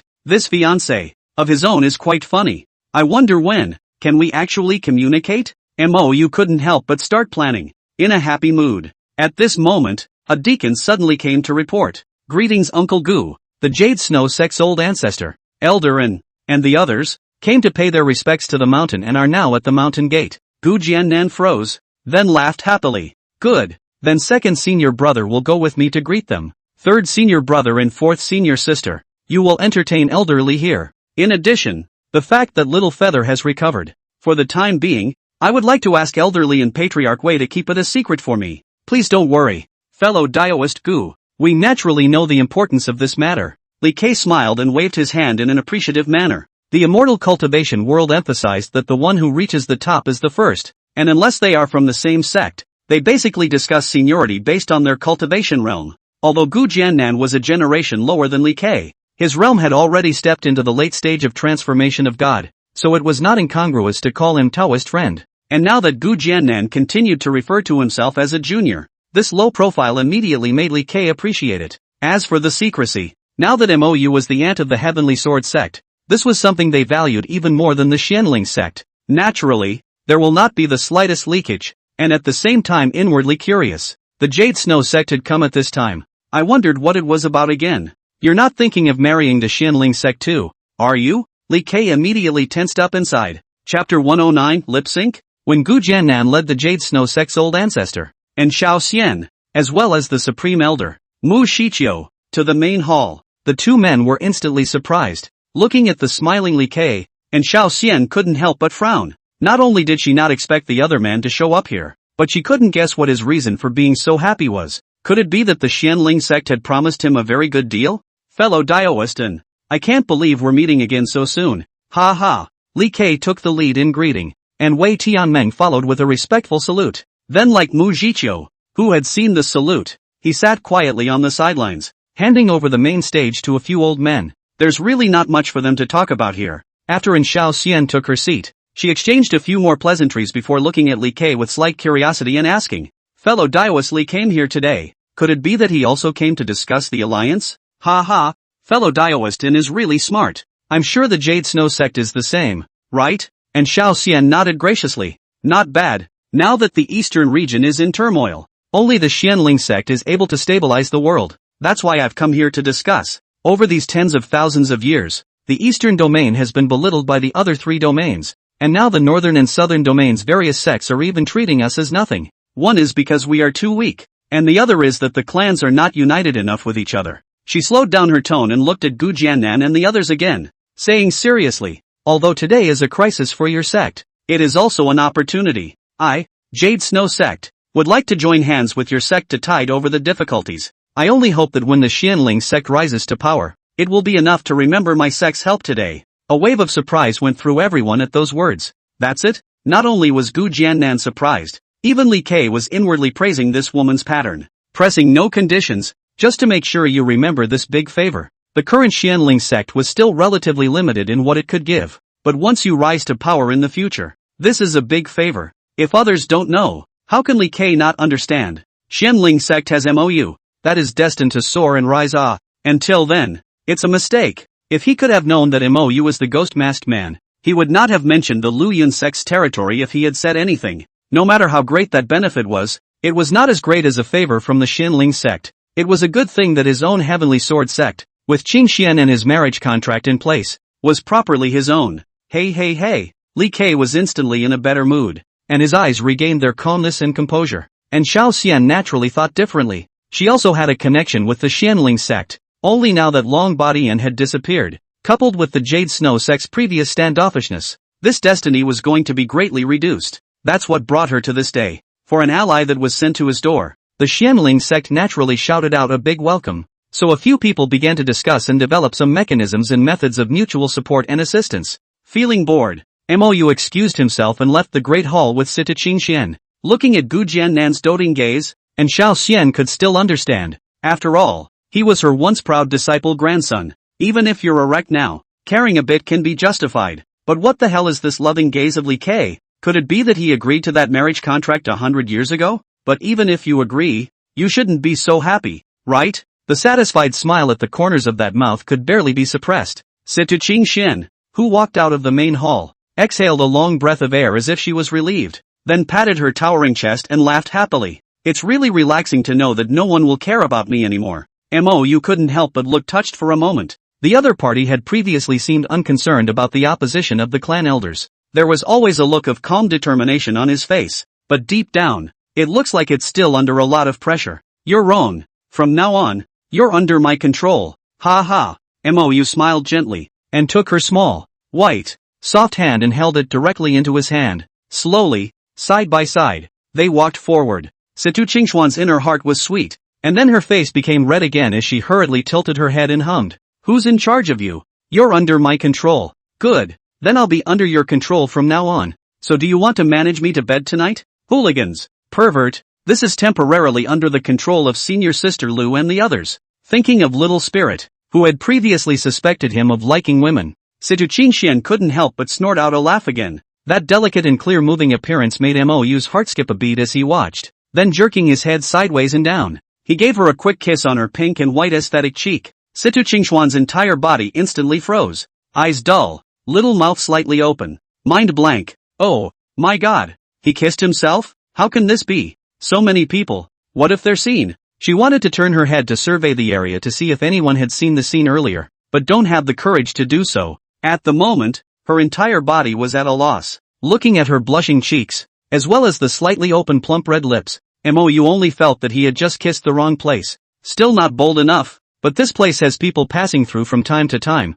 and it's really hard to cast. Thinking of this, he added a pretense of casualness. Qingxian, it's probably going to be a while after they finish chatting, so I'll send you back to Taishan Peak first, just to see how well you've practiced your falling star sword technique. Oh, good. The clueless Situ Qingxian didn't even notice what he said. Just here to get out of here first. This subconsciously felt like the right choice for her, who was in an extremely shy state inside, to rush away from the scene of the crime. It wasn't until they returned to Taishan Peak that Situ Qingxian returned slightly from that state of confusion, then quickly tense up again. Lonely men and women. He wouldn't still want to kiss himself, would he? If that's the case, should one refuse? But, she heard her heartbeat. It was beating so fast, her face was a rolling fire. There was also the hand being held by Inkbrand, which was starting to sweat slightly. What did you come back to do with him? Oh, sword practice. Why don't I practice my sword for you? The girl tried to draw her hand back, but didn't put much effort into it, and the result was certainly unsuccessful, because the other person's grip is so tight. This caused her to panic. She lightly bit her red lips, exempted herself and fiercely raised her head to glare at him, pretending to be pugnacious and shouted, You, what do you want? Me? I want to practice sword with you. Mou stared at her plump and brightly colored mouth, his eyes gradually sizzling. Haven't you started learning yet? Situ Qingxuan's eyes were puzzled and her mood relaxed slightly, but inside, there was a marvelous feeling of disappointment. It made her frown prettily. Have you ever heard of lip service? Inkfeather's voice was ragged. What kind of swordplay is this? I'll teach you.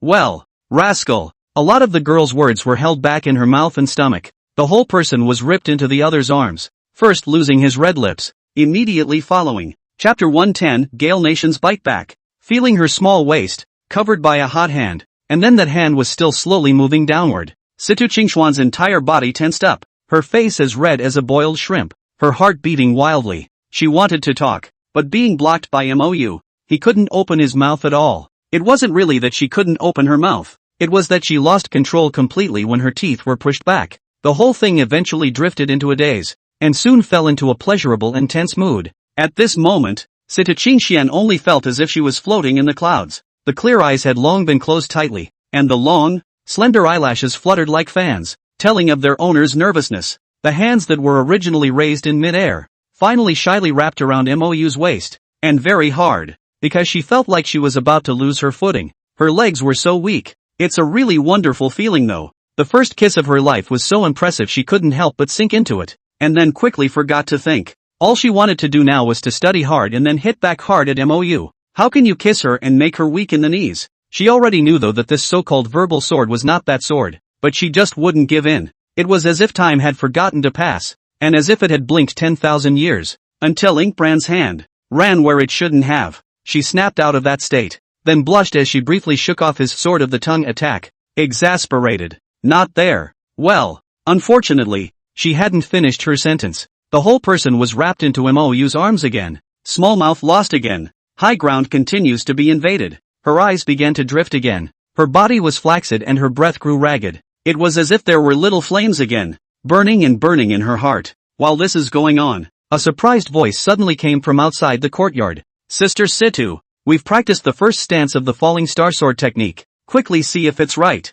Situ Qingxian was startled. The whole person snapped out of her delirium and hurriedly pushed Mou away in shame. While cleaning up the messy clothes on her own body, she also glared at him with shy and charming starry eyes, panicked and whispered in a scolding voice, "It's your fault." Now what? The person who spoke outside the house was Su Xiaoro, and listening to the footsteps, she should also come with Lu Ruyu. It's over. Stealing and hiding here with Inkbrand. That's no way to tell. What about what? You're my fiancé. What's wrong with us being alone together? Mou smiled slightly, and even directly took her hand and walked outside. He wasn't the least bit upset or sorry to have his good deed crashed by his sisters. It's a long time coming. Besides, even if elder sister and the others hadn't come, there was no way Situ Qingxian would have obeyed him so quickly. It's just a matter of taking advantage of the bargain for a longer period of time. But, that's really big. It was no better than the two elder sisters. At that thought, he couldn't help but twist his head toward it again, realizing where his eyes were. Situ Qingxian was instantly so ashamed that she could barely lift her head, then couldn't help but reach out and give him a hard tug around the waist. Seeing him reveal a grimace, he then smiled triumphantly and warned with another pretense of fierceness, "If you ever bully me again, watch out, I'll bite you." When he finished speaking, he didn't forget to bare his white, neat little white teeth at him, his smile smug and domineering. Mou couldn't help but look amused for a moment. I wonder who just got bitten in the ass. You are not allowed to say. Situ Qingxian blushed in defeat. Then looking at the courtyard, the surprised Lu Ruyu and Su Xiaoro, their heads became more and more lifted. Little master is also there? Sister Situ, what are you not allowed to say? Su Xiaoro couldn't help but laugh chirpily and snicker. Although Lu Ruyu didn't say anything, her pair of clear, cold, beautiful eyes were equally curious as they swirled around the two. She was always high-strung, but that was only for outsiders. Something related to her little brother. She was still interested in knowing. No, nothing. Two senior sisters. Didn't you say you want to practice? Practicing swords? Let's go over there and exchange. Speaking of the word sword practice, Situ Qingxian couldn't help but feel a pang of weakness. Mou had just used his rogue swordsmanship to beat her to the point where her legs were weak, and she still hadn't fully recovered. Next time, you must get the field back yourself. The two girls, who were well aware of their junior brother's tactics, knew just by looking at Situ Qingxian's appearance that something had probably happened just now. Su Xiaoro couldn't help but turn her scrutinizing gaze towards Mou, but the latter was calm. Seeing the second senior sister looking towards herself, she even calmly smiled gently at her. Then he graciously walked over and directly wrapped his arms around her small waist. This time, it was Su Xiaoro who was uncomfortable. Warm and beautiful face instantly became red. Eyes are watery, covered with shyness, despite having been honest with his youngest brother for a long time. But doing these intimate gestures in front of her people still made her feel a pang of shyness and discomfort. Lu Ruyu's face was as calm as ever. Only the long eyelashes that were slightly fluttering still revealed her mood. These actions on such an occasion would have made her shy in her place. It will still not be yourself. On the contrary, it was Situ Qingxian who had a face of curiosity. Her eyes couldn't help but sneak a glance towards the pair of thieving hands that were wrapped around senior sister Su. This guy, he's so thick-skinned. How dare you go rogue like that even in front of yourself and the others? It's really bad. If he dares to treat himself like this in the future, then he will definitely not let him be so reckless anyway. Privately, is more like it. Several people came to the open space and began to exchange their respective understandings and comprehension of the falling star sword technique. Worthy of being geniuses, Lu and Su, at this point, had already gradually comprehended the essence of the first style. Even Mou was on the sidelines, stealing a lot of lessons. However, his current focus was not on these sword techniques and Dao arts. Rather, it is the understanding of the Taoist scriptures that is important. With his talent, he only needed to crush his opponents head-on. There was absolutely no need for this kind of technique, which was able to temporarily and quickly increase battle power, but was destined to be eliminated in the later stages. That afternoon, a piece of news sensationalized the entire eastern region immortal cultivation world. the Heavenly Sword Sect and the Jade Snow Sect, who had previously stayed out of it, formally formed an alliance with the Xianling Sect. The world knew that although this was said to be an alliance, in reality, it was definitely looking to the Xianling Sect. Vaguely, the Xianling Sect had risen to a position like a hegemon in the eastern region. But just 2 days later, the Gale Nation went so far as to declare by name that the ancient relics found within their nation's borders had been swept empty by the Xianling Sect. That was why the latter had grown rapidly in strength and possessed an intact holy weapon. If it was excavated by the Gale country, at the present moment of such a dangerous moment of imminent annihilation of the country, how could it still hide the treasure and not use it? And the reason they didn't say anything before was because they were afraid of offending the Xianling Sect and then being silenced. But now, the Xianling Sect even wanted them to take the blame, which was why they desperately told the truth. These words of the Gale Nation are suspected of being a dumping ground, but the number of people who believe it is very high. Even most people believe it, because what the other guy said, it does make sense. At this moment, the Xianling Sect's council hall, the atmosphere was stark and solemn. How could they not have imagined that the Gale Nation had, without their knowledge, thrown the black pot back onto their heads with precision? But it also allowed the other side, as a result, to expose a small break. I'm afraid that the many rumors against the Xianling Sect before had a lot to do with the Gale Nation. Otherwise, why did the other party dare to pull the Xianling Sect down so decisively without knowing? You have to know that the Xianling Sect now is not like before. Gale Nation shall be destroyed. Gu Jiannan's face was grim as he directly clapped his hands. Mou was equally furious and gritted his teeth. Now, it seemed that the viper that was hiding in the shadows before was undoubtedly the Gale Nation. When the time comes, he is in the process of destroying that prince, who covets the second senior sister, with his own hands. Chapter 111, Destroying Gale Nation First. At this moment, inside the Xianling Sect's main hall, Gu Jiannan and the other 5 supreme elders, as well as the 5 sect elders within the transformation period, plus Mou, there were 11 people in total. As for Patriarch Lu Yuyen, she had yet to be contacted, but in today's situation, that side can't be taken care of for the time being. For the sake of today's plan, we can only hold back. If we make a move against the Gale country at this time, it will instead fuel the outside world's suspicion of us. Gu Jiannan pondered for a moment and continued. Besides, we also need them to draw attention for us. Killing them too early would rather deviate from our previous intention. But if there's no response, I'm worried that others will think that our Xianling Sect is weak-minded and easy to bully. Lu Qingxia had a grave expression on her face. Gu Jiannan lamented helplessly. That's why the degree is important. To make our attitude known, but not to make the mistake that we're killing people off. If we kill the Gale country at this time, I'm afraid those sects in the north and south domains will be delighted. Tang Fei, who couldn't help but inquire in exasperation. Eldest senior brother, then won't we just be wronged for nothing? Gu Jiannan calmly shook his head. Naturally I can't, but it's not the right time yet. Let's stall with them by fighting a war of words first. Then take the opportunity to exterminate the top echelons of the Fallen Cloud sect before saying anything. All along, it's them who are the most cunning and low profile. If at a later stage, we fight with the North and South domain clans, it won't be easy for him to suddenly come from behind. The others, while annoyed as hell, felt it was more secure. The Xianling sect's strategy nowadays was to clear out the disobedient forces first, then consolidate the entire eastern region before concentrating on external forces. Don't look at the eastern region cultivation world as the weakest, but if we could integrate all the other forces, it would be a considerable force. And although the North and South domain clans were strong, it was precisely because of this that caused them to disobey each other. It's good to fight the good fight, but when you run into a big obstacle, you will definitely have a disagreement.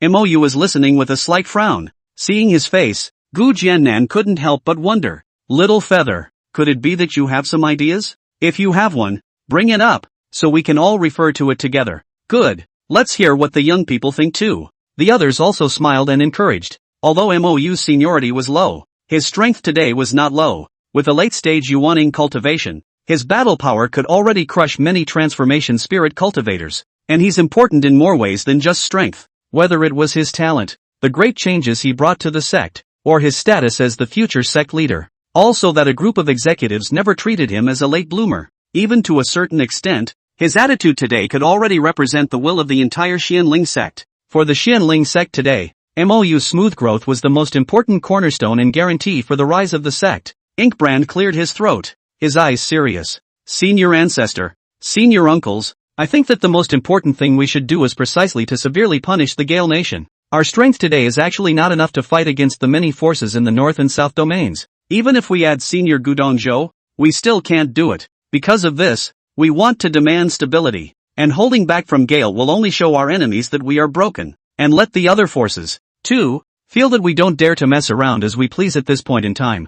That's not going to be good for us to reel them in later. The crowd was suddenly thoughtful. Mo glanced at everyone, his voice gradually becoming agitated. And our Xianling sect, the reason why we have always kept other forces in awe, relies on more than just strong strength. And that madness of killing the whole family of anyone who messes with me. Since the Gale nation wants us dead, we can't let them live either. Kill his entire family directly in front of the major clans. As a warning to the world, before messing with the Xianling sect, it's best to weigh whether or not one's neck is stiff enough. Yes, that's the way to go. Tang Fei who excitedly slammed the table, directly slapping the hardwood table into powder. His expression was manic with excitement. Lu Qingxia also nodded her head repeatedly with an agreeable and domineering face. Not bad. Little Feather said it well. If you dare to mess with our Xianling sect, you have to weigh whether your neck is hard enough or not. The Gale country will have to be destroyed sooner or later anyway. So if you destroy it earlier, not only will you be at ease, it can also warn the other forces. 2 birds with 1 stone. Gu Jiannan let out a bitter smile and turned his head to look at his second and third senior brothers again. 2 senior brothers. What do you think? Chen Baichuan pondered slightly, his expression tangled. In terms of his character, he naturally felt that eldest brother's proposal was the most prudent. However, what Feather said was not unreasonable. Sima Xiaotian, however, calmly nodded his head. I think what Little Feather said is feasible. For the Xianling sect right now, momentum is rather more important than strength. The only thing we have to do is to posture and fight for our lives at all costs. Only then will it be possible to frighten the clans in the north and south domains, not daring to provoke them easily. Otherwise, I'm afraid the crisis in our clan will continue once Elder Senior Gu leaves. Hearing the third senior brother say the same, Qian Baichuan finally made up his mind and decisively nodded his head. Eldest senior brother. Then follow Little Feather's plan. Declare war on the Gale country. And then kill the Gale country openly and honestly. You said with a slightly embarrassed face. Second senior uncle. I mean, wait for the large army to arrive at the foot of the imperial city before declaring war. This will prevent him from dying and counterattacking and reduce casualties. Otherwise the Gale country will definitely let many low-ranked cultivators rush back to the imperial city to guard it, as a way to consume our battle power. Jian Baichuan couldn't help but frown. But before he could speak, Gu Jiannan had already directly nodded his head in agreement. Okay, that's it. We'll discuss this with the Heavenly Sword Sect and Jade Snow Sect. Then send out the absolute power and make sure to kill the entire Gale nation's royal family in one strike. Seeing that eldest senior brother had already directly clapped his hands, Jian Baichuan did not say anything else. After the adjournment of the meeting, Gu Jiannan and the others went to look for the 2 sect ancestors who were still guests in the Xianling sect. Instead, Mou returned to inviting Moon Peak, only to see eldest senior sister sitting on a stone bench in the courtyard, quietly fuming. From time to time, a flash of apprehension flashed through the dark, cool eyes. Sensing that the second senior sister was cultivating in the house, Mou directly sat beside the eldest senior sister. Naturally, he reached out and wrapped his arm around her soft little waist, before asking softly, "Eldest sister, are you worried about master and sister and the others?" Well, the third and fifth senior sisters have not been in contact for a long time, and now that the master has lost contact, I'm worried. Lu Ruyu tilted her head down and gently leaned on Mou's shoulder, which made her feel a little more fulfilled inside, but the worry in his eyes had not diminished at all. She was eager to go to her master. However, at this point in time, one did not want to cause any more trouble for the clan and junior apprentice brother. Furthermore, if master can't solve it, what's the point of her going? The most sensible thing to do would undoubtedly be to stay by the side of little brother, then rely on dual cultivation techniques to rapidly increase their cultivation. Actually, why would Mou not want to go and find his master and the girls? But now that the clan was in this situation, he really couldn't leave. It wasn't that his current battle prowess could be of much help to the sect. Rather, in case of an unforeseen circumstance, his 10 million Shi luck value could be used to buy another 3 or 4 sacred artifacts using the system. That's enough to change the battle. Only he would never do that until he had to. That would not only completely confirm the rumors from the outside world, the key to the loan hole of more than $1 million a year, he cannot afford to fill. By the time the system and feats were withdrawn, everything was all over. Unless he was able to take care of his fiancée and gain the 20 million Shi value. At that thought, he couldn't sit still any longer and said firmly, "Eldest senior sister, when these matters are over, we'll go find the master and the girls. For now I'll go and do some business." Yes, Lu Ruyu nodded expectantly. Mou gave eldest sister another kiss before he decisively flew towards Taishan Peak. There are some things that have to be speeded up. Chapter 112, The Most Unbearable Grace of Beauty. When Mou arrived at Taishan Peak, Sita-Qingxian was practicing the falling star sword technique. It's as graceful as a swimming dragon. The red skirt fluttered, and the posture was elegant and stern, as if the elves were dancing lightly, and as if the sword fairy was killing the enemy. Between the sword chi and the sky, there were vague star shadows falling from the sky, which was shocking to the eyes. It was so powerful that it was 3 times greater than before. Mou looked at it and sighed in admiration. Worthy of being an innate unsullied sword body, his comprehension of the way of the sword was indeed very human. Seeing him arrive, Sita-Qingxian couldn't help but have joyful eyes. Then he quickly put away his sword skill and walked quickly. Why don't you need to practice anymore? After saying this, she couldn't help but blush slightly, because she thought of the last time Mou and she practiced the sword technique thing. He didn't want to practice that with himself again this time, did he? Thinking back to that day, she couldn't help but feel her heart thumping. Looking at her shy and charming little appearance, Mou's gaze couldn't help but roam around her delicate body. The trio is dominant yet feminine, full of moving and seductive curves,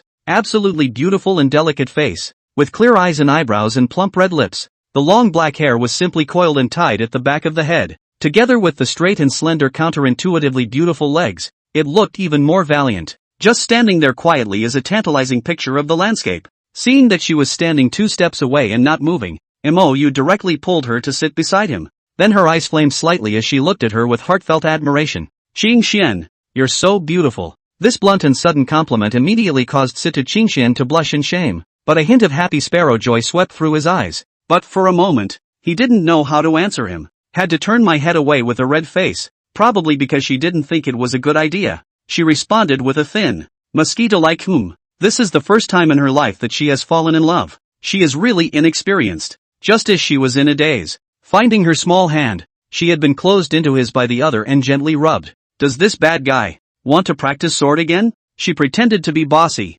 staring straight at the other woman holding her thieving hand. The face tried to put on a calm and grim look. In her imagination, the expression on her face right now should be the kind that was very domineering, majestic and sacred. It should be the one that shouts, "Bold thief, if you don't take your hand away, this fairy will chop it off." The kind of expression you get when you do that. Unfortunately, her blushing face betrayed her emotions long ago. Both stared for a while, and not only did Mou not let go of his hand. Instead, he got an inch and pulled himself towards him. The small savage waist was about to be pulled off by him. She had to put her head in a twisted manner, gently next to his shoulder. Then inwardly, he frantically consoled himself with the fact that the two were engaged. And besides, the sword had been practiced that day. It's okay to be like this. Now, just at the moment when this thought had risen in her mind, she then found her cheek, covered by the other woman's hand, and gently turned away. Then the warm breath hit. The familiar, yet nice, smell flooded her once again, her small mouth being quickly dominated. Bad. Well, the air grew hot. Sita-Qingxian, who had originally stayed passive and suffered passively, finally began her clumsy counterattack in defiance. Then she realized that she was physically airborne. Almost subconsciously, she threw her arms around Mou's neck. In a daze, she wondered what Inkbrand was up to, but she didn't think to ask. Because, the sword debate continues. Sita-Qingxian only felt her body go limp and her breath grow heavy. That familiar little fire that had somehow appeared again. Hoo-hoo. After briefly disengaging from the battlefield, she exhaled a heavy breath of hot air. Then she realized that Mou had carried her inside. This moment, she was really incredibly nervous. Feeling the stiffness of her body, Mou temporarily stopped arguing about the sword, and then he put his head against her forehead, his eyes serious. Qingxian, I want you now. Are you willing? Aha! Sita-Qingxian shyly closed her eyes, her long eyelashes fluttered fiercely, and her voice was as low as a mosquito's cry. Those delicate and aesthetic cheeks had long been rolling red and delicate. Is that a yes from you? Mou was full of confusion. Although he asked this, he thought that the other party would most likely refuse, even if she doesn't reject it outright. I'm afraid she'll say something like give her a few days to think it over. After all, between the two, they hadn't spent much time together. The other party, no matter how brash his personality is, should need time to adjust and think about this kind of big life event, right? But, Sita-Qingxian even agreed to it so simply? Facing his doubts, Sita-Qingxian was instantly shy and anxious. Unable to resist, she opened her eyes wide and stared at him hard through clenched teeth. If you dare to think I'm casual, I'll just chop you up with a sword. When he finished speaking, his eyes shifted downward, feeling where her haunted gaze was. Mou hurriedly shook his head back with solemn and sincere eyes. How could that be? In my heart, my family Qingxian is as pure as the moon in the sky, simply holier than an iceberg snow lotus. I was worried that by acting in such a presumptuous and hasty manner, I would make you think I was disrespecting you. If it weren't for the urgency of the situation, I would desperately need your help. I do really want to talk to you slowly until the day I marry you then. Sita Qingxian pursed her lips as if she was relieved, and said smugly again, you don't have to explain. I know all about it. You know all that? Mou's eyes were once again surprised. Aha! Sita Qingxian glanced at him arrogantly and laughed happily again. Senior sister Su and the girls, they hinted at it with me once. She said you have a special physique and need the help of a female cultivator with outstanding talent. Although the words are unknown, just by looking at senior sister Su's shy appearance at the time, one would know that it was bound to be something very intimate. As she said this, her face became incredibly serious. I've been yours since you decided to marry me, so there's no need for you to care too much about worldly etiquette. As long as you have me in your heart, what can I do to help you? You can talk to me, and not an outsider. With that last sentence, her head dropped again. The color of scarlet completely invaded her stunning cheeks, and then the snow-white, slender gooseneck. What more could I ask for if I were to have such a favor from you? It's truly a blessing from my past life to be favored by you. Inkfeather's eyes were sincere as she softly lamented, moved inwardly. Whether it was senior sister or the Sita Qingxian in front of her, or master, all gave much more than he did in the relationship. It's the hardest thing to get rid of. The philandering Muru, once again, felt guilty again. Then he lowered his head and hugged Sita Qingxian and kissed him fiercely. Chapter 113, Taicho's Sword Fetus. Ever since last time, Sita Qingxian had secretly sworn, next time I come back, I'll be sure to compete with Mou on the tongue sword. But when the opportunity did come again, she still acted like a rookie, little clueless. Confused head, hands and feet, heart beating like a deer in headlights, petite body, stiff legs, all the symptoms, as before. The only improvement was that the panic didn't last as long as last time, and then also learned, clumsily, to fight back. When she appeared in front of Mou as if she were a peeled egg, clunk, with a soft thud, the door to the room closed tightly, leaving only the audit to watch in fascination. A quarter of an hour later, Qingxian, take it easy. I am not nervous, just a little panicked. The girl's slightly trembling words carried a hint of disguised shyness and a final stiff upper lip. So I'm here? Okay. Wait a minute. Who? Okay. Shortly after the delicate words fell, a surprised man's exclamation of surprise followed right after. Asterisk 50%? 3 hours later, Mou opened the door to the room with a surprised look on his face. Behind him, Sita Qingxian was frowning her slender willow leaf brows as she sat in meditation with her eyes closed. It was hard to hide the shocked look on his pretty face. She felt that just over 3 hours like this was comparable to her diligent cultivation for most of a month. It's so unconscionable. However, she could be certain that this was by no means the extreme bliss immortals technique, because even if one could cultivate to the Mahayana stage, the effect is also unlikely to be, well, that horribly outrageous. I'm afraid this is all beyond the realm of heavenly ranked feats. She didn't, however, have time to think much about that. Now, in the sea of her dantian, there was still so much pure spiritual energy that she hadn't had time to refine that it was bursting her. She had to take that spiritual energy and completely transform it into Yuan Ing power. Looking at the transparent panel above Sita Qingxian's head, Mou's eyes were still full of concealed surprise until now. Name, Sita Qingxian. Age, 280. Realm, early Yuaning stage. Physique, innate immaculate sword body. Host dependency, 60%. Just the first time, it's 60%. That's all better than Master's 3 times. The Master's dependence to date is still at a pathetic 30%. As for Sita Qingxian, it hadn't been long since she started, and the data displayed on the panel was 50%. Then the favor ended and immediately went up to 60%, which really greatly exceeded his expectations. It seems that this somewhat overbearing little lady of his has quite a deep affection for him. You know that even the big sisters and the girls were only 80% the first time. That's nearly 200 years of living together. Murphy, she had feelings for herself before? Otherwise it couldn't have gone up that fast. He couldn't help but sit seriously on the sidelines, staring up and down at Sita Qingxian.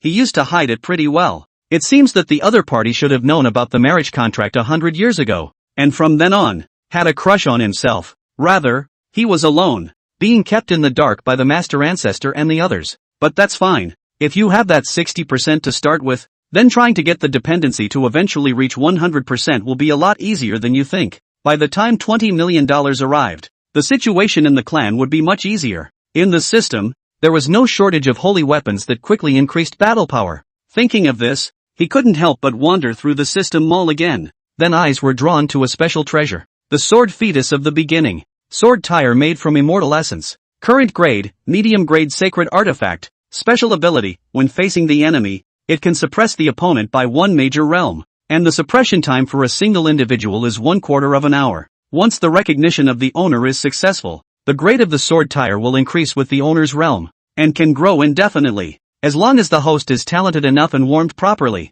it may even grow into a chaotic supreme treasure. Disadvantage, if you don't have enough talent, you won't be able to recognize the host successfully. Please choose carefully. Suppressing your opponent for a great realm for 1/4 of an hour? And the possibility of growing into a chaos treasure? Chaos supreme treasure. In the system at least worth big billions. Not at all what he dared to think but now, as long as he spent 4 million fortune values, he would be able to own a future chaos supreme treasure. Honestly, this temptation Muru couldn't top it at all. Even if obtaining it now didn't immediately make him invincible, it would still be a very good deal. And, considering how much it grows, definitely the sooner you bring it in to warm up, the better. Mou hesitated for a long time, but finally gritted his teeth and bought it. Invest before it's too late. The most crucial thing was that the sect had recently been in a state of turmoil, desperately in need of this quick battle boosting gem. As for the drawbacks, they were directly ignored by Mou. With his talent, how could he not succeed in recognizing his master?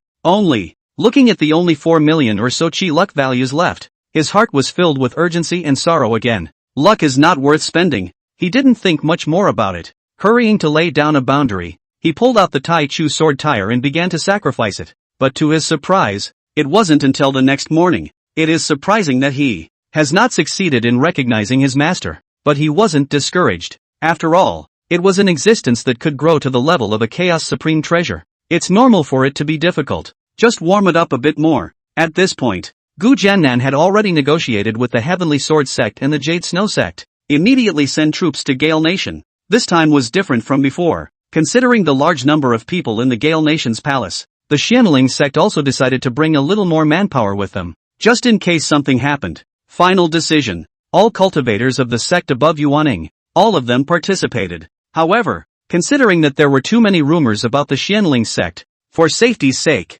it was still decided to leave Qian Baichuan and Sima Xiaotian behind to sit in the clan. There was Gu Dongzhou and Gu Jiannan, plus Li Kei and in Xiao Xian. It was more than enough to deal with a Gale Nation. And this time, Mou also decided to hide his identity and participate in it. He wanted to go and try out what his true battle power was. Sure, he won't reveal his true identity or even appear as a ghost-masked man. This was because if he were to try, he would at least have to find a mid or even late-stage spirit transformation cultivator to try. If we still try with those two identities, I'm afraid that the entire Changyin continent would have to be shaken to its core. Inside the Great Hall, Gu Jiannan and the others had a grave expression on their faces. Originally, according to their intention, there was no need for Mou to go at all this time. It's good for him to practice at home at ease. After all, in today's Xianling sect, the top priority was Mou. His well-being is above all else. This time, on his own side, the advantage was very much in the balance. But once the time comes to mix it up,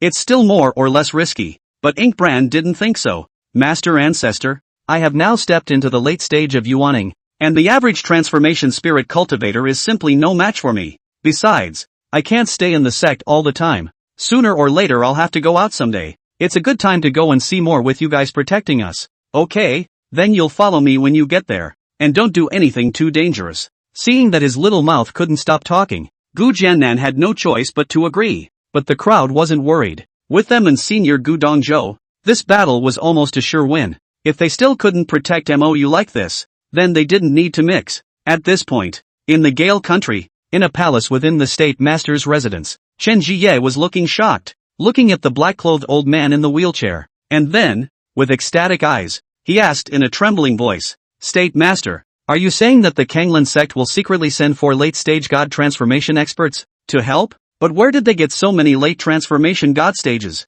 Chapter 114, Ambition, Tying Nets. Looking straight at the puzzled Chen Jie, the state master did not answer him right away. His withered face filled with indifference. It wasn't until Qing Jie was staring at him so much that his heart fluttered and his face became unnatural that the state master gave a mysterious smile and faintly said, "Do you know why they sent someone to support you?" "I don't know." "What? Support? Support me?" Chen Jie's eyes instantly widened with surprise. "Surely, not in your favor. Why is it that your father doesn't even know about this news? And you know before he does?" The state master's old face was smiling meaningfully. Cold, ghostly eyes glittered with smugness and submissiveness. It's like an old fox who sees a bunny about to fall into his trap. Although Chen Jie was arrogant, he was not stupid. Otherwise, he wouldn't be able to sit in this position. The crown prince of Gale Nation is not something that can be done by the firstborn son of the emperor. His expression became serious as he asked earnestly, "Is there something, master of the state, that my father cannot give them, but I can?" "All you need to know is that they are terrifyingly strong. So terrifying that they can easily destroy the Gale country. It's also easy to help you to the top. And that's enough. And the only reason to support you is because you're more obedient. Understand?" Chen Jie wanted to get angry. This state master, who had always treated him with a fair amount of respect, was now speaking in a tone that was almost as if he was the master. However, when he thought of the 4 late god transformation cultivators the other party had mentioned, he instantly felt a sense of awe within his heart and quickly calmed down. It seemed that this Iguashur, who he had always thought, was just a bit more mysterious and a bit more connected, was quite extraordinary. Judging from these words, the other party was most likely someone from the Kanglan sect. Even if it wasn't, it would be a traitor to the other side. However, if the Tsanlan sect was really that terrifying, so what if he was a traitor to him as well? After all, a traitor with a powerful backer definitely has to live a more dashing and long life than a king of a country with low strength. Figuring this out, Chen Jie suddenly smiled incomparably.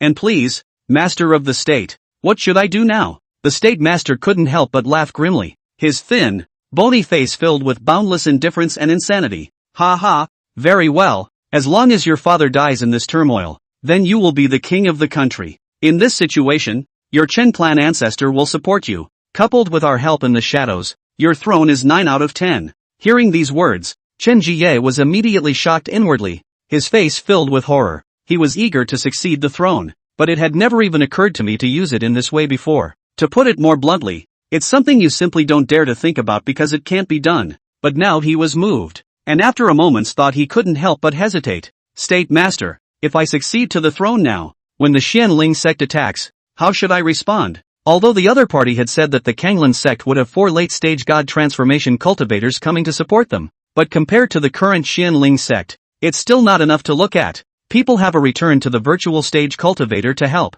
themselves and a sacred weapon, plus 3 late stage of the god of transformation. Oh, and the Heavenly Sword sect and the Jade Snow sect that had just been allied. With this strength, even if the Kanglan sect came with 4 late transformation god stages, it would be useless. The state master glanced at him coldly and said calmly, "I have long thought of these, so I have contacted the Prime Sky sect and the Tianxian Sword sect for you again, so you don't have to worry about not being able to secure your seat. The state master is indeed farsighted and has heavenly means, and everything I have in the future will also have your half." State master, Chen Jie was inwardly shocked, but he was overjoyed, and his eyes flashed with greed. For the half that was promised to go out, there was not a bit of pain in the press, and these were not his now anyway. As the saying goes, the pup sells his heart. Compared to becoming the Gale's ruler right away, these are nothing compared to. The state master suddenly looked at him with hooked eyes, a smirk-like expression on his face, and laughed lightly. "Rumor has it that the crown princess is slender and charming, so I'm sure her massage skills are beyond anyone's reach.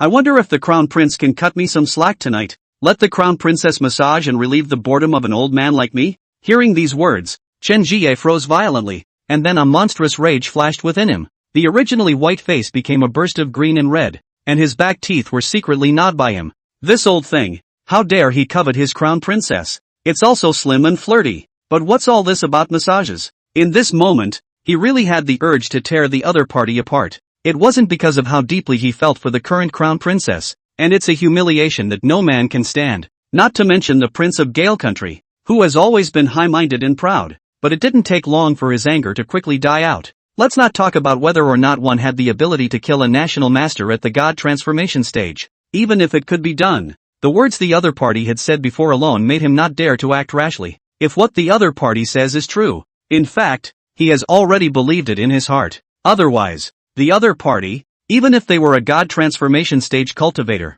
wouldn't dare to be so arrogant towards him. Seeing his expression, The state master instantly smiled grimly, his withered cheeks becoming more and more unsightly like a stern ghost. What? Is it that you don't want to give up, or don't believe what I say? Chen Jie fiercely clenched his teeth. Then with a twisted expression, he forced a smile. What the state master said, how dare I doubt it? Just now it was nothing more than wondering if there was a better candidate. But when I think about it, besides Father Sui Fei, it seems that the crown princess is the most suitable. Ha ha, I'll have her at the state master's residence later. If you think she's good at her job, you can keep her around as a small token of my appreciation. Chen Jie figured out that as long as he has the power, what kind of beauty is not there? As for the temporary humiliation, just bear through it. Good, the test is passed. If you are unwilling to give up even one woman, you don't need to think about this throne. The state master glanced at him with a bland expression as he picked up his tea light and drank his tea. Chen Jie, however, had a tight heart. In a few moments,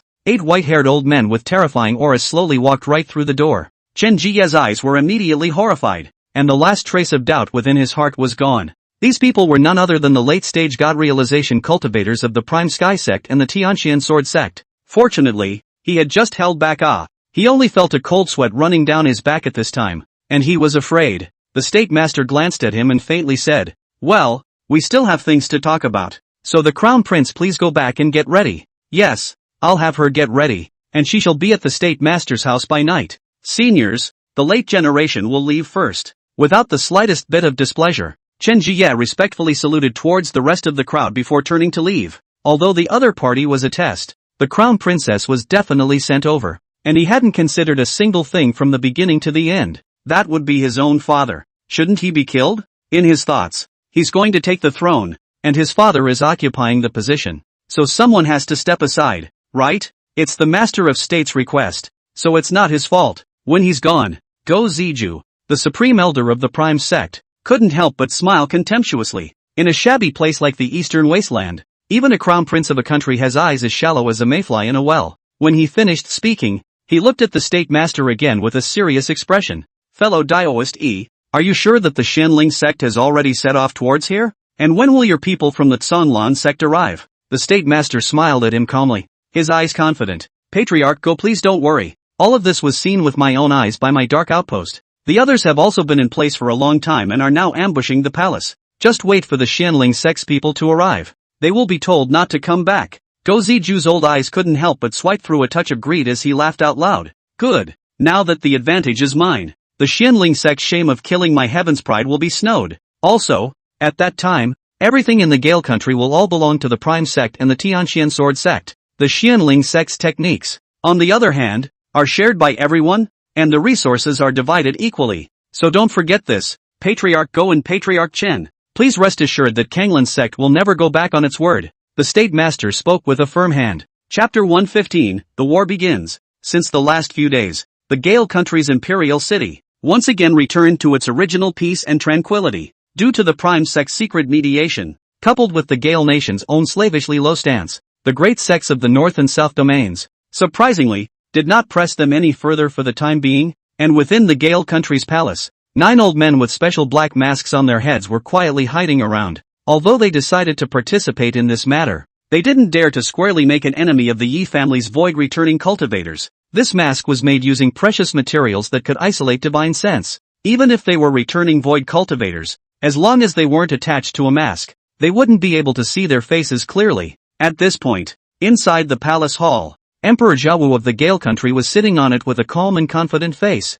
At the bottom of the stage were some important ministers of the Gale country. In this time of crisis, the emperor, even rare to all the ministers have given seat, obviously also want to rely on these means, more to enlist some people for him to sell their lives. At this moment, he was smiling coldly and confidently. Gentlemen, now that the Gale country has the support of the Prime Heaven sect and the Canlan sect, killing all of the Xianling sect is definitely as easy as a slap in the face. At that time, everyone will be heavily rewarded. But if anyone dares to be greedy and fearful of death at this time, then he really must die. The Gale country will not raise an invalid. The crowd on the stage immediately flinched inwardly and hurriedly took a stand and shouted, "Please rest assured, Your Majesty, we will definitely fight to the death and defend the majesty and glory of the Gale country to the death. If the Xianling sect dares to come, my ministers will let them have no return." A group of military generals, however, were inwardly joyful. 12 late-stage transformation gods sitting in the palace. coupled with the strong strength of the Gale country itself, this is a sure win. After this battle, it would be a proper credit. Emperor Zhao was instantly delighted by the dragon's face and laughed out loud. In this matter, it all depends on the State Master's strategizing. I hereby appoint the State Master as the King of Jindong, with a fiefdom of North County, 1,000,000 miles in circumference. Your Majesty is wise. Congratulations to King Jindong. Thank you, Your Majesty. Regarding his layout, State Master Yi Dongshan was also full of complacency, even if the Xinling sect, with the help of a void returning stage cultivator. So what? It wasn't like he was trying to kill him, but if he was just stalling, having 5 late transformation spirit cultivators should be enough. Gu Dongzhou wasn't a member of the Xinling sect, so he definitely wouldn't put his life on the line for this. In the case of Gu Jiannan, with 3 late transformation god stages joining forces, winning against him wouldn't be difficult. The holy weapon in his hand is no longer powerful, but also not his own power. Once the holy weapon after the power is not good, is the time of his death? The remaining 4 late transformation god stages, on the other hand, surrounded and killed the 2 old ancestors of the Jade Snow sect and the Heavenly Sword sect, which was crushing. As for the other elders of the Xianling sect, they would be dragged down by the Gale country first, and in the end, they would inevitably be unable to escape death. It could be said that as long as the Xianling sect couldn't hold back this pent-up anger, their end was already predetermined. Whether they killed the Gale Nation or the Flowing Cloud sect or the Songlan sect, they would quickly rush to their aid, then lay out the siege. Today, he was only waiting for the people from the Xianling sect to come up and die. Thinking of the imminent revenge, he was suddenly thrilled inside, and his cold eyes flickered with ice and resentment. Long Baodian, surely you wouldn't have imagined that one day your clan would be destroyed in my hands, right? In half a day, we will enter the capital of Gale country. Everyone please pay attention to adjusting your state and prepare for war. Gu Jiannan's expression began to become serious. Although this trip was relatively low profile and the flying spirit boat was camouflaged, but with such a big battle, no one can guarantee that it hasn't been noticed. After all, the Xianling sect, right now, was also a place of right and wrong, and the attention would definitely not be any less. Not only did Mou come on this trip, eldest senior sister Lu Ruyu also came with her. The second senior sister and Sita Qingxian, who were slightly less powerful in good strength, were stopped by a group of elders. Although Mou inwardly did not want eldest sister to come and risk her life, the Xianling sect was a sect that emphasized unity. The Great War will rise. Other Yuaning cultivators are coming. Why shouldn't she? Though no one will complain if they really don't come. But neither Mou nor Lu Ruyu herself could do that. When fighting for their lives, the Xianling sect did not distinguish between men and women, young and old, high and low.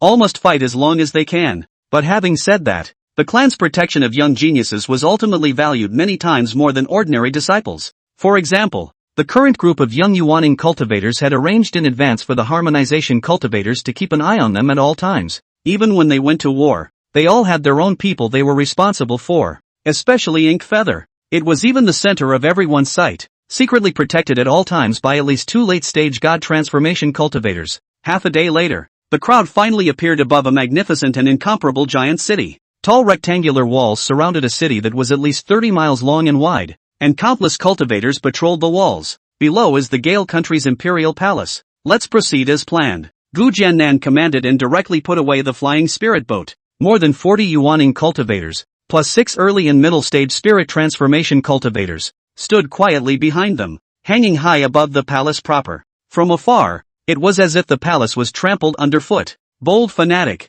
come down quickly. No flying in the important land of the imperial city. Ha ha, who did I think it was? It turns out to be the Xianling sect's Dao friends who are visiting. I don't know what they have to say when they lead the crowd here. The appearance of the crowd not only startled the guards, the waiting Emperor Zhao, as well as a group of ministers, were naturally all startled. At that moment it was rising in great numbers and then confronting the crowd. Seeing this scene, the millions of subjects of the imperial city, as well as those who had long ago come to the Gale country and waited to see what was going on, also boiled over. The Xianling sect is here to raise hell. Ha, that's for sure. No matter if what was said before was true or false, the Gale nation dared to talk about the Xianling sect like that, and this result isn't surprising in the slightest. I was still thinking of watching the Gale country's good show, but I can't imagine that the 2 rumored stormy characters nowadays have fought first. This would be great if it was a toss-up. Gu Jiannan, however, ignored the surrounding comments and only said faintly towards Emperor Zhao in front of him, The Gale country slandered my Xianling sect for no reason and obtained the treasures that appeared in your country. And now Mr. Gu has specially led his people here to seek justice. If you can't produce solid evidence, then my Xianling sect will let the world know what the price of slandering us is. Emperor Jiawu looked as normal as he looked up to the sky and laughed. Evidence? Isn't the holy sword you took out in your haste that day the best evidence? Do you still dare to say that that is your Xianling sect's ancestral possession? At Emperor Jiawu's words, Gu Jiannan was still more or less a bit weak, because according to Little Feather's explanation, his mysterious spatial ring came from this relic in the Gale country. Of course, it also included the giant spirit sword in his hand. Therefore, even though he knew that the other party did not know the origin of his sword, he was still a bit unsure in his heart. However, his face did not show any sign of it, but instead, he snapped angrily. That sword was acquired by Gu by chance. It has nothing to do with your Gale country relics. Now that you're trying to get out of your own predicament, you've even dumped this black pot of extermination onto my Xianling sect's head. If we don't exterminate you, our Xianling sect shall not die of shame by the world? So today, it's the death of your Gale nation's royal family. These nonsense words of Gu Jiannan were not meant for the emperor of the Gale nation to hear. Rather, it was the countless clans watching from all around. After all, the Xianling sect still wants a face, and more or less has to talk about a division. After saying that, he had no intention of making any more nonsense and directly chopped out with his sword. A shocking sword on that was 10,000 feet long shone in the sky, intermingled with a faint force of laws. It slashed towards Emperor Jiawu's domineering chi. Chapter 116, The Might of Returning to the Void. Seeing Gu Jiannan make a move, Emperor Jiawu was instantly startled. Hastily withdrawing several steps behind him, he simultaneously waved his hand to form a circular light shield in front of himself. Deceiving my Gale country that there is no one? With the sound of a pale, angry roar, the two old spirit transformation cultivators quickly dodged in front of Emperor Jiawu. One holds a gun, the other a sword. The tall, white-robed old man holding the gun was none other than the Chen family's old ancestor who was in the middle stage of god transformation, Chen Wulong. At this moment, he was holding a medium-grade spiritual treasure, the Augur's silver gun. It was transforming into a spiritual power augur dragon with a length of 1,000 feet, then intercepted towards Gu Jiannan's sword mane. The power was so fierce that it caused tens of miles of space around it to produce intense ripples, as if it was a mirror that was about to shatter. The sword wielder was also a member of the Chen family, and according to his generation, he was Emperor Jiawu's uncle, but he was only an early-stage harmonization spirit cultivator.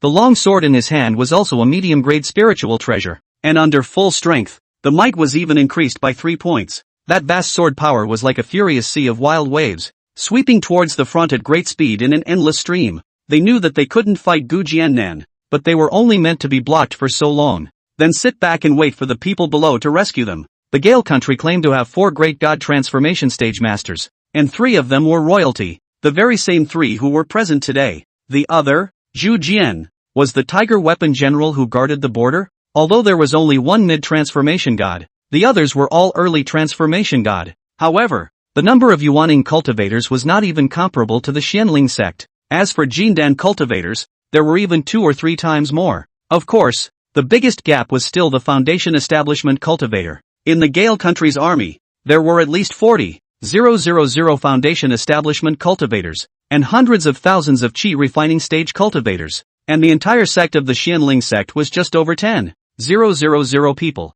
If we follow this strength comparison, the most reasonable way for the Xianling sect is actually for a small group of experts to sneak in and raid and assassinate. However, considering the rumors of the treasure on the Gale nation, they still decided to use this honorable way, for less other hassles later on. Otherwise it would be even more difficult to explain when you secretly kill someone off and the treasure is nowhere to be found. Boom! With a loud bang, the 2 figures quickly flew backwards. The 2 old men from the Chun clan were directly cleaved by Gu Jiannan's sword, their faces pale and their clothes disheveled. As for Emperor Jiawu, who was behind the 2, the shield in front of him was similarly shattered. However, with the buffer of the old ancestor and clan uncle against him, his appearance was not so wretched, but the face was equally hard. But that's all from being scared. That sword of Gu Jiannan's just now was too terrifying. He felt that it was much more powerful than the average late transformation god cultivator. It shouldn't take long for your opponent to break through, mind you, and it's still empty-handed. If this were to use that holy weapon from before,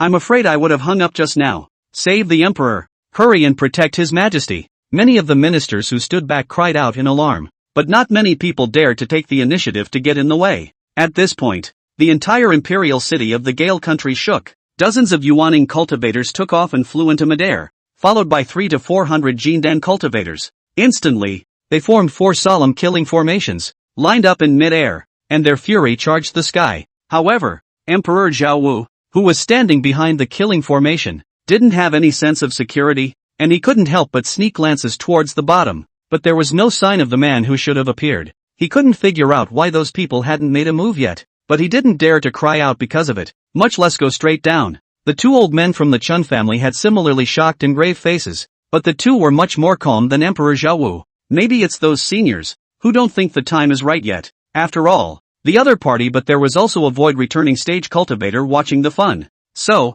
Chen Wulong, the Chen clan's oldest ancestor, decisively gave the order to attack. Warriors of the Gale country, kill these invaders in front of you and defend the supreme honor of the Gale country to the death. He wanted to give those seniors the perfect opportunity to kill the enemy. Kill! With a roar, the gun came out like a dragon. Kill! Kill! Kill! A neatly organized shout of murder followed, shaking heaven and earth. Hundreds of Jindan cultivators, plus dozens of Yuaning, lined up to attack together. This sound was even fiercer than a late-stage spirit transformation cultivator striking out. One could only see hundreds of spiritual energy, which first gathered into 4 long streams of terror, and then those 4 strands of the long river converged once again, forming a vast and condensed terrifying galaxy. Chop straight down. The Milky Way has not yet fallen. That cold and stern aura, the impact of the surrounding airspace constantly shaking, like the ocean under the 12th hurricane. Even Gu Jiannan couldn't help but be secretly shocked when he looked at it. Line-up fighting, the clan is indeed much inferior to the soldiers. At the very least, the same number of Jindan and Yuaning. The Xianling sect definitely couldn't do what the other side did, unifying their spiritual energy without interfering with each other. This requires more than just long hours of training to go along with it. You must also practice the same technique. These 2 points are difficult for any clan to achieve. This was because even in the same clan, different techniques would be taught depending on the qualifications of the disciple. As for training together for long periods of time to match, it's just not realistic. Plans are mostly based on solo fights. Even if there were a handful of sword formations, they were all small in number, and there was no way to do what the other party did, where the spiritual energy was completely unified and not wasted. However, a force for good. Elder Gu, please also make a move to break it. Gu Jiannan respectfully saluted towards Gu Dongzhou with a smile. He certainly broke it, but I'm afraid it would be a little bit of a mess without using the giant spirit sword. But returning void cultivators were different. Gu Dongzhou nodded bashfully, facing the monstrous Milky Way in front of him. He merely waved his hand casually with a fierce stroke towards the front. A snowy blade shone in the sky. In the blink of an eye, he was in front of that galactic torrent. Then, boom! A shocking loud sound accompanied by countless flopping figures spitting blood. That originally neatly organized 4 killing formations had become messy. Countless Jindan cultivators either flew backwards or fell down, but without exception, all of them suffered from light or heavy internal injuries. Even the Yuaning cultivators were all pale. Anyone who doesn't know how to advance or retreat again will die. Gu Dongzhou indifferently swept a glance at the chaotic team in front of him. His tone calm, that was truly treating the crowd like ants. But with a casual move, he defeated dozens of Yuaning plus hundreds of Jindan. And he does have the credentials. Even Gu Jiannan looked shocked plus envious. The returning void cultivator is truly terrifying. The 4 of us will definitely not be able to trap him. We need at least 5 people to be reliable. Shen Qi, the heavenly Xian sword sect's supreme elder, couldn't help but frown as he transmitted his voice.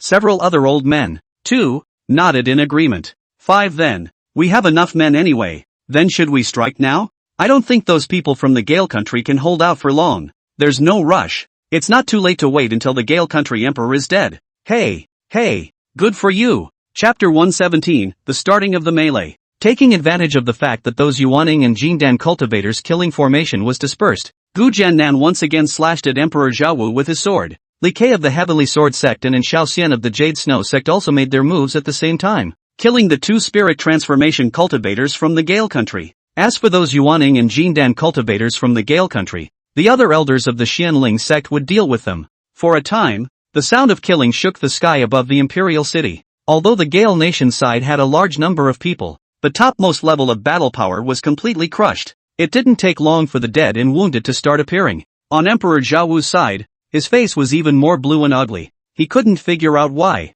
At this point, those people in the ambush below still didn't dare to make a move. Is it really just taking Gale Nation and using it as a tool to consume the other side? If he just took Yuaning and Jindan cultivators to consume them, he could still understand. But now, when he realized that even he seemed to have become a toolman, then he was really angry. He's the emperor of the Gale country. Gentlemen, if you don't make a move now, when will you wait? He didn't care if the storm was exposed or not. He directly yelled angrily towards the bottom. As he looked down, he happened to see the crown prince, his own son Chen Jie, standing at the entrance of the palace below. However, at this moment, that good son of his was, with a pleasing face, standing behind the state master, respectfully helping him push his wheelchair. Seeing him being chased, not only did he not come up to help, he didn't even go to help him call out for someone. There was even a hint of snickering and excitement in that nonchalant expression. Emperor Zhao was suddenly enlightened. This rebellious son is trying to get to the top.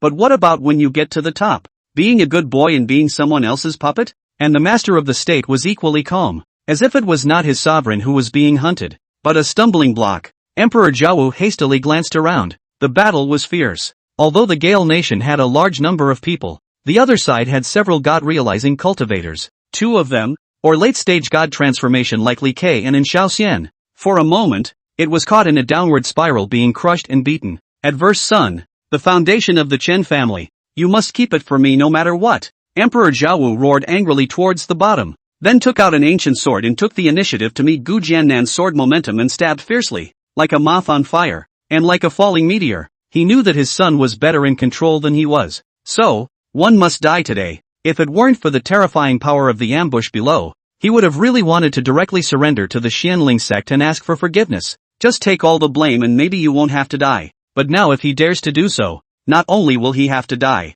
I'm afraid that the Gale nation doesn't even have the qualifications to be a puppet anymore. Ha ha, Xianling sect, you won't have a good ending either. Boom. A cultivator at the early stage of god transformation who fronted up to the late stage of god transformation would not have a second end other than death. Emperor Zhao was no exception. He was directly split in half by Gu Jiannan's sword, spilling blood into the air, and not even his Yuanshan was able to escape. At this point, the other two god of transformation of the Gale nation, except for that Chen clan ancestor who was in the middle stage of god of transformation, flew back with serious injuries. The other person was similarly killed by Li Kei's divine soul. Since he had come to exterminate his clan, he naturally would not be merciful. As for the Yuaning and Jindan cultivators, after being entangled by the many elders of the Xian spirit sect, they no longer had the chance to set up their formations. However, in a short period of time, it was difficult to kill and defeat the opponent. Compensate my father for his life. Xianling sect, I, Chen Jie,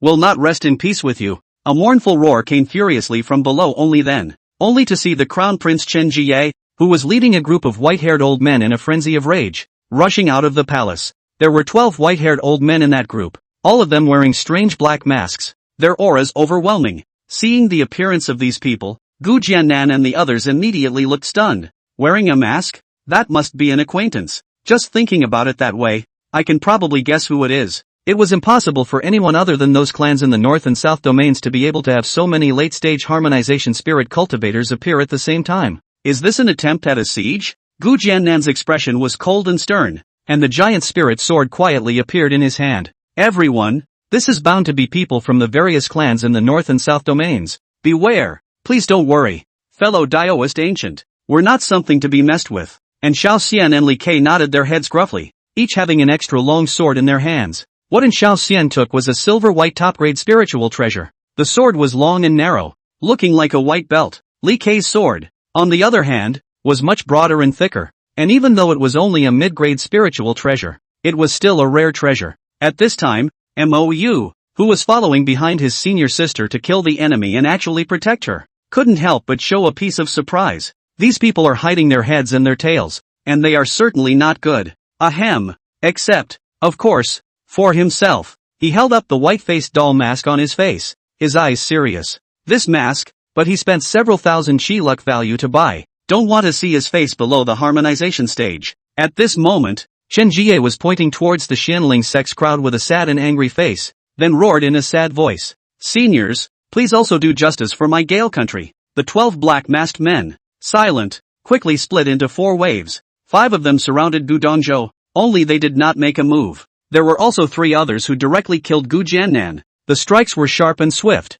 with no mercy. There were also 4 people who surrounded the 2 Li Kei. equally decisive in killing and striking out in a domineering and venomous manner. In their estimation, this was probably the fastest place to separate the winners from the losers. As long as these two were exterminated, it would become easy for them to go over and surround Gu Jiannan again. Therefore, when these four people struck out, they were really using all their strength. At that time, even Gu Dongzhou would not be enough to fear, even if the other party didn't run away. They were confident in grinding the other party to death. Gu Jiannan's expression was grave. He wanted to activate the power contained in the giant spirit sword several times, but in the end, he held back because he wasn't sure. The giant spirit sword is powerful, but it can only be used twice a month. Once a shot doesn't cause the other team to attrition, it's a waste. Not to mention chopping 3 people with one sword. He wasn't even confident that he could do it with 2 people. Boom! Gu Jiannan was forced to clash hard with the other two before being sent flying thousands of meters. His face unsightly.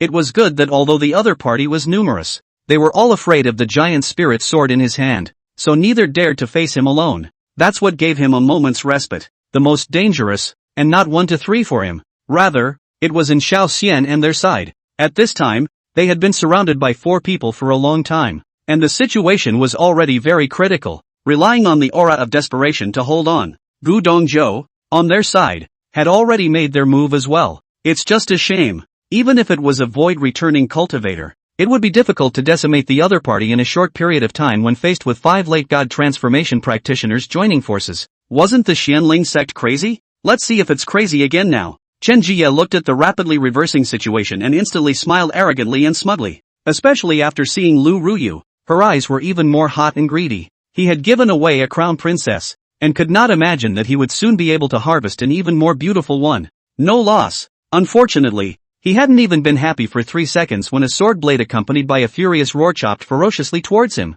I'll make you whole. The person who struck out was none other than Zhou Bai, who had stepped into the god transformation stage. However, soon, his attack was blocked again by the Chun clan's ancestor. The battlefield was now as chaotic as a pot of porridge. After the shock, Chen Jie hurriedly broke away from the battlefield and fled far away. Now that the situation was great, it was only a matter of time before the Xianling sect was destroyed. He wasn't going to take any chances at this point. At this time, Mou was anxious inside, but his eyes were incomparably calm. He was still disguised as a cultivator with only Yuaning stage combat power, carefully hovering near the master's ancestor. He didn't really make a move. He had already conferred with his master ancestor, and was only waiting for an opportunity at this point. A great opportunity for a 1-2 punch. The 3 people who had surrounded Gu Jiannan had begun to gradually relax. Pressing on, he didn't realize that the countdown to his life had begun. Chapter 118, The Power. At this moment, Li Kai and Xiao Xian were in a sorry state. The corners of his mouth had already been bloodied long ago,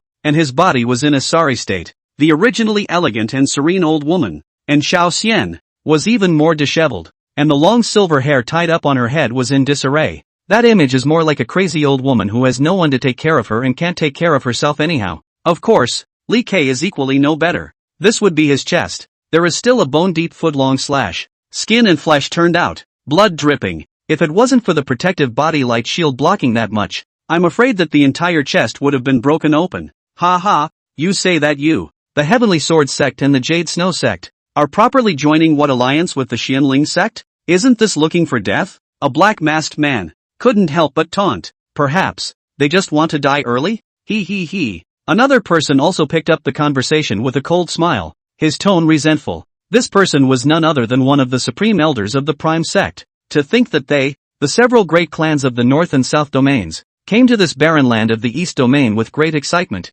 looking for a chance. However, it was blocked by the Xianling sect with their own power. His own clan's supreme demon, Lu Wushu, had even been killed in public by a Xianling sect disciple in 3 moves. It's just a strange shame. Well, today the sulk can finally come out. A few people mocked verbally while viciously surrounding them, and Xiao Xian and Li Kai looked at each other out of the corner of their eyes, both seeing the heaviness and worry in the other's eyes. But both were silent in response to the enemy not speaking. If we don't get it right today, we may really have to explain ourselves here. It would be a lie to say that there isn't a little bit of regret, but things have come to a head, and they can't do anything to turn back on the battlefield, and even if it was done, it definitely wouldn't end well. Therefore, the only thing the two could do was to struggle against the rounds of attacks from the opposite side. Within them, there is a last ray of hope. That would be Gu Jiannan. Until now, the other party hadn't used that terrifying sword in the beginning. With their guesses, The other party must be waiting for the best opportunity. And the guy in the white face mask.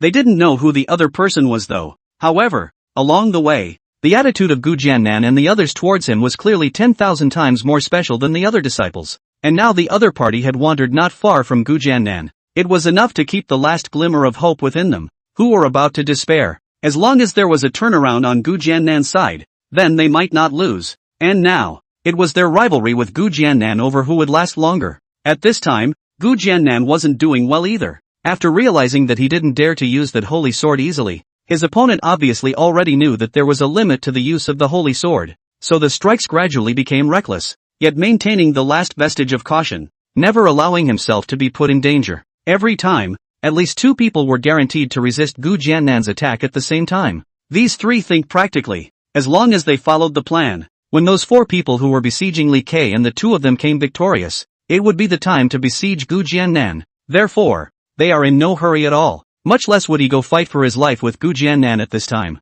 Under such a wheel battle, they fought with great ease, while Gu Jiannan had long been carrying injuries on his body. If it wasn't for the deterrent of the giant spirit sword, he would have been decapitated at this point. Boom! Gu Jiannan was once again blown away by the 2 of them jointly, and the direction was exactly towards Mou's side. The 2 people who had sent him flying, without waiting for him to stabilize his stance, continued to fly over and simultaneously chopped out 2 terrifying sword slashes, like the twin dragons out of the mountain stream. Their ferocious might was monstrous. Ha ha ha, Goody, the Xianling sect is going to be exterminated. Avenge His Majesty the Emperor. Kill them, Gale Nation for 1,000 years. Seeing that the Xianling sect was being suppressed, the ministers of the Gale Nation, who had originally hid far away, began to cheer again. It doesn't matter if the emperor dies, as long as the Gale country is not destroyed. Emperor Zhaowu's son will succeed him anyway. They are, still, the people of the Gale Nation. At this point in their lives, all one needed to do was to quietly enjoy the Xianling sect being slaughtered by those out of nowhere. God transformation stage Highlanders. But in the next moment, everyone's eyes suddenly became frozen in horror, and the cheering came to an abrupt halt, as if the whole thing had been grabbed by the throat. Roll! A slightly hoarse voice rang out. I only saw that of the 2 people who had gone after Gu Jiannan. Suddenly, there was a person who was directly knocked 1,000 meters away by a person wearing a white mask. Die for me! As Gu Jiannan shouted out a long-suppressed roar, and he, who was originally flying backward, also violently swung the ancient sword in his hand at the same time, decapitating the other person head-on. A huge sword blade that shone in the sky swept past. The other person, who simply couldn't withstand the terrifying sword awnings that suddenly descended, was chopped into 2 halves on the spot. The Yuanshan villain that swept out of the corpse in panic was once again pierced by Gu Jiannan's sword before he could escape 100 meters. At this point, the 3 people who had surrounded Gu Jiannan had died, retreated, and fumed, and the one who was gawking was only half a breath behind his 2 teammates. By the time he arrived, he was already left to face Gu Jiannan. He wanted to turn and run. Unfortunately, Gu Jiannan simply did not give him this opportunity. Waving his hand to slash down his sword again with extreme speed, the terrifying sword awnings once again cut through the sky. Instead, Mou rushed towards that opponent, who had been split by 1,000 meters. He's a little confused now too. Was he too strong? Or was the opponent caught off guard and careless? Or, is the opponent too weak? He had originally thought that it would be good if he could barely block his opponent. Even when he had made this suggestion, all that the Master Ancestor had asked of him was to just block it for a moment. But now, it seems as if the late transformation god stage isn't that strong. He felt that it wasn't impossible to kill his opponent given a little time. Not only was he clueless, but the Xianling sect's crowd who knew his identity also had a look of a dog in the sun. This Master Mo's nephew, isn't he a bit too much of a demon? A late-stage Yuaning knocking out a late-stage transformation spirit cultivator? This is going against the grain. All those in the know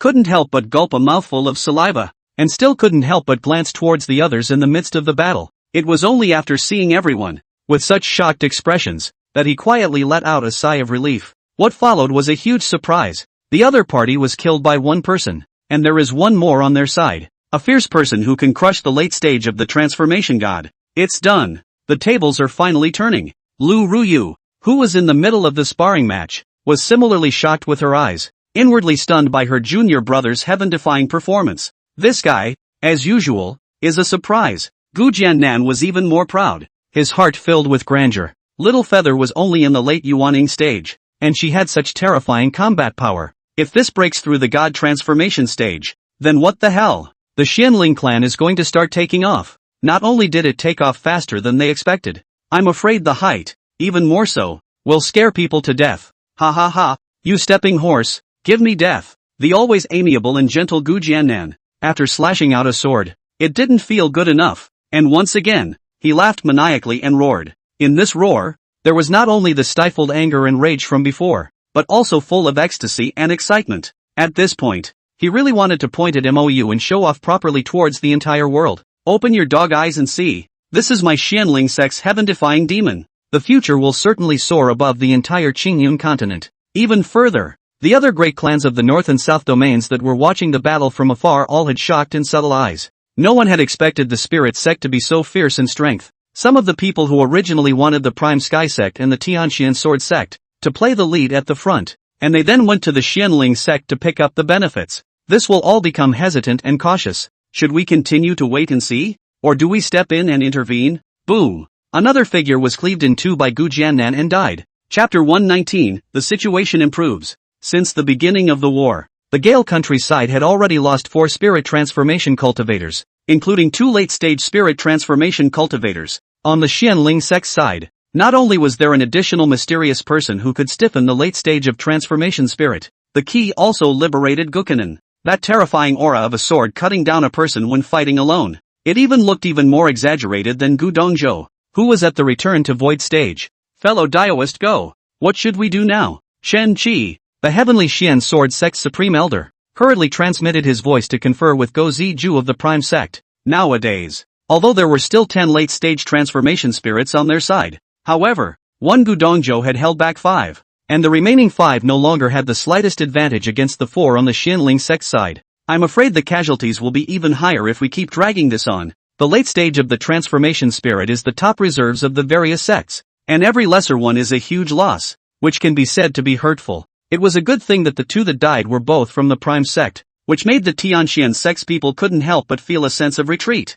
Fellow Daoist Chen, I'm afraid that the other party may not be willing to back out even if you want to now, so it's better to hurry up and contact the other sects and join forces together. Go Ziju's eyes were gloomy. His face under the black mask was as cold as ice. This time the blood was coming out of his gums. He hates it. I hated myself for being too greedy, thinking that the 3 clans joining forces, along with the gang from the Gale country, would be enough to deal with the Xianling clan. Who knows? The mysterious man in the doll mask was acting so horribly. When they saw each other at that time, they thought it was the bronze-masked man dressed up before, so they didn't care, even if the other party was a genius. After all, he was only a Yuaning cultivator, and could not affect this situation in the slightest. Who knows? Who knows? The only omission, surprisingly, came out of him, but more than that, he hated the other clans that were watching. Do you really think they can pick up the slack when their 2 families are down on their luck? Gentlemen, I'm sure you all know the reasoning behind the death of Lips and Teeth. The Xianling Sect's strength is not weaker than any of your clans.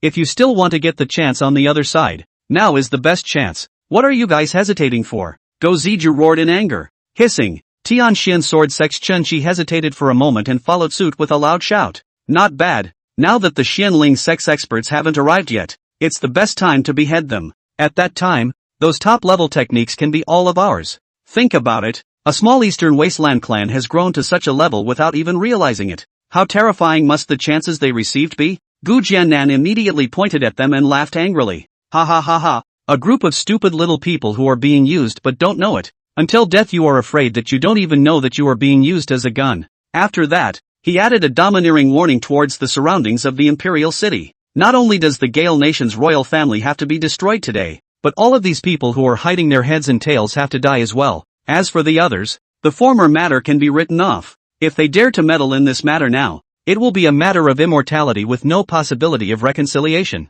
Sons of the Xianling Sect, kill all enemies who dare to resist. Leave no one behind. After Gu Jiannan finished speaking, he directly killed Li Kei and their side. If they didn't go over to assist, those 2 would definitely not be able to top it. As for the leaky fish that had surrounded him before, it was at Mou's request to keep it for him to practice. Mou's eyes were calm, but his strikes were vicious and ferocious. He knew that Master Ancestor's words could indeed make the other sects fearful. Those people, however, could never be intimidated by a few words. The reason why they didn't do anything right away was just that they were shocked by the unexpected situation before. It's probably being discussed urgently right now. Once the battle was held and they were allowed to slow down, the end was hard to predict. So it was imperative that the situation be brought under control in a hurry so that they would not dare to act rashly again. Old man, give me death! Mou roared and slashed out with his sword. The mid-grade spiritual treasure thunder sound sword in his hand suddenly surged out a snowy sword aura, as if it was a thunderbolt that crossed the sky,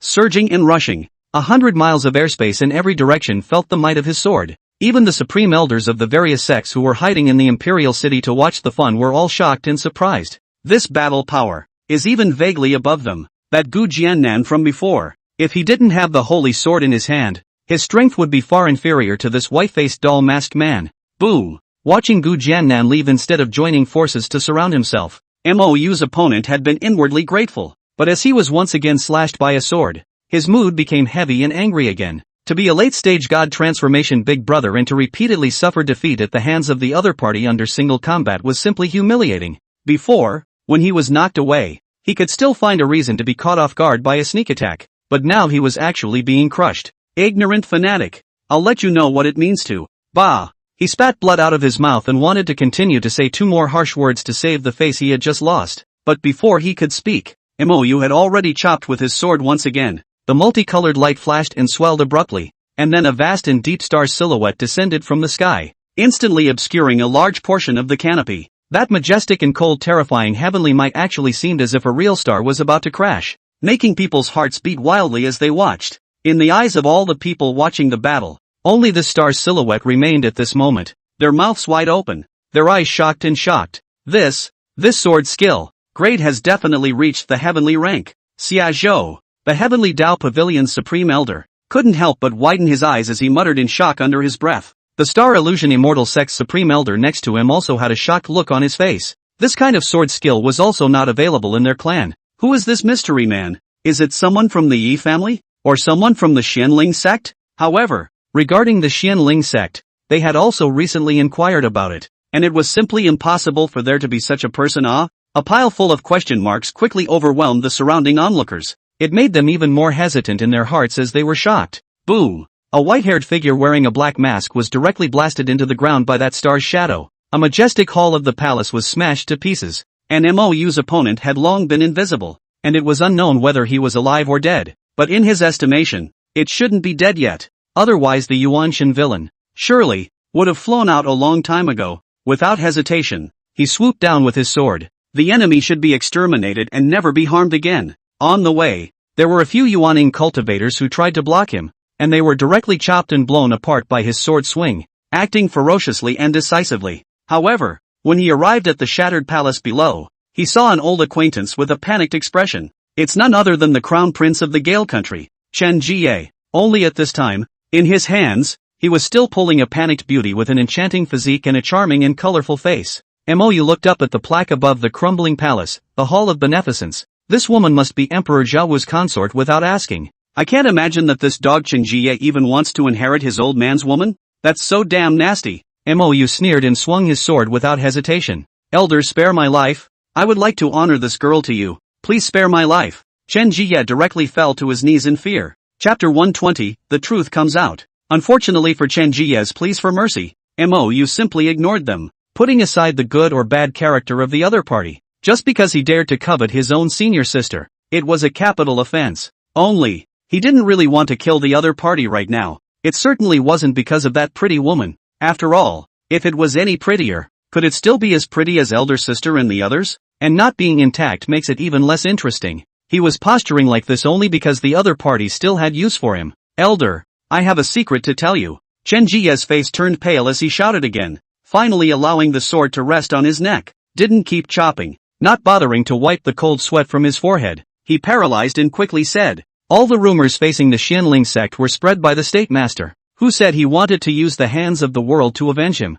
And he's actually someone from the Kanglan sect. This time when they joined forces to besiege your sect, the Kanglan sect deployed 4 late-stage god transformation cultivators. At the time of life and death, Chen Jie chose to sell his friends to survive. Moreover, even if he didn't betray the other party, according to today's situation, it was only a matter of time before the Xianling sect won this battle. At that time, he didn't know if the Gale nation would die or not, but he must die himself. As it is, then why don't you trade him for your own life? And in the process, Clear your name of responsibility and get a chance to live? After hearing all of this, Mo suddenly had a gloomy face. Then wave your hand and flick it. Chen Jie instantly stiffened. His Dantian Jin Dan was instantly sealed, and his body was as sore and weak as an invalid. He tried to speak, but couldn't. Mo picked him up like a chicken and flew directly towards the huge pit in the hall, only to see that in the middle of that pit, a person with a black mask on his face and a bloody body was lying unconscious in it. Inkbrand couldn't help but stare slightly.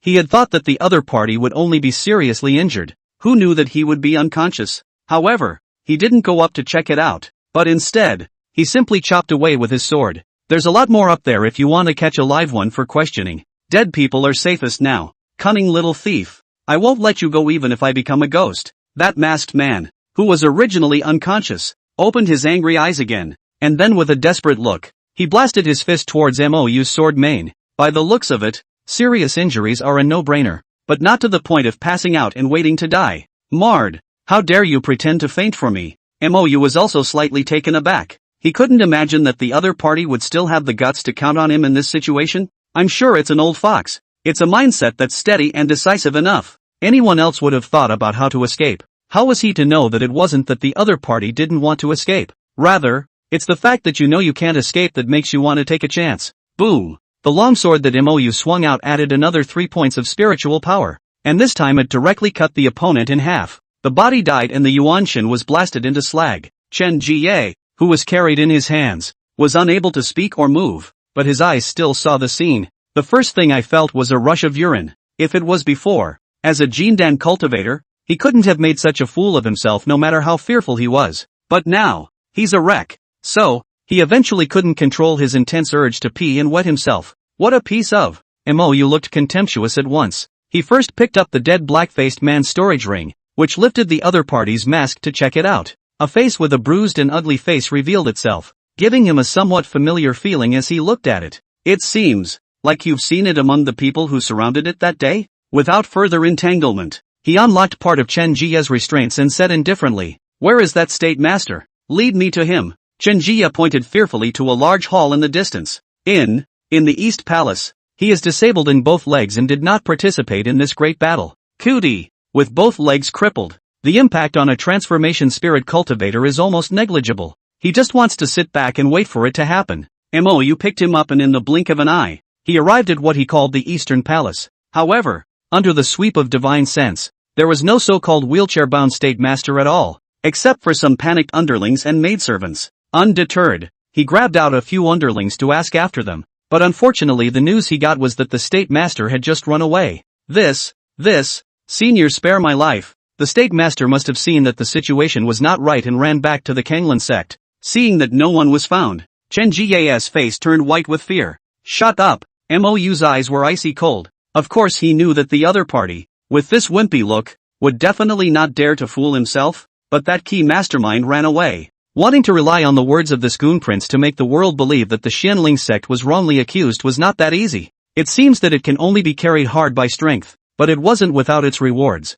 And at the very least, the mastermind behind it was found. In the future, you won't be stabbed and not even know who it is. I can't imagine the Kanglan sect hiding so deeply. The most crucial thing was that the other party had such terrifying strength. All of a sudden took out 4 late stage of the God of Transformation. When is the late stage of the God of Transformation cultivator? So big cabbage? And it's still the eastern region. Mo's thoughts flashed with electricity, but he didn't go deeper at this time, directly picking up Chen Jie and rushing up to the sky. For the pretty woman cowering aside, he didn't even look at her. The reason why he was wasting his time to capture the state master at this urgent moment was because he wanted to discourage the greed of the besieging sects. Otherwise, if they were really talked into it, the Xianling sect wouldn't be able to withstand the crowd joining forces. At this point in the chaotic battlefield, the Xianling sect had already gained the upper hand. Gu Dongzhou had taken the initiative with 1 against 5, and the eyes of the opposite 5 were getting worried and panicked. And with the addition of Gu Jiannan, the Tu Li K had already slowed down.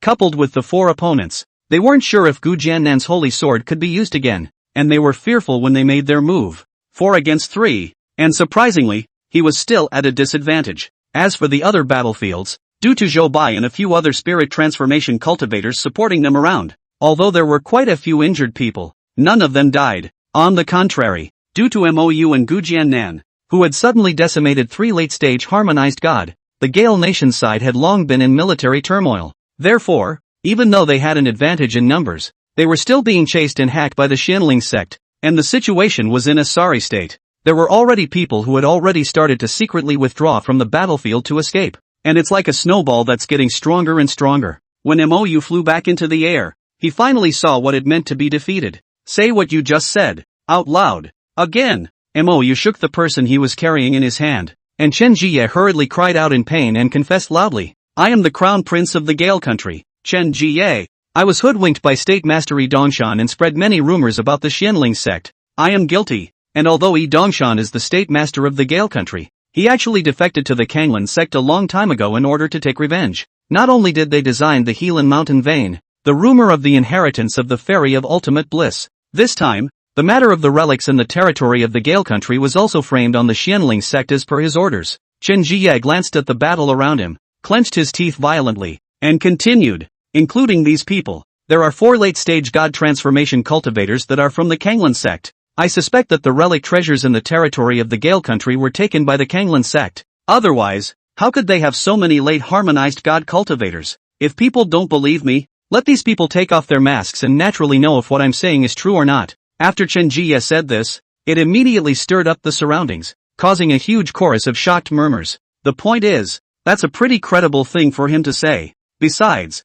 aren't those people in front of us the best evidence? The Xianling sect's crowd had long been furious, so the one who stabbed the knife in the back was actually the Zonglan sect? Don't let them get away. Gu Jiannan's eyes were filled with murderous anger. Bound to take down this group of people. Chapter 121 Death to those who are enemies of our clan. Chen Jie's words did not dispel everyone's suspicions. Still, there is a large percentage of people that choose to believe. The remaining yet another part of the population is just giving themselves one more person to suspect. In their thoughts, the Kanglan sect, even if they had obtained the relic treasures on the Gale countryside, it also didn't mean that the Xianling sect hadn't obtained the inheritance of the extreme bliss immortal. The two don't conflict at all, so maybe they just each have their own chances? Otherwise, why were they the only 2 of the 8 major clans in the eastern region whose strength had grown so rapidly? All of the clans that were familiar with each other began to urgently transmit their voices for consultation. The top forces of half of the Qingyan continent were now involved in this fiasco. The risks are enormous, but neither is willing to pull out directly. Of the 4 major sects in the northern domain, the prime sect had already gone down, and now 2 of the supreme elders were dead. The remaining heavenly feather divine sect, Moon God Hall, and Star Illusion Immortal sect watched from the wall. Of the 6 clans in the eastern region, the Shangqing Daoist sect was the most transcendent and directly did not come. The Ling Xiao Sword sect and the Tong Tian Dao Pavilion. After the Bronze Ghost Masked Man defeated all the major heavenly prides of the north and south domains, it was also announced that he no longer thought about the chances of the Xianling sect. Yet they had come to the Gale country, and the idea of not wanting to return empty-handed remained strong. Sure, the heavenly Xian Sword sect, whose heavenly pride in the sect had one of its arms severed, had also promised before the match that it would no longer be an enemy of the Xianling sect if it lost. But now they were wearing masks and fighting for their lives against the Xianling sect. In the face of a great opportunity, who could really be willing to give it up? Fellow Daoist fan, what do you think of this situation? The Violet Flame Divine Sect's Supreme Elder, Wang Dao Kuwei, inquired towards the Jade Clearance Sect's fan seeking immortality with a complicated expression. The Xianling sect is now like bottomless abyss. No one is sure of conquering the other, and one mistake can kill you. But there was big oil on the other side, and that showed again. Ugh, tangled. Fan Xuxian was filled with a bitter smile. Immortal cultivation has to be a struggle with the heavens and a struggle with people. But one must also abstain from excessive greed. Just now, the old immortal does not know whether this thought of his is fighting, or is it greed. But I'm an old immortal, but I know that if we take the field, we'll be immortal and mortal enemies with the Yuxian Spirit Sect. In case the Prime Sect or the Tianxian Sword Sect take advantage of the opportunity to withdraw, how many chances of victory does Dao Yu Wang have? The most crucial thing is that void returning cultivator from the Yi clan. Do you, Dao Yu Wang, have the certainty to leave him behind? Dare to stay? Wang Daokuei was instantly silent. That Gu cultivator claimed to be from the Yi family, yet his surname wasn't Yi, which contained too much information. What a fine thought. If we really pissed off that so-called Yi family, how would the Purple Flame Divine Sect be able to top it? Haven't you seen those people from the Tianxian Sword Sect, all of them appearing wearing special masks? Ugh, what a bummer. Wang Daokuei let out a long sigh, but completely disabused of the idea within himself. Boom! A figure fell violently from the battlefield above. The black mask he wore on his face had been blasted to pieces, revealing a pale and regretful old face. The blood at the corners of his mouth didn't want any money to come out. Chanch, Wang Dao Kuei's eyes were horrified, and as he looked at the heavenly Xian Sword Sect's supreme elder who had been hacked half to death, his heart was suddenly relieved. One is probably right not to get involved. A villain who does not honor his word shall be executed. Just as he was inwardly lamenting, a hoarse voice suddenly rang out, only to see an upright figure wearing a white-faced doll's mask, who was killing down with his sword at extreme speed. This person was none other than Mou, who had been assigned an opponent from Li Kei and the others. Now the situation is stabilizing. However, he didn't dare to relax at all inwardly. A long delay would only boost the confidence of other clans to participate in the war. Therefore, Ink Feather's strikes were unrelenting, and every move was at full strength. The current him had long since realized that these so-called late-stage transformation spirit cultivators were not his opponents at all. Until this moment, it was only then that he had a preliminary knowledge of the Tao scriptures and the chaotic divine demon body. The Tao scripture pulled his battle power infinitely, up to an unbelievable limit. The chaotic god demon body, on the other hand, provided the most perfect vehicle for this extreme battle power to be pulled up. This was what allowed him to use the late Yuaning realm to erupt with a terrifying might that crushed the late stage of transformation spirit. Without one of the two, the effect will plummet by 7 points. It's not 1 + 1 = 2. Rather, it equals 3 or 4. It was perverted gongfu and perverted physique, the most perfect combination. However, Mou still felt that he had not yet fully utilized the true merits of these two. Boom! Shen Qi, who was spitting out blood, although he had gathered his entire body's spiritual energy to form a solid shield several feet thick in front of his body. At the same time, he did not forget to add a shield of light to himself. Unfortunately, even then, he was still chopped by that one sword on, rupturing his flesh. Now it's like a blood-colored ceramic man that's fallen into a spiderweb shape, the kind that breaks at the slightest touch. The blood in his mouth was like a red fountain, poofing out. His insides were pretty much shattered long ago, but given time, he'll be as good as new. For late-stage transformation spirit cultivators, as long as their foundation was not damaged and their Yuanshan was not destroyed, it was no big deal to suffer even the heaviest of injuries. Let me go, and I will immediately take everyone from the Tianxian Sword Sect and leave the eastern region, and promise not to come back from now on. Shen Qi forced the blood in his mouth to swallow back, and then he forced himself to hold back his shame and anger, his eyes looking expectantly at Mou. The greed and arrogance in his eyes had long been replaced with regret and panic. He's scared. It took 3,000 years of cultivation to reach today's achievement and status. As long as there were no accidents, even if he couldn't step into the return to void stage, he still had at least 2,000 years to live. He really doesn't want to die. Therefore, even if he was now bowing his head and begging for mercy, woefully like an old dog, he couldn't care less. Fan seeking immortality and the others in the distance looked on with complicated faces. Which late stage of God realization cultivator did not go through thousands of years of hard training to have today's results? But now, several harmonized God cultivators had died in a single day, and even 3 late harmonized God cultivators had died, and that number is definitely going to grow. Thousands of years of painstaking cultivation and pursuit had blinked into clouds. Even he looked a little disinterested. The heart couldn't help but raise a feeling of a rabbit dying. At the beginning of immortal cultivation, everyone only thought of becoming immortal and living forever, and had no idea of fighting for supremacy. But as monasticism becomes more and more difficult, resources become more and more important,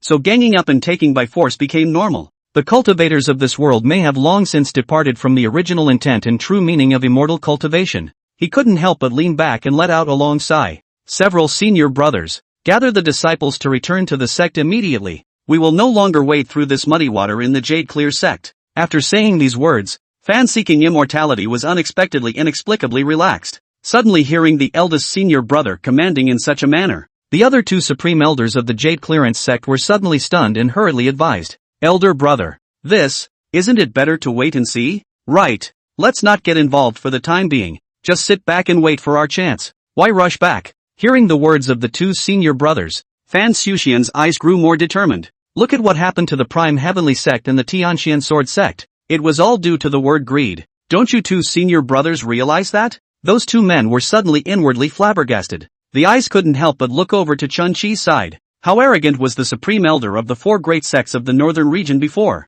and now he was bowing down to someone and begging for forgiveness? The key to the other side doesn't know if it's spared or not. Seeing that Mou hesitated, Shen Qi suddenly became confident, forcing himself to endure his heart cramps, and laughed softly. I'll lead the team away. You guys are a sure winner, but if it continues to drag on, in case other sects join in, do you dare to say that the Xianling sect will definitely win? Besides, my Tianxian sword sect has more than these people, so why do you have to go through life and death with my sect? The scene. Many people saw it, all silently watching Mo's decision. In the eyes of the onlookers, sparing Chun-Chi was undoubtedly the most sensible choice. It was possible to win steadily without completely offending the Tianxian sword sect. They also believe that white-faced masked man, he would definitely do that. Mou raised his head to look at the other battlefields, and without any further hesitation within his heart, he directly roared and slashed down with his sword. I, Xianling sect, will not be threatened or bullied by anyone. Those who make enemies of our clan,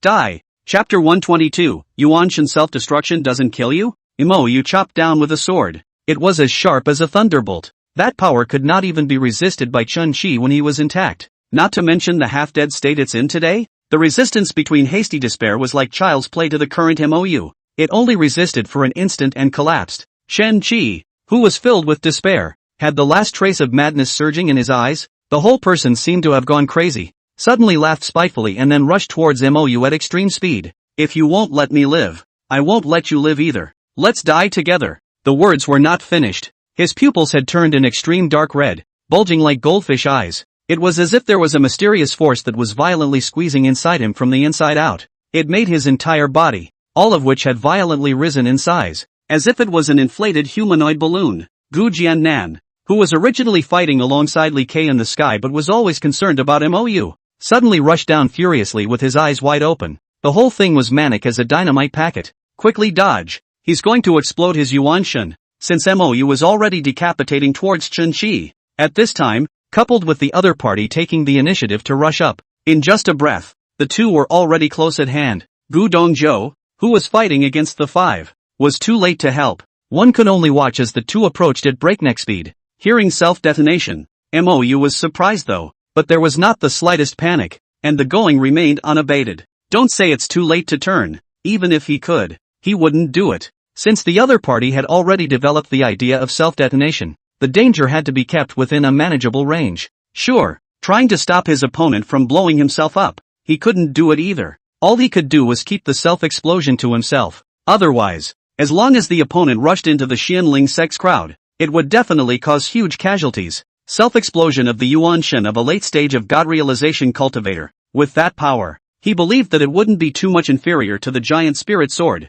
All of the bigwigs who had gathered around looked on in disbelief. It was still understandable that Chen-Chi chose to explode his Yuanshan under certain death, but that white-faced masked man, who didn't even make a single evasive movement to escape, was insane. Are all the people of the Xianling sect so crazy? Some people couldn't help but murmur in shock, and their gazes towards the people of the Xianling sect changed color once again. Amidst Chen-Chi's insanely resentful sardonic laughter, his body suddenly exploded. Then a dazzling and piercing snowy bright light circle, centered on him, spread madly in all directions at great speed. Boom! It was only at this point that a shockingly loud ringing sound violently resounded and shook the ears of the crowd. It was as if a small exploding sun was washing the world. Dozens of miles in a circle, instantly leveled to the ground. Gu Jiannan, who had originally charged down explosively, was instantly pushed backward 1,000 meters by this terrifying force. And that's if he's even a mile away from the center of the explosion. If he had gotten any closer, even he would probably have gotten hurt.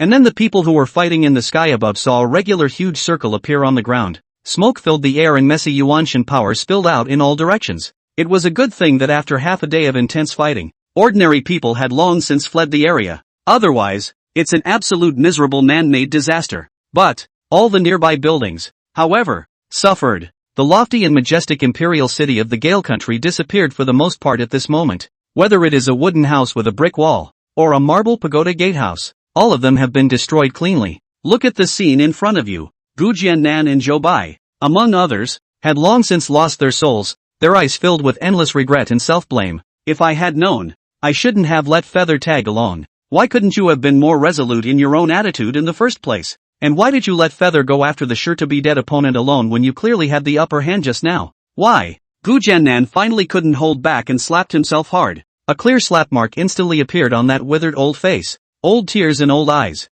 It was as if he had instantly aged hundreds of years. When we go back, how should we explain to our senior brothers and sisters, as well as Yu Yan, Yu. And all the disciples of the Xianling sect? When he thought of Yu, his eyes instantly changed, then snapped his head around to look not far away. One could only see a desolate and trembling delicate figure that was madly flying towards the place of self-explosion at full speed. Who else could it be if not Yu? At this moment, Yu only felt that her entire heart had stopped beating. Her mouth was open but she couldn't speak. The radiant starry eyes, which were always cool and calm, had long since been filled with panicked tears before sliding down violently. She had always known that her youngest brother was important to her, both before and now, but there had never been a moment when the feeling was as clear as it was now. The whole world, all seemed to lose color and sound at this point. She even felt as if there wasn't much difference between life and death anymore. The good thing about this pain, it didn't last long. Just as her figure had just landed, her dull starry eyes were then illuminated by an upright figure,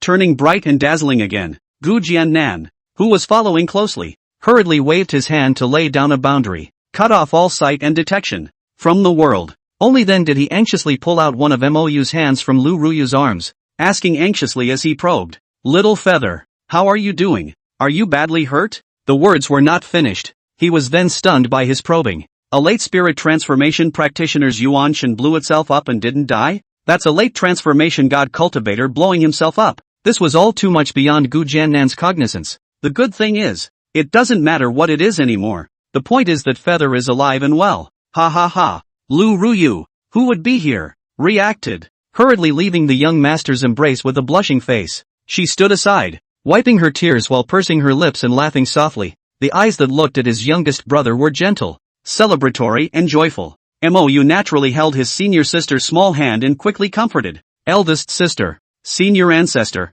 don't worry, I'm not hurt. I'll explain all this to you when I return. At the moment, we'd better kill those people, and behead them." All of this, of course it was his passive skill, heavenly immortal shelter that had worked. A quarter-hour invincibility shield, and today, that shield effect remains. Of course we have to go up and kill 2 more people while we're at it. Gu Jiannan also hurriedly and seriously instructed towards Ryu. "Ryu, you mustn't expose Little Feather's identity later, or else it will definitely cause countless big troubles. When you go out later, you can address him as Master Uncle." "Yes, Master Ancestor." Ryu understands. Ryu also reacted violently and inwardly celebrated. Fortunately, the Master Ancestor boundary was open fast enough. Otherwise, those behaviors of his own just now would most likely directly expose the identity of his junior apprentice brother, a 300-year-old late-stage Yuaning demon. Yet he could decapitate a late-stage spirit transformation cultivator? If this was spread out, absolutely no one would believe anymore that the Xianling sect hadn't obtained any rare inheritance, because it's beyond talent. No one can do it without the appropriate top-notch feats of cultivation. With 2 simple instructions, Gu Jiannan once again put away the boundary. Then he directly rushed towards Li Kei and their part of the battlefield. Along for the ride was Mou, who wore a white-faced doll mask. This time, they are going to leave the enemy behind as much as they can all together. At this point, both onlookers and those in the fight, all of them were stunned again by Mou, who appeared intact. This man, is he a man or a ghost? How could you not even get that close to a genjutsu self-destruct? The one who blew himself up was a late-stage spirit transformation cultivator. Chapter 123, A Great Victory. Aftermath. Originally, there were still ideas, the Moon God Temple and other sects. This was a complete drop of the idea of taking advantage of the situation, because the current Xianling sect was not at all weak. On the contrary, as one undercard after another was exposed, it was instead more frightening and shocking than at the very beginning. First, it was ancient Jiannan's holy sword,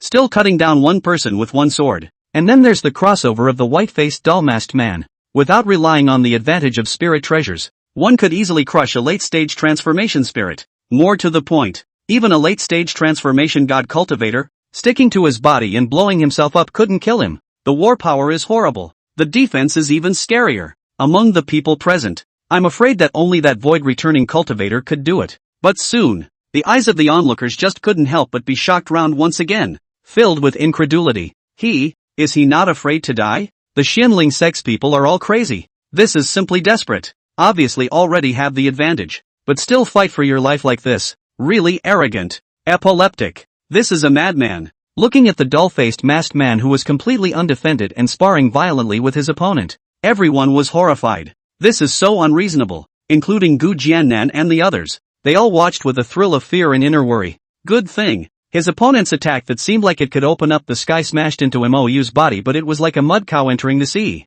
It was loud and smashing and banging though, but Mou didn't even grin at the corner of his mouth. His face was calm as if people were tickling him. On the contrary, his opponent, however, had made an error in judgment and thought that Mou would return to save himself. Then by the unorthodox Mou, who made a move. He split his flesh with a sword. The Yuan Shin that subsequently escaped was also directly karmic with a sword. The scene. It was even more shockingly unexpected than the previous Gu Jiannan. After all, the former is the use of the hands of the power of the holy sword, while Mou was relying on their own hard to carry back to kill. Up to this point, the 12 late spirit transformation cultivators who had surrounded the Xianling sect had already died 5 times, of which Gu Jiannan had killed 2. The remaining 3, all died in the hands of this white-faced doll-masked man. It's horrible, counting the 2 spirit transformation cultivators who died in the Gale country. So far in this battle, 7 god transformation cultivators had fallen. The dead and injured Yuaning and Jindan cultivators were even in the hundreds. Fellow Taoists, withdraw. Almost at the instant that Mou beheaded that late transformation god, the 5 late transformation god stages that had surrounded Gu Dongzhou then fled frantically toward the distance at the same time, as hasty as a lost dog. There were also the other 2 people who were fighting against Li Kai and in Shaoxian, who also shed their opponents at the same time and urgently withdrew. Now what inheritance and treasure had long been left behind? They just want to live. The Yuaning and Jindan cultivators in other battlefields also completely collapsed at this moment, either fleeing or descending. The patriarchs and elders of the other sects in the north and south domains were all overwhelmed with emotion and had complicated eyes at this moment. After today, there will be no one who dares to despise the eastern region anymore. Yes, who would have thought that the eastern wasteland would harbor such powerful sects as the Xianling sect and the Zonglan sect? I don't know about the Kanglan sect, but the strength of this Xianling sect is not inferior to the major sects in the north and south domains. The other sects don't dare to say, but the Tianxian Sword sect and the Prime Heaven sect, after this battle, have suffered a great deal of damage. I'm afraid I may not be able to fight the Xianling sect. Again, this may not be the ancestors of the various sects. Most of them are half-step back to the virtual high people. The Xianling sect may not be sure to win. Senior Gu, please also join us in chasing the enemy. Mou hit the head in hot pursuit. Gu Dongzhou did not hesitate to follow suit and instantly surpassed him, stopping in front of a transformation spirit cultivator a few moments later. Die! He grunted coldly and waved his hand to kill. Although he had just managed to hold back 5 late-stage god transformation cultivators, he could be considered the biggest contributor to this battle. But the smothering of being under siege still irked him. A hallowed return to Void Cultivator, even if he had just stepped into this realm, was not something that others could lightly insult at will. How can we kill 1 or 2 people to save face? Haven't you seen the one with the doll mask? He's killed 3 of them? Inkfeather swept past him and chased after the other person at breakneck speed. As for Gu Jiannan and the others, they all went after people individually. All they had to do was to pester their opponents. Then just wait for Gu Dongzhou or Mou to clean up their opponents and then come over to help surround them. By this time, the deadly feud is over. What needs to be done now is to take advantage of the opportunity to weaken the enemy infinitely. It's impossible to stop there. Looking at the unforgiving Xianling sect people, the onlookers were once again inwardly flabbergasted. This is really catching the opportunity to drive to the end.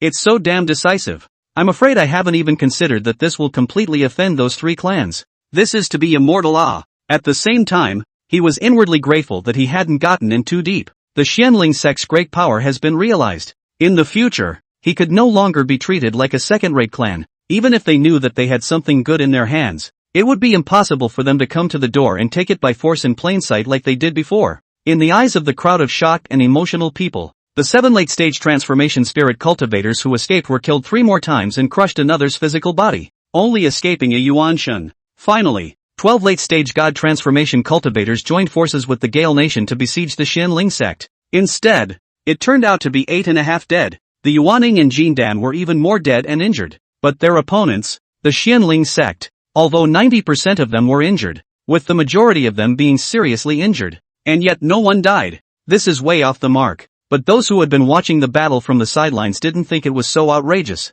In this regard, it was because on the Xianling sect side, there were several other spirit transformation cultivators, interspersed with them to support them back and forth. That's where the danger is to save. There was also another point that the people of the Xianling sect were too united. Many of their injuries were sustained when they helped their fellow disciples during mutual rescues. Although the large troop formation was not as good as the Gale Nation, but in small-scale group battles, The Xianling sect was formidable and invincible. Often, with 3 or 5 people, it's a precision-coordinated battle team, selfless and united with each other. That's the kind of trust that you can really put your lives on the line for each other. On the contrary, after the Gale Nation's large battle formation was broken, it gradually fell into a situation of fighting on its own. In the back, with Gu Jiannan and Mo's power, the army was disorganized and behaved even worse. Otherwise, with the number of those Yuaning and Jindan cultivators, they could at least hold back one more late-stage harmonization cultivator. Then the Xianling Sect's situation would be much more difficult. The Xianling Sect's victory was not a fluke, but an inevitability. Xia Zhou, the Heavenly Dao Pavilion's Supreme Elder, couldn't help but softly lament, his old face filled with envy. This kind of clan aura, even the Tong Tian Dao Pavilion did not possess. The Supreme Elders of the other sects also looked on with silent faces and complicated eyes. Master Ancestor, what should we do now about the matter of the Gale country? Mou couldn't help but send a voice inquiry towards his Master Ancestor, who knew that Gu Jiannan laughed with a smug look on his face. You can make your own decisions on these matters. What the Xianling sect should do in the future can be your business. Master Ancestor will just help you kill people. Inkbrand couldn't help but stare, but then he reacted. It seemed that the Master Ancestor must have vaguely guessed that he had a big secret on him as well, also as not to disrupt your own planning. Did you take the direction of the clan ahead of time and put it in your hands? Inkbrand nodded firmly and didn't push back. This battle was won, and the benefits would certainly not be small. But it doesn't mean that in the future, there will be no trouble. It is even likely that the trouble will be more sinister and insidious. The aftermath is sloppy. He couldn't help but look down in deep thought. Chapter 124, Various Clans Invite to Join Forces. At this point, Zhou Bai walked up and reported, Senior Ancestor, of the 8 that died, 2 were Heavenly Xian Sword Sect's Supreme Elders,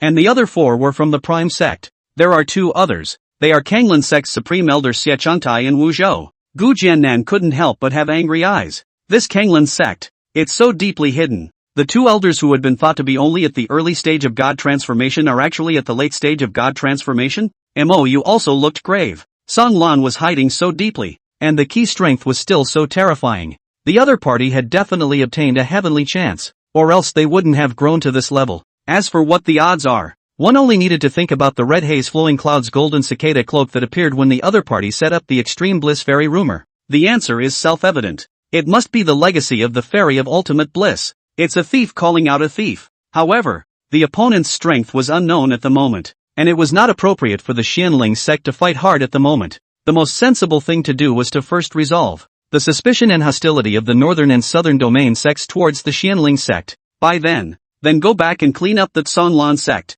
Thinking of this, he came directly to those corpses. Throwing the 2 dead ghosts of the Kanglan sect, he threw them in front of the eyes of the surrounding onlookers and shouted, Everyone take a good look. This is the person from the Kanglan sect, who has been outwardly presenting himself as an early-stage transformation spirit, but the real strength is the late stage of the transformation spirit. Together with the 2 that escaped, the Kanglan sect has seen 4 late transformation god stages. In fact, surely there will only be more. Looking at the corpse, the people of the eastern region's various sects immediately exclaimed in shock. Sure enough, it's the Kanglan sect's Supreme Elder. Not bad. This is none other than Wu Zhou and Xie Changtai, who previously held themselves out as early-stage harmonized god and acted in a low profile. But to think that they are actually late-stage harmonized god? Unbelievable. It seems that the Kanglan sect has really gotten the inheritance of the extreme bliss immortal as well. Could it be? Some people were suddenly breathing heavily and their eyes were greedy. Associated with Chen Jia's testimony earlier, many people instantly made a judgment and then looked shocked and surprised. More and more people then revealed a sudden realization. Mou scanned the surroundings and continued loudly. The Gale Nation slandered and framed our clan. Now that our clan has revenge, the resources of the Gale Nation should naturally go to us. That's the word. The eyes of the bigwigs of the various sects changed. Compared to the rumors of the Flowing Cloud sect's treasure, this side was undoubtedly more real and reliable. That's why all the clans in the north and south domains basically came here. If it wasn't for the fact that the Heavenly Xian Sword sect and the Prime sect had approached them and negotiated to hold off on pressing the Gale Nation as a way to lure the Xianling sect, the small Gale country had long been taken by them. Cultivation resources were fine, and there wasn't really much for each family to share. However, those holy artifacts and techniques that were obtained from the mysterious relics were definitely a shocking fortune and chance. How could you watch the Xianling sect and take it away just like that? But now that the Xianling sect was in full swing, there wasn't any sect that was willing to choose this time to directly turn their backs on him. Even if we were to flip out, we'd have to join forces. Mou glanced at them and continued to laugh. However, I would like to share the techniques in the Gale country's treasury with the clans. The faces of the great Sect's supreme elders were slightly slowed down, but they remained silent, obviously not satisfied inwardly. Mou's tone was sincere and his smile was relatable. If there is a holy weapon, it will be treated as a shared possession, and everyone will negotiate to deal with the belonging, and the Xianling sect will never take it for themselves. After all of you have been here for a long time, and even though our clan was forced to make a move, it is ultimately suspected of robbing you of your chance.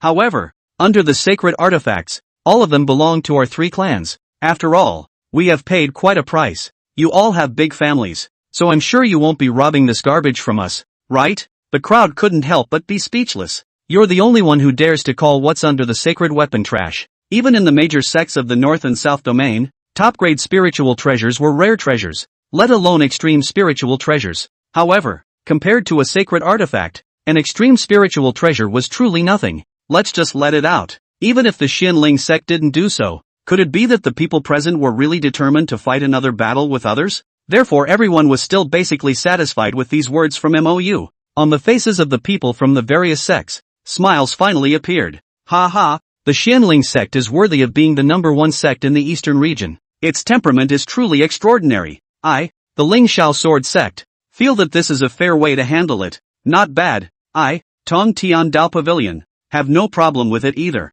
The Violet Flame Divine sect is fine with it. In the end, all the major clans in the North and South domains agreed. As for the other clans, there was no chance to express their opinions at all. All of the Eastern Domain clans all had complex expressions at this time, although the Kanglan sect's strength was mysterious. However, with the loss of 2 late transformation god stages today, it was estimated that the Xianling sect would not be able to do anything about it. And the Xianling sect had not only subdued the Heavenly Sword sect and the Jade Snow sect. Today, another mysterious person appeared who could pressurize and fight against the late stage of transformation spirit. This strength, a proper Eastern region overlord. Looking at Li Kai and Xiao Xian who were standing next to Gu Jiannan, the crowd suddenly had a thoughtful look on their faces. Defecting to the Xianling sect might be another path to rise. At this moment, the Xianling sect's crowd was leading the great sect's supreme elders, excitedly arriving at the underground treasure vault. The beginning of an enjoyable harvest journey. Countless spirit stones, heavenly treasures, spirit treasures and spirit weapons, rare forging materials, spirit medicines, and so on, were piled up in the huge warehouse. Look at the crowd's eyes. But over time, the faces of the people from the various sects, however, became increasingly ugly. There were a lot of resources, but in contrast to their clan, it was only quantity without much quality. The bottom line is this: the imaginary holy weapon, grossly unseen. In the end, Mou was even the Gale country king in public, and their old ancestor's body on the storage ring, also opened together. There were quite a few treasures, and Emperor Zhao's storage ring even had women's blasphemous clothes and pants, but not to mention saint weapons. There weren't even any extreme spiritual treasures. There was only 1 top-grade spiritual treasure and 2 middle-grade spiritual treasures. There were quite a few low-ranked spiritual weapons. But where did the North and South Domain sects look at these things? Mou split it equally between the 3 families on the spot, immediately moving and surprising the Heavenly Sword sect and Jade Snow sect. They had originally thought that these goodies would definitely go to the Xianling sect.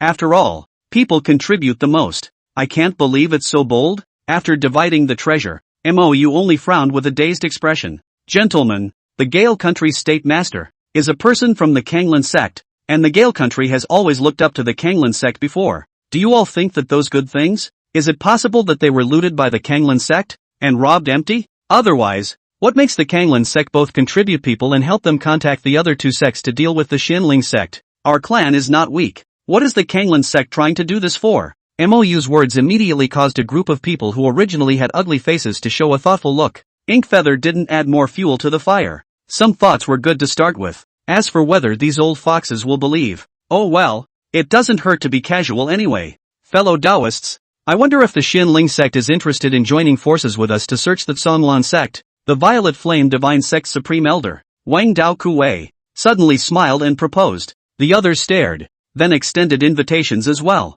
But the ones who were the most confused were Gu Jiannan and the others. These people were intimidating the Xianling sect before. Not exactly life and death enemies, but definitely not a cordial relationship. And now you're inviting yourself to join forces? Why does it feel so ridiculous? Inkfeather, however, was the first to react and nodded. Why don't we discuss how to distribute the treasures and how much each family will contribute? The Kanglan sect definitely possesses heavenly chances, since the Tsonglan sect could unite with other sects to assassinate the Xianling sect. Then one can just as easily join forces with others to screw him. Compared to the Kanglan sect that has been deliberately laying out backstabbing behind the scenes and is now directly taking action, the suspicions of these clans could be completely put aside. Kanglan sect will be destroyed. Chapter 125, Recognizing the Lord. First year. Finally after deliberation. Southern region Ling Xiao Sword Sect, Purple Yin Divine Sect, and Tong Tian Dao Pavilion, together with the Moon God Temple of the Northern region, the Heavenly Feather God Sect,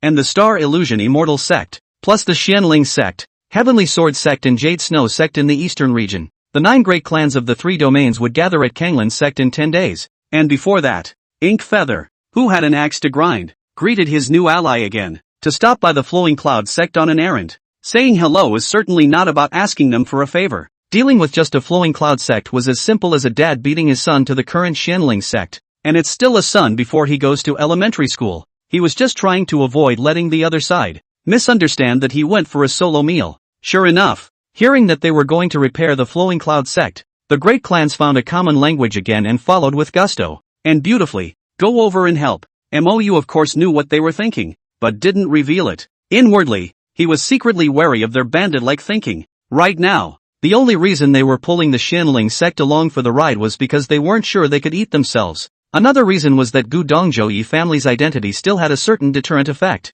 However, judging from the Tianxian sword sect's choice, one couldn't expect too much from this deterrent. After all, the Yi family of the Divine Enlightenment continent was too far away from here, and many people, I'm afraid, lacked sufficient knowledge of the Yi family and therefore lacked a sense of awe. In fact, even Mou could only understand the tip of the iceberg of the Yi family from the strength of Gu Dongzhou. Side by side, on the flying spirit boat, Mou was sitting cross-legged with the Tai Chu sword tire on his knees. Finally, he couldn't help but whisper with excitement. A feeling of bloodline connection was born between him and the sword tire. At the same time, a childish and droll voice suddenly sounded in his mind. Are you the owner of? In Mou's perception, there was a powdered 3 or 4-year-old little girl right in the middle of the sword tire, timidly looking up at the sky. The dark, clear eyes were full of curiosity and intimacy. This is the sword spirit in the sword tire. Mou couldn't help but use his thoughts to turn into a hand, gently touching her small head, smiling gently and saying, yes, my name is Mou, and from now on we'll be fighting side by side. I'll give you a name, okay? Good duck, good duck. The little girl child joyfully clapped her small white hands, her eyes snowing. From now on, then, you'll be called, first years, Hatsuchi? Chorei, is so nice. Thank you master, I'll have a name from now on. With the little girl cheering, the most demonic divine weapon of all the heavens, the first day, was born here. When the first one comes out, all things are put to death. 2 short days. The battle in the Gale Nation had quickly spread throughout half of the Qingyin continent. Ancient Yannan had a sword and a transformation god, and his battle power was astounding. The mysterious doll-faced masked man, moreover, with his own strength, had successively killed 3 late-stage spirit transformation cultivators. In terms of his own strength, he was even above Gu Jiannan, who didn't hold a holy sword. Up to this point, these 2 new masked men from the Xianling sect had recently taken the cultivation world by storm. Bronze Ghostfacer with unrivaled demonic talent. The white-faced doll masked man was even more invincible at the late transformation god stage. Countless cultivators were excitedly guessing who they really were. But no matter who the 2 of them were, the impression that the Xianling sect was full of demons was deeply imprinted in the world's heart. Senior Sister Shui, you are not seeing that the ghost-faced man defeated Xia Daoling, still using only 3 moves. Just swish, swish, swish, swish. 3 moves like that. It was just a snap. And then he won. It was awesome. At the back of the Ling Xiao Sword Sex Mountain, a beautiful-looking female cultivator was introducing herself with a face full of excitement, reaching out and gesturing as she spoke. It was as if he was that supreme demon at this moment. On the stone platform next to her, there was a pure beauty sitting on a plate, eyebrows and eyes, skin like condensed fat, exquisite and beautiful face without the slightest makeup, but still beautiful and moving. The shallow dimples on her pink cheeks add a touch of playfulness and loveliness to her earthy temperament. The bear is very dominant, but the soft waist is slim, and the coiled legs are even more round and slender. Both the waist and the triple ratio are perfect. This is a stunning woman who will impress anyone who looks at her. But more than her stunning beauty, her talent was even more amazing. Shui Qingyi, as the only female among the 5 sons of the southern domain, was the one with the highest talent, battle power, and realm. He was the first person in the southern region's heaven's pride. At this moment, she was tilting her head, listening incomparably attentively, her spiritual almond eyes dark and bright, full of curiosity. Senior Sister Yang, according to you, this ghost-masked man, wouldn't he become the first heavenly pride of the Qingyun continent? The voice was crisp and soft, with a natural baby voice. Well, pretty much, although there's still you, and the Western Jinlingji who haven't competed with him. But everyone thinks you guys don't have much of a chance of winning. The showy female cultivator nodded her head seriously and answered honestly. However, Xueqingyi wasn't the least bit displeased or discouraged. On the contrary, in her bright eyes, there was still a leap of excitement. Senior Sister Yang, I happened to be out of the gate la. I decided to sneak over to that person and then have a friendly sparring session with him. After Xueqingyi finished speaking, she directly jumped down from the stone platform with joy. The giant bear on his body suddenly shook fiercely. Looking at Senior Sister Yang with worry and envy, Xueqingyi moved her slender legs and picked up a green-colored ancient sword next to her, quickly instructing as she walked. Don't you dare tell Master. I'll be back after I compete with him. The showy female cultivator was immediately startled and hurriedly blocked the way. Senior Sister Xue, it's chaotic outside right now. You can't run out alone. Senior Sister Yang, I'm so cute and I don't cause any trouble. Who would give me a hard time, right? Xueqingyi pulled on Senior Sister Yang's arm and shook and pouted for a while, but Senior Sister Yang's attitude was firm. Senior Sister Xue, this kind of thing, no matter how much you say it is not. Baiyu. With a single point of her jade hand, Xueqingyi fixed the unguarded Senior Sister Yang, and only then did she laugh daintily. Senior Sister Yang, I'm sorry, this prohibition will be lifted in 5 hours. Don't worry, I'll be fine. I'll be back after I find that ghost-faced man and compete. I'll bring you fun then. I'm off. Senior Sister Yang, who couldn't move or speak, could only watch her sail away. 3 days later, a message once again spread through the eastern region. One of the 8 major clans in the eastern region, the Flowing Cloud Sect, had all of its top brass exterminated. Countless spirit stones and other resources needed for cultivation were also swept away. The one who struck out was none other than the Xianling Sect. Up to this point, the eastern region's clans were more and more impressed and in awe of the Xianling Sect's nature of having revenge. And only a short month or so had passed since the 5 great clans that had joined forces to force the Xianling Sect in the first place. Now there was only one Sonlan Sect with mysterious strength left. However, everyone knew that the Kanglan Sect was afraid that they wouldn't be able to hold out for long, because the Xianling Sect would definitely kill the Sonlan Sect in retaliation. The Kanglan Sect, it's going to be a heavy atmosphere. There were many people throughout the clan, but no one dared to make noise easily. The clan had lost 2 of its supreme elders, and one other person had also had his physical body shattered, only returning with a Yuan Shen. Old ancestor can be in a very bad mood. At this point, inside the Kanglan Sect's grand hall of deliberation, an old cultivator with snow-white hair but rosy skin like a teenager was sitting on it with a grave expression. Wei Daozi, who had always been regarded as an old ancestor, instead sat at his lower head. His face was still elegant, but his eyes were filled with worry and regret. Good to know. One should have struck a thunderous blow earlier and completely annihilated the Xianling Sect, instead of raising a tiger until now. But, even if they had been behind the scenes, watching the Xianling Sect, can't guess the other side either. From whence it took off today's Xianling Sect, even not counting that Gudongzhou, 3 late transformation god, plus at least 6 or 7 early and middle transformation god. That's enough strength to be shocking. As for the one wearing a doll-faced mask, they unanimously suspected that it should be Sima Xiaotian who had just come out from 100 years of seclusion. Waidatzi retrieved his thoughts and frowned. Senior uncle, I'm afraid that the Xianling Sect is trying to directly slaughter our sect this time by uniting all the sects in the north and south domains to come here. I wonder if your old man has the confidence to block Gudongzhou with the help of that holy artifact? The old cultivator pondered for a moment, his tone serious. It shouldn't be too much of a problem. A half-step back to the void realm, although there's a big gap between it and the true void returning stage. But with the holy weapon in my hand, I still have a few certainties. The point is, you have to talk to those people before they even make a move to get them to turn against you on their deathbed. Waidatzi smiled faintly and said confidently, don't worry senior uncle, I'll put down enough money. I just don't believe that they'll have no interest in the inheritance of the extreme bliss immortal. At that time, we'll directly kill the Xianling Sect in return and then plunder their chances. I'm really curious, what kind of heaven-defying opportunity have they gotten? It's even more exaggerated than us? Chapter 126, Something is Wrong. After destroying the Flowing Cloud Sect, the crowd continued on to the Kanglan Sect. The Xianling Sect's enemy in the eastern region was only one Sanlan Sect left.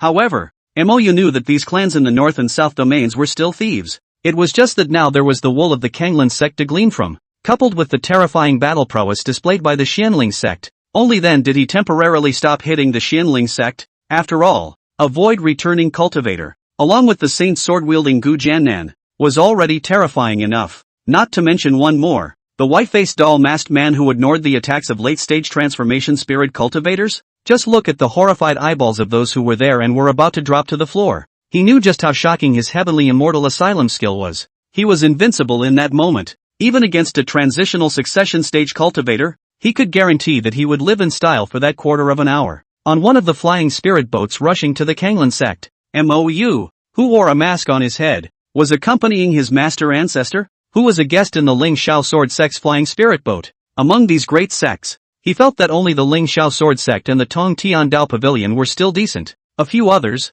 not to mention fellow Daoist Yang. I don't know how that Prime Heavenly Sect and Tianxian Sword Sect are. What are their depths? Inkfeather's eyes were curious. These two clans, within these tens of thousands of years, have both produced void-returning stage powerhouses with unfathomable depths. Yangjin was not surprised that he would ask about the strength of these two sects. After all, those two clans had lost so many of their top combatants, especially the Prime Heavenly Clan, which had directly lost 4 late transformation god stages. The feud has gotten too deep to unravel, and with his recent understanding of the Xianling Sect, this was also a sect that didn't want to spend the night if they had a grudge. I'm afraid that if the other side doesn't come to him, they'll come to him of their own accord. But it's not only not bad for them. In terms of competitive relationships, there are benefits instead. The Ling Xiao Sword Sect and Tianxian Sword Sect, were both the top sword cultivation sects in the southern region, and their competition was almost open. Therefore, he was hoping that the Xianling Sect would be able to consume more of the Tianxian Sword Sect's strength.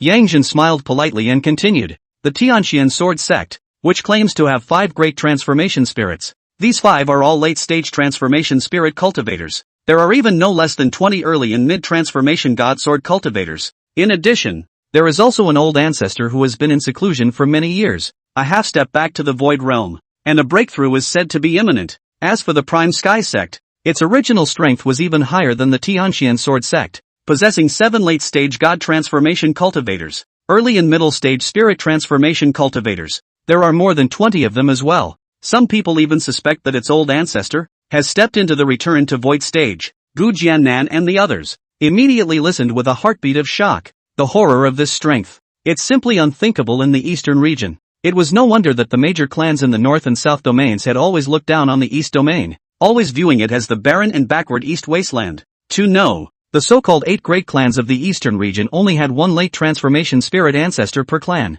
When you compare the two, isn't it the eastern wasteland? Thankfully, the Xianling sect was now in the midst of a rapid rise. However, compared to the major sects in the north and south domains, there was still a gap. Nowadays, the Xianling sect looked powerful. It was only because of Gu Dongzhou's presence, and that holy sword. If you take out these two factors, even the Prime sect, which has suffered heavy damage, still can't deal with. Until he returned from the Ling Xiao Sword sect, Gu Jiannan was still upset. Although Gu Dongzhou had promised that he would stay in the Xianling sect for a year, but when he left, how should the Xianling sect deal with itself? The fact that a clan's safety and security needed outsiders to help protect it really made him feel ashamed and worried. Looking at the frowning master ancestor, you could probably guess what he was thinking and couldn't help but comfort him. Master ancestor needn't worry. Elder Gu will remain in the Xianling sect for at least another year. During this period, other sects may not dare to act too rashly. I will endeavor to step into the god transformation stage within this year. At that time, even if it's a return to void cultivator, I'll have the confidence to fight. Gu Jiannan opened his mouth in shock, but he didn't know what to say. With Little Feather's current terrifying battle power, if he could really step into the god transformation stage, it would be possible for him to compete with the void returning cultivator. As unbelievable as that sounds, but he was somehow filled with confidence. But more than that, how to step into the spirit of transformation was the key. This was a big realm breakthrough. Even if Little Feather's talent was even more demonic, within a year, he went from just breaking through the late stage of Yuaning to stepping into the transformation spirit again? It doesn't sound real in any way. Not to mention the eastern region. It was estimated that there was no such precedent in the entire Qing Yun continent. It's a pipe dream. Looking at Master Ancestor's skeptical eyes, Mou confidently smiled and said, "For doing that, I'm at least 70 or 80% sure. 78%? Gu Jiannan's eyes widened in shock, and he was a bit unable to speak properly. It's impossible to break through any realm after the foundation establishment stage in a year, right? Not to mention the big hurdle of yuaning to transformation? Aha! In response to Master Ancestor's suspicion, Mou didn't explain more, but only nodded with firm eyes. There was the chaotic Yin-Yang Sutra and the assistance of senior sister and the girls. 1 year can be used exactly as if it had been 70 or 80 years before. Even if one cultivated a little more diligently and cultivated 10 hours a day, that would be equivalent to 100 days. A year is 100 years. Sure, this was counting his fiancée Sita Qingxian. Until Mou left to go and find eldest sister to practice, Gu Jiannan did not slow down. Where does Feather's confidence come from? Exactly? However, with his knowledge of Mou, the other side would never brag about such a big deal. This so-called 70% to 80%, I'm afraid it's at least 99%. Could it be that there is some great chance in him? If everything is really as Fei said, then one's pressure will be much lighter in the future. Ha ha ha. Gu Jiannan, who was always steady, suddenly laughed out loud all by himself, his eyes surprised and pleased. 7 days slipped away quickly in Mou's diligent cultivation. At this time, they had already arrived at the boundary of the Kanglan sect. The Provisional Union Army, once again, came together. Gentlemen, it's better to be polite first. Let the Kanglan sect hand over their inheritance to share with everyone first. If they don't agree, then it's not too late to make a move. The one who proposed it was the Heavenly Feather Divine Sect's Supreme Elder Zhu Jinda, and everyone else nodded in agreement. Good, then give them a day to reply. Not bad, lest we be said to be bullying. To these words of theirs, Mou and the others certainly understood the meaning behind them. One is for that last bit of vanity on your face. Another thing, I'm afraid, was that he wanted to roughly assess the opponent's strength through Tsun Lan's reaction. After all, the previous lessons from the Tianxian Sword Sect and Prime Heaven Sect were too painful. What if this is the second Xianling Sect? Carelessness can kill. Seeing everyone's insistence, the Xianling Sect can't be in too much of a hurry either. 1 hour later, the 3 domains and 9 clans officially arrived in front of Kanglan Sect's mountain gate. I've heard that the Kanglan Sect has obtained the Extreme Bliss Fairy inheritance, but to intentionally slander a fellow Taoist of the Xianling Sect is truly despicable and shameless. I hope that the Kanglan Sect, within a day, will hand over the Extreme Bliss Fairy inheritance in order to make amends to fellow Taoist Xianling Sect. If you dare to disobey, tomorrow will be the time to destroy the Kanglan Sect. Zhu Jinda, the Heavenly Feather Divine Sect's Supreme Elder, spoke righteously. However, Wei Daozi, the old ancestor of the Kanglan Sect who had come out on the news, was all smiles. Good. Tomorrow, our clan will give you all a satisfactory answer. Everyone snapped to attention. How dare you not argue? Could it be that he knows that sophistry is useless, so he simply compromises? Ha ha, good, then I will wait for you for a day. The bigwigs of the various clans laughed in satisfaction before sitting down in the void around them. Prevent their escape. Mou and the others, however, felt a wave of oddness. The Kanglan Sect was not right. What do they want? Chapter 127, Fast and Furious. Mou and his master ancestor, as well as Li Kei and a group of other hierarchs of the transformation spirit, had just returned to the Xianling Sect's flying spirit boat. Gu Jiannan then waved his hand to lay down a boundary and summoned the crowd to start deliberating. What do you all think about the Kanglan Sect's performance just now? Obviously, he also sensed something different about the Kanglan Sect. Zhou Bai took the lead and respectfully returned. Master, logically speaking, the Kanglan Sect would definitely defend themselves, right? Why do I get the feeling they have this attitude? As if they want to admit it outright? Not bad. And that Wei Daozi, surprisingly, is still laughing, seeing that he is not only not angry about the current situation, and cared very little. It was a winning confidence. Both Li Kei and In Xiaoxian were also pondering.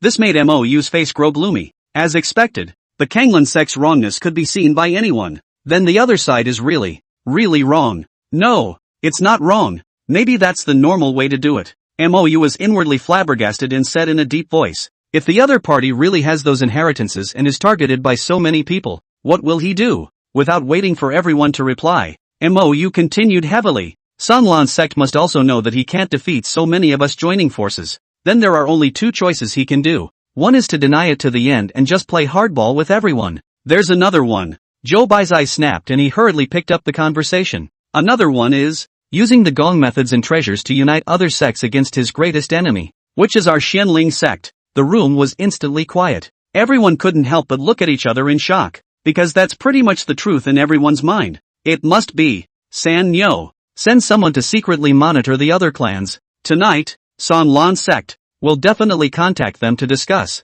Gu Jiannan urgently commanded. Yes, master. Wang Sania left urgently. But Gu Jiannan also knew that surveillance might not be useful at this point in time. Everywhere around was the eyes of all the great sects. And now that the other side really wanted to discuss, they might not want to meet. Just hide somewhere and communicate with your divine sense. Li Ke analyzed with a heavy face. This point has to be guarded against. These clans can join forces with us, and they can likewise join forces with the Tsonglan sect. In their minds, the benefit of joining forces with us is only because we are stronger than the Kanglan sect. Taking down the Kanglan sect will allow you to get the other side's chance. But the Kanglan sect isn't weak either. If they are willing to use their gongfu as a condition for joining forces to besiege us, I'm afraid that all the sects won't refuse. After all, in their minds, taking us down is the same as getting 2 chances from the Xianling sect and the Tsonglan sect. It's a temptation that no one can resist. Li Ke's eyes were heavy as he swept a glance at everyone, his face full of bitter smiles. The reason why the various clans aren't doing this right now,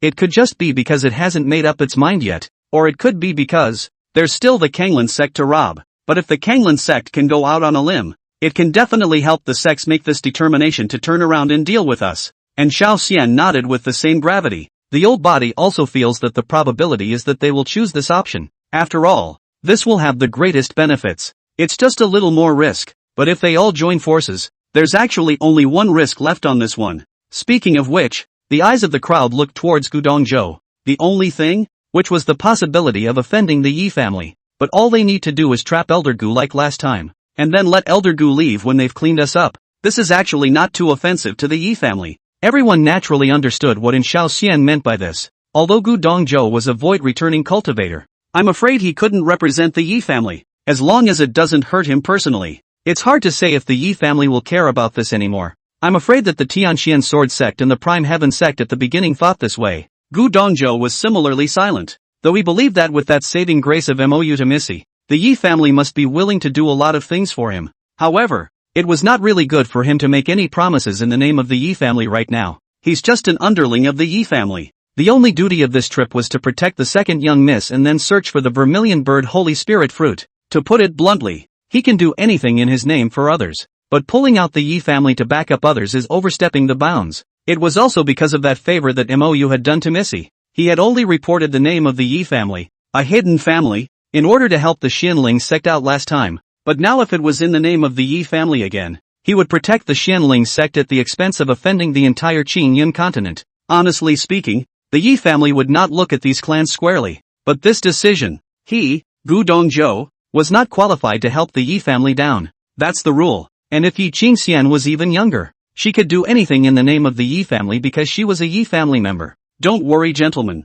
If Mr. Mo saved Missy, it's the same as saving me. I can give my life to return this favor. Gu Dongzhou's eyes were firm and serious. The other's eyes changed slightly at once. This was a void-returning stage master who made such a promise. At this moment, even Gu Jiannan felt that the good karma that Little Feather had made in the first place was too good a deal. Though he didn't know where the fruit came from and what it was worth. But in exchange for the life of a returning Highlander, it's not a loss in any way, is it? Mou's eyes were equally astonished. For the first time, he inwardly admired the silent and mute man, who could even be said to be a bit stereotypical and uninteresting. It wasn't him that he had saved, but Yi Qingxian's sister. You're really loyal to the Yi family. Mou didn't make a pretense of refusing. Today's Xianling sect needed such a super expert to protect it. He pondered for a moment, then decisively gritted his teeth towards the crowd. Since everyone is certain that the Kanglan sect is this kind of intention, then let's not give him and the other clans a chance to discuss. Notify it's them later. Our Xianling sect doesn't want to wait.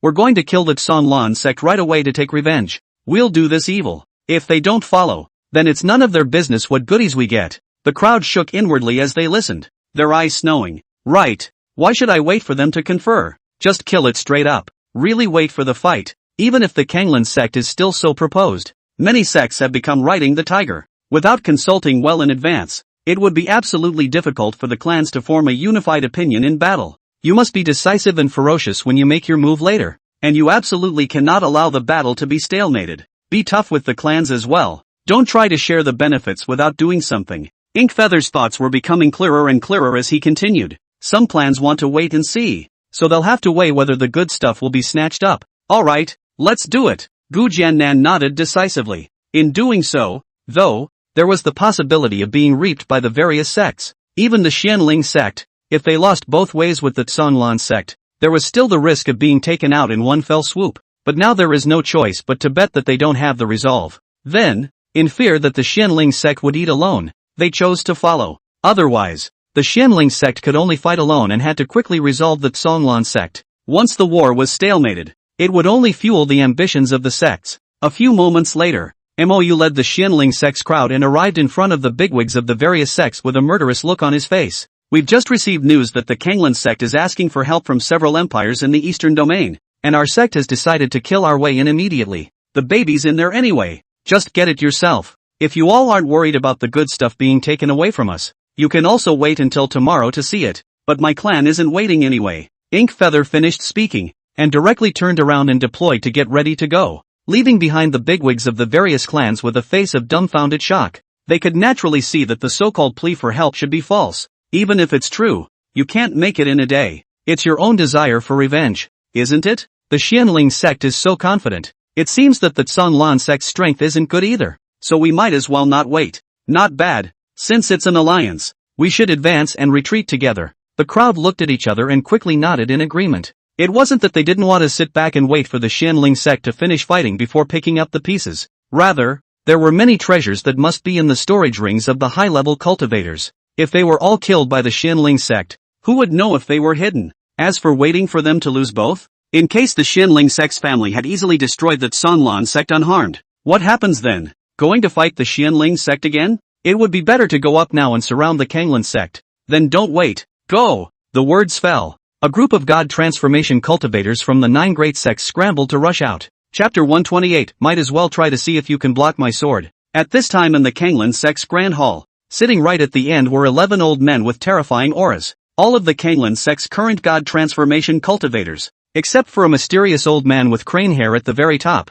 Of the other 10, 3 were late-stage god transformation cultivators, if you count the 2 that are dead, and the one whose flesh was destroyed. Originally, the Kanglan sect had 6 late-stage transformation spirits, plus a half-step return to Void Shen ancestor. It can be described as an amazing strength. At this moment, Wei Daozi, with grim and smug eyes, was giving a pre-war mobilization to a group of executives. After tonight's discussion with the various clans, it will be the time to besiege the Xianling clan and avenge Elder Wu and the others. At that time, we will unify the eastern region, and then use the resources of the entire eastern region as a feeder, plus the peerless techniques we obtained, not to mention dominating the eastern region, the entire Green Cloud continent, except for the immortal densification Dao Academy, will have to be decided by us. In time, it's not impossible to surpass even the Dengxian Dao Academy. The more Wei Daozi spoke, the more excited he became, and the look in his eyes gradually became hot and longing. Deep in his heart, there was a greater ambition. That was to become the #1 person in the Qingyun continent. When he first started cultivating immortality, this goal was just a distant dream for him. But now that dream is becoming more and more real. After obtaining the inheritance of the ultimate bliss fairy, this was no longer a dream, but an obsession that he had to achieve, even if it means giving up everything for it. He didn't hold back at last and stood up straight away, waving his arms emotionally and shouting excitedly. Kanglan sect will surely rise to the top of the green cloud. The executives on stage were also infected by his emotions and couldn't help but raise their arms in a stirring mood. Kanglan sect will surely rise to the top of the green cloud. The crane-haired old cultivator sitting at the top. At this moment there was also a burst of excitement and emotion on his old face. The Kanglan sect, under his leadership, would go to unprecedented heights. And this first step, consecrating the clans and unifying the eastern region. It's almost done. Although this was done by the Xianling sect for them. But now just destroy the Xianling sect once they're done. And then receive everything they have. The eastern region will be spoken for by the Kanglan sect. The 8 great clans would become history, turning into the Canglan sect alone. As for the 5 upper kingdoms, the Gale kingdom has existed in name only. As for the other 4 empires, they will simply be destroyed if they don't bow down at that time. Ha ha, Kanglan sect. Unfortunately, before his bravado could be uttered, he was interrupted by a shocked and panicked voice. Enlightened Xuanzong, old ancestor, the great clans are killing in. An inner sect elder, with a panicked expression, rushed into the main hall. Due to the fact that they were discussing important matters, the entire hall was isolated from divine sense. This resulted in even the Canglan sect's oldest ancestor not noticing the abnormalities in the outside world. Now that they heard this, all of the higher-ups in the Great Hall were all confused. It was only a short while ago that he had just agreed to give the clan a day to think about it. Why did you turn around and kill me? So many people have surrounded us. Do we still need to engage in this kind of surprise attack trick? These great clans,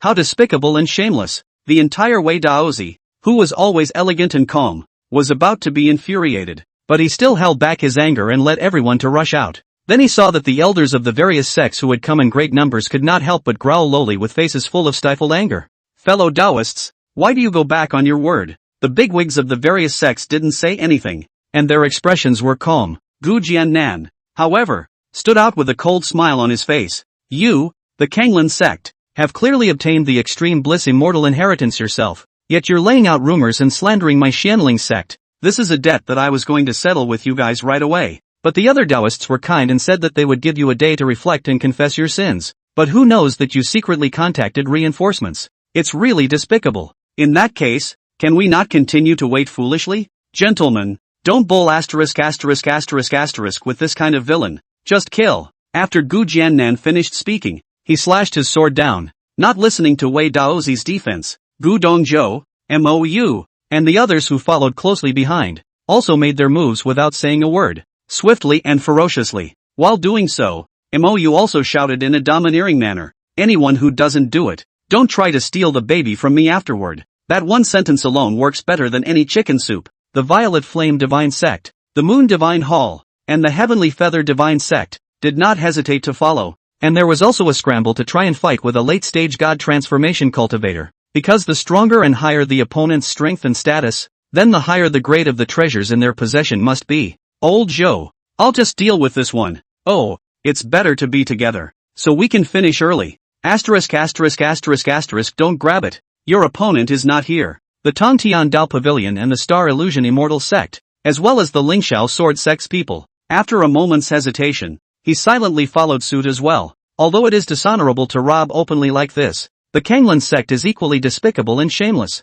This made their psychological pressure, invariably, much smaller. Look at the one-sided battlefield. Wei Daozi's face was green with anger, his teeth clenched. Relying on the extreme spiritual treasure in his hand, he blocked Gu Jiannan's sword and vaguely gained the upper hand. However, with the addition of a God Transformation Cultivator from the Sky Feather Divine Sect, Wei Daozi instantly lost his power to fight back, and Zhu Changsheng, who was the Xian ancestor of the Kanglan sect, at this time is facing Gu Dongzhou alone. Boom! There was an earth-shattering thud. Instantly, the holy light shone brightly, shaking hundreds of miles of airspace. The powerful sword that Gu Dongzhou had casually swung was unexpectedly blocked by the pitch-black round shield in Zhu Changsheng's hand. The scene, not only did it stun the others, even Gu Dongzhou couldn't help but let out a gasp of surprise, slightly taken aback. Surprisingly, it's a half-step back to the void? Others, however, were inwardly surprised, because it meant that the Kanglan sect must have a heavenly chance. Zhu Changsheng decisively yelled while everyone was frozen.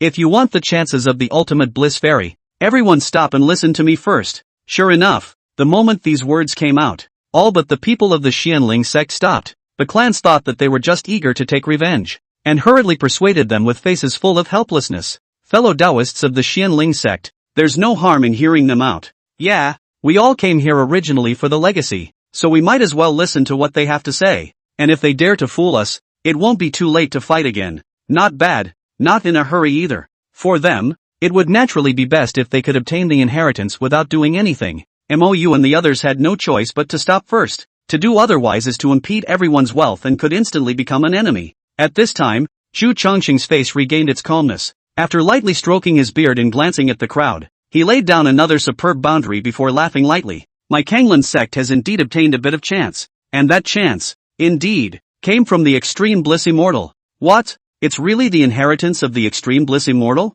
Then hand it over and share it with everyone. The crowd's eyes were suddenly surprised. The faces that looked at each other couldn't help but swipe a flash of ecstasy and sizzle. This was undoubtedly the best news heard during this trip to the eastern region. Tramp, it's really Yutsonglan sect that's behind this. I'll chop you to death. The only people who were filled with anger were the people of the Xianling sect. Tang Feihu, who had the hottest temper, even wanted to charge up directly. This was tantamount to brightly admitting that the previous rumors on the Xianling sect were all the work of the Tsonglan sect. How can they stand it? However, Gu Jiannan waved his hand to stop him from messing around. At this point, if they still continued to make a move, All the great sects would not agree. Mou and the others naturally understood this, so they all kept quiet for the time being. Zhu Changxing's eyes glanced at them calmly, then twisted his head and laughed lightly. It's fine to share it with all of you, but not the Xianling sect, and as a condition, I hope that all of you will join forces with our clan to kill the Xianling sect and seize its opportunity. When the time comes, not only will the inheritance gained by my clan be offered immediately,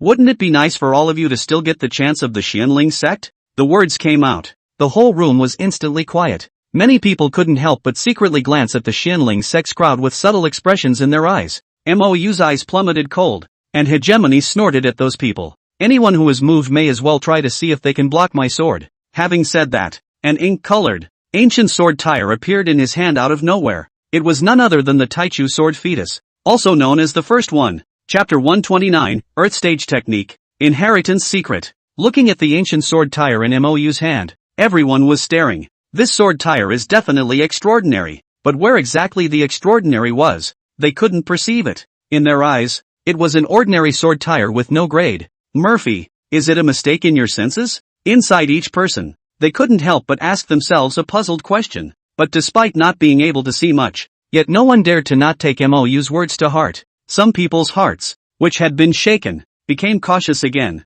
This was a mysterious and fierce person who could easily crush and decimate 3 late transformation god stages. Now taking out such an odd sword tire and saying such harsh words, who dares not take it seriously? But it's not good enough to give up on it. Yang Jin, the supreme elder of the Ling Shao sword sect, couldn't help but frown at the others and coldly snorted. Gentlemen, since we have already made an alliance with the Xianling sect, how can we go back on our word and make the world laugh? And this Kanglan sect, first trained and defamed the Xianling sect, and now they are provoking us and presuming to drive us with profit. Not only is it shameless, it's also arrogant and prideful. Is this an attempt to use my great clans as pawns? If I want something, I'll just kill myself to get it. How can I let others manipulate me to beg? The more Yang Jin said, the more irritated he became, and at the end, he turned his head to look at Mou, his tone hard and cold. And you, there's no need to look at us so unfavorably, and don't even think that we are afraid of you by not making a move. The old man did not make a move simply because the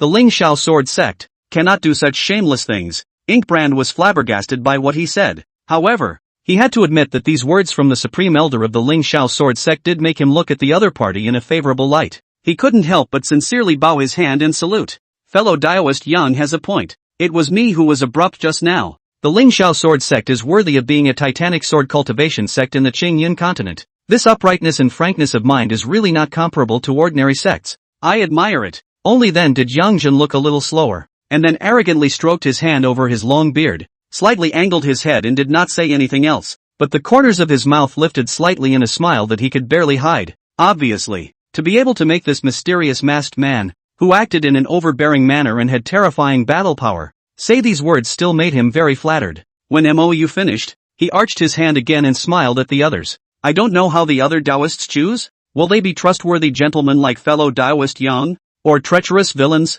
Fellow Taoist of the Xianling sect, please rest assured that my Star Illusion Immortal sect will never fall back on the battlefield. The Star Illusion Immortal sect's supreme elder, Qin Taibai, also made a statement right after him. Looking serious, the Heavenly Sword sect and the Jade Snow sect, having been completely tied together with the Xianling sect, naturally wouldn't turn their backs at this time. Moreover, even if they defected to the Kanglan sect, with this nature of the other party, it wouldn't be strange for them to be liquidated afterwards. On the contrary, as long as they followed the Xianling sect closely, it would only be a matter of time before they took off. The remaining 4 major sects, however, were hesitantly silent, obviously weighing the pros and cons. See this scene. Zhu Changsheng, who was originally full of confidence, began to get anxious inside. If anyone else faltered in this, those who originally had the intention to join forces with the Kanglan sect would not dare to take any more risks. After all, the fewer the people, the greater the risk. One screw up, and Song Lan would really have to be destroyed today. Thinking of this, Wei Daozi hurriedly transmitted his voice to discuss with his senior uncle. Senior uncle, why don't you lower your demands? Or else I'm afraid our clan won't be able to pass this hurdle today. Just use the local rank middle grade technique in exchange for their protection. Get through this first, and then we'll figure out the rest later. Zhu Changxing couldn't help but sigh helplessly. It can only be this way. Without further hesitation, he arched his hand toward the crowd again and said dryly, Gentlemen, I don't need everyone to deal with the Xianling sect either. I will still share the feats with everyone, except for the Eastern Region Sect. Everyone naturally knew that this so-called Eastern Region Sect was said to be the Xianling Sect and the Heavenly Sword Sect and Jade Snow Sect, so neither said anything and continued to listen to him. Shu Changsheng gritted his teeth with a determined expression. However, you all have to swear an oath in the name of the Heavenly Tao to ensure that the Xianling Sect, as well as the other sects, shall not strike out against the Canglan Sect for no reason within 10 years. Otherwise, the clans are obligated to join forces together to exterminate the incoming enemy.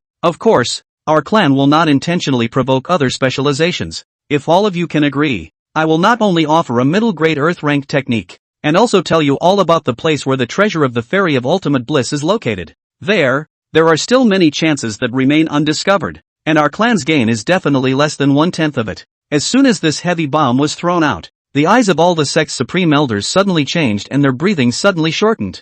A middle-rank technique of the Earth Order? The location of the Fairy of Ultimate Bliss treasure? The point was that Sung Lan was already so terrifying when he had only gotten 1/10 of it, so wouldn't the inside be even more beyond imagination? One must know that even within their respective clans, they only had lower-grade Earth rank techniques.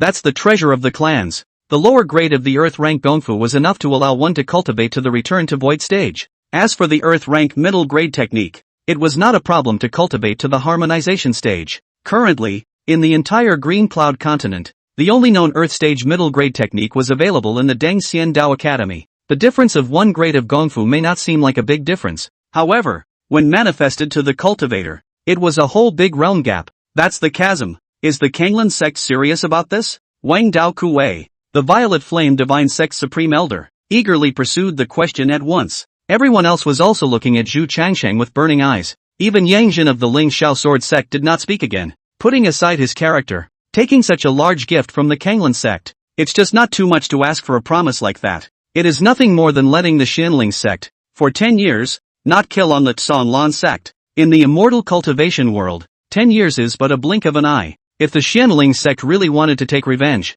it wasn't too late to come back in 10 years. Moreover, although the other party's techniques are not shared with the Xianling Sect, there is still the secret of the Extreme Bliss Fairy's treasure, isn't there? This secret, it was possible that it was even more valuable than the merit method. Therefore, even Gu Jiannan didn't open his mouth to object in the first place. The Extreme Bliss Immortals technique was one that could be cultivated to at least the Mahayana stage. Then it would be at least the top of the Earth Order. It wasn't even ruled out that it was a heavenly ranked technique. After all, the Ultimate Bliss Fairy at the time had only fallen in the Mahayana stage. It didn't mean that her Gongfu could only be cultivated up to the Mahayana stage. Shu Changsheng looked solemn and serious. All of you only need to swear by the Great Tao, and our clan will immediately offer the technique. Whether it's true or not, we'll know for ourselves then. At a time like this, there seems to be no need for our clan to deceive everyone anymore. The crowd naturally knows this, so between glancing at each other, the idea was quietly made up long ago. Fellow Taoist of the Xianling Sect, what do you think? Wang Dao Kuwei had a smile on his face. Gu Jiannan couldn't help but glance at Mou, who nodded slightly. In order not to block the chances of the various sects, my Xianling Sect will endure him for another 10 years. Gu Jiannan spoke in a calm and quiet tone. In today's situation, it would be unwise to go against the tide. Blocking someone's way is like killing their parents. Not to mention that what was in the way were the paths of thousands of disciples from various sects. The Earth rank middle grade feats were enough to bring the clans to another level. Then people are going to fight for their lives anyway, so they might as well sell each clan a favor. The crowd was overjoyed, and their smiles were joyous and joyful. Ha ha, then my clans will thank the Xianling clan for making it happen. My Heavenly Feather Divine Sect is also grateful. But there's no need for the Xianling Sect to be mindful of this. The treasure of the Extreme Bliss Immortal might just have a destiny with your sect. Not bad, the Extreme Bliss Fairy cultivated back then, but it can reach the Mahayana stage of the Gong method. That if get. Wait for the crowd to finish saying nice things about not wanting money. Only then did he look at Zhu Changsheng with a burning gaze, waiting for the following. Chapter 130, Everlasting Spirit Forbidden Zone. Linglong Immortal Crystal. Zhu Changsheng looked at the crowd with a serious expression and firmly said, Gentlemen, if you want to obtain the merits and opportunities, then please make the Great Tao vow. Everyone just needs to guarantee that within 10 years, our clan will not be invaded by the major clans without reason. Of course, all of you need not worry that our clan will intentionally cause trouble, or else you can all disregard this oath. Good. I, the Sky Feather Divine Sect, have no problem with that. Our Violet Flame Divine Sect has no problem with that either. Tonto dogs agree. The sect elders took their positions one after another. And in the end, they all set their gazes on Gu Jiannan and the others. No need to look. My Xianling sect can accept it. Gu Jiannan didn't dwell on it. 10 years is but a snap of the fingers among the cultivators, including the people of the various clans in front of them.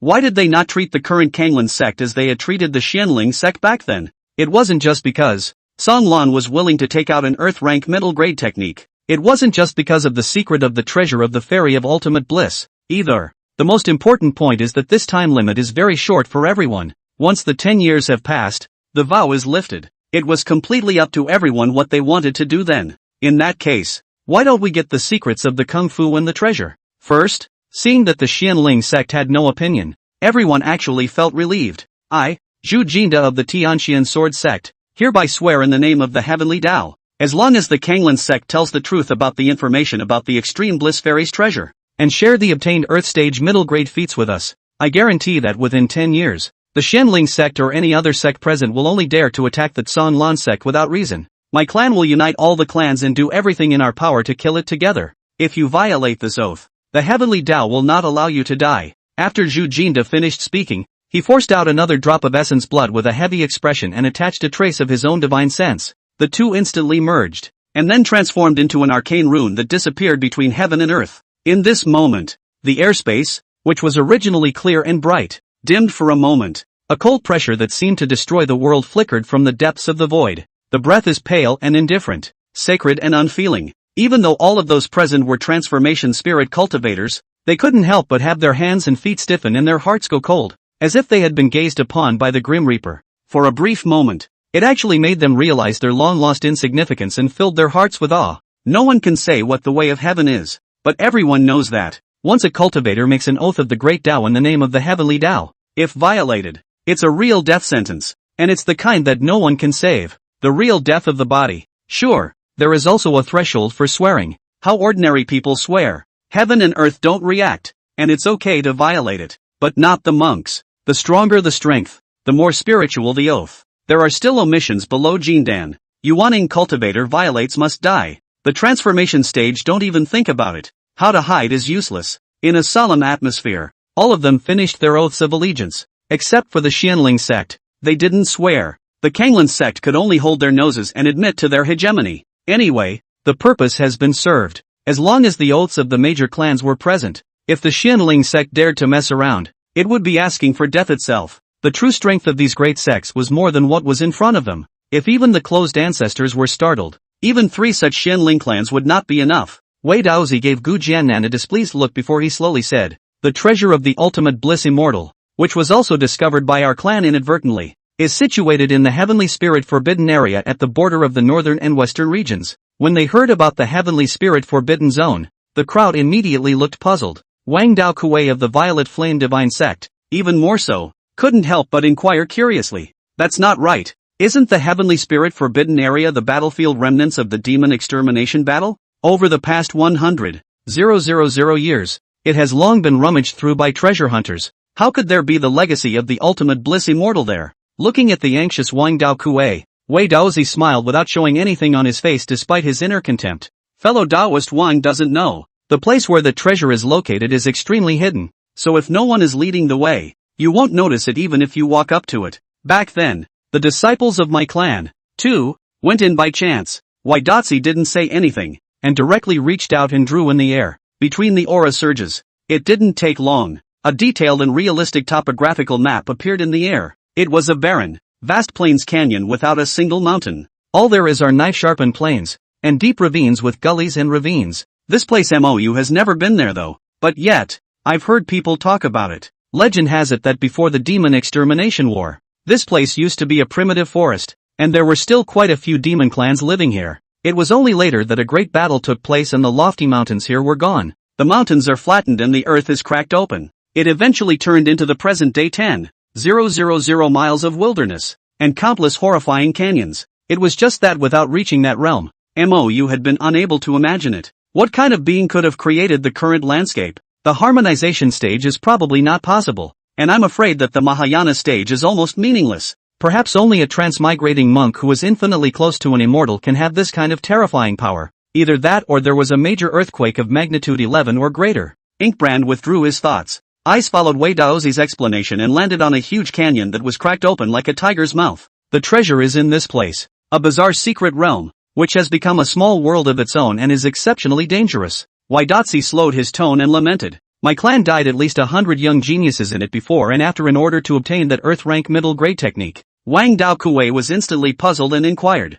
Young geniuses? If it's so dangerous, why send young disciples? Could it be that there are any restrictions on entering it? Waidatsi nodded with a resigned look in his eyes. Not bad. This place, it should be the trial place of a certain ancient sect, which was then discovered by the extreme bliss fairy. It was eventually remodeled into a place for her to hide her treasure. At the entrance of that secret realm, there is an ancient divine formation. Only immortal cultivation geniuses under the age of 500 may enter it, then pass a trial to get certain treasures in it. Wei Daozi let out a long sigh. But once you fail to pass the trial, you will be seriously injured or killed. Otherwise, our clan would have long ago emptied the inside of the chances. Mou and the others suddenly came to a realization. No wonder that Sanlan Sect didn't mind telling this news to the Xianling Sect. It's a dilemma of pity if you don't go and danger if you do. The key to the first level. There is also a spell evaluation. I'm afraid that the talent is too poor to even qualify to go in. But even so, the geniuses who managed to get in still died by the hundreds. Honestly, at this moment, Mou had already vetoed this so-called secret realm within his heart. In order to obtain an earth-ranked technique, letting a fellow disciple go and take such a risk? It's not cost-effective at all. And there's no need, even if it's a heavenly ranked technique. It was also not worth the lives of the Xianling Sect disciples. Anyway, when his chi luck value was a bit more generous, he would be able to buy some heavenly ranked techniques for the clan. For the sake of the clan, did your sect not find any other treasures in there besides that technique? Zhu Jinda, the heavenly feather divine sect's supreme elder, couldn't help but stare at Wei Daozi with sizzling eyes. Waidatsi despised it inwardly, but his face smiled gently. Of course it's more than that. Over the years, my sect's disciples have also obtained some Holy Spirit crystals inside, and one mysterious crystal of unknown origin. As if he knew they would ask that question, Waidatsi smiled and waved his hand between them. Immediately, there were 20 or so sacred crystals that hovered in front of him. The crystals were each the size of an egg, crystal clear, and exuded a pure, divine aura. Holy Spirit crystal. The crowd couldn't help but gasp. Finally, he knew the real reason why the Sanlan Sect had risen so quickly. But everyone exclaimed afterward. Instead, his eyes were captivated by the other side, a purple stone the size of a baby's fist. The stone was clearly a deep purple color, but it gave the illusion of transparency, pure to the core. The purple intent was as clean and transparent as a mirror. The others looked surprised, with clear ignorance in their eyes. The only one who was left was Mou, who was dumbfounded and shocked, because it's something he's seen before. It's in the system. It is worth up to $5 million.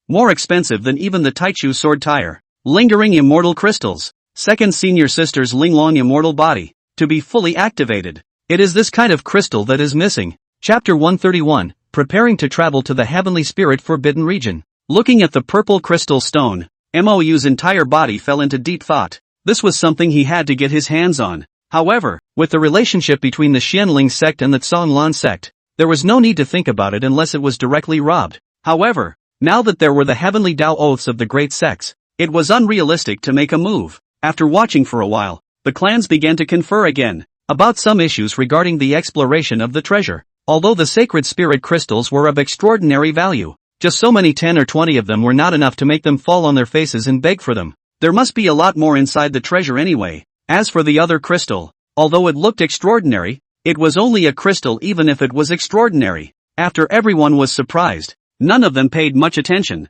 since everyone is fine with it. Then in a month's time, our clans will send geniuses in together to look for the opportunity. Wang Dao Kuei glanced at everyone, and when he saw that there were no comments, he continued. In the future, that will be the treasure shared by several of our clans, and in order to avoid unnecessary disputes, no one will be allowed to go in alone again. For the time being, it will be explored once every 2 years for 3 months as discussed, and each clan can only send a maximum of 10 people in at a time. Good. Then, the Tontine Roadhouse is fine with it, until the clans have conferred. Mou also didn't think of a suitable way to trick the Linglong immortal crystal from the Kanglan sect, even if the other side doesn't know what it is. Even if he, the Xianling sect, took a spiritual treasure in exchange, the other party would surely have rejected it outright without hesitation as well. The only way to do that is to get someone else to change it for him. The key to this candidate is not easy to find either. It had to be one of these forces present in the first place. If it was anyone else, San Lanzong had the ass to guess that it must have been sent by these people present. There are only two possibilities if you don't dare to come out on your own. For one, this mysterious crystal was of great value, and he was afraid of arousing San Lan's suspicion. The other was someone from the Xianling sect. For either reason, San Lan is unlikely to change. The clans then followed Wei Daozi and went to their clans to share the low-grade middle-grade techniques. On the other hand, the people from the Xianling sect and the other three eastern region sects began to fight their way back to their homes. Feather, what's wrong? Returning to the Xianling sect's flying spirit boat, seeing that Mou still kept his head down in deep thought, Gu Jiannan couldn't help but send a voice to inquire. It's nothing. It's just that the mysterious crystal stone that the Kanglan sect took out is of great use to second senior sister, and I'm thinking about how to get my hands on it. You know what that thing is? Gu Jiannan looked surprised. Mou nodded seriously. I have seen a record in an ancient book. If that is correct, it is the Linglong Immortal Crystal. That thing fits very well with second senior sister. If we give it to her to use, it can bring her talent to another level. Another step up? Is that true? Gu Jiannan was instantly surprised, but then he frowned. Even if we take out our spiritual treasures to exchange for them, it's unlikely that the Kanglan sect will agree. It's not like we can rob them openly now. We can only think of a way slowly. Mou was also a bit distressed. There's no rush for these. Let's go and distribute the previous harvest first. Gu Jiannan patted Mou's shoulder with a pleased smile. Mou nodded his head and then gathered Gu Dongzhou, Li Kei and Xiao Xian to meet in the hall on the spirit boat. This trip out, successfully destroying the Gale Nation can be considered a rich harvest. The latter's tens of thousands of years of accumulation all went to the three clans, and the cultivation resources were all swept away. In terms of the amount of spirit stones, it was even more terrifying than the Xianling sect. Heavenly treasures, medicinal herbs and pills, as well as all kinds of rare materials, and so on, were even more countless. For this huge amount of resources, Mou directly let people divide it equally into 4 parts. One for the Heavenly Sword sect and one for the Jade Snow sect. When they received the several storage rings handed over by Mou, Li Kei and Xiao Xian were still astonished and confused. This is too much? Yes, we're really ashamed of what we've received. Please take it back, fellow Daoist. The two men looked shocked and emotional. These are not small resources. Even with the countless years of accumulation of their respective clans, it was equivalent to 1/3 of their family's fortune. But compared to that, the effort they put out is clearly mismatched. Not to say that they had thought that the harvest had nothing to do with them, and that it would be a throw-in. Even if they were to be distributed according to the size of their contribution, they would each take 1/15, and they would be in heaven. Gu Dongzhou alone could stand up to the 5 of them, and Gu Jiannan, who was wielding the holy sword, could similarly hold the 3 of them at bay. There was also this one wearing a mask, who directly beheaded 3 late transformation god stages all by himself. Counting the contributions of the Xianling sect, several other god transformation elders, as well as dozens of Yuaning cultivators, they feel these resources, take hot and blush. Mou, however, shook his head seriously. There is no need for the 2 of you to be humble. Since there was no agreement on the distribution plan before the start of the war, Xianling sect, cannot be criticized. It's easiest and driest to go by 1 serving per family. Besides, these resources seem like a lot right now, but we can't keep our eyes on the horizon forever. In a few years, I guarantee you two won't be able to see this. Looking at the mildly spoken but domineering and confident Mou, Li Kei and Xiao Xian couldn't help but have their eyes shocked. Not only was this person's talent and battle prowess terrifying, his heart and mind were unrivaled. The point is, they don't think the other side is bragging. It gave them a vague feeling of foreboding inside. Perhaps defecting to the Xianling sect would be the best decision in one's life. At this point, the many elders of the Xianling sect who were originally still reluctant to part with their hearts all couldn't help but look slightly ashamed. One's own pattern, or too small but then his face flushed with pride and pride.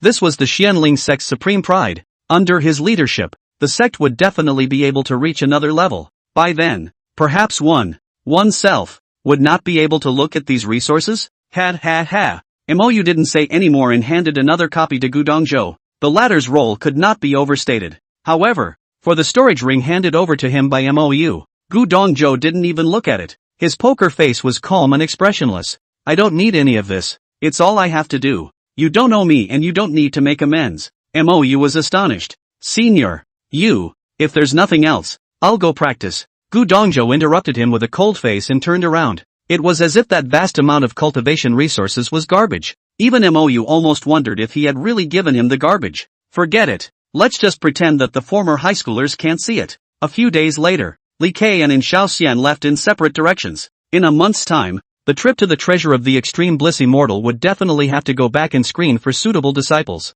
Upon returning to the Xianling sect, Mou directly prevented the selection of the treasure-hunting disciples, and said bluntly that he would first go to explore the situation at that time. After all, the Tsan Lan sect, all dead, so many disciples in it. He didn't think that the Xianling sect's celestial pride were any more destined than others. After deep thought, Gu Jiannan had no choice but to agree. After all, chance matters, but the lives of the sect's pride were equally important. It was then decided that in a few days, Gu Dongzhou would take Mou on a solo trip, just as Mou was diligently cultivating with his senior sister every day. His cultivation was growing by leaps and bounds. A stunning young girl wearing a long green dress and carrying a green-colored ancient sword on her back. Dusty. He appeared in front of the Xianling sect's mountain gate. The young girl stroked the broken hair around her ears, and her agile and bright beautiful eyes flashed with surprise and anticipation. Phew! Finally here. I hope he's here. It's really boring to rush alone. Chapter 132, Xueqingyi's arrival. When Mou and Sita Qingxian finished practicing and were hanging out at the main peak, he saw a stunningly beautiful woman wearing a green dress, carrying an ancient sword on her back and a small wine gourd hanging from her waist,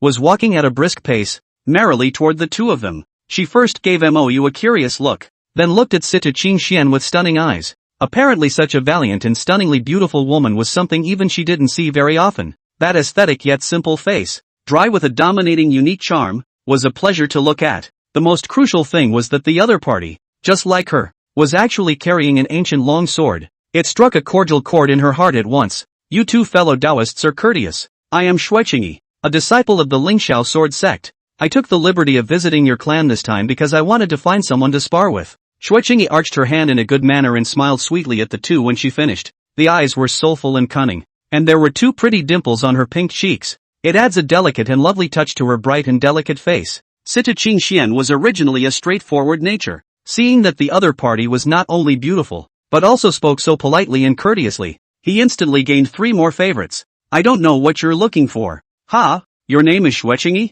You are Xueqingyi? Speaking later, Sita Qingxian couldn't help but slightly open her mouth wide, her dark eyes unable to hide her surprise. The first genius of the southern region, Xueqingyi? It turned out to be so good-looking, the key to good-looking even if it is, but also like a little sister next door. Looking at people feel friendly and lovely. Upon hearing Sita Qingxuan's exclamation, Mou, who was in a daze, only then came back to his senses from the shock. Another daughter of the air? It's not right. It's so wrong. Why did he feel as if this daughter of Qi luck had piled up? Xiao Tongzi, why are there so many daughters of Qi in this world, when things don't know how to ask the system? For this problem, Mou has actually felt very fishy for a long time. How is it that there is a feeling that you can casually run into a woman of Qi? Master, the two senior sisters, Yi Qingxian, plus these two in front of them, that's 6. In this life, it is a great world of immortal cultivation, plus a certain special reason. The daughter of Qi luck this should be born. More points are normal. Then why does it feel like the daughter of Qi luck isn't particularly powerful either? Mou asked again in doubt. That wasn't a no-brainer on his part. His own eldest senior sister or second senior sister, including Sita Qingxian, could only be considered to be the top batch of celestial pride. However, in this group of heavenly prides, the strength was not particularly outstanding. It always felt like it didn't quite match the daughters of Qi and their physiques. Hearing his question, the system's tone took on a bit of breathlessness. In a pond, if there is only one fish, it will grow well, but if there are a dozen or so fish at the same time, then their growth will definitely slow down, which is the same thing as the daughter of Qi. And the difference between a daughter of Qi and an ordinary genius, besides being more favored by heaven and born with an extraordinary physique, the biggest difference is that their Qi is stronger. But in the barren land of the Green Cloud continent, their Qi and physique simply don't have much use. Mou understood at once. It's like, the difference between an adult's and a child's meal size is certainly not that big when they both only have one bowl of rice to eat. But if you let go of the food, it's definitely different. It was as if eldest senior sister, who needed sacred spirit crystals to cultivate in order to maximize the advantages of her physique. The second senior sister, too, needed Linglong immortal crystals to be fully activated. There was also Sita Qingxian, born with an immaculate sword body, who could easily save any sword technique sword skill. How could there be so many high-grade sword techniques for her to cultivate before she could? The previous heavenly rank grade falling star sword technique had now been realized by her to the 5th stance. Crossing the ranks to decapitate the heavenly pride was not a matter of concern. Hey, are you MOU? Until he saw a small white hand dangling in front of his face. MOU then reacted to the fact that Xuechingi was talking to herself and couldn't help but nod her head and say, Yeah, I'm Ink Feather. Xuechingi's eyes glanced at him with a bit of disgust, but thinking that he was Sister Qingxuan's husband, he still held back his inner emotions and laughed petulantly. Sister Qingxian said that you're familiar with that ghost-masked one from your clan? Can you let him have a match with me? Can't. The dislike in the other party's eyes was naturally seen by MOU, so it didn't look good for her either, and at the same time a little baffled inside. I didn't mess with her, so what's the point of fighting with her? And in a flash, they're sisters? That sloppy? Looking at the two stunning beauties walking arm in arm, MOU felt as if he had returned to the ancient street of Blue Star City. Don't worry, I don't mean any harm. Xuechingi suppressed her heart's dissatisfaction with MOU and pursed her lips in a cute smile. I just heard that he defeated Xia Dowling in 3 moves and was curious, so I wanted to have a friendly sparring session with him. Hearing that this was the case, MOU once again shook his head no. This senior brother of mine is so dedicated to the Tao that he doesn't have time to spar and exchange ideas. He won't agree. Hearing him say this, Situ Qingxian beside him couldn't help but twist her head and snicker, but she was quiet and didn't say anything. Xuechingi, whose entire mind was focused on MOU, did not notice her difference and hurriedly begged with a bitter little face. Big brother MO, for the sake of my sisterly love with Sister Qingxian, please help me. In order to spar with him, people sneaked out of the Ling Xiao Sword sect alone and drove for 12.5 whole days. Do you know how boring it is to rush alone? Seeing MOU still shaking his head, Xuechingi's face became even more bitter. A pair of clear beautiful eyes glared fiercely at him, and finally gritted her teeth decisively. How about if you just help me out and I do you a big favor later? 2. Only then did MOU's eyes light up. Really? Can you help with anything? Seeing this kind of look in his eyes, Xuechingi instantly looked wary, and the cute dimples on her face all seemed to be filled with warnings. Don't get any ideas, there are definitely some favors you can't do. Looking at the strange look of warning in her contempt, MOU only felt a head of black threads hanging down and an inner fire rising. I have several women. Every one of them looks like heaven, beautiful and dominant. Will hit your idea? Looking at the transparent panel above the other party's head, MOU's determination suddenly became not so firm again. Name, Xuechingi, daughter of luck. Age, 320. Realm, late Yuanying stage. Physique, ancient divine phoenix body. Bloodline contains a trace of pure phoenix bloodline of the ancient demon god. As long as you bathe in sunlight, you can slowly increase your cultivation. When the bloodline is purified to a certain level, there is a chance to have the immortality of a phoenix. The bloodline of the phoenix, the ancient demon god. Bathing in the sun makes you stronger, and a chance at the phoenix's immortality? This physique was considered very strong amongst the several daughters of Qi. The key is that she is the daughter of Qi, and she is carrying a huge sum of $20 million.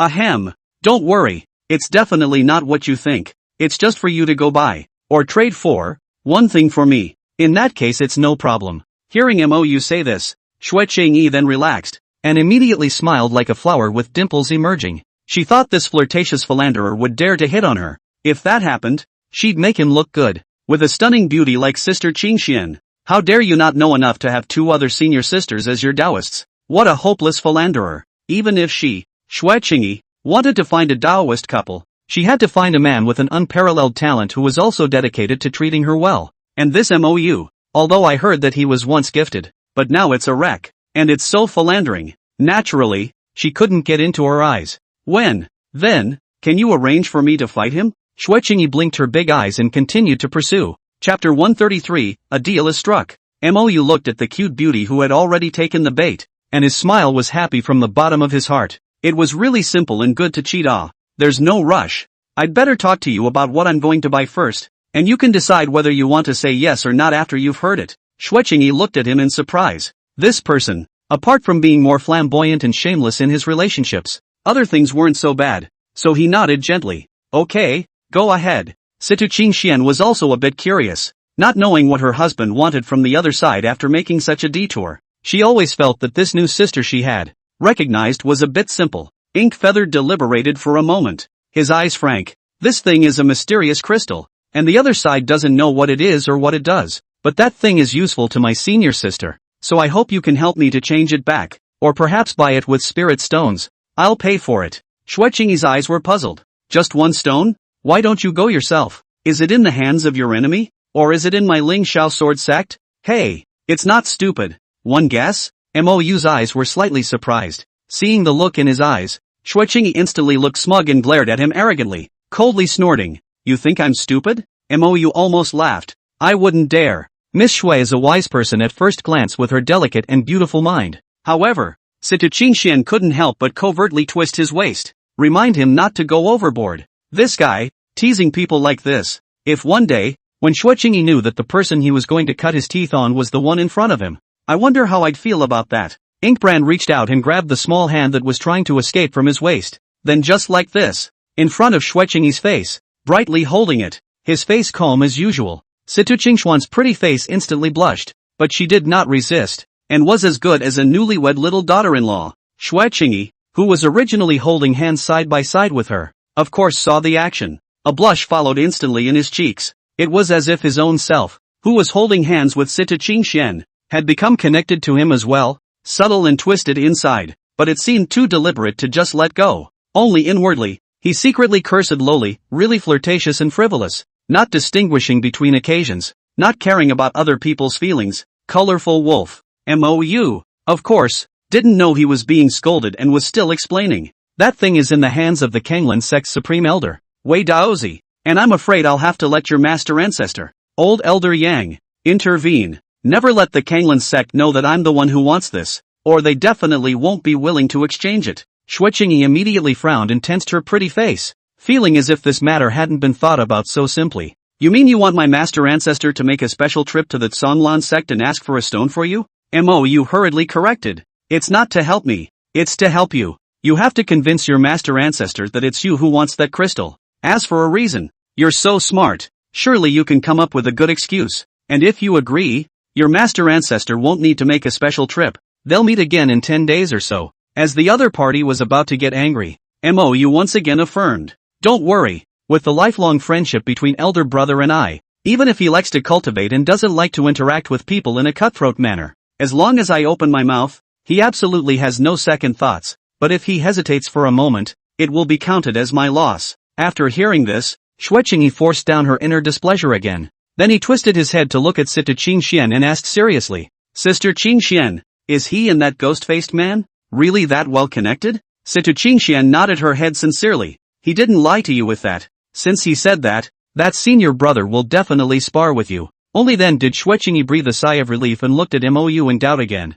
What was that you said about meeting up in 10 days or so? Mou did not hesitate and told the truth about the treasure of the Extreme Bliss Fairy. It was something that would be known soon enough for her anyway. After hearing this, Shuiqing was instantly surprised before frowning at Mou with curious eyes. You're not going to be ready to go then, are you? Shuiqing hesitated for a moment, but still couldn't help but say, I've heard some things about your situation on the way. Before you make a decision, you'd better think more about Sister Qingxian. At that, she stopped. As innocent as she was, she knew that given the friendship between the two, that was a bit of a cross word. But for Situ Qingxian, she really felt very much in tune. That's why I couldn't help but stand in her shoes and say so much. After all, what's the point of tossing around when you're almost dead? It would be better to stay with Sister Qingxian for 2 more years. Mou didn't care and nodded at her with a smile. Don't worry, I won't be going, but that senior brother of mine will be going. So if you agree, it's just right to travel with them. Shuiqing couldn't help but give him a blank look,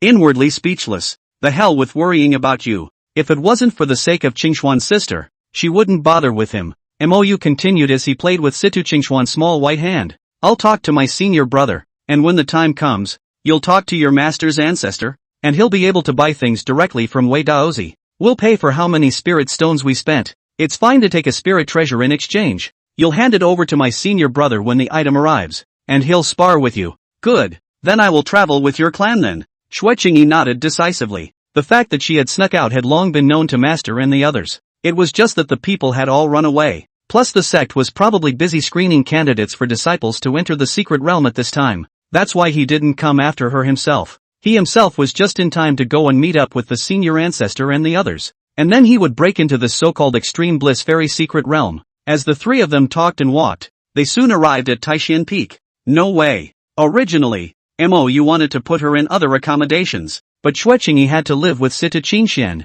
He'd have to sacrifice the intimate time he'd had with her before he'd gone to the secret world. Fortunately, there were still 2 elder sisters, so it didn't affect his cultivation. Back at the moonlight inviting peak, the two elder sisters were indeed practicing their swords diligently as he had guessed. The two, who had always had outstanding natural talent, had recently been struck down by Sita Qingxian when it came to cultivating the falling star sword technique. The latter had all realized the fifth style, and they were still cultivating the second style. Inkfeather could certainly understand what they were thinking. It wasn't that the two elder sisters were competing with Sita Qingxian. I'm afraid I just wish I could help myself more. There was also a deeper level of urgency and pressure from the fact that they had been acting so demonically lately. After all, eldest sister was only a Yuaning cultivator. The second elder sister even only had a late Jindan cultivation level. But what about himself? He could now kill late-stage transformation spirit. They are afraid that they will not be able to keep up with their progress and gradually be treated as vases in the future. Even by time and talent, right? After all, in the immortal cultivation world, the Taoist couples that really lasted must be those with a small gap in power. Otherwise the difference in cultivation is too great. Nonetheless, the aging of the face is not the same. Lifespans also vary wildly. Even if they don't change their hearts and want to be together, there's nothing they can do in the face of age. For all of this, Mou didn't explicitly try to persuade. Rather, he wished to offer a great gift to the two elder sisters. This was also his biggest motivation for going to the Heavenly Spirit Forbidden Area secret realm this time, looking for Holy Spirit crystals, as well as lingering immortal crystals. 3 days later, Inkfeather changed into a long black shirt and put back on the bronze ghost mask, beginning to travel to the Heavenly Spirit Forbidden Area at the junction of the western and northern regions. Along with the silent and dull Gudongzhou, there was also a chattering Xueqingyi who circled around him curiously, as well as Sita Qingxian, who was forcibly holding back her laughter to watch the show. Chapter 134, The Secret Story. Originally,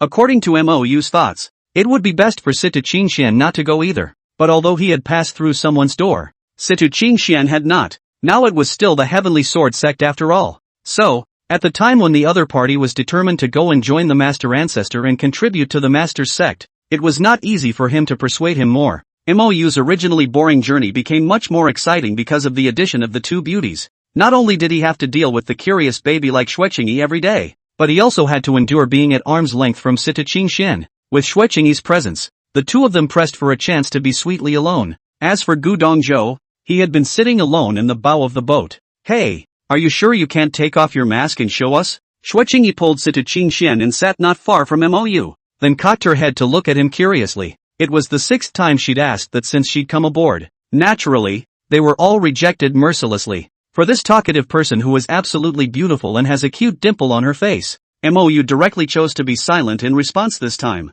Xueqingyi didn't care and pursed her lips again, her eyes snowing. Then the name can always be said, right? A big man. Why do you feel like you're more petty than us little ladies? Mou glared at her, his voice husky. If you want a fake name, I can tell you one. Xueqingyi couldn't help but roll her eyes and hummed. Forget it, it's boring. When it's time to cut, I'll beat you up hard to get out of it. When he finished speaking, he didn't forget to raise his showy fists at him, with a milky fierce look on his face. Only, that clear and delicate voice, coupled with that stunningly beautiful immortal face, and the two cute dimples on her cheeks. It's as if it's a cute little kitten showing its milk teeth to people. There's really no deterrent at all. Inkbrand didn't say anything and simply ignored her. Not to mention disturbing her cultivation, she also pestered her every day asking questions. How could she give her a good face? The bottom line is this. He wasn't in a position to reveal his identity yet, and didn't want to talk to her too much lest he be seen to be a good man. His current identity, even Gudongzhou didn't know it yet. Sister Qingxian, let's ignore him. Seeing this attitude of his, Xueqingyi, who was furious, had no choice but to grumble and drag Sita Qingxian into the cabin. Mou, on the other hand, simply came to sit beside Gudongzhou and climbed into conversation with the other party without a word. For Mou, who had never left the Green Cloud continent, this world was really big beyond his imagination. If the speed of this flying spirit boat under his seat was used, he didn't even know how long it would take to stroll around the world. So, he was still quite curious about the world outside the Green Cloud continent. Elder Gu, have you been to the other several continents of the Green Destiny world? No, the Green Underworld is too big, even for me, who loves traveling all my life. I've only been to the Charmed Continent, the Flowing Wind Continent, and the Divine Enlightenment Continent. And then there's this place. Mou's eyes glowed. Then these continents. What are the differences? Gudongzhou glanced at him and finally recalled in a low voice. The Flowing Wind Continent is my hometown. Being the smallest continent in terms of area in the Green Underworld, and the customs are similar to those here. Other than part of the northern region being occupied by the demon race, the rest is in the hands of the human race. When I first left my hometown, I had traveled far away from the charmed continent out of curiosity. Mou instantly lifted his spirits and asked with newfound curiosity, "What's the difference between those demon cultivators and us human cultivators? Are they all tall, stout, and vicious?" Gu Dongzhou shook his head oddly. "No, there are some demon cultivators that are even more handsome than human cultivators. It's just that this place is far away from the charmed continent, so it's not common. In the divine revelation continent, there are even stores that specialize in buying and selling fox demons, cat demons, and the like for the profane pleasure of the human race. Of course, there are quite a few bought back just as slaves. As for the ferocious ones, there are also some demonic beasts that are naturally huge in size. Even if they take human form, they are mostly strong and exaggerated in flesh." It was as if Gu Dongzhou had opened up his box of words,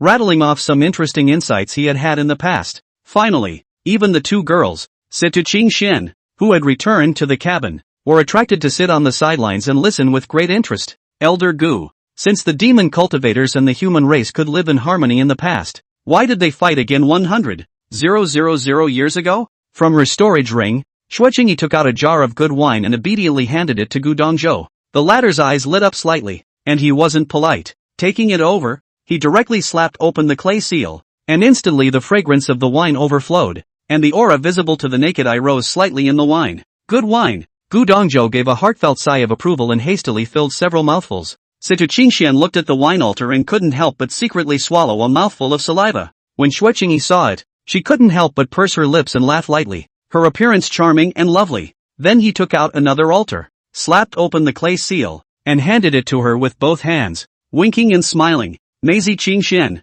there's another altar here, enough for us to drink." "Well, thank you Sister Chengyi." Situ Qingxian happily took it and directly raised her slender white neck and drank several mouthfuls in a row. After drinking it, she couldn't help but smack her little mouth in intoxication again, her eyes curving in surprise as she praised it. "This is the best wine I've ever had. It's only comparable to the drunken immortal brew treasured by my master ancestor." Shuiqingyi instantly had a look of hate for each other and laughed happily. "I can't imagine that Qingxian's sister also likes to drink. This is what I stole, brought from my master ancestor. Just these two altars left." After saying that, his eyes were fixed on the wine altar. Then he saw Situ Qingxian, handing it to Mou and joyfully urging it. "Take a couple sips and taste it too. It's really good." Mou did not disappoint the goodwill of the good people, and after receiving it, he poured in a few mouthfuls. Sure enough, it was refreshingly sweet in the mouth, and the wine had a soft, lingering flavor. And after the liquor entered the abdomen, the speed of the aura in the body all sped up by a few points. "Good wine."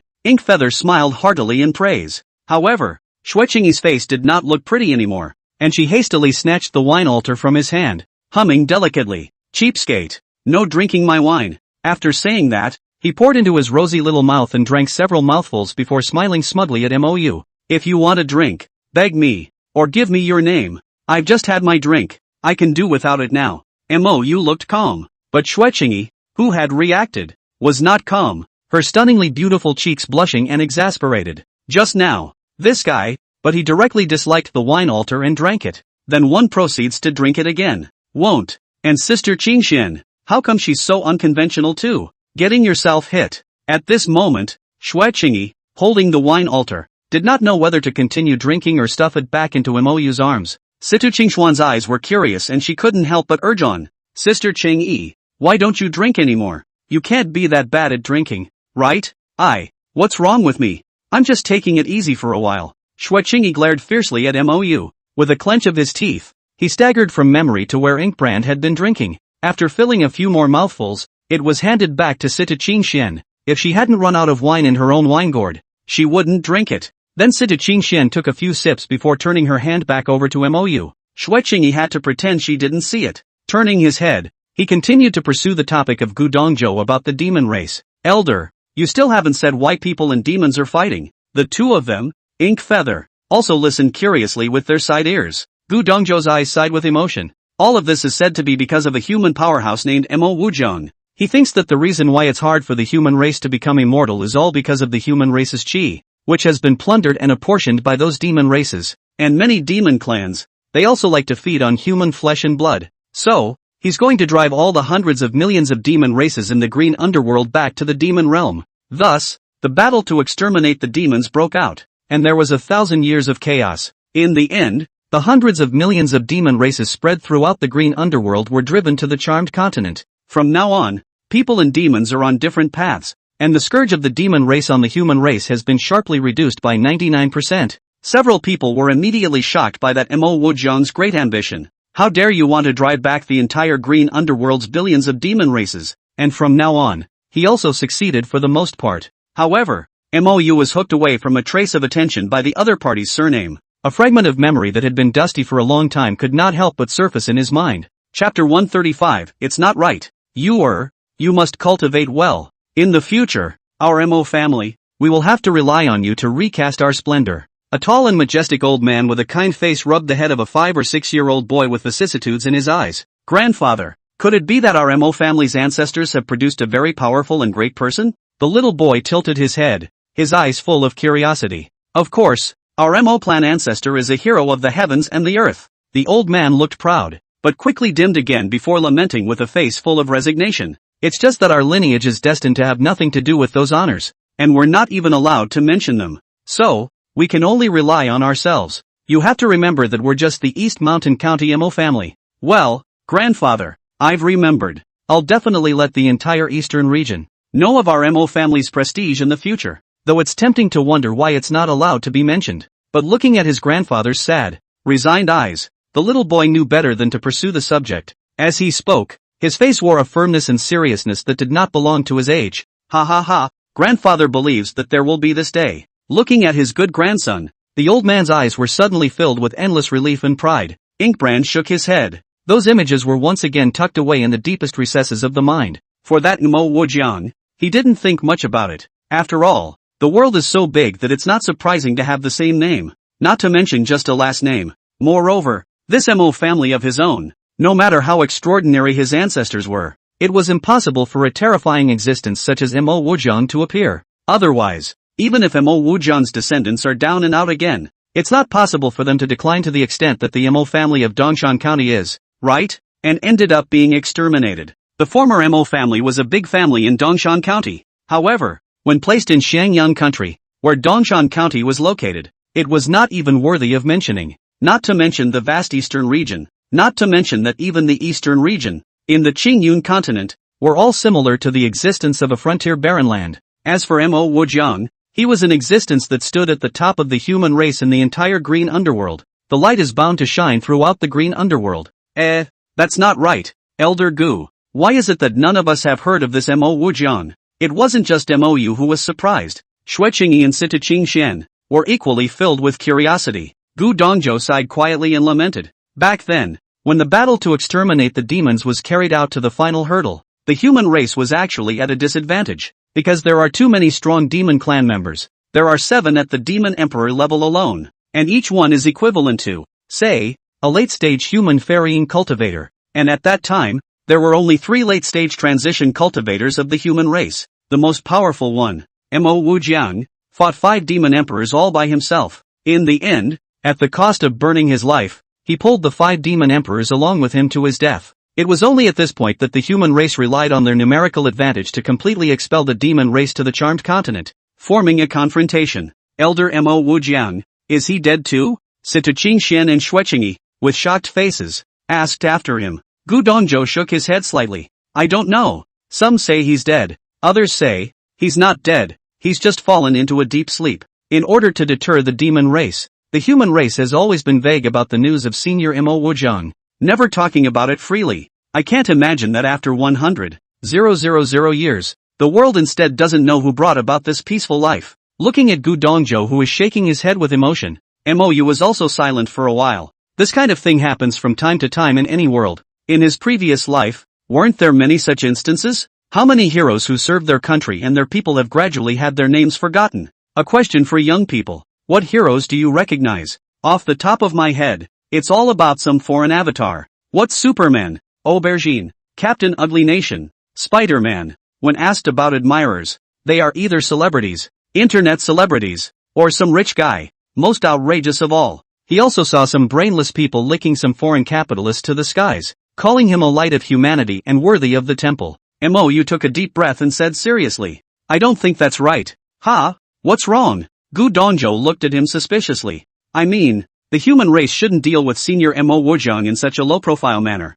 but should instead vigorously publicize and inscribe a monument. Mo's eyes were firm. Only in this way, when the next time they face off against a foreign race again, more people will be willing to come forward. At the same time, we can also warn the cultivators of the green underworld that outside of us, there is still a great enemy like the demon race. Instead of daily harboring, forgetting what's right and taking what's right by force. Thinking about the recent encounters of the clan, Mo's eyes became more and more stern and angry. The current trend in the immortal cultivation world is morbid. It's naked, dark law of the jungle at its best. Where is there any trace of the transcendent temperament and demeanor of the immortal seekers? After Gu Dongzhou heard this, he couldn't help but look surprised. And then he also fell silent, shaking his head helplessly after a long time. It's not up to you or me to change all that. All we can do is make ourselves strong. And only the strong have true freedom. And that's the only way people will reason with you. Mo didn't answer. He had understood these truths for a long time. It was just a moment of emotion due to the recent events in the sect,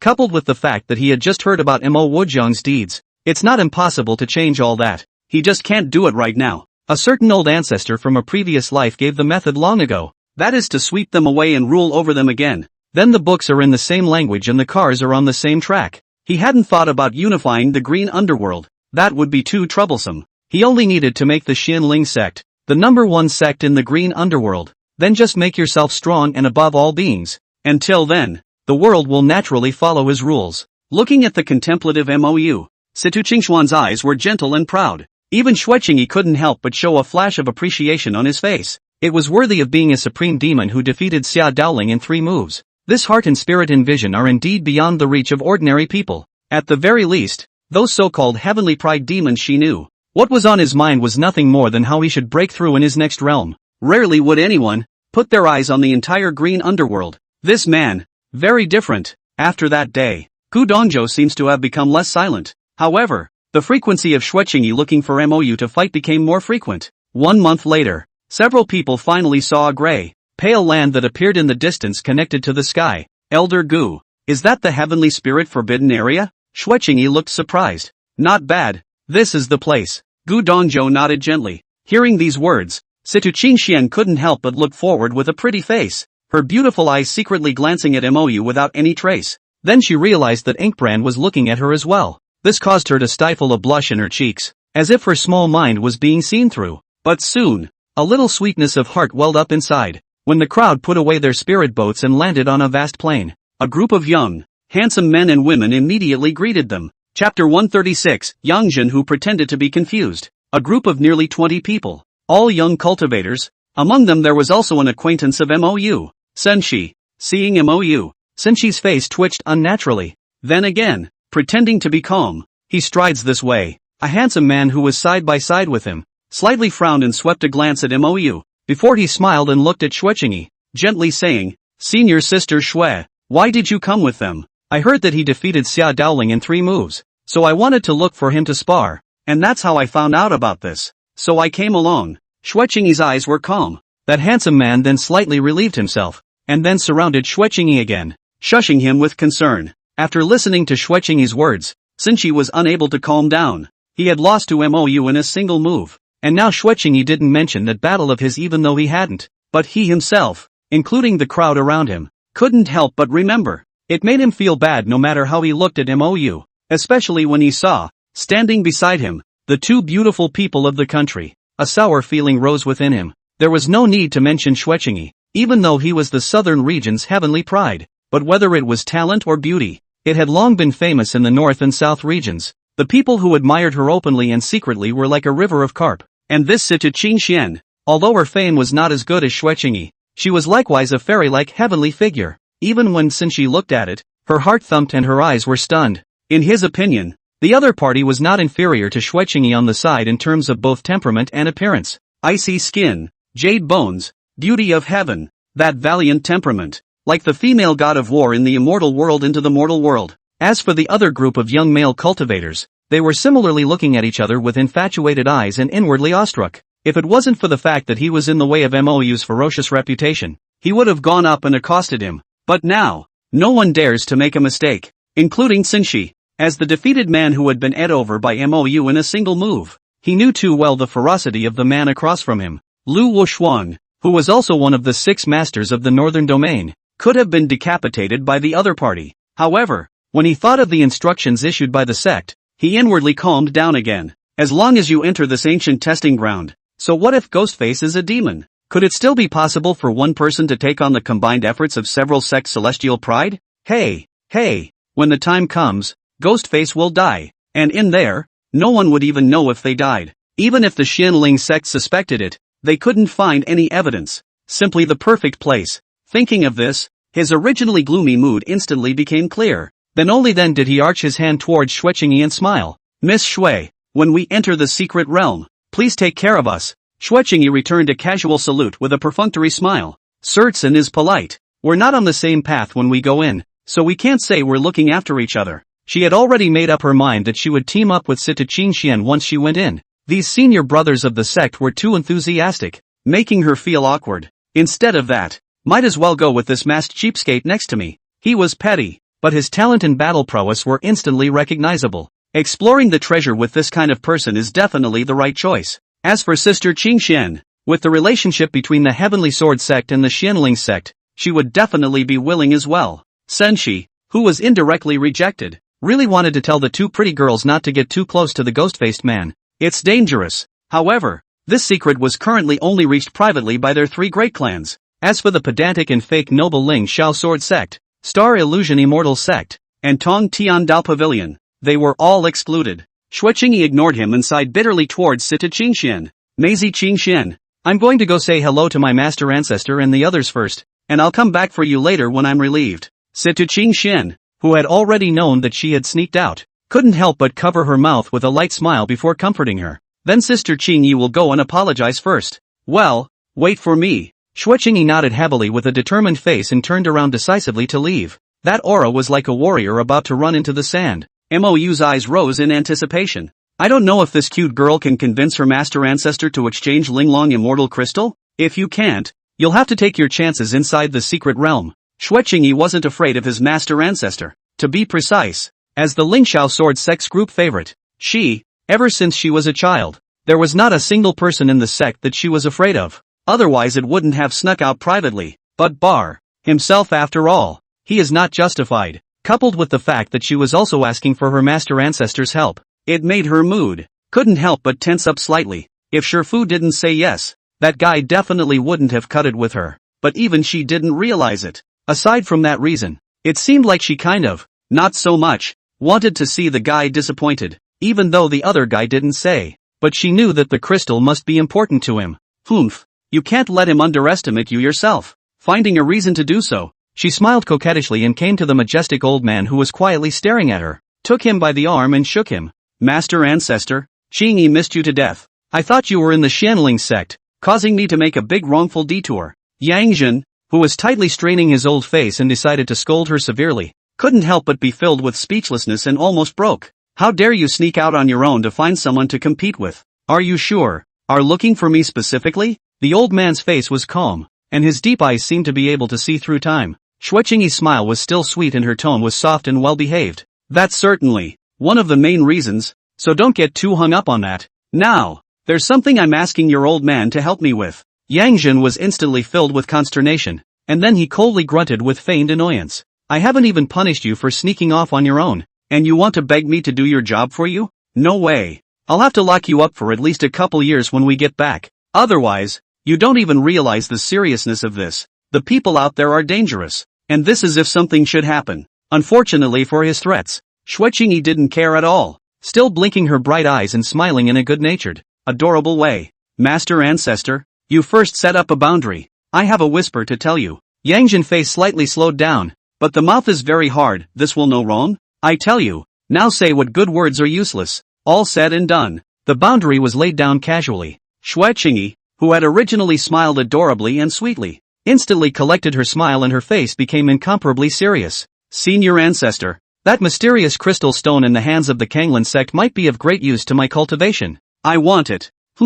Are you sure that thing is useful for your cultivation? Yang Jin suddenly had an odd look on his face. It seems that this disciple grandson of his, and that kid from the Xianling sect are quite compatible, otherwise it wouldn't have been possible to chat about it. As for the thing, it wasn't even a big deal to him as to who was going to use it. And the Kanglan sect, for sure, would also give him this face, because that thing, people can't see any use for it, including the Kanglan sect. Otherwise, they wouldn't have taken it out. However, the Xianling sect was still on the tip of the storm. It's not necessarily a good thing to get too close to them. Well, it works. Xue Qingyi, however, did not know that her master ancestor had thought about it so much, and hurriedly nodded happily, then nervously asked, Master ancestor, is it hard to buy that thing? It's not hard.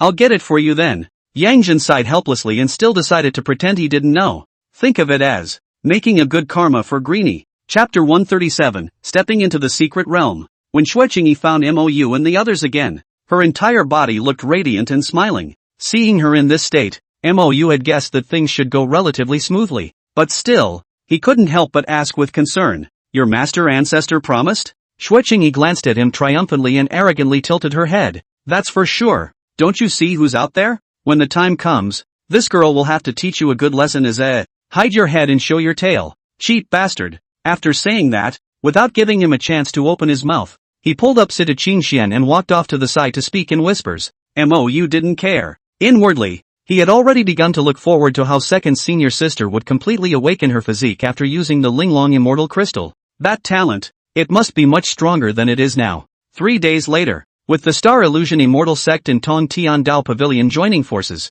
a total of 10 clans from the eastern, southern, and northern domains had finally arrived. The Heavenly Sword Sect and the Jade Snow Sect, each of them came with 10 young celestial pride, led by their respective sect's oldest ancestor personally, shows the value placed on this treasure hunt. A crowd of young celestial pride, glowingly chatting with each other, so lively. The Tsan Lan sect, as the leader, naturally arrived. The one leading the group was none other than his clan's supreme elder, Wei Daozi. Under his leadership, more than 100 people formed several small groups and marched in great numbers towards the depths of the plains. The Heavenly Sword Sect and Jade Snow Sect's heavenly pride, on the other hand, followed closely beside Mou, seeing that even if we reach our destination, Li Kai and in Xian, again pointing at Mou, relentlessly exhorted the disciples of their respective clans. When you go in, take his opinion as the main one, and at critical moments, even more so, unconditionally listen to his instructions. Understand? We understand. Please rest assured,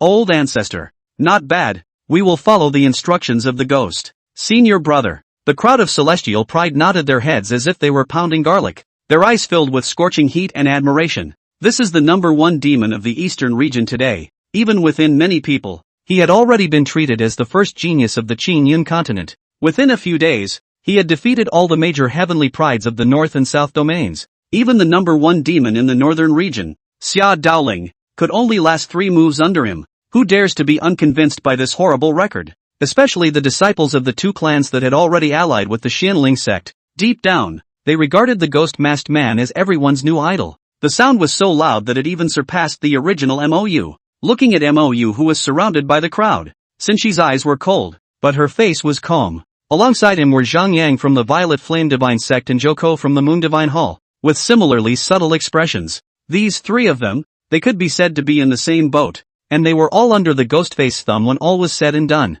And it's still a crushing defeat of sorts. Ever since their defeat at the hands of Mou, everywhere they went, they felt that everyone's gaze was extraordinarily piercing. Both of you, are you sure you don't want to pull in Xia Daoling and the others? Zhang Yang asked in a low voice with worried eyes. Xinxi shook her head in concentration. No need. Although Xia Daoling was defeated, he thinks highly of himself inwardly, plus his division, the Star Illusion Immortal Sect, is similarly pedantic in nature. Even if we approached him, he might not be willing to team up for this, and there's an extra layer of revealed risk for no reason. As for the Tongtian Dao Pavilion, it likewise recognizes itself as noble, and such a hint was rejected before, and it is surely the same today. There was a pause, his mood inexplicably irritated. As for Xue Qingyi, he had already followed the people from the Xianling sect here, and these days he has even gotten together every day, so he definitely won't agree. Therefore, we can only rely on ourselves. But with 3 families joining forces, that ghost-faced man can't resist even if he's a demon.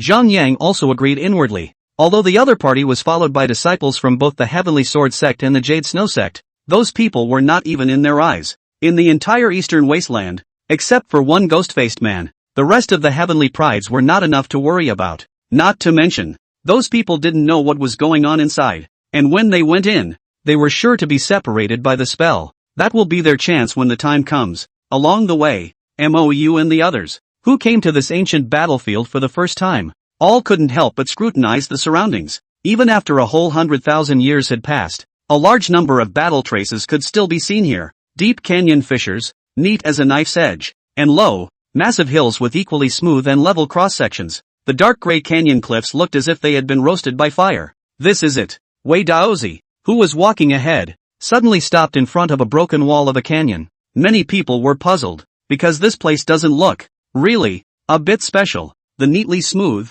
300 to 400 meter high stone walls were not the least bit different from the countless canyons seen on the road. Wei Daozi didn't explain too much and flew directly to the stone wall in midair. Then he pinched 5 mysterious runes with both hands, and they disappeared into the cliff wall in front of him out of thin air. The originally bland stone wall suddenly glowed with a brilliant golden light. Then a mysterious door of light emerged. The cultivators present couldn't help but explore it with their yuanshan. Unfortunately, it was all muddy, and behind the door was like a connection to an extraterrestrial world. Deep and distant, boundless. Mou naturally tried, again to no avail. Wei Daozi waited for everyone to probe before he smiled faintly. Everyone, now is the start of the trial. Cultivators under 500 years old can try to enter the light gate. If you can't get in, don't force yourself. Just withdraw on your own initiative, or else you fear for your life. Gu Dongzhou glanced at Mou and frowned. This place of trial is very uncomplicated. If you go in and realize that things are not possible, you don't have to force yourself.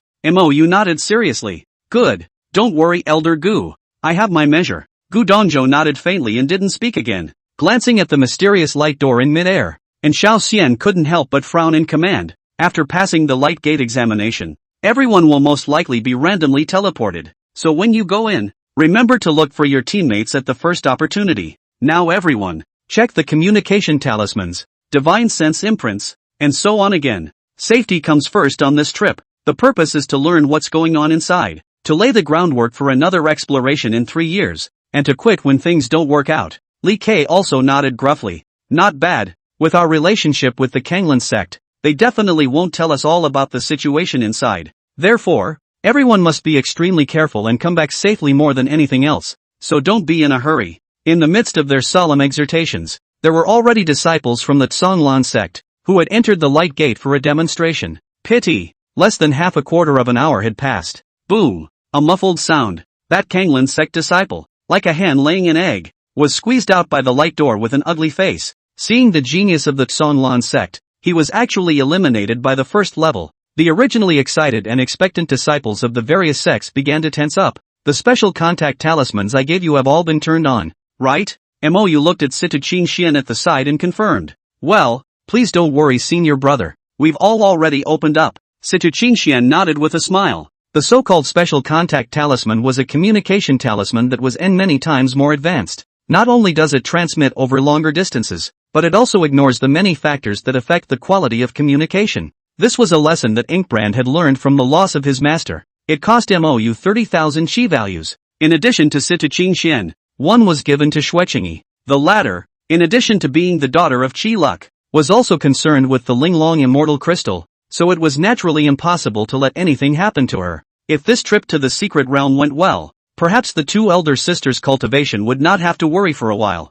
When the time comes, we'll look for the master to go. An hour passed. Except for the 20 or so people who didn't pass the test, only Mou and the Heavenly Sword Sect and Jade Snow Sect disciples were left. Failure rate, nearly 1/3. As for Xueqingyi, she was forced by her master ancestor to go ahead with her fellow disciples. I'll go in first. You guys follow. Mou gave an explanation towards the crowd and gave Situ Xian another covert glance before turning around and flying towards the light gate. Chapter 138, A Coincidental Encounter. As soon as he entered the light door, Mou felt a mysterious power that began to scan his body. In the meantime, there was another terrifying force that began to crush towards him, as if it wanted to squeeze him out. But that power was insignificant to him now. With just a slight tremor of his body, he let that power instantly break through a huge gap. Then the whole person was like a swimming fish, disappearing inside the light door along the gap. The people in the outside world, looking at the shadow that disappeared almost instantly, all looked shocked. It was worthy of being a supreme demon who defeated Xia Daoling in 3 moves.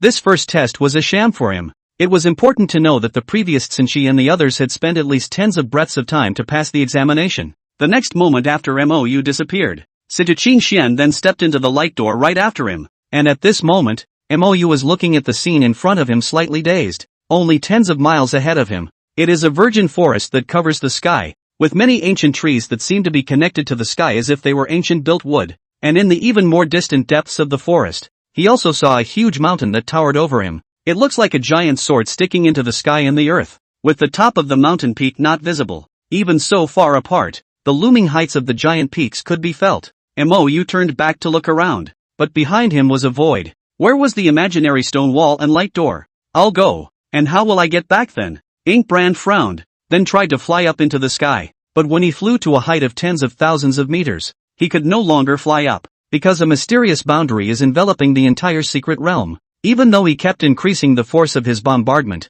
the boundary did not move at all. He had to give up trying. From his point of view, the primitive forest on the ground, like an endless jasper, stretched and disappeared at the end of the line of sight. But the lofty mountain peak, it was as if it hadn't changed. Even though he now had his head above the boundary and had flown tens of thousands of meters into the air, he still couldn't see the top of the mountain, because that mountain peak, it actually extended beyond the boundary. And it gave Mou the feeling that where the mountain peak met the boundary, it was still only halfway up the mountain. It made him unable to hold back the shock of his gaze. 40 to 50,000 meters high, just halfway up that mountain? How much of a stretch would it have to be if the conjecture holds true? The first peak of the blue star was only 8,000 meters, and it refers to elevation.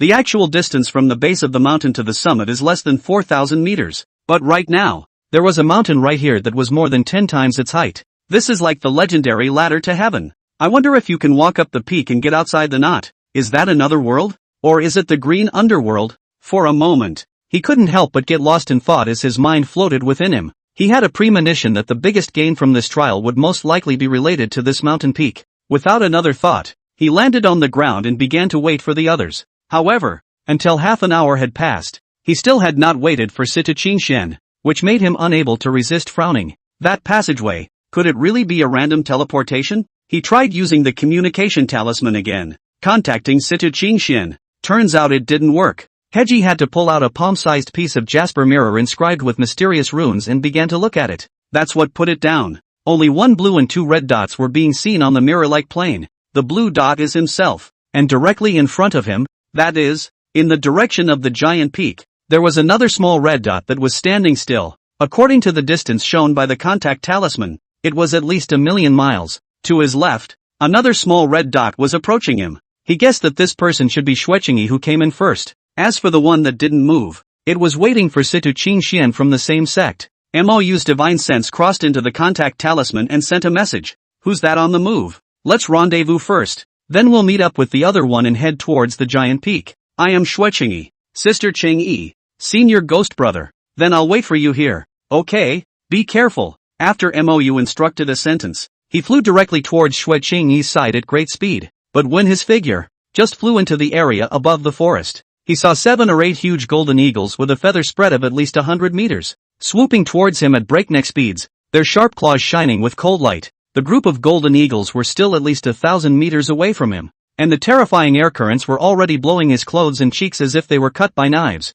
Mou couldn't help but blush. Asterisk asterisk asterisk asterisk. All transformation stage eagles? Without saying a word, he directly landed towards the ground at great speed. If it was just 7 or 8 of these, that would be fine. Critically behind this group of eagle brothers, there was also a group of unknown red monstrous birds of even larger size that were flying in anger, obviously treating him as an intruder provoking authority. Until Ink Feather's figure returned to the forest. It was only after that group of bird brothers circled arrogantly for a few times that they lifted their wings and left. Mou instantly looked shocked. What shocked him was not the strength of these golden eagles and strange birds. Rather, they didn't proceed to chase them down. It stands to reason that even if their home turf is in the sky, but since he had already messed with them, he should pounce down and attack them for a moment or two. But they're like a bunch of guardians, and as long as no one invades their airspace, they don't care much anymore. Could it be that these golden eagles and strange birds are the order keepers that the owner of the secret realm captive in the first place? The purpose is just to get the trialists,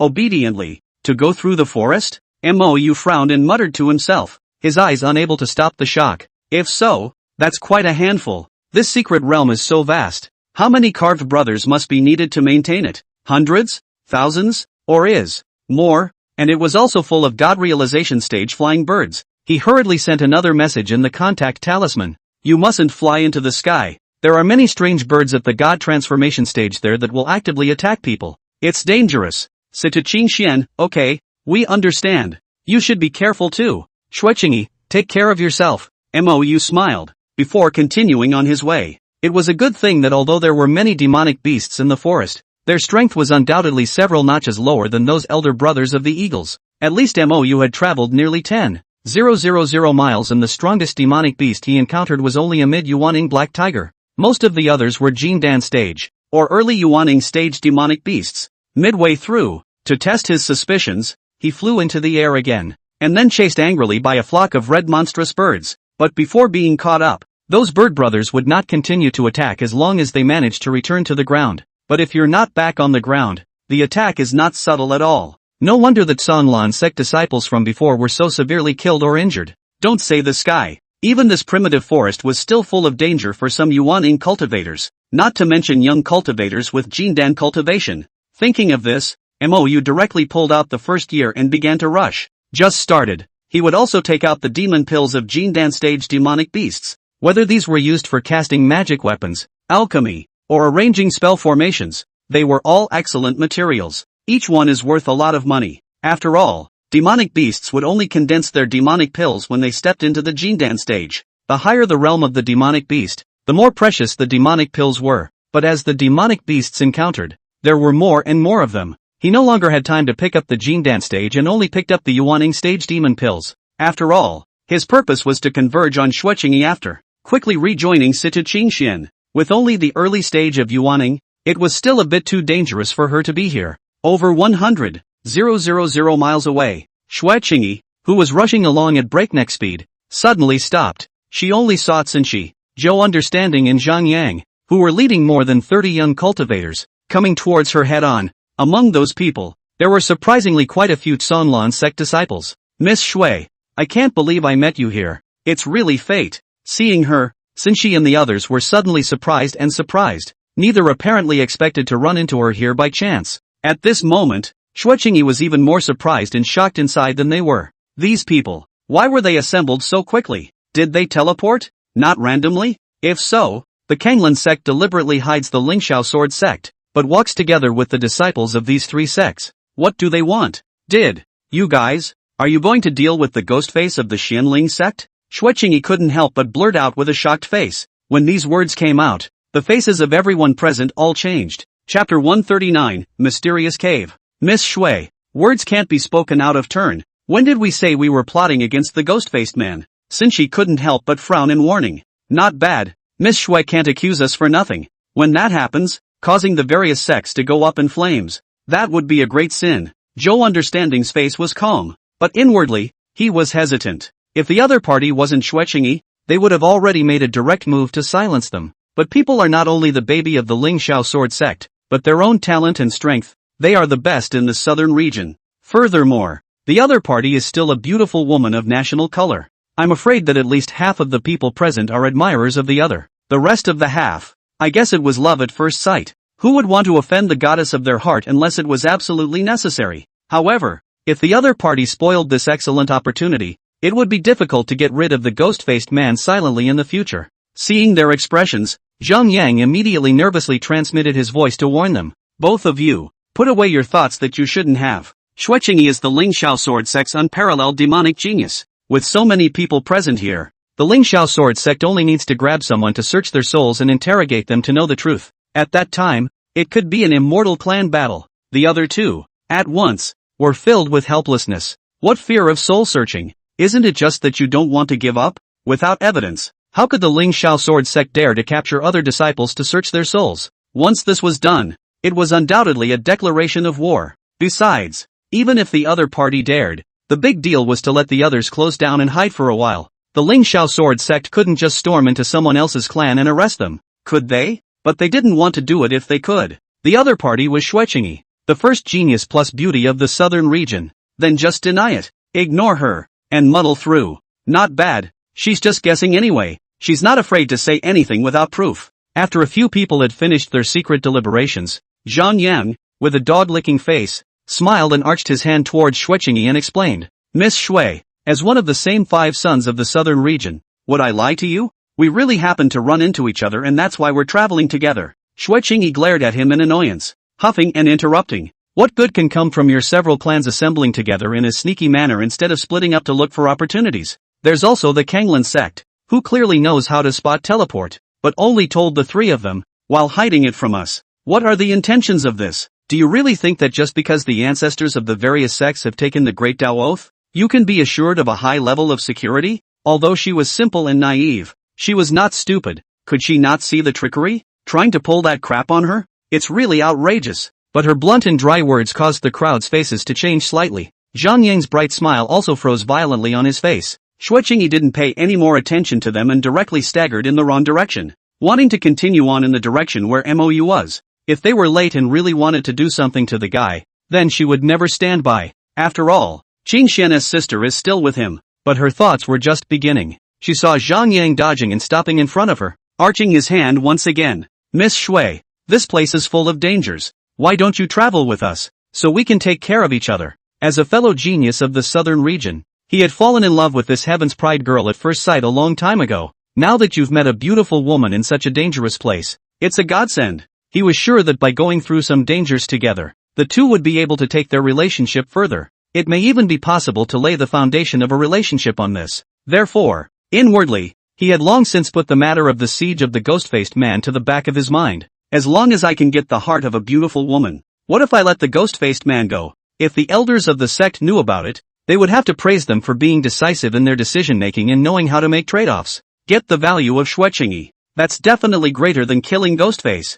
Sun Qi and Zhou understood. How could they not know what Zhang Yang was thinking? But the point is, they're heartbroken, too. After all, killing the ghost-faced man would be just as good an opportunity to look for when you got out. But the chance to share the pain with Shui Qingyi. But the opportunity is not to be missed. Zhang Yang could like Shui Qingyi, so naturally they could too. The other party was not only a great beauty, but also an absolute heavenly pride that was more demonic than all of them. If this could be a Taoist couple with the other party, just thinking about it would make people excited. Miss Shui, since you suspect that we're going to turn against Ghostface, why don't you travel with us, or be a witness? Sun Qi's eyes were calm, and her smile was elegant and calm. Zhou, understanding, who had already seen through the duo's thoughts, was not willing to show weakness, and hurriedly nodded his head in a graceful manner and smiled. Not bad. Although Miss Qingyi has an unparalleled talent and her strength is the best in the southern region, she is after all a delicate beauty. There will definitely be quite a few rough and dirty jobs on this trip to the secret realm. These should be left to us to do appropriately. Seeing the performance of the two, Zhang Yang's face turned green with anger. These two dogs, how dare they want to covet the golden phoenix of their own southern region? He clearly saw that he liked Shui Qingyi, yet he was still peacocking here. Was he treating himself like air? Especially Zhou understanding's sentence about the girl in green clothes was a fire in his heart. Xingyi, your sister. Are you allowed to call me Xingyi? Zhang Yang was inwardly annoyed, but to say that at this moment, the ones who were the most speechless inwardly were none other than the Kanglan sect disciples. Say yes to teaming up to round up the Ghostface, but when they saw Shui Qingyi, they couldn't move? Zhou Yi, who was the leader of the Tsan Lan sect's disciples, couldn't help but transmit his voice to persuade, but the three pressed on. As for the other disciples of the three great sects, although they knew that Shui Qingyi was not something they could covet, but still, I would love to have such a stunning beauty on the team. So too, there was a respectful and pleasing persuasion. For a moment, even Shui Qingyi froze. Could it be that all these people gathered together really weren't trying to deal with the Ghostface? Rather, there is another purpose? It was at this moment that an earth-shattering, terrifying beast roar suddenly boomed out from the nearby canyon. The ground shook for hundreds of miles all of a sudden, as if an earthly cow had rolled over. That cold and ancient aura caused the hearts of those present to chill with fear, and boundless coldness bubbled madly out from the bottom of their hearts. At this moment, MOU was rushing towards Shui Qingyi's side at full speed. The body of the Taicho sword tier's sword had already been covered in blood. Previously, he would have chosen to go around a bit after sensing the demonic beasts in order to avoid unnecessary trouble. But now, seeing the little red dot belonging to Shui Qingyi, it unexpectedly stood still in that place for a long half-day. He couldn't care less about that a long time ago. Straight ahead on the road. That's trees to cut down and beasts to kill. All just to get there sooner. In his thoughts, the other party should be in some kind of danger. All before a tense standoff. not even time to reply to his message. And so, the many demonic beasts along the way were then completely victimized, finally experiencing what it meant to be brutal and overbearing. Just because he was in front of that human and looked at him from a distance, he was killed. With Mo's current terrifying cultivation that could crush the late stage of transformation god. In this forest, he became a truly forbidden presence. More than 100,000 miles may seem like a long way to travel, but at his full speed he had arrived in half an hour. This was still because there were demonic beasts blocking the way. If it was flying in the sky, it wouldn't even take half a quarter of an hour. And then he saw it. In a huge canyon, a scorched black hole with a diameter of 100 meters and a deep bottomless depth appeared. The atmosphere inside was ancient and desolate. But in this one, Ink Feather also felt a rich and pure divine breath. It made him unable to hold back the shock in his eyes. The owner of this wisp of breath was definitely very extraordinary. But otherwise, he saw nothing, and it was eerily quiet all around him. How did Qingyi Shui run into the cave? Looking at the special contact talisman in his hand, Mou was inwardly surprised. The other knew he was on his way, but he was too late to give a word of explanation. You can see the rush of the situation. He hesitated and sent another message to Sita Qingxian. That's when he turned toward the cave. Regardless of whether there were treasures inside, since Shui Qingyi was inside, he wouldn't be able to pretend he didn't know. Chapter 140. How do you want these dogs to die? While Mou was carefully moving forward towards the underground cavern, his strong divine sense was frantically probing towards the inside at the same time. But soon he realized, his own divine sense was at least more than 100 times weaker within this cave. Both the speed and the probing range were sharply reduced at great speed. It made him become more and more careful. As he descended to a distance of 100 meters, the cave, which had previously been straight down, suddenly took a big turn of almost 90 degrees and continued on. The light was also violently bright. Could it be that the cave down here existed a long time ago, and it's still artificially excavated? Looking around at the hard stone walls, the terrifying artificial traces, Mou couldn't help but murmur, because those knife and axe marks could never have been excavated by an ordinary person.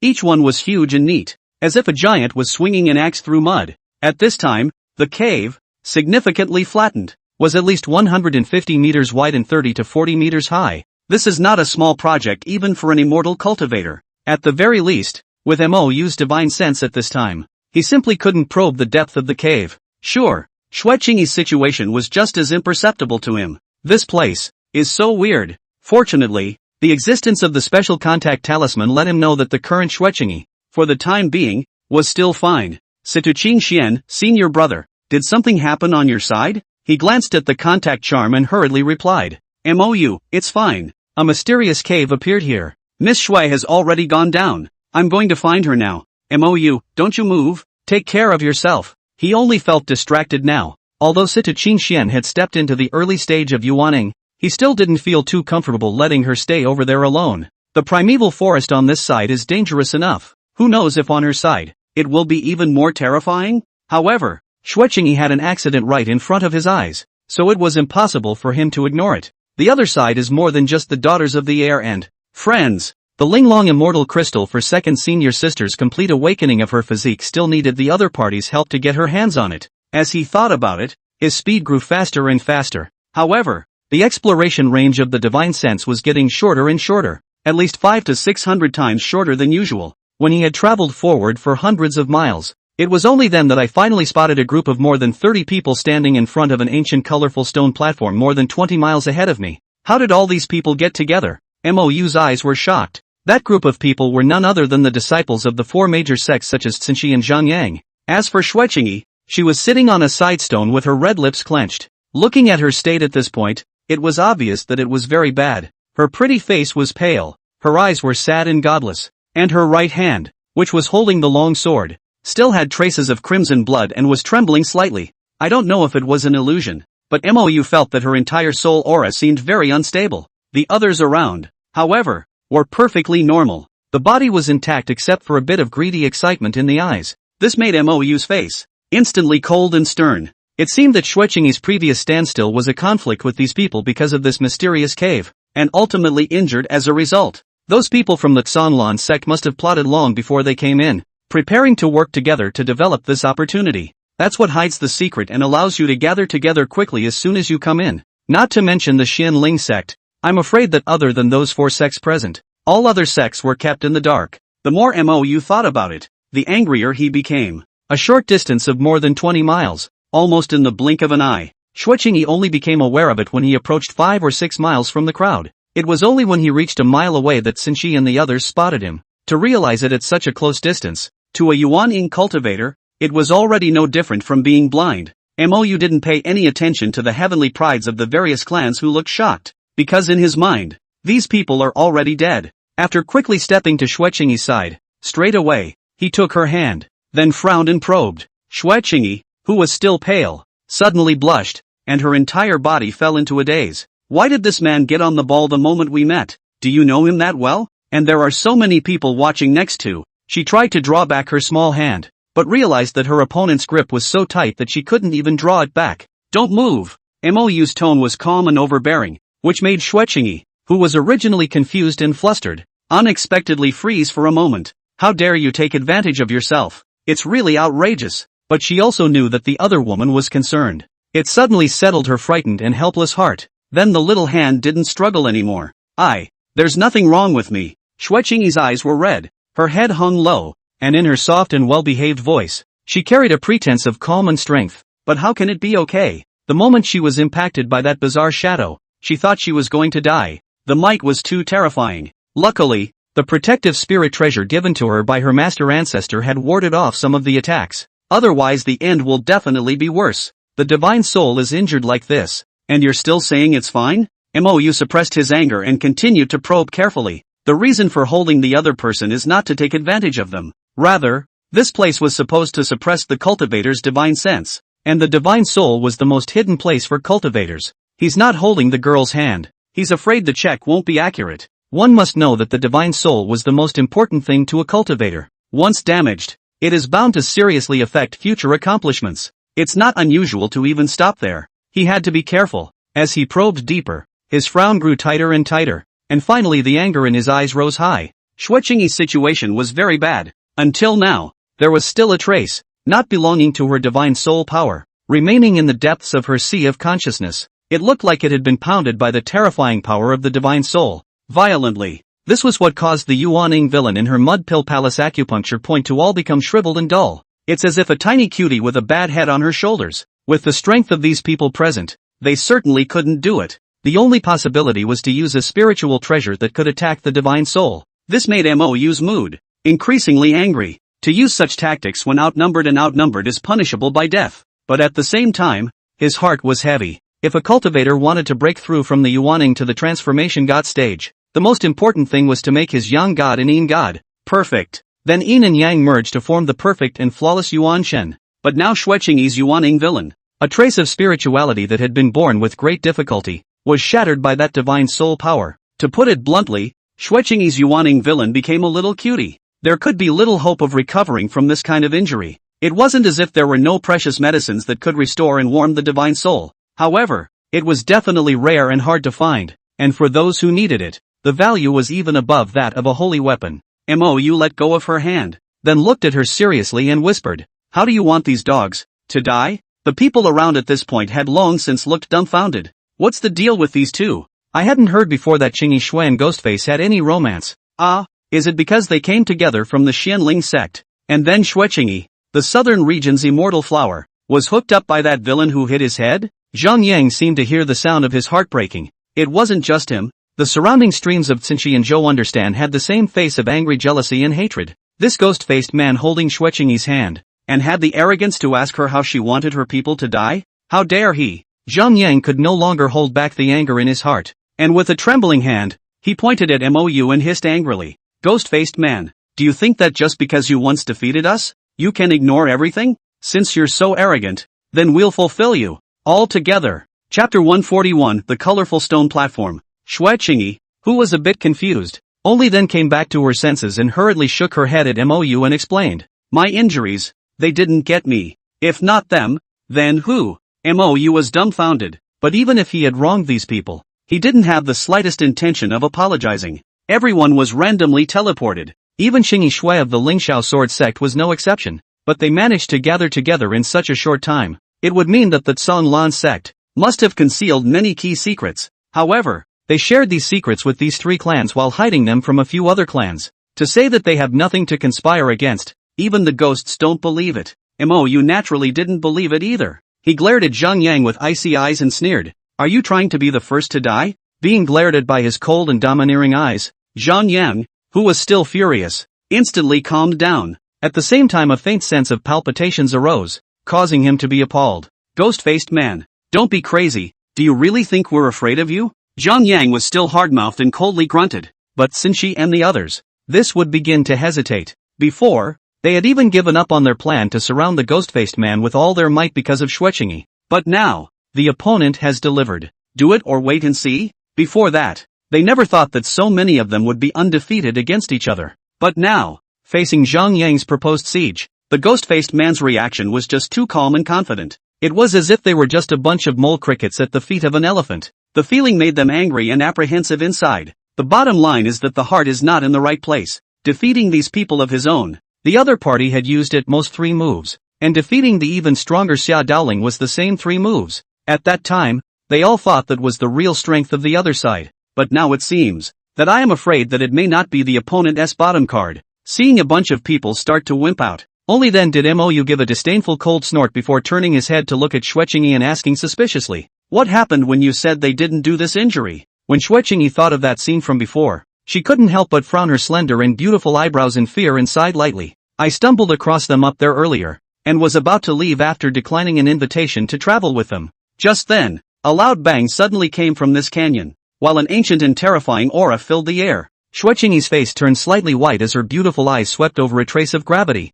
At that time, we were all stunned by that scene. Before I could react, I saw a huge green dragon silhouette that rose up in the air from here and then charged directly towards me. I only had time to draw my sword to block one strike before I was instantly injured. Even my protective spirit treasure shattered. Yet I couldn't resist at all. I thought I was going to die, but who knew that the vapors had run away again, halfway through the fight, and ran away again? Mou's eyes were astonished. Well, I can't quite figure it out either. Not to say she couldn't figure it out, but the others likewise didn't. That moment, not to mention Xuechingi, even they felt like they were going to die at any moment. But who knows? That green dragon shadow had inexplicably run away after attacking Xuechingi for half a move? Could it be that even the green dragon shadow knew to pity the beauty and could not bear to kill it? The crowd was all baffled. However, after listening, Mou was looking at the wound on Xuechingi's hand with a thoughtful look in his eyes. Could it be that it had something to do with Xuechingi's special physique? The other party was an ancient divine phoenix body,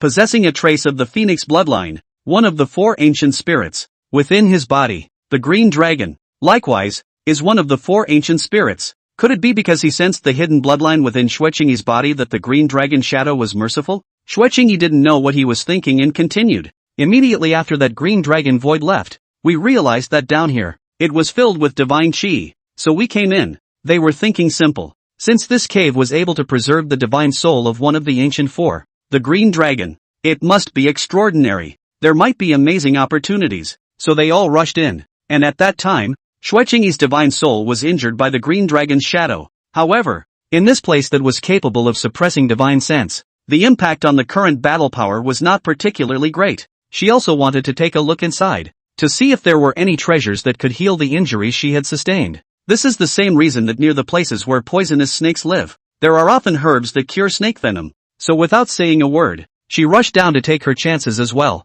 After a journey forward, everyone then saw this mysterious stone platform in front of them. The imagined heavenly treasures and holy artifacts were not even seen in shadow. Hearing that Xuechingi was not injured by these people, Mou's fire dissipated for the most part. As for the other half, naturally, it's because these people still have secrets to hide from everyone. It was just that he saw that those people looked hesitant, so he didn't make a move right away. To the current Mou, these people were all little caramels. Whether or not to kill and when to kill doesn't affect the big picture at all. His opponents had long since turned into the supreme elders and old ancestors of the various sects. Sweeping those people, he looked at Zhang Yang again and sneered. Want to do it again? If you don't do it, be quiet, and anyone who barks at my dog again, I'll shut him up for good. These arrogant and overbearing words immediately caused this group of geniuses from the North and South domain to collectively become ugly. Especially Zhang Yang, Senshi, and Zhou understand. One was one of the 5 sons of the Southern domain, and the other 2 were also among the 6 masters of the Northern domain.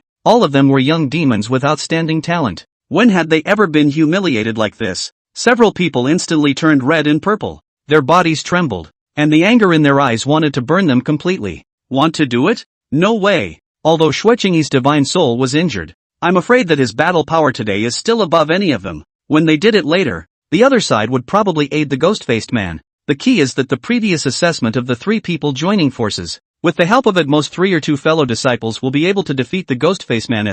This is going to feel unreliable. Being careful is the best way to get a boat for 10,000 years. After a few people secretly discussed, they all decided to temporarily endure for a moment or two, then wait for a more opportune time. Looking at Mou, who had shocked many geniuses into not daring to say anything, Xueqingyi couldn't help but have a touch of divine sadness swept across her eyes. One has always had his heart set on challenging him, but now it seems that even if we win him, so what? The difficulty of recovering from a divine soul injury was almost comparable to the damage to the foundation of the Great Tao. Once you can't heal, not only would one's realm stop at this point, one's battle power would also severely decline. In this life, he can only be a Yuaning cultivator. This was a bolt from the blue for her, who had always aspired to step into the top of the Great Tao. Thinking of the sadness, Xueqingyi could no longer hold back her red eyes, and her heart was filled with despair. Mou, who sensed her emotions, couldn't help but let out a soft sigh. But no words were spoken to comfort, to sympathize with others. It is necessary to spend Shi value and he's down to just over $4 million now. Together with the earnings of the 2 sisters, there is still a loan hole of $1,270,000 to be filled each year. Once you can't get 100% of Sitaching Shin within 3 years, then he's really screwed. By then everything will have to be taken back by the system. The rise of the Xianling sect would only become an empty phrase. However, when he looked at Xueqingyi, who had made his eyes rabbit eyes, he instantly softened again. Marred. People with too soft a heart really aren't suited for immortal cultivation. Mou, who had made the decision, couldn't help but curse himself, then softly comforted towards Xueqingyi. Don't worry, I have a way to cure your divine soul injury, but it may have to wait until 3 years from now. Really? Xueqingyi's eyes instantly snowed and her entire body became excited. Aha! Inkbrand nodded affirmatively, then didn't say another word. Turning his head, he carefully surveyed the colorful stone platform in front of him. That's when he realized that ancient and sacred aura, it actually came from this mysterious stone platform? Chapter 142, Crystal Skulls. The stone platform was 8 feet high and 4 or 5 feet wide. Separate unknown stones of 5 different colors, built into regular pentagons, and on the 5 walls that were perpendicular to the ground, many fierce and terrifying ancient demonic beasts were carved. There's a 3-headed hound, a 9-tailed demon fox, a 2-headed lion, a strange bird with 1 foot. All are bizarre demonic beasts that only exist in legends. And at the feet of these demonic beasts, there were also densely carved human corpses with blood flowing. In a place a little farther away, many human powerhouses were prostrating themselves on the ground in a submissive kneeling position. The stone carving patterns were ancient in style and aura of vicissitudes, and each person or demonic beast was carved in a lifelike manner. Beside the pattern, there were also many odd runes engraved. Could this be demonic writing? Ink Feather murmured, unable to resist stepping forward and circling the stone platform to check it out. Xueqingyi, who was standing beside him, nodded her head gently in affirmation. This is demonic writing. I've seen it on an old document, but I can't recognize these words. With regards to the demon race's writing, Mou naturally didn't recognize it either. One could only photocopy these patterns, using a special Dao technique, and leave them for someone to translate when they went out. As Mou prepared, he climbed to the top of the stone platform to check it out. Xueqingyi hurriedly pulled on his clothes and shook her head in worry. It's too dangerous up there. Don't go up there. Seeing that Xueqingyi had indeed spoken out to stop Mou, Zhang Yang and the others who were watching the show from the side suddenly had complicated eyes. They expected both the ghost-faced man to charge straight up to the stage to get killed, and worrying about that weird stone platform, in case it doesn't kill him. Instead, he was given the mysterious human skull. Seeing him stop at this moment, many people let out a slight sigh of relief. This crystal human skull is absolutely extraordinary at first glance. If it was really taken by this demon, everyone would have to be heartbroken and annoyed to death. They were the ones who found the treasure first. At this time, Mou was also surprised, because in his perception, the top was an ordinary stone countertop. Where's the danger? However, he still believed in Xueqingyi's words, immediately levitated over the stone platform slant, then filled his eyes with shock. One could only see that the hundreds of square meters of stone platform was being carved with densely packed dark red grooves and runes. The runes gave off an eerie aura and crisscrossed with grooves, forming a huge transparent shroud of light. And at the eye of the formation in the very center of the shroud of light, there was a piece of human skull that was as crystalline as a crystal inlaid. It was from it that the sacred aura of the cave emanated. Mo's eyes instantly flickered. Is this thing a crystal? Or is it a real human skull? If it was the latter, what kind of existence's skull would this be to be so crystalline as crystal? At the very least, legendary harmonization stage powerhouses, their corpses couldn't be this color. And on the periphery of the Shroud of Light, near the side of the steps,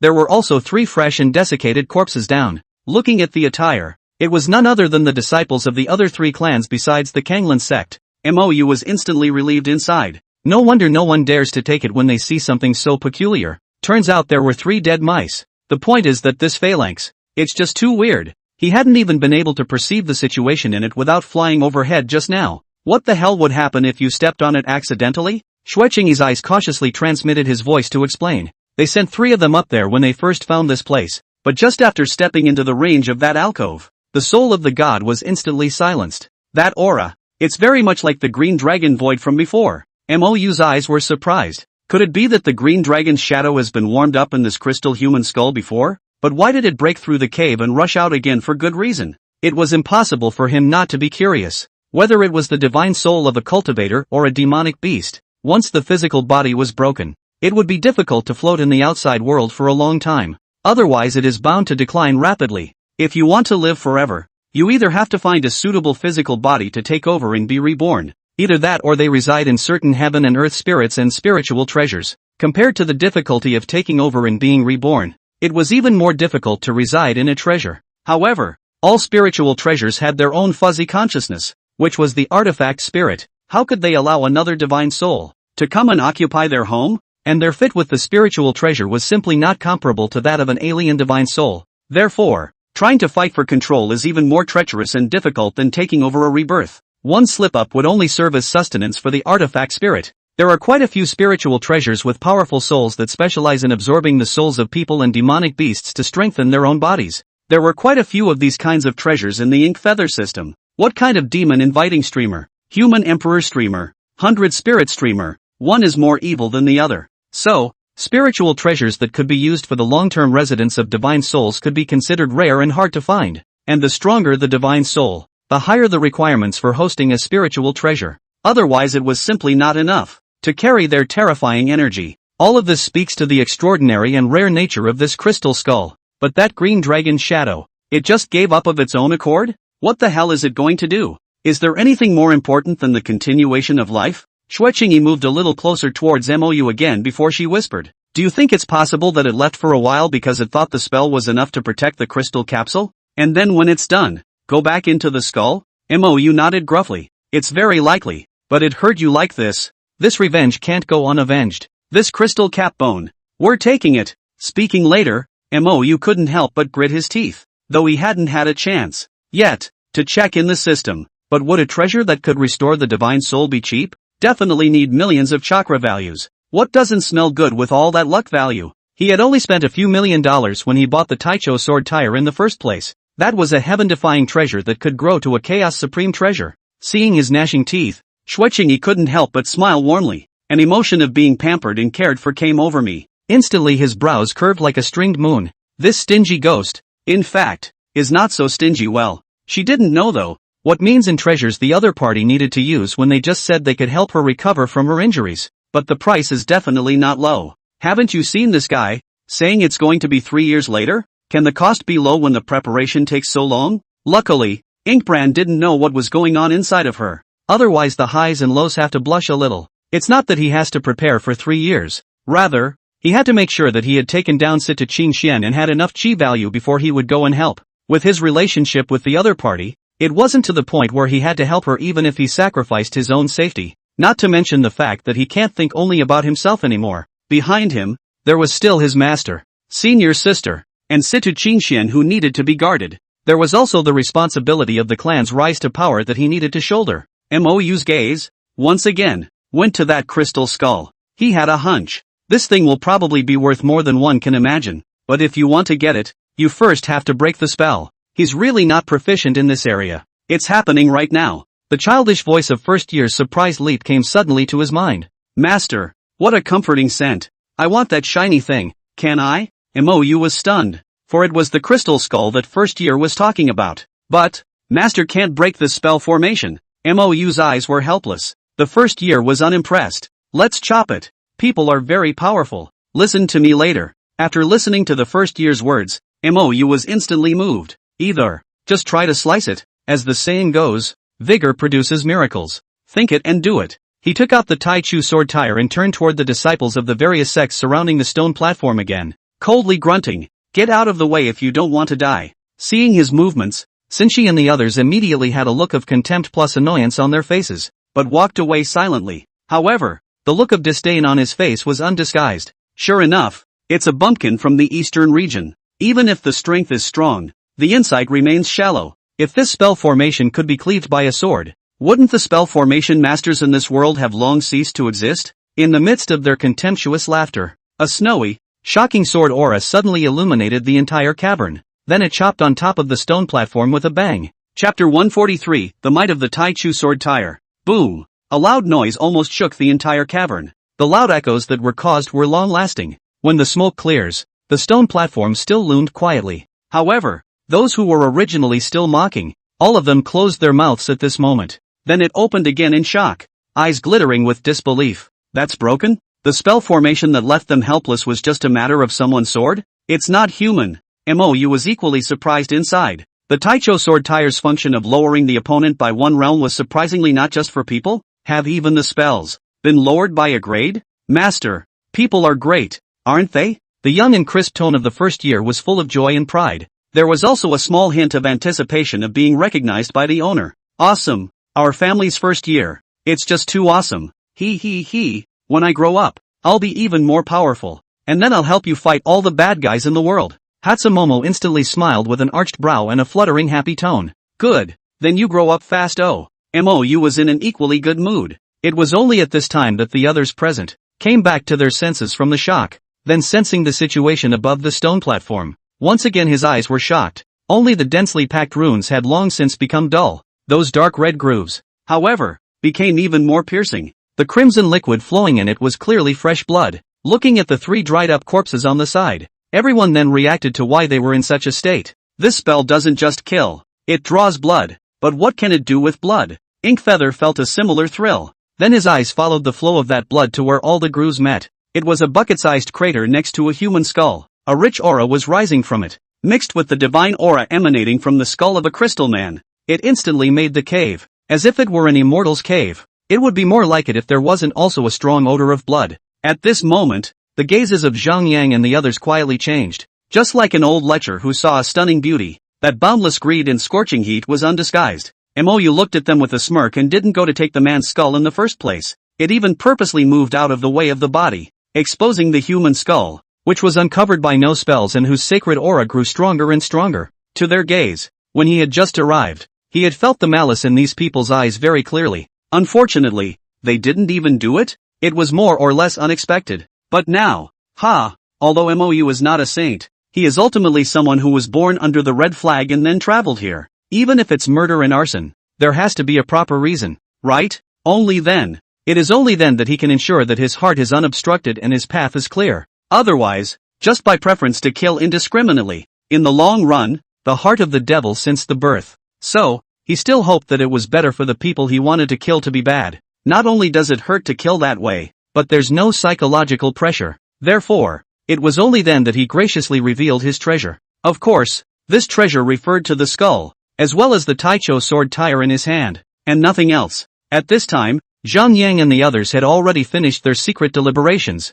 Whether it's the mysterious crystal human skull, or the ancient sword tire in the ghost-faced man's hand, all of them were definitely heaven-defying treasures. Cultivators contend with heaven, and in the face of opportunity, how could they not? Opportunity is at hand. As long as the ghost-faced man is killed, it is a 2-for-1. No, it is a 3-for-1 shot. Not only did he kill the future blocker, but he also got the treasure. Moreover, Shuiqingyi was not afraid in that this could be completely said to be the ghost-faced man taking the initiative to provoke first. Everyone was agitated, with madness and joy shining in their eyes. Ghost-faced man, thanks for breaking the formation for us. Now you can come down. This human skull is ours. Ha ha ha. Zhang Yang was inwardly wary, but the joy on his face could not be suppressed. All he could feel was his heart beating fast. Not bad. We discovered this first. This kind of garbage spell formation can be easily broken by anyone. Don't you dare try to be greedy. Sinchi and the others laughed out loud and also led the others to quickly take their positions,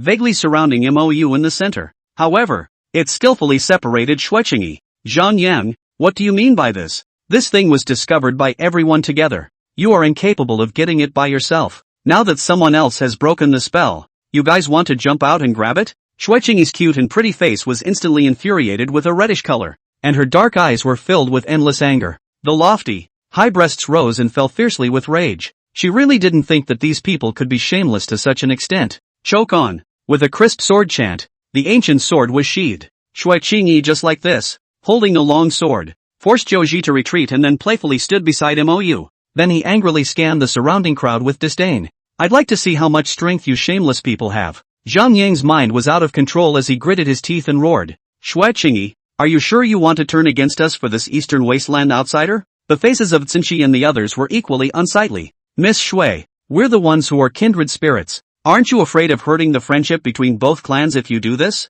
You and I can't afford this offense. Xuechingi's eyes swept them with disdain and disgust. With your character, I don't care to be in your company. I, Xuechingi, will be in charge of this today. Inside, Mou was both touched and helpless. In case these people stopped there, would he kill them? Or would he kill them without reason? Miss Shui, you don't need to intervene. I can handle these people. Mou shook his head at her and whispered. Unfortunately, Xuechingi was ungrateful and glared in dissatisfaction. Humph, did you think that I was useless because my divine soul was injured? Not. I'm telling you, since we're here together, there's no way I'm going to watch something happen to you and not care. Xuechingi's cheeks reddened as she continued to shout. We, as daughters, are also very righteous. Okay, together then. Mou didn't speak anymore. The sword tire in his hand pointed at Zhang Yang and the others, impatiently urging them on. More than 30 people beat 1. 2, why are you still so maudlin? Are you still men? Go on?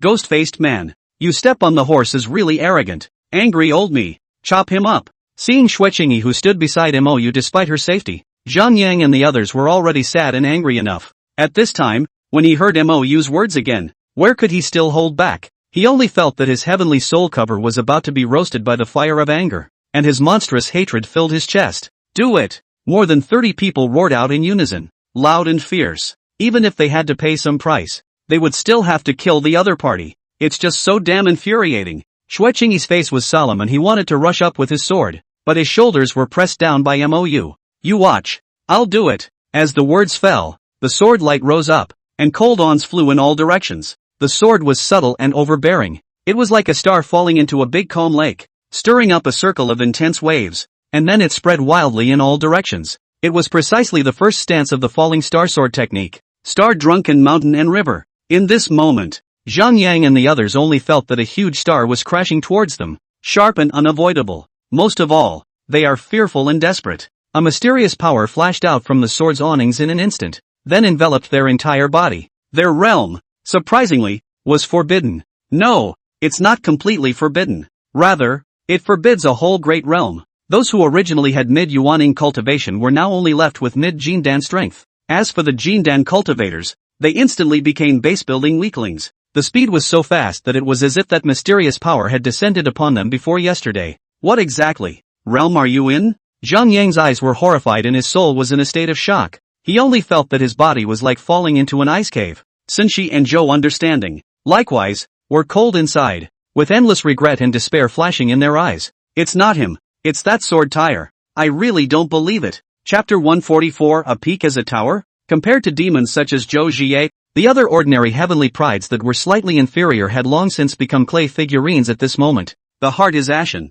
inwardly remorseful and resigned. They were greedy too, but from start to finish they just did what they were told. You didn't even get a line, and now you're going to die too? Why did the clan have to kill the ghost face? Those of you, why did you have to rob people of their treasures and opportunities again? I hate it. Someone didn't dare roar. If there was an afterlife, he hoped he could be kind. Boom! There was a dull thud and blood rained down. The 30 or so people who had originally surrounded Mou were 90% dead or wounded at this moment. Of the undead, only 4 remain. Apart from the 3 most demonic geniuses such as Zhang Yang, there was another person, the leading disciple of the Tsan Sect. Only, each one was miserable as if they were dead dogs. Either an arm or a leg is missing. Tell me, how is it that you can gather together so quickly? And what is the plot? Mou looked at Zhang Yang with cold eyes. Though the mood had not yet recovered from the shock. Though the heart is still terrified. However, Zhang Yang still made himself forcefully calm down and stopped the blood from his broken leg before he gritted his teeth and said in a fierce voice.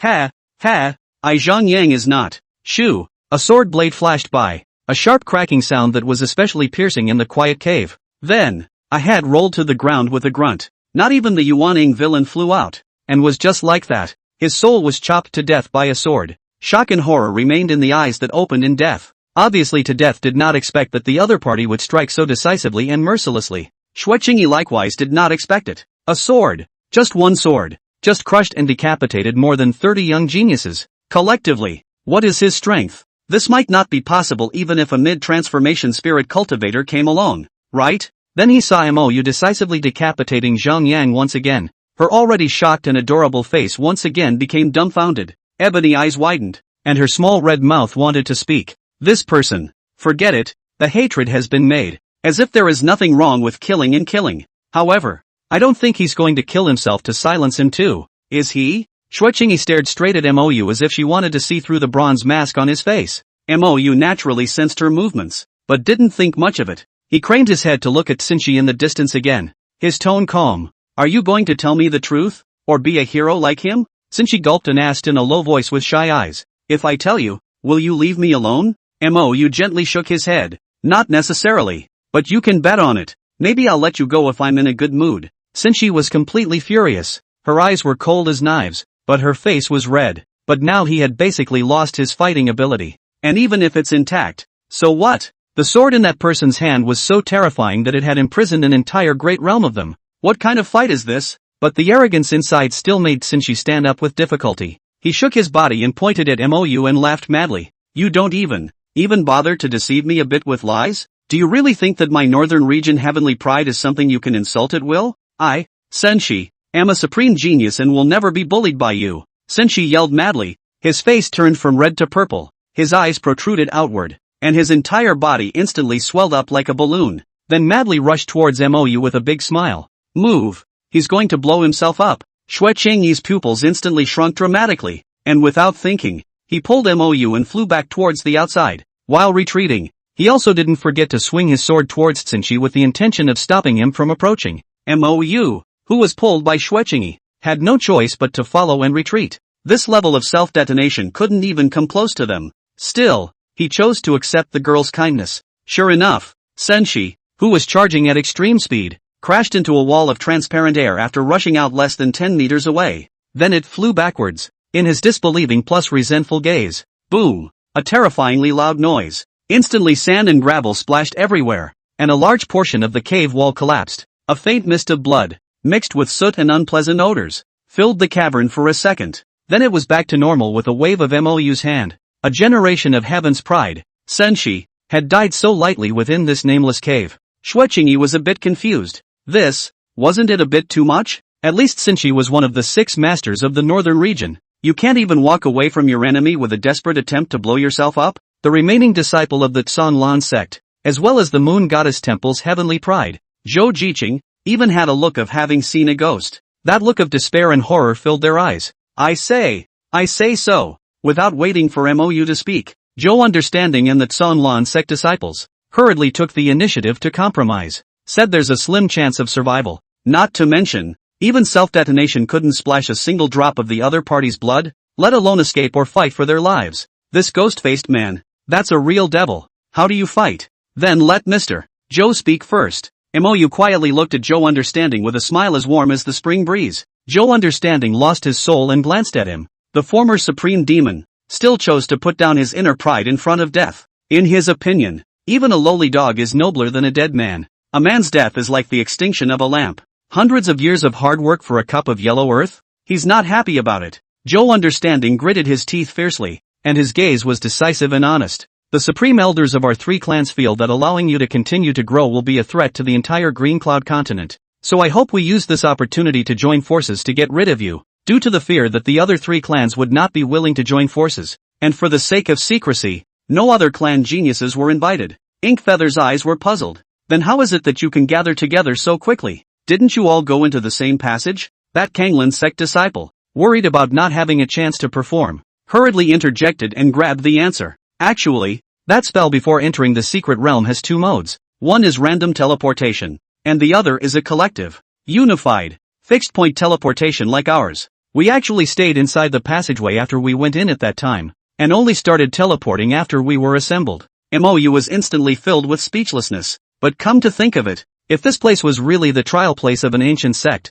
it would only be reasonable to have such two methods of teleportation. He wasn't paying attention to that, and his eyes asked expectantly, then where is the real place of trial? What other feats and crystals are there, and where are they obtained? That disciple hurriedly replied, it's on that giant peak you see outside, and the ascent to where it meets the boundary is where the real test begins. As long as you pass the test, you will be able to continue up the mountain and then see the huge 9-tiered tower carved out of that mountain. MOU was immediately shaken, his eyes shocked as he lost his voice. A giant tower carved out of that mountain? Not bad. The Tsonglan sect disciple nodded affirmatively. Zhou Understanding also hurriedly testified. Before we came in, the Tsonglan sect's old ancestor also told our clan elders the same thing. The upper part of that huge peak is a lofty and boundless tower of stone through the sky. Looking at the affirmative look in their eyes, MOU believed it, even though it sounds incredibly over the top and outrageous, because he knew very well how big that mountain peak was, but he believed that these two should not dare to lie to themselves. Their eyes that wanted to live could not be faked. But what kind of existence could use that kind of mountain as a tower? And what role does it play? Give me a reason not to kill you, Inkfeather said as he walked towards the crystal human skull. Chapter 145, The Blood Cave. This question of MOU had obviously occurred to Zhou Quan a long time ago. Therefore when he asked this, Zhou Understanding barely hesitated before directly kneeling down. I can swear by the way to always be loyal to you, to be your most loyal traitor, as long as I live. Seeing this scene, that disciple of the Kanglan sect hesitated, and also plopped down and knelt down, gritting his teeth. I do too. MOU suddenly looked surprised. He wasn't surprised that Tsonglan sect disciple would kneel, but Chao understands differently. As one of the 6 masters of the northern region and a top-tier heavenly pride who had suppressed a region, whether it's talent, pride, or past experiences, neither should allow themselves to do such a shameful thing. It was just like Xinshi, who had died with his enemy in shame and anger, which was more like the true color of a high-minded and proud heavenly pride.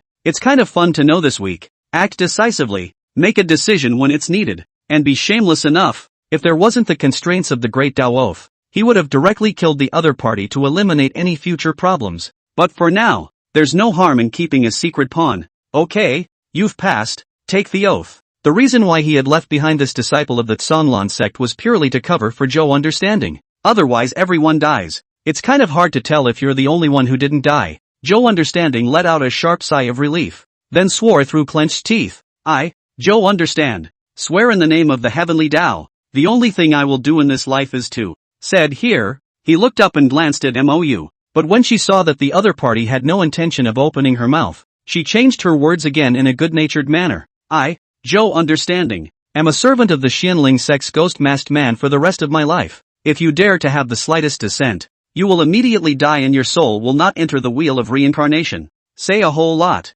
Only then did Zhou Understanding force out a drop of essence blood to merge with his divine sense. The two instantly formed a mysterious rune and flew down the cave towards the outside world, quickly disappearing. In the outside world at this time, a destructive aura flashed through the void, cold and merciless. When that Tsonglan sect disciple named Wang Tang also swore an oath, Inkfeather had removed the skull. It was cold in the hand and heavy as a mountain. That rich divine aura made the aura in his body rejoice. But nothing is more exciting than the first year. The little girl child in the sword tire, her dark eyes eager and expectant. Master, can I have this thing? Could be, but how shall I give it to you? Inkbrand was slightly puzzled. This thing was precious, but if it helped the Taicho swordborn, then he would not hesitate. The latter's power was something he had experienced firsthand just now. Suppress a large realm, and it can also work on all groups within a certain range. This is like a super cheat. Thank you, Master. Master is so nice. Hearing MOU's promise, the first year instantly cheered up inside. Her dark eyes curved like a string moon. Then the cheerful blah blah blah blah blah blah blah blah blah blah blah blah blah blah blah blah. I'll condense a drop of blood out later. Then you apply it to this thing, and people can take it in. It made Inkbrand listen to the whole thing. Artifact spirits, do they have blood too? But whether he believed it or not, the little girl child in the sword tire had literally condensed a drop of turquoise liquid. Then hold it up with both hands. That drop of liquid just kept soaring within the sword tire space. It eventually appeared on the tip of the sword. In this moment, the entire cave's aura instantly became spiritual, as if spring had returned to the earth and everything was about to revive. Inkbrand's eyes froze. The first one was worthy of being the artifact spirit of the Taicho sword tire. It was really a bit mysterious. It's not just him. Zhou Understanding and Wang Tang, as well as Xueqingyi, were all stunned. That weird sword tire. A drop of pure turquoise liquid gushed out? The key to this strong life breath is too terrifying, isn't it? This made MOU's image in their minds become more and more mysterious and unpredictable. Even Xueqingyi's gaze at him became shocked and curious once again. This cheapskate had surprised her so much today. What an enigmatic man. Inkfeather ignored them and carefully took the drop of liquid and dropped it on the skull. Then the drop of liquid was seen and instantly disappeared into it. And then, that skull just disappeared. Zhou Understanding and the others had blank eyes as they wondered why the master had dripped that liquid on it. And what is that liquid? But they honored their status and did not speak up. Even Xueqingyi didn't realize where that skull had arrived. She thought it had been received by MOU into her storage ring. After all this, only then did MOU come to the center of the stone platform again, carefully exploring the condition of the hole where the grooves met, only to see that below the bucket-sized hole, it was surprisingly no less than 100 meters deep, and the space there, too, was at least 4 or 5,000 square meters. It was full of blood powder that had dried to black, and this blood powder alone was at least 30 to 40 meters deep. MOU's entire body was stunned. If this is full of human blood, how many people's blood would have to be gathered to reach this level? Even from the traces, this had been at least tens of thousands of years in the past, if not more. But MOU still felt a surge of anger. It had nothing to do with morality. Even just being one of a kind was enough to make him feel infinite rage. What's wrong? Seeing that his complexion was not right, Xueqingyi also hurried over. Then, under the divine sense probe, his face gradually turned pale as well. What kind of devil's den is this? She couldn't help but murmur, her eyes compassionate. Then he looked at MOU again and asked in a low voice, "Do you think this will be? Is that the green dragon's shadow from before? In life?" Inkfeather surveyed the surrounding area and shook his head affirmatively. Unlikely. This place was obviously built by man, and I'm afraid that the green dragon also died before his divine soul arrived here. We'd better get out of here as soon as possible, lest that green dragon divine spirit return again and add to the trouble. Yes, when he thought of the terror of that green dragon's shadow, Xueqingyi had a moment of fear. MOU thought for a moment and instructed towards the two Zhou Understanders. In the future, the two of you, just lurk in your respective clans. Without me summoning you, everything will be as usual. As for what to say when you get out, you don't need me to teach you. The two of them hurriedly nodded their heads. Subordinate understands. When we go out, we will say that we have encountered a green dragon void attack. Then there were so many deaths and injuries that only two of us survived. MOU nodded his head in satisfaction. Very well, then you will go out the same way now, so that you won't be met by the others at that time. Yes, please take care of your excellency and Miss Xue. My subordinates will leave. Watching the two leave, only then did MOU and Xueqingyi continue to move forward deeper into the cave. Behind this mysterious stone platform, the cavern still winds with no end in sight, but the light got a little brighter. Aren't we going out? Sister Qingxian is still waiting for us? Xueqingyi's eyes were puzzled. Inkfeather returned as he walked. No need. The direction of this cave is still towards her side. As we follow the cave, the distance between us and her is also shortening. Let's just go faster. And if we find that the cave has changed direction, we'll just break through the stone wall above us and get out. Xueqingyi pulled out the contact talisman and realized that there was nothing wrong with the direction. Only then did he hurriedly send a message to Sister Qingxian to explain the situation. 1 hour later, the two came to a huge black stone monument. Chapter 146, I'll lead you to fly. The stone monument was pitch black, and it was inscribed with densely packed demonic characters, very similar to the monuments of the previous life. Only, the stone monument in front of him was obviously more than 10 times taller and more magnificent. The uppermost part had long since penetrated the stone wall at the top of the cave, and a huge vertical patio, 4 square in size, surrounded the monolith. The blinding light shone down, filling the monolith with a holy and solemn aura of MOU and Xueqingyi at this moment couldn't help but be shocked inwardly. This cave? What the hell did it used to be for? Xueqingyi couldn't help but tilt her head up to look at the stone monument, her eyes heavy. Whether it was the blood grotto under that mysterious spell formation from before, or the stone monument in front of him, it all showed that this place used to be very unusual. Inkfeather's mind similarly churned with thoughts and speculations. Perhaps tens of thousands of years ago, this used to be a very important base for the demon race. Only with the failure of the Battle of Demon Extermination, this was deserted. Xueqingyi was inwardly shocked. If that's the case, wouldn't the blood in that blood grotto be all of the human race? How many people would have to die? And why do the demons collect human blood? Inkbrand was silent and didn't answer. There are definitely hundreds of thousands of people who died there. Looking at the cave that had come to an end, he silently photocopied a copy of the words on the stone tablet. After observing it for half a day, he determined that it was just an ordinary stone monument. Another glance up at the azure sky above whispered, "Let's get out." Yes. Xueqingyi nodded lightly. Since seeing that creepy blood cave, she always felt like a heavy, stuffy feeling was weighing her down inside. The feeling was indescribable, indefinable, and just plain uncomfortable. She twisted her head to look at Mou again and said in exasperation,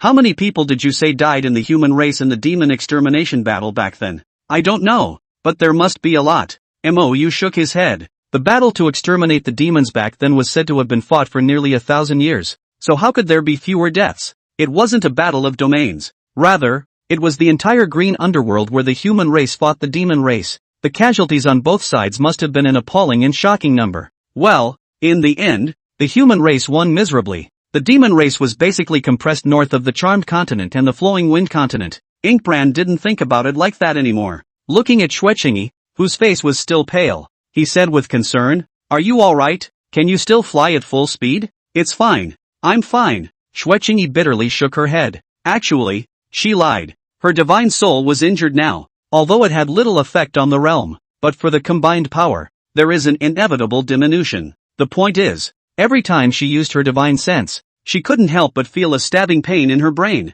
Walking at normal speed, of course, will be fine. But if you're flying at full speed, how can you not use your divine sense to detect it in advance? It's hard to think about what that's like. "I'll hold you and fly." Mou instantly saw through her disguise, and after saying that, without waiting for her to answer, he pulled on her hand and rushed up to the sky. Xueqingyi's cheeks instantly turned red, her heartbeat accelerated, and she only felt her body stiffen a little. For the first time in her life, she was being held by a man's hand, and all she could feel was panic. So much so, that for a moment, there was no time to speak up to stop or reject it. By the time he reacted, the man had already flown out of the cave. I can do it myself." Xueqingyi's face was flushed, her dark eyes were shy and hazy, and her voice was as small as a mosquito's. "This place is too dangerous. Qingxian is waiting for us over there alone. It's safer to meet up with her earlier." Mou really didn't mean to take advantage of her. Although the other party's small hand was soft as a bone, smooth as jade, and it was indeed very comfortable to hold in the hand,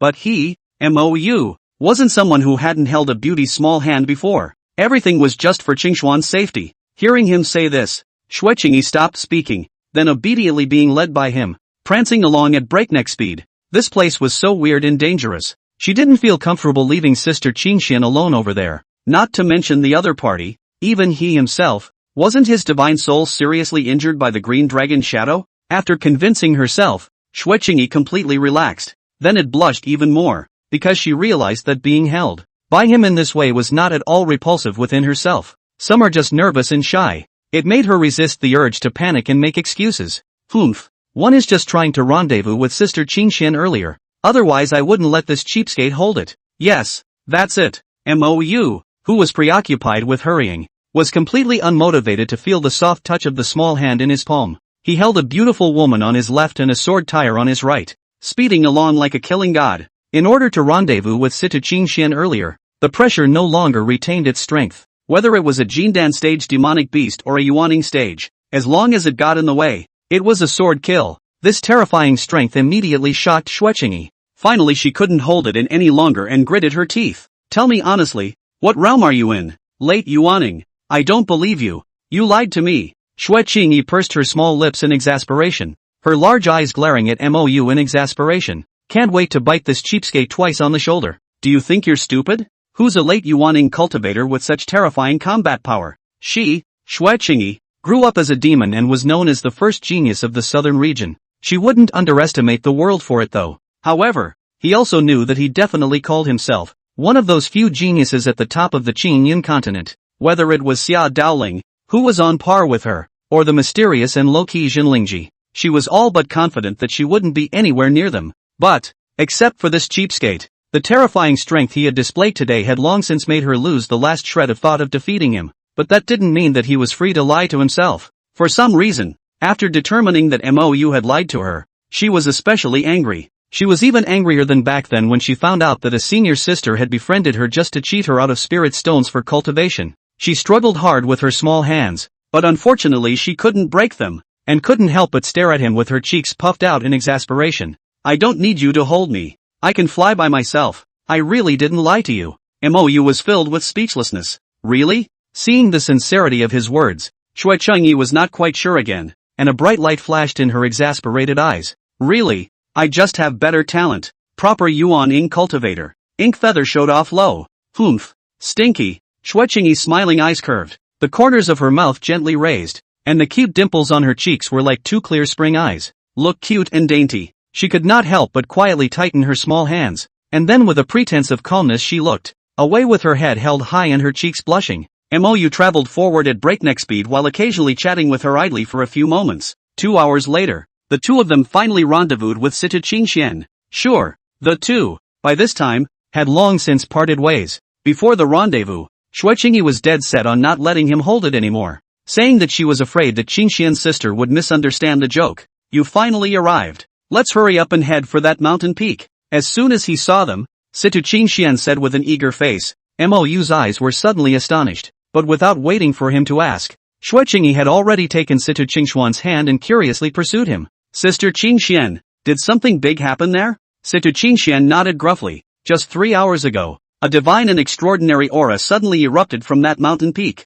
but it quickly flickered away, and now someone has rushed there. Looking at the huge peak in the distance, Mou couldn't help but ponder. More than 3 hours ago, it was precisely when Shui Qingyi encountered the mysterious green dragon shadow. With the other party's terrifying strength, arriving there in a quarter of an hour was not a strange thing. Murphy the motion. Was it caused by that green dragon's shadow? Mou and Shui Qingyi looked at each other and both thought of this possibility. Come on, let's walk and talk. Whether it was or not, that giant peak ink feather was going to make a break for it. Chapter 147, Arrival at Destination. Shui Qingyi was holding Situ Qingxian, and with the other party acting as a navigator, she could not use her divine sense at all. Then as he walked, he and Situ Qingxian talked about their previous encounter. What? Your divine soul has suffered a serious injury? Is it serious? When she heard about the green dragon shadow, Situ Qingxian immediately looked anxious. She was really feeling a connection with this cute sister who was a little older than herself, but as simple as a blank sheet of paper.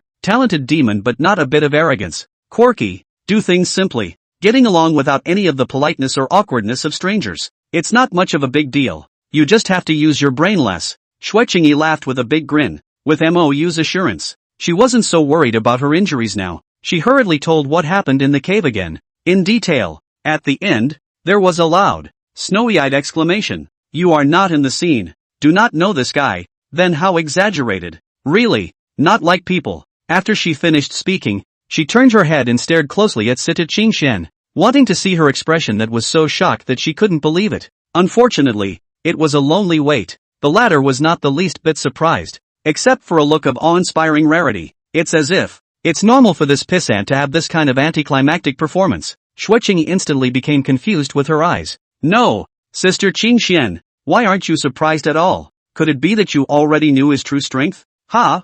Oh yeah, I've seen him strike before, so I know. Reacting to the fact that she might have revealed herself, Situ Qingxian hurriedly covered up. Being Inkbrand's pillow talker, how could she not know her husband's true strength? That's mighty. Wrong, anything is mighty anyway. Looking at Situ Qingxian, who was slightly a little flustered plus shy, Shui Qingyi was however full of suspicion. Spiritually bright eyes darted between the two. She always had the feeling that there must be something between these two that they were hiding from each other. What exactly was going on, though, she couldn't figure out for a moment. But, sooner or later, oneself will reveal the mystery. He. The three of them sped along, encountering quite a few ferocious demonic beasts along the way. However, it was good that they were all Earth-ranked demonic beasts. Of course, this lower order was for Mou. If it wasn't for him, there were some demonic beasts that even Shui Qingyi would have to put in some effort to deal with. And as they got closer to that giant peak, the more demonic beasts there were along the way. Other sect masters and brothers, I'm afraid that people will have to die if they are unlucky. Shui Qingyi couldn't help but frown with worry. This time, when they came in, the other 9 disciples of the Ling Shao sword sect were all teleported separately. The smarter ones would have guessed that the giant peak was the key, but it's not easy to walk there alone. Don't think about it. Here, divine sense is suppressed to 100%. and the communication talisman can't be used, so they can only fend for themselves. Mou's tone was calm, and he didn't have much pity for it. In all things there are gains and losses, and since they chose to come in for a chance, one has to be prepared to face these crises. Xueqingyi couldn't help but say in exasperation, that Kanglan sect is really hateful, knowing the way to come in together, but only telling the other 3 clans and deliberately hiding it from us. Does this take us for easy bullies? When we get out of here, I'll make sure to let Master Ancestor find them in trouble. Inkfeather nodded sharply in approval. Not bad, they didn't put your several plans in their eyes at all. I guess inwardly, I can't wait for you guys to die some more heavenly pride. Xueqingyi couldn't help but give him a disgruntled blank look and hummed. You're no better. Don't think I don't know what you're thinking? Don't you just want to see us fight? Mou laughed and didn't deny it. I'm just being honest. Of course, we are mortal enemies with the Tsonglan sect. They are the ones that must be destroyed. Under this premise, if your clan is, at that time, willing to fight them with me, I would naturally welcome it. Xueqingyi twisted her head and didn't look at him again, humming lightly. I can't make a decision on that, and it's no use talking to me. Inkbrand laughed without a care in the world. What if you could make the call? Willing to fight them with me? No, I'll hit you first, cheapskate. After Xueqingyi finished speaking, she even bared her neat little white teeth at him in displeasure. Situ Qingxian only snickered on the sidelines and didn't say anything. The two had long been accustomed to their daily bickering. Just looking at this situation of the philandering husband, I'm afraid that this green-clothed sister, sooner or later, will have to really be sisters with them. But for these, she, Situ Qingxian, cared nothing. As long as the woman her husband found wasn't some pretentious mediocrity, she wouldn't bother. Otherwise, she didn't mind beating the other person out the door. And again, even if she didn't mind, there was no way her other sisters would tolerate it. 1 hour later, it was then that the 3 of them arrived at the foot of that lofty giant peak. When you look up at the mountain, it is as high as a ladder to the sky, and the wide, steep mountain stretches across the whole of heaven and earth. It was like a majestic wall that was vast and boundless, high as the sky. And at the foot of the hill, 4 men were standing. Star Illusion Immortal Sect's number 1 heavenly pride, Xia Daoling. The person beside him was also a disciple of the Star Illusion Immortal Sect based on his attire. The other was the most outstanding genius of the Tongtian Dao Pavilion, Jiang Liancheng. It was also the lowest profile one among the 5 sons of the southern region. With an ordinary face, tall and silent, he gave off a sense of calmness and atmosphere. As for the one on the far side, the young man with a somewhat restrained look, but let Mou slightly surprised. He had some impression that this person was a disciple of the Jade Snow sect, called something like Jin Feng. Seeing their arrival, those 4 people had different expressions. Xia Daoling was slightly embarrassed, but pretended to be calm. The person beside him, however, had a face of nervous alertness. Jiang Liancheng's eyes were curious and took the initiative to arch his hand towards Mou, but no words were spoken. Mou politely returned the greeting. On the contrary, it was Jin Feng, who originally stood constrained at the very edge, who saw Mou arrive as if he had a backbone. While letting out a sharp sigh of relief, he hurriedly and happily walked quickly towards him, respectfully arching his hand. Jin Feng, meet Senior Brother Chen. Now that the Jade Snow sect and the Xianling sect are in alliance, it is actually equivalent to defection, and it is more intimate to be called by the same clan instead. Hearing him address Mou, Xueqingyi's eyes instantly lit up. So this cheapskate's name is Chen? It's not right. This must be fake. Otherwise he wouldn't have asked himself if he wanted to hear the truth or a lie when he asked him in the first place. What a cheapskate. Big liar. Cursing inwardly at the lack of relief, she gave him several more hard glares. Mou didn't have the time to pay attention to her and returned a polite bow towards Jin Feng. When did Senior Brother Jin arrive? Why don't you even go up? Hearing Mou call him Senior Brother, Jin Feng couldn't help but be inwardly touched and proud. Then his gaze glanced triumphantly at the person beside Xia Daoling. Before the crowd arrived, the villain hadn't been able to sneer at him explicitly, and Xia Daoling didn't know out of what mentality, and didn't stop him in the slightest. If he hadn't been unable to fight, he would have had to with his opponent at least. Humph, isn't it because Xia Daoling was defeated by Senior Brother Chen in 3 moves? What a bull ******* northern regions know. One heaven's pride. It's all in front of Senior Brother Chen. That's like Senior Brother Chen, with an unrivaled demonic talent and a humble and low-key person. This is the real absolute demon. The eyes he looked at Mou became even more respectful and worshipful. Senior Brother Chen is unaware that the location I teleported to is relatively close to here.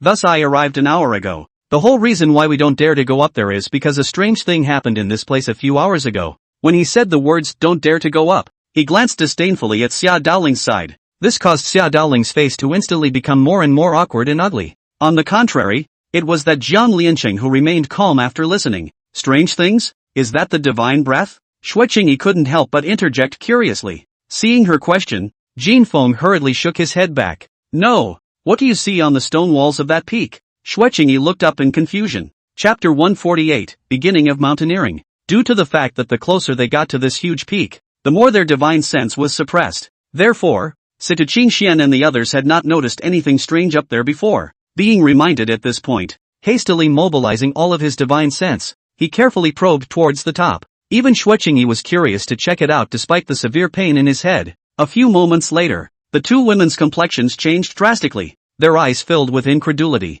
Mou's face was equally grave. How could he not expect that there were so many flying demonic beasts up here? It wasn't just one or two. It was a big one. Every cliff face stood covered with patches of carved brothers, or those unknown red monstrous birds. The realms ranged from the Jindan stage to the transformation of God stage. Mou's initial estimate was that there were at least tens of thousands, if not more. This was because this vast and sprawling huge mountain peak had a huge nest ranging from 2 to 300 meters in diameter almost every few thousand meters. Each nest has as few as 3 or 5 strange birds and as many as 10. Many whole tigers, leopards, jackals and wolves had their pelts spread out like that on the nest. This mountain, it's practically the headquarters of the flying demonic beasts. Mou looked inwardly shocked. No wonder everyone vaguely guessed that the chance was on this huge peak, but no one dared to go up. If this goes, it's a food delivery. It was only then that the Jade Snow Sect disciple named Jin Feng continued to explain. Ever since that divine aura appeared, these flying demonic beasts, they suddenly flew back from all directions.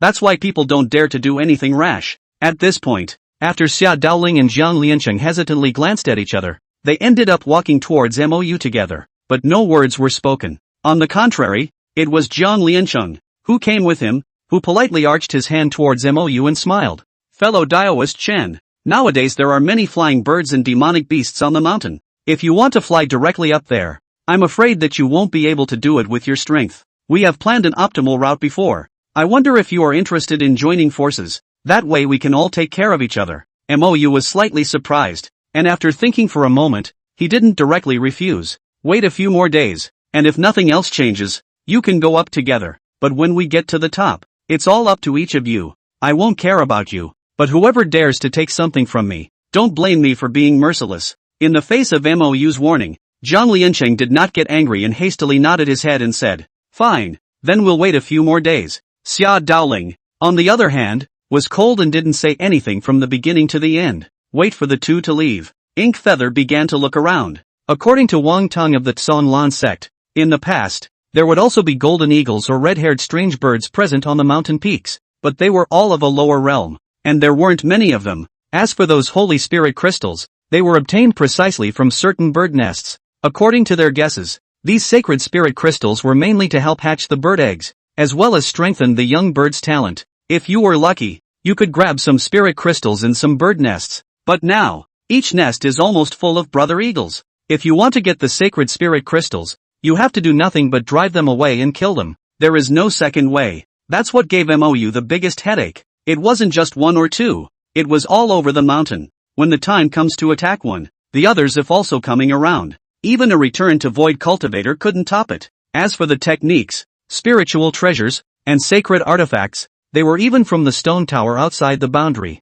According to Wang Tang, the Tsanlan sect had discovered this place for 400 or 500 years, and at most, they had only gone up to the 3rd floor of the stone tower. But on just the 3rd floor, he had obtained an earth rank lower grade technique. This would have been a few floors higher, even going to the highest 9th floor. What's it going to be again? Mou pondered while surveying the huge peak in front of him. The peaks were steep, but not straight up, just 70 or 80 degrees. Look still very steep, but cannot hold the peak at Big Ah. A random bump out is a road. Not to mention the fact that those present were all flying cultivators. For everyone, this peak is a path everywhere, assuming none of those weird birds exist. But today, if you want a chance, then you have to go with or without a bird. Climbing along the peak was the only possible way. Inkfeather kept observing and calculating where to go up from to minimize the possibility of being noticed by those carved brothers, because he had found out long ago.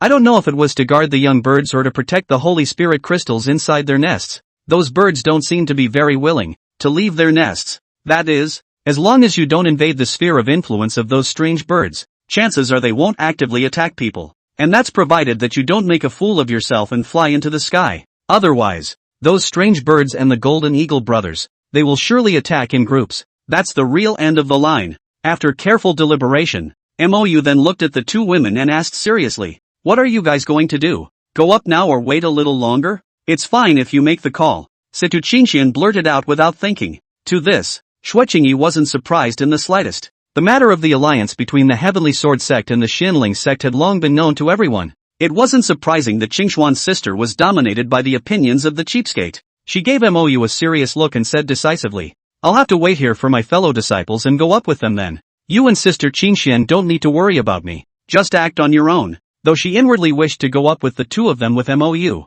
But now things have changed. If she followed Mou, those of the clan who went up there were definitely dead or even dead. If she was there was at least a glimmer of hope. At a time like this, it was naturally impossible for her to be capricious and do as she pleased. Situ Qingxian hurriedly advised, "Sister Qingyi, it's too dangerous for you to go up with them. You'd better come with us." "Sister Qingxian, at this time, I can't leave my fellow disciples behind." Xue Qingyi smiled bitterly and shook his head. Situ Qingxian was in a big hurry. If it had been before, she would have felt that this place was dangerous, but not desperate. After all, Songlan Sect disciples, they could get Earth-ranked techniques from here. Then the disciples of other sects must have a chance as well. But now see this scene. She had already decided to have the Heavenly Sword Sect disciples wait at the foot of the mountain. Otherwise, with only Jindan stage cultivation, they would only drag their own husbands down if they went up, besides sending them to their deaths. As for herself, he had stepped into the Yuaning stage, and had cultivated the falling star sword technique to the 5th style. She felt she could still, after all, help her husband a little. But Sister Qingyi went with her fellow disciples. Definitely a huge risk. Mou naturally knew what Xue Qingyi was worried about. But at this point in time, without the strength of a Yuaning, it would be difficult to go up there at all. Even to him, Yuaning cultivators were a liability. Only this time, he naturally had to bring his own mother along with him to break through the opportunity. In addition, adding another Xue Qingyi is no problem. He took another look at Jin Feng next to him. At the early Yuaning stage, considering his status as a disciple of the Jade Snow Sect, then bring it along as well. After all, the Jade Snow Sect, in the beginning, had sent charcoal in the snow, and he guessed from the master's vague words, that old seniorin, and his own family's great master ancestors still seemed to have a very close relationship. All the more reason not to treat people as outsiders. As for the others, there's really no point in going back up there. The crowd waited 5 days. One by one, many more people arrived. Mou even saw Zhou Understanding and Songlan Sect Wangtang, only pretending to not see each other. Among the visitors were also 2 Heavenly Sword Sect disciples, and a Jade Snow Sect member. You will meet the other fellow disciples here and wait quietly, don't go up. There will be a chance later if you want to look for a chance. Mou gave a serious command towards a few people. Please don't worry, Senior Brother Chen, we won't mess around. Several people hurriedly responded respectfully, grateful inwardly. The situation up there was known to them long after they arrived. They wouldn't dare to go on even if they were told to. Now that they had Senior Brother Chen to explain, then there was even less need to worry that the sect would blame them for their lack of action when they went out. Mou once again came in front of Xue Qingyi and said seriously, "Come with us." Xue Qingyi's beautiful eyes were entangled, and in the end, with a helpless sigh, she still instructed the other fellow disciples to wait in place. With her strength, she could really only take her chances by taking someone up there. If you're unlucky, you may not even be able to run away yourself. Seeing that they were ready to move, Xia Daoling and a group of people who were preparing to go up also hurriedly followed them. Mou didn't stop it. When he goes up there, he'll only be looking out for his own people anyway. Chapter 149. Is he sick in the head? Except for Mou and the 4 of them, Zhang Liancheng of the Tongtian Dao Pavilion, with 5 people, the others didn't know if they hadn't arrived or something had happened. Behind Xia Daoling, there were similarly only 7 people. These 2 people had brought 12 people with them, and 9 of them were at the Yuaning stage of cultivation. The other 3 were all in the late Jindan stage as well. This made Mou have to lament that in terms of heritage, the North and South Domain sects were indeed not comparable to the East Domain sects. Whether it was the Xianling sect or the Heavenly Sword sect or the Jade Snow sect, young Yuaning stage cultivators were all definitely the topmost heavenly pride within their respective clans. It's rare to have one, but what about other people? The ones they took out with their hands were basically Yuaning Tianjia. However, in the future, whether it was the Xianling sect or the Heavenly Sword sect or Jade Snow sect that followed their own sects, they would quickly leave them behind. Ink Feather swore inwardly. Then he looked at the men again and once again warned with a cold face. When you get to the top, don't be stupid and mess around. If it's because of anyone's stupid behavior that brings danger to everyone, don't blame me for being cold-blooded and heartless.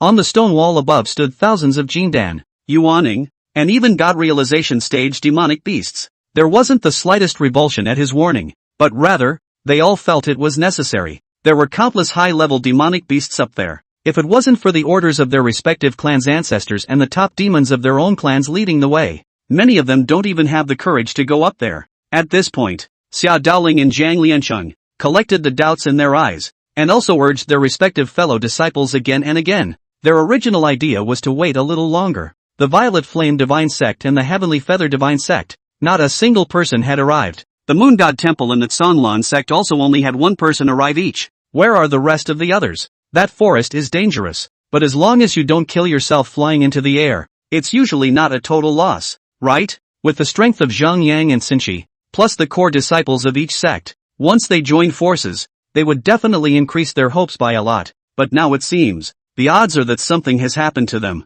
They didn't think any more about it and made their way up the planned route. At first there was hardly a bird's nest to be seen within 1,000 meters of altitude. 1,000 meters later, it turned into a huge crack in the mountain. From a distance, it looked like a thick black line, but it's only when you get to the front that you really realize how spooky it is. Straight upwards for tens of thousands of meters. The cut is neat and smooth, 400 or 500 meters wide and at least 10,000 meters deep. It looked very much like a sword mark made by someone holding a transcendentally huge sword, chopping out from top to bottom. It was shocking to see the eyes of the crowd. Shuiqingi couldn't help but inquire towards Mou in a low voice. Do you think that this could really be artificially caused? Very likely. Mou looked up at the neat and smooth cracks above him and nodded gruffly. If it's really made by an ancient powerhouse, what realm would it have to be? Situ Qingxian was also shocked, and Situ Qingxian, who had purposely changed into a black power suit, looked more and more valiant and capable. This black power suit was something she changed into at the advice of senior sister Yan,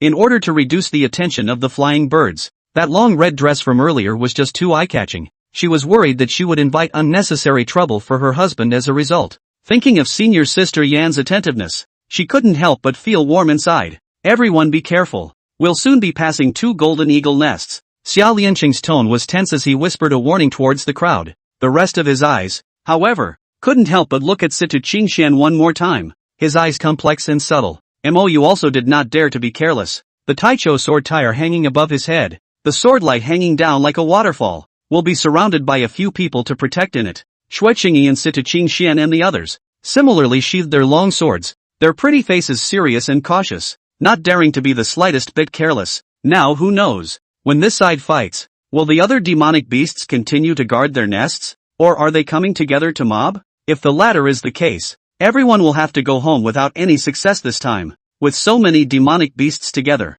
no one could stand up to them. 500 feet to the upper left, 4 golden eagles of the first infant stage. 800 feet to the right side, 5 golden eagles of the first infant stage, and 2 of the spirit transformation stage. Xia Daoling, Zhang Liancheng, you guys take care of the left side, and leave the right side to us. Yes, Zhang Liancheng replied dryly, even though Xia Daoling was a bit upset. At this point in time, he could only listen to the scheduling arrangements. After a cold grunt, and Zhang Liancheng brought their own clan disciples and began to stare at the demonic beast nest to the left side with their full attention. If Mou wasn't there, it would have been almost impossible to reach the top with just those of them. The same. Mou was also looking out for the safety of those around him, which was why he agreed to simply cooperate for the time being. After all, there were just too many flying demonic beasts here. He wasn't sure that he could definitely block all the attacks. This would be regrettable if it was too late to be entangled and rescued at a critical moment. Just when the crowd was still hundreds of feet away from the leftmost golden eagle's nest,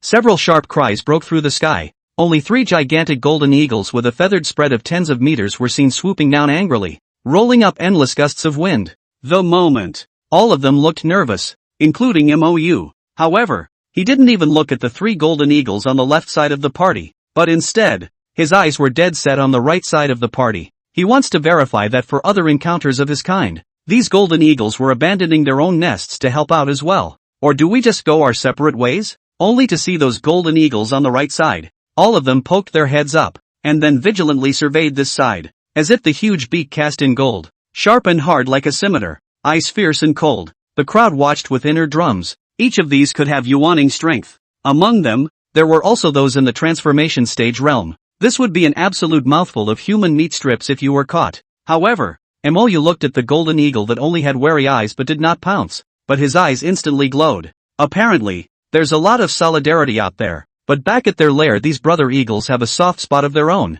It seems likely that there is something really good in those nests. Hey, is it a holy spirit crystal? Mou couldn't help but grin at the corners of his mouth and almost laughed up at the sky. This thing could not only help the golden eagle to hatch its young, but it could be equally helpful to Big Sister. Sure, it was equally precious and exotic to many late transformation spirit cultivators. It could be said that as long as there were enough sacred spirit crystals, the likelihood of a late transformation spirit cultivator stepping into the return to void stage could be increased by at least 30 to 40%. What a concept! There was only a 1 in 10 chance, but with this, it can be a straight success or failure. I just wonder how many spirit crystals are in those bird nests. Mou spoke to himself inwardly with excitement as his divine sense arrogantly probed towards that side. Shoo shoo! The angry hissing cries of the golden eagle came violently from the right side. Seeing this, there was still no movement around the area. Ink Feather was completely put down. Then excitedly towards Sita Qingxian and Xueqingyi and the others, he instructed, "You guys stay put. I'm going to go over there." Having said that, one person and one sword, already along the cliffs, flew towards the huge bird's nest on the right side of the edge and stormed, excited as a horny wolf meeting a, because there were at least thousands of sacred spirit crystals in there. Even if calculated based on consuming one piece a day, this one bird's nest would be enough for eldest sister to cultivate for 3 years. At this time, the surrounding crowd had long been watching a burst of horror plus dumbfounded. Those golden eagles should already be burning incense if they don't come to mess with everyone. Why is he still going at it? Xia Daoling even looked at the corners of his eyes twitching, his heart raging with anger. Is he out of his mind? Trying to drag everyone to die with him? Chapter 150, Strange Attack. Ink Feather, the Spider-Man, excitedly rushed to a distance of 150 feet from the big bird's nest. The golden eagle family in there, finally unable to endure his provocation, swooped out en masse. For a while the wind was howling and the sharp bird calls rang through the sky. In order to end it quickly and minimize surprises,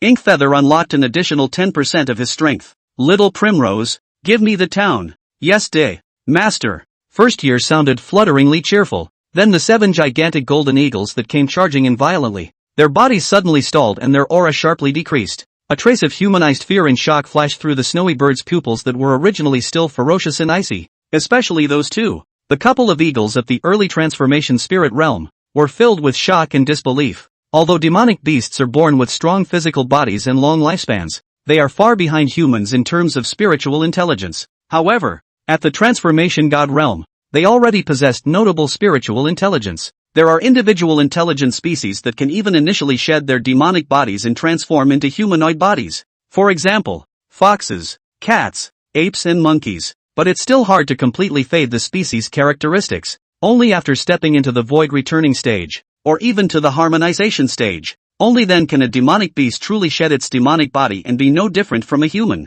Only by completely incarnating as a human could one truly fit into the great Tao and have the possibility of becoming an immortal. Otherwise, for the rest of his life, he can only be a demonic immortal, unrecognized by the heavenly Tao. Back to the main topic. At this moment, the members of the Golden Eagle family realized that their strength had been restricted by a large realm. The greedy thought of eating Ink Feather had been given up, but it was simply too late, because Mou, pressed on, had no intention of letting them go. Since ancient times, humans and demons have not been on opposite sides. This was not only the consensus of the Qingyun continent. More so, it was the consensus of the entire human race of the green underworld, especially after seeing the underground blood grotto in that mysterious cave. This belief of his grew stronger. Chop! A cold shout. The Taicho sword tire elegantly cut out a dazzling circle of light. Then those 7 ferocious golden eagles were directly dismembered. As he swung his sword again and flicked it, the dead golden eagle demon pills flew directly into his spatial ring. It's casual and easy as a big fan chasing away flies.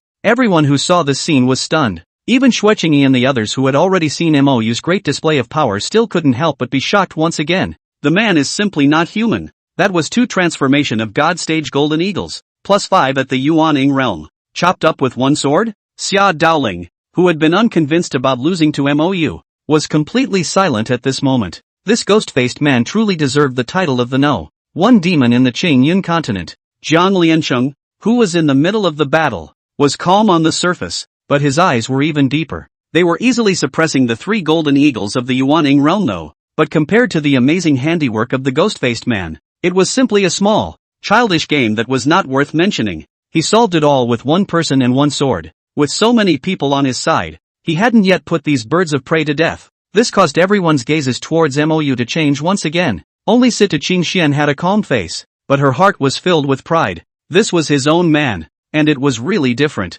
At first, she had accepted him with his roots destroyed and his lifespan about to run out. At that point, all she could think was that no one else could see it for themselves anyway. The big deal is that after he dies, he himself will turn to the Tao with 1 heart. Who knows? This man later brought him a series of accidents and surprises. She realized that there was nothing but practice, and many other beauties. At this time, Mou was not even bothered to think about anything else. Long ago, like bandits, they rushed into that huge bird's nest, then look at the crystalline stones laid in the bird's nest and smile. This aura, it was just too pure and divine. No wonder even demonic beasts knew to use it to aid in hatching. I just wonder where they find them. Didn't they say that only the charmed continent produces them? Ink Feather stirred inwardly. A vague thought suddenly flashed through his mind. Could this place have any connection to the charmed continent? But he couldn't for the life of him figure out what the connection would be. So there was no wasting brain cells at this point. A big wave of the hand. The 1,000 or so sacred spirit crystals in the bird's nest all entered his spatial ring.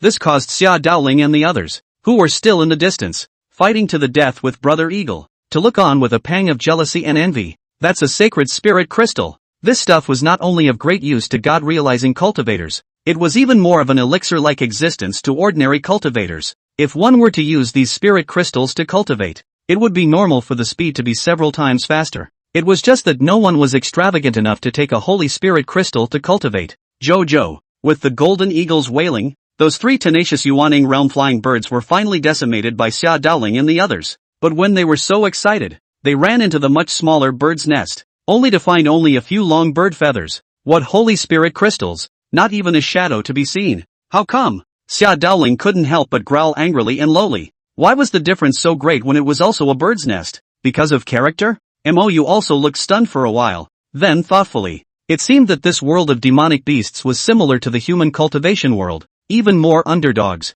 If he guessed correctly, this bird's nest with only 3 Yuaning golden eagles had definitely been robbed by other golden eagles. Perhaps, it was by this very neighborhood where he is now, that it was ransacked. Hey, good job. Inkbrand was in a better mood. No wonder those golden eagles or red strange birds were indifferent even when they heard their kind being bullied. Is this because he's afraid that another bird will steal the good stuff after he's gone? Ha ha ha. Sure enough, it's not just people who are selfish, even birds. Mou, who was in a good mood, greeted Sita Qingxuan several people and once again climbed upwards at great speed. The divine sense began to grow bolder and bolder. As long as a bird's nest was found to contain sacred spirit crystals and there were no other particularly powerful birds of prey in the vicinity, then be determined not to let it go. As for Xia Daoling and the others, they had been directly ignored by him. As long as those strange birds didn't unite, he was invincible. Less than half an hour short, he had already copied 8 large bird nests by himself, harvesting nearly 10,000 holy spirit crystals,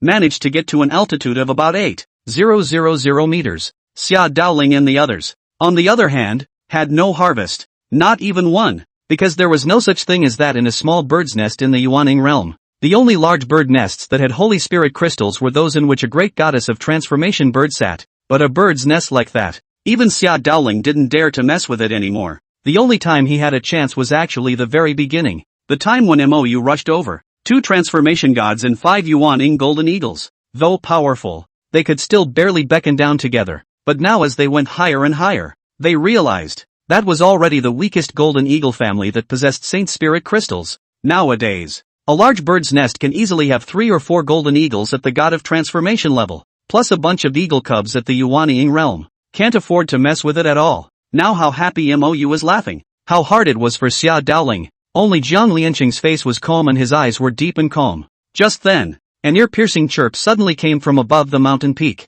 only to see a group of red strange birds of huge size, which were swooping down like a fiery cloud. Initial visual inspection showed at least hundreds of them, and there were many of them, all in the transformation god realm. That ferocious and domineering aura shocked the crowd to the point where their faces turned white. The point is too much. Retreat! Jiang Lianqing, who had always been calm, was so frightened that he retreated in panic, not to mention the others. who dropped thousands of meters in an instant. Even MOU looked at him with a numb scalp and puzzled eyes. Why don't these red weird birds follow the rules anymore? Aren't they afraid that their nests will be stolen by other birds? But he didn't back off. The Taicho sword tire was once again suspended high above their heads, emitting a brilliant curtain of light that hung down to protect the four of them. Give me the town! MOU roared. Boom boom. Those monstrous birds' giant beaks opened wide, and a bucket-thick orange-red flame furiously bombarded the sword screen. The vibrating sword curtain violently shook like a wave of water, as if it was about to break at any moment. MOU was instantly shocked and his chest tightened,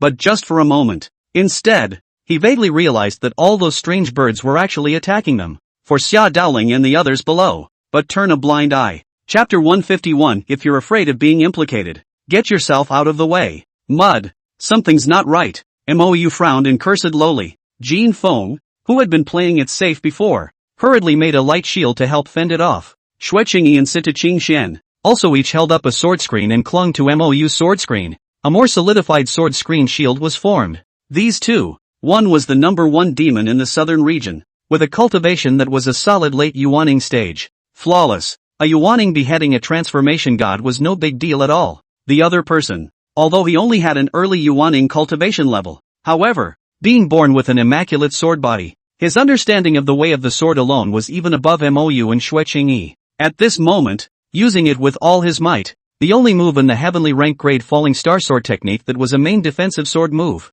Starscream without a trace. Immediately, countless star shadows formed a delicate sword net, protecting over MOU's sword curtain. It wouldn't last long, though, before the monstrous bird flames broke through, but soon it will coalesce again and be born again. Like the stars that disappear at dawn, they rise again at night as usual, full of unstoppable esoteric laws. The appearance of this star sword network caused MOU's pressure to suddenly reduce quite a bit, and that sword momentum full of subtle rhythms had long since shocked Xue Qingyi, who was on the side, to the point of being dumbfounded. Even though she was taking on the enemy, she didn't manage to hold back her inner curiosity. Eventually the shock of not caring about presumption pursued the question. Sister Qingxian, this sword technique of yours is just too arcane. Is this the sword technique of your heavenly sword sect? No, this is something my husband got by chance and then gave to me, Sita Qingxian said with a face of happiness and pride. However, Xue Qingyi was shocked once again, her mouth wide open with a face of shocked surprise. Your husband?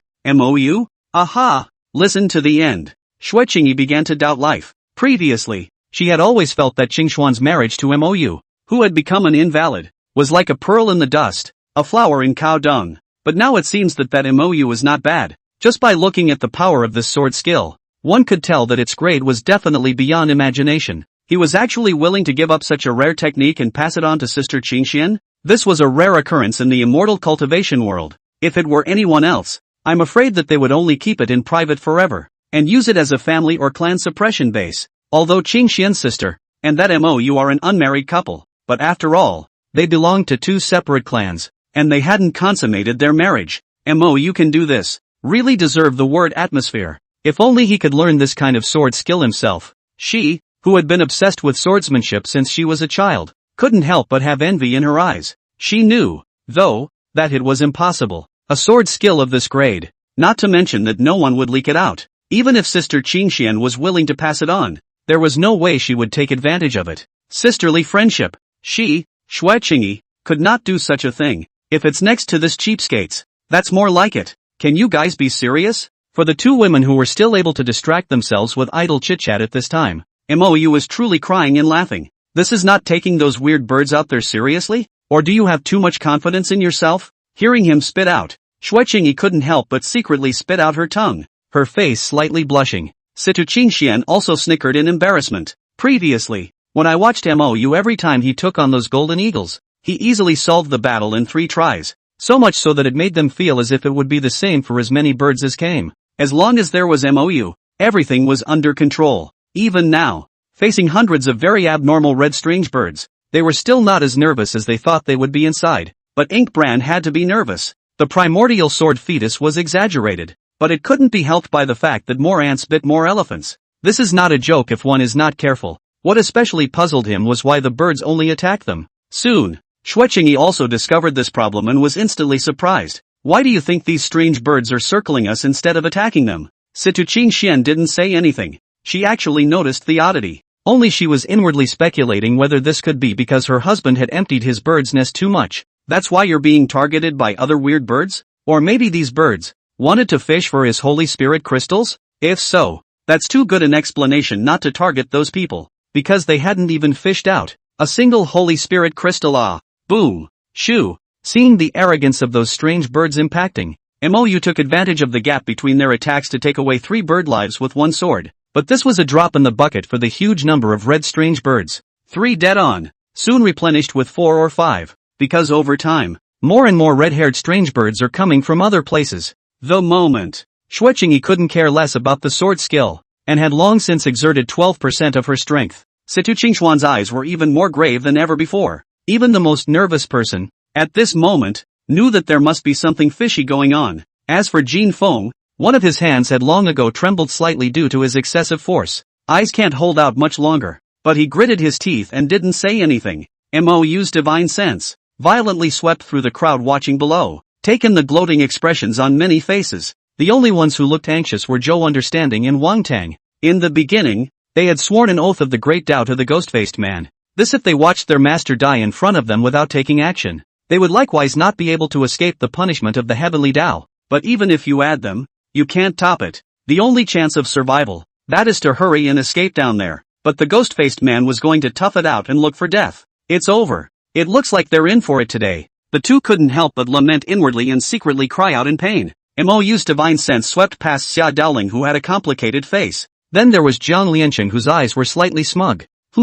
This guy, what is he so proud of? MOU couldn't help but keep his eyes on him for a moment longer. Could it be that they think they can pocket all this wealth if they die? Cute sighs. MOU disdainfully let out a low curse, then helplessly commanded, "I'll take the top. You guys retreat down the road. Then I'll follow." "No, I'm going to withdraw with you. I can help you." Situ Qingxian shook her head with firm eyes. Xueqingyi similarly agreed, her tone dry. "If you want to leave, you should leave together. Senior brother Chen, let's withdraw together. More people, more power." Jin Feng, who had consumed most of his aura, had begun to look pale, but his eyes were firm and persistent. Inkfeather didn't nag anymore, then led the 3 of them to carefully start retreating downwards. Seeing their actions, the disciples of the various sects who were still standing below watching the action muttered in displeasure. "You've invited so many strange birds on yourself, and now you're going to bring the scourge on everyone? That's right. Don't remember us when you grabbed the sacred spirit crystals. Now that you're surrounded by weird birds,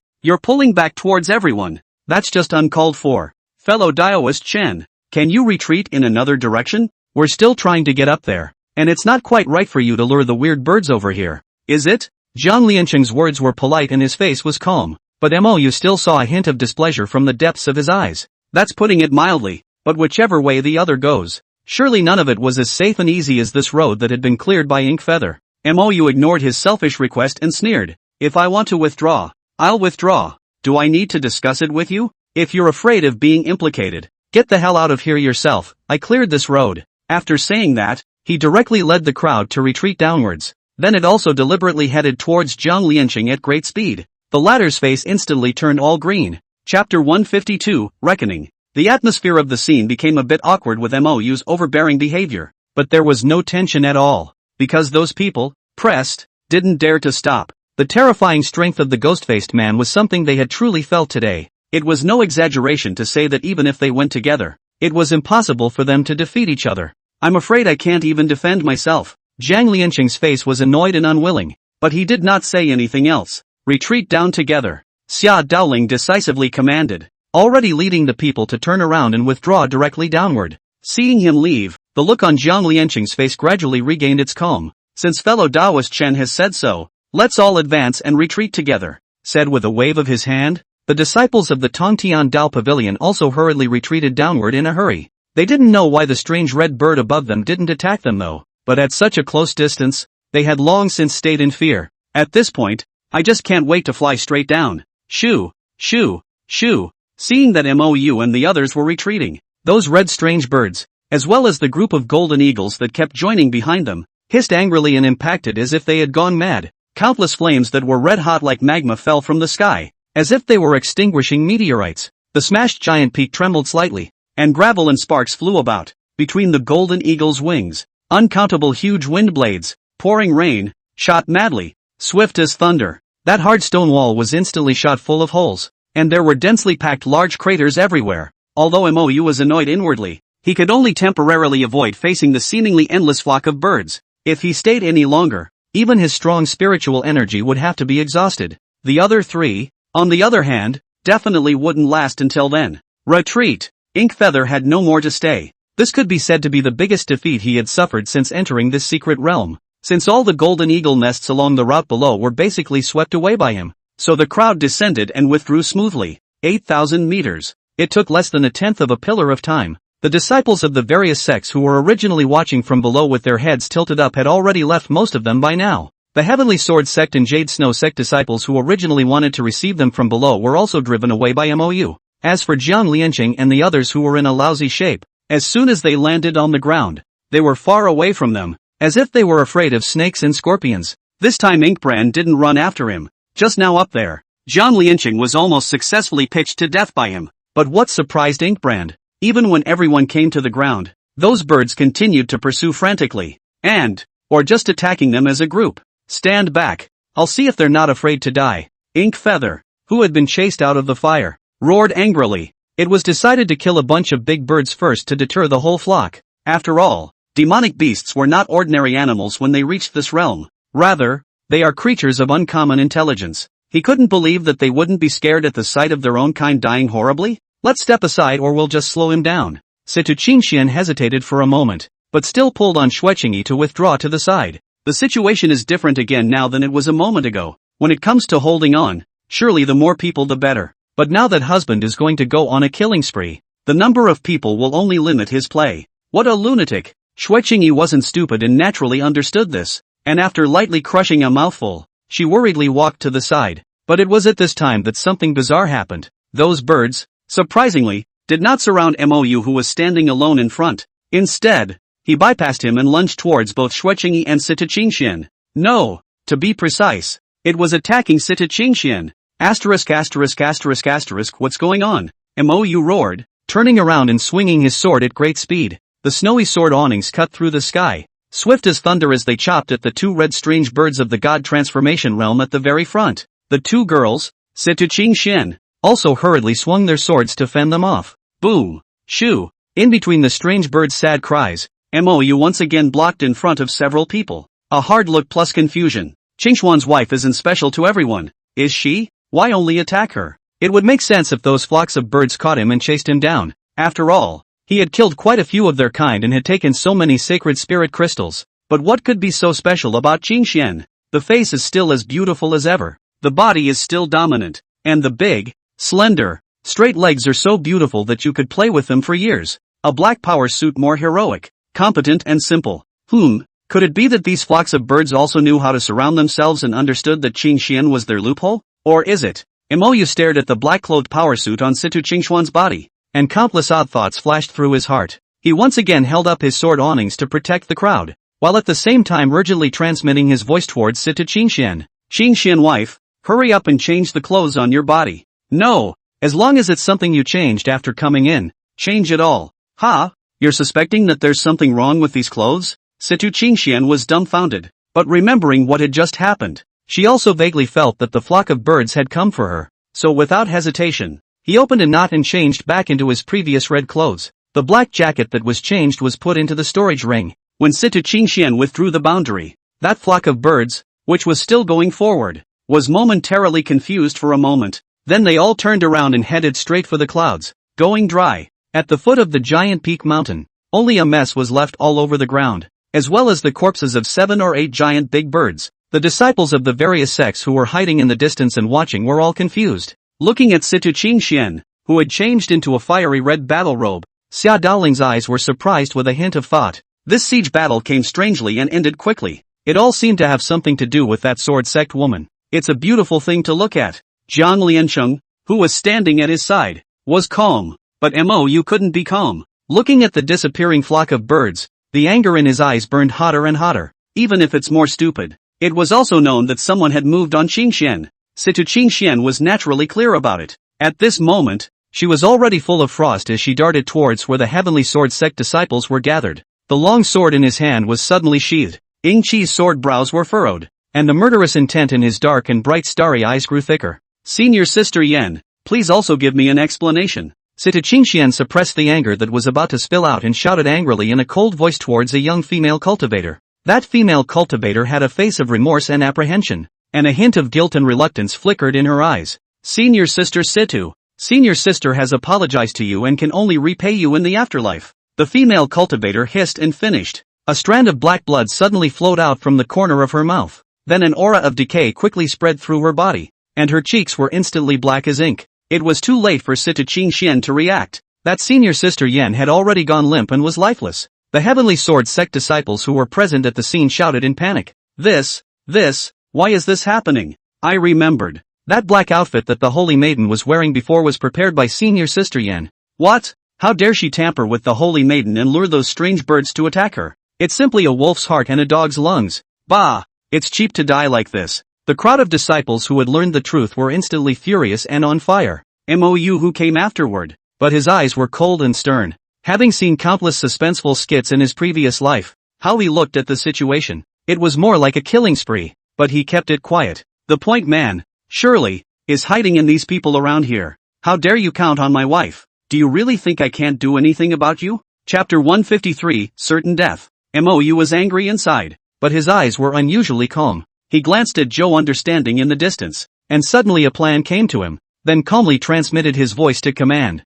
The latter listened, and immediately looked bitter, but still, he honestly adjusted his emotions and walked over with a pretense of pride. Fellow Daoist Chen, since the reason for being besieged by the strange birds has been identified, why don't we continue climbing upwards? Mou instantly raised his eyebrows and coldly rebuked. Who are you to teach me my job? Even though Zhou Understanding knew that Mou was acting, but the other people around here don't know that. This caused his face to instantly turn red with shame and annoyance, and a hint of anger appeared on his face in a half-true manner, but it became more and more realistic. He reached out and pointed at Mou, roaring loudly in an agitated and trembling tone. Ghost-faced man, don't think that you can insult me at will just because you've defeated me once. I, Zhou Understand, also have a backbone. Backbone your ass. Get thee outta here. Mou impatiently bellowed, while waving his hand towards Zhou Jiqing to slap him. Boom! Zhou Understanding, who had hastily responded to the battle, was directly slapped thousands of meters away, his body in a sorry state and his face unsightly.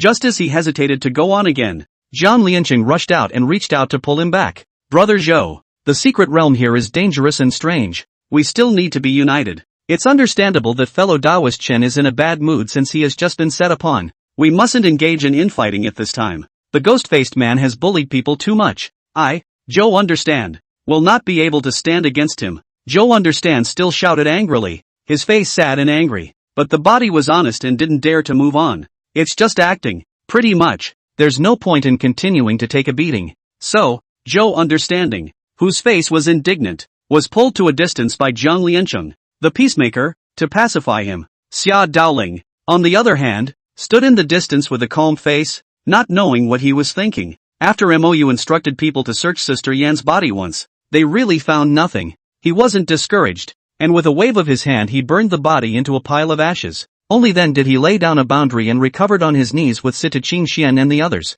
For him, the only difficulty in getting up there is that those flocks of birds will attack. If it was still like those golden eagles below, he would have no problem at all fighting his way through the level with one person and one sword. Fortunately, the trip did not result in any injuries, and he had also harvested tens of thousands of sacred spirit crystals. The thought made him feel better. With these treasures, Senior Sister won't need to work so hard to cultivate. As his strength skyrocketed, the pressure he put on the women around him also increased. This, from the desperate cultivation of the eldest sister and the second eldest sister earlier, he had already seen a bit of a clue. Although they were augmented by half of the efficacy of the chaotic yin-yang scripture, their cultivation speed was horrifyingly astonishing. But it also depends on who you're comparing it to. If their physical potential was not fully tapped, the gap between them and Mou would only grow wider. Moreover, if a cultivator does not step into the harmonization stage, he can only do so by delaying aging, but he cannot stay young forever. At the end of the day, it is likely that Mou is still a young man,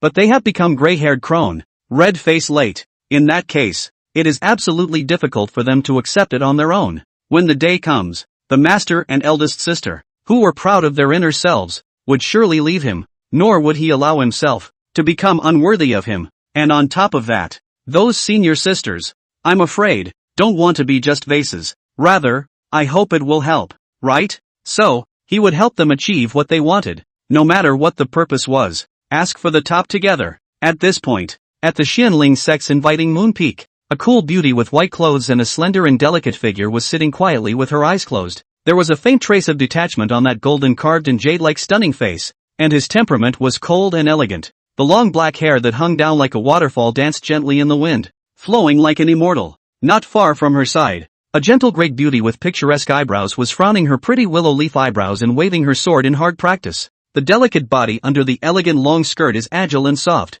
which makes people think, after practicing for the 108th time today, she finally lowered her sore arm. Then he walked over to the cool beauty and sat down, looking out into the distance softly. I also don't know about junior brother and the others. How are they now? I only hope that there is no danger in that secret realm and that they can return safely soon. Lu Ruyu, who closed her eyes to cultivate, opened her autumn water eyes, and the clear coldness in her eyes was instantly replaced by thoughts, and she softly said, "Don't you worry about junior brother, he's strong. He's smarter than others when it comes to fighting villains. He'll be fine. It's us instead. We have to speed up our cultivation. If we want to be with him for a long time, we have to try to keep up with him. Otherwise the gap between us and him will only grow wider and wider. So don't wait until we're gray and he's still a teenager." Su Xiaoro nodded her head with firm eyes. "Well, we can definitely do it." Now her falling star sword technique had been cultivated to the third style, although it can't be compared to Qingshuan's sister. However, the battle power was more than twice as much as her own before,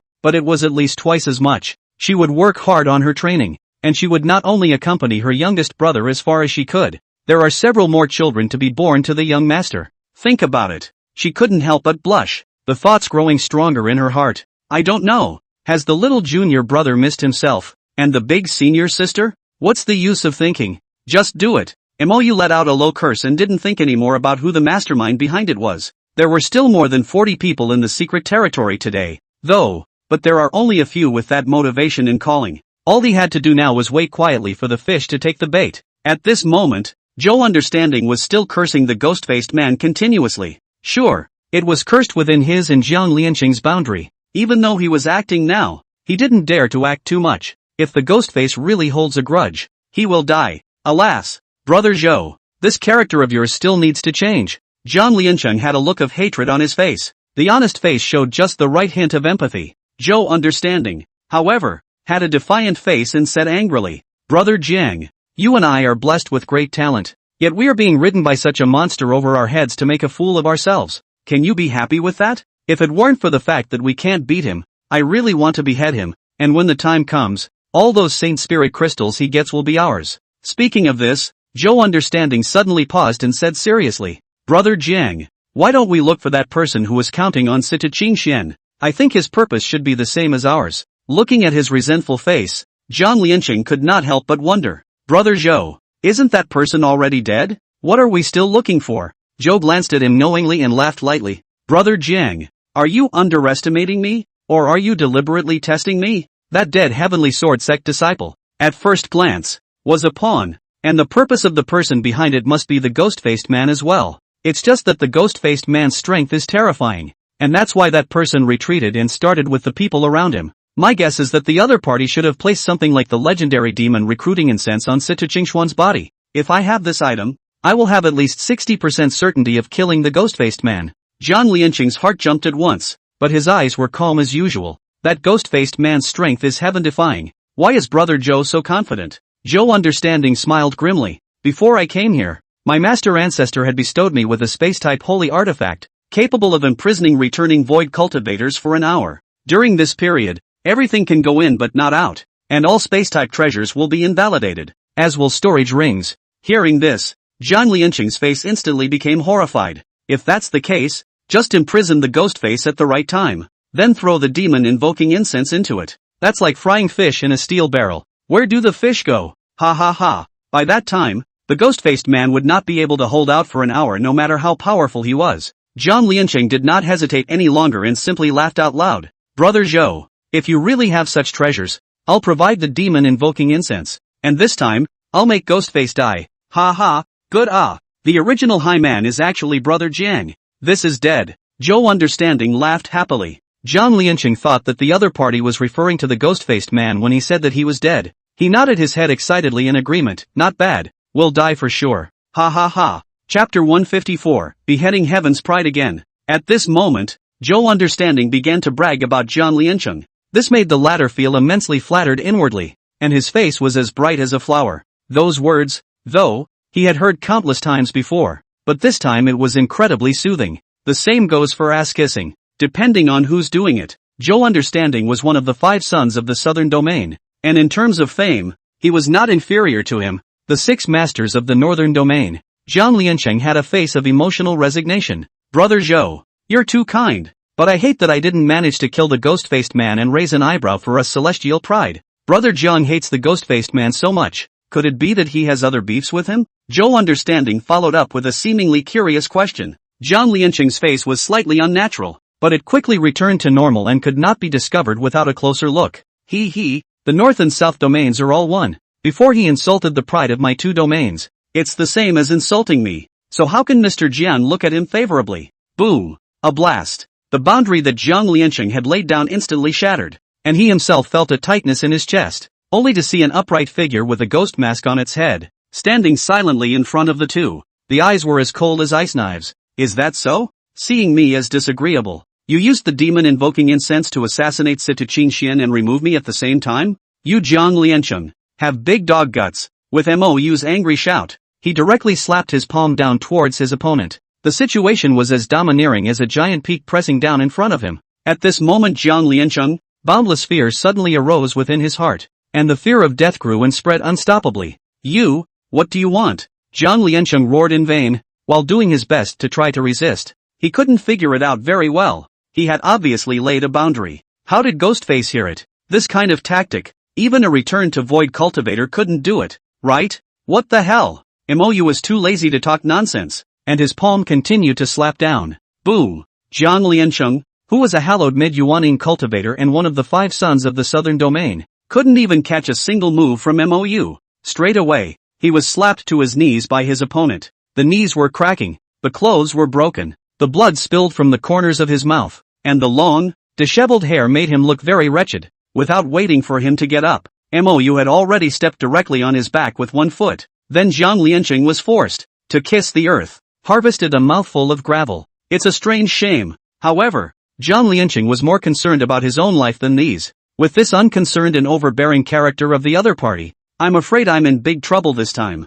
Zhou Understanding, on the other hand, obediently stood aside and put on a look of fear of being affected. The other few disciples of the Tongtian Dao Pavilion only reacted at this time, and hurriedly summoned up their courage to question towards Mou. Although you are strong, you can't be unreasonable, right? My senior brother Jiang has always been kind. Even when your clan set up the ring in the first place, you never went up to the stage to challenge them. So why are you bullying people too much? Not bad. Our Tongtian Dao Pavilion is not one to be bullied. Watching the pride of his clan being stepped on, a burly man couldn't help but sound annoyed. Mou glanced at him lightly, then casually waved his hand. A domineering sword aura suddenly flashed. Boom! That disciple was unable to resist in time, and was sent flying miles away by a sword, his life and death unknown. Ink Feather thought, though, that he had a bit more balls than those other guys, but it's time to chop. If you don't have the strength, keep your voice down, otherwise it wouldn't be brave. It would be brainless. Xia Daoling, who had seen this scene from afar,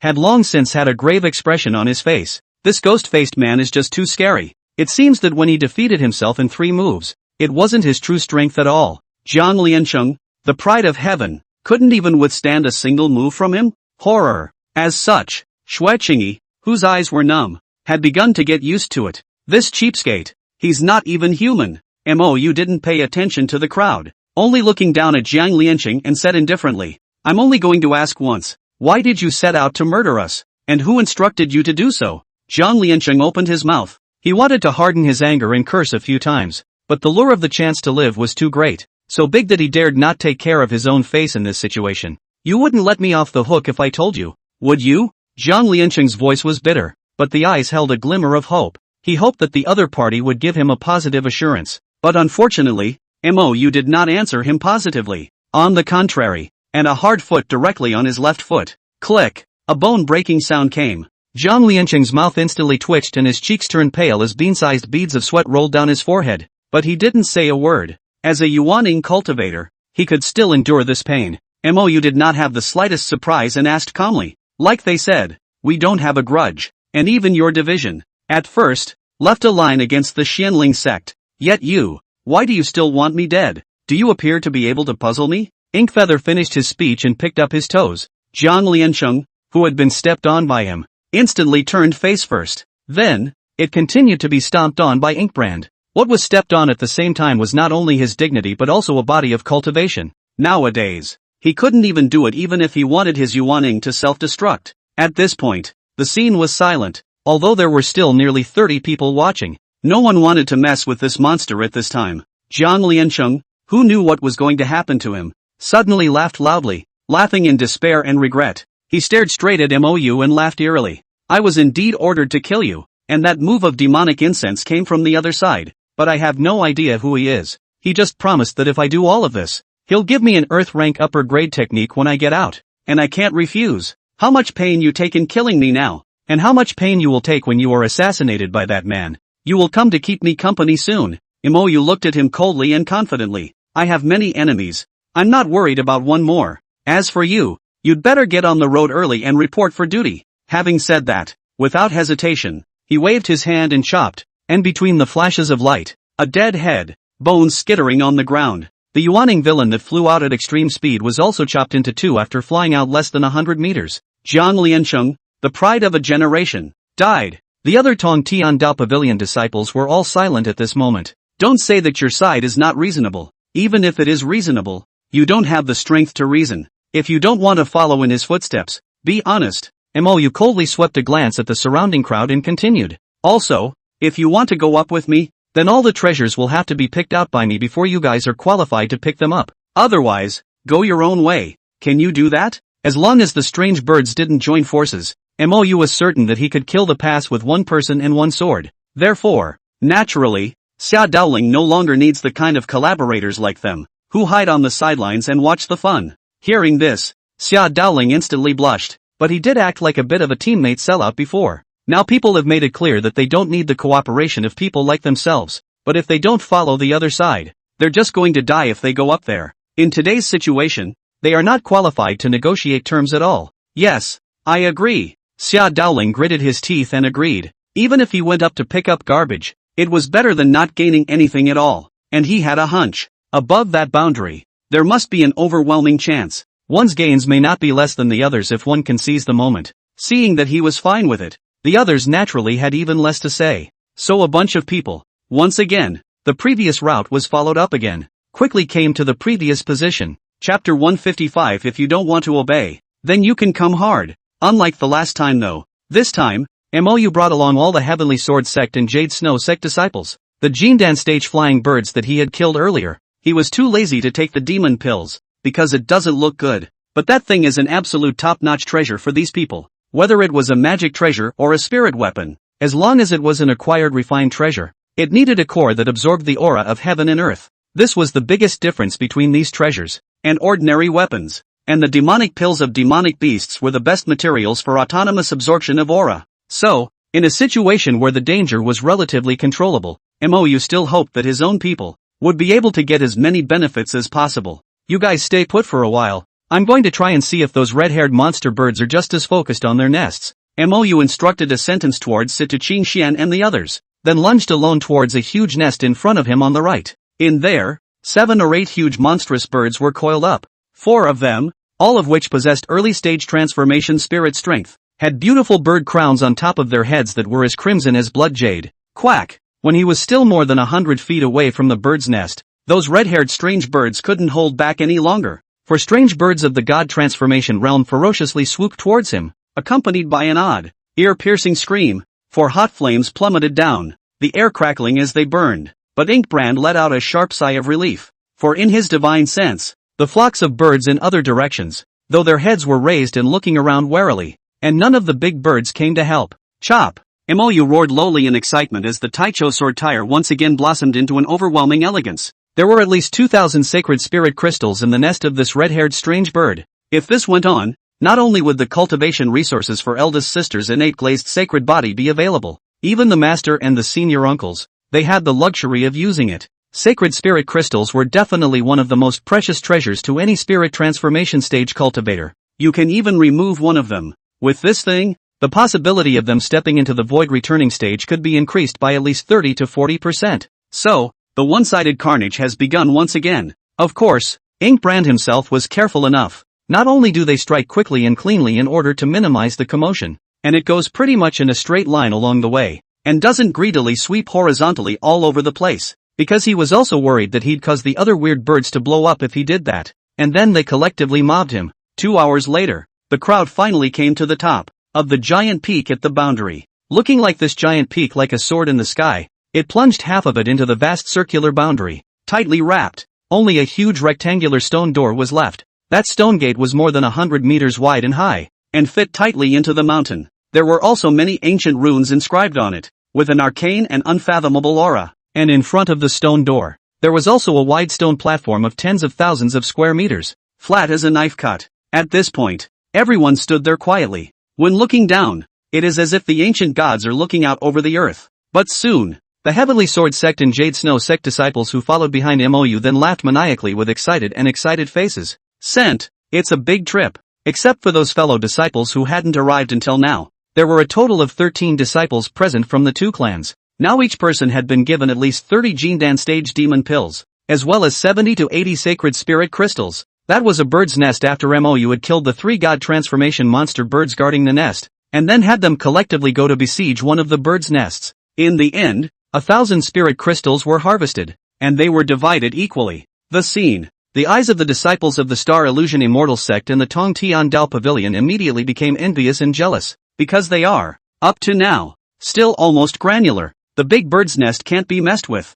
A small bird's nest can barely be messed with, but is destined to be an empty nest. Another important reason was that they didn't dare to leave MOU, so it's just a matter of getting along with him on his ass. Don't look safe all the way. That's all because there is MOU in the front to open the road. Once out of him, they had no choice but to retreat. So, along the way though, you can only watch the fun and eye candy in passing, and yet no one dared to propose going alone. Nowadays, they could only look forward to this stone door afterward. Having a ghost-faced person wouldn't be able to stop the chance they'd gained. Xia Daoling's gaze was even more snowy, his heart filled with longing and anticipation. The magnitude of the ghost-faced man's gain earlier was so great that it was practically piercing his eyes and searing through his heart. He just remembered it and felt a hard pang of heartburn. At least 70, 000 to 80, 000 sacred spirit crystals. What kind of concept is that? I'm afraid that the entire Green Cloud continent didn't have this many sacred spirit crystals. In the Green Cloud continent, one saint-grade spirit crystal was worth at least 1,000 extreme spirit stones,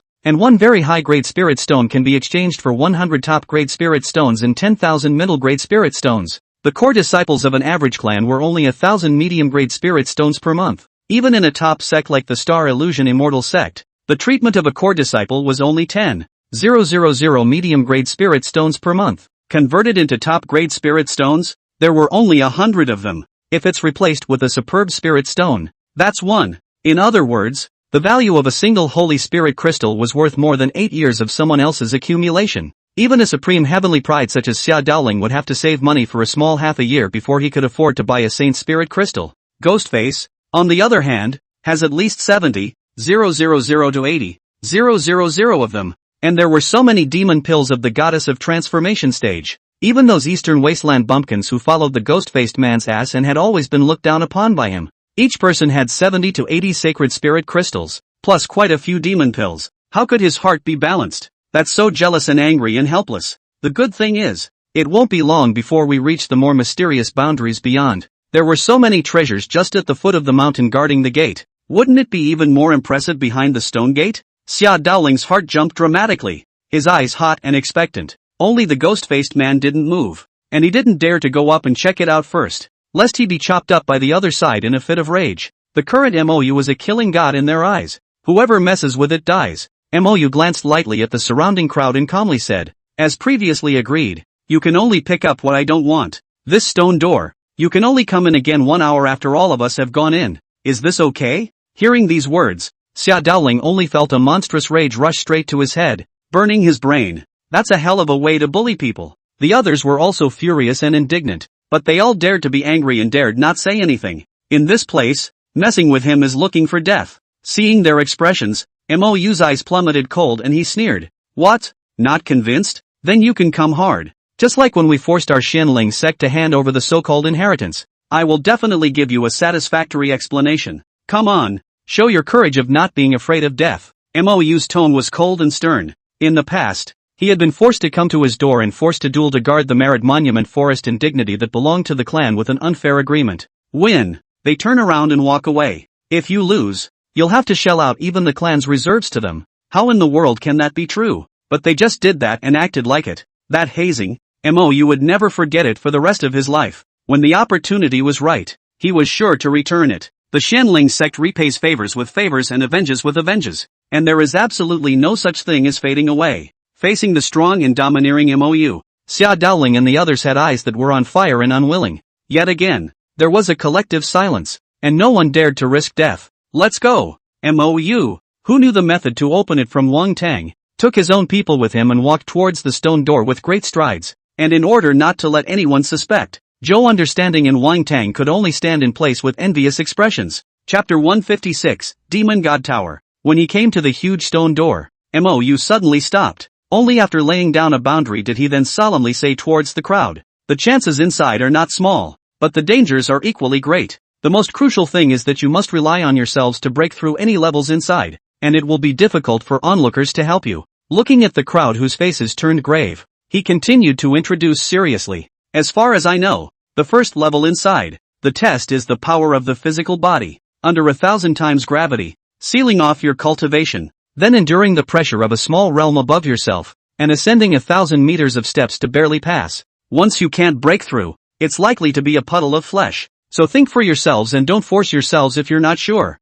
Hearing this, everyone's face changed. Seal off your cultivation in 1,000 times gravity? And bearing the pressure of a small realm above one's own and ascending 1,000 meters of steps? Nima, they are monastic. It's not like he's a body refiner who specializes in the physical body. That's an intensity that no ordinary person can withstand. Now they could finally understand why the Songlan sect had known about this place for hundreds of years, and yet it still hasn't emptied the place. The first level alone is that hard, let alone the ones that follow. But to say that the ones with the ugliest faces were Sita Qin Xian and Xueqingyi, they were women, and although their talent was outstanding, it was reflected more in the natural comprehension of cultivation. This power of the flesh, though, is also cultivated, however, in order to maintain the beauty of the form, but did not dare to practice indiscriminately. This first level could be said to be the time when they and ordinary cultivators were closest in strength. After a brief moment of reflection, the crowd shouted with determination, Senior Brother Chen, we want to go and make a break for it.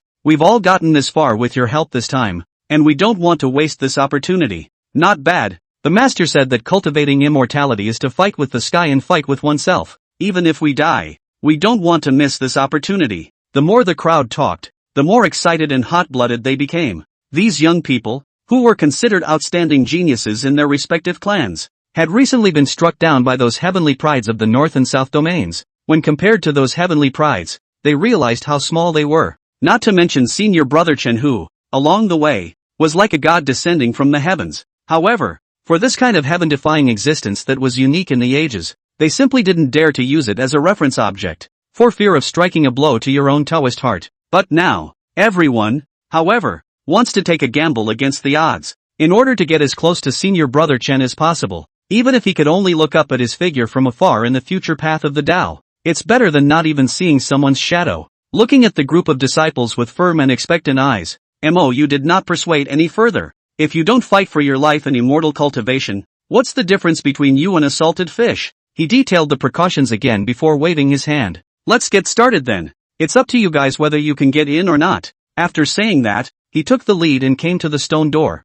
Only in the middle of the stone door, there were 8 human characters full of arcane rhythms engraved, with a vicissitude of breath. If the heart is like the water, then you can see the true nature. And that, in a nutshell, is the initial test of going in. Only by realizing the true self can one step through this door. Mou looked at those 8 ancient and simple big words and smiled slightly. His eyes were clear. Right between his smiles, a colorful light flashed by at great speed. Then, his entire body disappeared in front of the crowd. The people around them who saw the scene were all dumbfounded. It's inhuman. How long has this been going on? Just passed the test? Xia Daoling and the others in the distance even had the agonized expression of a dog in the sun. Jealousy churned inside. Situ Qingxian and Xueqingyi, who had originally stood beside Mou, soon had strange colors in their eyes as well. Almost simultaneously, 2 flashes of multicolored light flashed by, and the 2 disappeared once again. Seeing them all go in, Xia Daoling couldn't help but feel foolish inside. He'd love to rush in,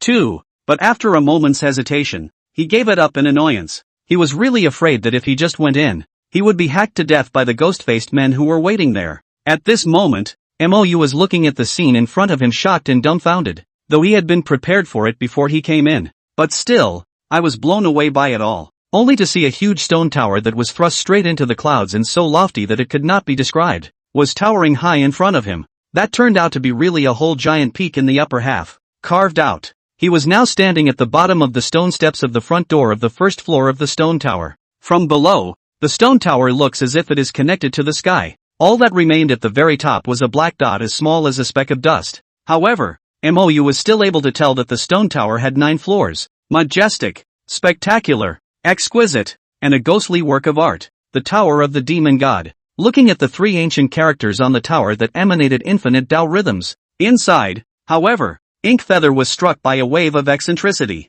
Because, this is surprisingly human writing again. This is clearly a work of demonic vomit, but it's named after a human character? Too weird. You know, humans and demons are natural enemies. He didn't come back to his senses until the space around him fluctuated. Only Situ Qingxian and Xueqingyi, too, teleported around. It was a slight relief to him. At this moment, the 2 women were also stunned by the scene in front of them. The 2 of them had their eyes wide open and their vermilion lips slightly opened. Synchronized shock and curiosity on their stunningly beautiful faces carved out of gold and jade. After a while, the shocked and confused Xueqingyi, before lightly touching Mou beside her with her elbow, murmured and asked lightly, "What kind of existence, do you think, could have carved this kind of stone tower?" Mou wasn't too sure. "I'm afraid that a high-level person at the harmonization stage would have to spend countless hours to carve it out," Xueqingyi said in an affirmative tone. "Then it can't be carved by a harmonization cultivator. Maybe it's the masterpiece of a Mahayana, or even a ferrying stage powerhouse." "Sister Qingyi, why do you say that?" Situ Qingxuan's eyes were surprised. "Think about it, if carving a tower takes him endless years, then he doesn't want to cultivate?" Xueqingyi continued with certainty in her eyes. "Anyway, if it were me, I'm sure I wouldn't be so stupid. Situ Qingxian, let's go. Get in there." Inkfeather didn't dwell on it and took the lead towards the door of the first floor of the stone tower. Click click click click. The stone door, heavy as a mountain, was slowly pushed open by him. An aura of ancient vicissitudes spread out from the tower at once, making one's heart feel solemn. "You guys be careful." Boom. Mou stepped inside the stone tower with 1 foot, and suddenly his body stagnated slightly. A force as heavy as a mountain violently suppressed towards him. His cultivation was also quietly imprisoned by a mysterious force at this time, and he could no longer mobilize the slightest amount of spiritual energy. Meanwhile, a terrifying pressure suddenly pressed in from above the 10,000-meter high stone tower. Is this 1,000 times gravity? How come it feels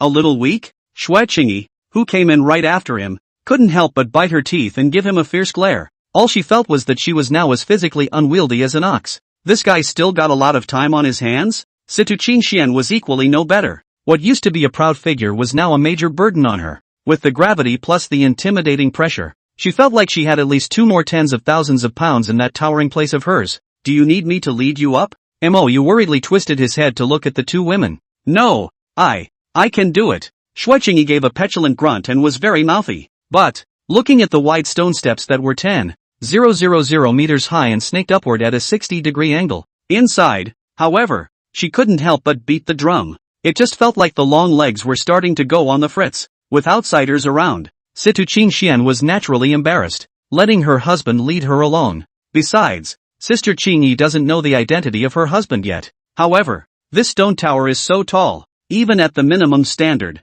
you have to climb at 3,000 meters. How long will that take? Only to see that the inside of this stone tower was actually just like a normal tower. It is completely hollowed out except for a stone staircase that winds upwards. The space inside was at least 100 miles in circumference. As if it was a small world. The biggest difference is along the wall of stone steps that wind upwards. Starting at 3,000 meters, there's a stone gate every 1,000 meters. There are 6 stone gates, and the first floor alone is 10,000 meters high. Boom! Xue Qingyi, who didn't want to be underestimated by Mou, gritted her teeth and lifted her big beautiful legs, stepping heavily on the steps, then slightly clumsily move up. The slender figure of the mannequin is as bulky as a bear. Situ Qingxian followed closely behind, while Mou followed at the end. Chapter 157, a little shy, a little flustered, and a little sweet. Except for the discomfort at the very beginning. The current Mou was already a fish out of water in this gravity environment. The blood rushing through his meridians was like boiling magma or a roaring river tide.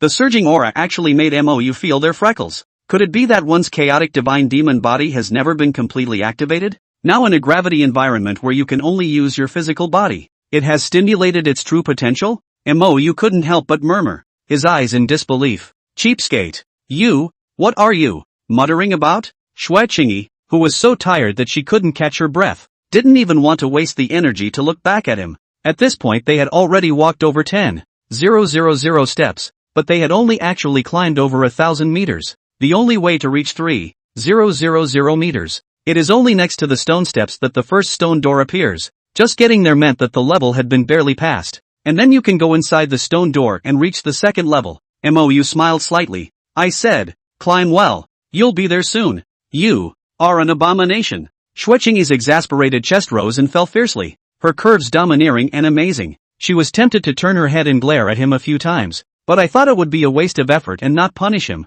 and possibly make Qingxian's sister laugh. Therefore, he could only grumble and continue to climb upwards with his lone, sore legs, puffing and puffing. Mou hurriedly walked a few steps and came to Situ Qingxuan's side and looked at her with a crooked head. But before he could say anything, the latter shook his head gently but firmly. I can still hold out. When he finished, he smiled sweetly down at him. At this point, she was tired though. Yet, he also realized that in this case, it seemed as if his physical strength was slowly growing. Not wanting to be a vase, Miss Situ naturally wanted to continue to challenge where her limits were. Today's husband's strength growth is just too terrifying. She knew that if she wanted to last forever with him, her cultivation couldn't be left too far behind. Otherwise, even if the other person loves them, they will drift apart, and ultimately heaven and earth. And she wanted to stay with him, longer and longer. Mou didn't force it, just carefully guarded her side. In this case, if they could break through their limits, it would be quite beneficial to their future cultivation.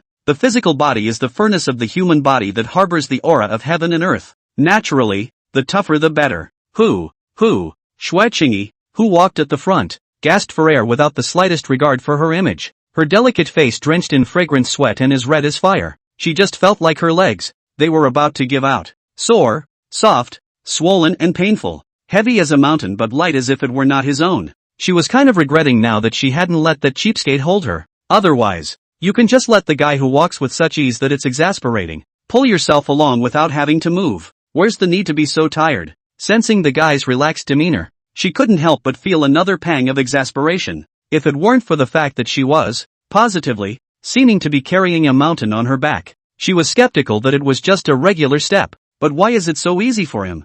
No God! Xue Qingyi shouted breathlessly, but it seemed like a kitten that had been starving for a few days, without any momentum. What happened to Sister Changyi? Situ Qingxian furrowed his handsome sword brows, slightly curious. No, nothing. I'd say this stone staircase just isn't human. Xue Qingyi complained with intent, almost pointing at Mou and saying that he wasn't human. Situ Qingxian raised her hand and wiped the beads of sweat from her forehead, then tilted her head back to look at the stone steps that seemed to have no end in sight and firmly said, just hold on and hold on. We'll reach the first stone door soon. But having said that, inside, she had no intention whatsoever of stopping right there. She wants to push her limits. Anyway, with her husband around, she wasn't worried about her safety at all. Even when he was exhausted, he would carry himself back to safety. Sensing Mou, who was carefully standing beside Sister Qingxian, Xue Qingyi felt another inexplicable pang of exasperation. We're both women. Why don't we see him so nervous about himself?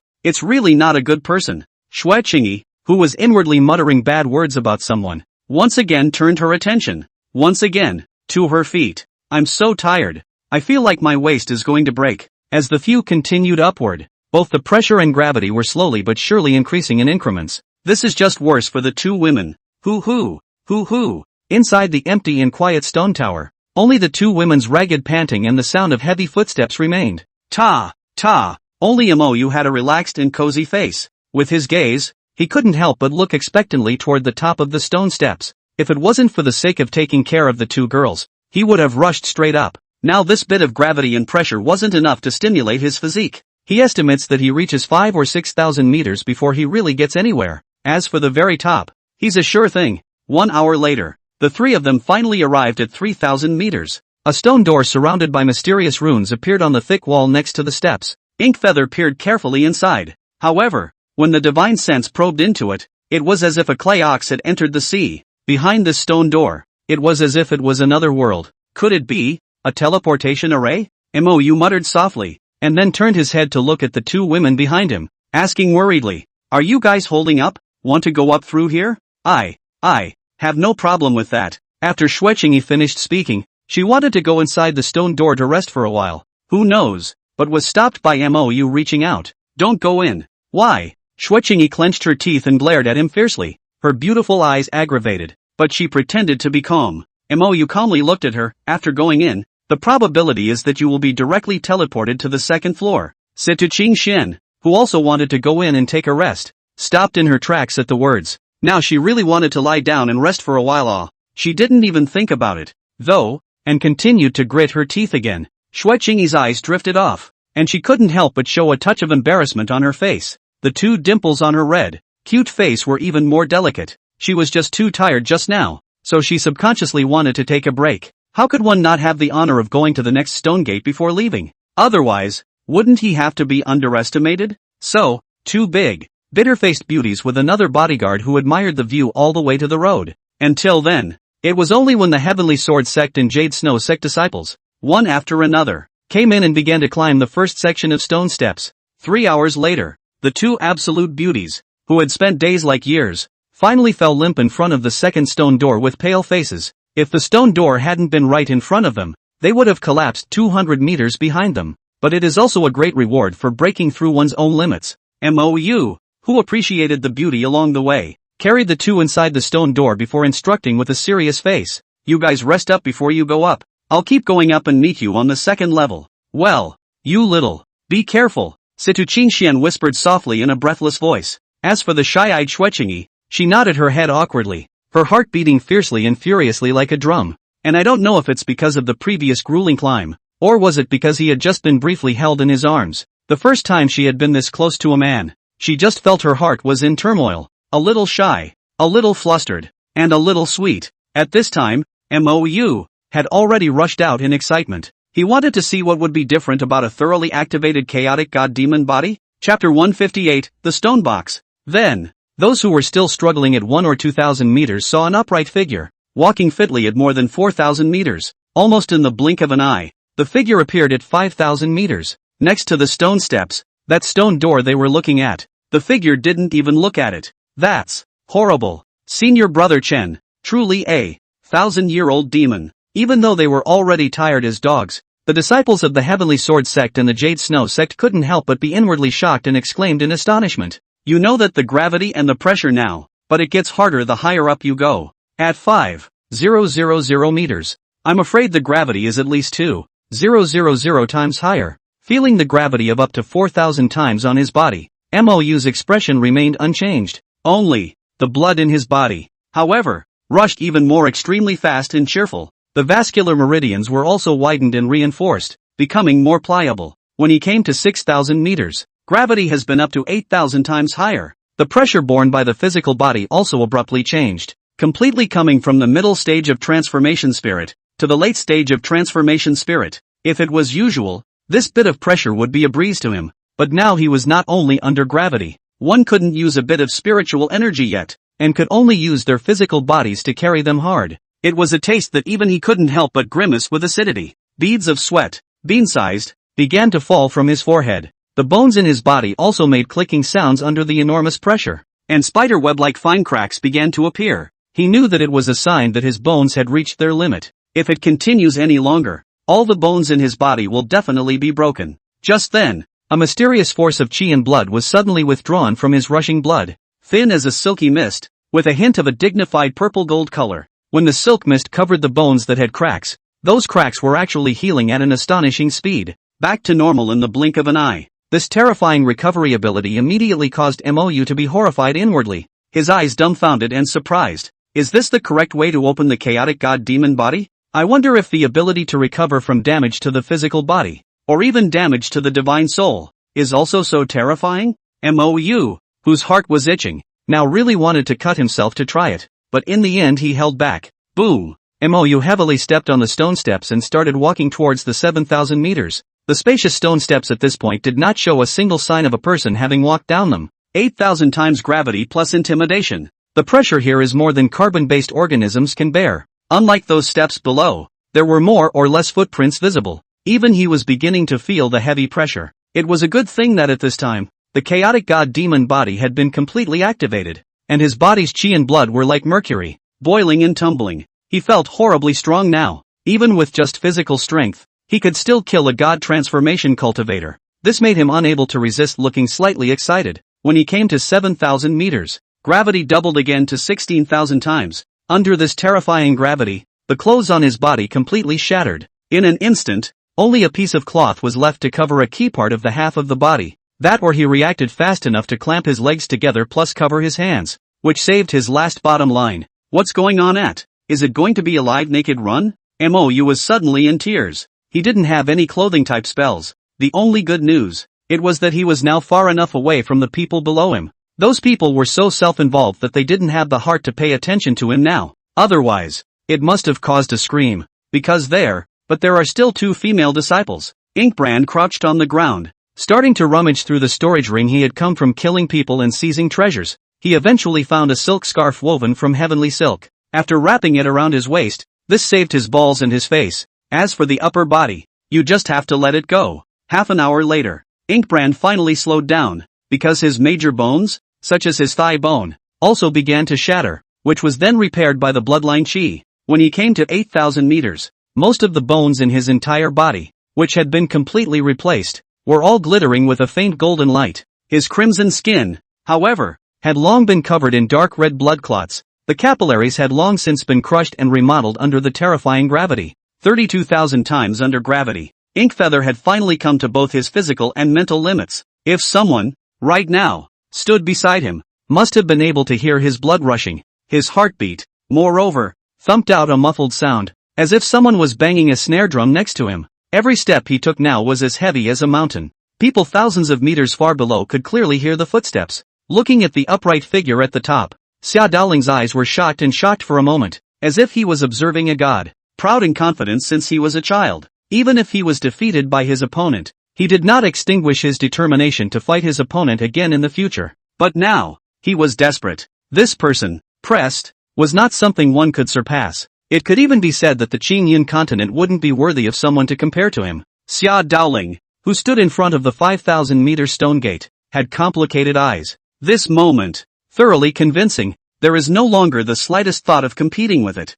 For 1,000 times gravity would be his limit. The man, on the other hand, went to 8,000 meters. And how many times is that? He wasn't sure, but it was definitely over 10,000. As for those cultivators who finally stepped into the 3,000 meters, as well as some who couldn't go up even 3,000 meters and retreated back the same way, the same eyes were horrified. They couldn't imagine how terrifying an 8,000-meter height really was though. But comparing only himself and then comparing Xia Daoling, he could probably feel that intensity. Absolutely hellish level. Phew, so damn tired. Inkfeather, who had his hands on his knees, panted heavily, his cheeks flushed. At this point in his life, it only became difficult to move my legs, and the air sucked into my chest seemed like a burning fire. The body is as heavy as a mountain, yet it seems to collapse at the slightest breeze, but his eyes were dead set on the very top. That's where he's going. Although the current him had already broken his own limits twice, but he doesn't think that this is the end of himself. Having the chaotic god demon body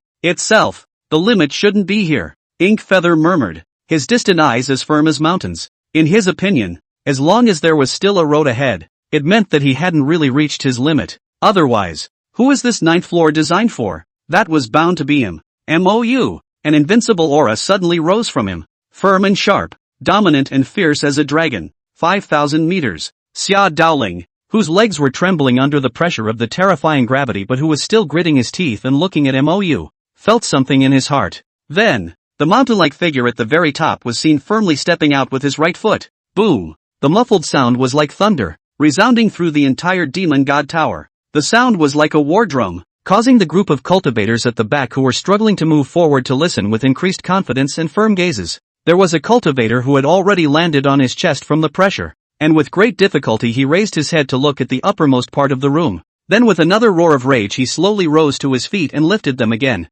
Boom! Mou's eyes were numb, and he wondered how many steps he had taken. All he knew was that it was getting harder and harder to lift his legs. 64,000 times the gravity. It made his legs, as if they were each hanging from a large mountain. Each step required exhausting his entire body's potential and struggling for as long as a century. 2 hours later, Xia Daoling, who had been trying to stick around to see if Mou could make it to the top, had long since been unable to top out and went inside the stone door to rest. As many as half of the people who couldn't even last 3,000 meters. It also retreated beyond the stone tower. So, the entire stone tower was empty at the moment except for Mou. 20 steps. 9 steps. Inkfeather inwardly counted numbly and silently, the blood on his lips never drying before he took another step. 3 steps. 2 steps. Boom! The moment Mou reached the very top of the first floor, a momentary flash of light. A 3-foot square stone box appeared out of nowhere in front of the stone door. Chapter 159, Why are you stripping yourself naked? The moment that stone box popped out, the entire stone tower unexpectedly shook slightly, so slight as to be imperceptible. However, beyond the perception of the crowd, the 9th floor of the stone tower, which was almost connected to the sky, suddenly flashed with a mysterious bright light, but in an instant it went out again, and at this moment, Mou's entire body was in a state of bewilderment, oblivious to it all. Without the mountainous pressure, the tense body and spirit suddenly relaxed, instead falling straight to the ground. He just felt like his whole body was deflated. It was a good thing that the confinement in the realm was lifted with it, and the aching, fatigue-inducing feeling instantly disappeared. At this moment, Mou's body was like a sponge that had been squeezed dry and then suddenly put into the water. The aura in the heavens and earth was like a tornado madly surging into his body, only it wasn't sinking into the Dantian Sea. Instead, it was absorbed by his river of rushing blood. A faint purple gold-colored silk mist continuously rose from the rivers of blood. It was eventually absorbed by the bones and flesh of his body again. Every cell and particle in his body is undergoing subtle and miraculous changes. Until 2 hours later, the aura tornado only gradually stopped. However, the phenomenon of the aura entering the body still did not disappear. His body, it was as if it had an autonomous consciousness. In uninterrupted cultivation and absorption, it then nourished his flesh and bones. Only then did Mou open his eyes with a look of shocked amazement. It seems that this is the ultimate mode of the chaotic god demon body. But he didn't have the time to keep working on that now. The ascent to the top of the stone steps took several times longer than he had expected. I'm afraid Qin Xian and the others are waiting impatiently. Still have to grab it up there to get it. Thinking of this, he hurriedly got up and came to that stone box. After opening it, it was found to be a 2-foot-long snow-white animal horn inscribed with countless tiny words.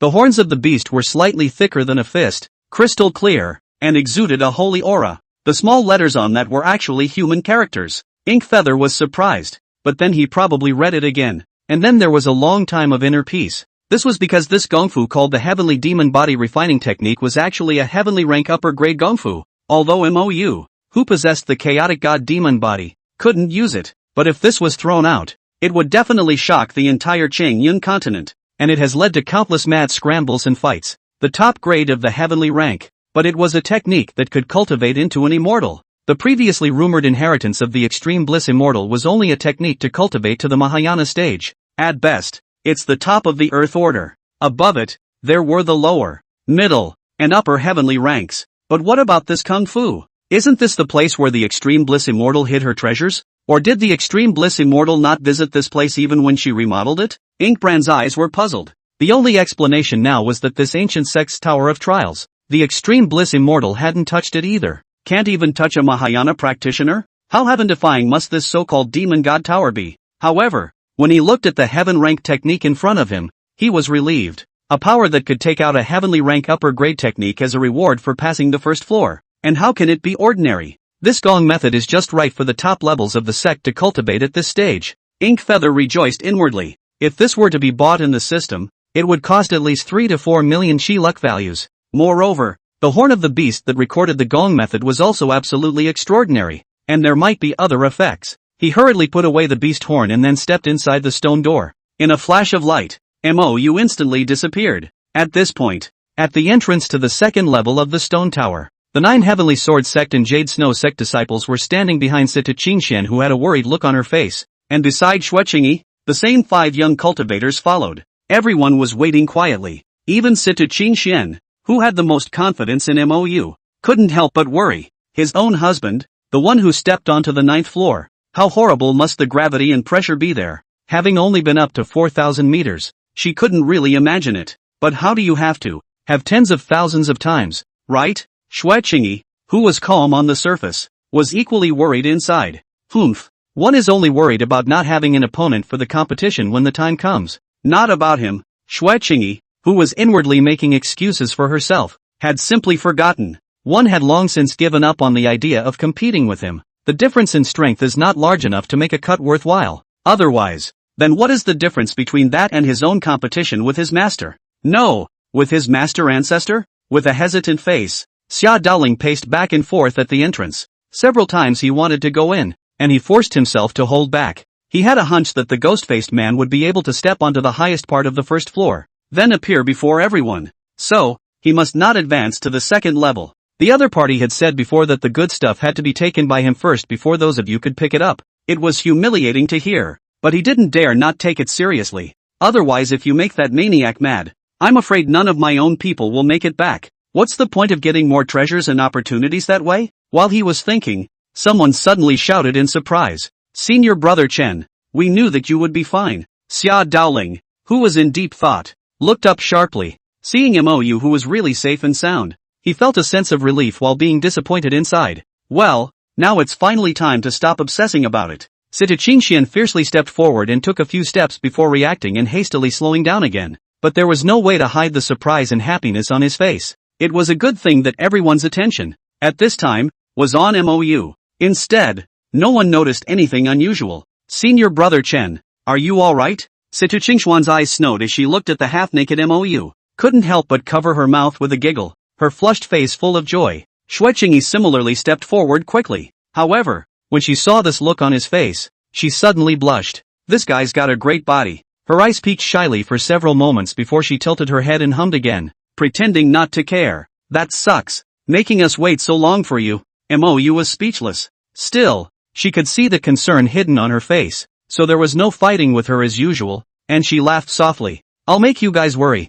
I'll pay attention next time." "Who is worried about you?" Xue Qingyi's cheek suddenly reddened, and after a low mutter, she hurriedly hid behind Sita Qingxian. Then he gently pushed Sita Qingxian out again and covered up. "Qingxian's sister is the one who is worried about you. And, what are you stripping yourself naked for?" Saying this, she gave MOU another sheepish glare and hummed delicately. "That ugly body has the nerve to be naked." Her voice dropped another quiet octave when she thought about how she had all just peeked in several times. But the face was unflinching. Sita Qingxian instantly wanted to laugh at the sound of it, but managed to hide it. Her husband's body was the best in the whole world in her eyes. Inkbrand reacted then. Hurriedly, from the spatial ring, he took out a set of clothes to change into. Looking at MOU who was flirting with 2 stunning beauties, Xia Daoling, despite his inner jealousy and displeasure, but not daring to rush it in the least. It wasn't until MOU finished chatting with the beauty that he politely stepped forward and awkwardly said, "Fellow Daoist Chen, why don't we just go in together this time? It's all a place of trials down here, and there doesn't seem to be any treasures." Afraid that MOU would misunderstand, he hastily added, "If there are treasures, Mr. Xia will definitely keep his promise and never fight for them." Looking at MOU who nodded slightly, Xia Daoling was inwardly stifled and helpless. It's not that he doesn't want to grab it, but it's not strong enough. He wouldn't dare. The northern region's #1 heavenly pride, in front of MOU completely lost his temper, and was as good as a newlywed daughter-in-law. Inkfeather ignored him and led the crowd into the second floor tower with big steps. Chapter 160, A Willow Leaf. Just got in. The scene in front of the crowd then suddenly changed. The people who were traveling with him have all disappeared. Before they could see their surroundings clearly, a golden eagle that was one small realm higher than them pounced over ferociously. It was a good thing that MOU had been informed of all these circumstances before he came in. People didn't panic much. These golden eagles were not physical objects. They should be some kind of magical formation illusion, and could not be killed at all. Even if it was smashed into pieces, it would still instantly regroup. Their attacks, however, were solid, and all people can do is try to hold on as long as they can. As long as you can hold out for more than an hour. you will be considered to have passed. At this point, it was the time to test whether everyone's aura was pure and strong enough. To put it bluntly, the test is everyone's foundation and talent. When Mou continuously casually slapped the golden eagle in front of him, but still no other abnormalities appeared, and he lost interest. It seems that this second level is not the same as the first. No reward for even the sickest performance. So, he began to test out his chaotic god demon body. Without doing any resistance, he directly allowed the golden eagle to attack him, purely hard with the flesh. And then you see, the sharp beak of the carved claws that seemed to be able to tear through the hardest gold essence couldn't even leave a white mark on his body when it scratched him. It's like a plastic toy sculpture, grasping an iron plate and playing. 1 hour later, Ink Feather slapped the transformation going gold eagle in front of him into pieces. Then with a flash of light, the entire person had appeared on the third floor. At the same time, there were also Situ Qingxian and the others, but the numbers are down by a large margin. Aside from Situ Qingxian, there were only 2 disciples left in the Heavenly Sword Sect. The Jade Snow Sect also had 2 people, one of whom was none other than Jin Feng, who could be said to have suffered heavy deaths and injuries. Behind Xueqingyi, there were 4 more instead. At Xia Daoling's place, there were also 5 more people, plus Wang Tang from the Kanglan Sect, and Zhou Jiqing. There were also 4 swarms of Tong Tian Dao Pavilion disciples. There were only 22 left in all, and there were 91 people when they came in. Although the first level didn't kill anyone, those who weren't sure of passing the level ended up with 8 people retreating outside the tower. But when the second level went in, there were still more than 30 people, yet only 22 came out. Although this is a place of trial, it is a trial of life and death. Passing the second level, however, was touching the edge of where they could get their rewards. The third level, the test of the heart. Even if you can't pass, there's no danger, but if you pass, you will definitely be rewarded. It's just that the rewards are kind of random. Perhaps, it also has to do with the performance of each. When the Tsonglan Sect's Earth rank technique was first obtained from the third layer. As for what the fourth level is, and what dangers it holds, even Wang Tong of the Tsonglan Sect didn't know anymore. Mou naturally wasn't sure, but his goal was the 9th floor. He had a feeling there might be a huge surprise there. He didn't say much, leading the crowd, who looked sad and expectant. He stepped into the 3rd floor. The moment the crowd stepped into the tower, the underground stone slabs instantly turned into ink halos, and the companions around them disappeared once again. Inkbrand couldn't help but look up in shock. I only saw the stars in the sky hanging high in the sky, and a huge and boundless branch of the ancient willow tree was dropping from the river of stars, dancing in a mysterious way. Countless ferocious cultivators suddenly leapt down violently from the branches, then rushed into a majestic old mansion. Immediately afterward, the sounds of killing, crying, and screaming came from the old mansion at great speed. Moments later, the old mansion was reduced to a sea of fire. A child of 7 or 8 years old, standing at a distance crying at the top of his lungs. Snap! A soft thud. In an ancient hall in the central state of the Qingyun continent, an old white-haired Taoist priest with an immortal style and deep eyes, suddenly without warning, he spat out blood from his mouth and his eyes changed greatly in shock. The hair that was already as white as silver silk unexpectedly fell out by the roots and fluttered to the ground with the wind. In an instant, he turned into a bald old man. His face, on the other hand, was rapidly aging at a speed visible to the naked eye. In the blink of an eye it became high cheekbones, drooping skin, and the whole face was as pale as the bark of a 10,000-year-old tree. But the old man was blind to the changes in himself. The eyes were just dead set on a small alabaster turtle shell on the ground. Only, the turtle shell, which looked unusually sturdy, unexpectedly cracked into 2 halves. On the cracked turtle shells, a line of small words each emerged. Ancient willow descends to the heavens and earth, and Song Min appears as a dragon scale. 13 counts of Xian Gui, holding a thread of spring in unison. The old Taoist priest looked at the 4 small lines of the poem with shocked eyes. The entire person seemed to be in a state of madness, muttering non-stop. Ancient willow? Dragon scales? Is this a reference to a certain treasure? Or some kind of heaven and earth phenomenon? After a long time, still inconclusive, he turned his attention to 2 other small lines. Xian Gui? Xian is the spirit of the Kuan, and Gui is the movement of the Qian, and when the 2 are combined, the Qian acts and the Kuan hides. 13. The trigrams should be the same person. The fire of heaven is the same person. Away from the bottom of the dry up. The woman is Een but carries a prairie fire, which is exactly in line with the prophecy of the Een pole giving birth to the young. Does this refer to the woman named Xian Gui? Or does it refer to the 13 women? The old Taoist priest's face grew grave as he looked at another line. Qi embraces a line of spring? Spring is a general term used to refer to the vitality of the earth and the revival of all things.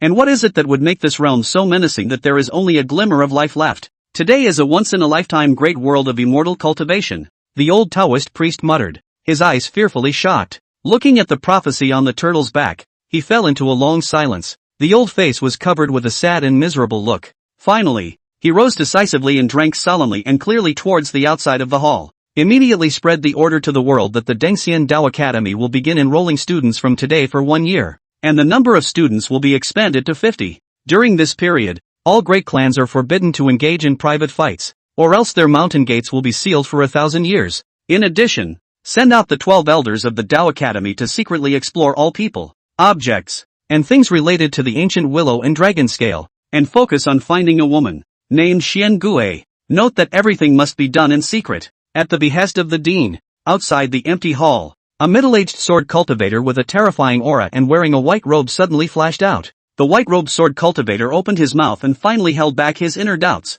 and then with a leap, he flew towards the bottom of the cloudy peak at great speed and disappeared in the twinkling of an eye. The old Taoist priest was still sitting in the great hall, muttering under his breath. The only battle between man and demon 100,000 years ago had left the human race's life hanging in the balance. Could it be that the scene from that year is about to repeat itself again? But the demon race has long been forced to the corner of the charmed continent. Could it be that the demon world is going to resend the great demons and counterattack the green underworld once again? The roaring flames suddenly transformed into a blue sword, approaching towards the difficult-to-move MOU. The ferocious aura overflowed crazily. At the same time, an angry voice exploded violently from his heart. Back then, if you had this level of cultivation, why would you let your parents and sisters, uncles and uncles die horribly? You are the biggest sinner.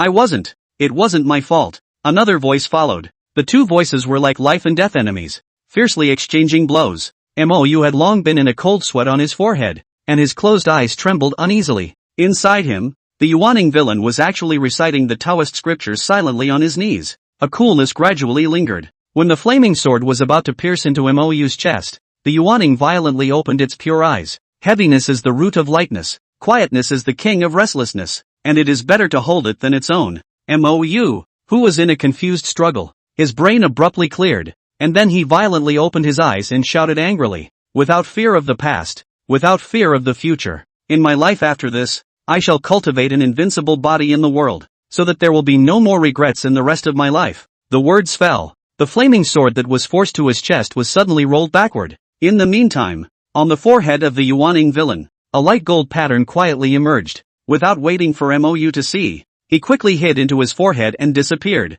The original lifelike Yuaning villain. At this moment, even more a trace of transcendent holiness and spirituality. Thinking of the words that Yuaning, just now, had exploded in his mind, MOU was even more horrified inside. The Yuaning villain can actually talk? It was just too much beyond his knowledge. Looking at the entire Green Cloud continent, one had never heard of such a thing. However, when he communicated with the Yuaning again, the other party was unresponsive. Just then, a willow leaf as green as jasper. Suddenly, from the dancing willow branches above, they drifted down, and then it fell silently into his hands. Chapter 161. The sister who wants to help MOU cover the wind and rain. That willow leaf looked like an ordinary leaf. However, it exuded a profound and mysterious aura of the great Tao. With that rich and sacred Tao rhythm, even an ordinary person could sense that this thing was definitely extraordinary. And MOU, who was a cultivator, was even more clear that the value of this leaf was definitely far more than a sacred artifact, though he didn't know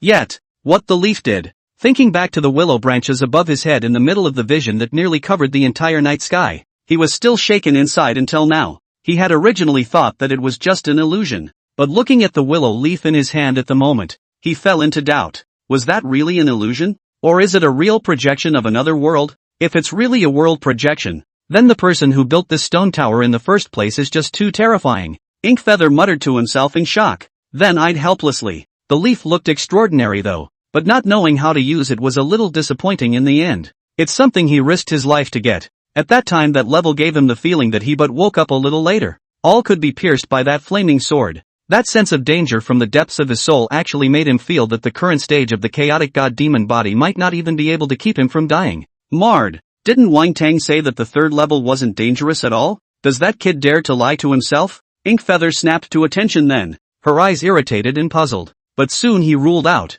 the possibility of the other party lying to him. Otherwise, having made the great Dao vow. The other party had probably already been punished by the heavenly Dao. Before he could figure it out, there was a flash of light and he had already disappeared into the third floor. Disappeared together. There was also the huge mysterious willow branch overhead, and the stars in the sky. Opening his eyes again, Mou had already arrived at the entrance to the fourth floor. See the writing on the stone tablet at the entrance. Only then did Mou understand why the Tsanglan sect's people had only ever entered the third floor. This fourth floor, either you don't dare to enter, either that or they're all dead inside. The official life and death trial place. No one may enter unless they are a true genius. Be careful. It's just a few words, but the deterrent is beyond imagination. Feeling like those 3 layers before were still just a warm-up? And those who have passed the 3 levels of assessment are not necessarily true geniuses in the eyes of the designer? That's a bit too high a standard. But because of this, Mou was instead more expectant inside. This means that the rewards for each level going forward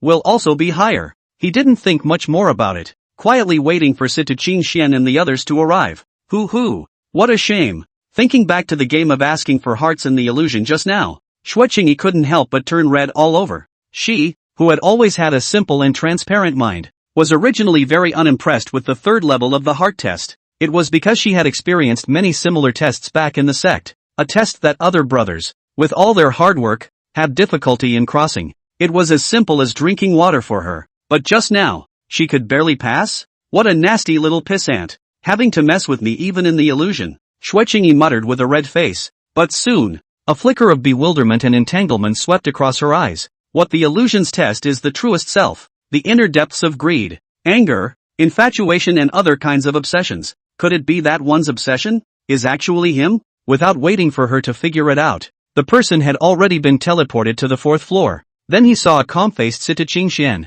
standing playfully beside that petty cheapskate. Seeing Mou, Xueqingyi's cheeks reddened again for no reason. Then he hurriedly pulled on Situqing Xuan's hand in a disguised manner. His eyes averted. Qing Xian's sister, in your illusionary realm.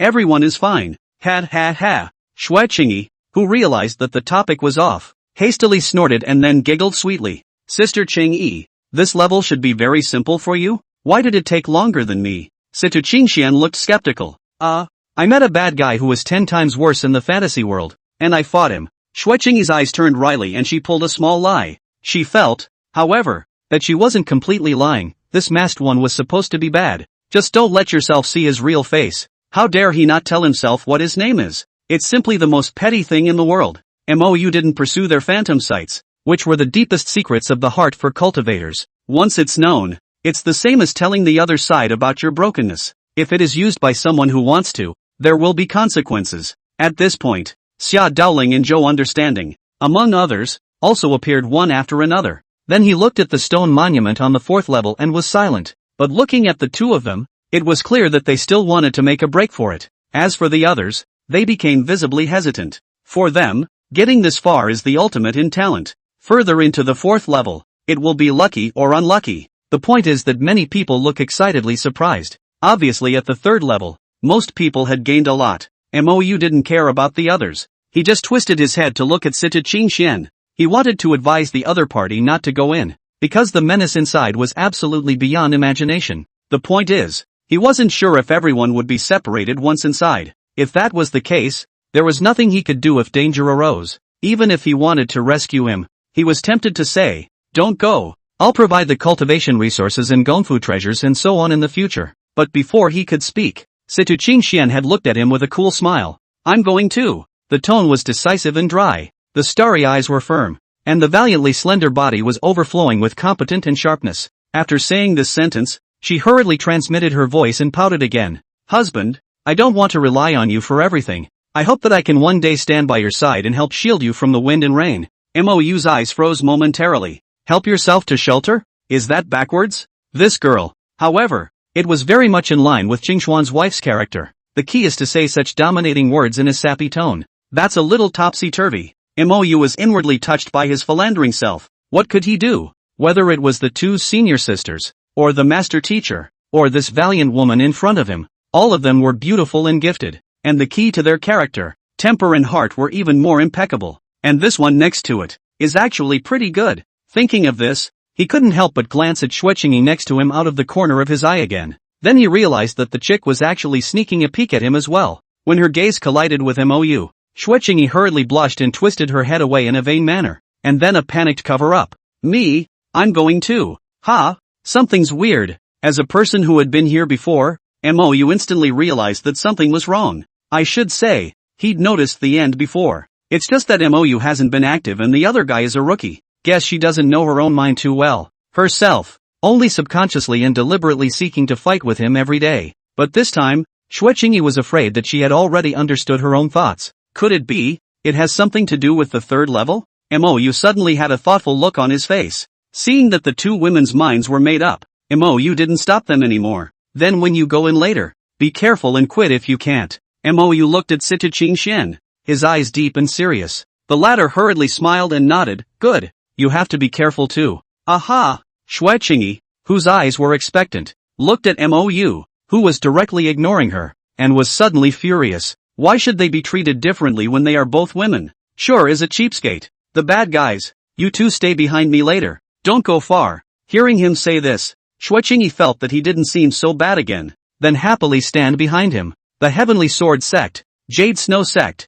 including the disciples of the Ling Shao Sword Sect, all stopped there. Mou brought the two women and carefully stepped into the fourth floor tower. Xia Daoling and Zhou understanding, as well as a few unwilling disciples from other clans, followed closely behind. Chapter 162, Chaotic Ancient Path? All be careful. Mou gave a serious command and took the lead in stepping into it. As soon as he stepped into the fourth floor of the stone tower, the surrounding scenery changed once again. The crowd actually appeared in a vast and boundless bright starry sky. In front of everyone, there were 8 desolate ancient paths of different colors. The ancient road seemed to have no end, winding all the way to the distant pitch-black void. The atmosphere was vicissitude and ancient. Inkfeather was shocked and torn. If he guessed correctly, 5 of the smaller ancient paths, the counterpart should be the 5 elements of gold, wood, water, fire and earth. That one black and one white is representative of the 2 paths of yin and yang. As for the widest grayish avenue, it was most likely an imitation of the legendary Chaos Avenue. It's no problem for him to go either way,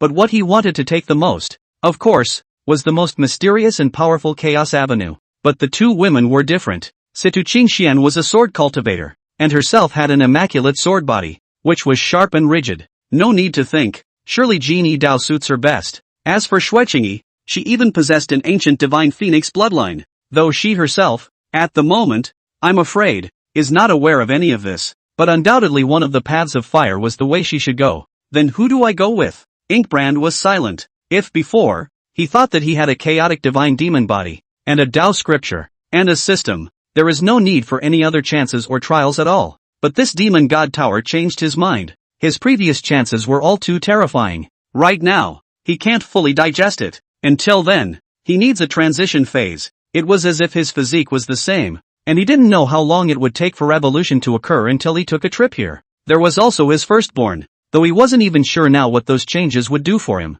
but definitely great. So, he really wanted to walk the Chaos Avenue alone. However, he was relieved that he couldn't let go of his 2 daughters. This would be too unprofitable if they were to hitch up the 2 of them just to get a little bit of chance. Seeing that he didn't say anything, Xueqingyi thought that he was struggling with who to protect, so she crisply said without thinking, "You don't have to get entangled. My realm is a bit higher than Sister Qingshuan's. I can go all the way alone." Situ Qingxian also looked at Mou seriously and firmly said, "I have a husband, a mount, senior brother's sword fetus. It will be fine. You can choose the avenue that suits you best to walk on, and then we'll meet on the 5th floor." Looking at the still uneasy Mou, she added seriously, "As a sword cultivator, I can't rely on others for shelter forever. I can take care of myself. Otherwise, when will I be able to stand by your side and shield you from the wind and rain?" Situ Qingxian inwardly added another darkly domineering sentence. She never thought that it was only a man's job to protect the people he liked. Women, just as well.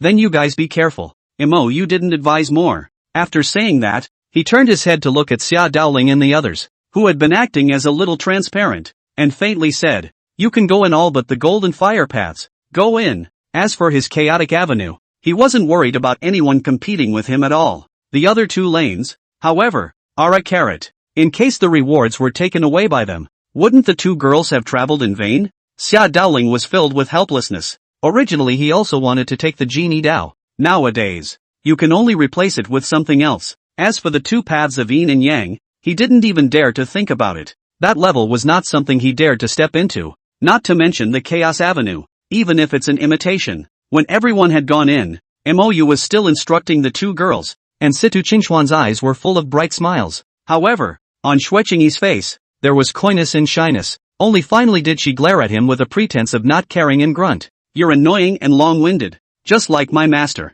I'm leaving, Sister Qingxian. Take care, and you, be careful too." Xueqingyi finished with a red face and turned around to run towards the Fire One path. Blink and disappear. Seeing that she had finally left, Situ Qingxian had a heartfelt look towards MOU, her delicate red lips tightly biting, her cheeks slightly red. At this moment, MOU, also without saying anything, hugged the other party and kissed him fiercely. All the way here, there was no chance to make out even a little bit. It's so hard to hold back. Ryoko, lip split. Situ Qingxian had already been a delicate Microsoft, her eyes as hazy as water as she relied on MOU's arms. Another moment passed. It was only then that she gently pushed MOU away, striding decisively towards the front with a bright and confident smile. "Husband, we'll meet you at the 5th floor. Take care." The straight and slender figure quickly disappeared on Genie Road. MOU watched the beautiful person leave before he gathered his emotions and turned towards the most spacious Chaos Ancient Road. He had just stepped into it when the scene in front of him suddenly changed drastically.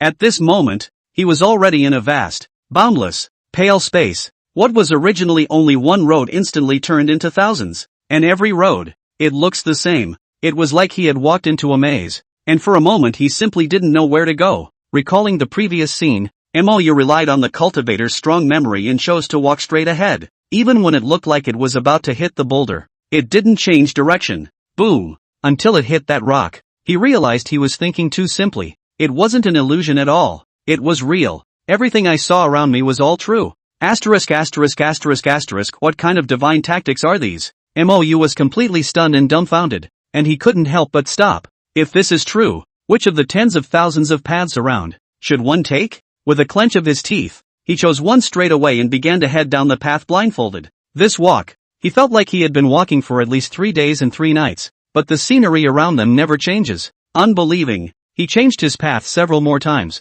but the result was the same. In the end he tried dozens of other things, all to no avail. At this point, he had to stop and then meditate on his knees. The mind gradually empties and soon disappears into the realm of emptiness. Since this place mimics the chaotic avenue, the laws are naturally all similar. What is chaos? Something is mixed into being, born before heaven and earth. It is chaos, and chaos is the beginning of the Tao. The Tao begets 1, 1 begets 2, 2 begets 3, and 3 begets all things. Inkbrand's mind spun extremely fast and he muttered under his breath. Could it be that the thousands of great avenues around here were all created by that initial chaotic great Tao? But isn't that an imitation of the Chaos Avenue? Could it be that in here, it actually does contain a trace of chaotic true intent? MOU was instantly shocked by this thought of his, and broke out into a cold sweat. Then the eyes opened wide, and the whole man retreated from his state of contemplation. If that is really the case, then one is absolutely finished. This kind of sense of the great Tao, which is what a small yuaning cultivator like himself can comprehend and understand. Not to mention him, even if a spirit transformation, or even a return to void stage cultivator came, one has to be helpless in the face of such esoteric questions. Normally, a cultivator only steps into the harmonization stage where the body and the Tao merge. Only then were they qualified enough to begin to realize the many great paths of the universe. As for the chaotic avenue, even a transitional cultivator was not qualified. This is the beginning of the 3,000 paths. Even if he had the Tao scripture, his understanding of the great Tao of heaven and earth was beyond normal. At the moment, it was similarly double-visioned. It's just too much beyond capacity. It's like an elementary school student who was considered a genius for being able to do middle school problems. Even if you take a high school question, it's not too far off the mark. But now, you're going straight to a PhD research project. Who's the genius that can handle that? Careless, this life and death trial is just too variable. No, since it's a trial, it can't be this perverted. And the difference in difficulty between this and the previous levels is just too much. MOU's eyes suddenly lit up, the fire of hope burning within. One must have missed something by mistake. Chapter 163, what does this guy want? But Inkbrand didn't continue to barge in like before. Instead, he sank his heart and began to comprehend the Tao scriptures. In addition to a general outline, the Taoist scripture also details the commentary into 15 substages according to realms. As for MOU nowadays, he had only enlisted in the 5th stage. The counterpart is none other than the chapter of Transfiguration. However, right now, MOU did not continue to participate in the God transformation chapter. Rather, it's about comprehending the general outline. He certainly didn't dare to hope that he would be able to penetrate the way of chaos in one fell swoop. But the ancient path under his feet was certainly not even a fraction of the real Chaos Avenue. As time passed, MOU gradually entered the ethereal realm, and at his dantian, the pink and jade carved Yuaning little man was similarly sitting with his knees crossed and eyes closed. The small body is overflowing with the sacredness of the precious and solemn, and on its forehead, a faint golden divine pattern also emerged. The divine pattern was complex and mysterious, as if it was the supreme principle of heaven and earth. Only this divine pattern was still very incomplete, or rather, not fully awakened. A closer look reveals that it has a total of 108 strokes, yet only 7 strokes turned a light gold color. For the other strokes, there are only shallow white marks. It's like a primer in a painting, waiting to be perfected by the artist. At the same time as the divine pattern appeared on MOU's body, a touch of a subtle and extreme flavor of the great Tao likewise surfaced. It's like an immortal in the mortal world. In this moment, it was as if his mind suddenly opened up. A lot of things that I couldn't figure out in the past are now clearing up. The supreme yang hides the yin. The supreme yin contains the yang. And chaos is the true Tai Chi. Disorder is chaos. And that law by which all things operate is also chaos. In that case, these seemingly chaotic millions of paths must also have laws in them that they don't know about.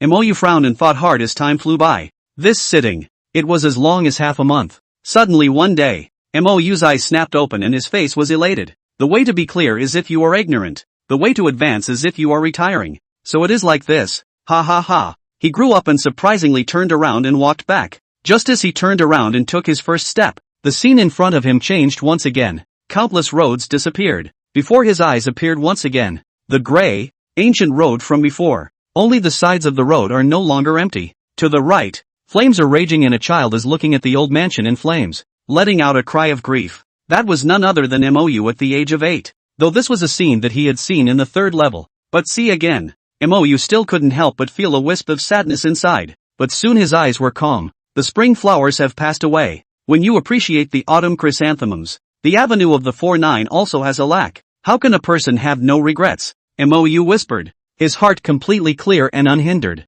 Then he craned his head back to the left side of the road. Instead, more than a dozen stunning beauties appeared there. There was Master Lu Yuyen, Senior Sister Lu Ruyu, Su Shiro, and Situ Qingxian and Shuiqingi. Further back, he also saw 8 equally magnificent beauties, 2 of which resembled Yi Qingxian. Only, not in keeping with the style of this beautiful picture. All of these people had ice-cold expressions and cold eyes, just like emotionless puppets. At the forefront of the crowd, a white-clothed goddess with a hazy face was holding a golden wooden sword in her hand as she walked towards him with a smile. Long purple hair hanging down like a waterfall, icy muscles and jade bones, dignified and majestic temperament, holy as an immortal empress. It was as if even one more glance at her would be a blasphemy to her. Between his hands and feet, he was full of moving Taoist rhythms, giving people a sense of perfection that was subtle and almost Taoist. It was as if her every move was the most perfect law in the world. This moment, MOU actually had the urge to bow down to her. Rightfully so,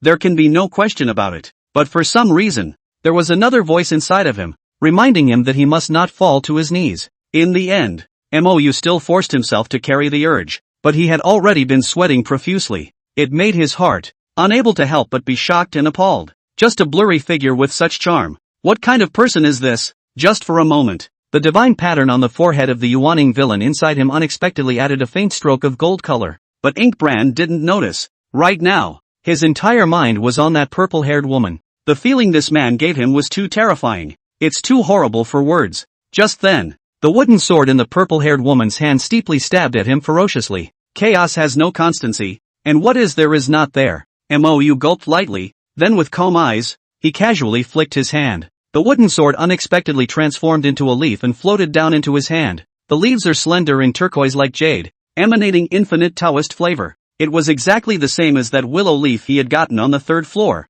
Right this minute, the 9th floor of the stone tower once again lit up with a flash of light. But all of this was not clear to Inkbrand. He carefully tucked the willow leaf away, and inwardly fell into deep thought. Everything he encountered after entering the stone tower was just too much beyond his knowledge. But he didn't linger. As he pondered, he continued to stride toward the front. The grayish avenues were constantly crumbling under his feet. But at this time, MOU, stepping on it is like walking on the ground. 6 days later, Mo finally finished walking the entire Chaos Ancient Road. This level. It took him almost a month. When he took the last step, his entire body appeared on the 5th floor. All those who saw him were frozen. The reason people were gawking wasn't just because he actually got through without a hitch. Even more so because he gave everyone a vastly different feeling than before. The temperament is ethereal and transcendent like an immortal. Even with the mask on, one could still feel his extraordinary nature. It seems that his gains at this level are definitely beyond his imagination. Xia Daoling looked at Mou with a complicated gaze, feeling emotion inside. The only ones who had broken in with them were him and Zhou No who had come out. The harvest is huge. Because of this, he was able to roughly guess that Mou's harvest must be beyond his imagination. That's the way of chaos. Zhou, understanding, who was standing beside him, was a happy man. To be able to work with this kind of demon, turning the enemy into a master, may also be a kind of luck for oneself. Like Xia Daoling next to him, although his talent was even better than his own, but he had a premonition that the other party's future path might not be as long as his own. If this continues, it might even end up like Xinxi and the others. You're finally out. Situ Qingxuan's eyes were surprised as she looked at Mou. With a smile of relief on her face, her beauty was stirring. Xue Qingyi's adorable face was similarly filled with delight. Her small dimples adorable and charming. All the while there was a big quiet sigh of relief inside. For the past half a month, she and sister Qingxian had been worried sick. With all their talent they were out. But that guy didn't do anything. How can one not be worried? But now that she'd seen someone, her face was trying hard to put on a cloudy, calm demeanor, to show that he wasn't worried about him at all.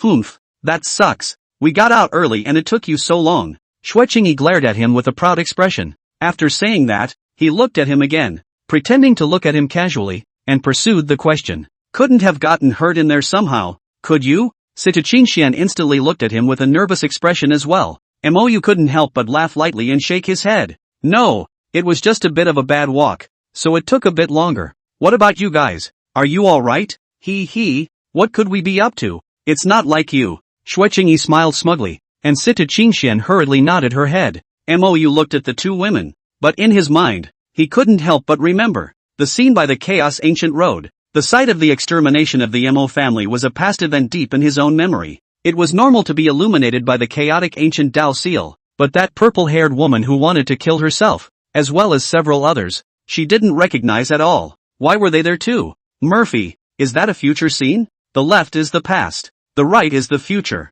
and the chaos path is the present? Mou's worried gaze gradually became firm and confident. Even if that is the future, I must change it. After coming out of the chaos ancient path, the golden divine lines on the forehead of the Yuaning inside him already had 10. He had a hunch. When it turns completely gold, it's sure to surprise itself greatly. Plus the chaotic divine demon body, the Tao scriptures, and the system. If that doesn't change destiny, there's no way in hell. He didn't think any more about it. Taking the hands of the two women, he took a big step towards the 5th floor of the tower. Xue Qingyi's small mouth was suddenly slightly open, her beautiful eyes filled with dismay and shyness. What is this guy trying to do? Chapter 164, Little Primrose is going to start eating? At this moment, Mou's Taoist heart was transparent and he acted without any more worries. He didn't know what was going on with the future foretold in that chaotic ancient path, though, yet it was not difficult to guess that Xue Qingyi and himself must also have a deep entanglement, and in his own mind, the girl was to be taken. In that case, what's the holdup? It's natural to strike when it's time to strike. Regarding this scene, Situ Qingxian only snickered at the corner of her mouth, as if she hadn't realized it. Back in the first meeting in Showdown with Mou, the other party had made it clear that she wouldn't be the only one, and within her, she really didn't care. Those who cultivate the way should be free to follow their hearts and not be bound by form. As long as he was true to himself and he didn't feel suffocated and uncomfortable, it was enough. As for how many people he likes at the same time, that's his business, as long as he doesn't bring back any cats or dogs. Otherwise, she would have turned around and knocked the woman out without hesitation. So, she had no problem at all with her husband finding a woman like Sister Qingyi. On the contrary, inwardly agreeable. In that case, in case husband finds some fox charm back later, she can fight more than one of her own, can't she? Looking at Situ Qingxian, whose face was calm, Xue Qingyi, however, had confused eyes. What's going on here? Why doesn't Qingxian object? Isn't she the one who's in love with Mou? Her dark eyes widened at the thought of some possibility and her mouth opened slightly. Then reaching out and pointing at Mou, he stammered, I know la, you are, Inkfeather? Mou, who had already made a decision inwardly, did not hide it anymore and smiled. Not bad. It's me. At this moment, Xia Daoling and Zhou Understanding, who were following the few people, were also shocked and confused. The ghost-faced man is actually MOU? It's a shocking secret. But how? Wasn't MOU's foundation destroyed? And he's only 300 years old. But when the ghost-faced man was competing, the bone age test was clearly 400 years old. How could he know that it was the effect of the heaven-stealing talisman? At this moment, the two Xia Dailings only felt their brains buzzing. If someone else had said that, they would have scoffed. But now it was the Ghostface himself who admitted it. How can this be fake? A 300-year-old late-stage Yuaning cultivator, who was also said to be in seclusion for 100 years due to injuries, could harden against a transformation god as soon as he came out of seclusion. When he went up the mountain, he even chopped down the flying birds of the spirit transformation realm as if they were drinking water. Is this still human? Zhou Understanding was similarly horrified, but he didn't have the guts to pursue it, despite being full of doubts. Xia Daoling couldn't hold back any longer, confirming with Judas' disbelief. Your Excellency is really MOU? MOU glanced at him faintly, but did not answer. Xia Daoling instantly misunderstood and hurriedly said, please rest assured, fellow Daoist MO, this secret will never be leaked by Mr. Xia. He acquiesced. He really is MOU. Zhou Understanding also hastily nodded. Me too. Whether it was Xia Daoling or Zhou Jiqing, both of them were high-minded and proud. In addition to not being as good as the ink feather in front of him, confident that the talent is not inferior to any heavenly pride, especially Xia Daoling. Even Xueqingyi and Western Region Junlingji were not enough to convince him. So after the two of them had agonized over it, they decided to continue to follow in and break in. Seeing that they misunderstood,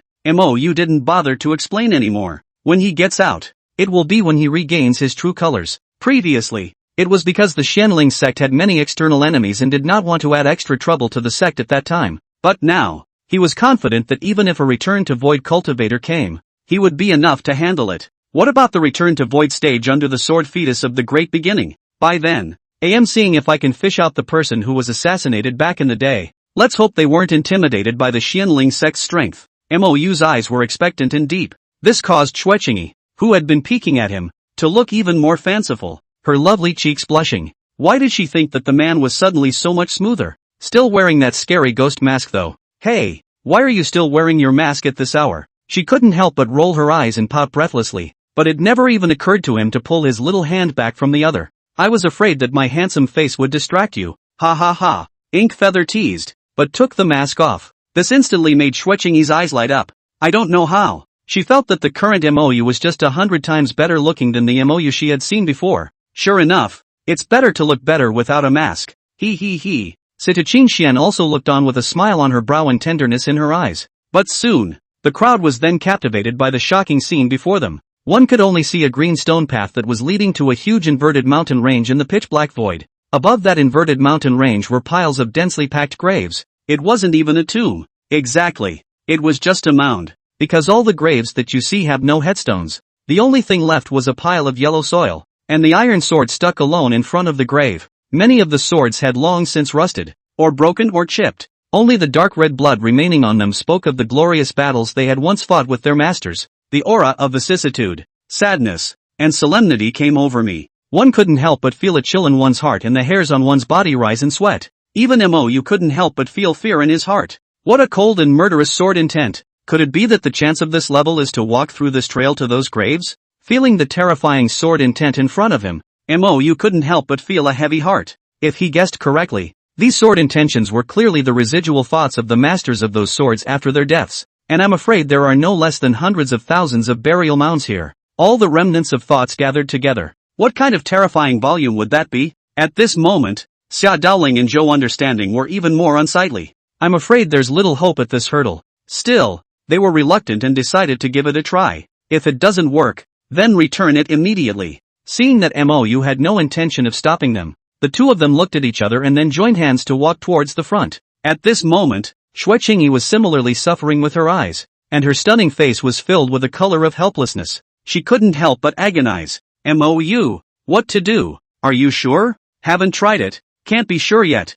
MOU shook his head gravely before turning his head to look at Sita Qingxian again. The latter was seen looking at the distance with astonishment on his face. I feel like those sword intentions are saluting me. After Sita Qingxian finished speaking, she couldn't help but close her eyes in pleasure. A sword intent that was pure to the extreme rose up from her body and became more and more intense and overpowering. It was like a supreme weapon about to be sheathed. Xue Qingyi had long since looked dumbfounded. This Qin Xian sister is too strong. Isn't she? She definitely had a mysterious physique related to the Tao of the sword in her. Mou was similarly shaken inwardly. The innate unsullied sword body is truly extraordinary. How could she directly make the terrifying sword intent of this place? Worship her? Just for a moment. Xia Daoling and Zhou Understanding, who had just gone forward to break through the barrier, had already retreated back with pale and ugly faces. His body was with densely packed sword marks. Blood dripped and his clothes were torn like rags. That sword intent. It was too terrifying. Just now, they had only traveled a mere 100 meters forward on that verdant path,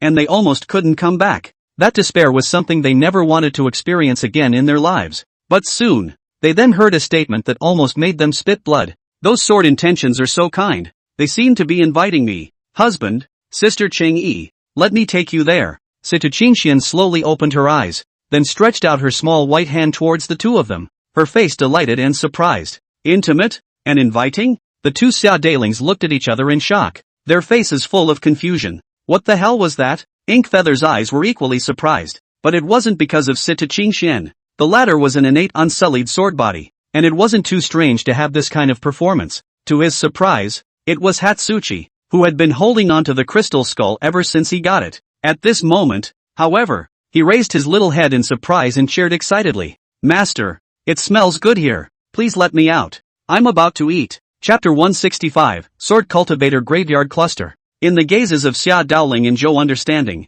who had seen a ghost, Situ Qingxian held one hand in front of the other, pulling Mou and Xue Qingyi towards that green stone path. Then, it kept going for hundreds of meters and remained unharmed. Now they were completely skeptical. To say that Mou was demonic, they could still accept it. But now that a random genius from the East Domain was so outrageous, it was a bit outrageous to the core. Mou didn't take out the Taichou sword tire for the time being. He wanted to see just how far Qingshuan's immaculate sword body could go. At this point they were already on the trail, having traveled no less than 10,000 meters. The sword intent that was so terrifying that it was almost substantial. Let the water flow, gently flowing past them. No aggressive behavior was done against them. Inkfeather felt it carefully. It was found that these sword intentions, when touching on Situ Qingxian, became even more gentle and flinty. It was the same feeling as it had been then when I first met him, until the trio stepped in front of the mound on the inverted hill. It was only then that Xue Qingyi came back to her senses from her previous apprehension. Start looking around carefully. The graves were still the same, but they gave her a much more peaceful feeling. The previous verdant path didn't seem far, but it was actually at least tens of thousands of meters, associated with earlier. Xia Daoling's two men didn't even last up to 100 meters before retreating back. But now, the three of them remained unharmed until the end of their walk. This made her inwardly unable to help but be even more horrified. Sister Qingxian, how on earth did you do that? Situ Qingxian blinked and casually said, I'm just saying to them in my mind that you're my friends and to not hurt you. I feel like they said yes and came over ya. Looking at her calm expression, Xue Qingyi was speechless for a while. He had no choice but to walk towards a mound, but he had just left Situ Qingxian less than 3 feet away. She then snapped inwardly and hastily retreated to the latter's side. At that very moment just now, she felt that if she continued to walk forward, the terrifying sword intent contained here would definitely tear her apart. It was as if only by staying by Situ Qingshuan's side would these sword intentions recognize her as a guest. Seeing her actions, Mou couldn't help but be surprised with his eyes. Xue Qingyi hurriedly warned solemnly, be careful, don't leave 3 feet away from Sister Qingshuan's side, or those sword intentions will still attack people. She couldn't help but feel a pang of fear as she recalled the palpitating sensation she felt at that moment just now. You guys? What kind of demons were tried out here in the first place? Surprisingly arranging such a terrifying level? Xue Qingyi muttered with a look of frustration. Mou had long thought about this and couldn't help but laugh bitterly. Perhaps levels 1 through 3 are for young geniuses to try out. From the 4th level onwards, even if a god of transformation, or even a return to void cultivator comes in, they won't necessarily be able to pass. That outrageous? Upon hearing his reply, the two women's faces changed drastically. They walked the 5 elements path. Though it's difficult to walk, but definitely not to this point. Then he said this, it would just have to be a judgment based on the ancient path of chaos he took. A return to void cultivator may not even be able to pass? That's scary? It was then that they realized that they had far underestimated the quality of Mou's barrier breaking. Inkbrand nodded slightly. Whether it was that level of the chaotic ancient path, or this level now, It's all beyond what only a young Day can endure. If he didn't have a heaven-defying technique like the Tao scripture, he would have definitely been trapped in the chaotic ancient path at the 4th level. As for this pass, if it wasn't for Qingxuan's physique that was close to the way of the sword, not to mention the young cultivators, even if a late-stage spirit transformation cultivator came, he would still not be able to pass the same way. A return to void cultivator might be able to give it a try. I don't know, could he pass this level by taking out the Taicho sword fetus himself? Mou's face began to look grave. He realized he had thought simply before. This was not at all a level for young geniuses, and I'm afraid that if you wanted to break through the 9 levels, it would be harder than climbing up to the sky. Don't think too much, break through one level at a time, and withdraw immediately when you realize it doesn't work, Mou instructed. Then he decisively pulled out the Taichu sword tire.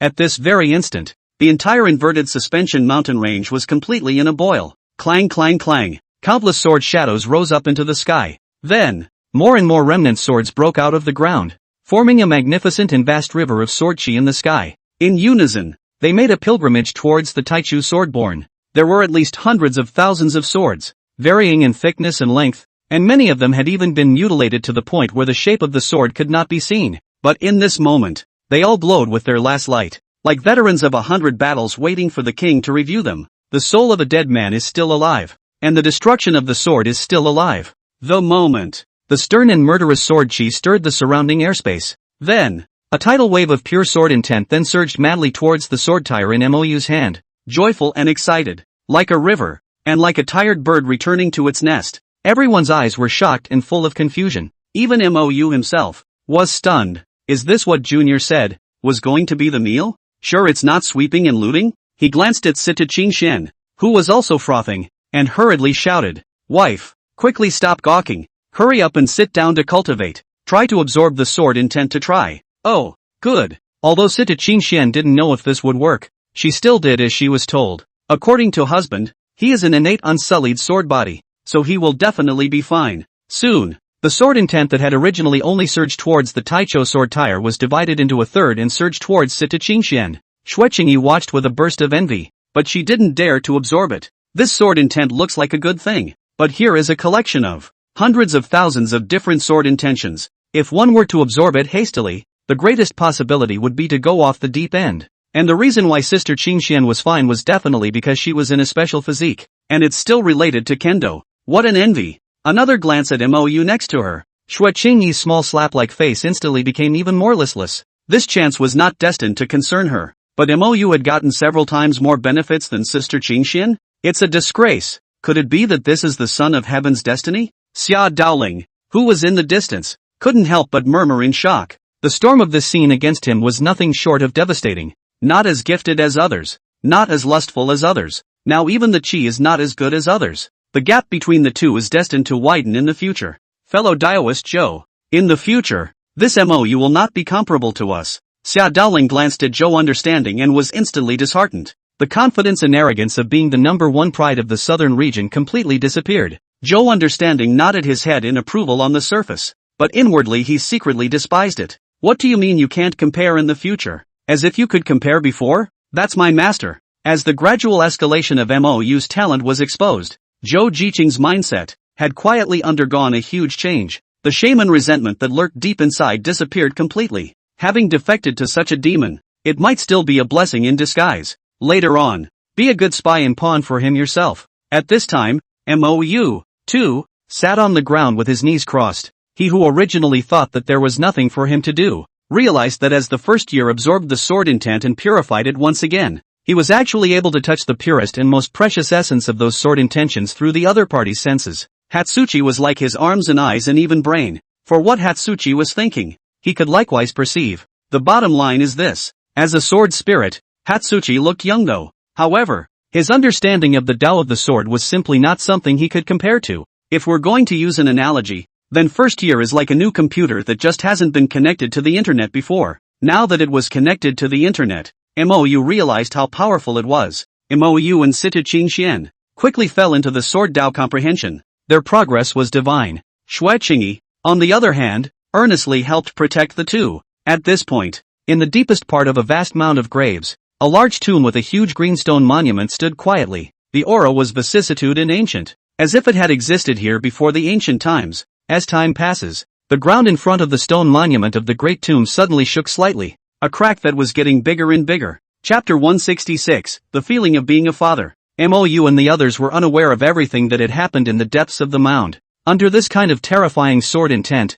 their divine sense didn't dare to probe indiscriminately, otherwise the only one who gets hurt is yourself. And again, they didn't have time to explore their surroundings now. Over time, the sword intent on Sita Qingxuan's body is becoming more and more pure and dense. On Mou's body, the same sword intent boiled like a furious wave, and his breath washed over the bull. However, the movement of the two men was small compared to the Taicho sword fetus. 70% of the surrounding sword intent that surged like a river was absorbed by it, and light shone from the sword. Xue Qingyi, the absolute pride of a generation, was completely struck down this time. She felt that she, herself, was becoming more and more ordinary by this duo of swords. As for his sister Qingxian, who was originally in a lesser realm than himself, I'm afraid that when he went out, he would even be more powerful than himself. Woohoo! No god ah! But soon, she then discovered the beauty of staying around the two. Although she couldn't absorb those sword intentions, both those absorbed by the sword tire, and Situ Qingxian, all have become very soft and docile. This created an opportunity for her to sense these subtle sword intentions. This harvest is not comparable to the two, but it's just as huge, because every strand of sword intent here was pure and subtle. Even after endless years had passed, it still struck fear into her heart. And there are hundreds of thousands of such sword intent here. In other words, I'm afraid that the owners of these mounds all had at least late-stage yuaning strength when they were alive. Xue Qingyi was shocked by her own guess. Hundreds of thousands of late yuaning cultivators, or even more than yuaning? Surprisingly, they're all dead. She really couldn't imagine the tragedy of such a great battle. Could it be the battle to exterminate the demons 100,000 years ago? Unable to guess the answer, she gave up on doing nothing, then collected his mind, also began to participate in the sword intent. Until a few days later, the three of them were awakened by a clear sword roar before they snapped open their puzzled eyes. The movement came from the deepest part of the mound. Just then, they saw a green-colored sword suddenly soaring in the air,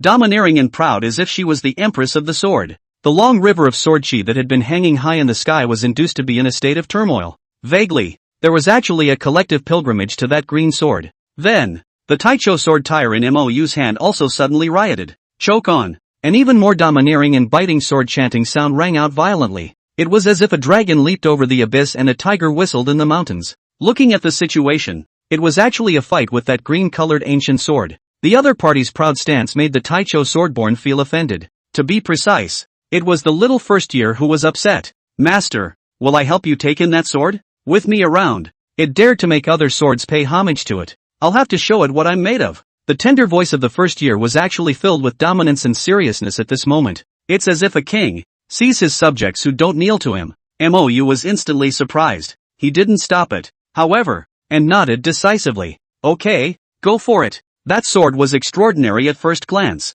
If it could be subdued, it would be just the thing to give to Lady Qingxian. Receiving his promise, the Taicho swordborn instantly rose up into the air with joy. Then it turned into a stream of light. Towards that green-colored ancient sword hegemonically lunged. Seeing the Taichu sword tire pouncing, that green-colored ancient sword was not the least bit intimidated, and met it forward with the same arrogance. A mysterious sword formation that was green and cloudy, as if it was woven by hazy stars. It instantly appeared over the Taicho sword tire. The moment the sword formation appeared, the airspace within a radius of dozens of miles was like a mirror that had been smashed by someone's fist, violently scattering and crumbling in all directions. Then the crowd saw a scene that made their scalps tingle. The space collapsed all the way down that mysterious sword formation. There is only a piece of dark, pitch black left, as well as a domineering and arrogant ancient and simple sword tire, hanging high in it, facing the brazenly attacking sword formation. The Taicho sword fetus just made a vicious slash towards the sky. A mysterious and profound trajectory then cut through the dark starry sky,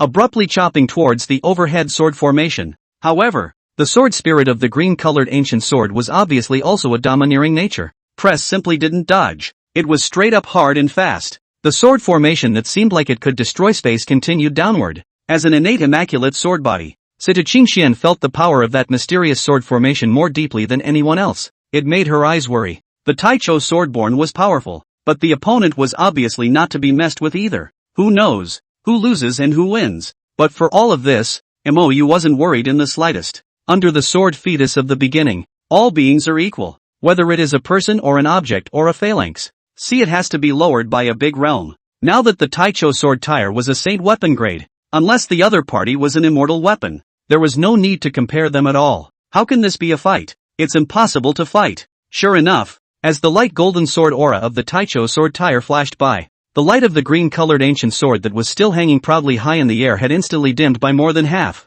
The terrifying and appalling green-colored sword array's aura also weakened by 8 points. Choke on. As the two swords collided, the sword formation violently collapsed. The green-colored ancient sword was also directly split by thousands of meters. Just as Mou was worried that the other party would take the opportunity to escape, that green-colored ancient sword, once again, proudly and rigidly folded back and then slashed fiercely towards the Taicho sword tire, rigorously chaste and unrelenting, like a proud empress who would rather die than retreat. See this scene. Situ Qingxuan's beautiful eyes instantly snowed, her heart rejoicing. This ancient sword was just too much to her liking. Seeing her happy look, Mou couldn't help but remind her with a light laugh. You now try to condense a strand of your own sword intent and communicate with that ancient sword divine sense to see if it is willing to follow you. Yes, thank you, husband. Situ Qingxian instantly raised her eyebrows. Then the vegetative hand was stretched out. A pure innate sword intent flew towards the green-colored ancient sword in front of him at great speed. At the same time, he shouted softly with his divine sense. I am sword cultivator Situ Qingxian. Are you willing to fight alongside me and make a name for yourself together in the future? The green-colored ancient sword stopped in the air, looking curious and hesitant, and after, a wave of pure sword intent roamed out from the sword and flew towards Situ Qingxuan's innate sword intent. At this point, First Year, who had been instructed by Mou, also stopped attacking. The domineering hovered above the green-colored ancient sword. That haughty stance was like a general escorting a prisoner of war. At once, the green-colored ancient sword was induced again, emitting a brilliant sword aura, and a strong battle intent filled it violently. First Year, you can come back. Mou smiled helplessly and bitterly, so he had to summon it back first. With the pride of that green-colored ancient sword, it shouldn't be enough to escape. If the First Year continued to suppress it, it would only backfire and not be conducive to his own lady's ability to subdue the ancient sword. However, instead of blaming Hatsuchi for his behavior, he praised him profusely. Great job, First Year.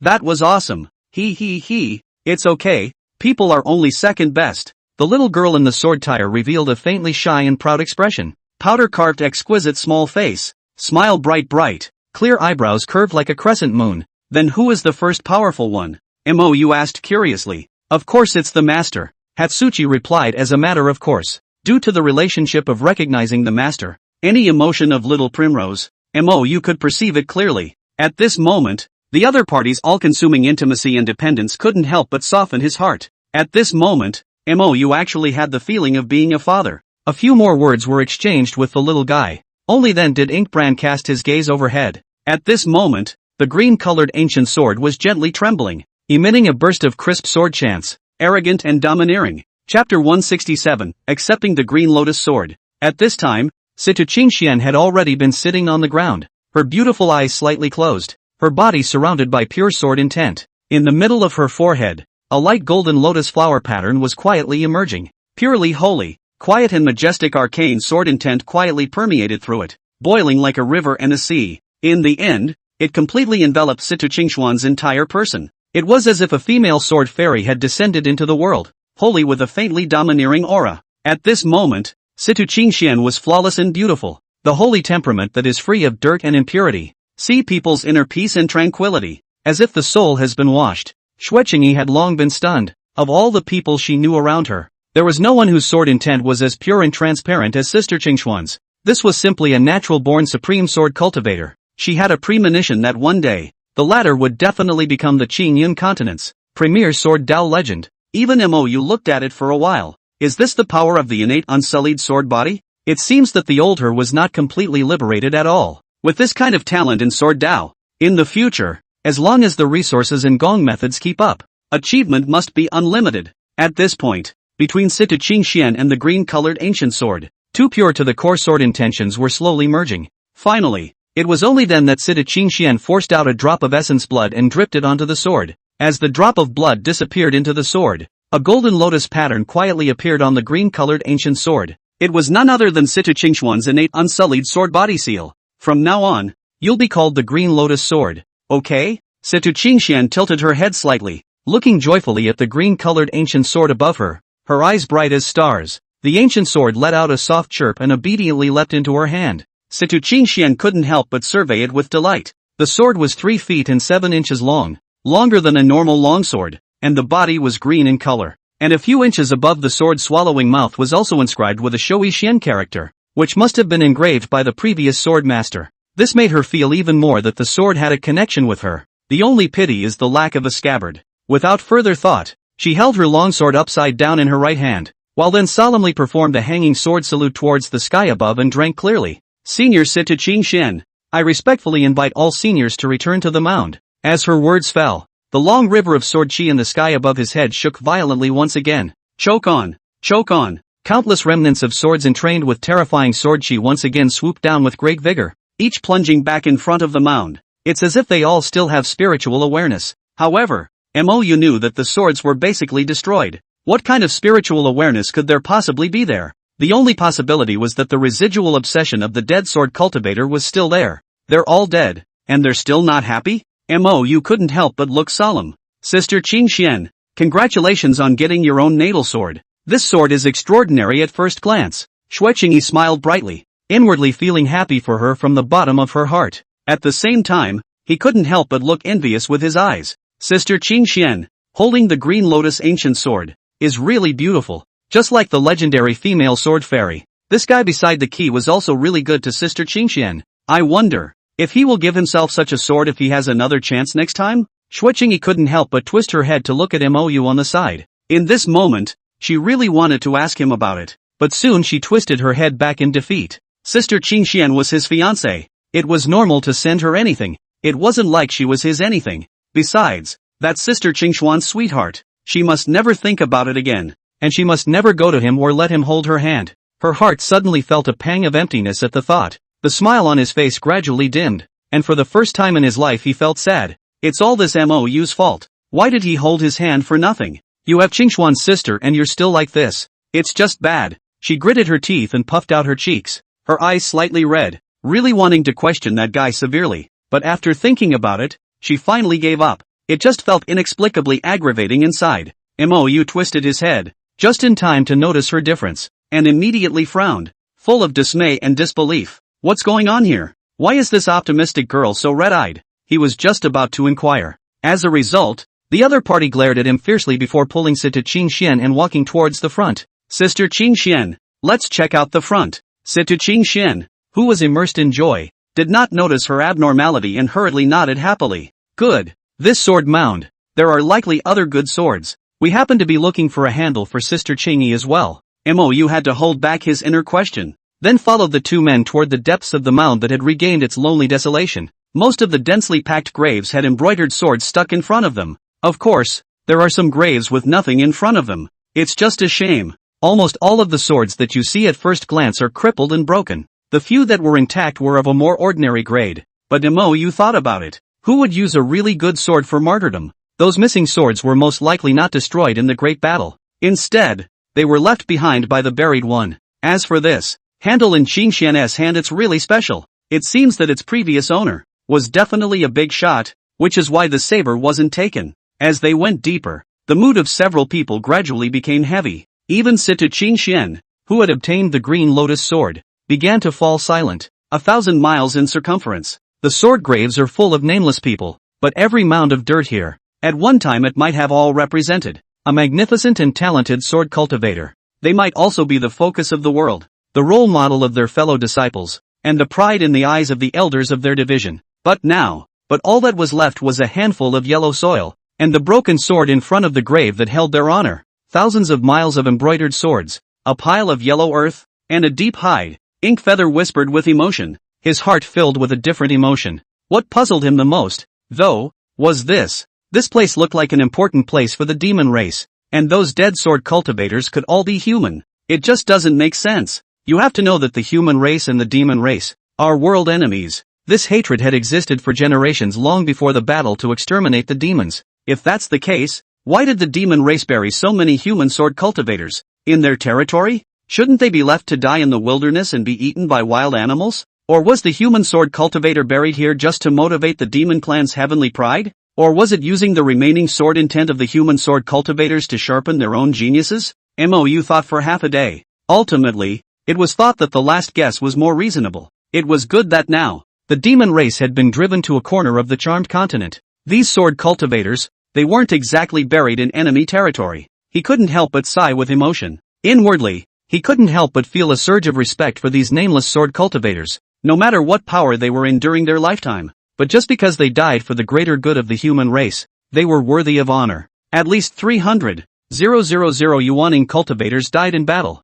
And inside here, there must be countless other transformation god, or even return to void, or harmonization stage cultivators. Apart from the battle of the races, there couldn't be a second reason that could cause such a tragic casualty figure. Hey guys, look, there's a big tomb there. Following the direction guided by the green lotus sword, Situ Qingxian exclaimed sharply. Chapter 168. How dare he hold it? By this time, the sword spirit of the green lotus sword also completely fell into slumber. Obviously, the previous confrontation with the Tai Chu sword tire had exhausted its divine sense, but Situ Qingxian wasn't worried. As long as he himself carefully warmed it up, sooner or later, the sword would be able to return to its peak, and that big tomb up ahead, it was most likely where the green lotus sword had originally stayed. Thinking of this, the crowd hurried forward at a quick pace. Although the sword intent here was still terrifying, but with this Taicho sword tire and green lotus sword sitting here, it was docile. Soon, the three of them arrived in front of the huge ancient tomb. This place was more than 1,000 miles away from the sword intent trail that they had initially come from. After this ancient tomb, there are no more burial mounds. The ancient tomb occupied a not-so-small area, and the mottled tombstones filled with traces of age were more than a foot high. Only, possibly due to the prolonged attack of the sword intent, that tombstone had long been old and worn out, with crippling cracks everywhere. The good thing was that the big, bold letters on it were still faintly visible. Tomb of the Human Sword Immortal Li Qingxian. And on the ground in front of the tombstone, a huge crack appeared, revealing a small section of the ink-colored antique scabbard. Faint sword intent, from which quietly came. Apparently the green lotus sword had flown out from here before. However, the current Situ Qingxian had no time at all to pick up that scabbard. Instead, he looked at the name of the tomb's owner and exclaimed in shock. This is actually the tomb of Sword Immortal Li Qingxian Sr.? Xueqingyi's eyes were similarly shocked. Obviously, he had also heard of this Sword Immortal Li's formidable reputation. The only one who was confused was Mou, because he doesn't know the other person's name, though, is kinda similar to his wife. Although Cheng and Qing are not the same, they are homophones, which makes you feel close to them when you hear them. Plus the wife got another person's life sword. That's a pretty deep bond. At this moment, Situ Qingxian straightened her clothes, then solemnly bowed towards the ancient tomb and softly said, Latter-day sword cultivator Situ Qingxian, today I am fortunate enough to receive the sword of Senior, and for the rest of my life, I will surely carry the sword and swat away the evils, and not fall short of Senior's prestige. Xueqingyi also respectfully stepped forward and made an upright bow. Late generation Xueqingyi, greetings to Sword Immortal Li. Seeing that the two were so respectful and formal, plus their own maiden, they had been given someone else's sword. Mou also straightened his clothes, then came to the ancient tomb and respectfully bowed. Late generation Mou, meet Senior Sword Immortal. As he paid his respects, the ink-colored sword sheath in the crack also let out a light tremor before flying towards the green lotus sword in Situ Qingxuan's hand. The latter was instantly elated. Now the green lotus sword was finally complete. Otherwise, trying to find the right scabbard for a holy sword was not that easy. Both of the ink feathers also had happy faces. None of the three noticed at this point. After that tombstone was worshipped by Mou, it unexpectedly developed several more deep cracks and finally collapsed. It wasn't until the tombstone shattered that the three turned back in alarm, and then it was seen. A clear spring of water gushed out from within the grave. The moment it surged out of the ground, it was like transparent silk again, gently wrapping the two of them, Mou and Situ Qingxian. Where is this spring? It was clearly pure to the extreme clear sword intent that had turned into substance. Sensing that the sword intent was not malicious, instead it carried an incomparable kindness. Therefore the two did not put up the slightest resistance. Previously, Mou had comprehended and learned from those sword intentions up close through the first year. The harvest is huge though, but ultimately it belongs to self-referral. Those sword meanings were only shown, not explained, and everything depended on one's own realization. But now, as their own sword intent gradually merged with that sword intent, a magnificent, lonely and domineering white-clad female sword cultivator, but she danced with her sword in their minds. Is this taking a fragment of divine sense and embedding it into one's own sword intent? Mou whispered inwardly in shock. With that, he and Situ Qingxian sat down on the ground and began to meditate. Xueqingyi, who had once again been treated as a little transparent, had incomparably sorrowful eyes. You bullies himself. Now even the sword intent here is bullying itself? From the moment we got in here. She then felt the vague rejection of this place for her. This made Big Miss Shue's heart hurt a little. I don't know how much time has passed. The sword intent on Mou and Situ Qingxian had been completely absorbed. Then the light flashed. The three of them instantly disappeared into this desolate sword mound. What was that situation before? How could the tombstone suddenly shatter? Mou, who appeared at the entrance of the 6th floor of the stone tower, couldn't help but look at the two women with astonished eyes. Then he was met with a blank stare plus a dislike back from Miss Shui.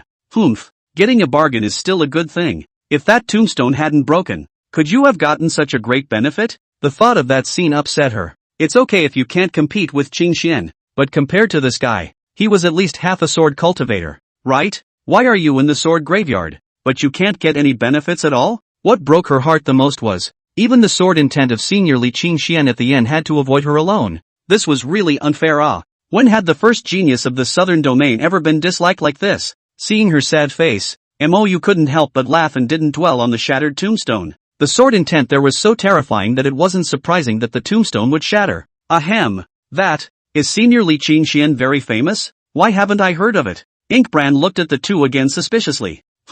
Lonely, Shui Qingyi, who was being laughed at by him, finally found an opportunity, then glared at him triumphantly with her head held high. Just when Mou thought that the other party would go on to explain, Shui Qingyi had already arrogantly twisted her head away. No, what's with this chick? Ink Feather won't be able to buy her whole. He looked so aggravated before, and almost wanted to cry. And now this attitude towards yourself? Did her unhappiness had something to do with herself? Mou's eyes widened. Seeing her husband suffer defeat, Situ Qingxian couldn't help but cover her mouth and snicker. In fact, she had just noticed that Sister Qingyi didn't seem to be in a good mood. She thought that the other party was worried about her divine soul injury, but this kind of injury, she also really did not know how to comfort. Situ Qingxuan's mood couldn't help but become heavy, but still, he patiently explained Inkbrand's question. Sword Immortal Li is a meritorious member of the human race in the battle to exterminate the demons, and it is said that he once killed a transitional heavens realm demonic cultivator alone. In the peak battle,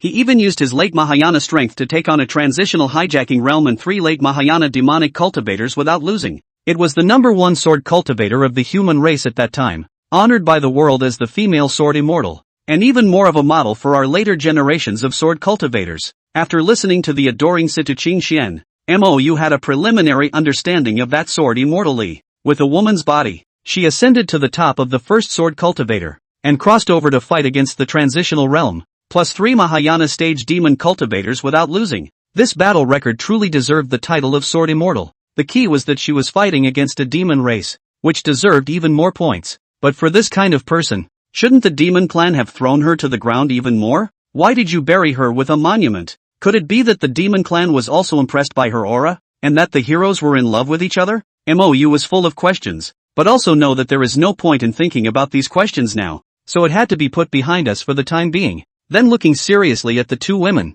he worriedly said, although the 5th level seems to be easy to pass, it's all luck, but this 6th level, I'm afraid I won't be so lucky. You too. Situ Qingxian shook her head with a firm gaze. Husband need not be persuaded any further. A sword cultivator should be unrelenting and would rather bend than bend. Don't say there is a road ahead, even if there is no road. With the sword in my hand, I will kill a road. Shui Qingyi couldn't help but breathlessly break it down. Maisie Qingxian, you're just uneasy about your husband, aren't you? Saying so much. Situ Qingxuan's pretty face instantly blushed, and her aura sharply decreased as she shouted lowly.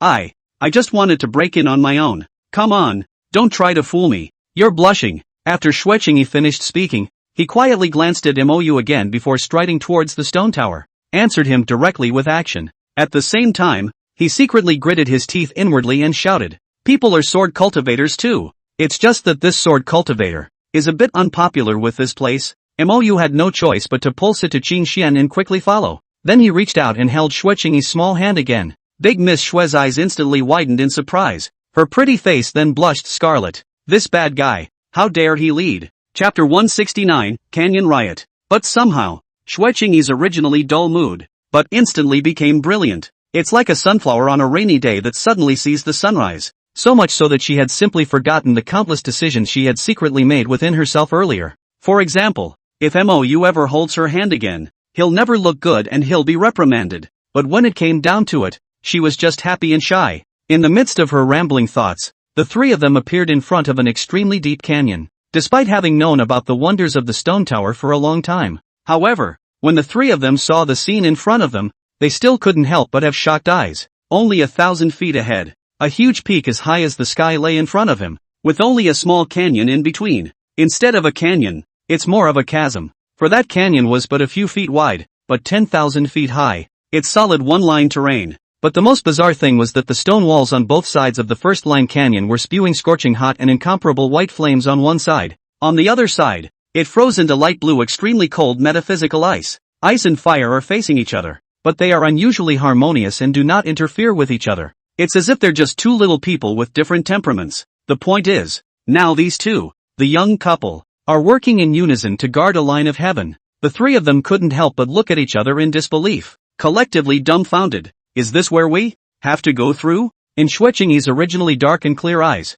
only dullness remained at this moment. The dimples on her face, however, were as big as her current affliction. Situ Qingxian was also dumbfounded. The terrifying power of the laws in the canyon was simply not something they could carry hard. By now, they were feeling it more and more. The place they had broken into by themselves was not at all a place for them to set foot in now. The reason why it's still going, that can only be described as bad luck. You guys stay put. I'm going over there. Mou's brows furrowed as he let go of the two men before carefully walking towards the canyon. Situ Qingxuan's nervous little mouth slightly opened, but the words of concern that came to his lips were swallowed back. At this point, it's pointless to say anything more than mouthfuls of concern. It's better to be quiet and let your husband have less psychological burden. Xueqingyi didn't think about it that much, but seeing as the proper lady didn't even say anything, she was too embarrassed to show too much concern for that guy. After all, until now, she still didn't know what Qingxuan's sister was thinking about that guy holding her hand. Is it a pretense of confusion? Or are you already mad at Mou?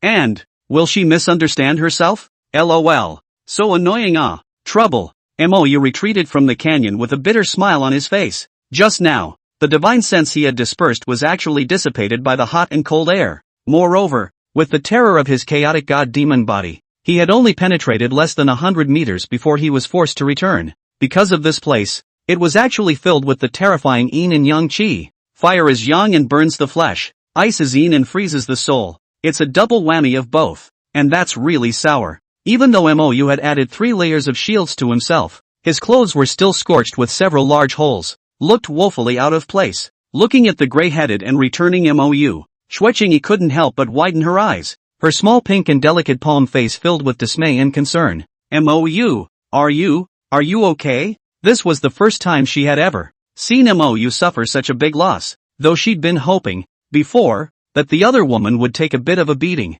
then, make fun of him yourself. She'd waited a long time for this opportunity, but now that she actually saw the other person suffer, she was nervous inside again, so much so that the little wish was pressed into oblivion. Seeing her concerned gaze, Mou couldn't help but smile and nod. Something's wrong, my clothes are burning out. Xueqingyi was instantly relieved. And then gloating and snickering, he hummed triumphantly. Serves you right. Situ Qingxian, who had checked Mou over, was sure that the other party was really fine, and only then did she put her heart down. But the heroic sword brow couldn't help but furrow tightly. This one, it's not going to be easy. Sister Qingxian, let's go closer to take a look. Xueqingyi, whose eyes were curious, pulled Situ Qingxian and headed towards the canyon. Inkfeather hastily shouted out a reminder. Just feel it from afar. Don't get too close. That power is capable of searing the divine soul. Got it. We'll just observe outside. Xueqingyi responded without thinking. It's not like they were going to go in anyway. A flash.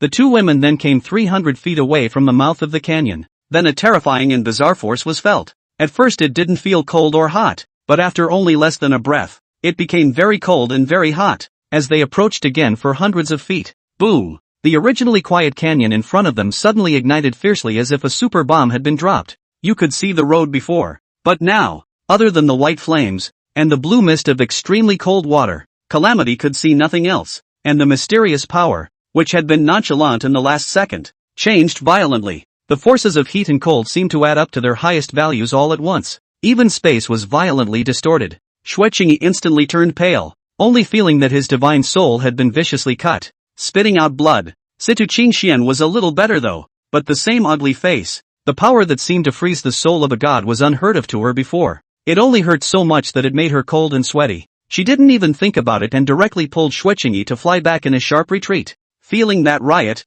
Mou was equally appalled. When he went in to explore just now, the power wasn't this terrifying, was it? Not even a fraction of it. Otherwise, there was no way he was going to let the two women get that close to observe either. But at this time, he didn't have time to think about this, and hurriedly came to the two women's side, anxiously asking, "What's wrong? Is it hurt bad?" Looking at Situ Qingxian, who was slightly shaking her head, he lowered his heart. However, when he looked at Xuechingi, he couldn't help but frown. "Xuechingi, are you alright?" Just by looking at the other party's pale face, it was clear that it was by no means easy just now. However, after Xuechingi wiped the blood from the corners of her mouth, she smiled at him with an indescribably well-behaved appearance. "I'll be fine, you don't have to worry." Inkbrand couldn't help but stare slightly. Although the other party's appearance was absolutely beautiful, coupled with those two small dimples, her appearance was even more indescribably cute. But since I've known her, it's rare that I've been this well-behaved and talkative. This made Mou for a moment, instead, a bit uncomfortable. Seeing him a little embarrassed, Xuechingi was in a better mood. Then hastily digressing again, he asked, "That canyon just now, how did it suddenly riot?" It was a question that both men were equally unable to answer. However, Mou was looking at Xuechingi, and then at the canyon that was gradually regaining its calm, with a thoughtful expression. "This is the place where the demon race trials are held." Although Xuechingi was a human, she had a trace of ancient phoenix bloodline in her body. In other words, she was actually quite close to the demon race. So could the riot just now have had something to do with her? But that's pretty well verified. You can find out if you try it again individually. "You guys stand still while I try again." Inkfeather didn't explain much and commanded a decisive walk towards the canyon. Chapter 170, Am I a Demon? When Mou arrived at the mouth of the canyon, the line of sky was as calm as ever, though it was still white flames raging and cold ice freezing the soul, but not unlike the very beginning. Then he led Situ Qingxian over again, and the canyon remained calm.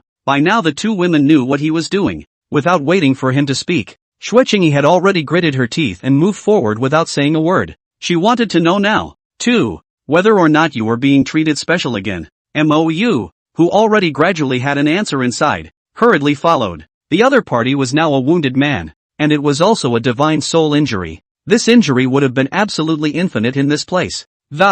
Just by looking at the other party's face, which until now, had been a white color, as well as the blood that had been spewed out before. Just know how hard it was to top that just now. But now, to validate her thoughts, she was ready to go up and take another hit. LOL, isn't that a bit silly? In a light sigh, Mou hurriedly pulled her back and shook his head. There's no need to try. It should have just been a fluke just now. Xuechingi's eyes were quiet as she looked at him with curiosity. Did you guess something? It might have something to do with me. Yes? Inkbrand was silent. If you won't tell me, I'll beg for it myself. Xuechingi looked at him stubbornly, her eyes unprecedentedly serious. At the 5th level, she sensed something was wrong. Both were equally human prides, and one's own talent, although not as good as this freak beside him, but compared to Qingshuan's sister, it still shouldn't be bad. However, why was it that Li Qingxian's sword immortal, as well as the residual sword intent of those human sword cultivators from before, all blind to themselves? Was it really just his own sword Dao talent that was inferior to the two?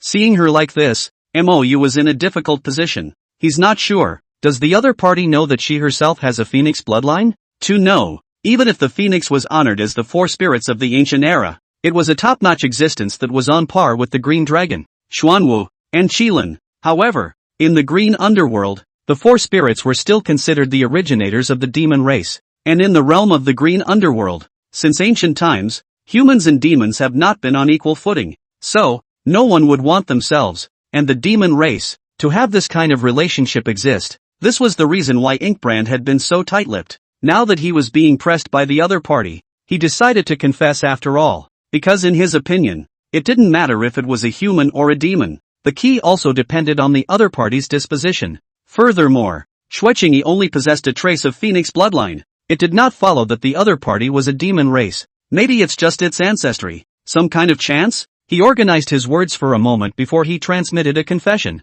I have a unique Dao method that can sense other people's physique and bloodline. If my judgment is correct, you have a trace of phoenix bloodline in you, and that riot just now might have something to do with you. What? You're saying I possess the phoenix bloodline? Xuechingi directly exclaimed in shock. not avoiding Sita Qingxian at all. Her first thought was absurd, but as the thoughts calmed down, and after corroborating with what happened before, she was beginning to believe it, especially when it's still said by Inkbrand. It invariably convinced her 7 more points. Sita Qingxian, who was not far away, was also shocked by these words. She didn't come forward, though. Her first thought was also disbelief. But this is what the husband said, and it seems believable. Although she similarly didn't care if Sister Qingyi had a phoenix bloodline or not, because origin is something that no one can choose or change. As long as her heart was good, she didn't think any of that mattered. However, in order to take Shui Qingyi's feelings into consideration, she still treated it as if she hadn't heard it. Mou coughed lightly and continued to transmit his voice. In this matter, 9 times out of 10, there is no mistake, and I don't think that having a phoenix bloodline is. You don't need to avoid Sister Qingxian. Just say it. Shui Qingyi's eyes were lost in thought. Then she interrupted him through clenched teeth, her stunningly beautiful face going white. There was only one thought inside her now. Does this mean that one is a demon as well? It's different from Mou and Qingxian's sister? After that, does one become an anomaly in their eyes? Shui Qingyi at this moment. Suddenly, she felt inexplicably lonely and helpless, which made her crouch down, her body shrinking into a ball. Then with a small, slightly trembling hand, he grabbed the small wine jug at his waist and viciously poured several large gulps of wine into his mouth. The wine ran down the snow-white neck at the corners of his mouth because he drank too quickly, instantly wetting the bodice of her chest. She showed even more curves. Seeing this scene, Sita Qingxian immediately rushed over with a heartbroken face. Then he hugged her tightly and whispered panicked reassurances. Sister Qingyi, regardless of whether or not you have a phoenix bloodline in your body, you will always be our human race's heavenly pride. I'm sure Mou feels the same way. Don't you, husband? Sita Qingxuan's voice lengthened and gave him an angry blank look. But she also believed. Husband must have his deeper meaning in saying these words at this time. Hearing Sita Qingxian say this, Shui Qingyi, who was squatting on the ground, instantly warmed up a lot inside, then tilted his head back to Inkbrand with slight apprehension. Looking at her flustered and helpless little appearance, Mou was also stabbed hard inside. The eyes skimmed over the other man's dominating curves, but pressed on. He really didn't expect that the other party's reaction would be so great, and hurriedly comforted. Don't think too much. First of all, you don't have a lot of phoenix bloodline in you. Your human bloodline is the majority. Moreover, maybe we have the same demon bloodline in us, just that the grade is too low to sense it. Who dares to guarantee that their ancestors have not been promiscuous? I've heard people say that some demonesses are also very beautiful. Cough. Feeling the wary gaze coming from the side, Mou hurriedly braked. Anyway, in our eyes, there's no difference between you and us. There's absolutely no need for you to be psychologically burdened, and we'll keep your secret and never mention it to anyone else. Really? You really think so? Shui Qingyi timidly looked up, her eyes relighting. That's for sure. It doesn't pay to lie to you. Inkbrand nodded without thinking. Then he was greeted with Shui Qingyi's death stare. That means it's okay to cheat with favors, right? Then surely you can't cheat. Do I look like that kind of person? No, you are. Seeing that she even knew how to dislike people, Mou finally heaved a sigh of relief. Finally saving the fragile mind of a stunningly beautiful girl. He really thought Phoenix was pretty good, beautiful and noble. In the previous life, people still said that human ancestors were monkeys. So technically, they are also demons. So what difference does it make if it's a demon or a human? It's just a different camp, so it's called differently. Go! Shui Qingyi stood up, then glanced at him with a blushing face. A small flash of anticipation flickered in her dark, clear eyes. Go where? Mou's eyes were slightly confused. Don't you want to test whether the riot in that canyon was because of me? It hurts, and you're still going? I'm not afraid. Shui Qingyi was stubborn. Mou had to reach out and hold her, then glanced apologetically towards Sita Qingxian. The latter glared at him in amusement and didn't say anything. What a cheap shot. When Mou brought Shui Qingyi, he once again came 100 feet away from the canyon. The entire canyon, once again, rioted madly. The terrifying power of heat and cold caused the airspace above the canyon to distort.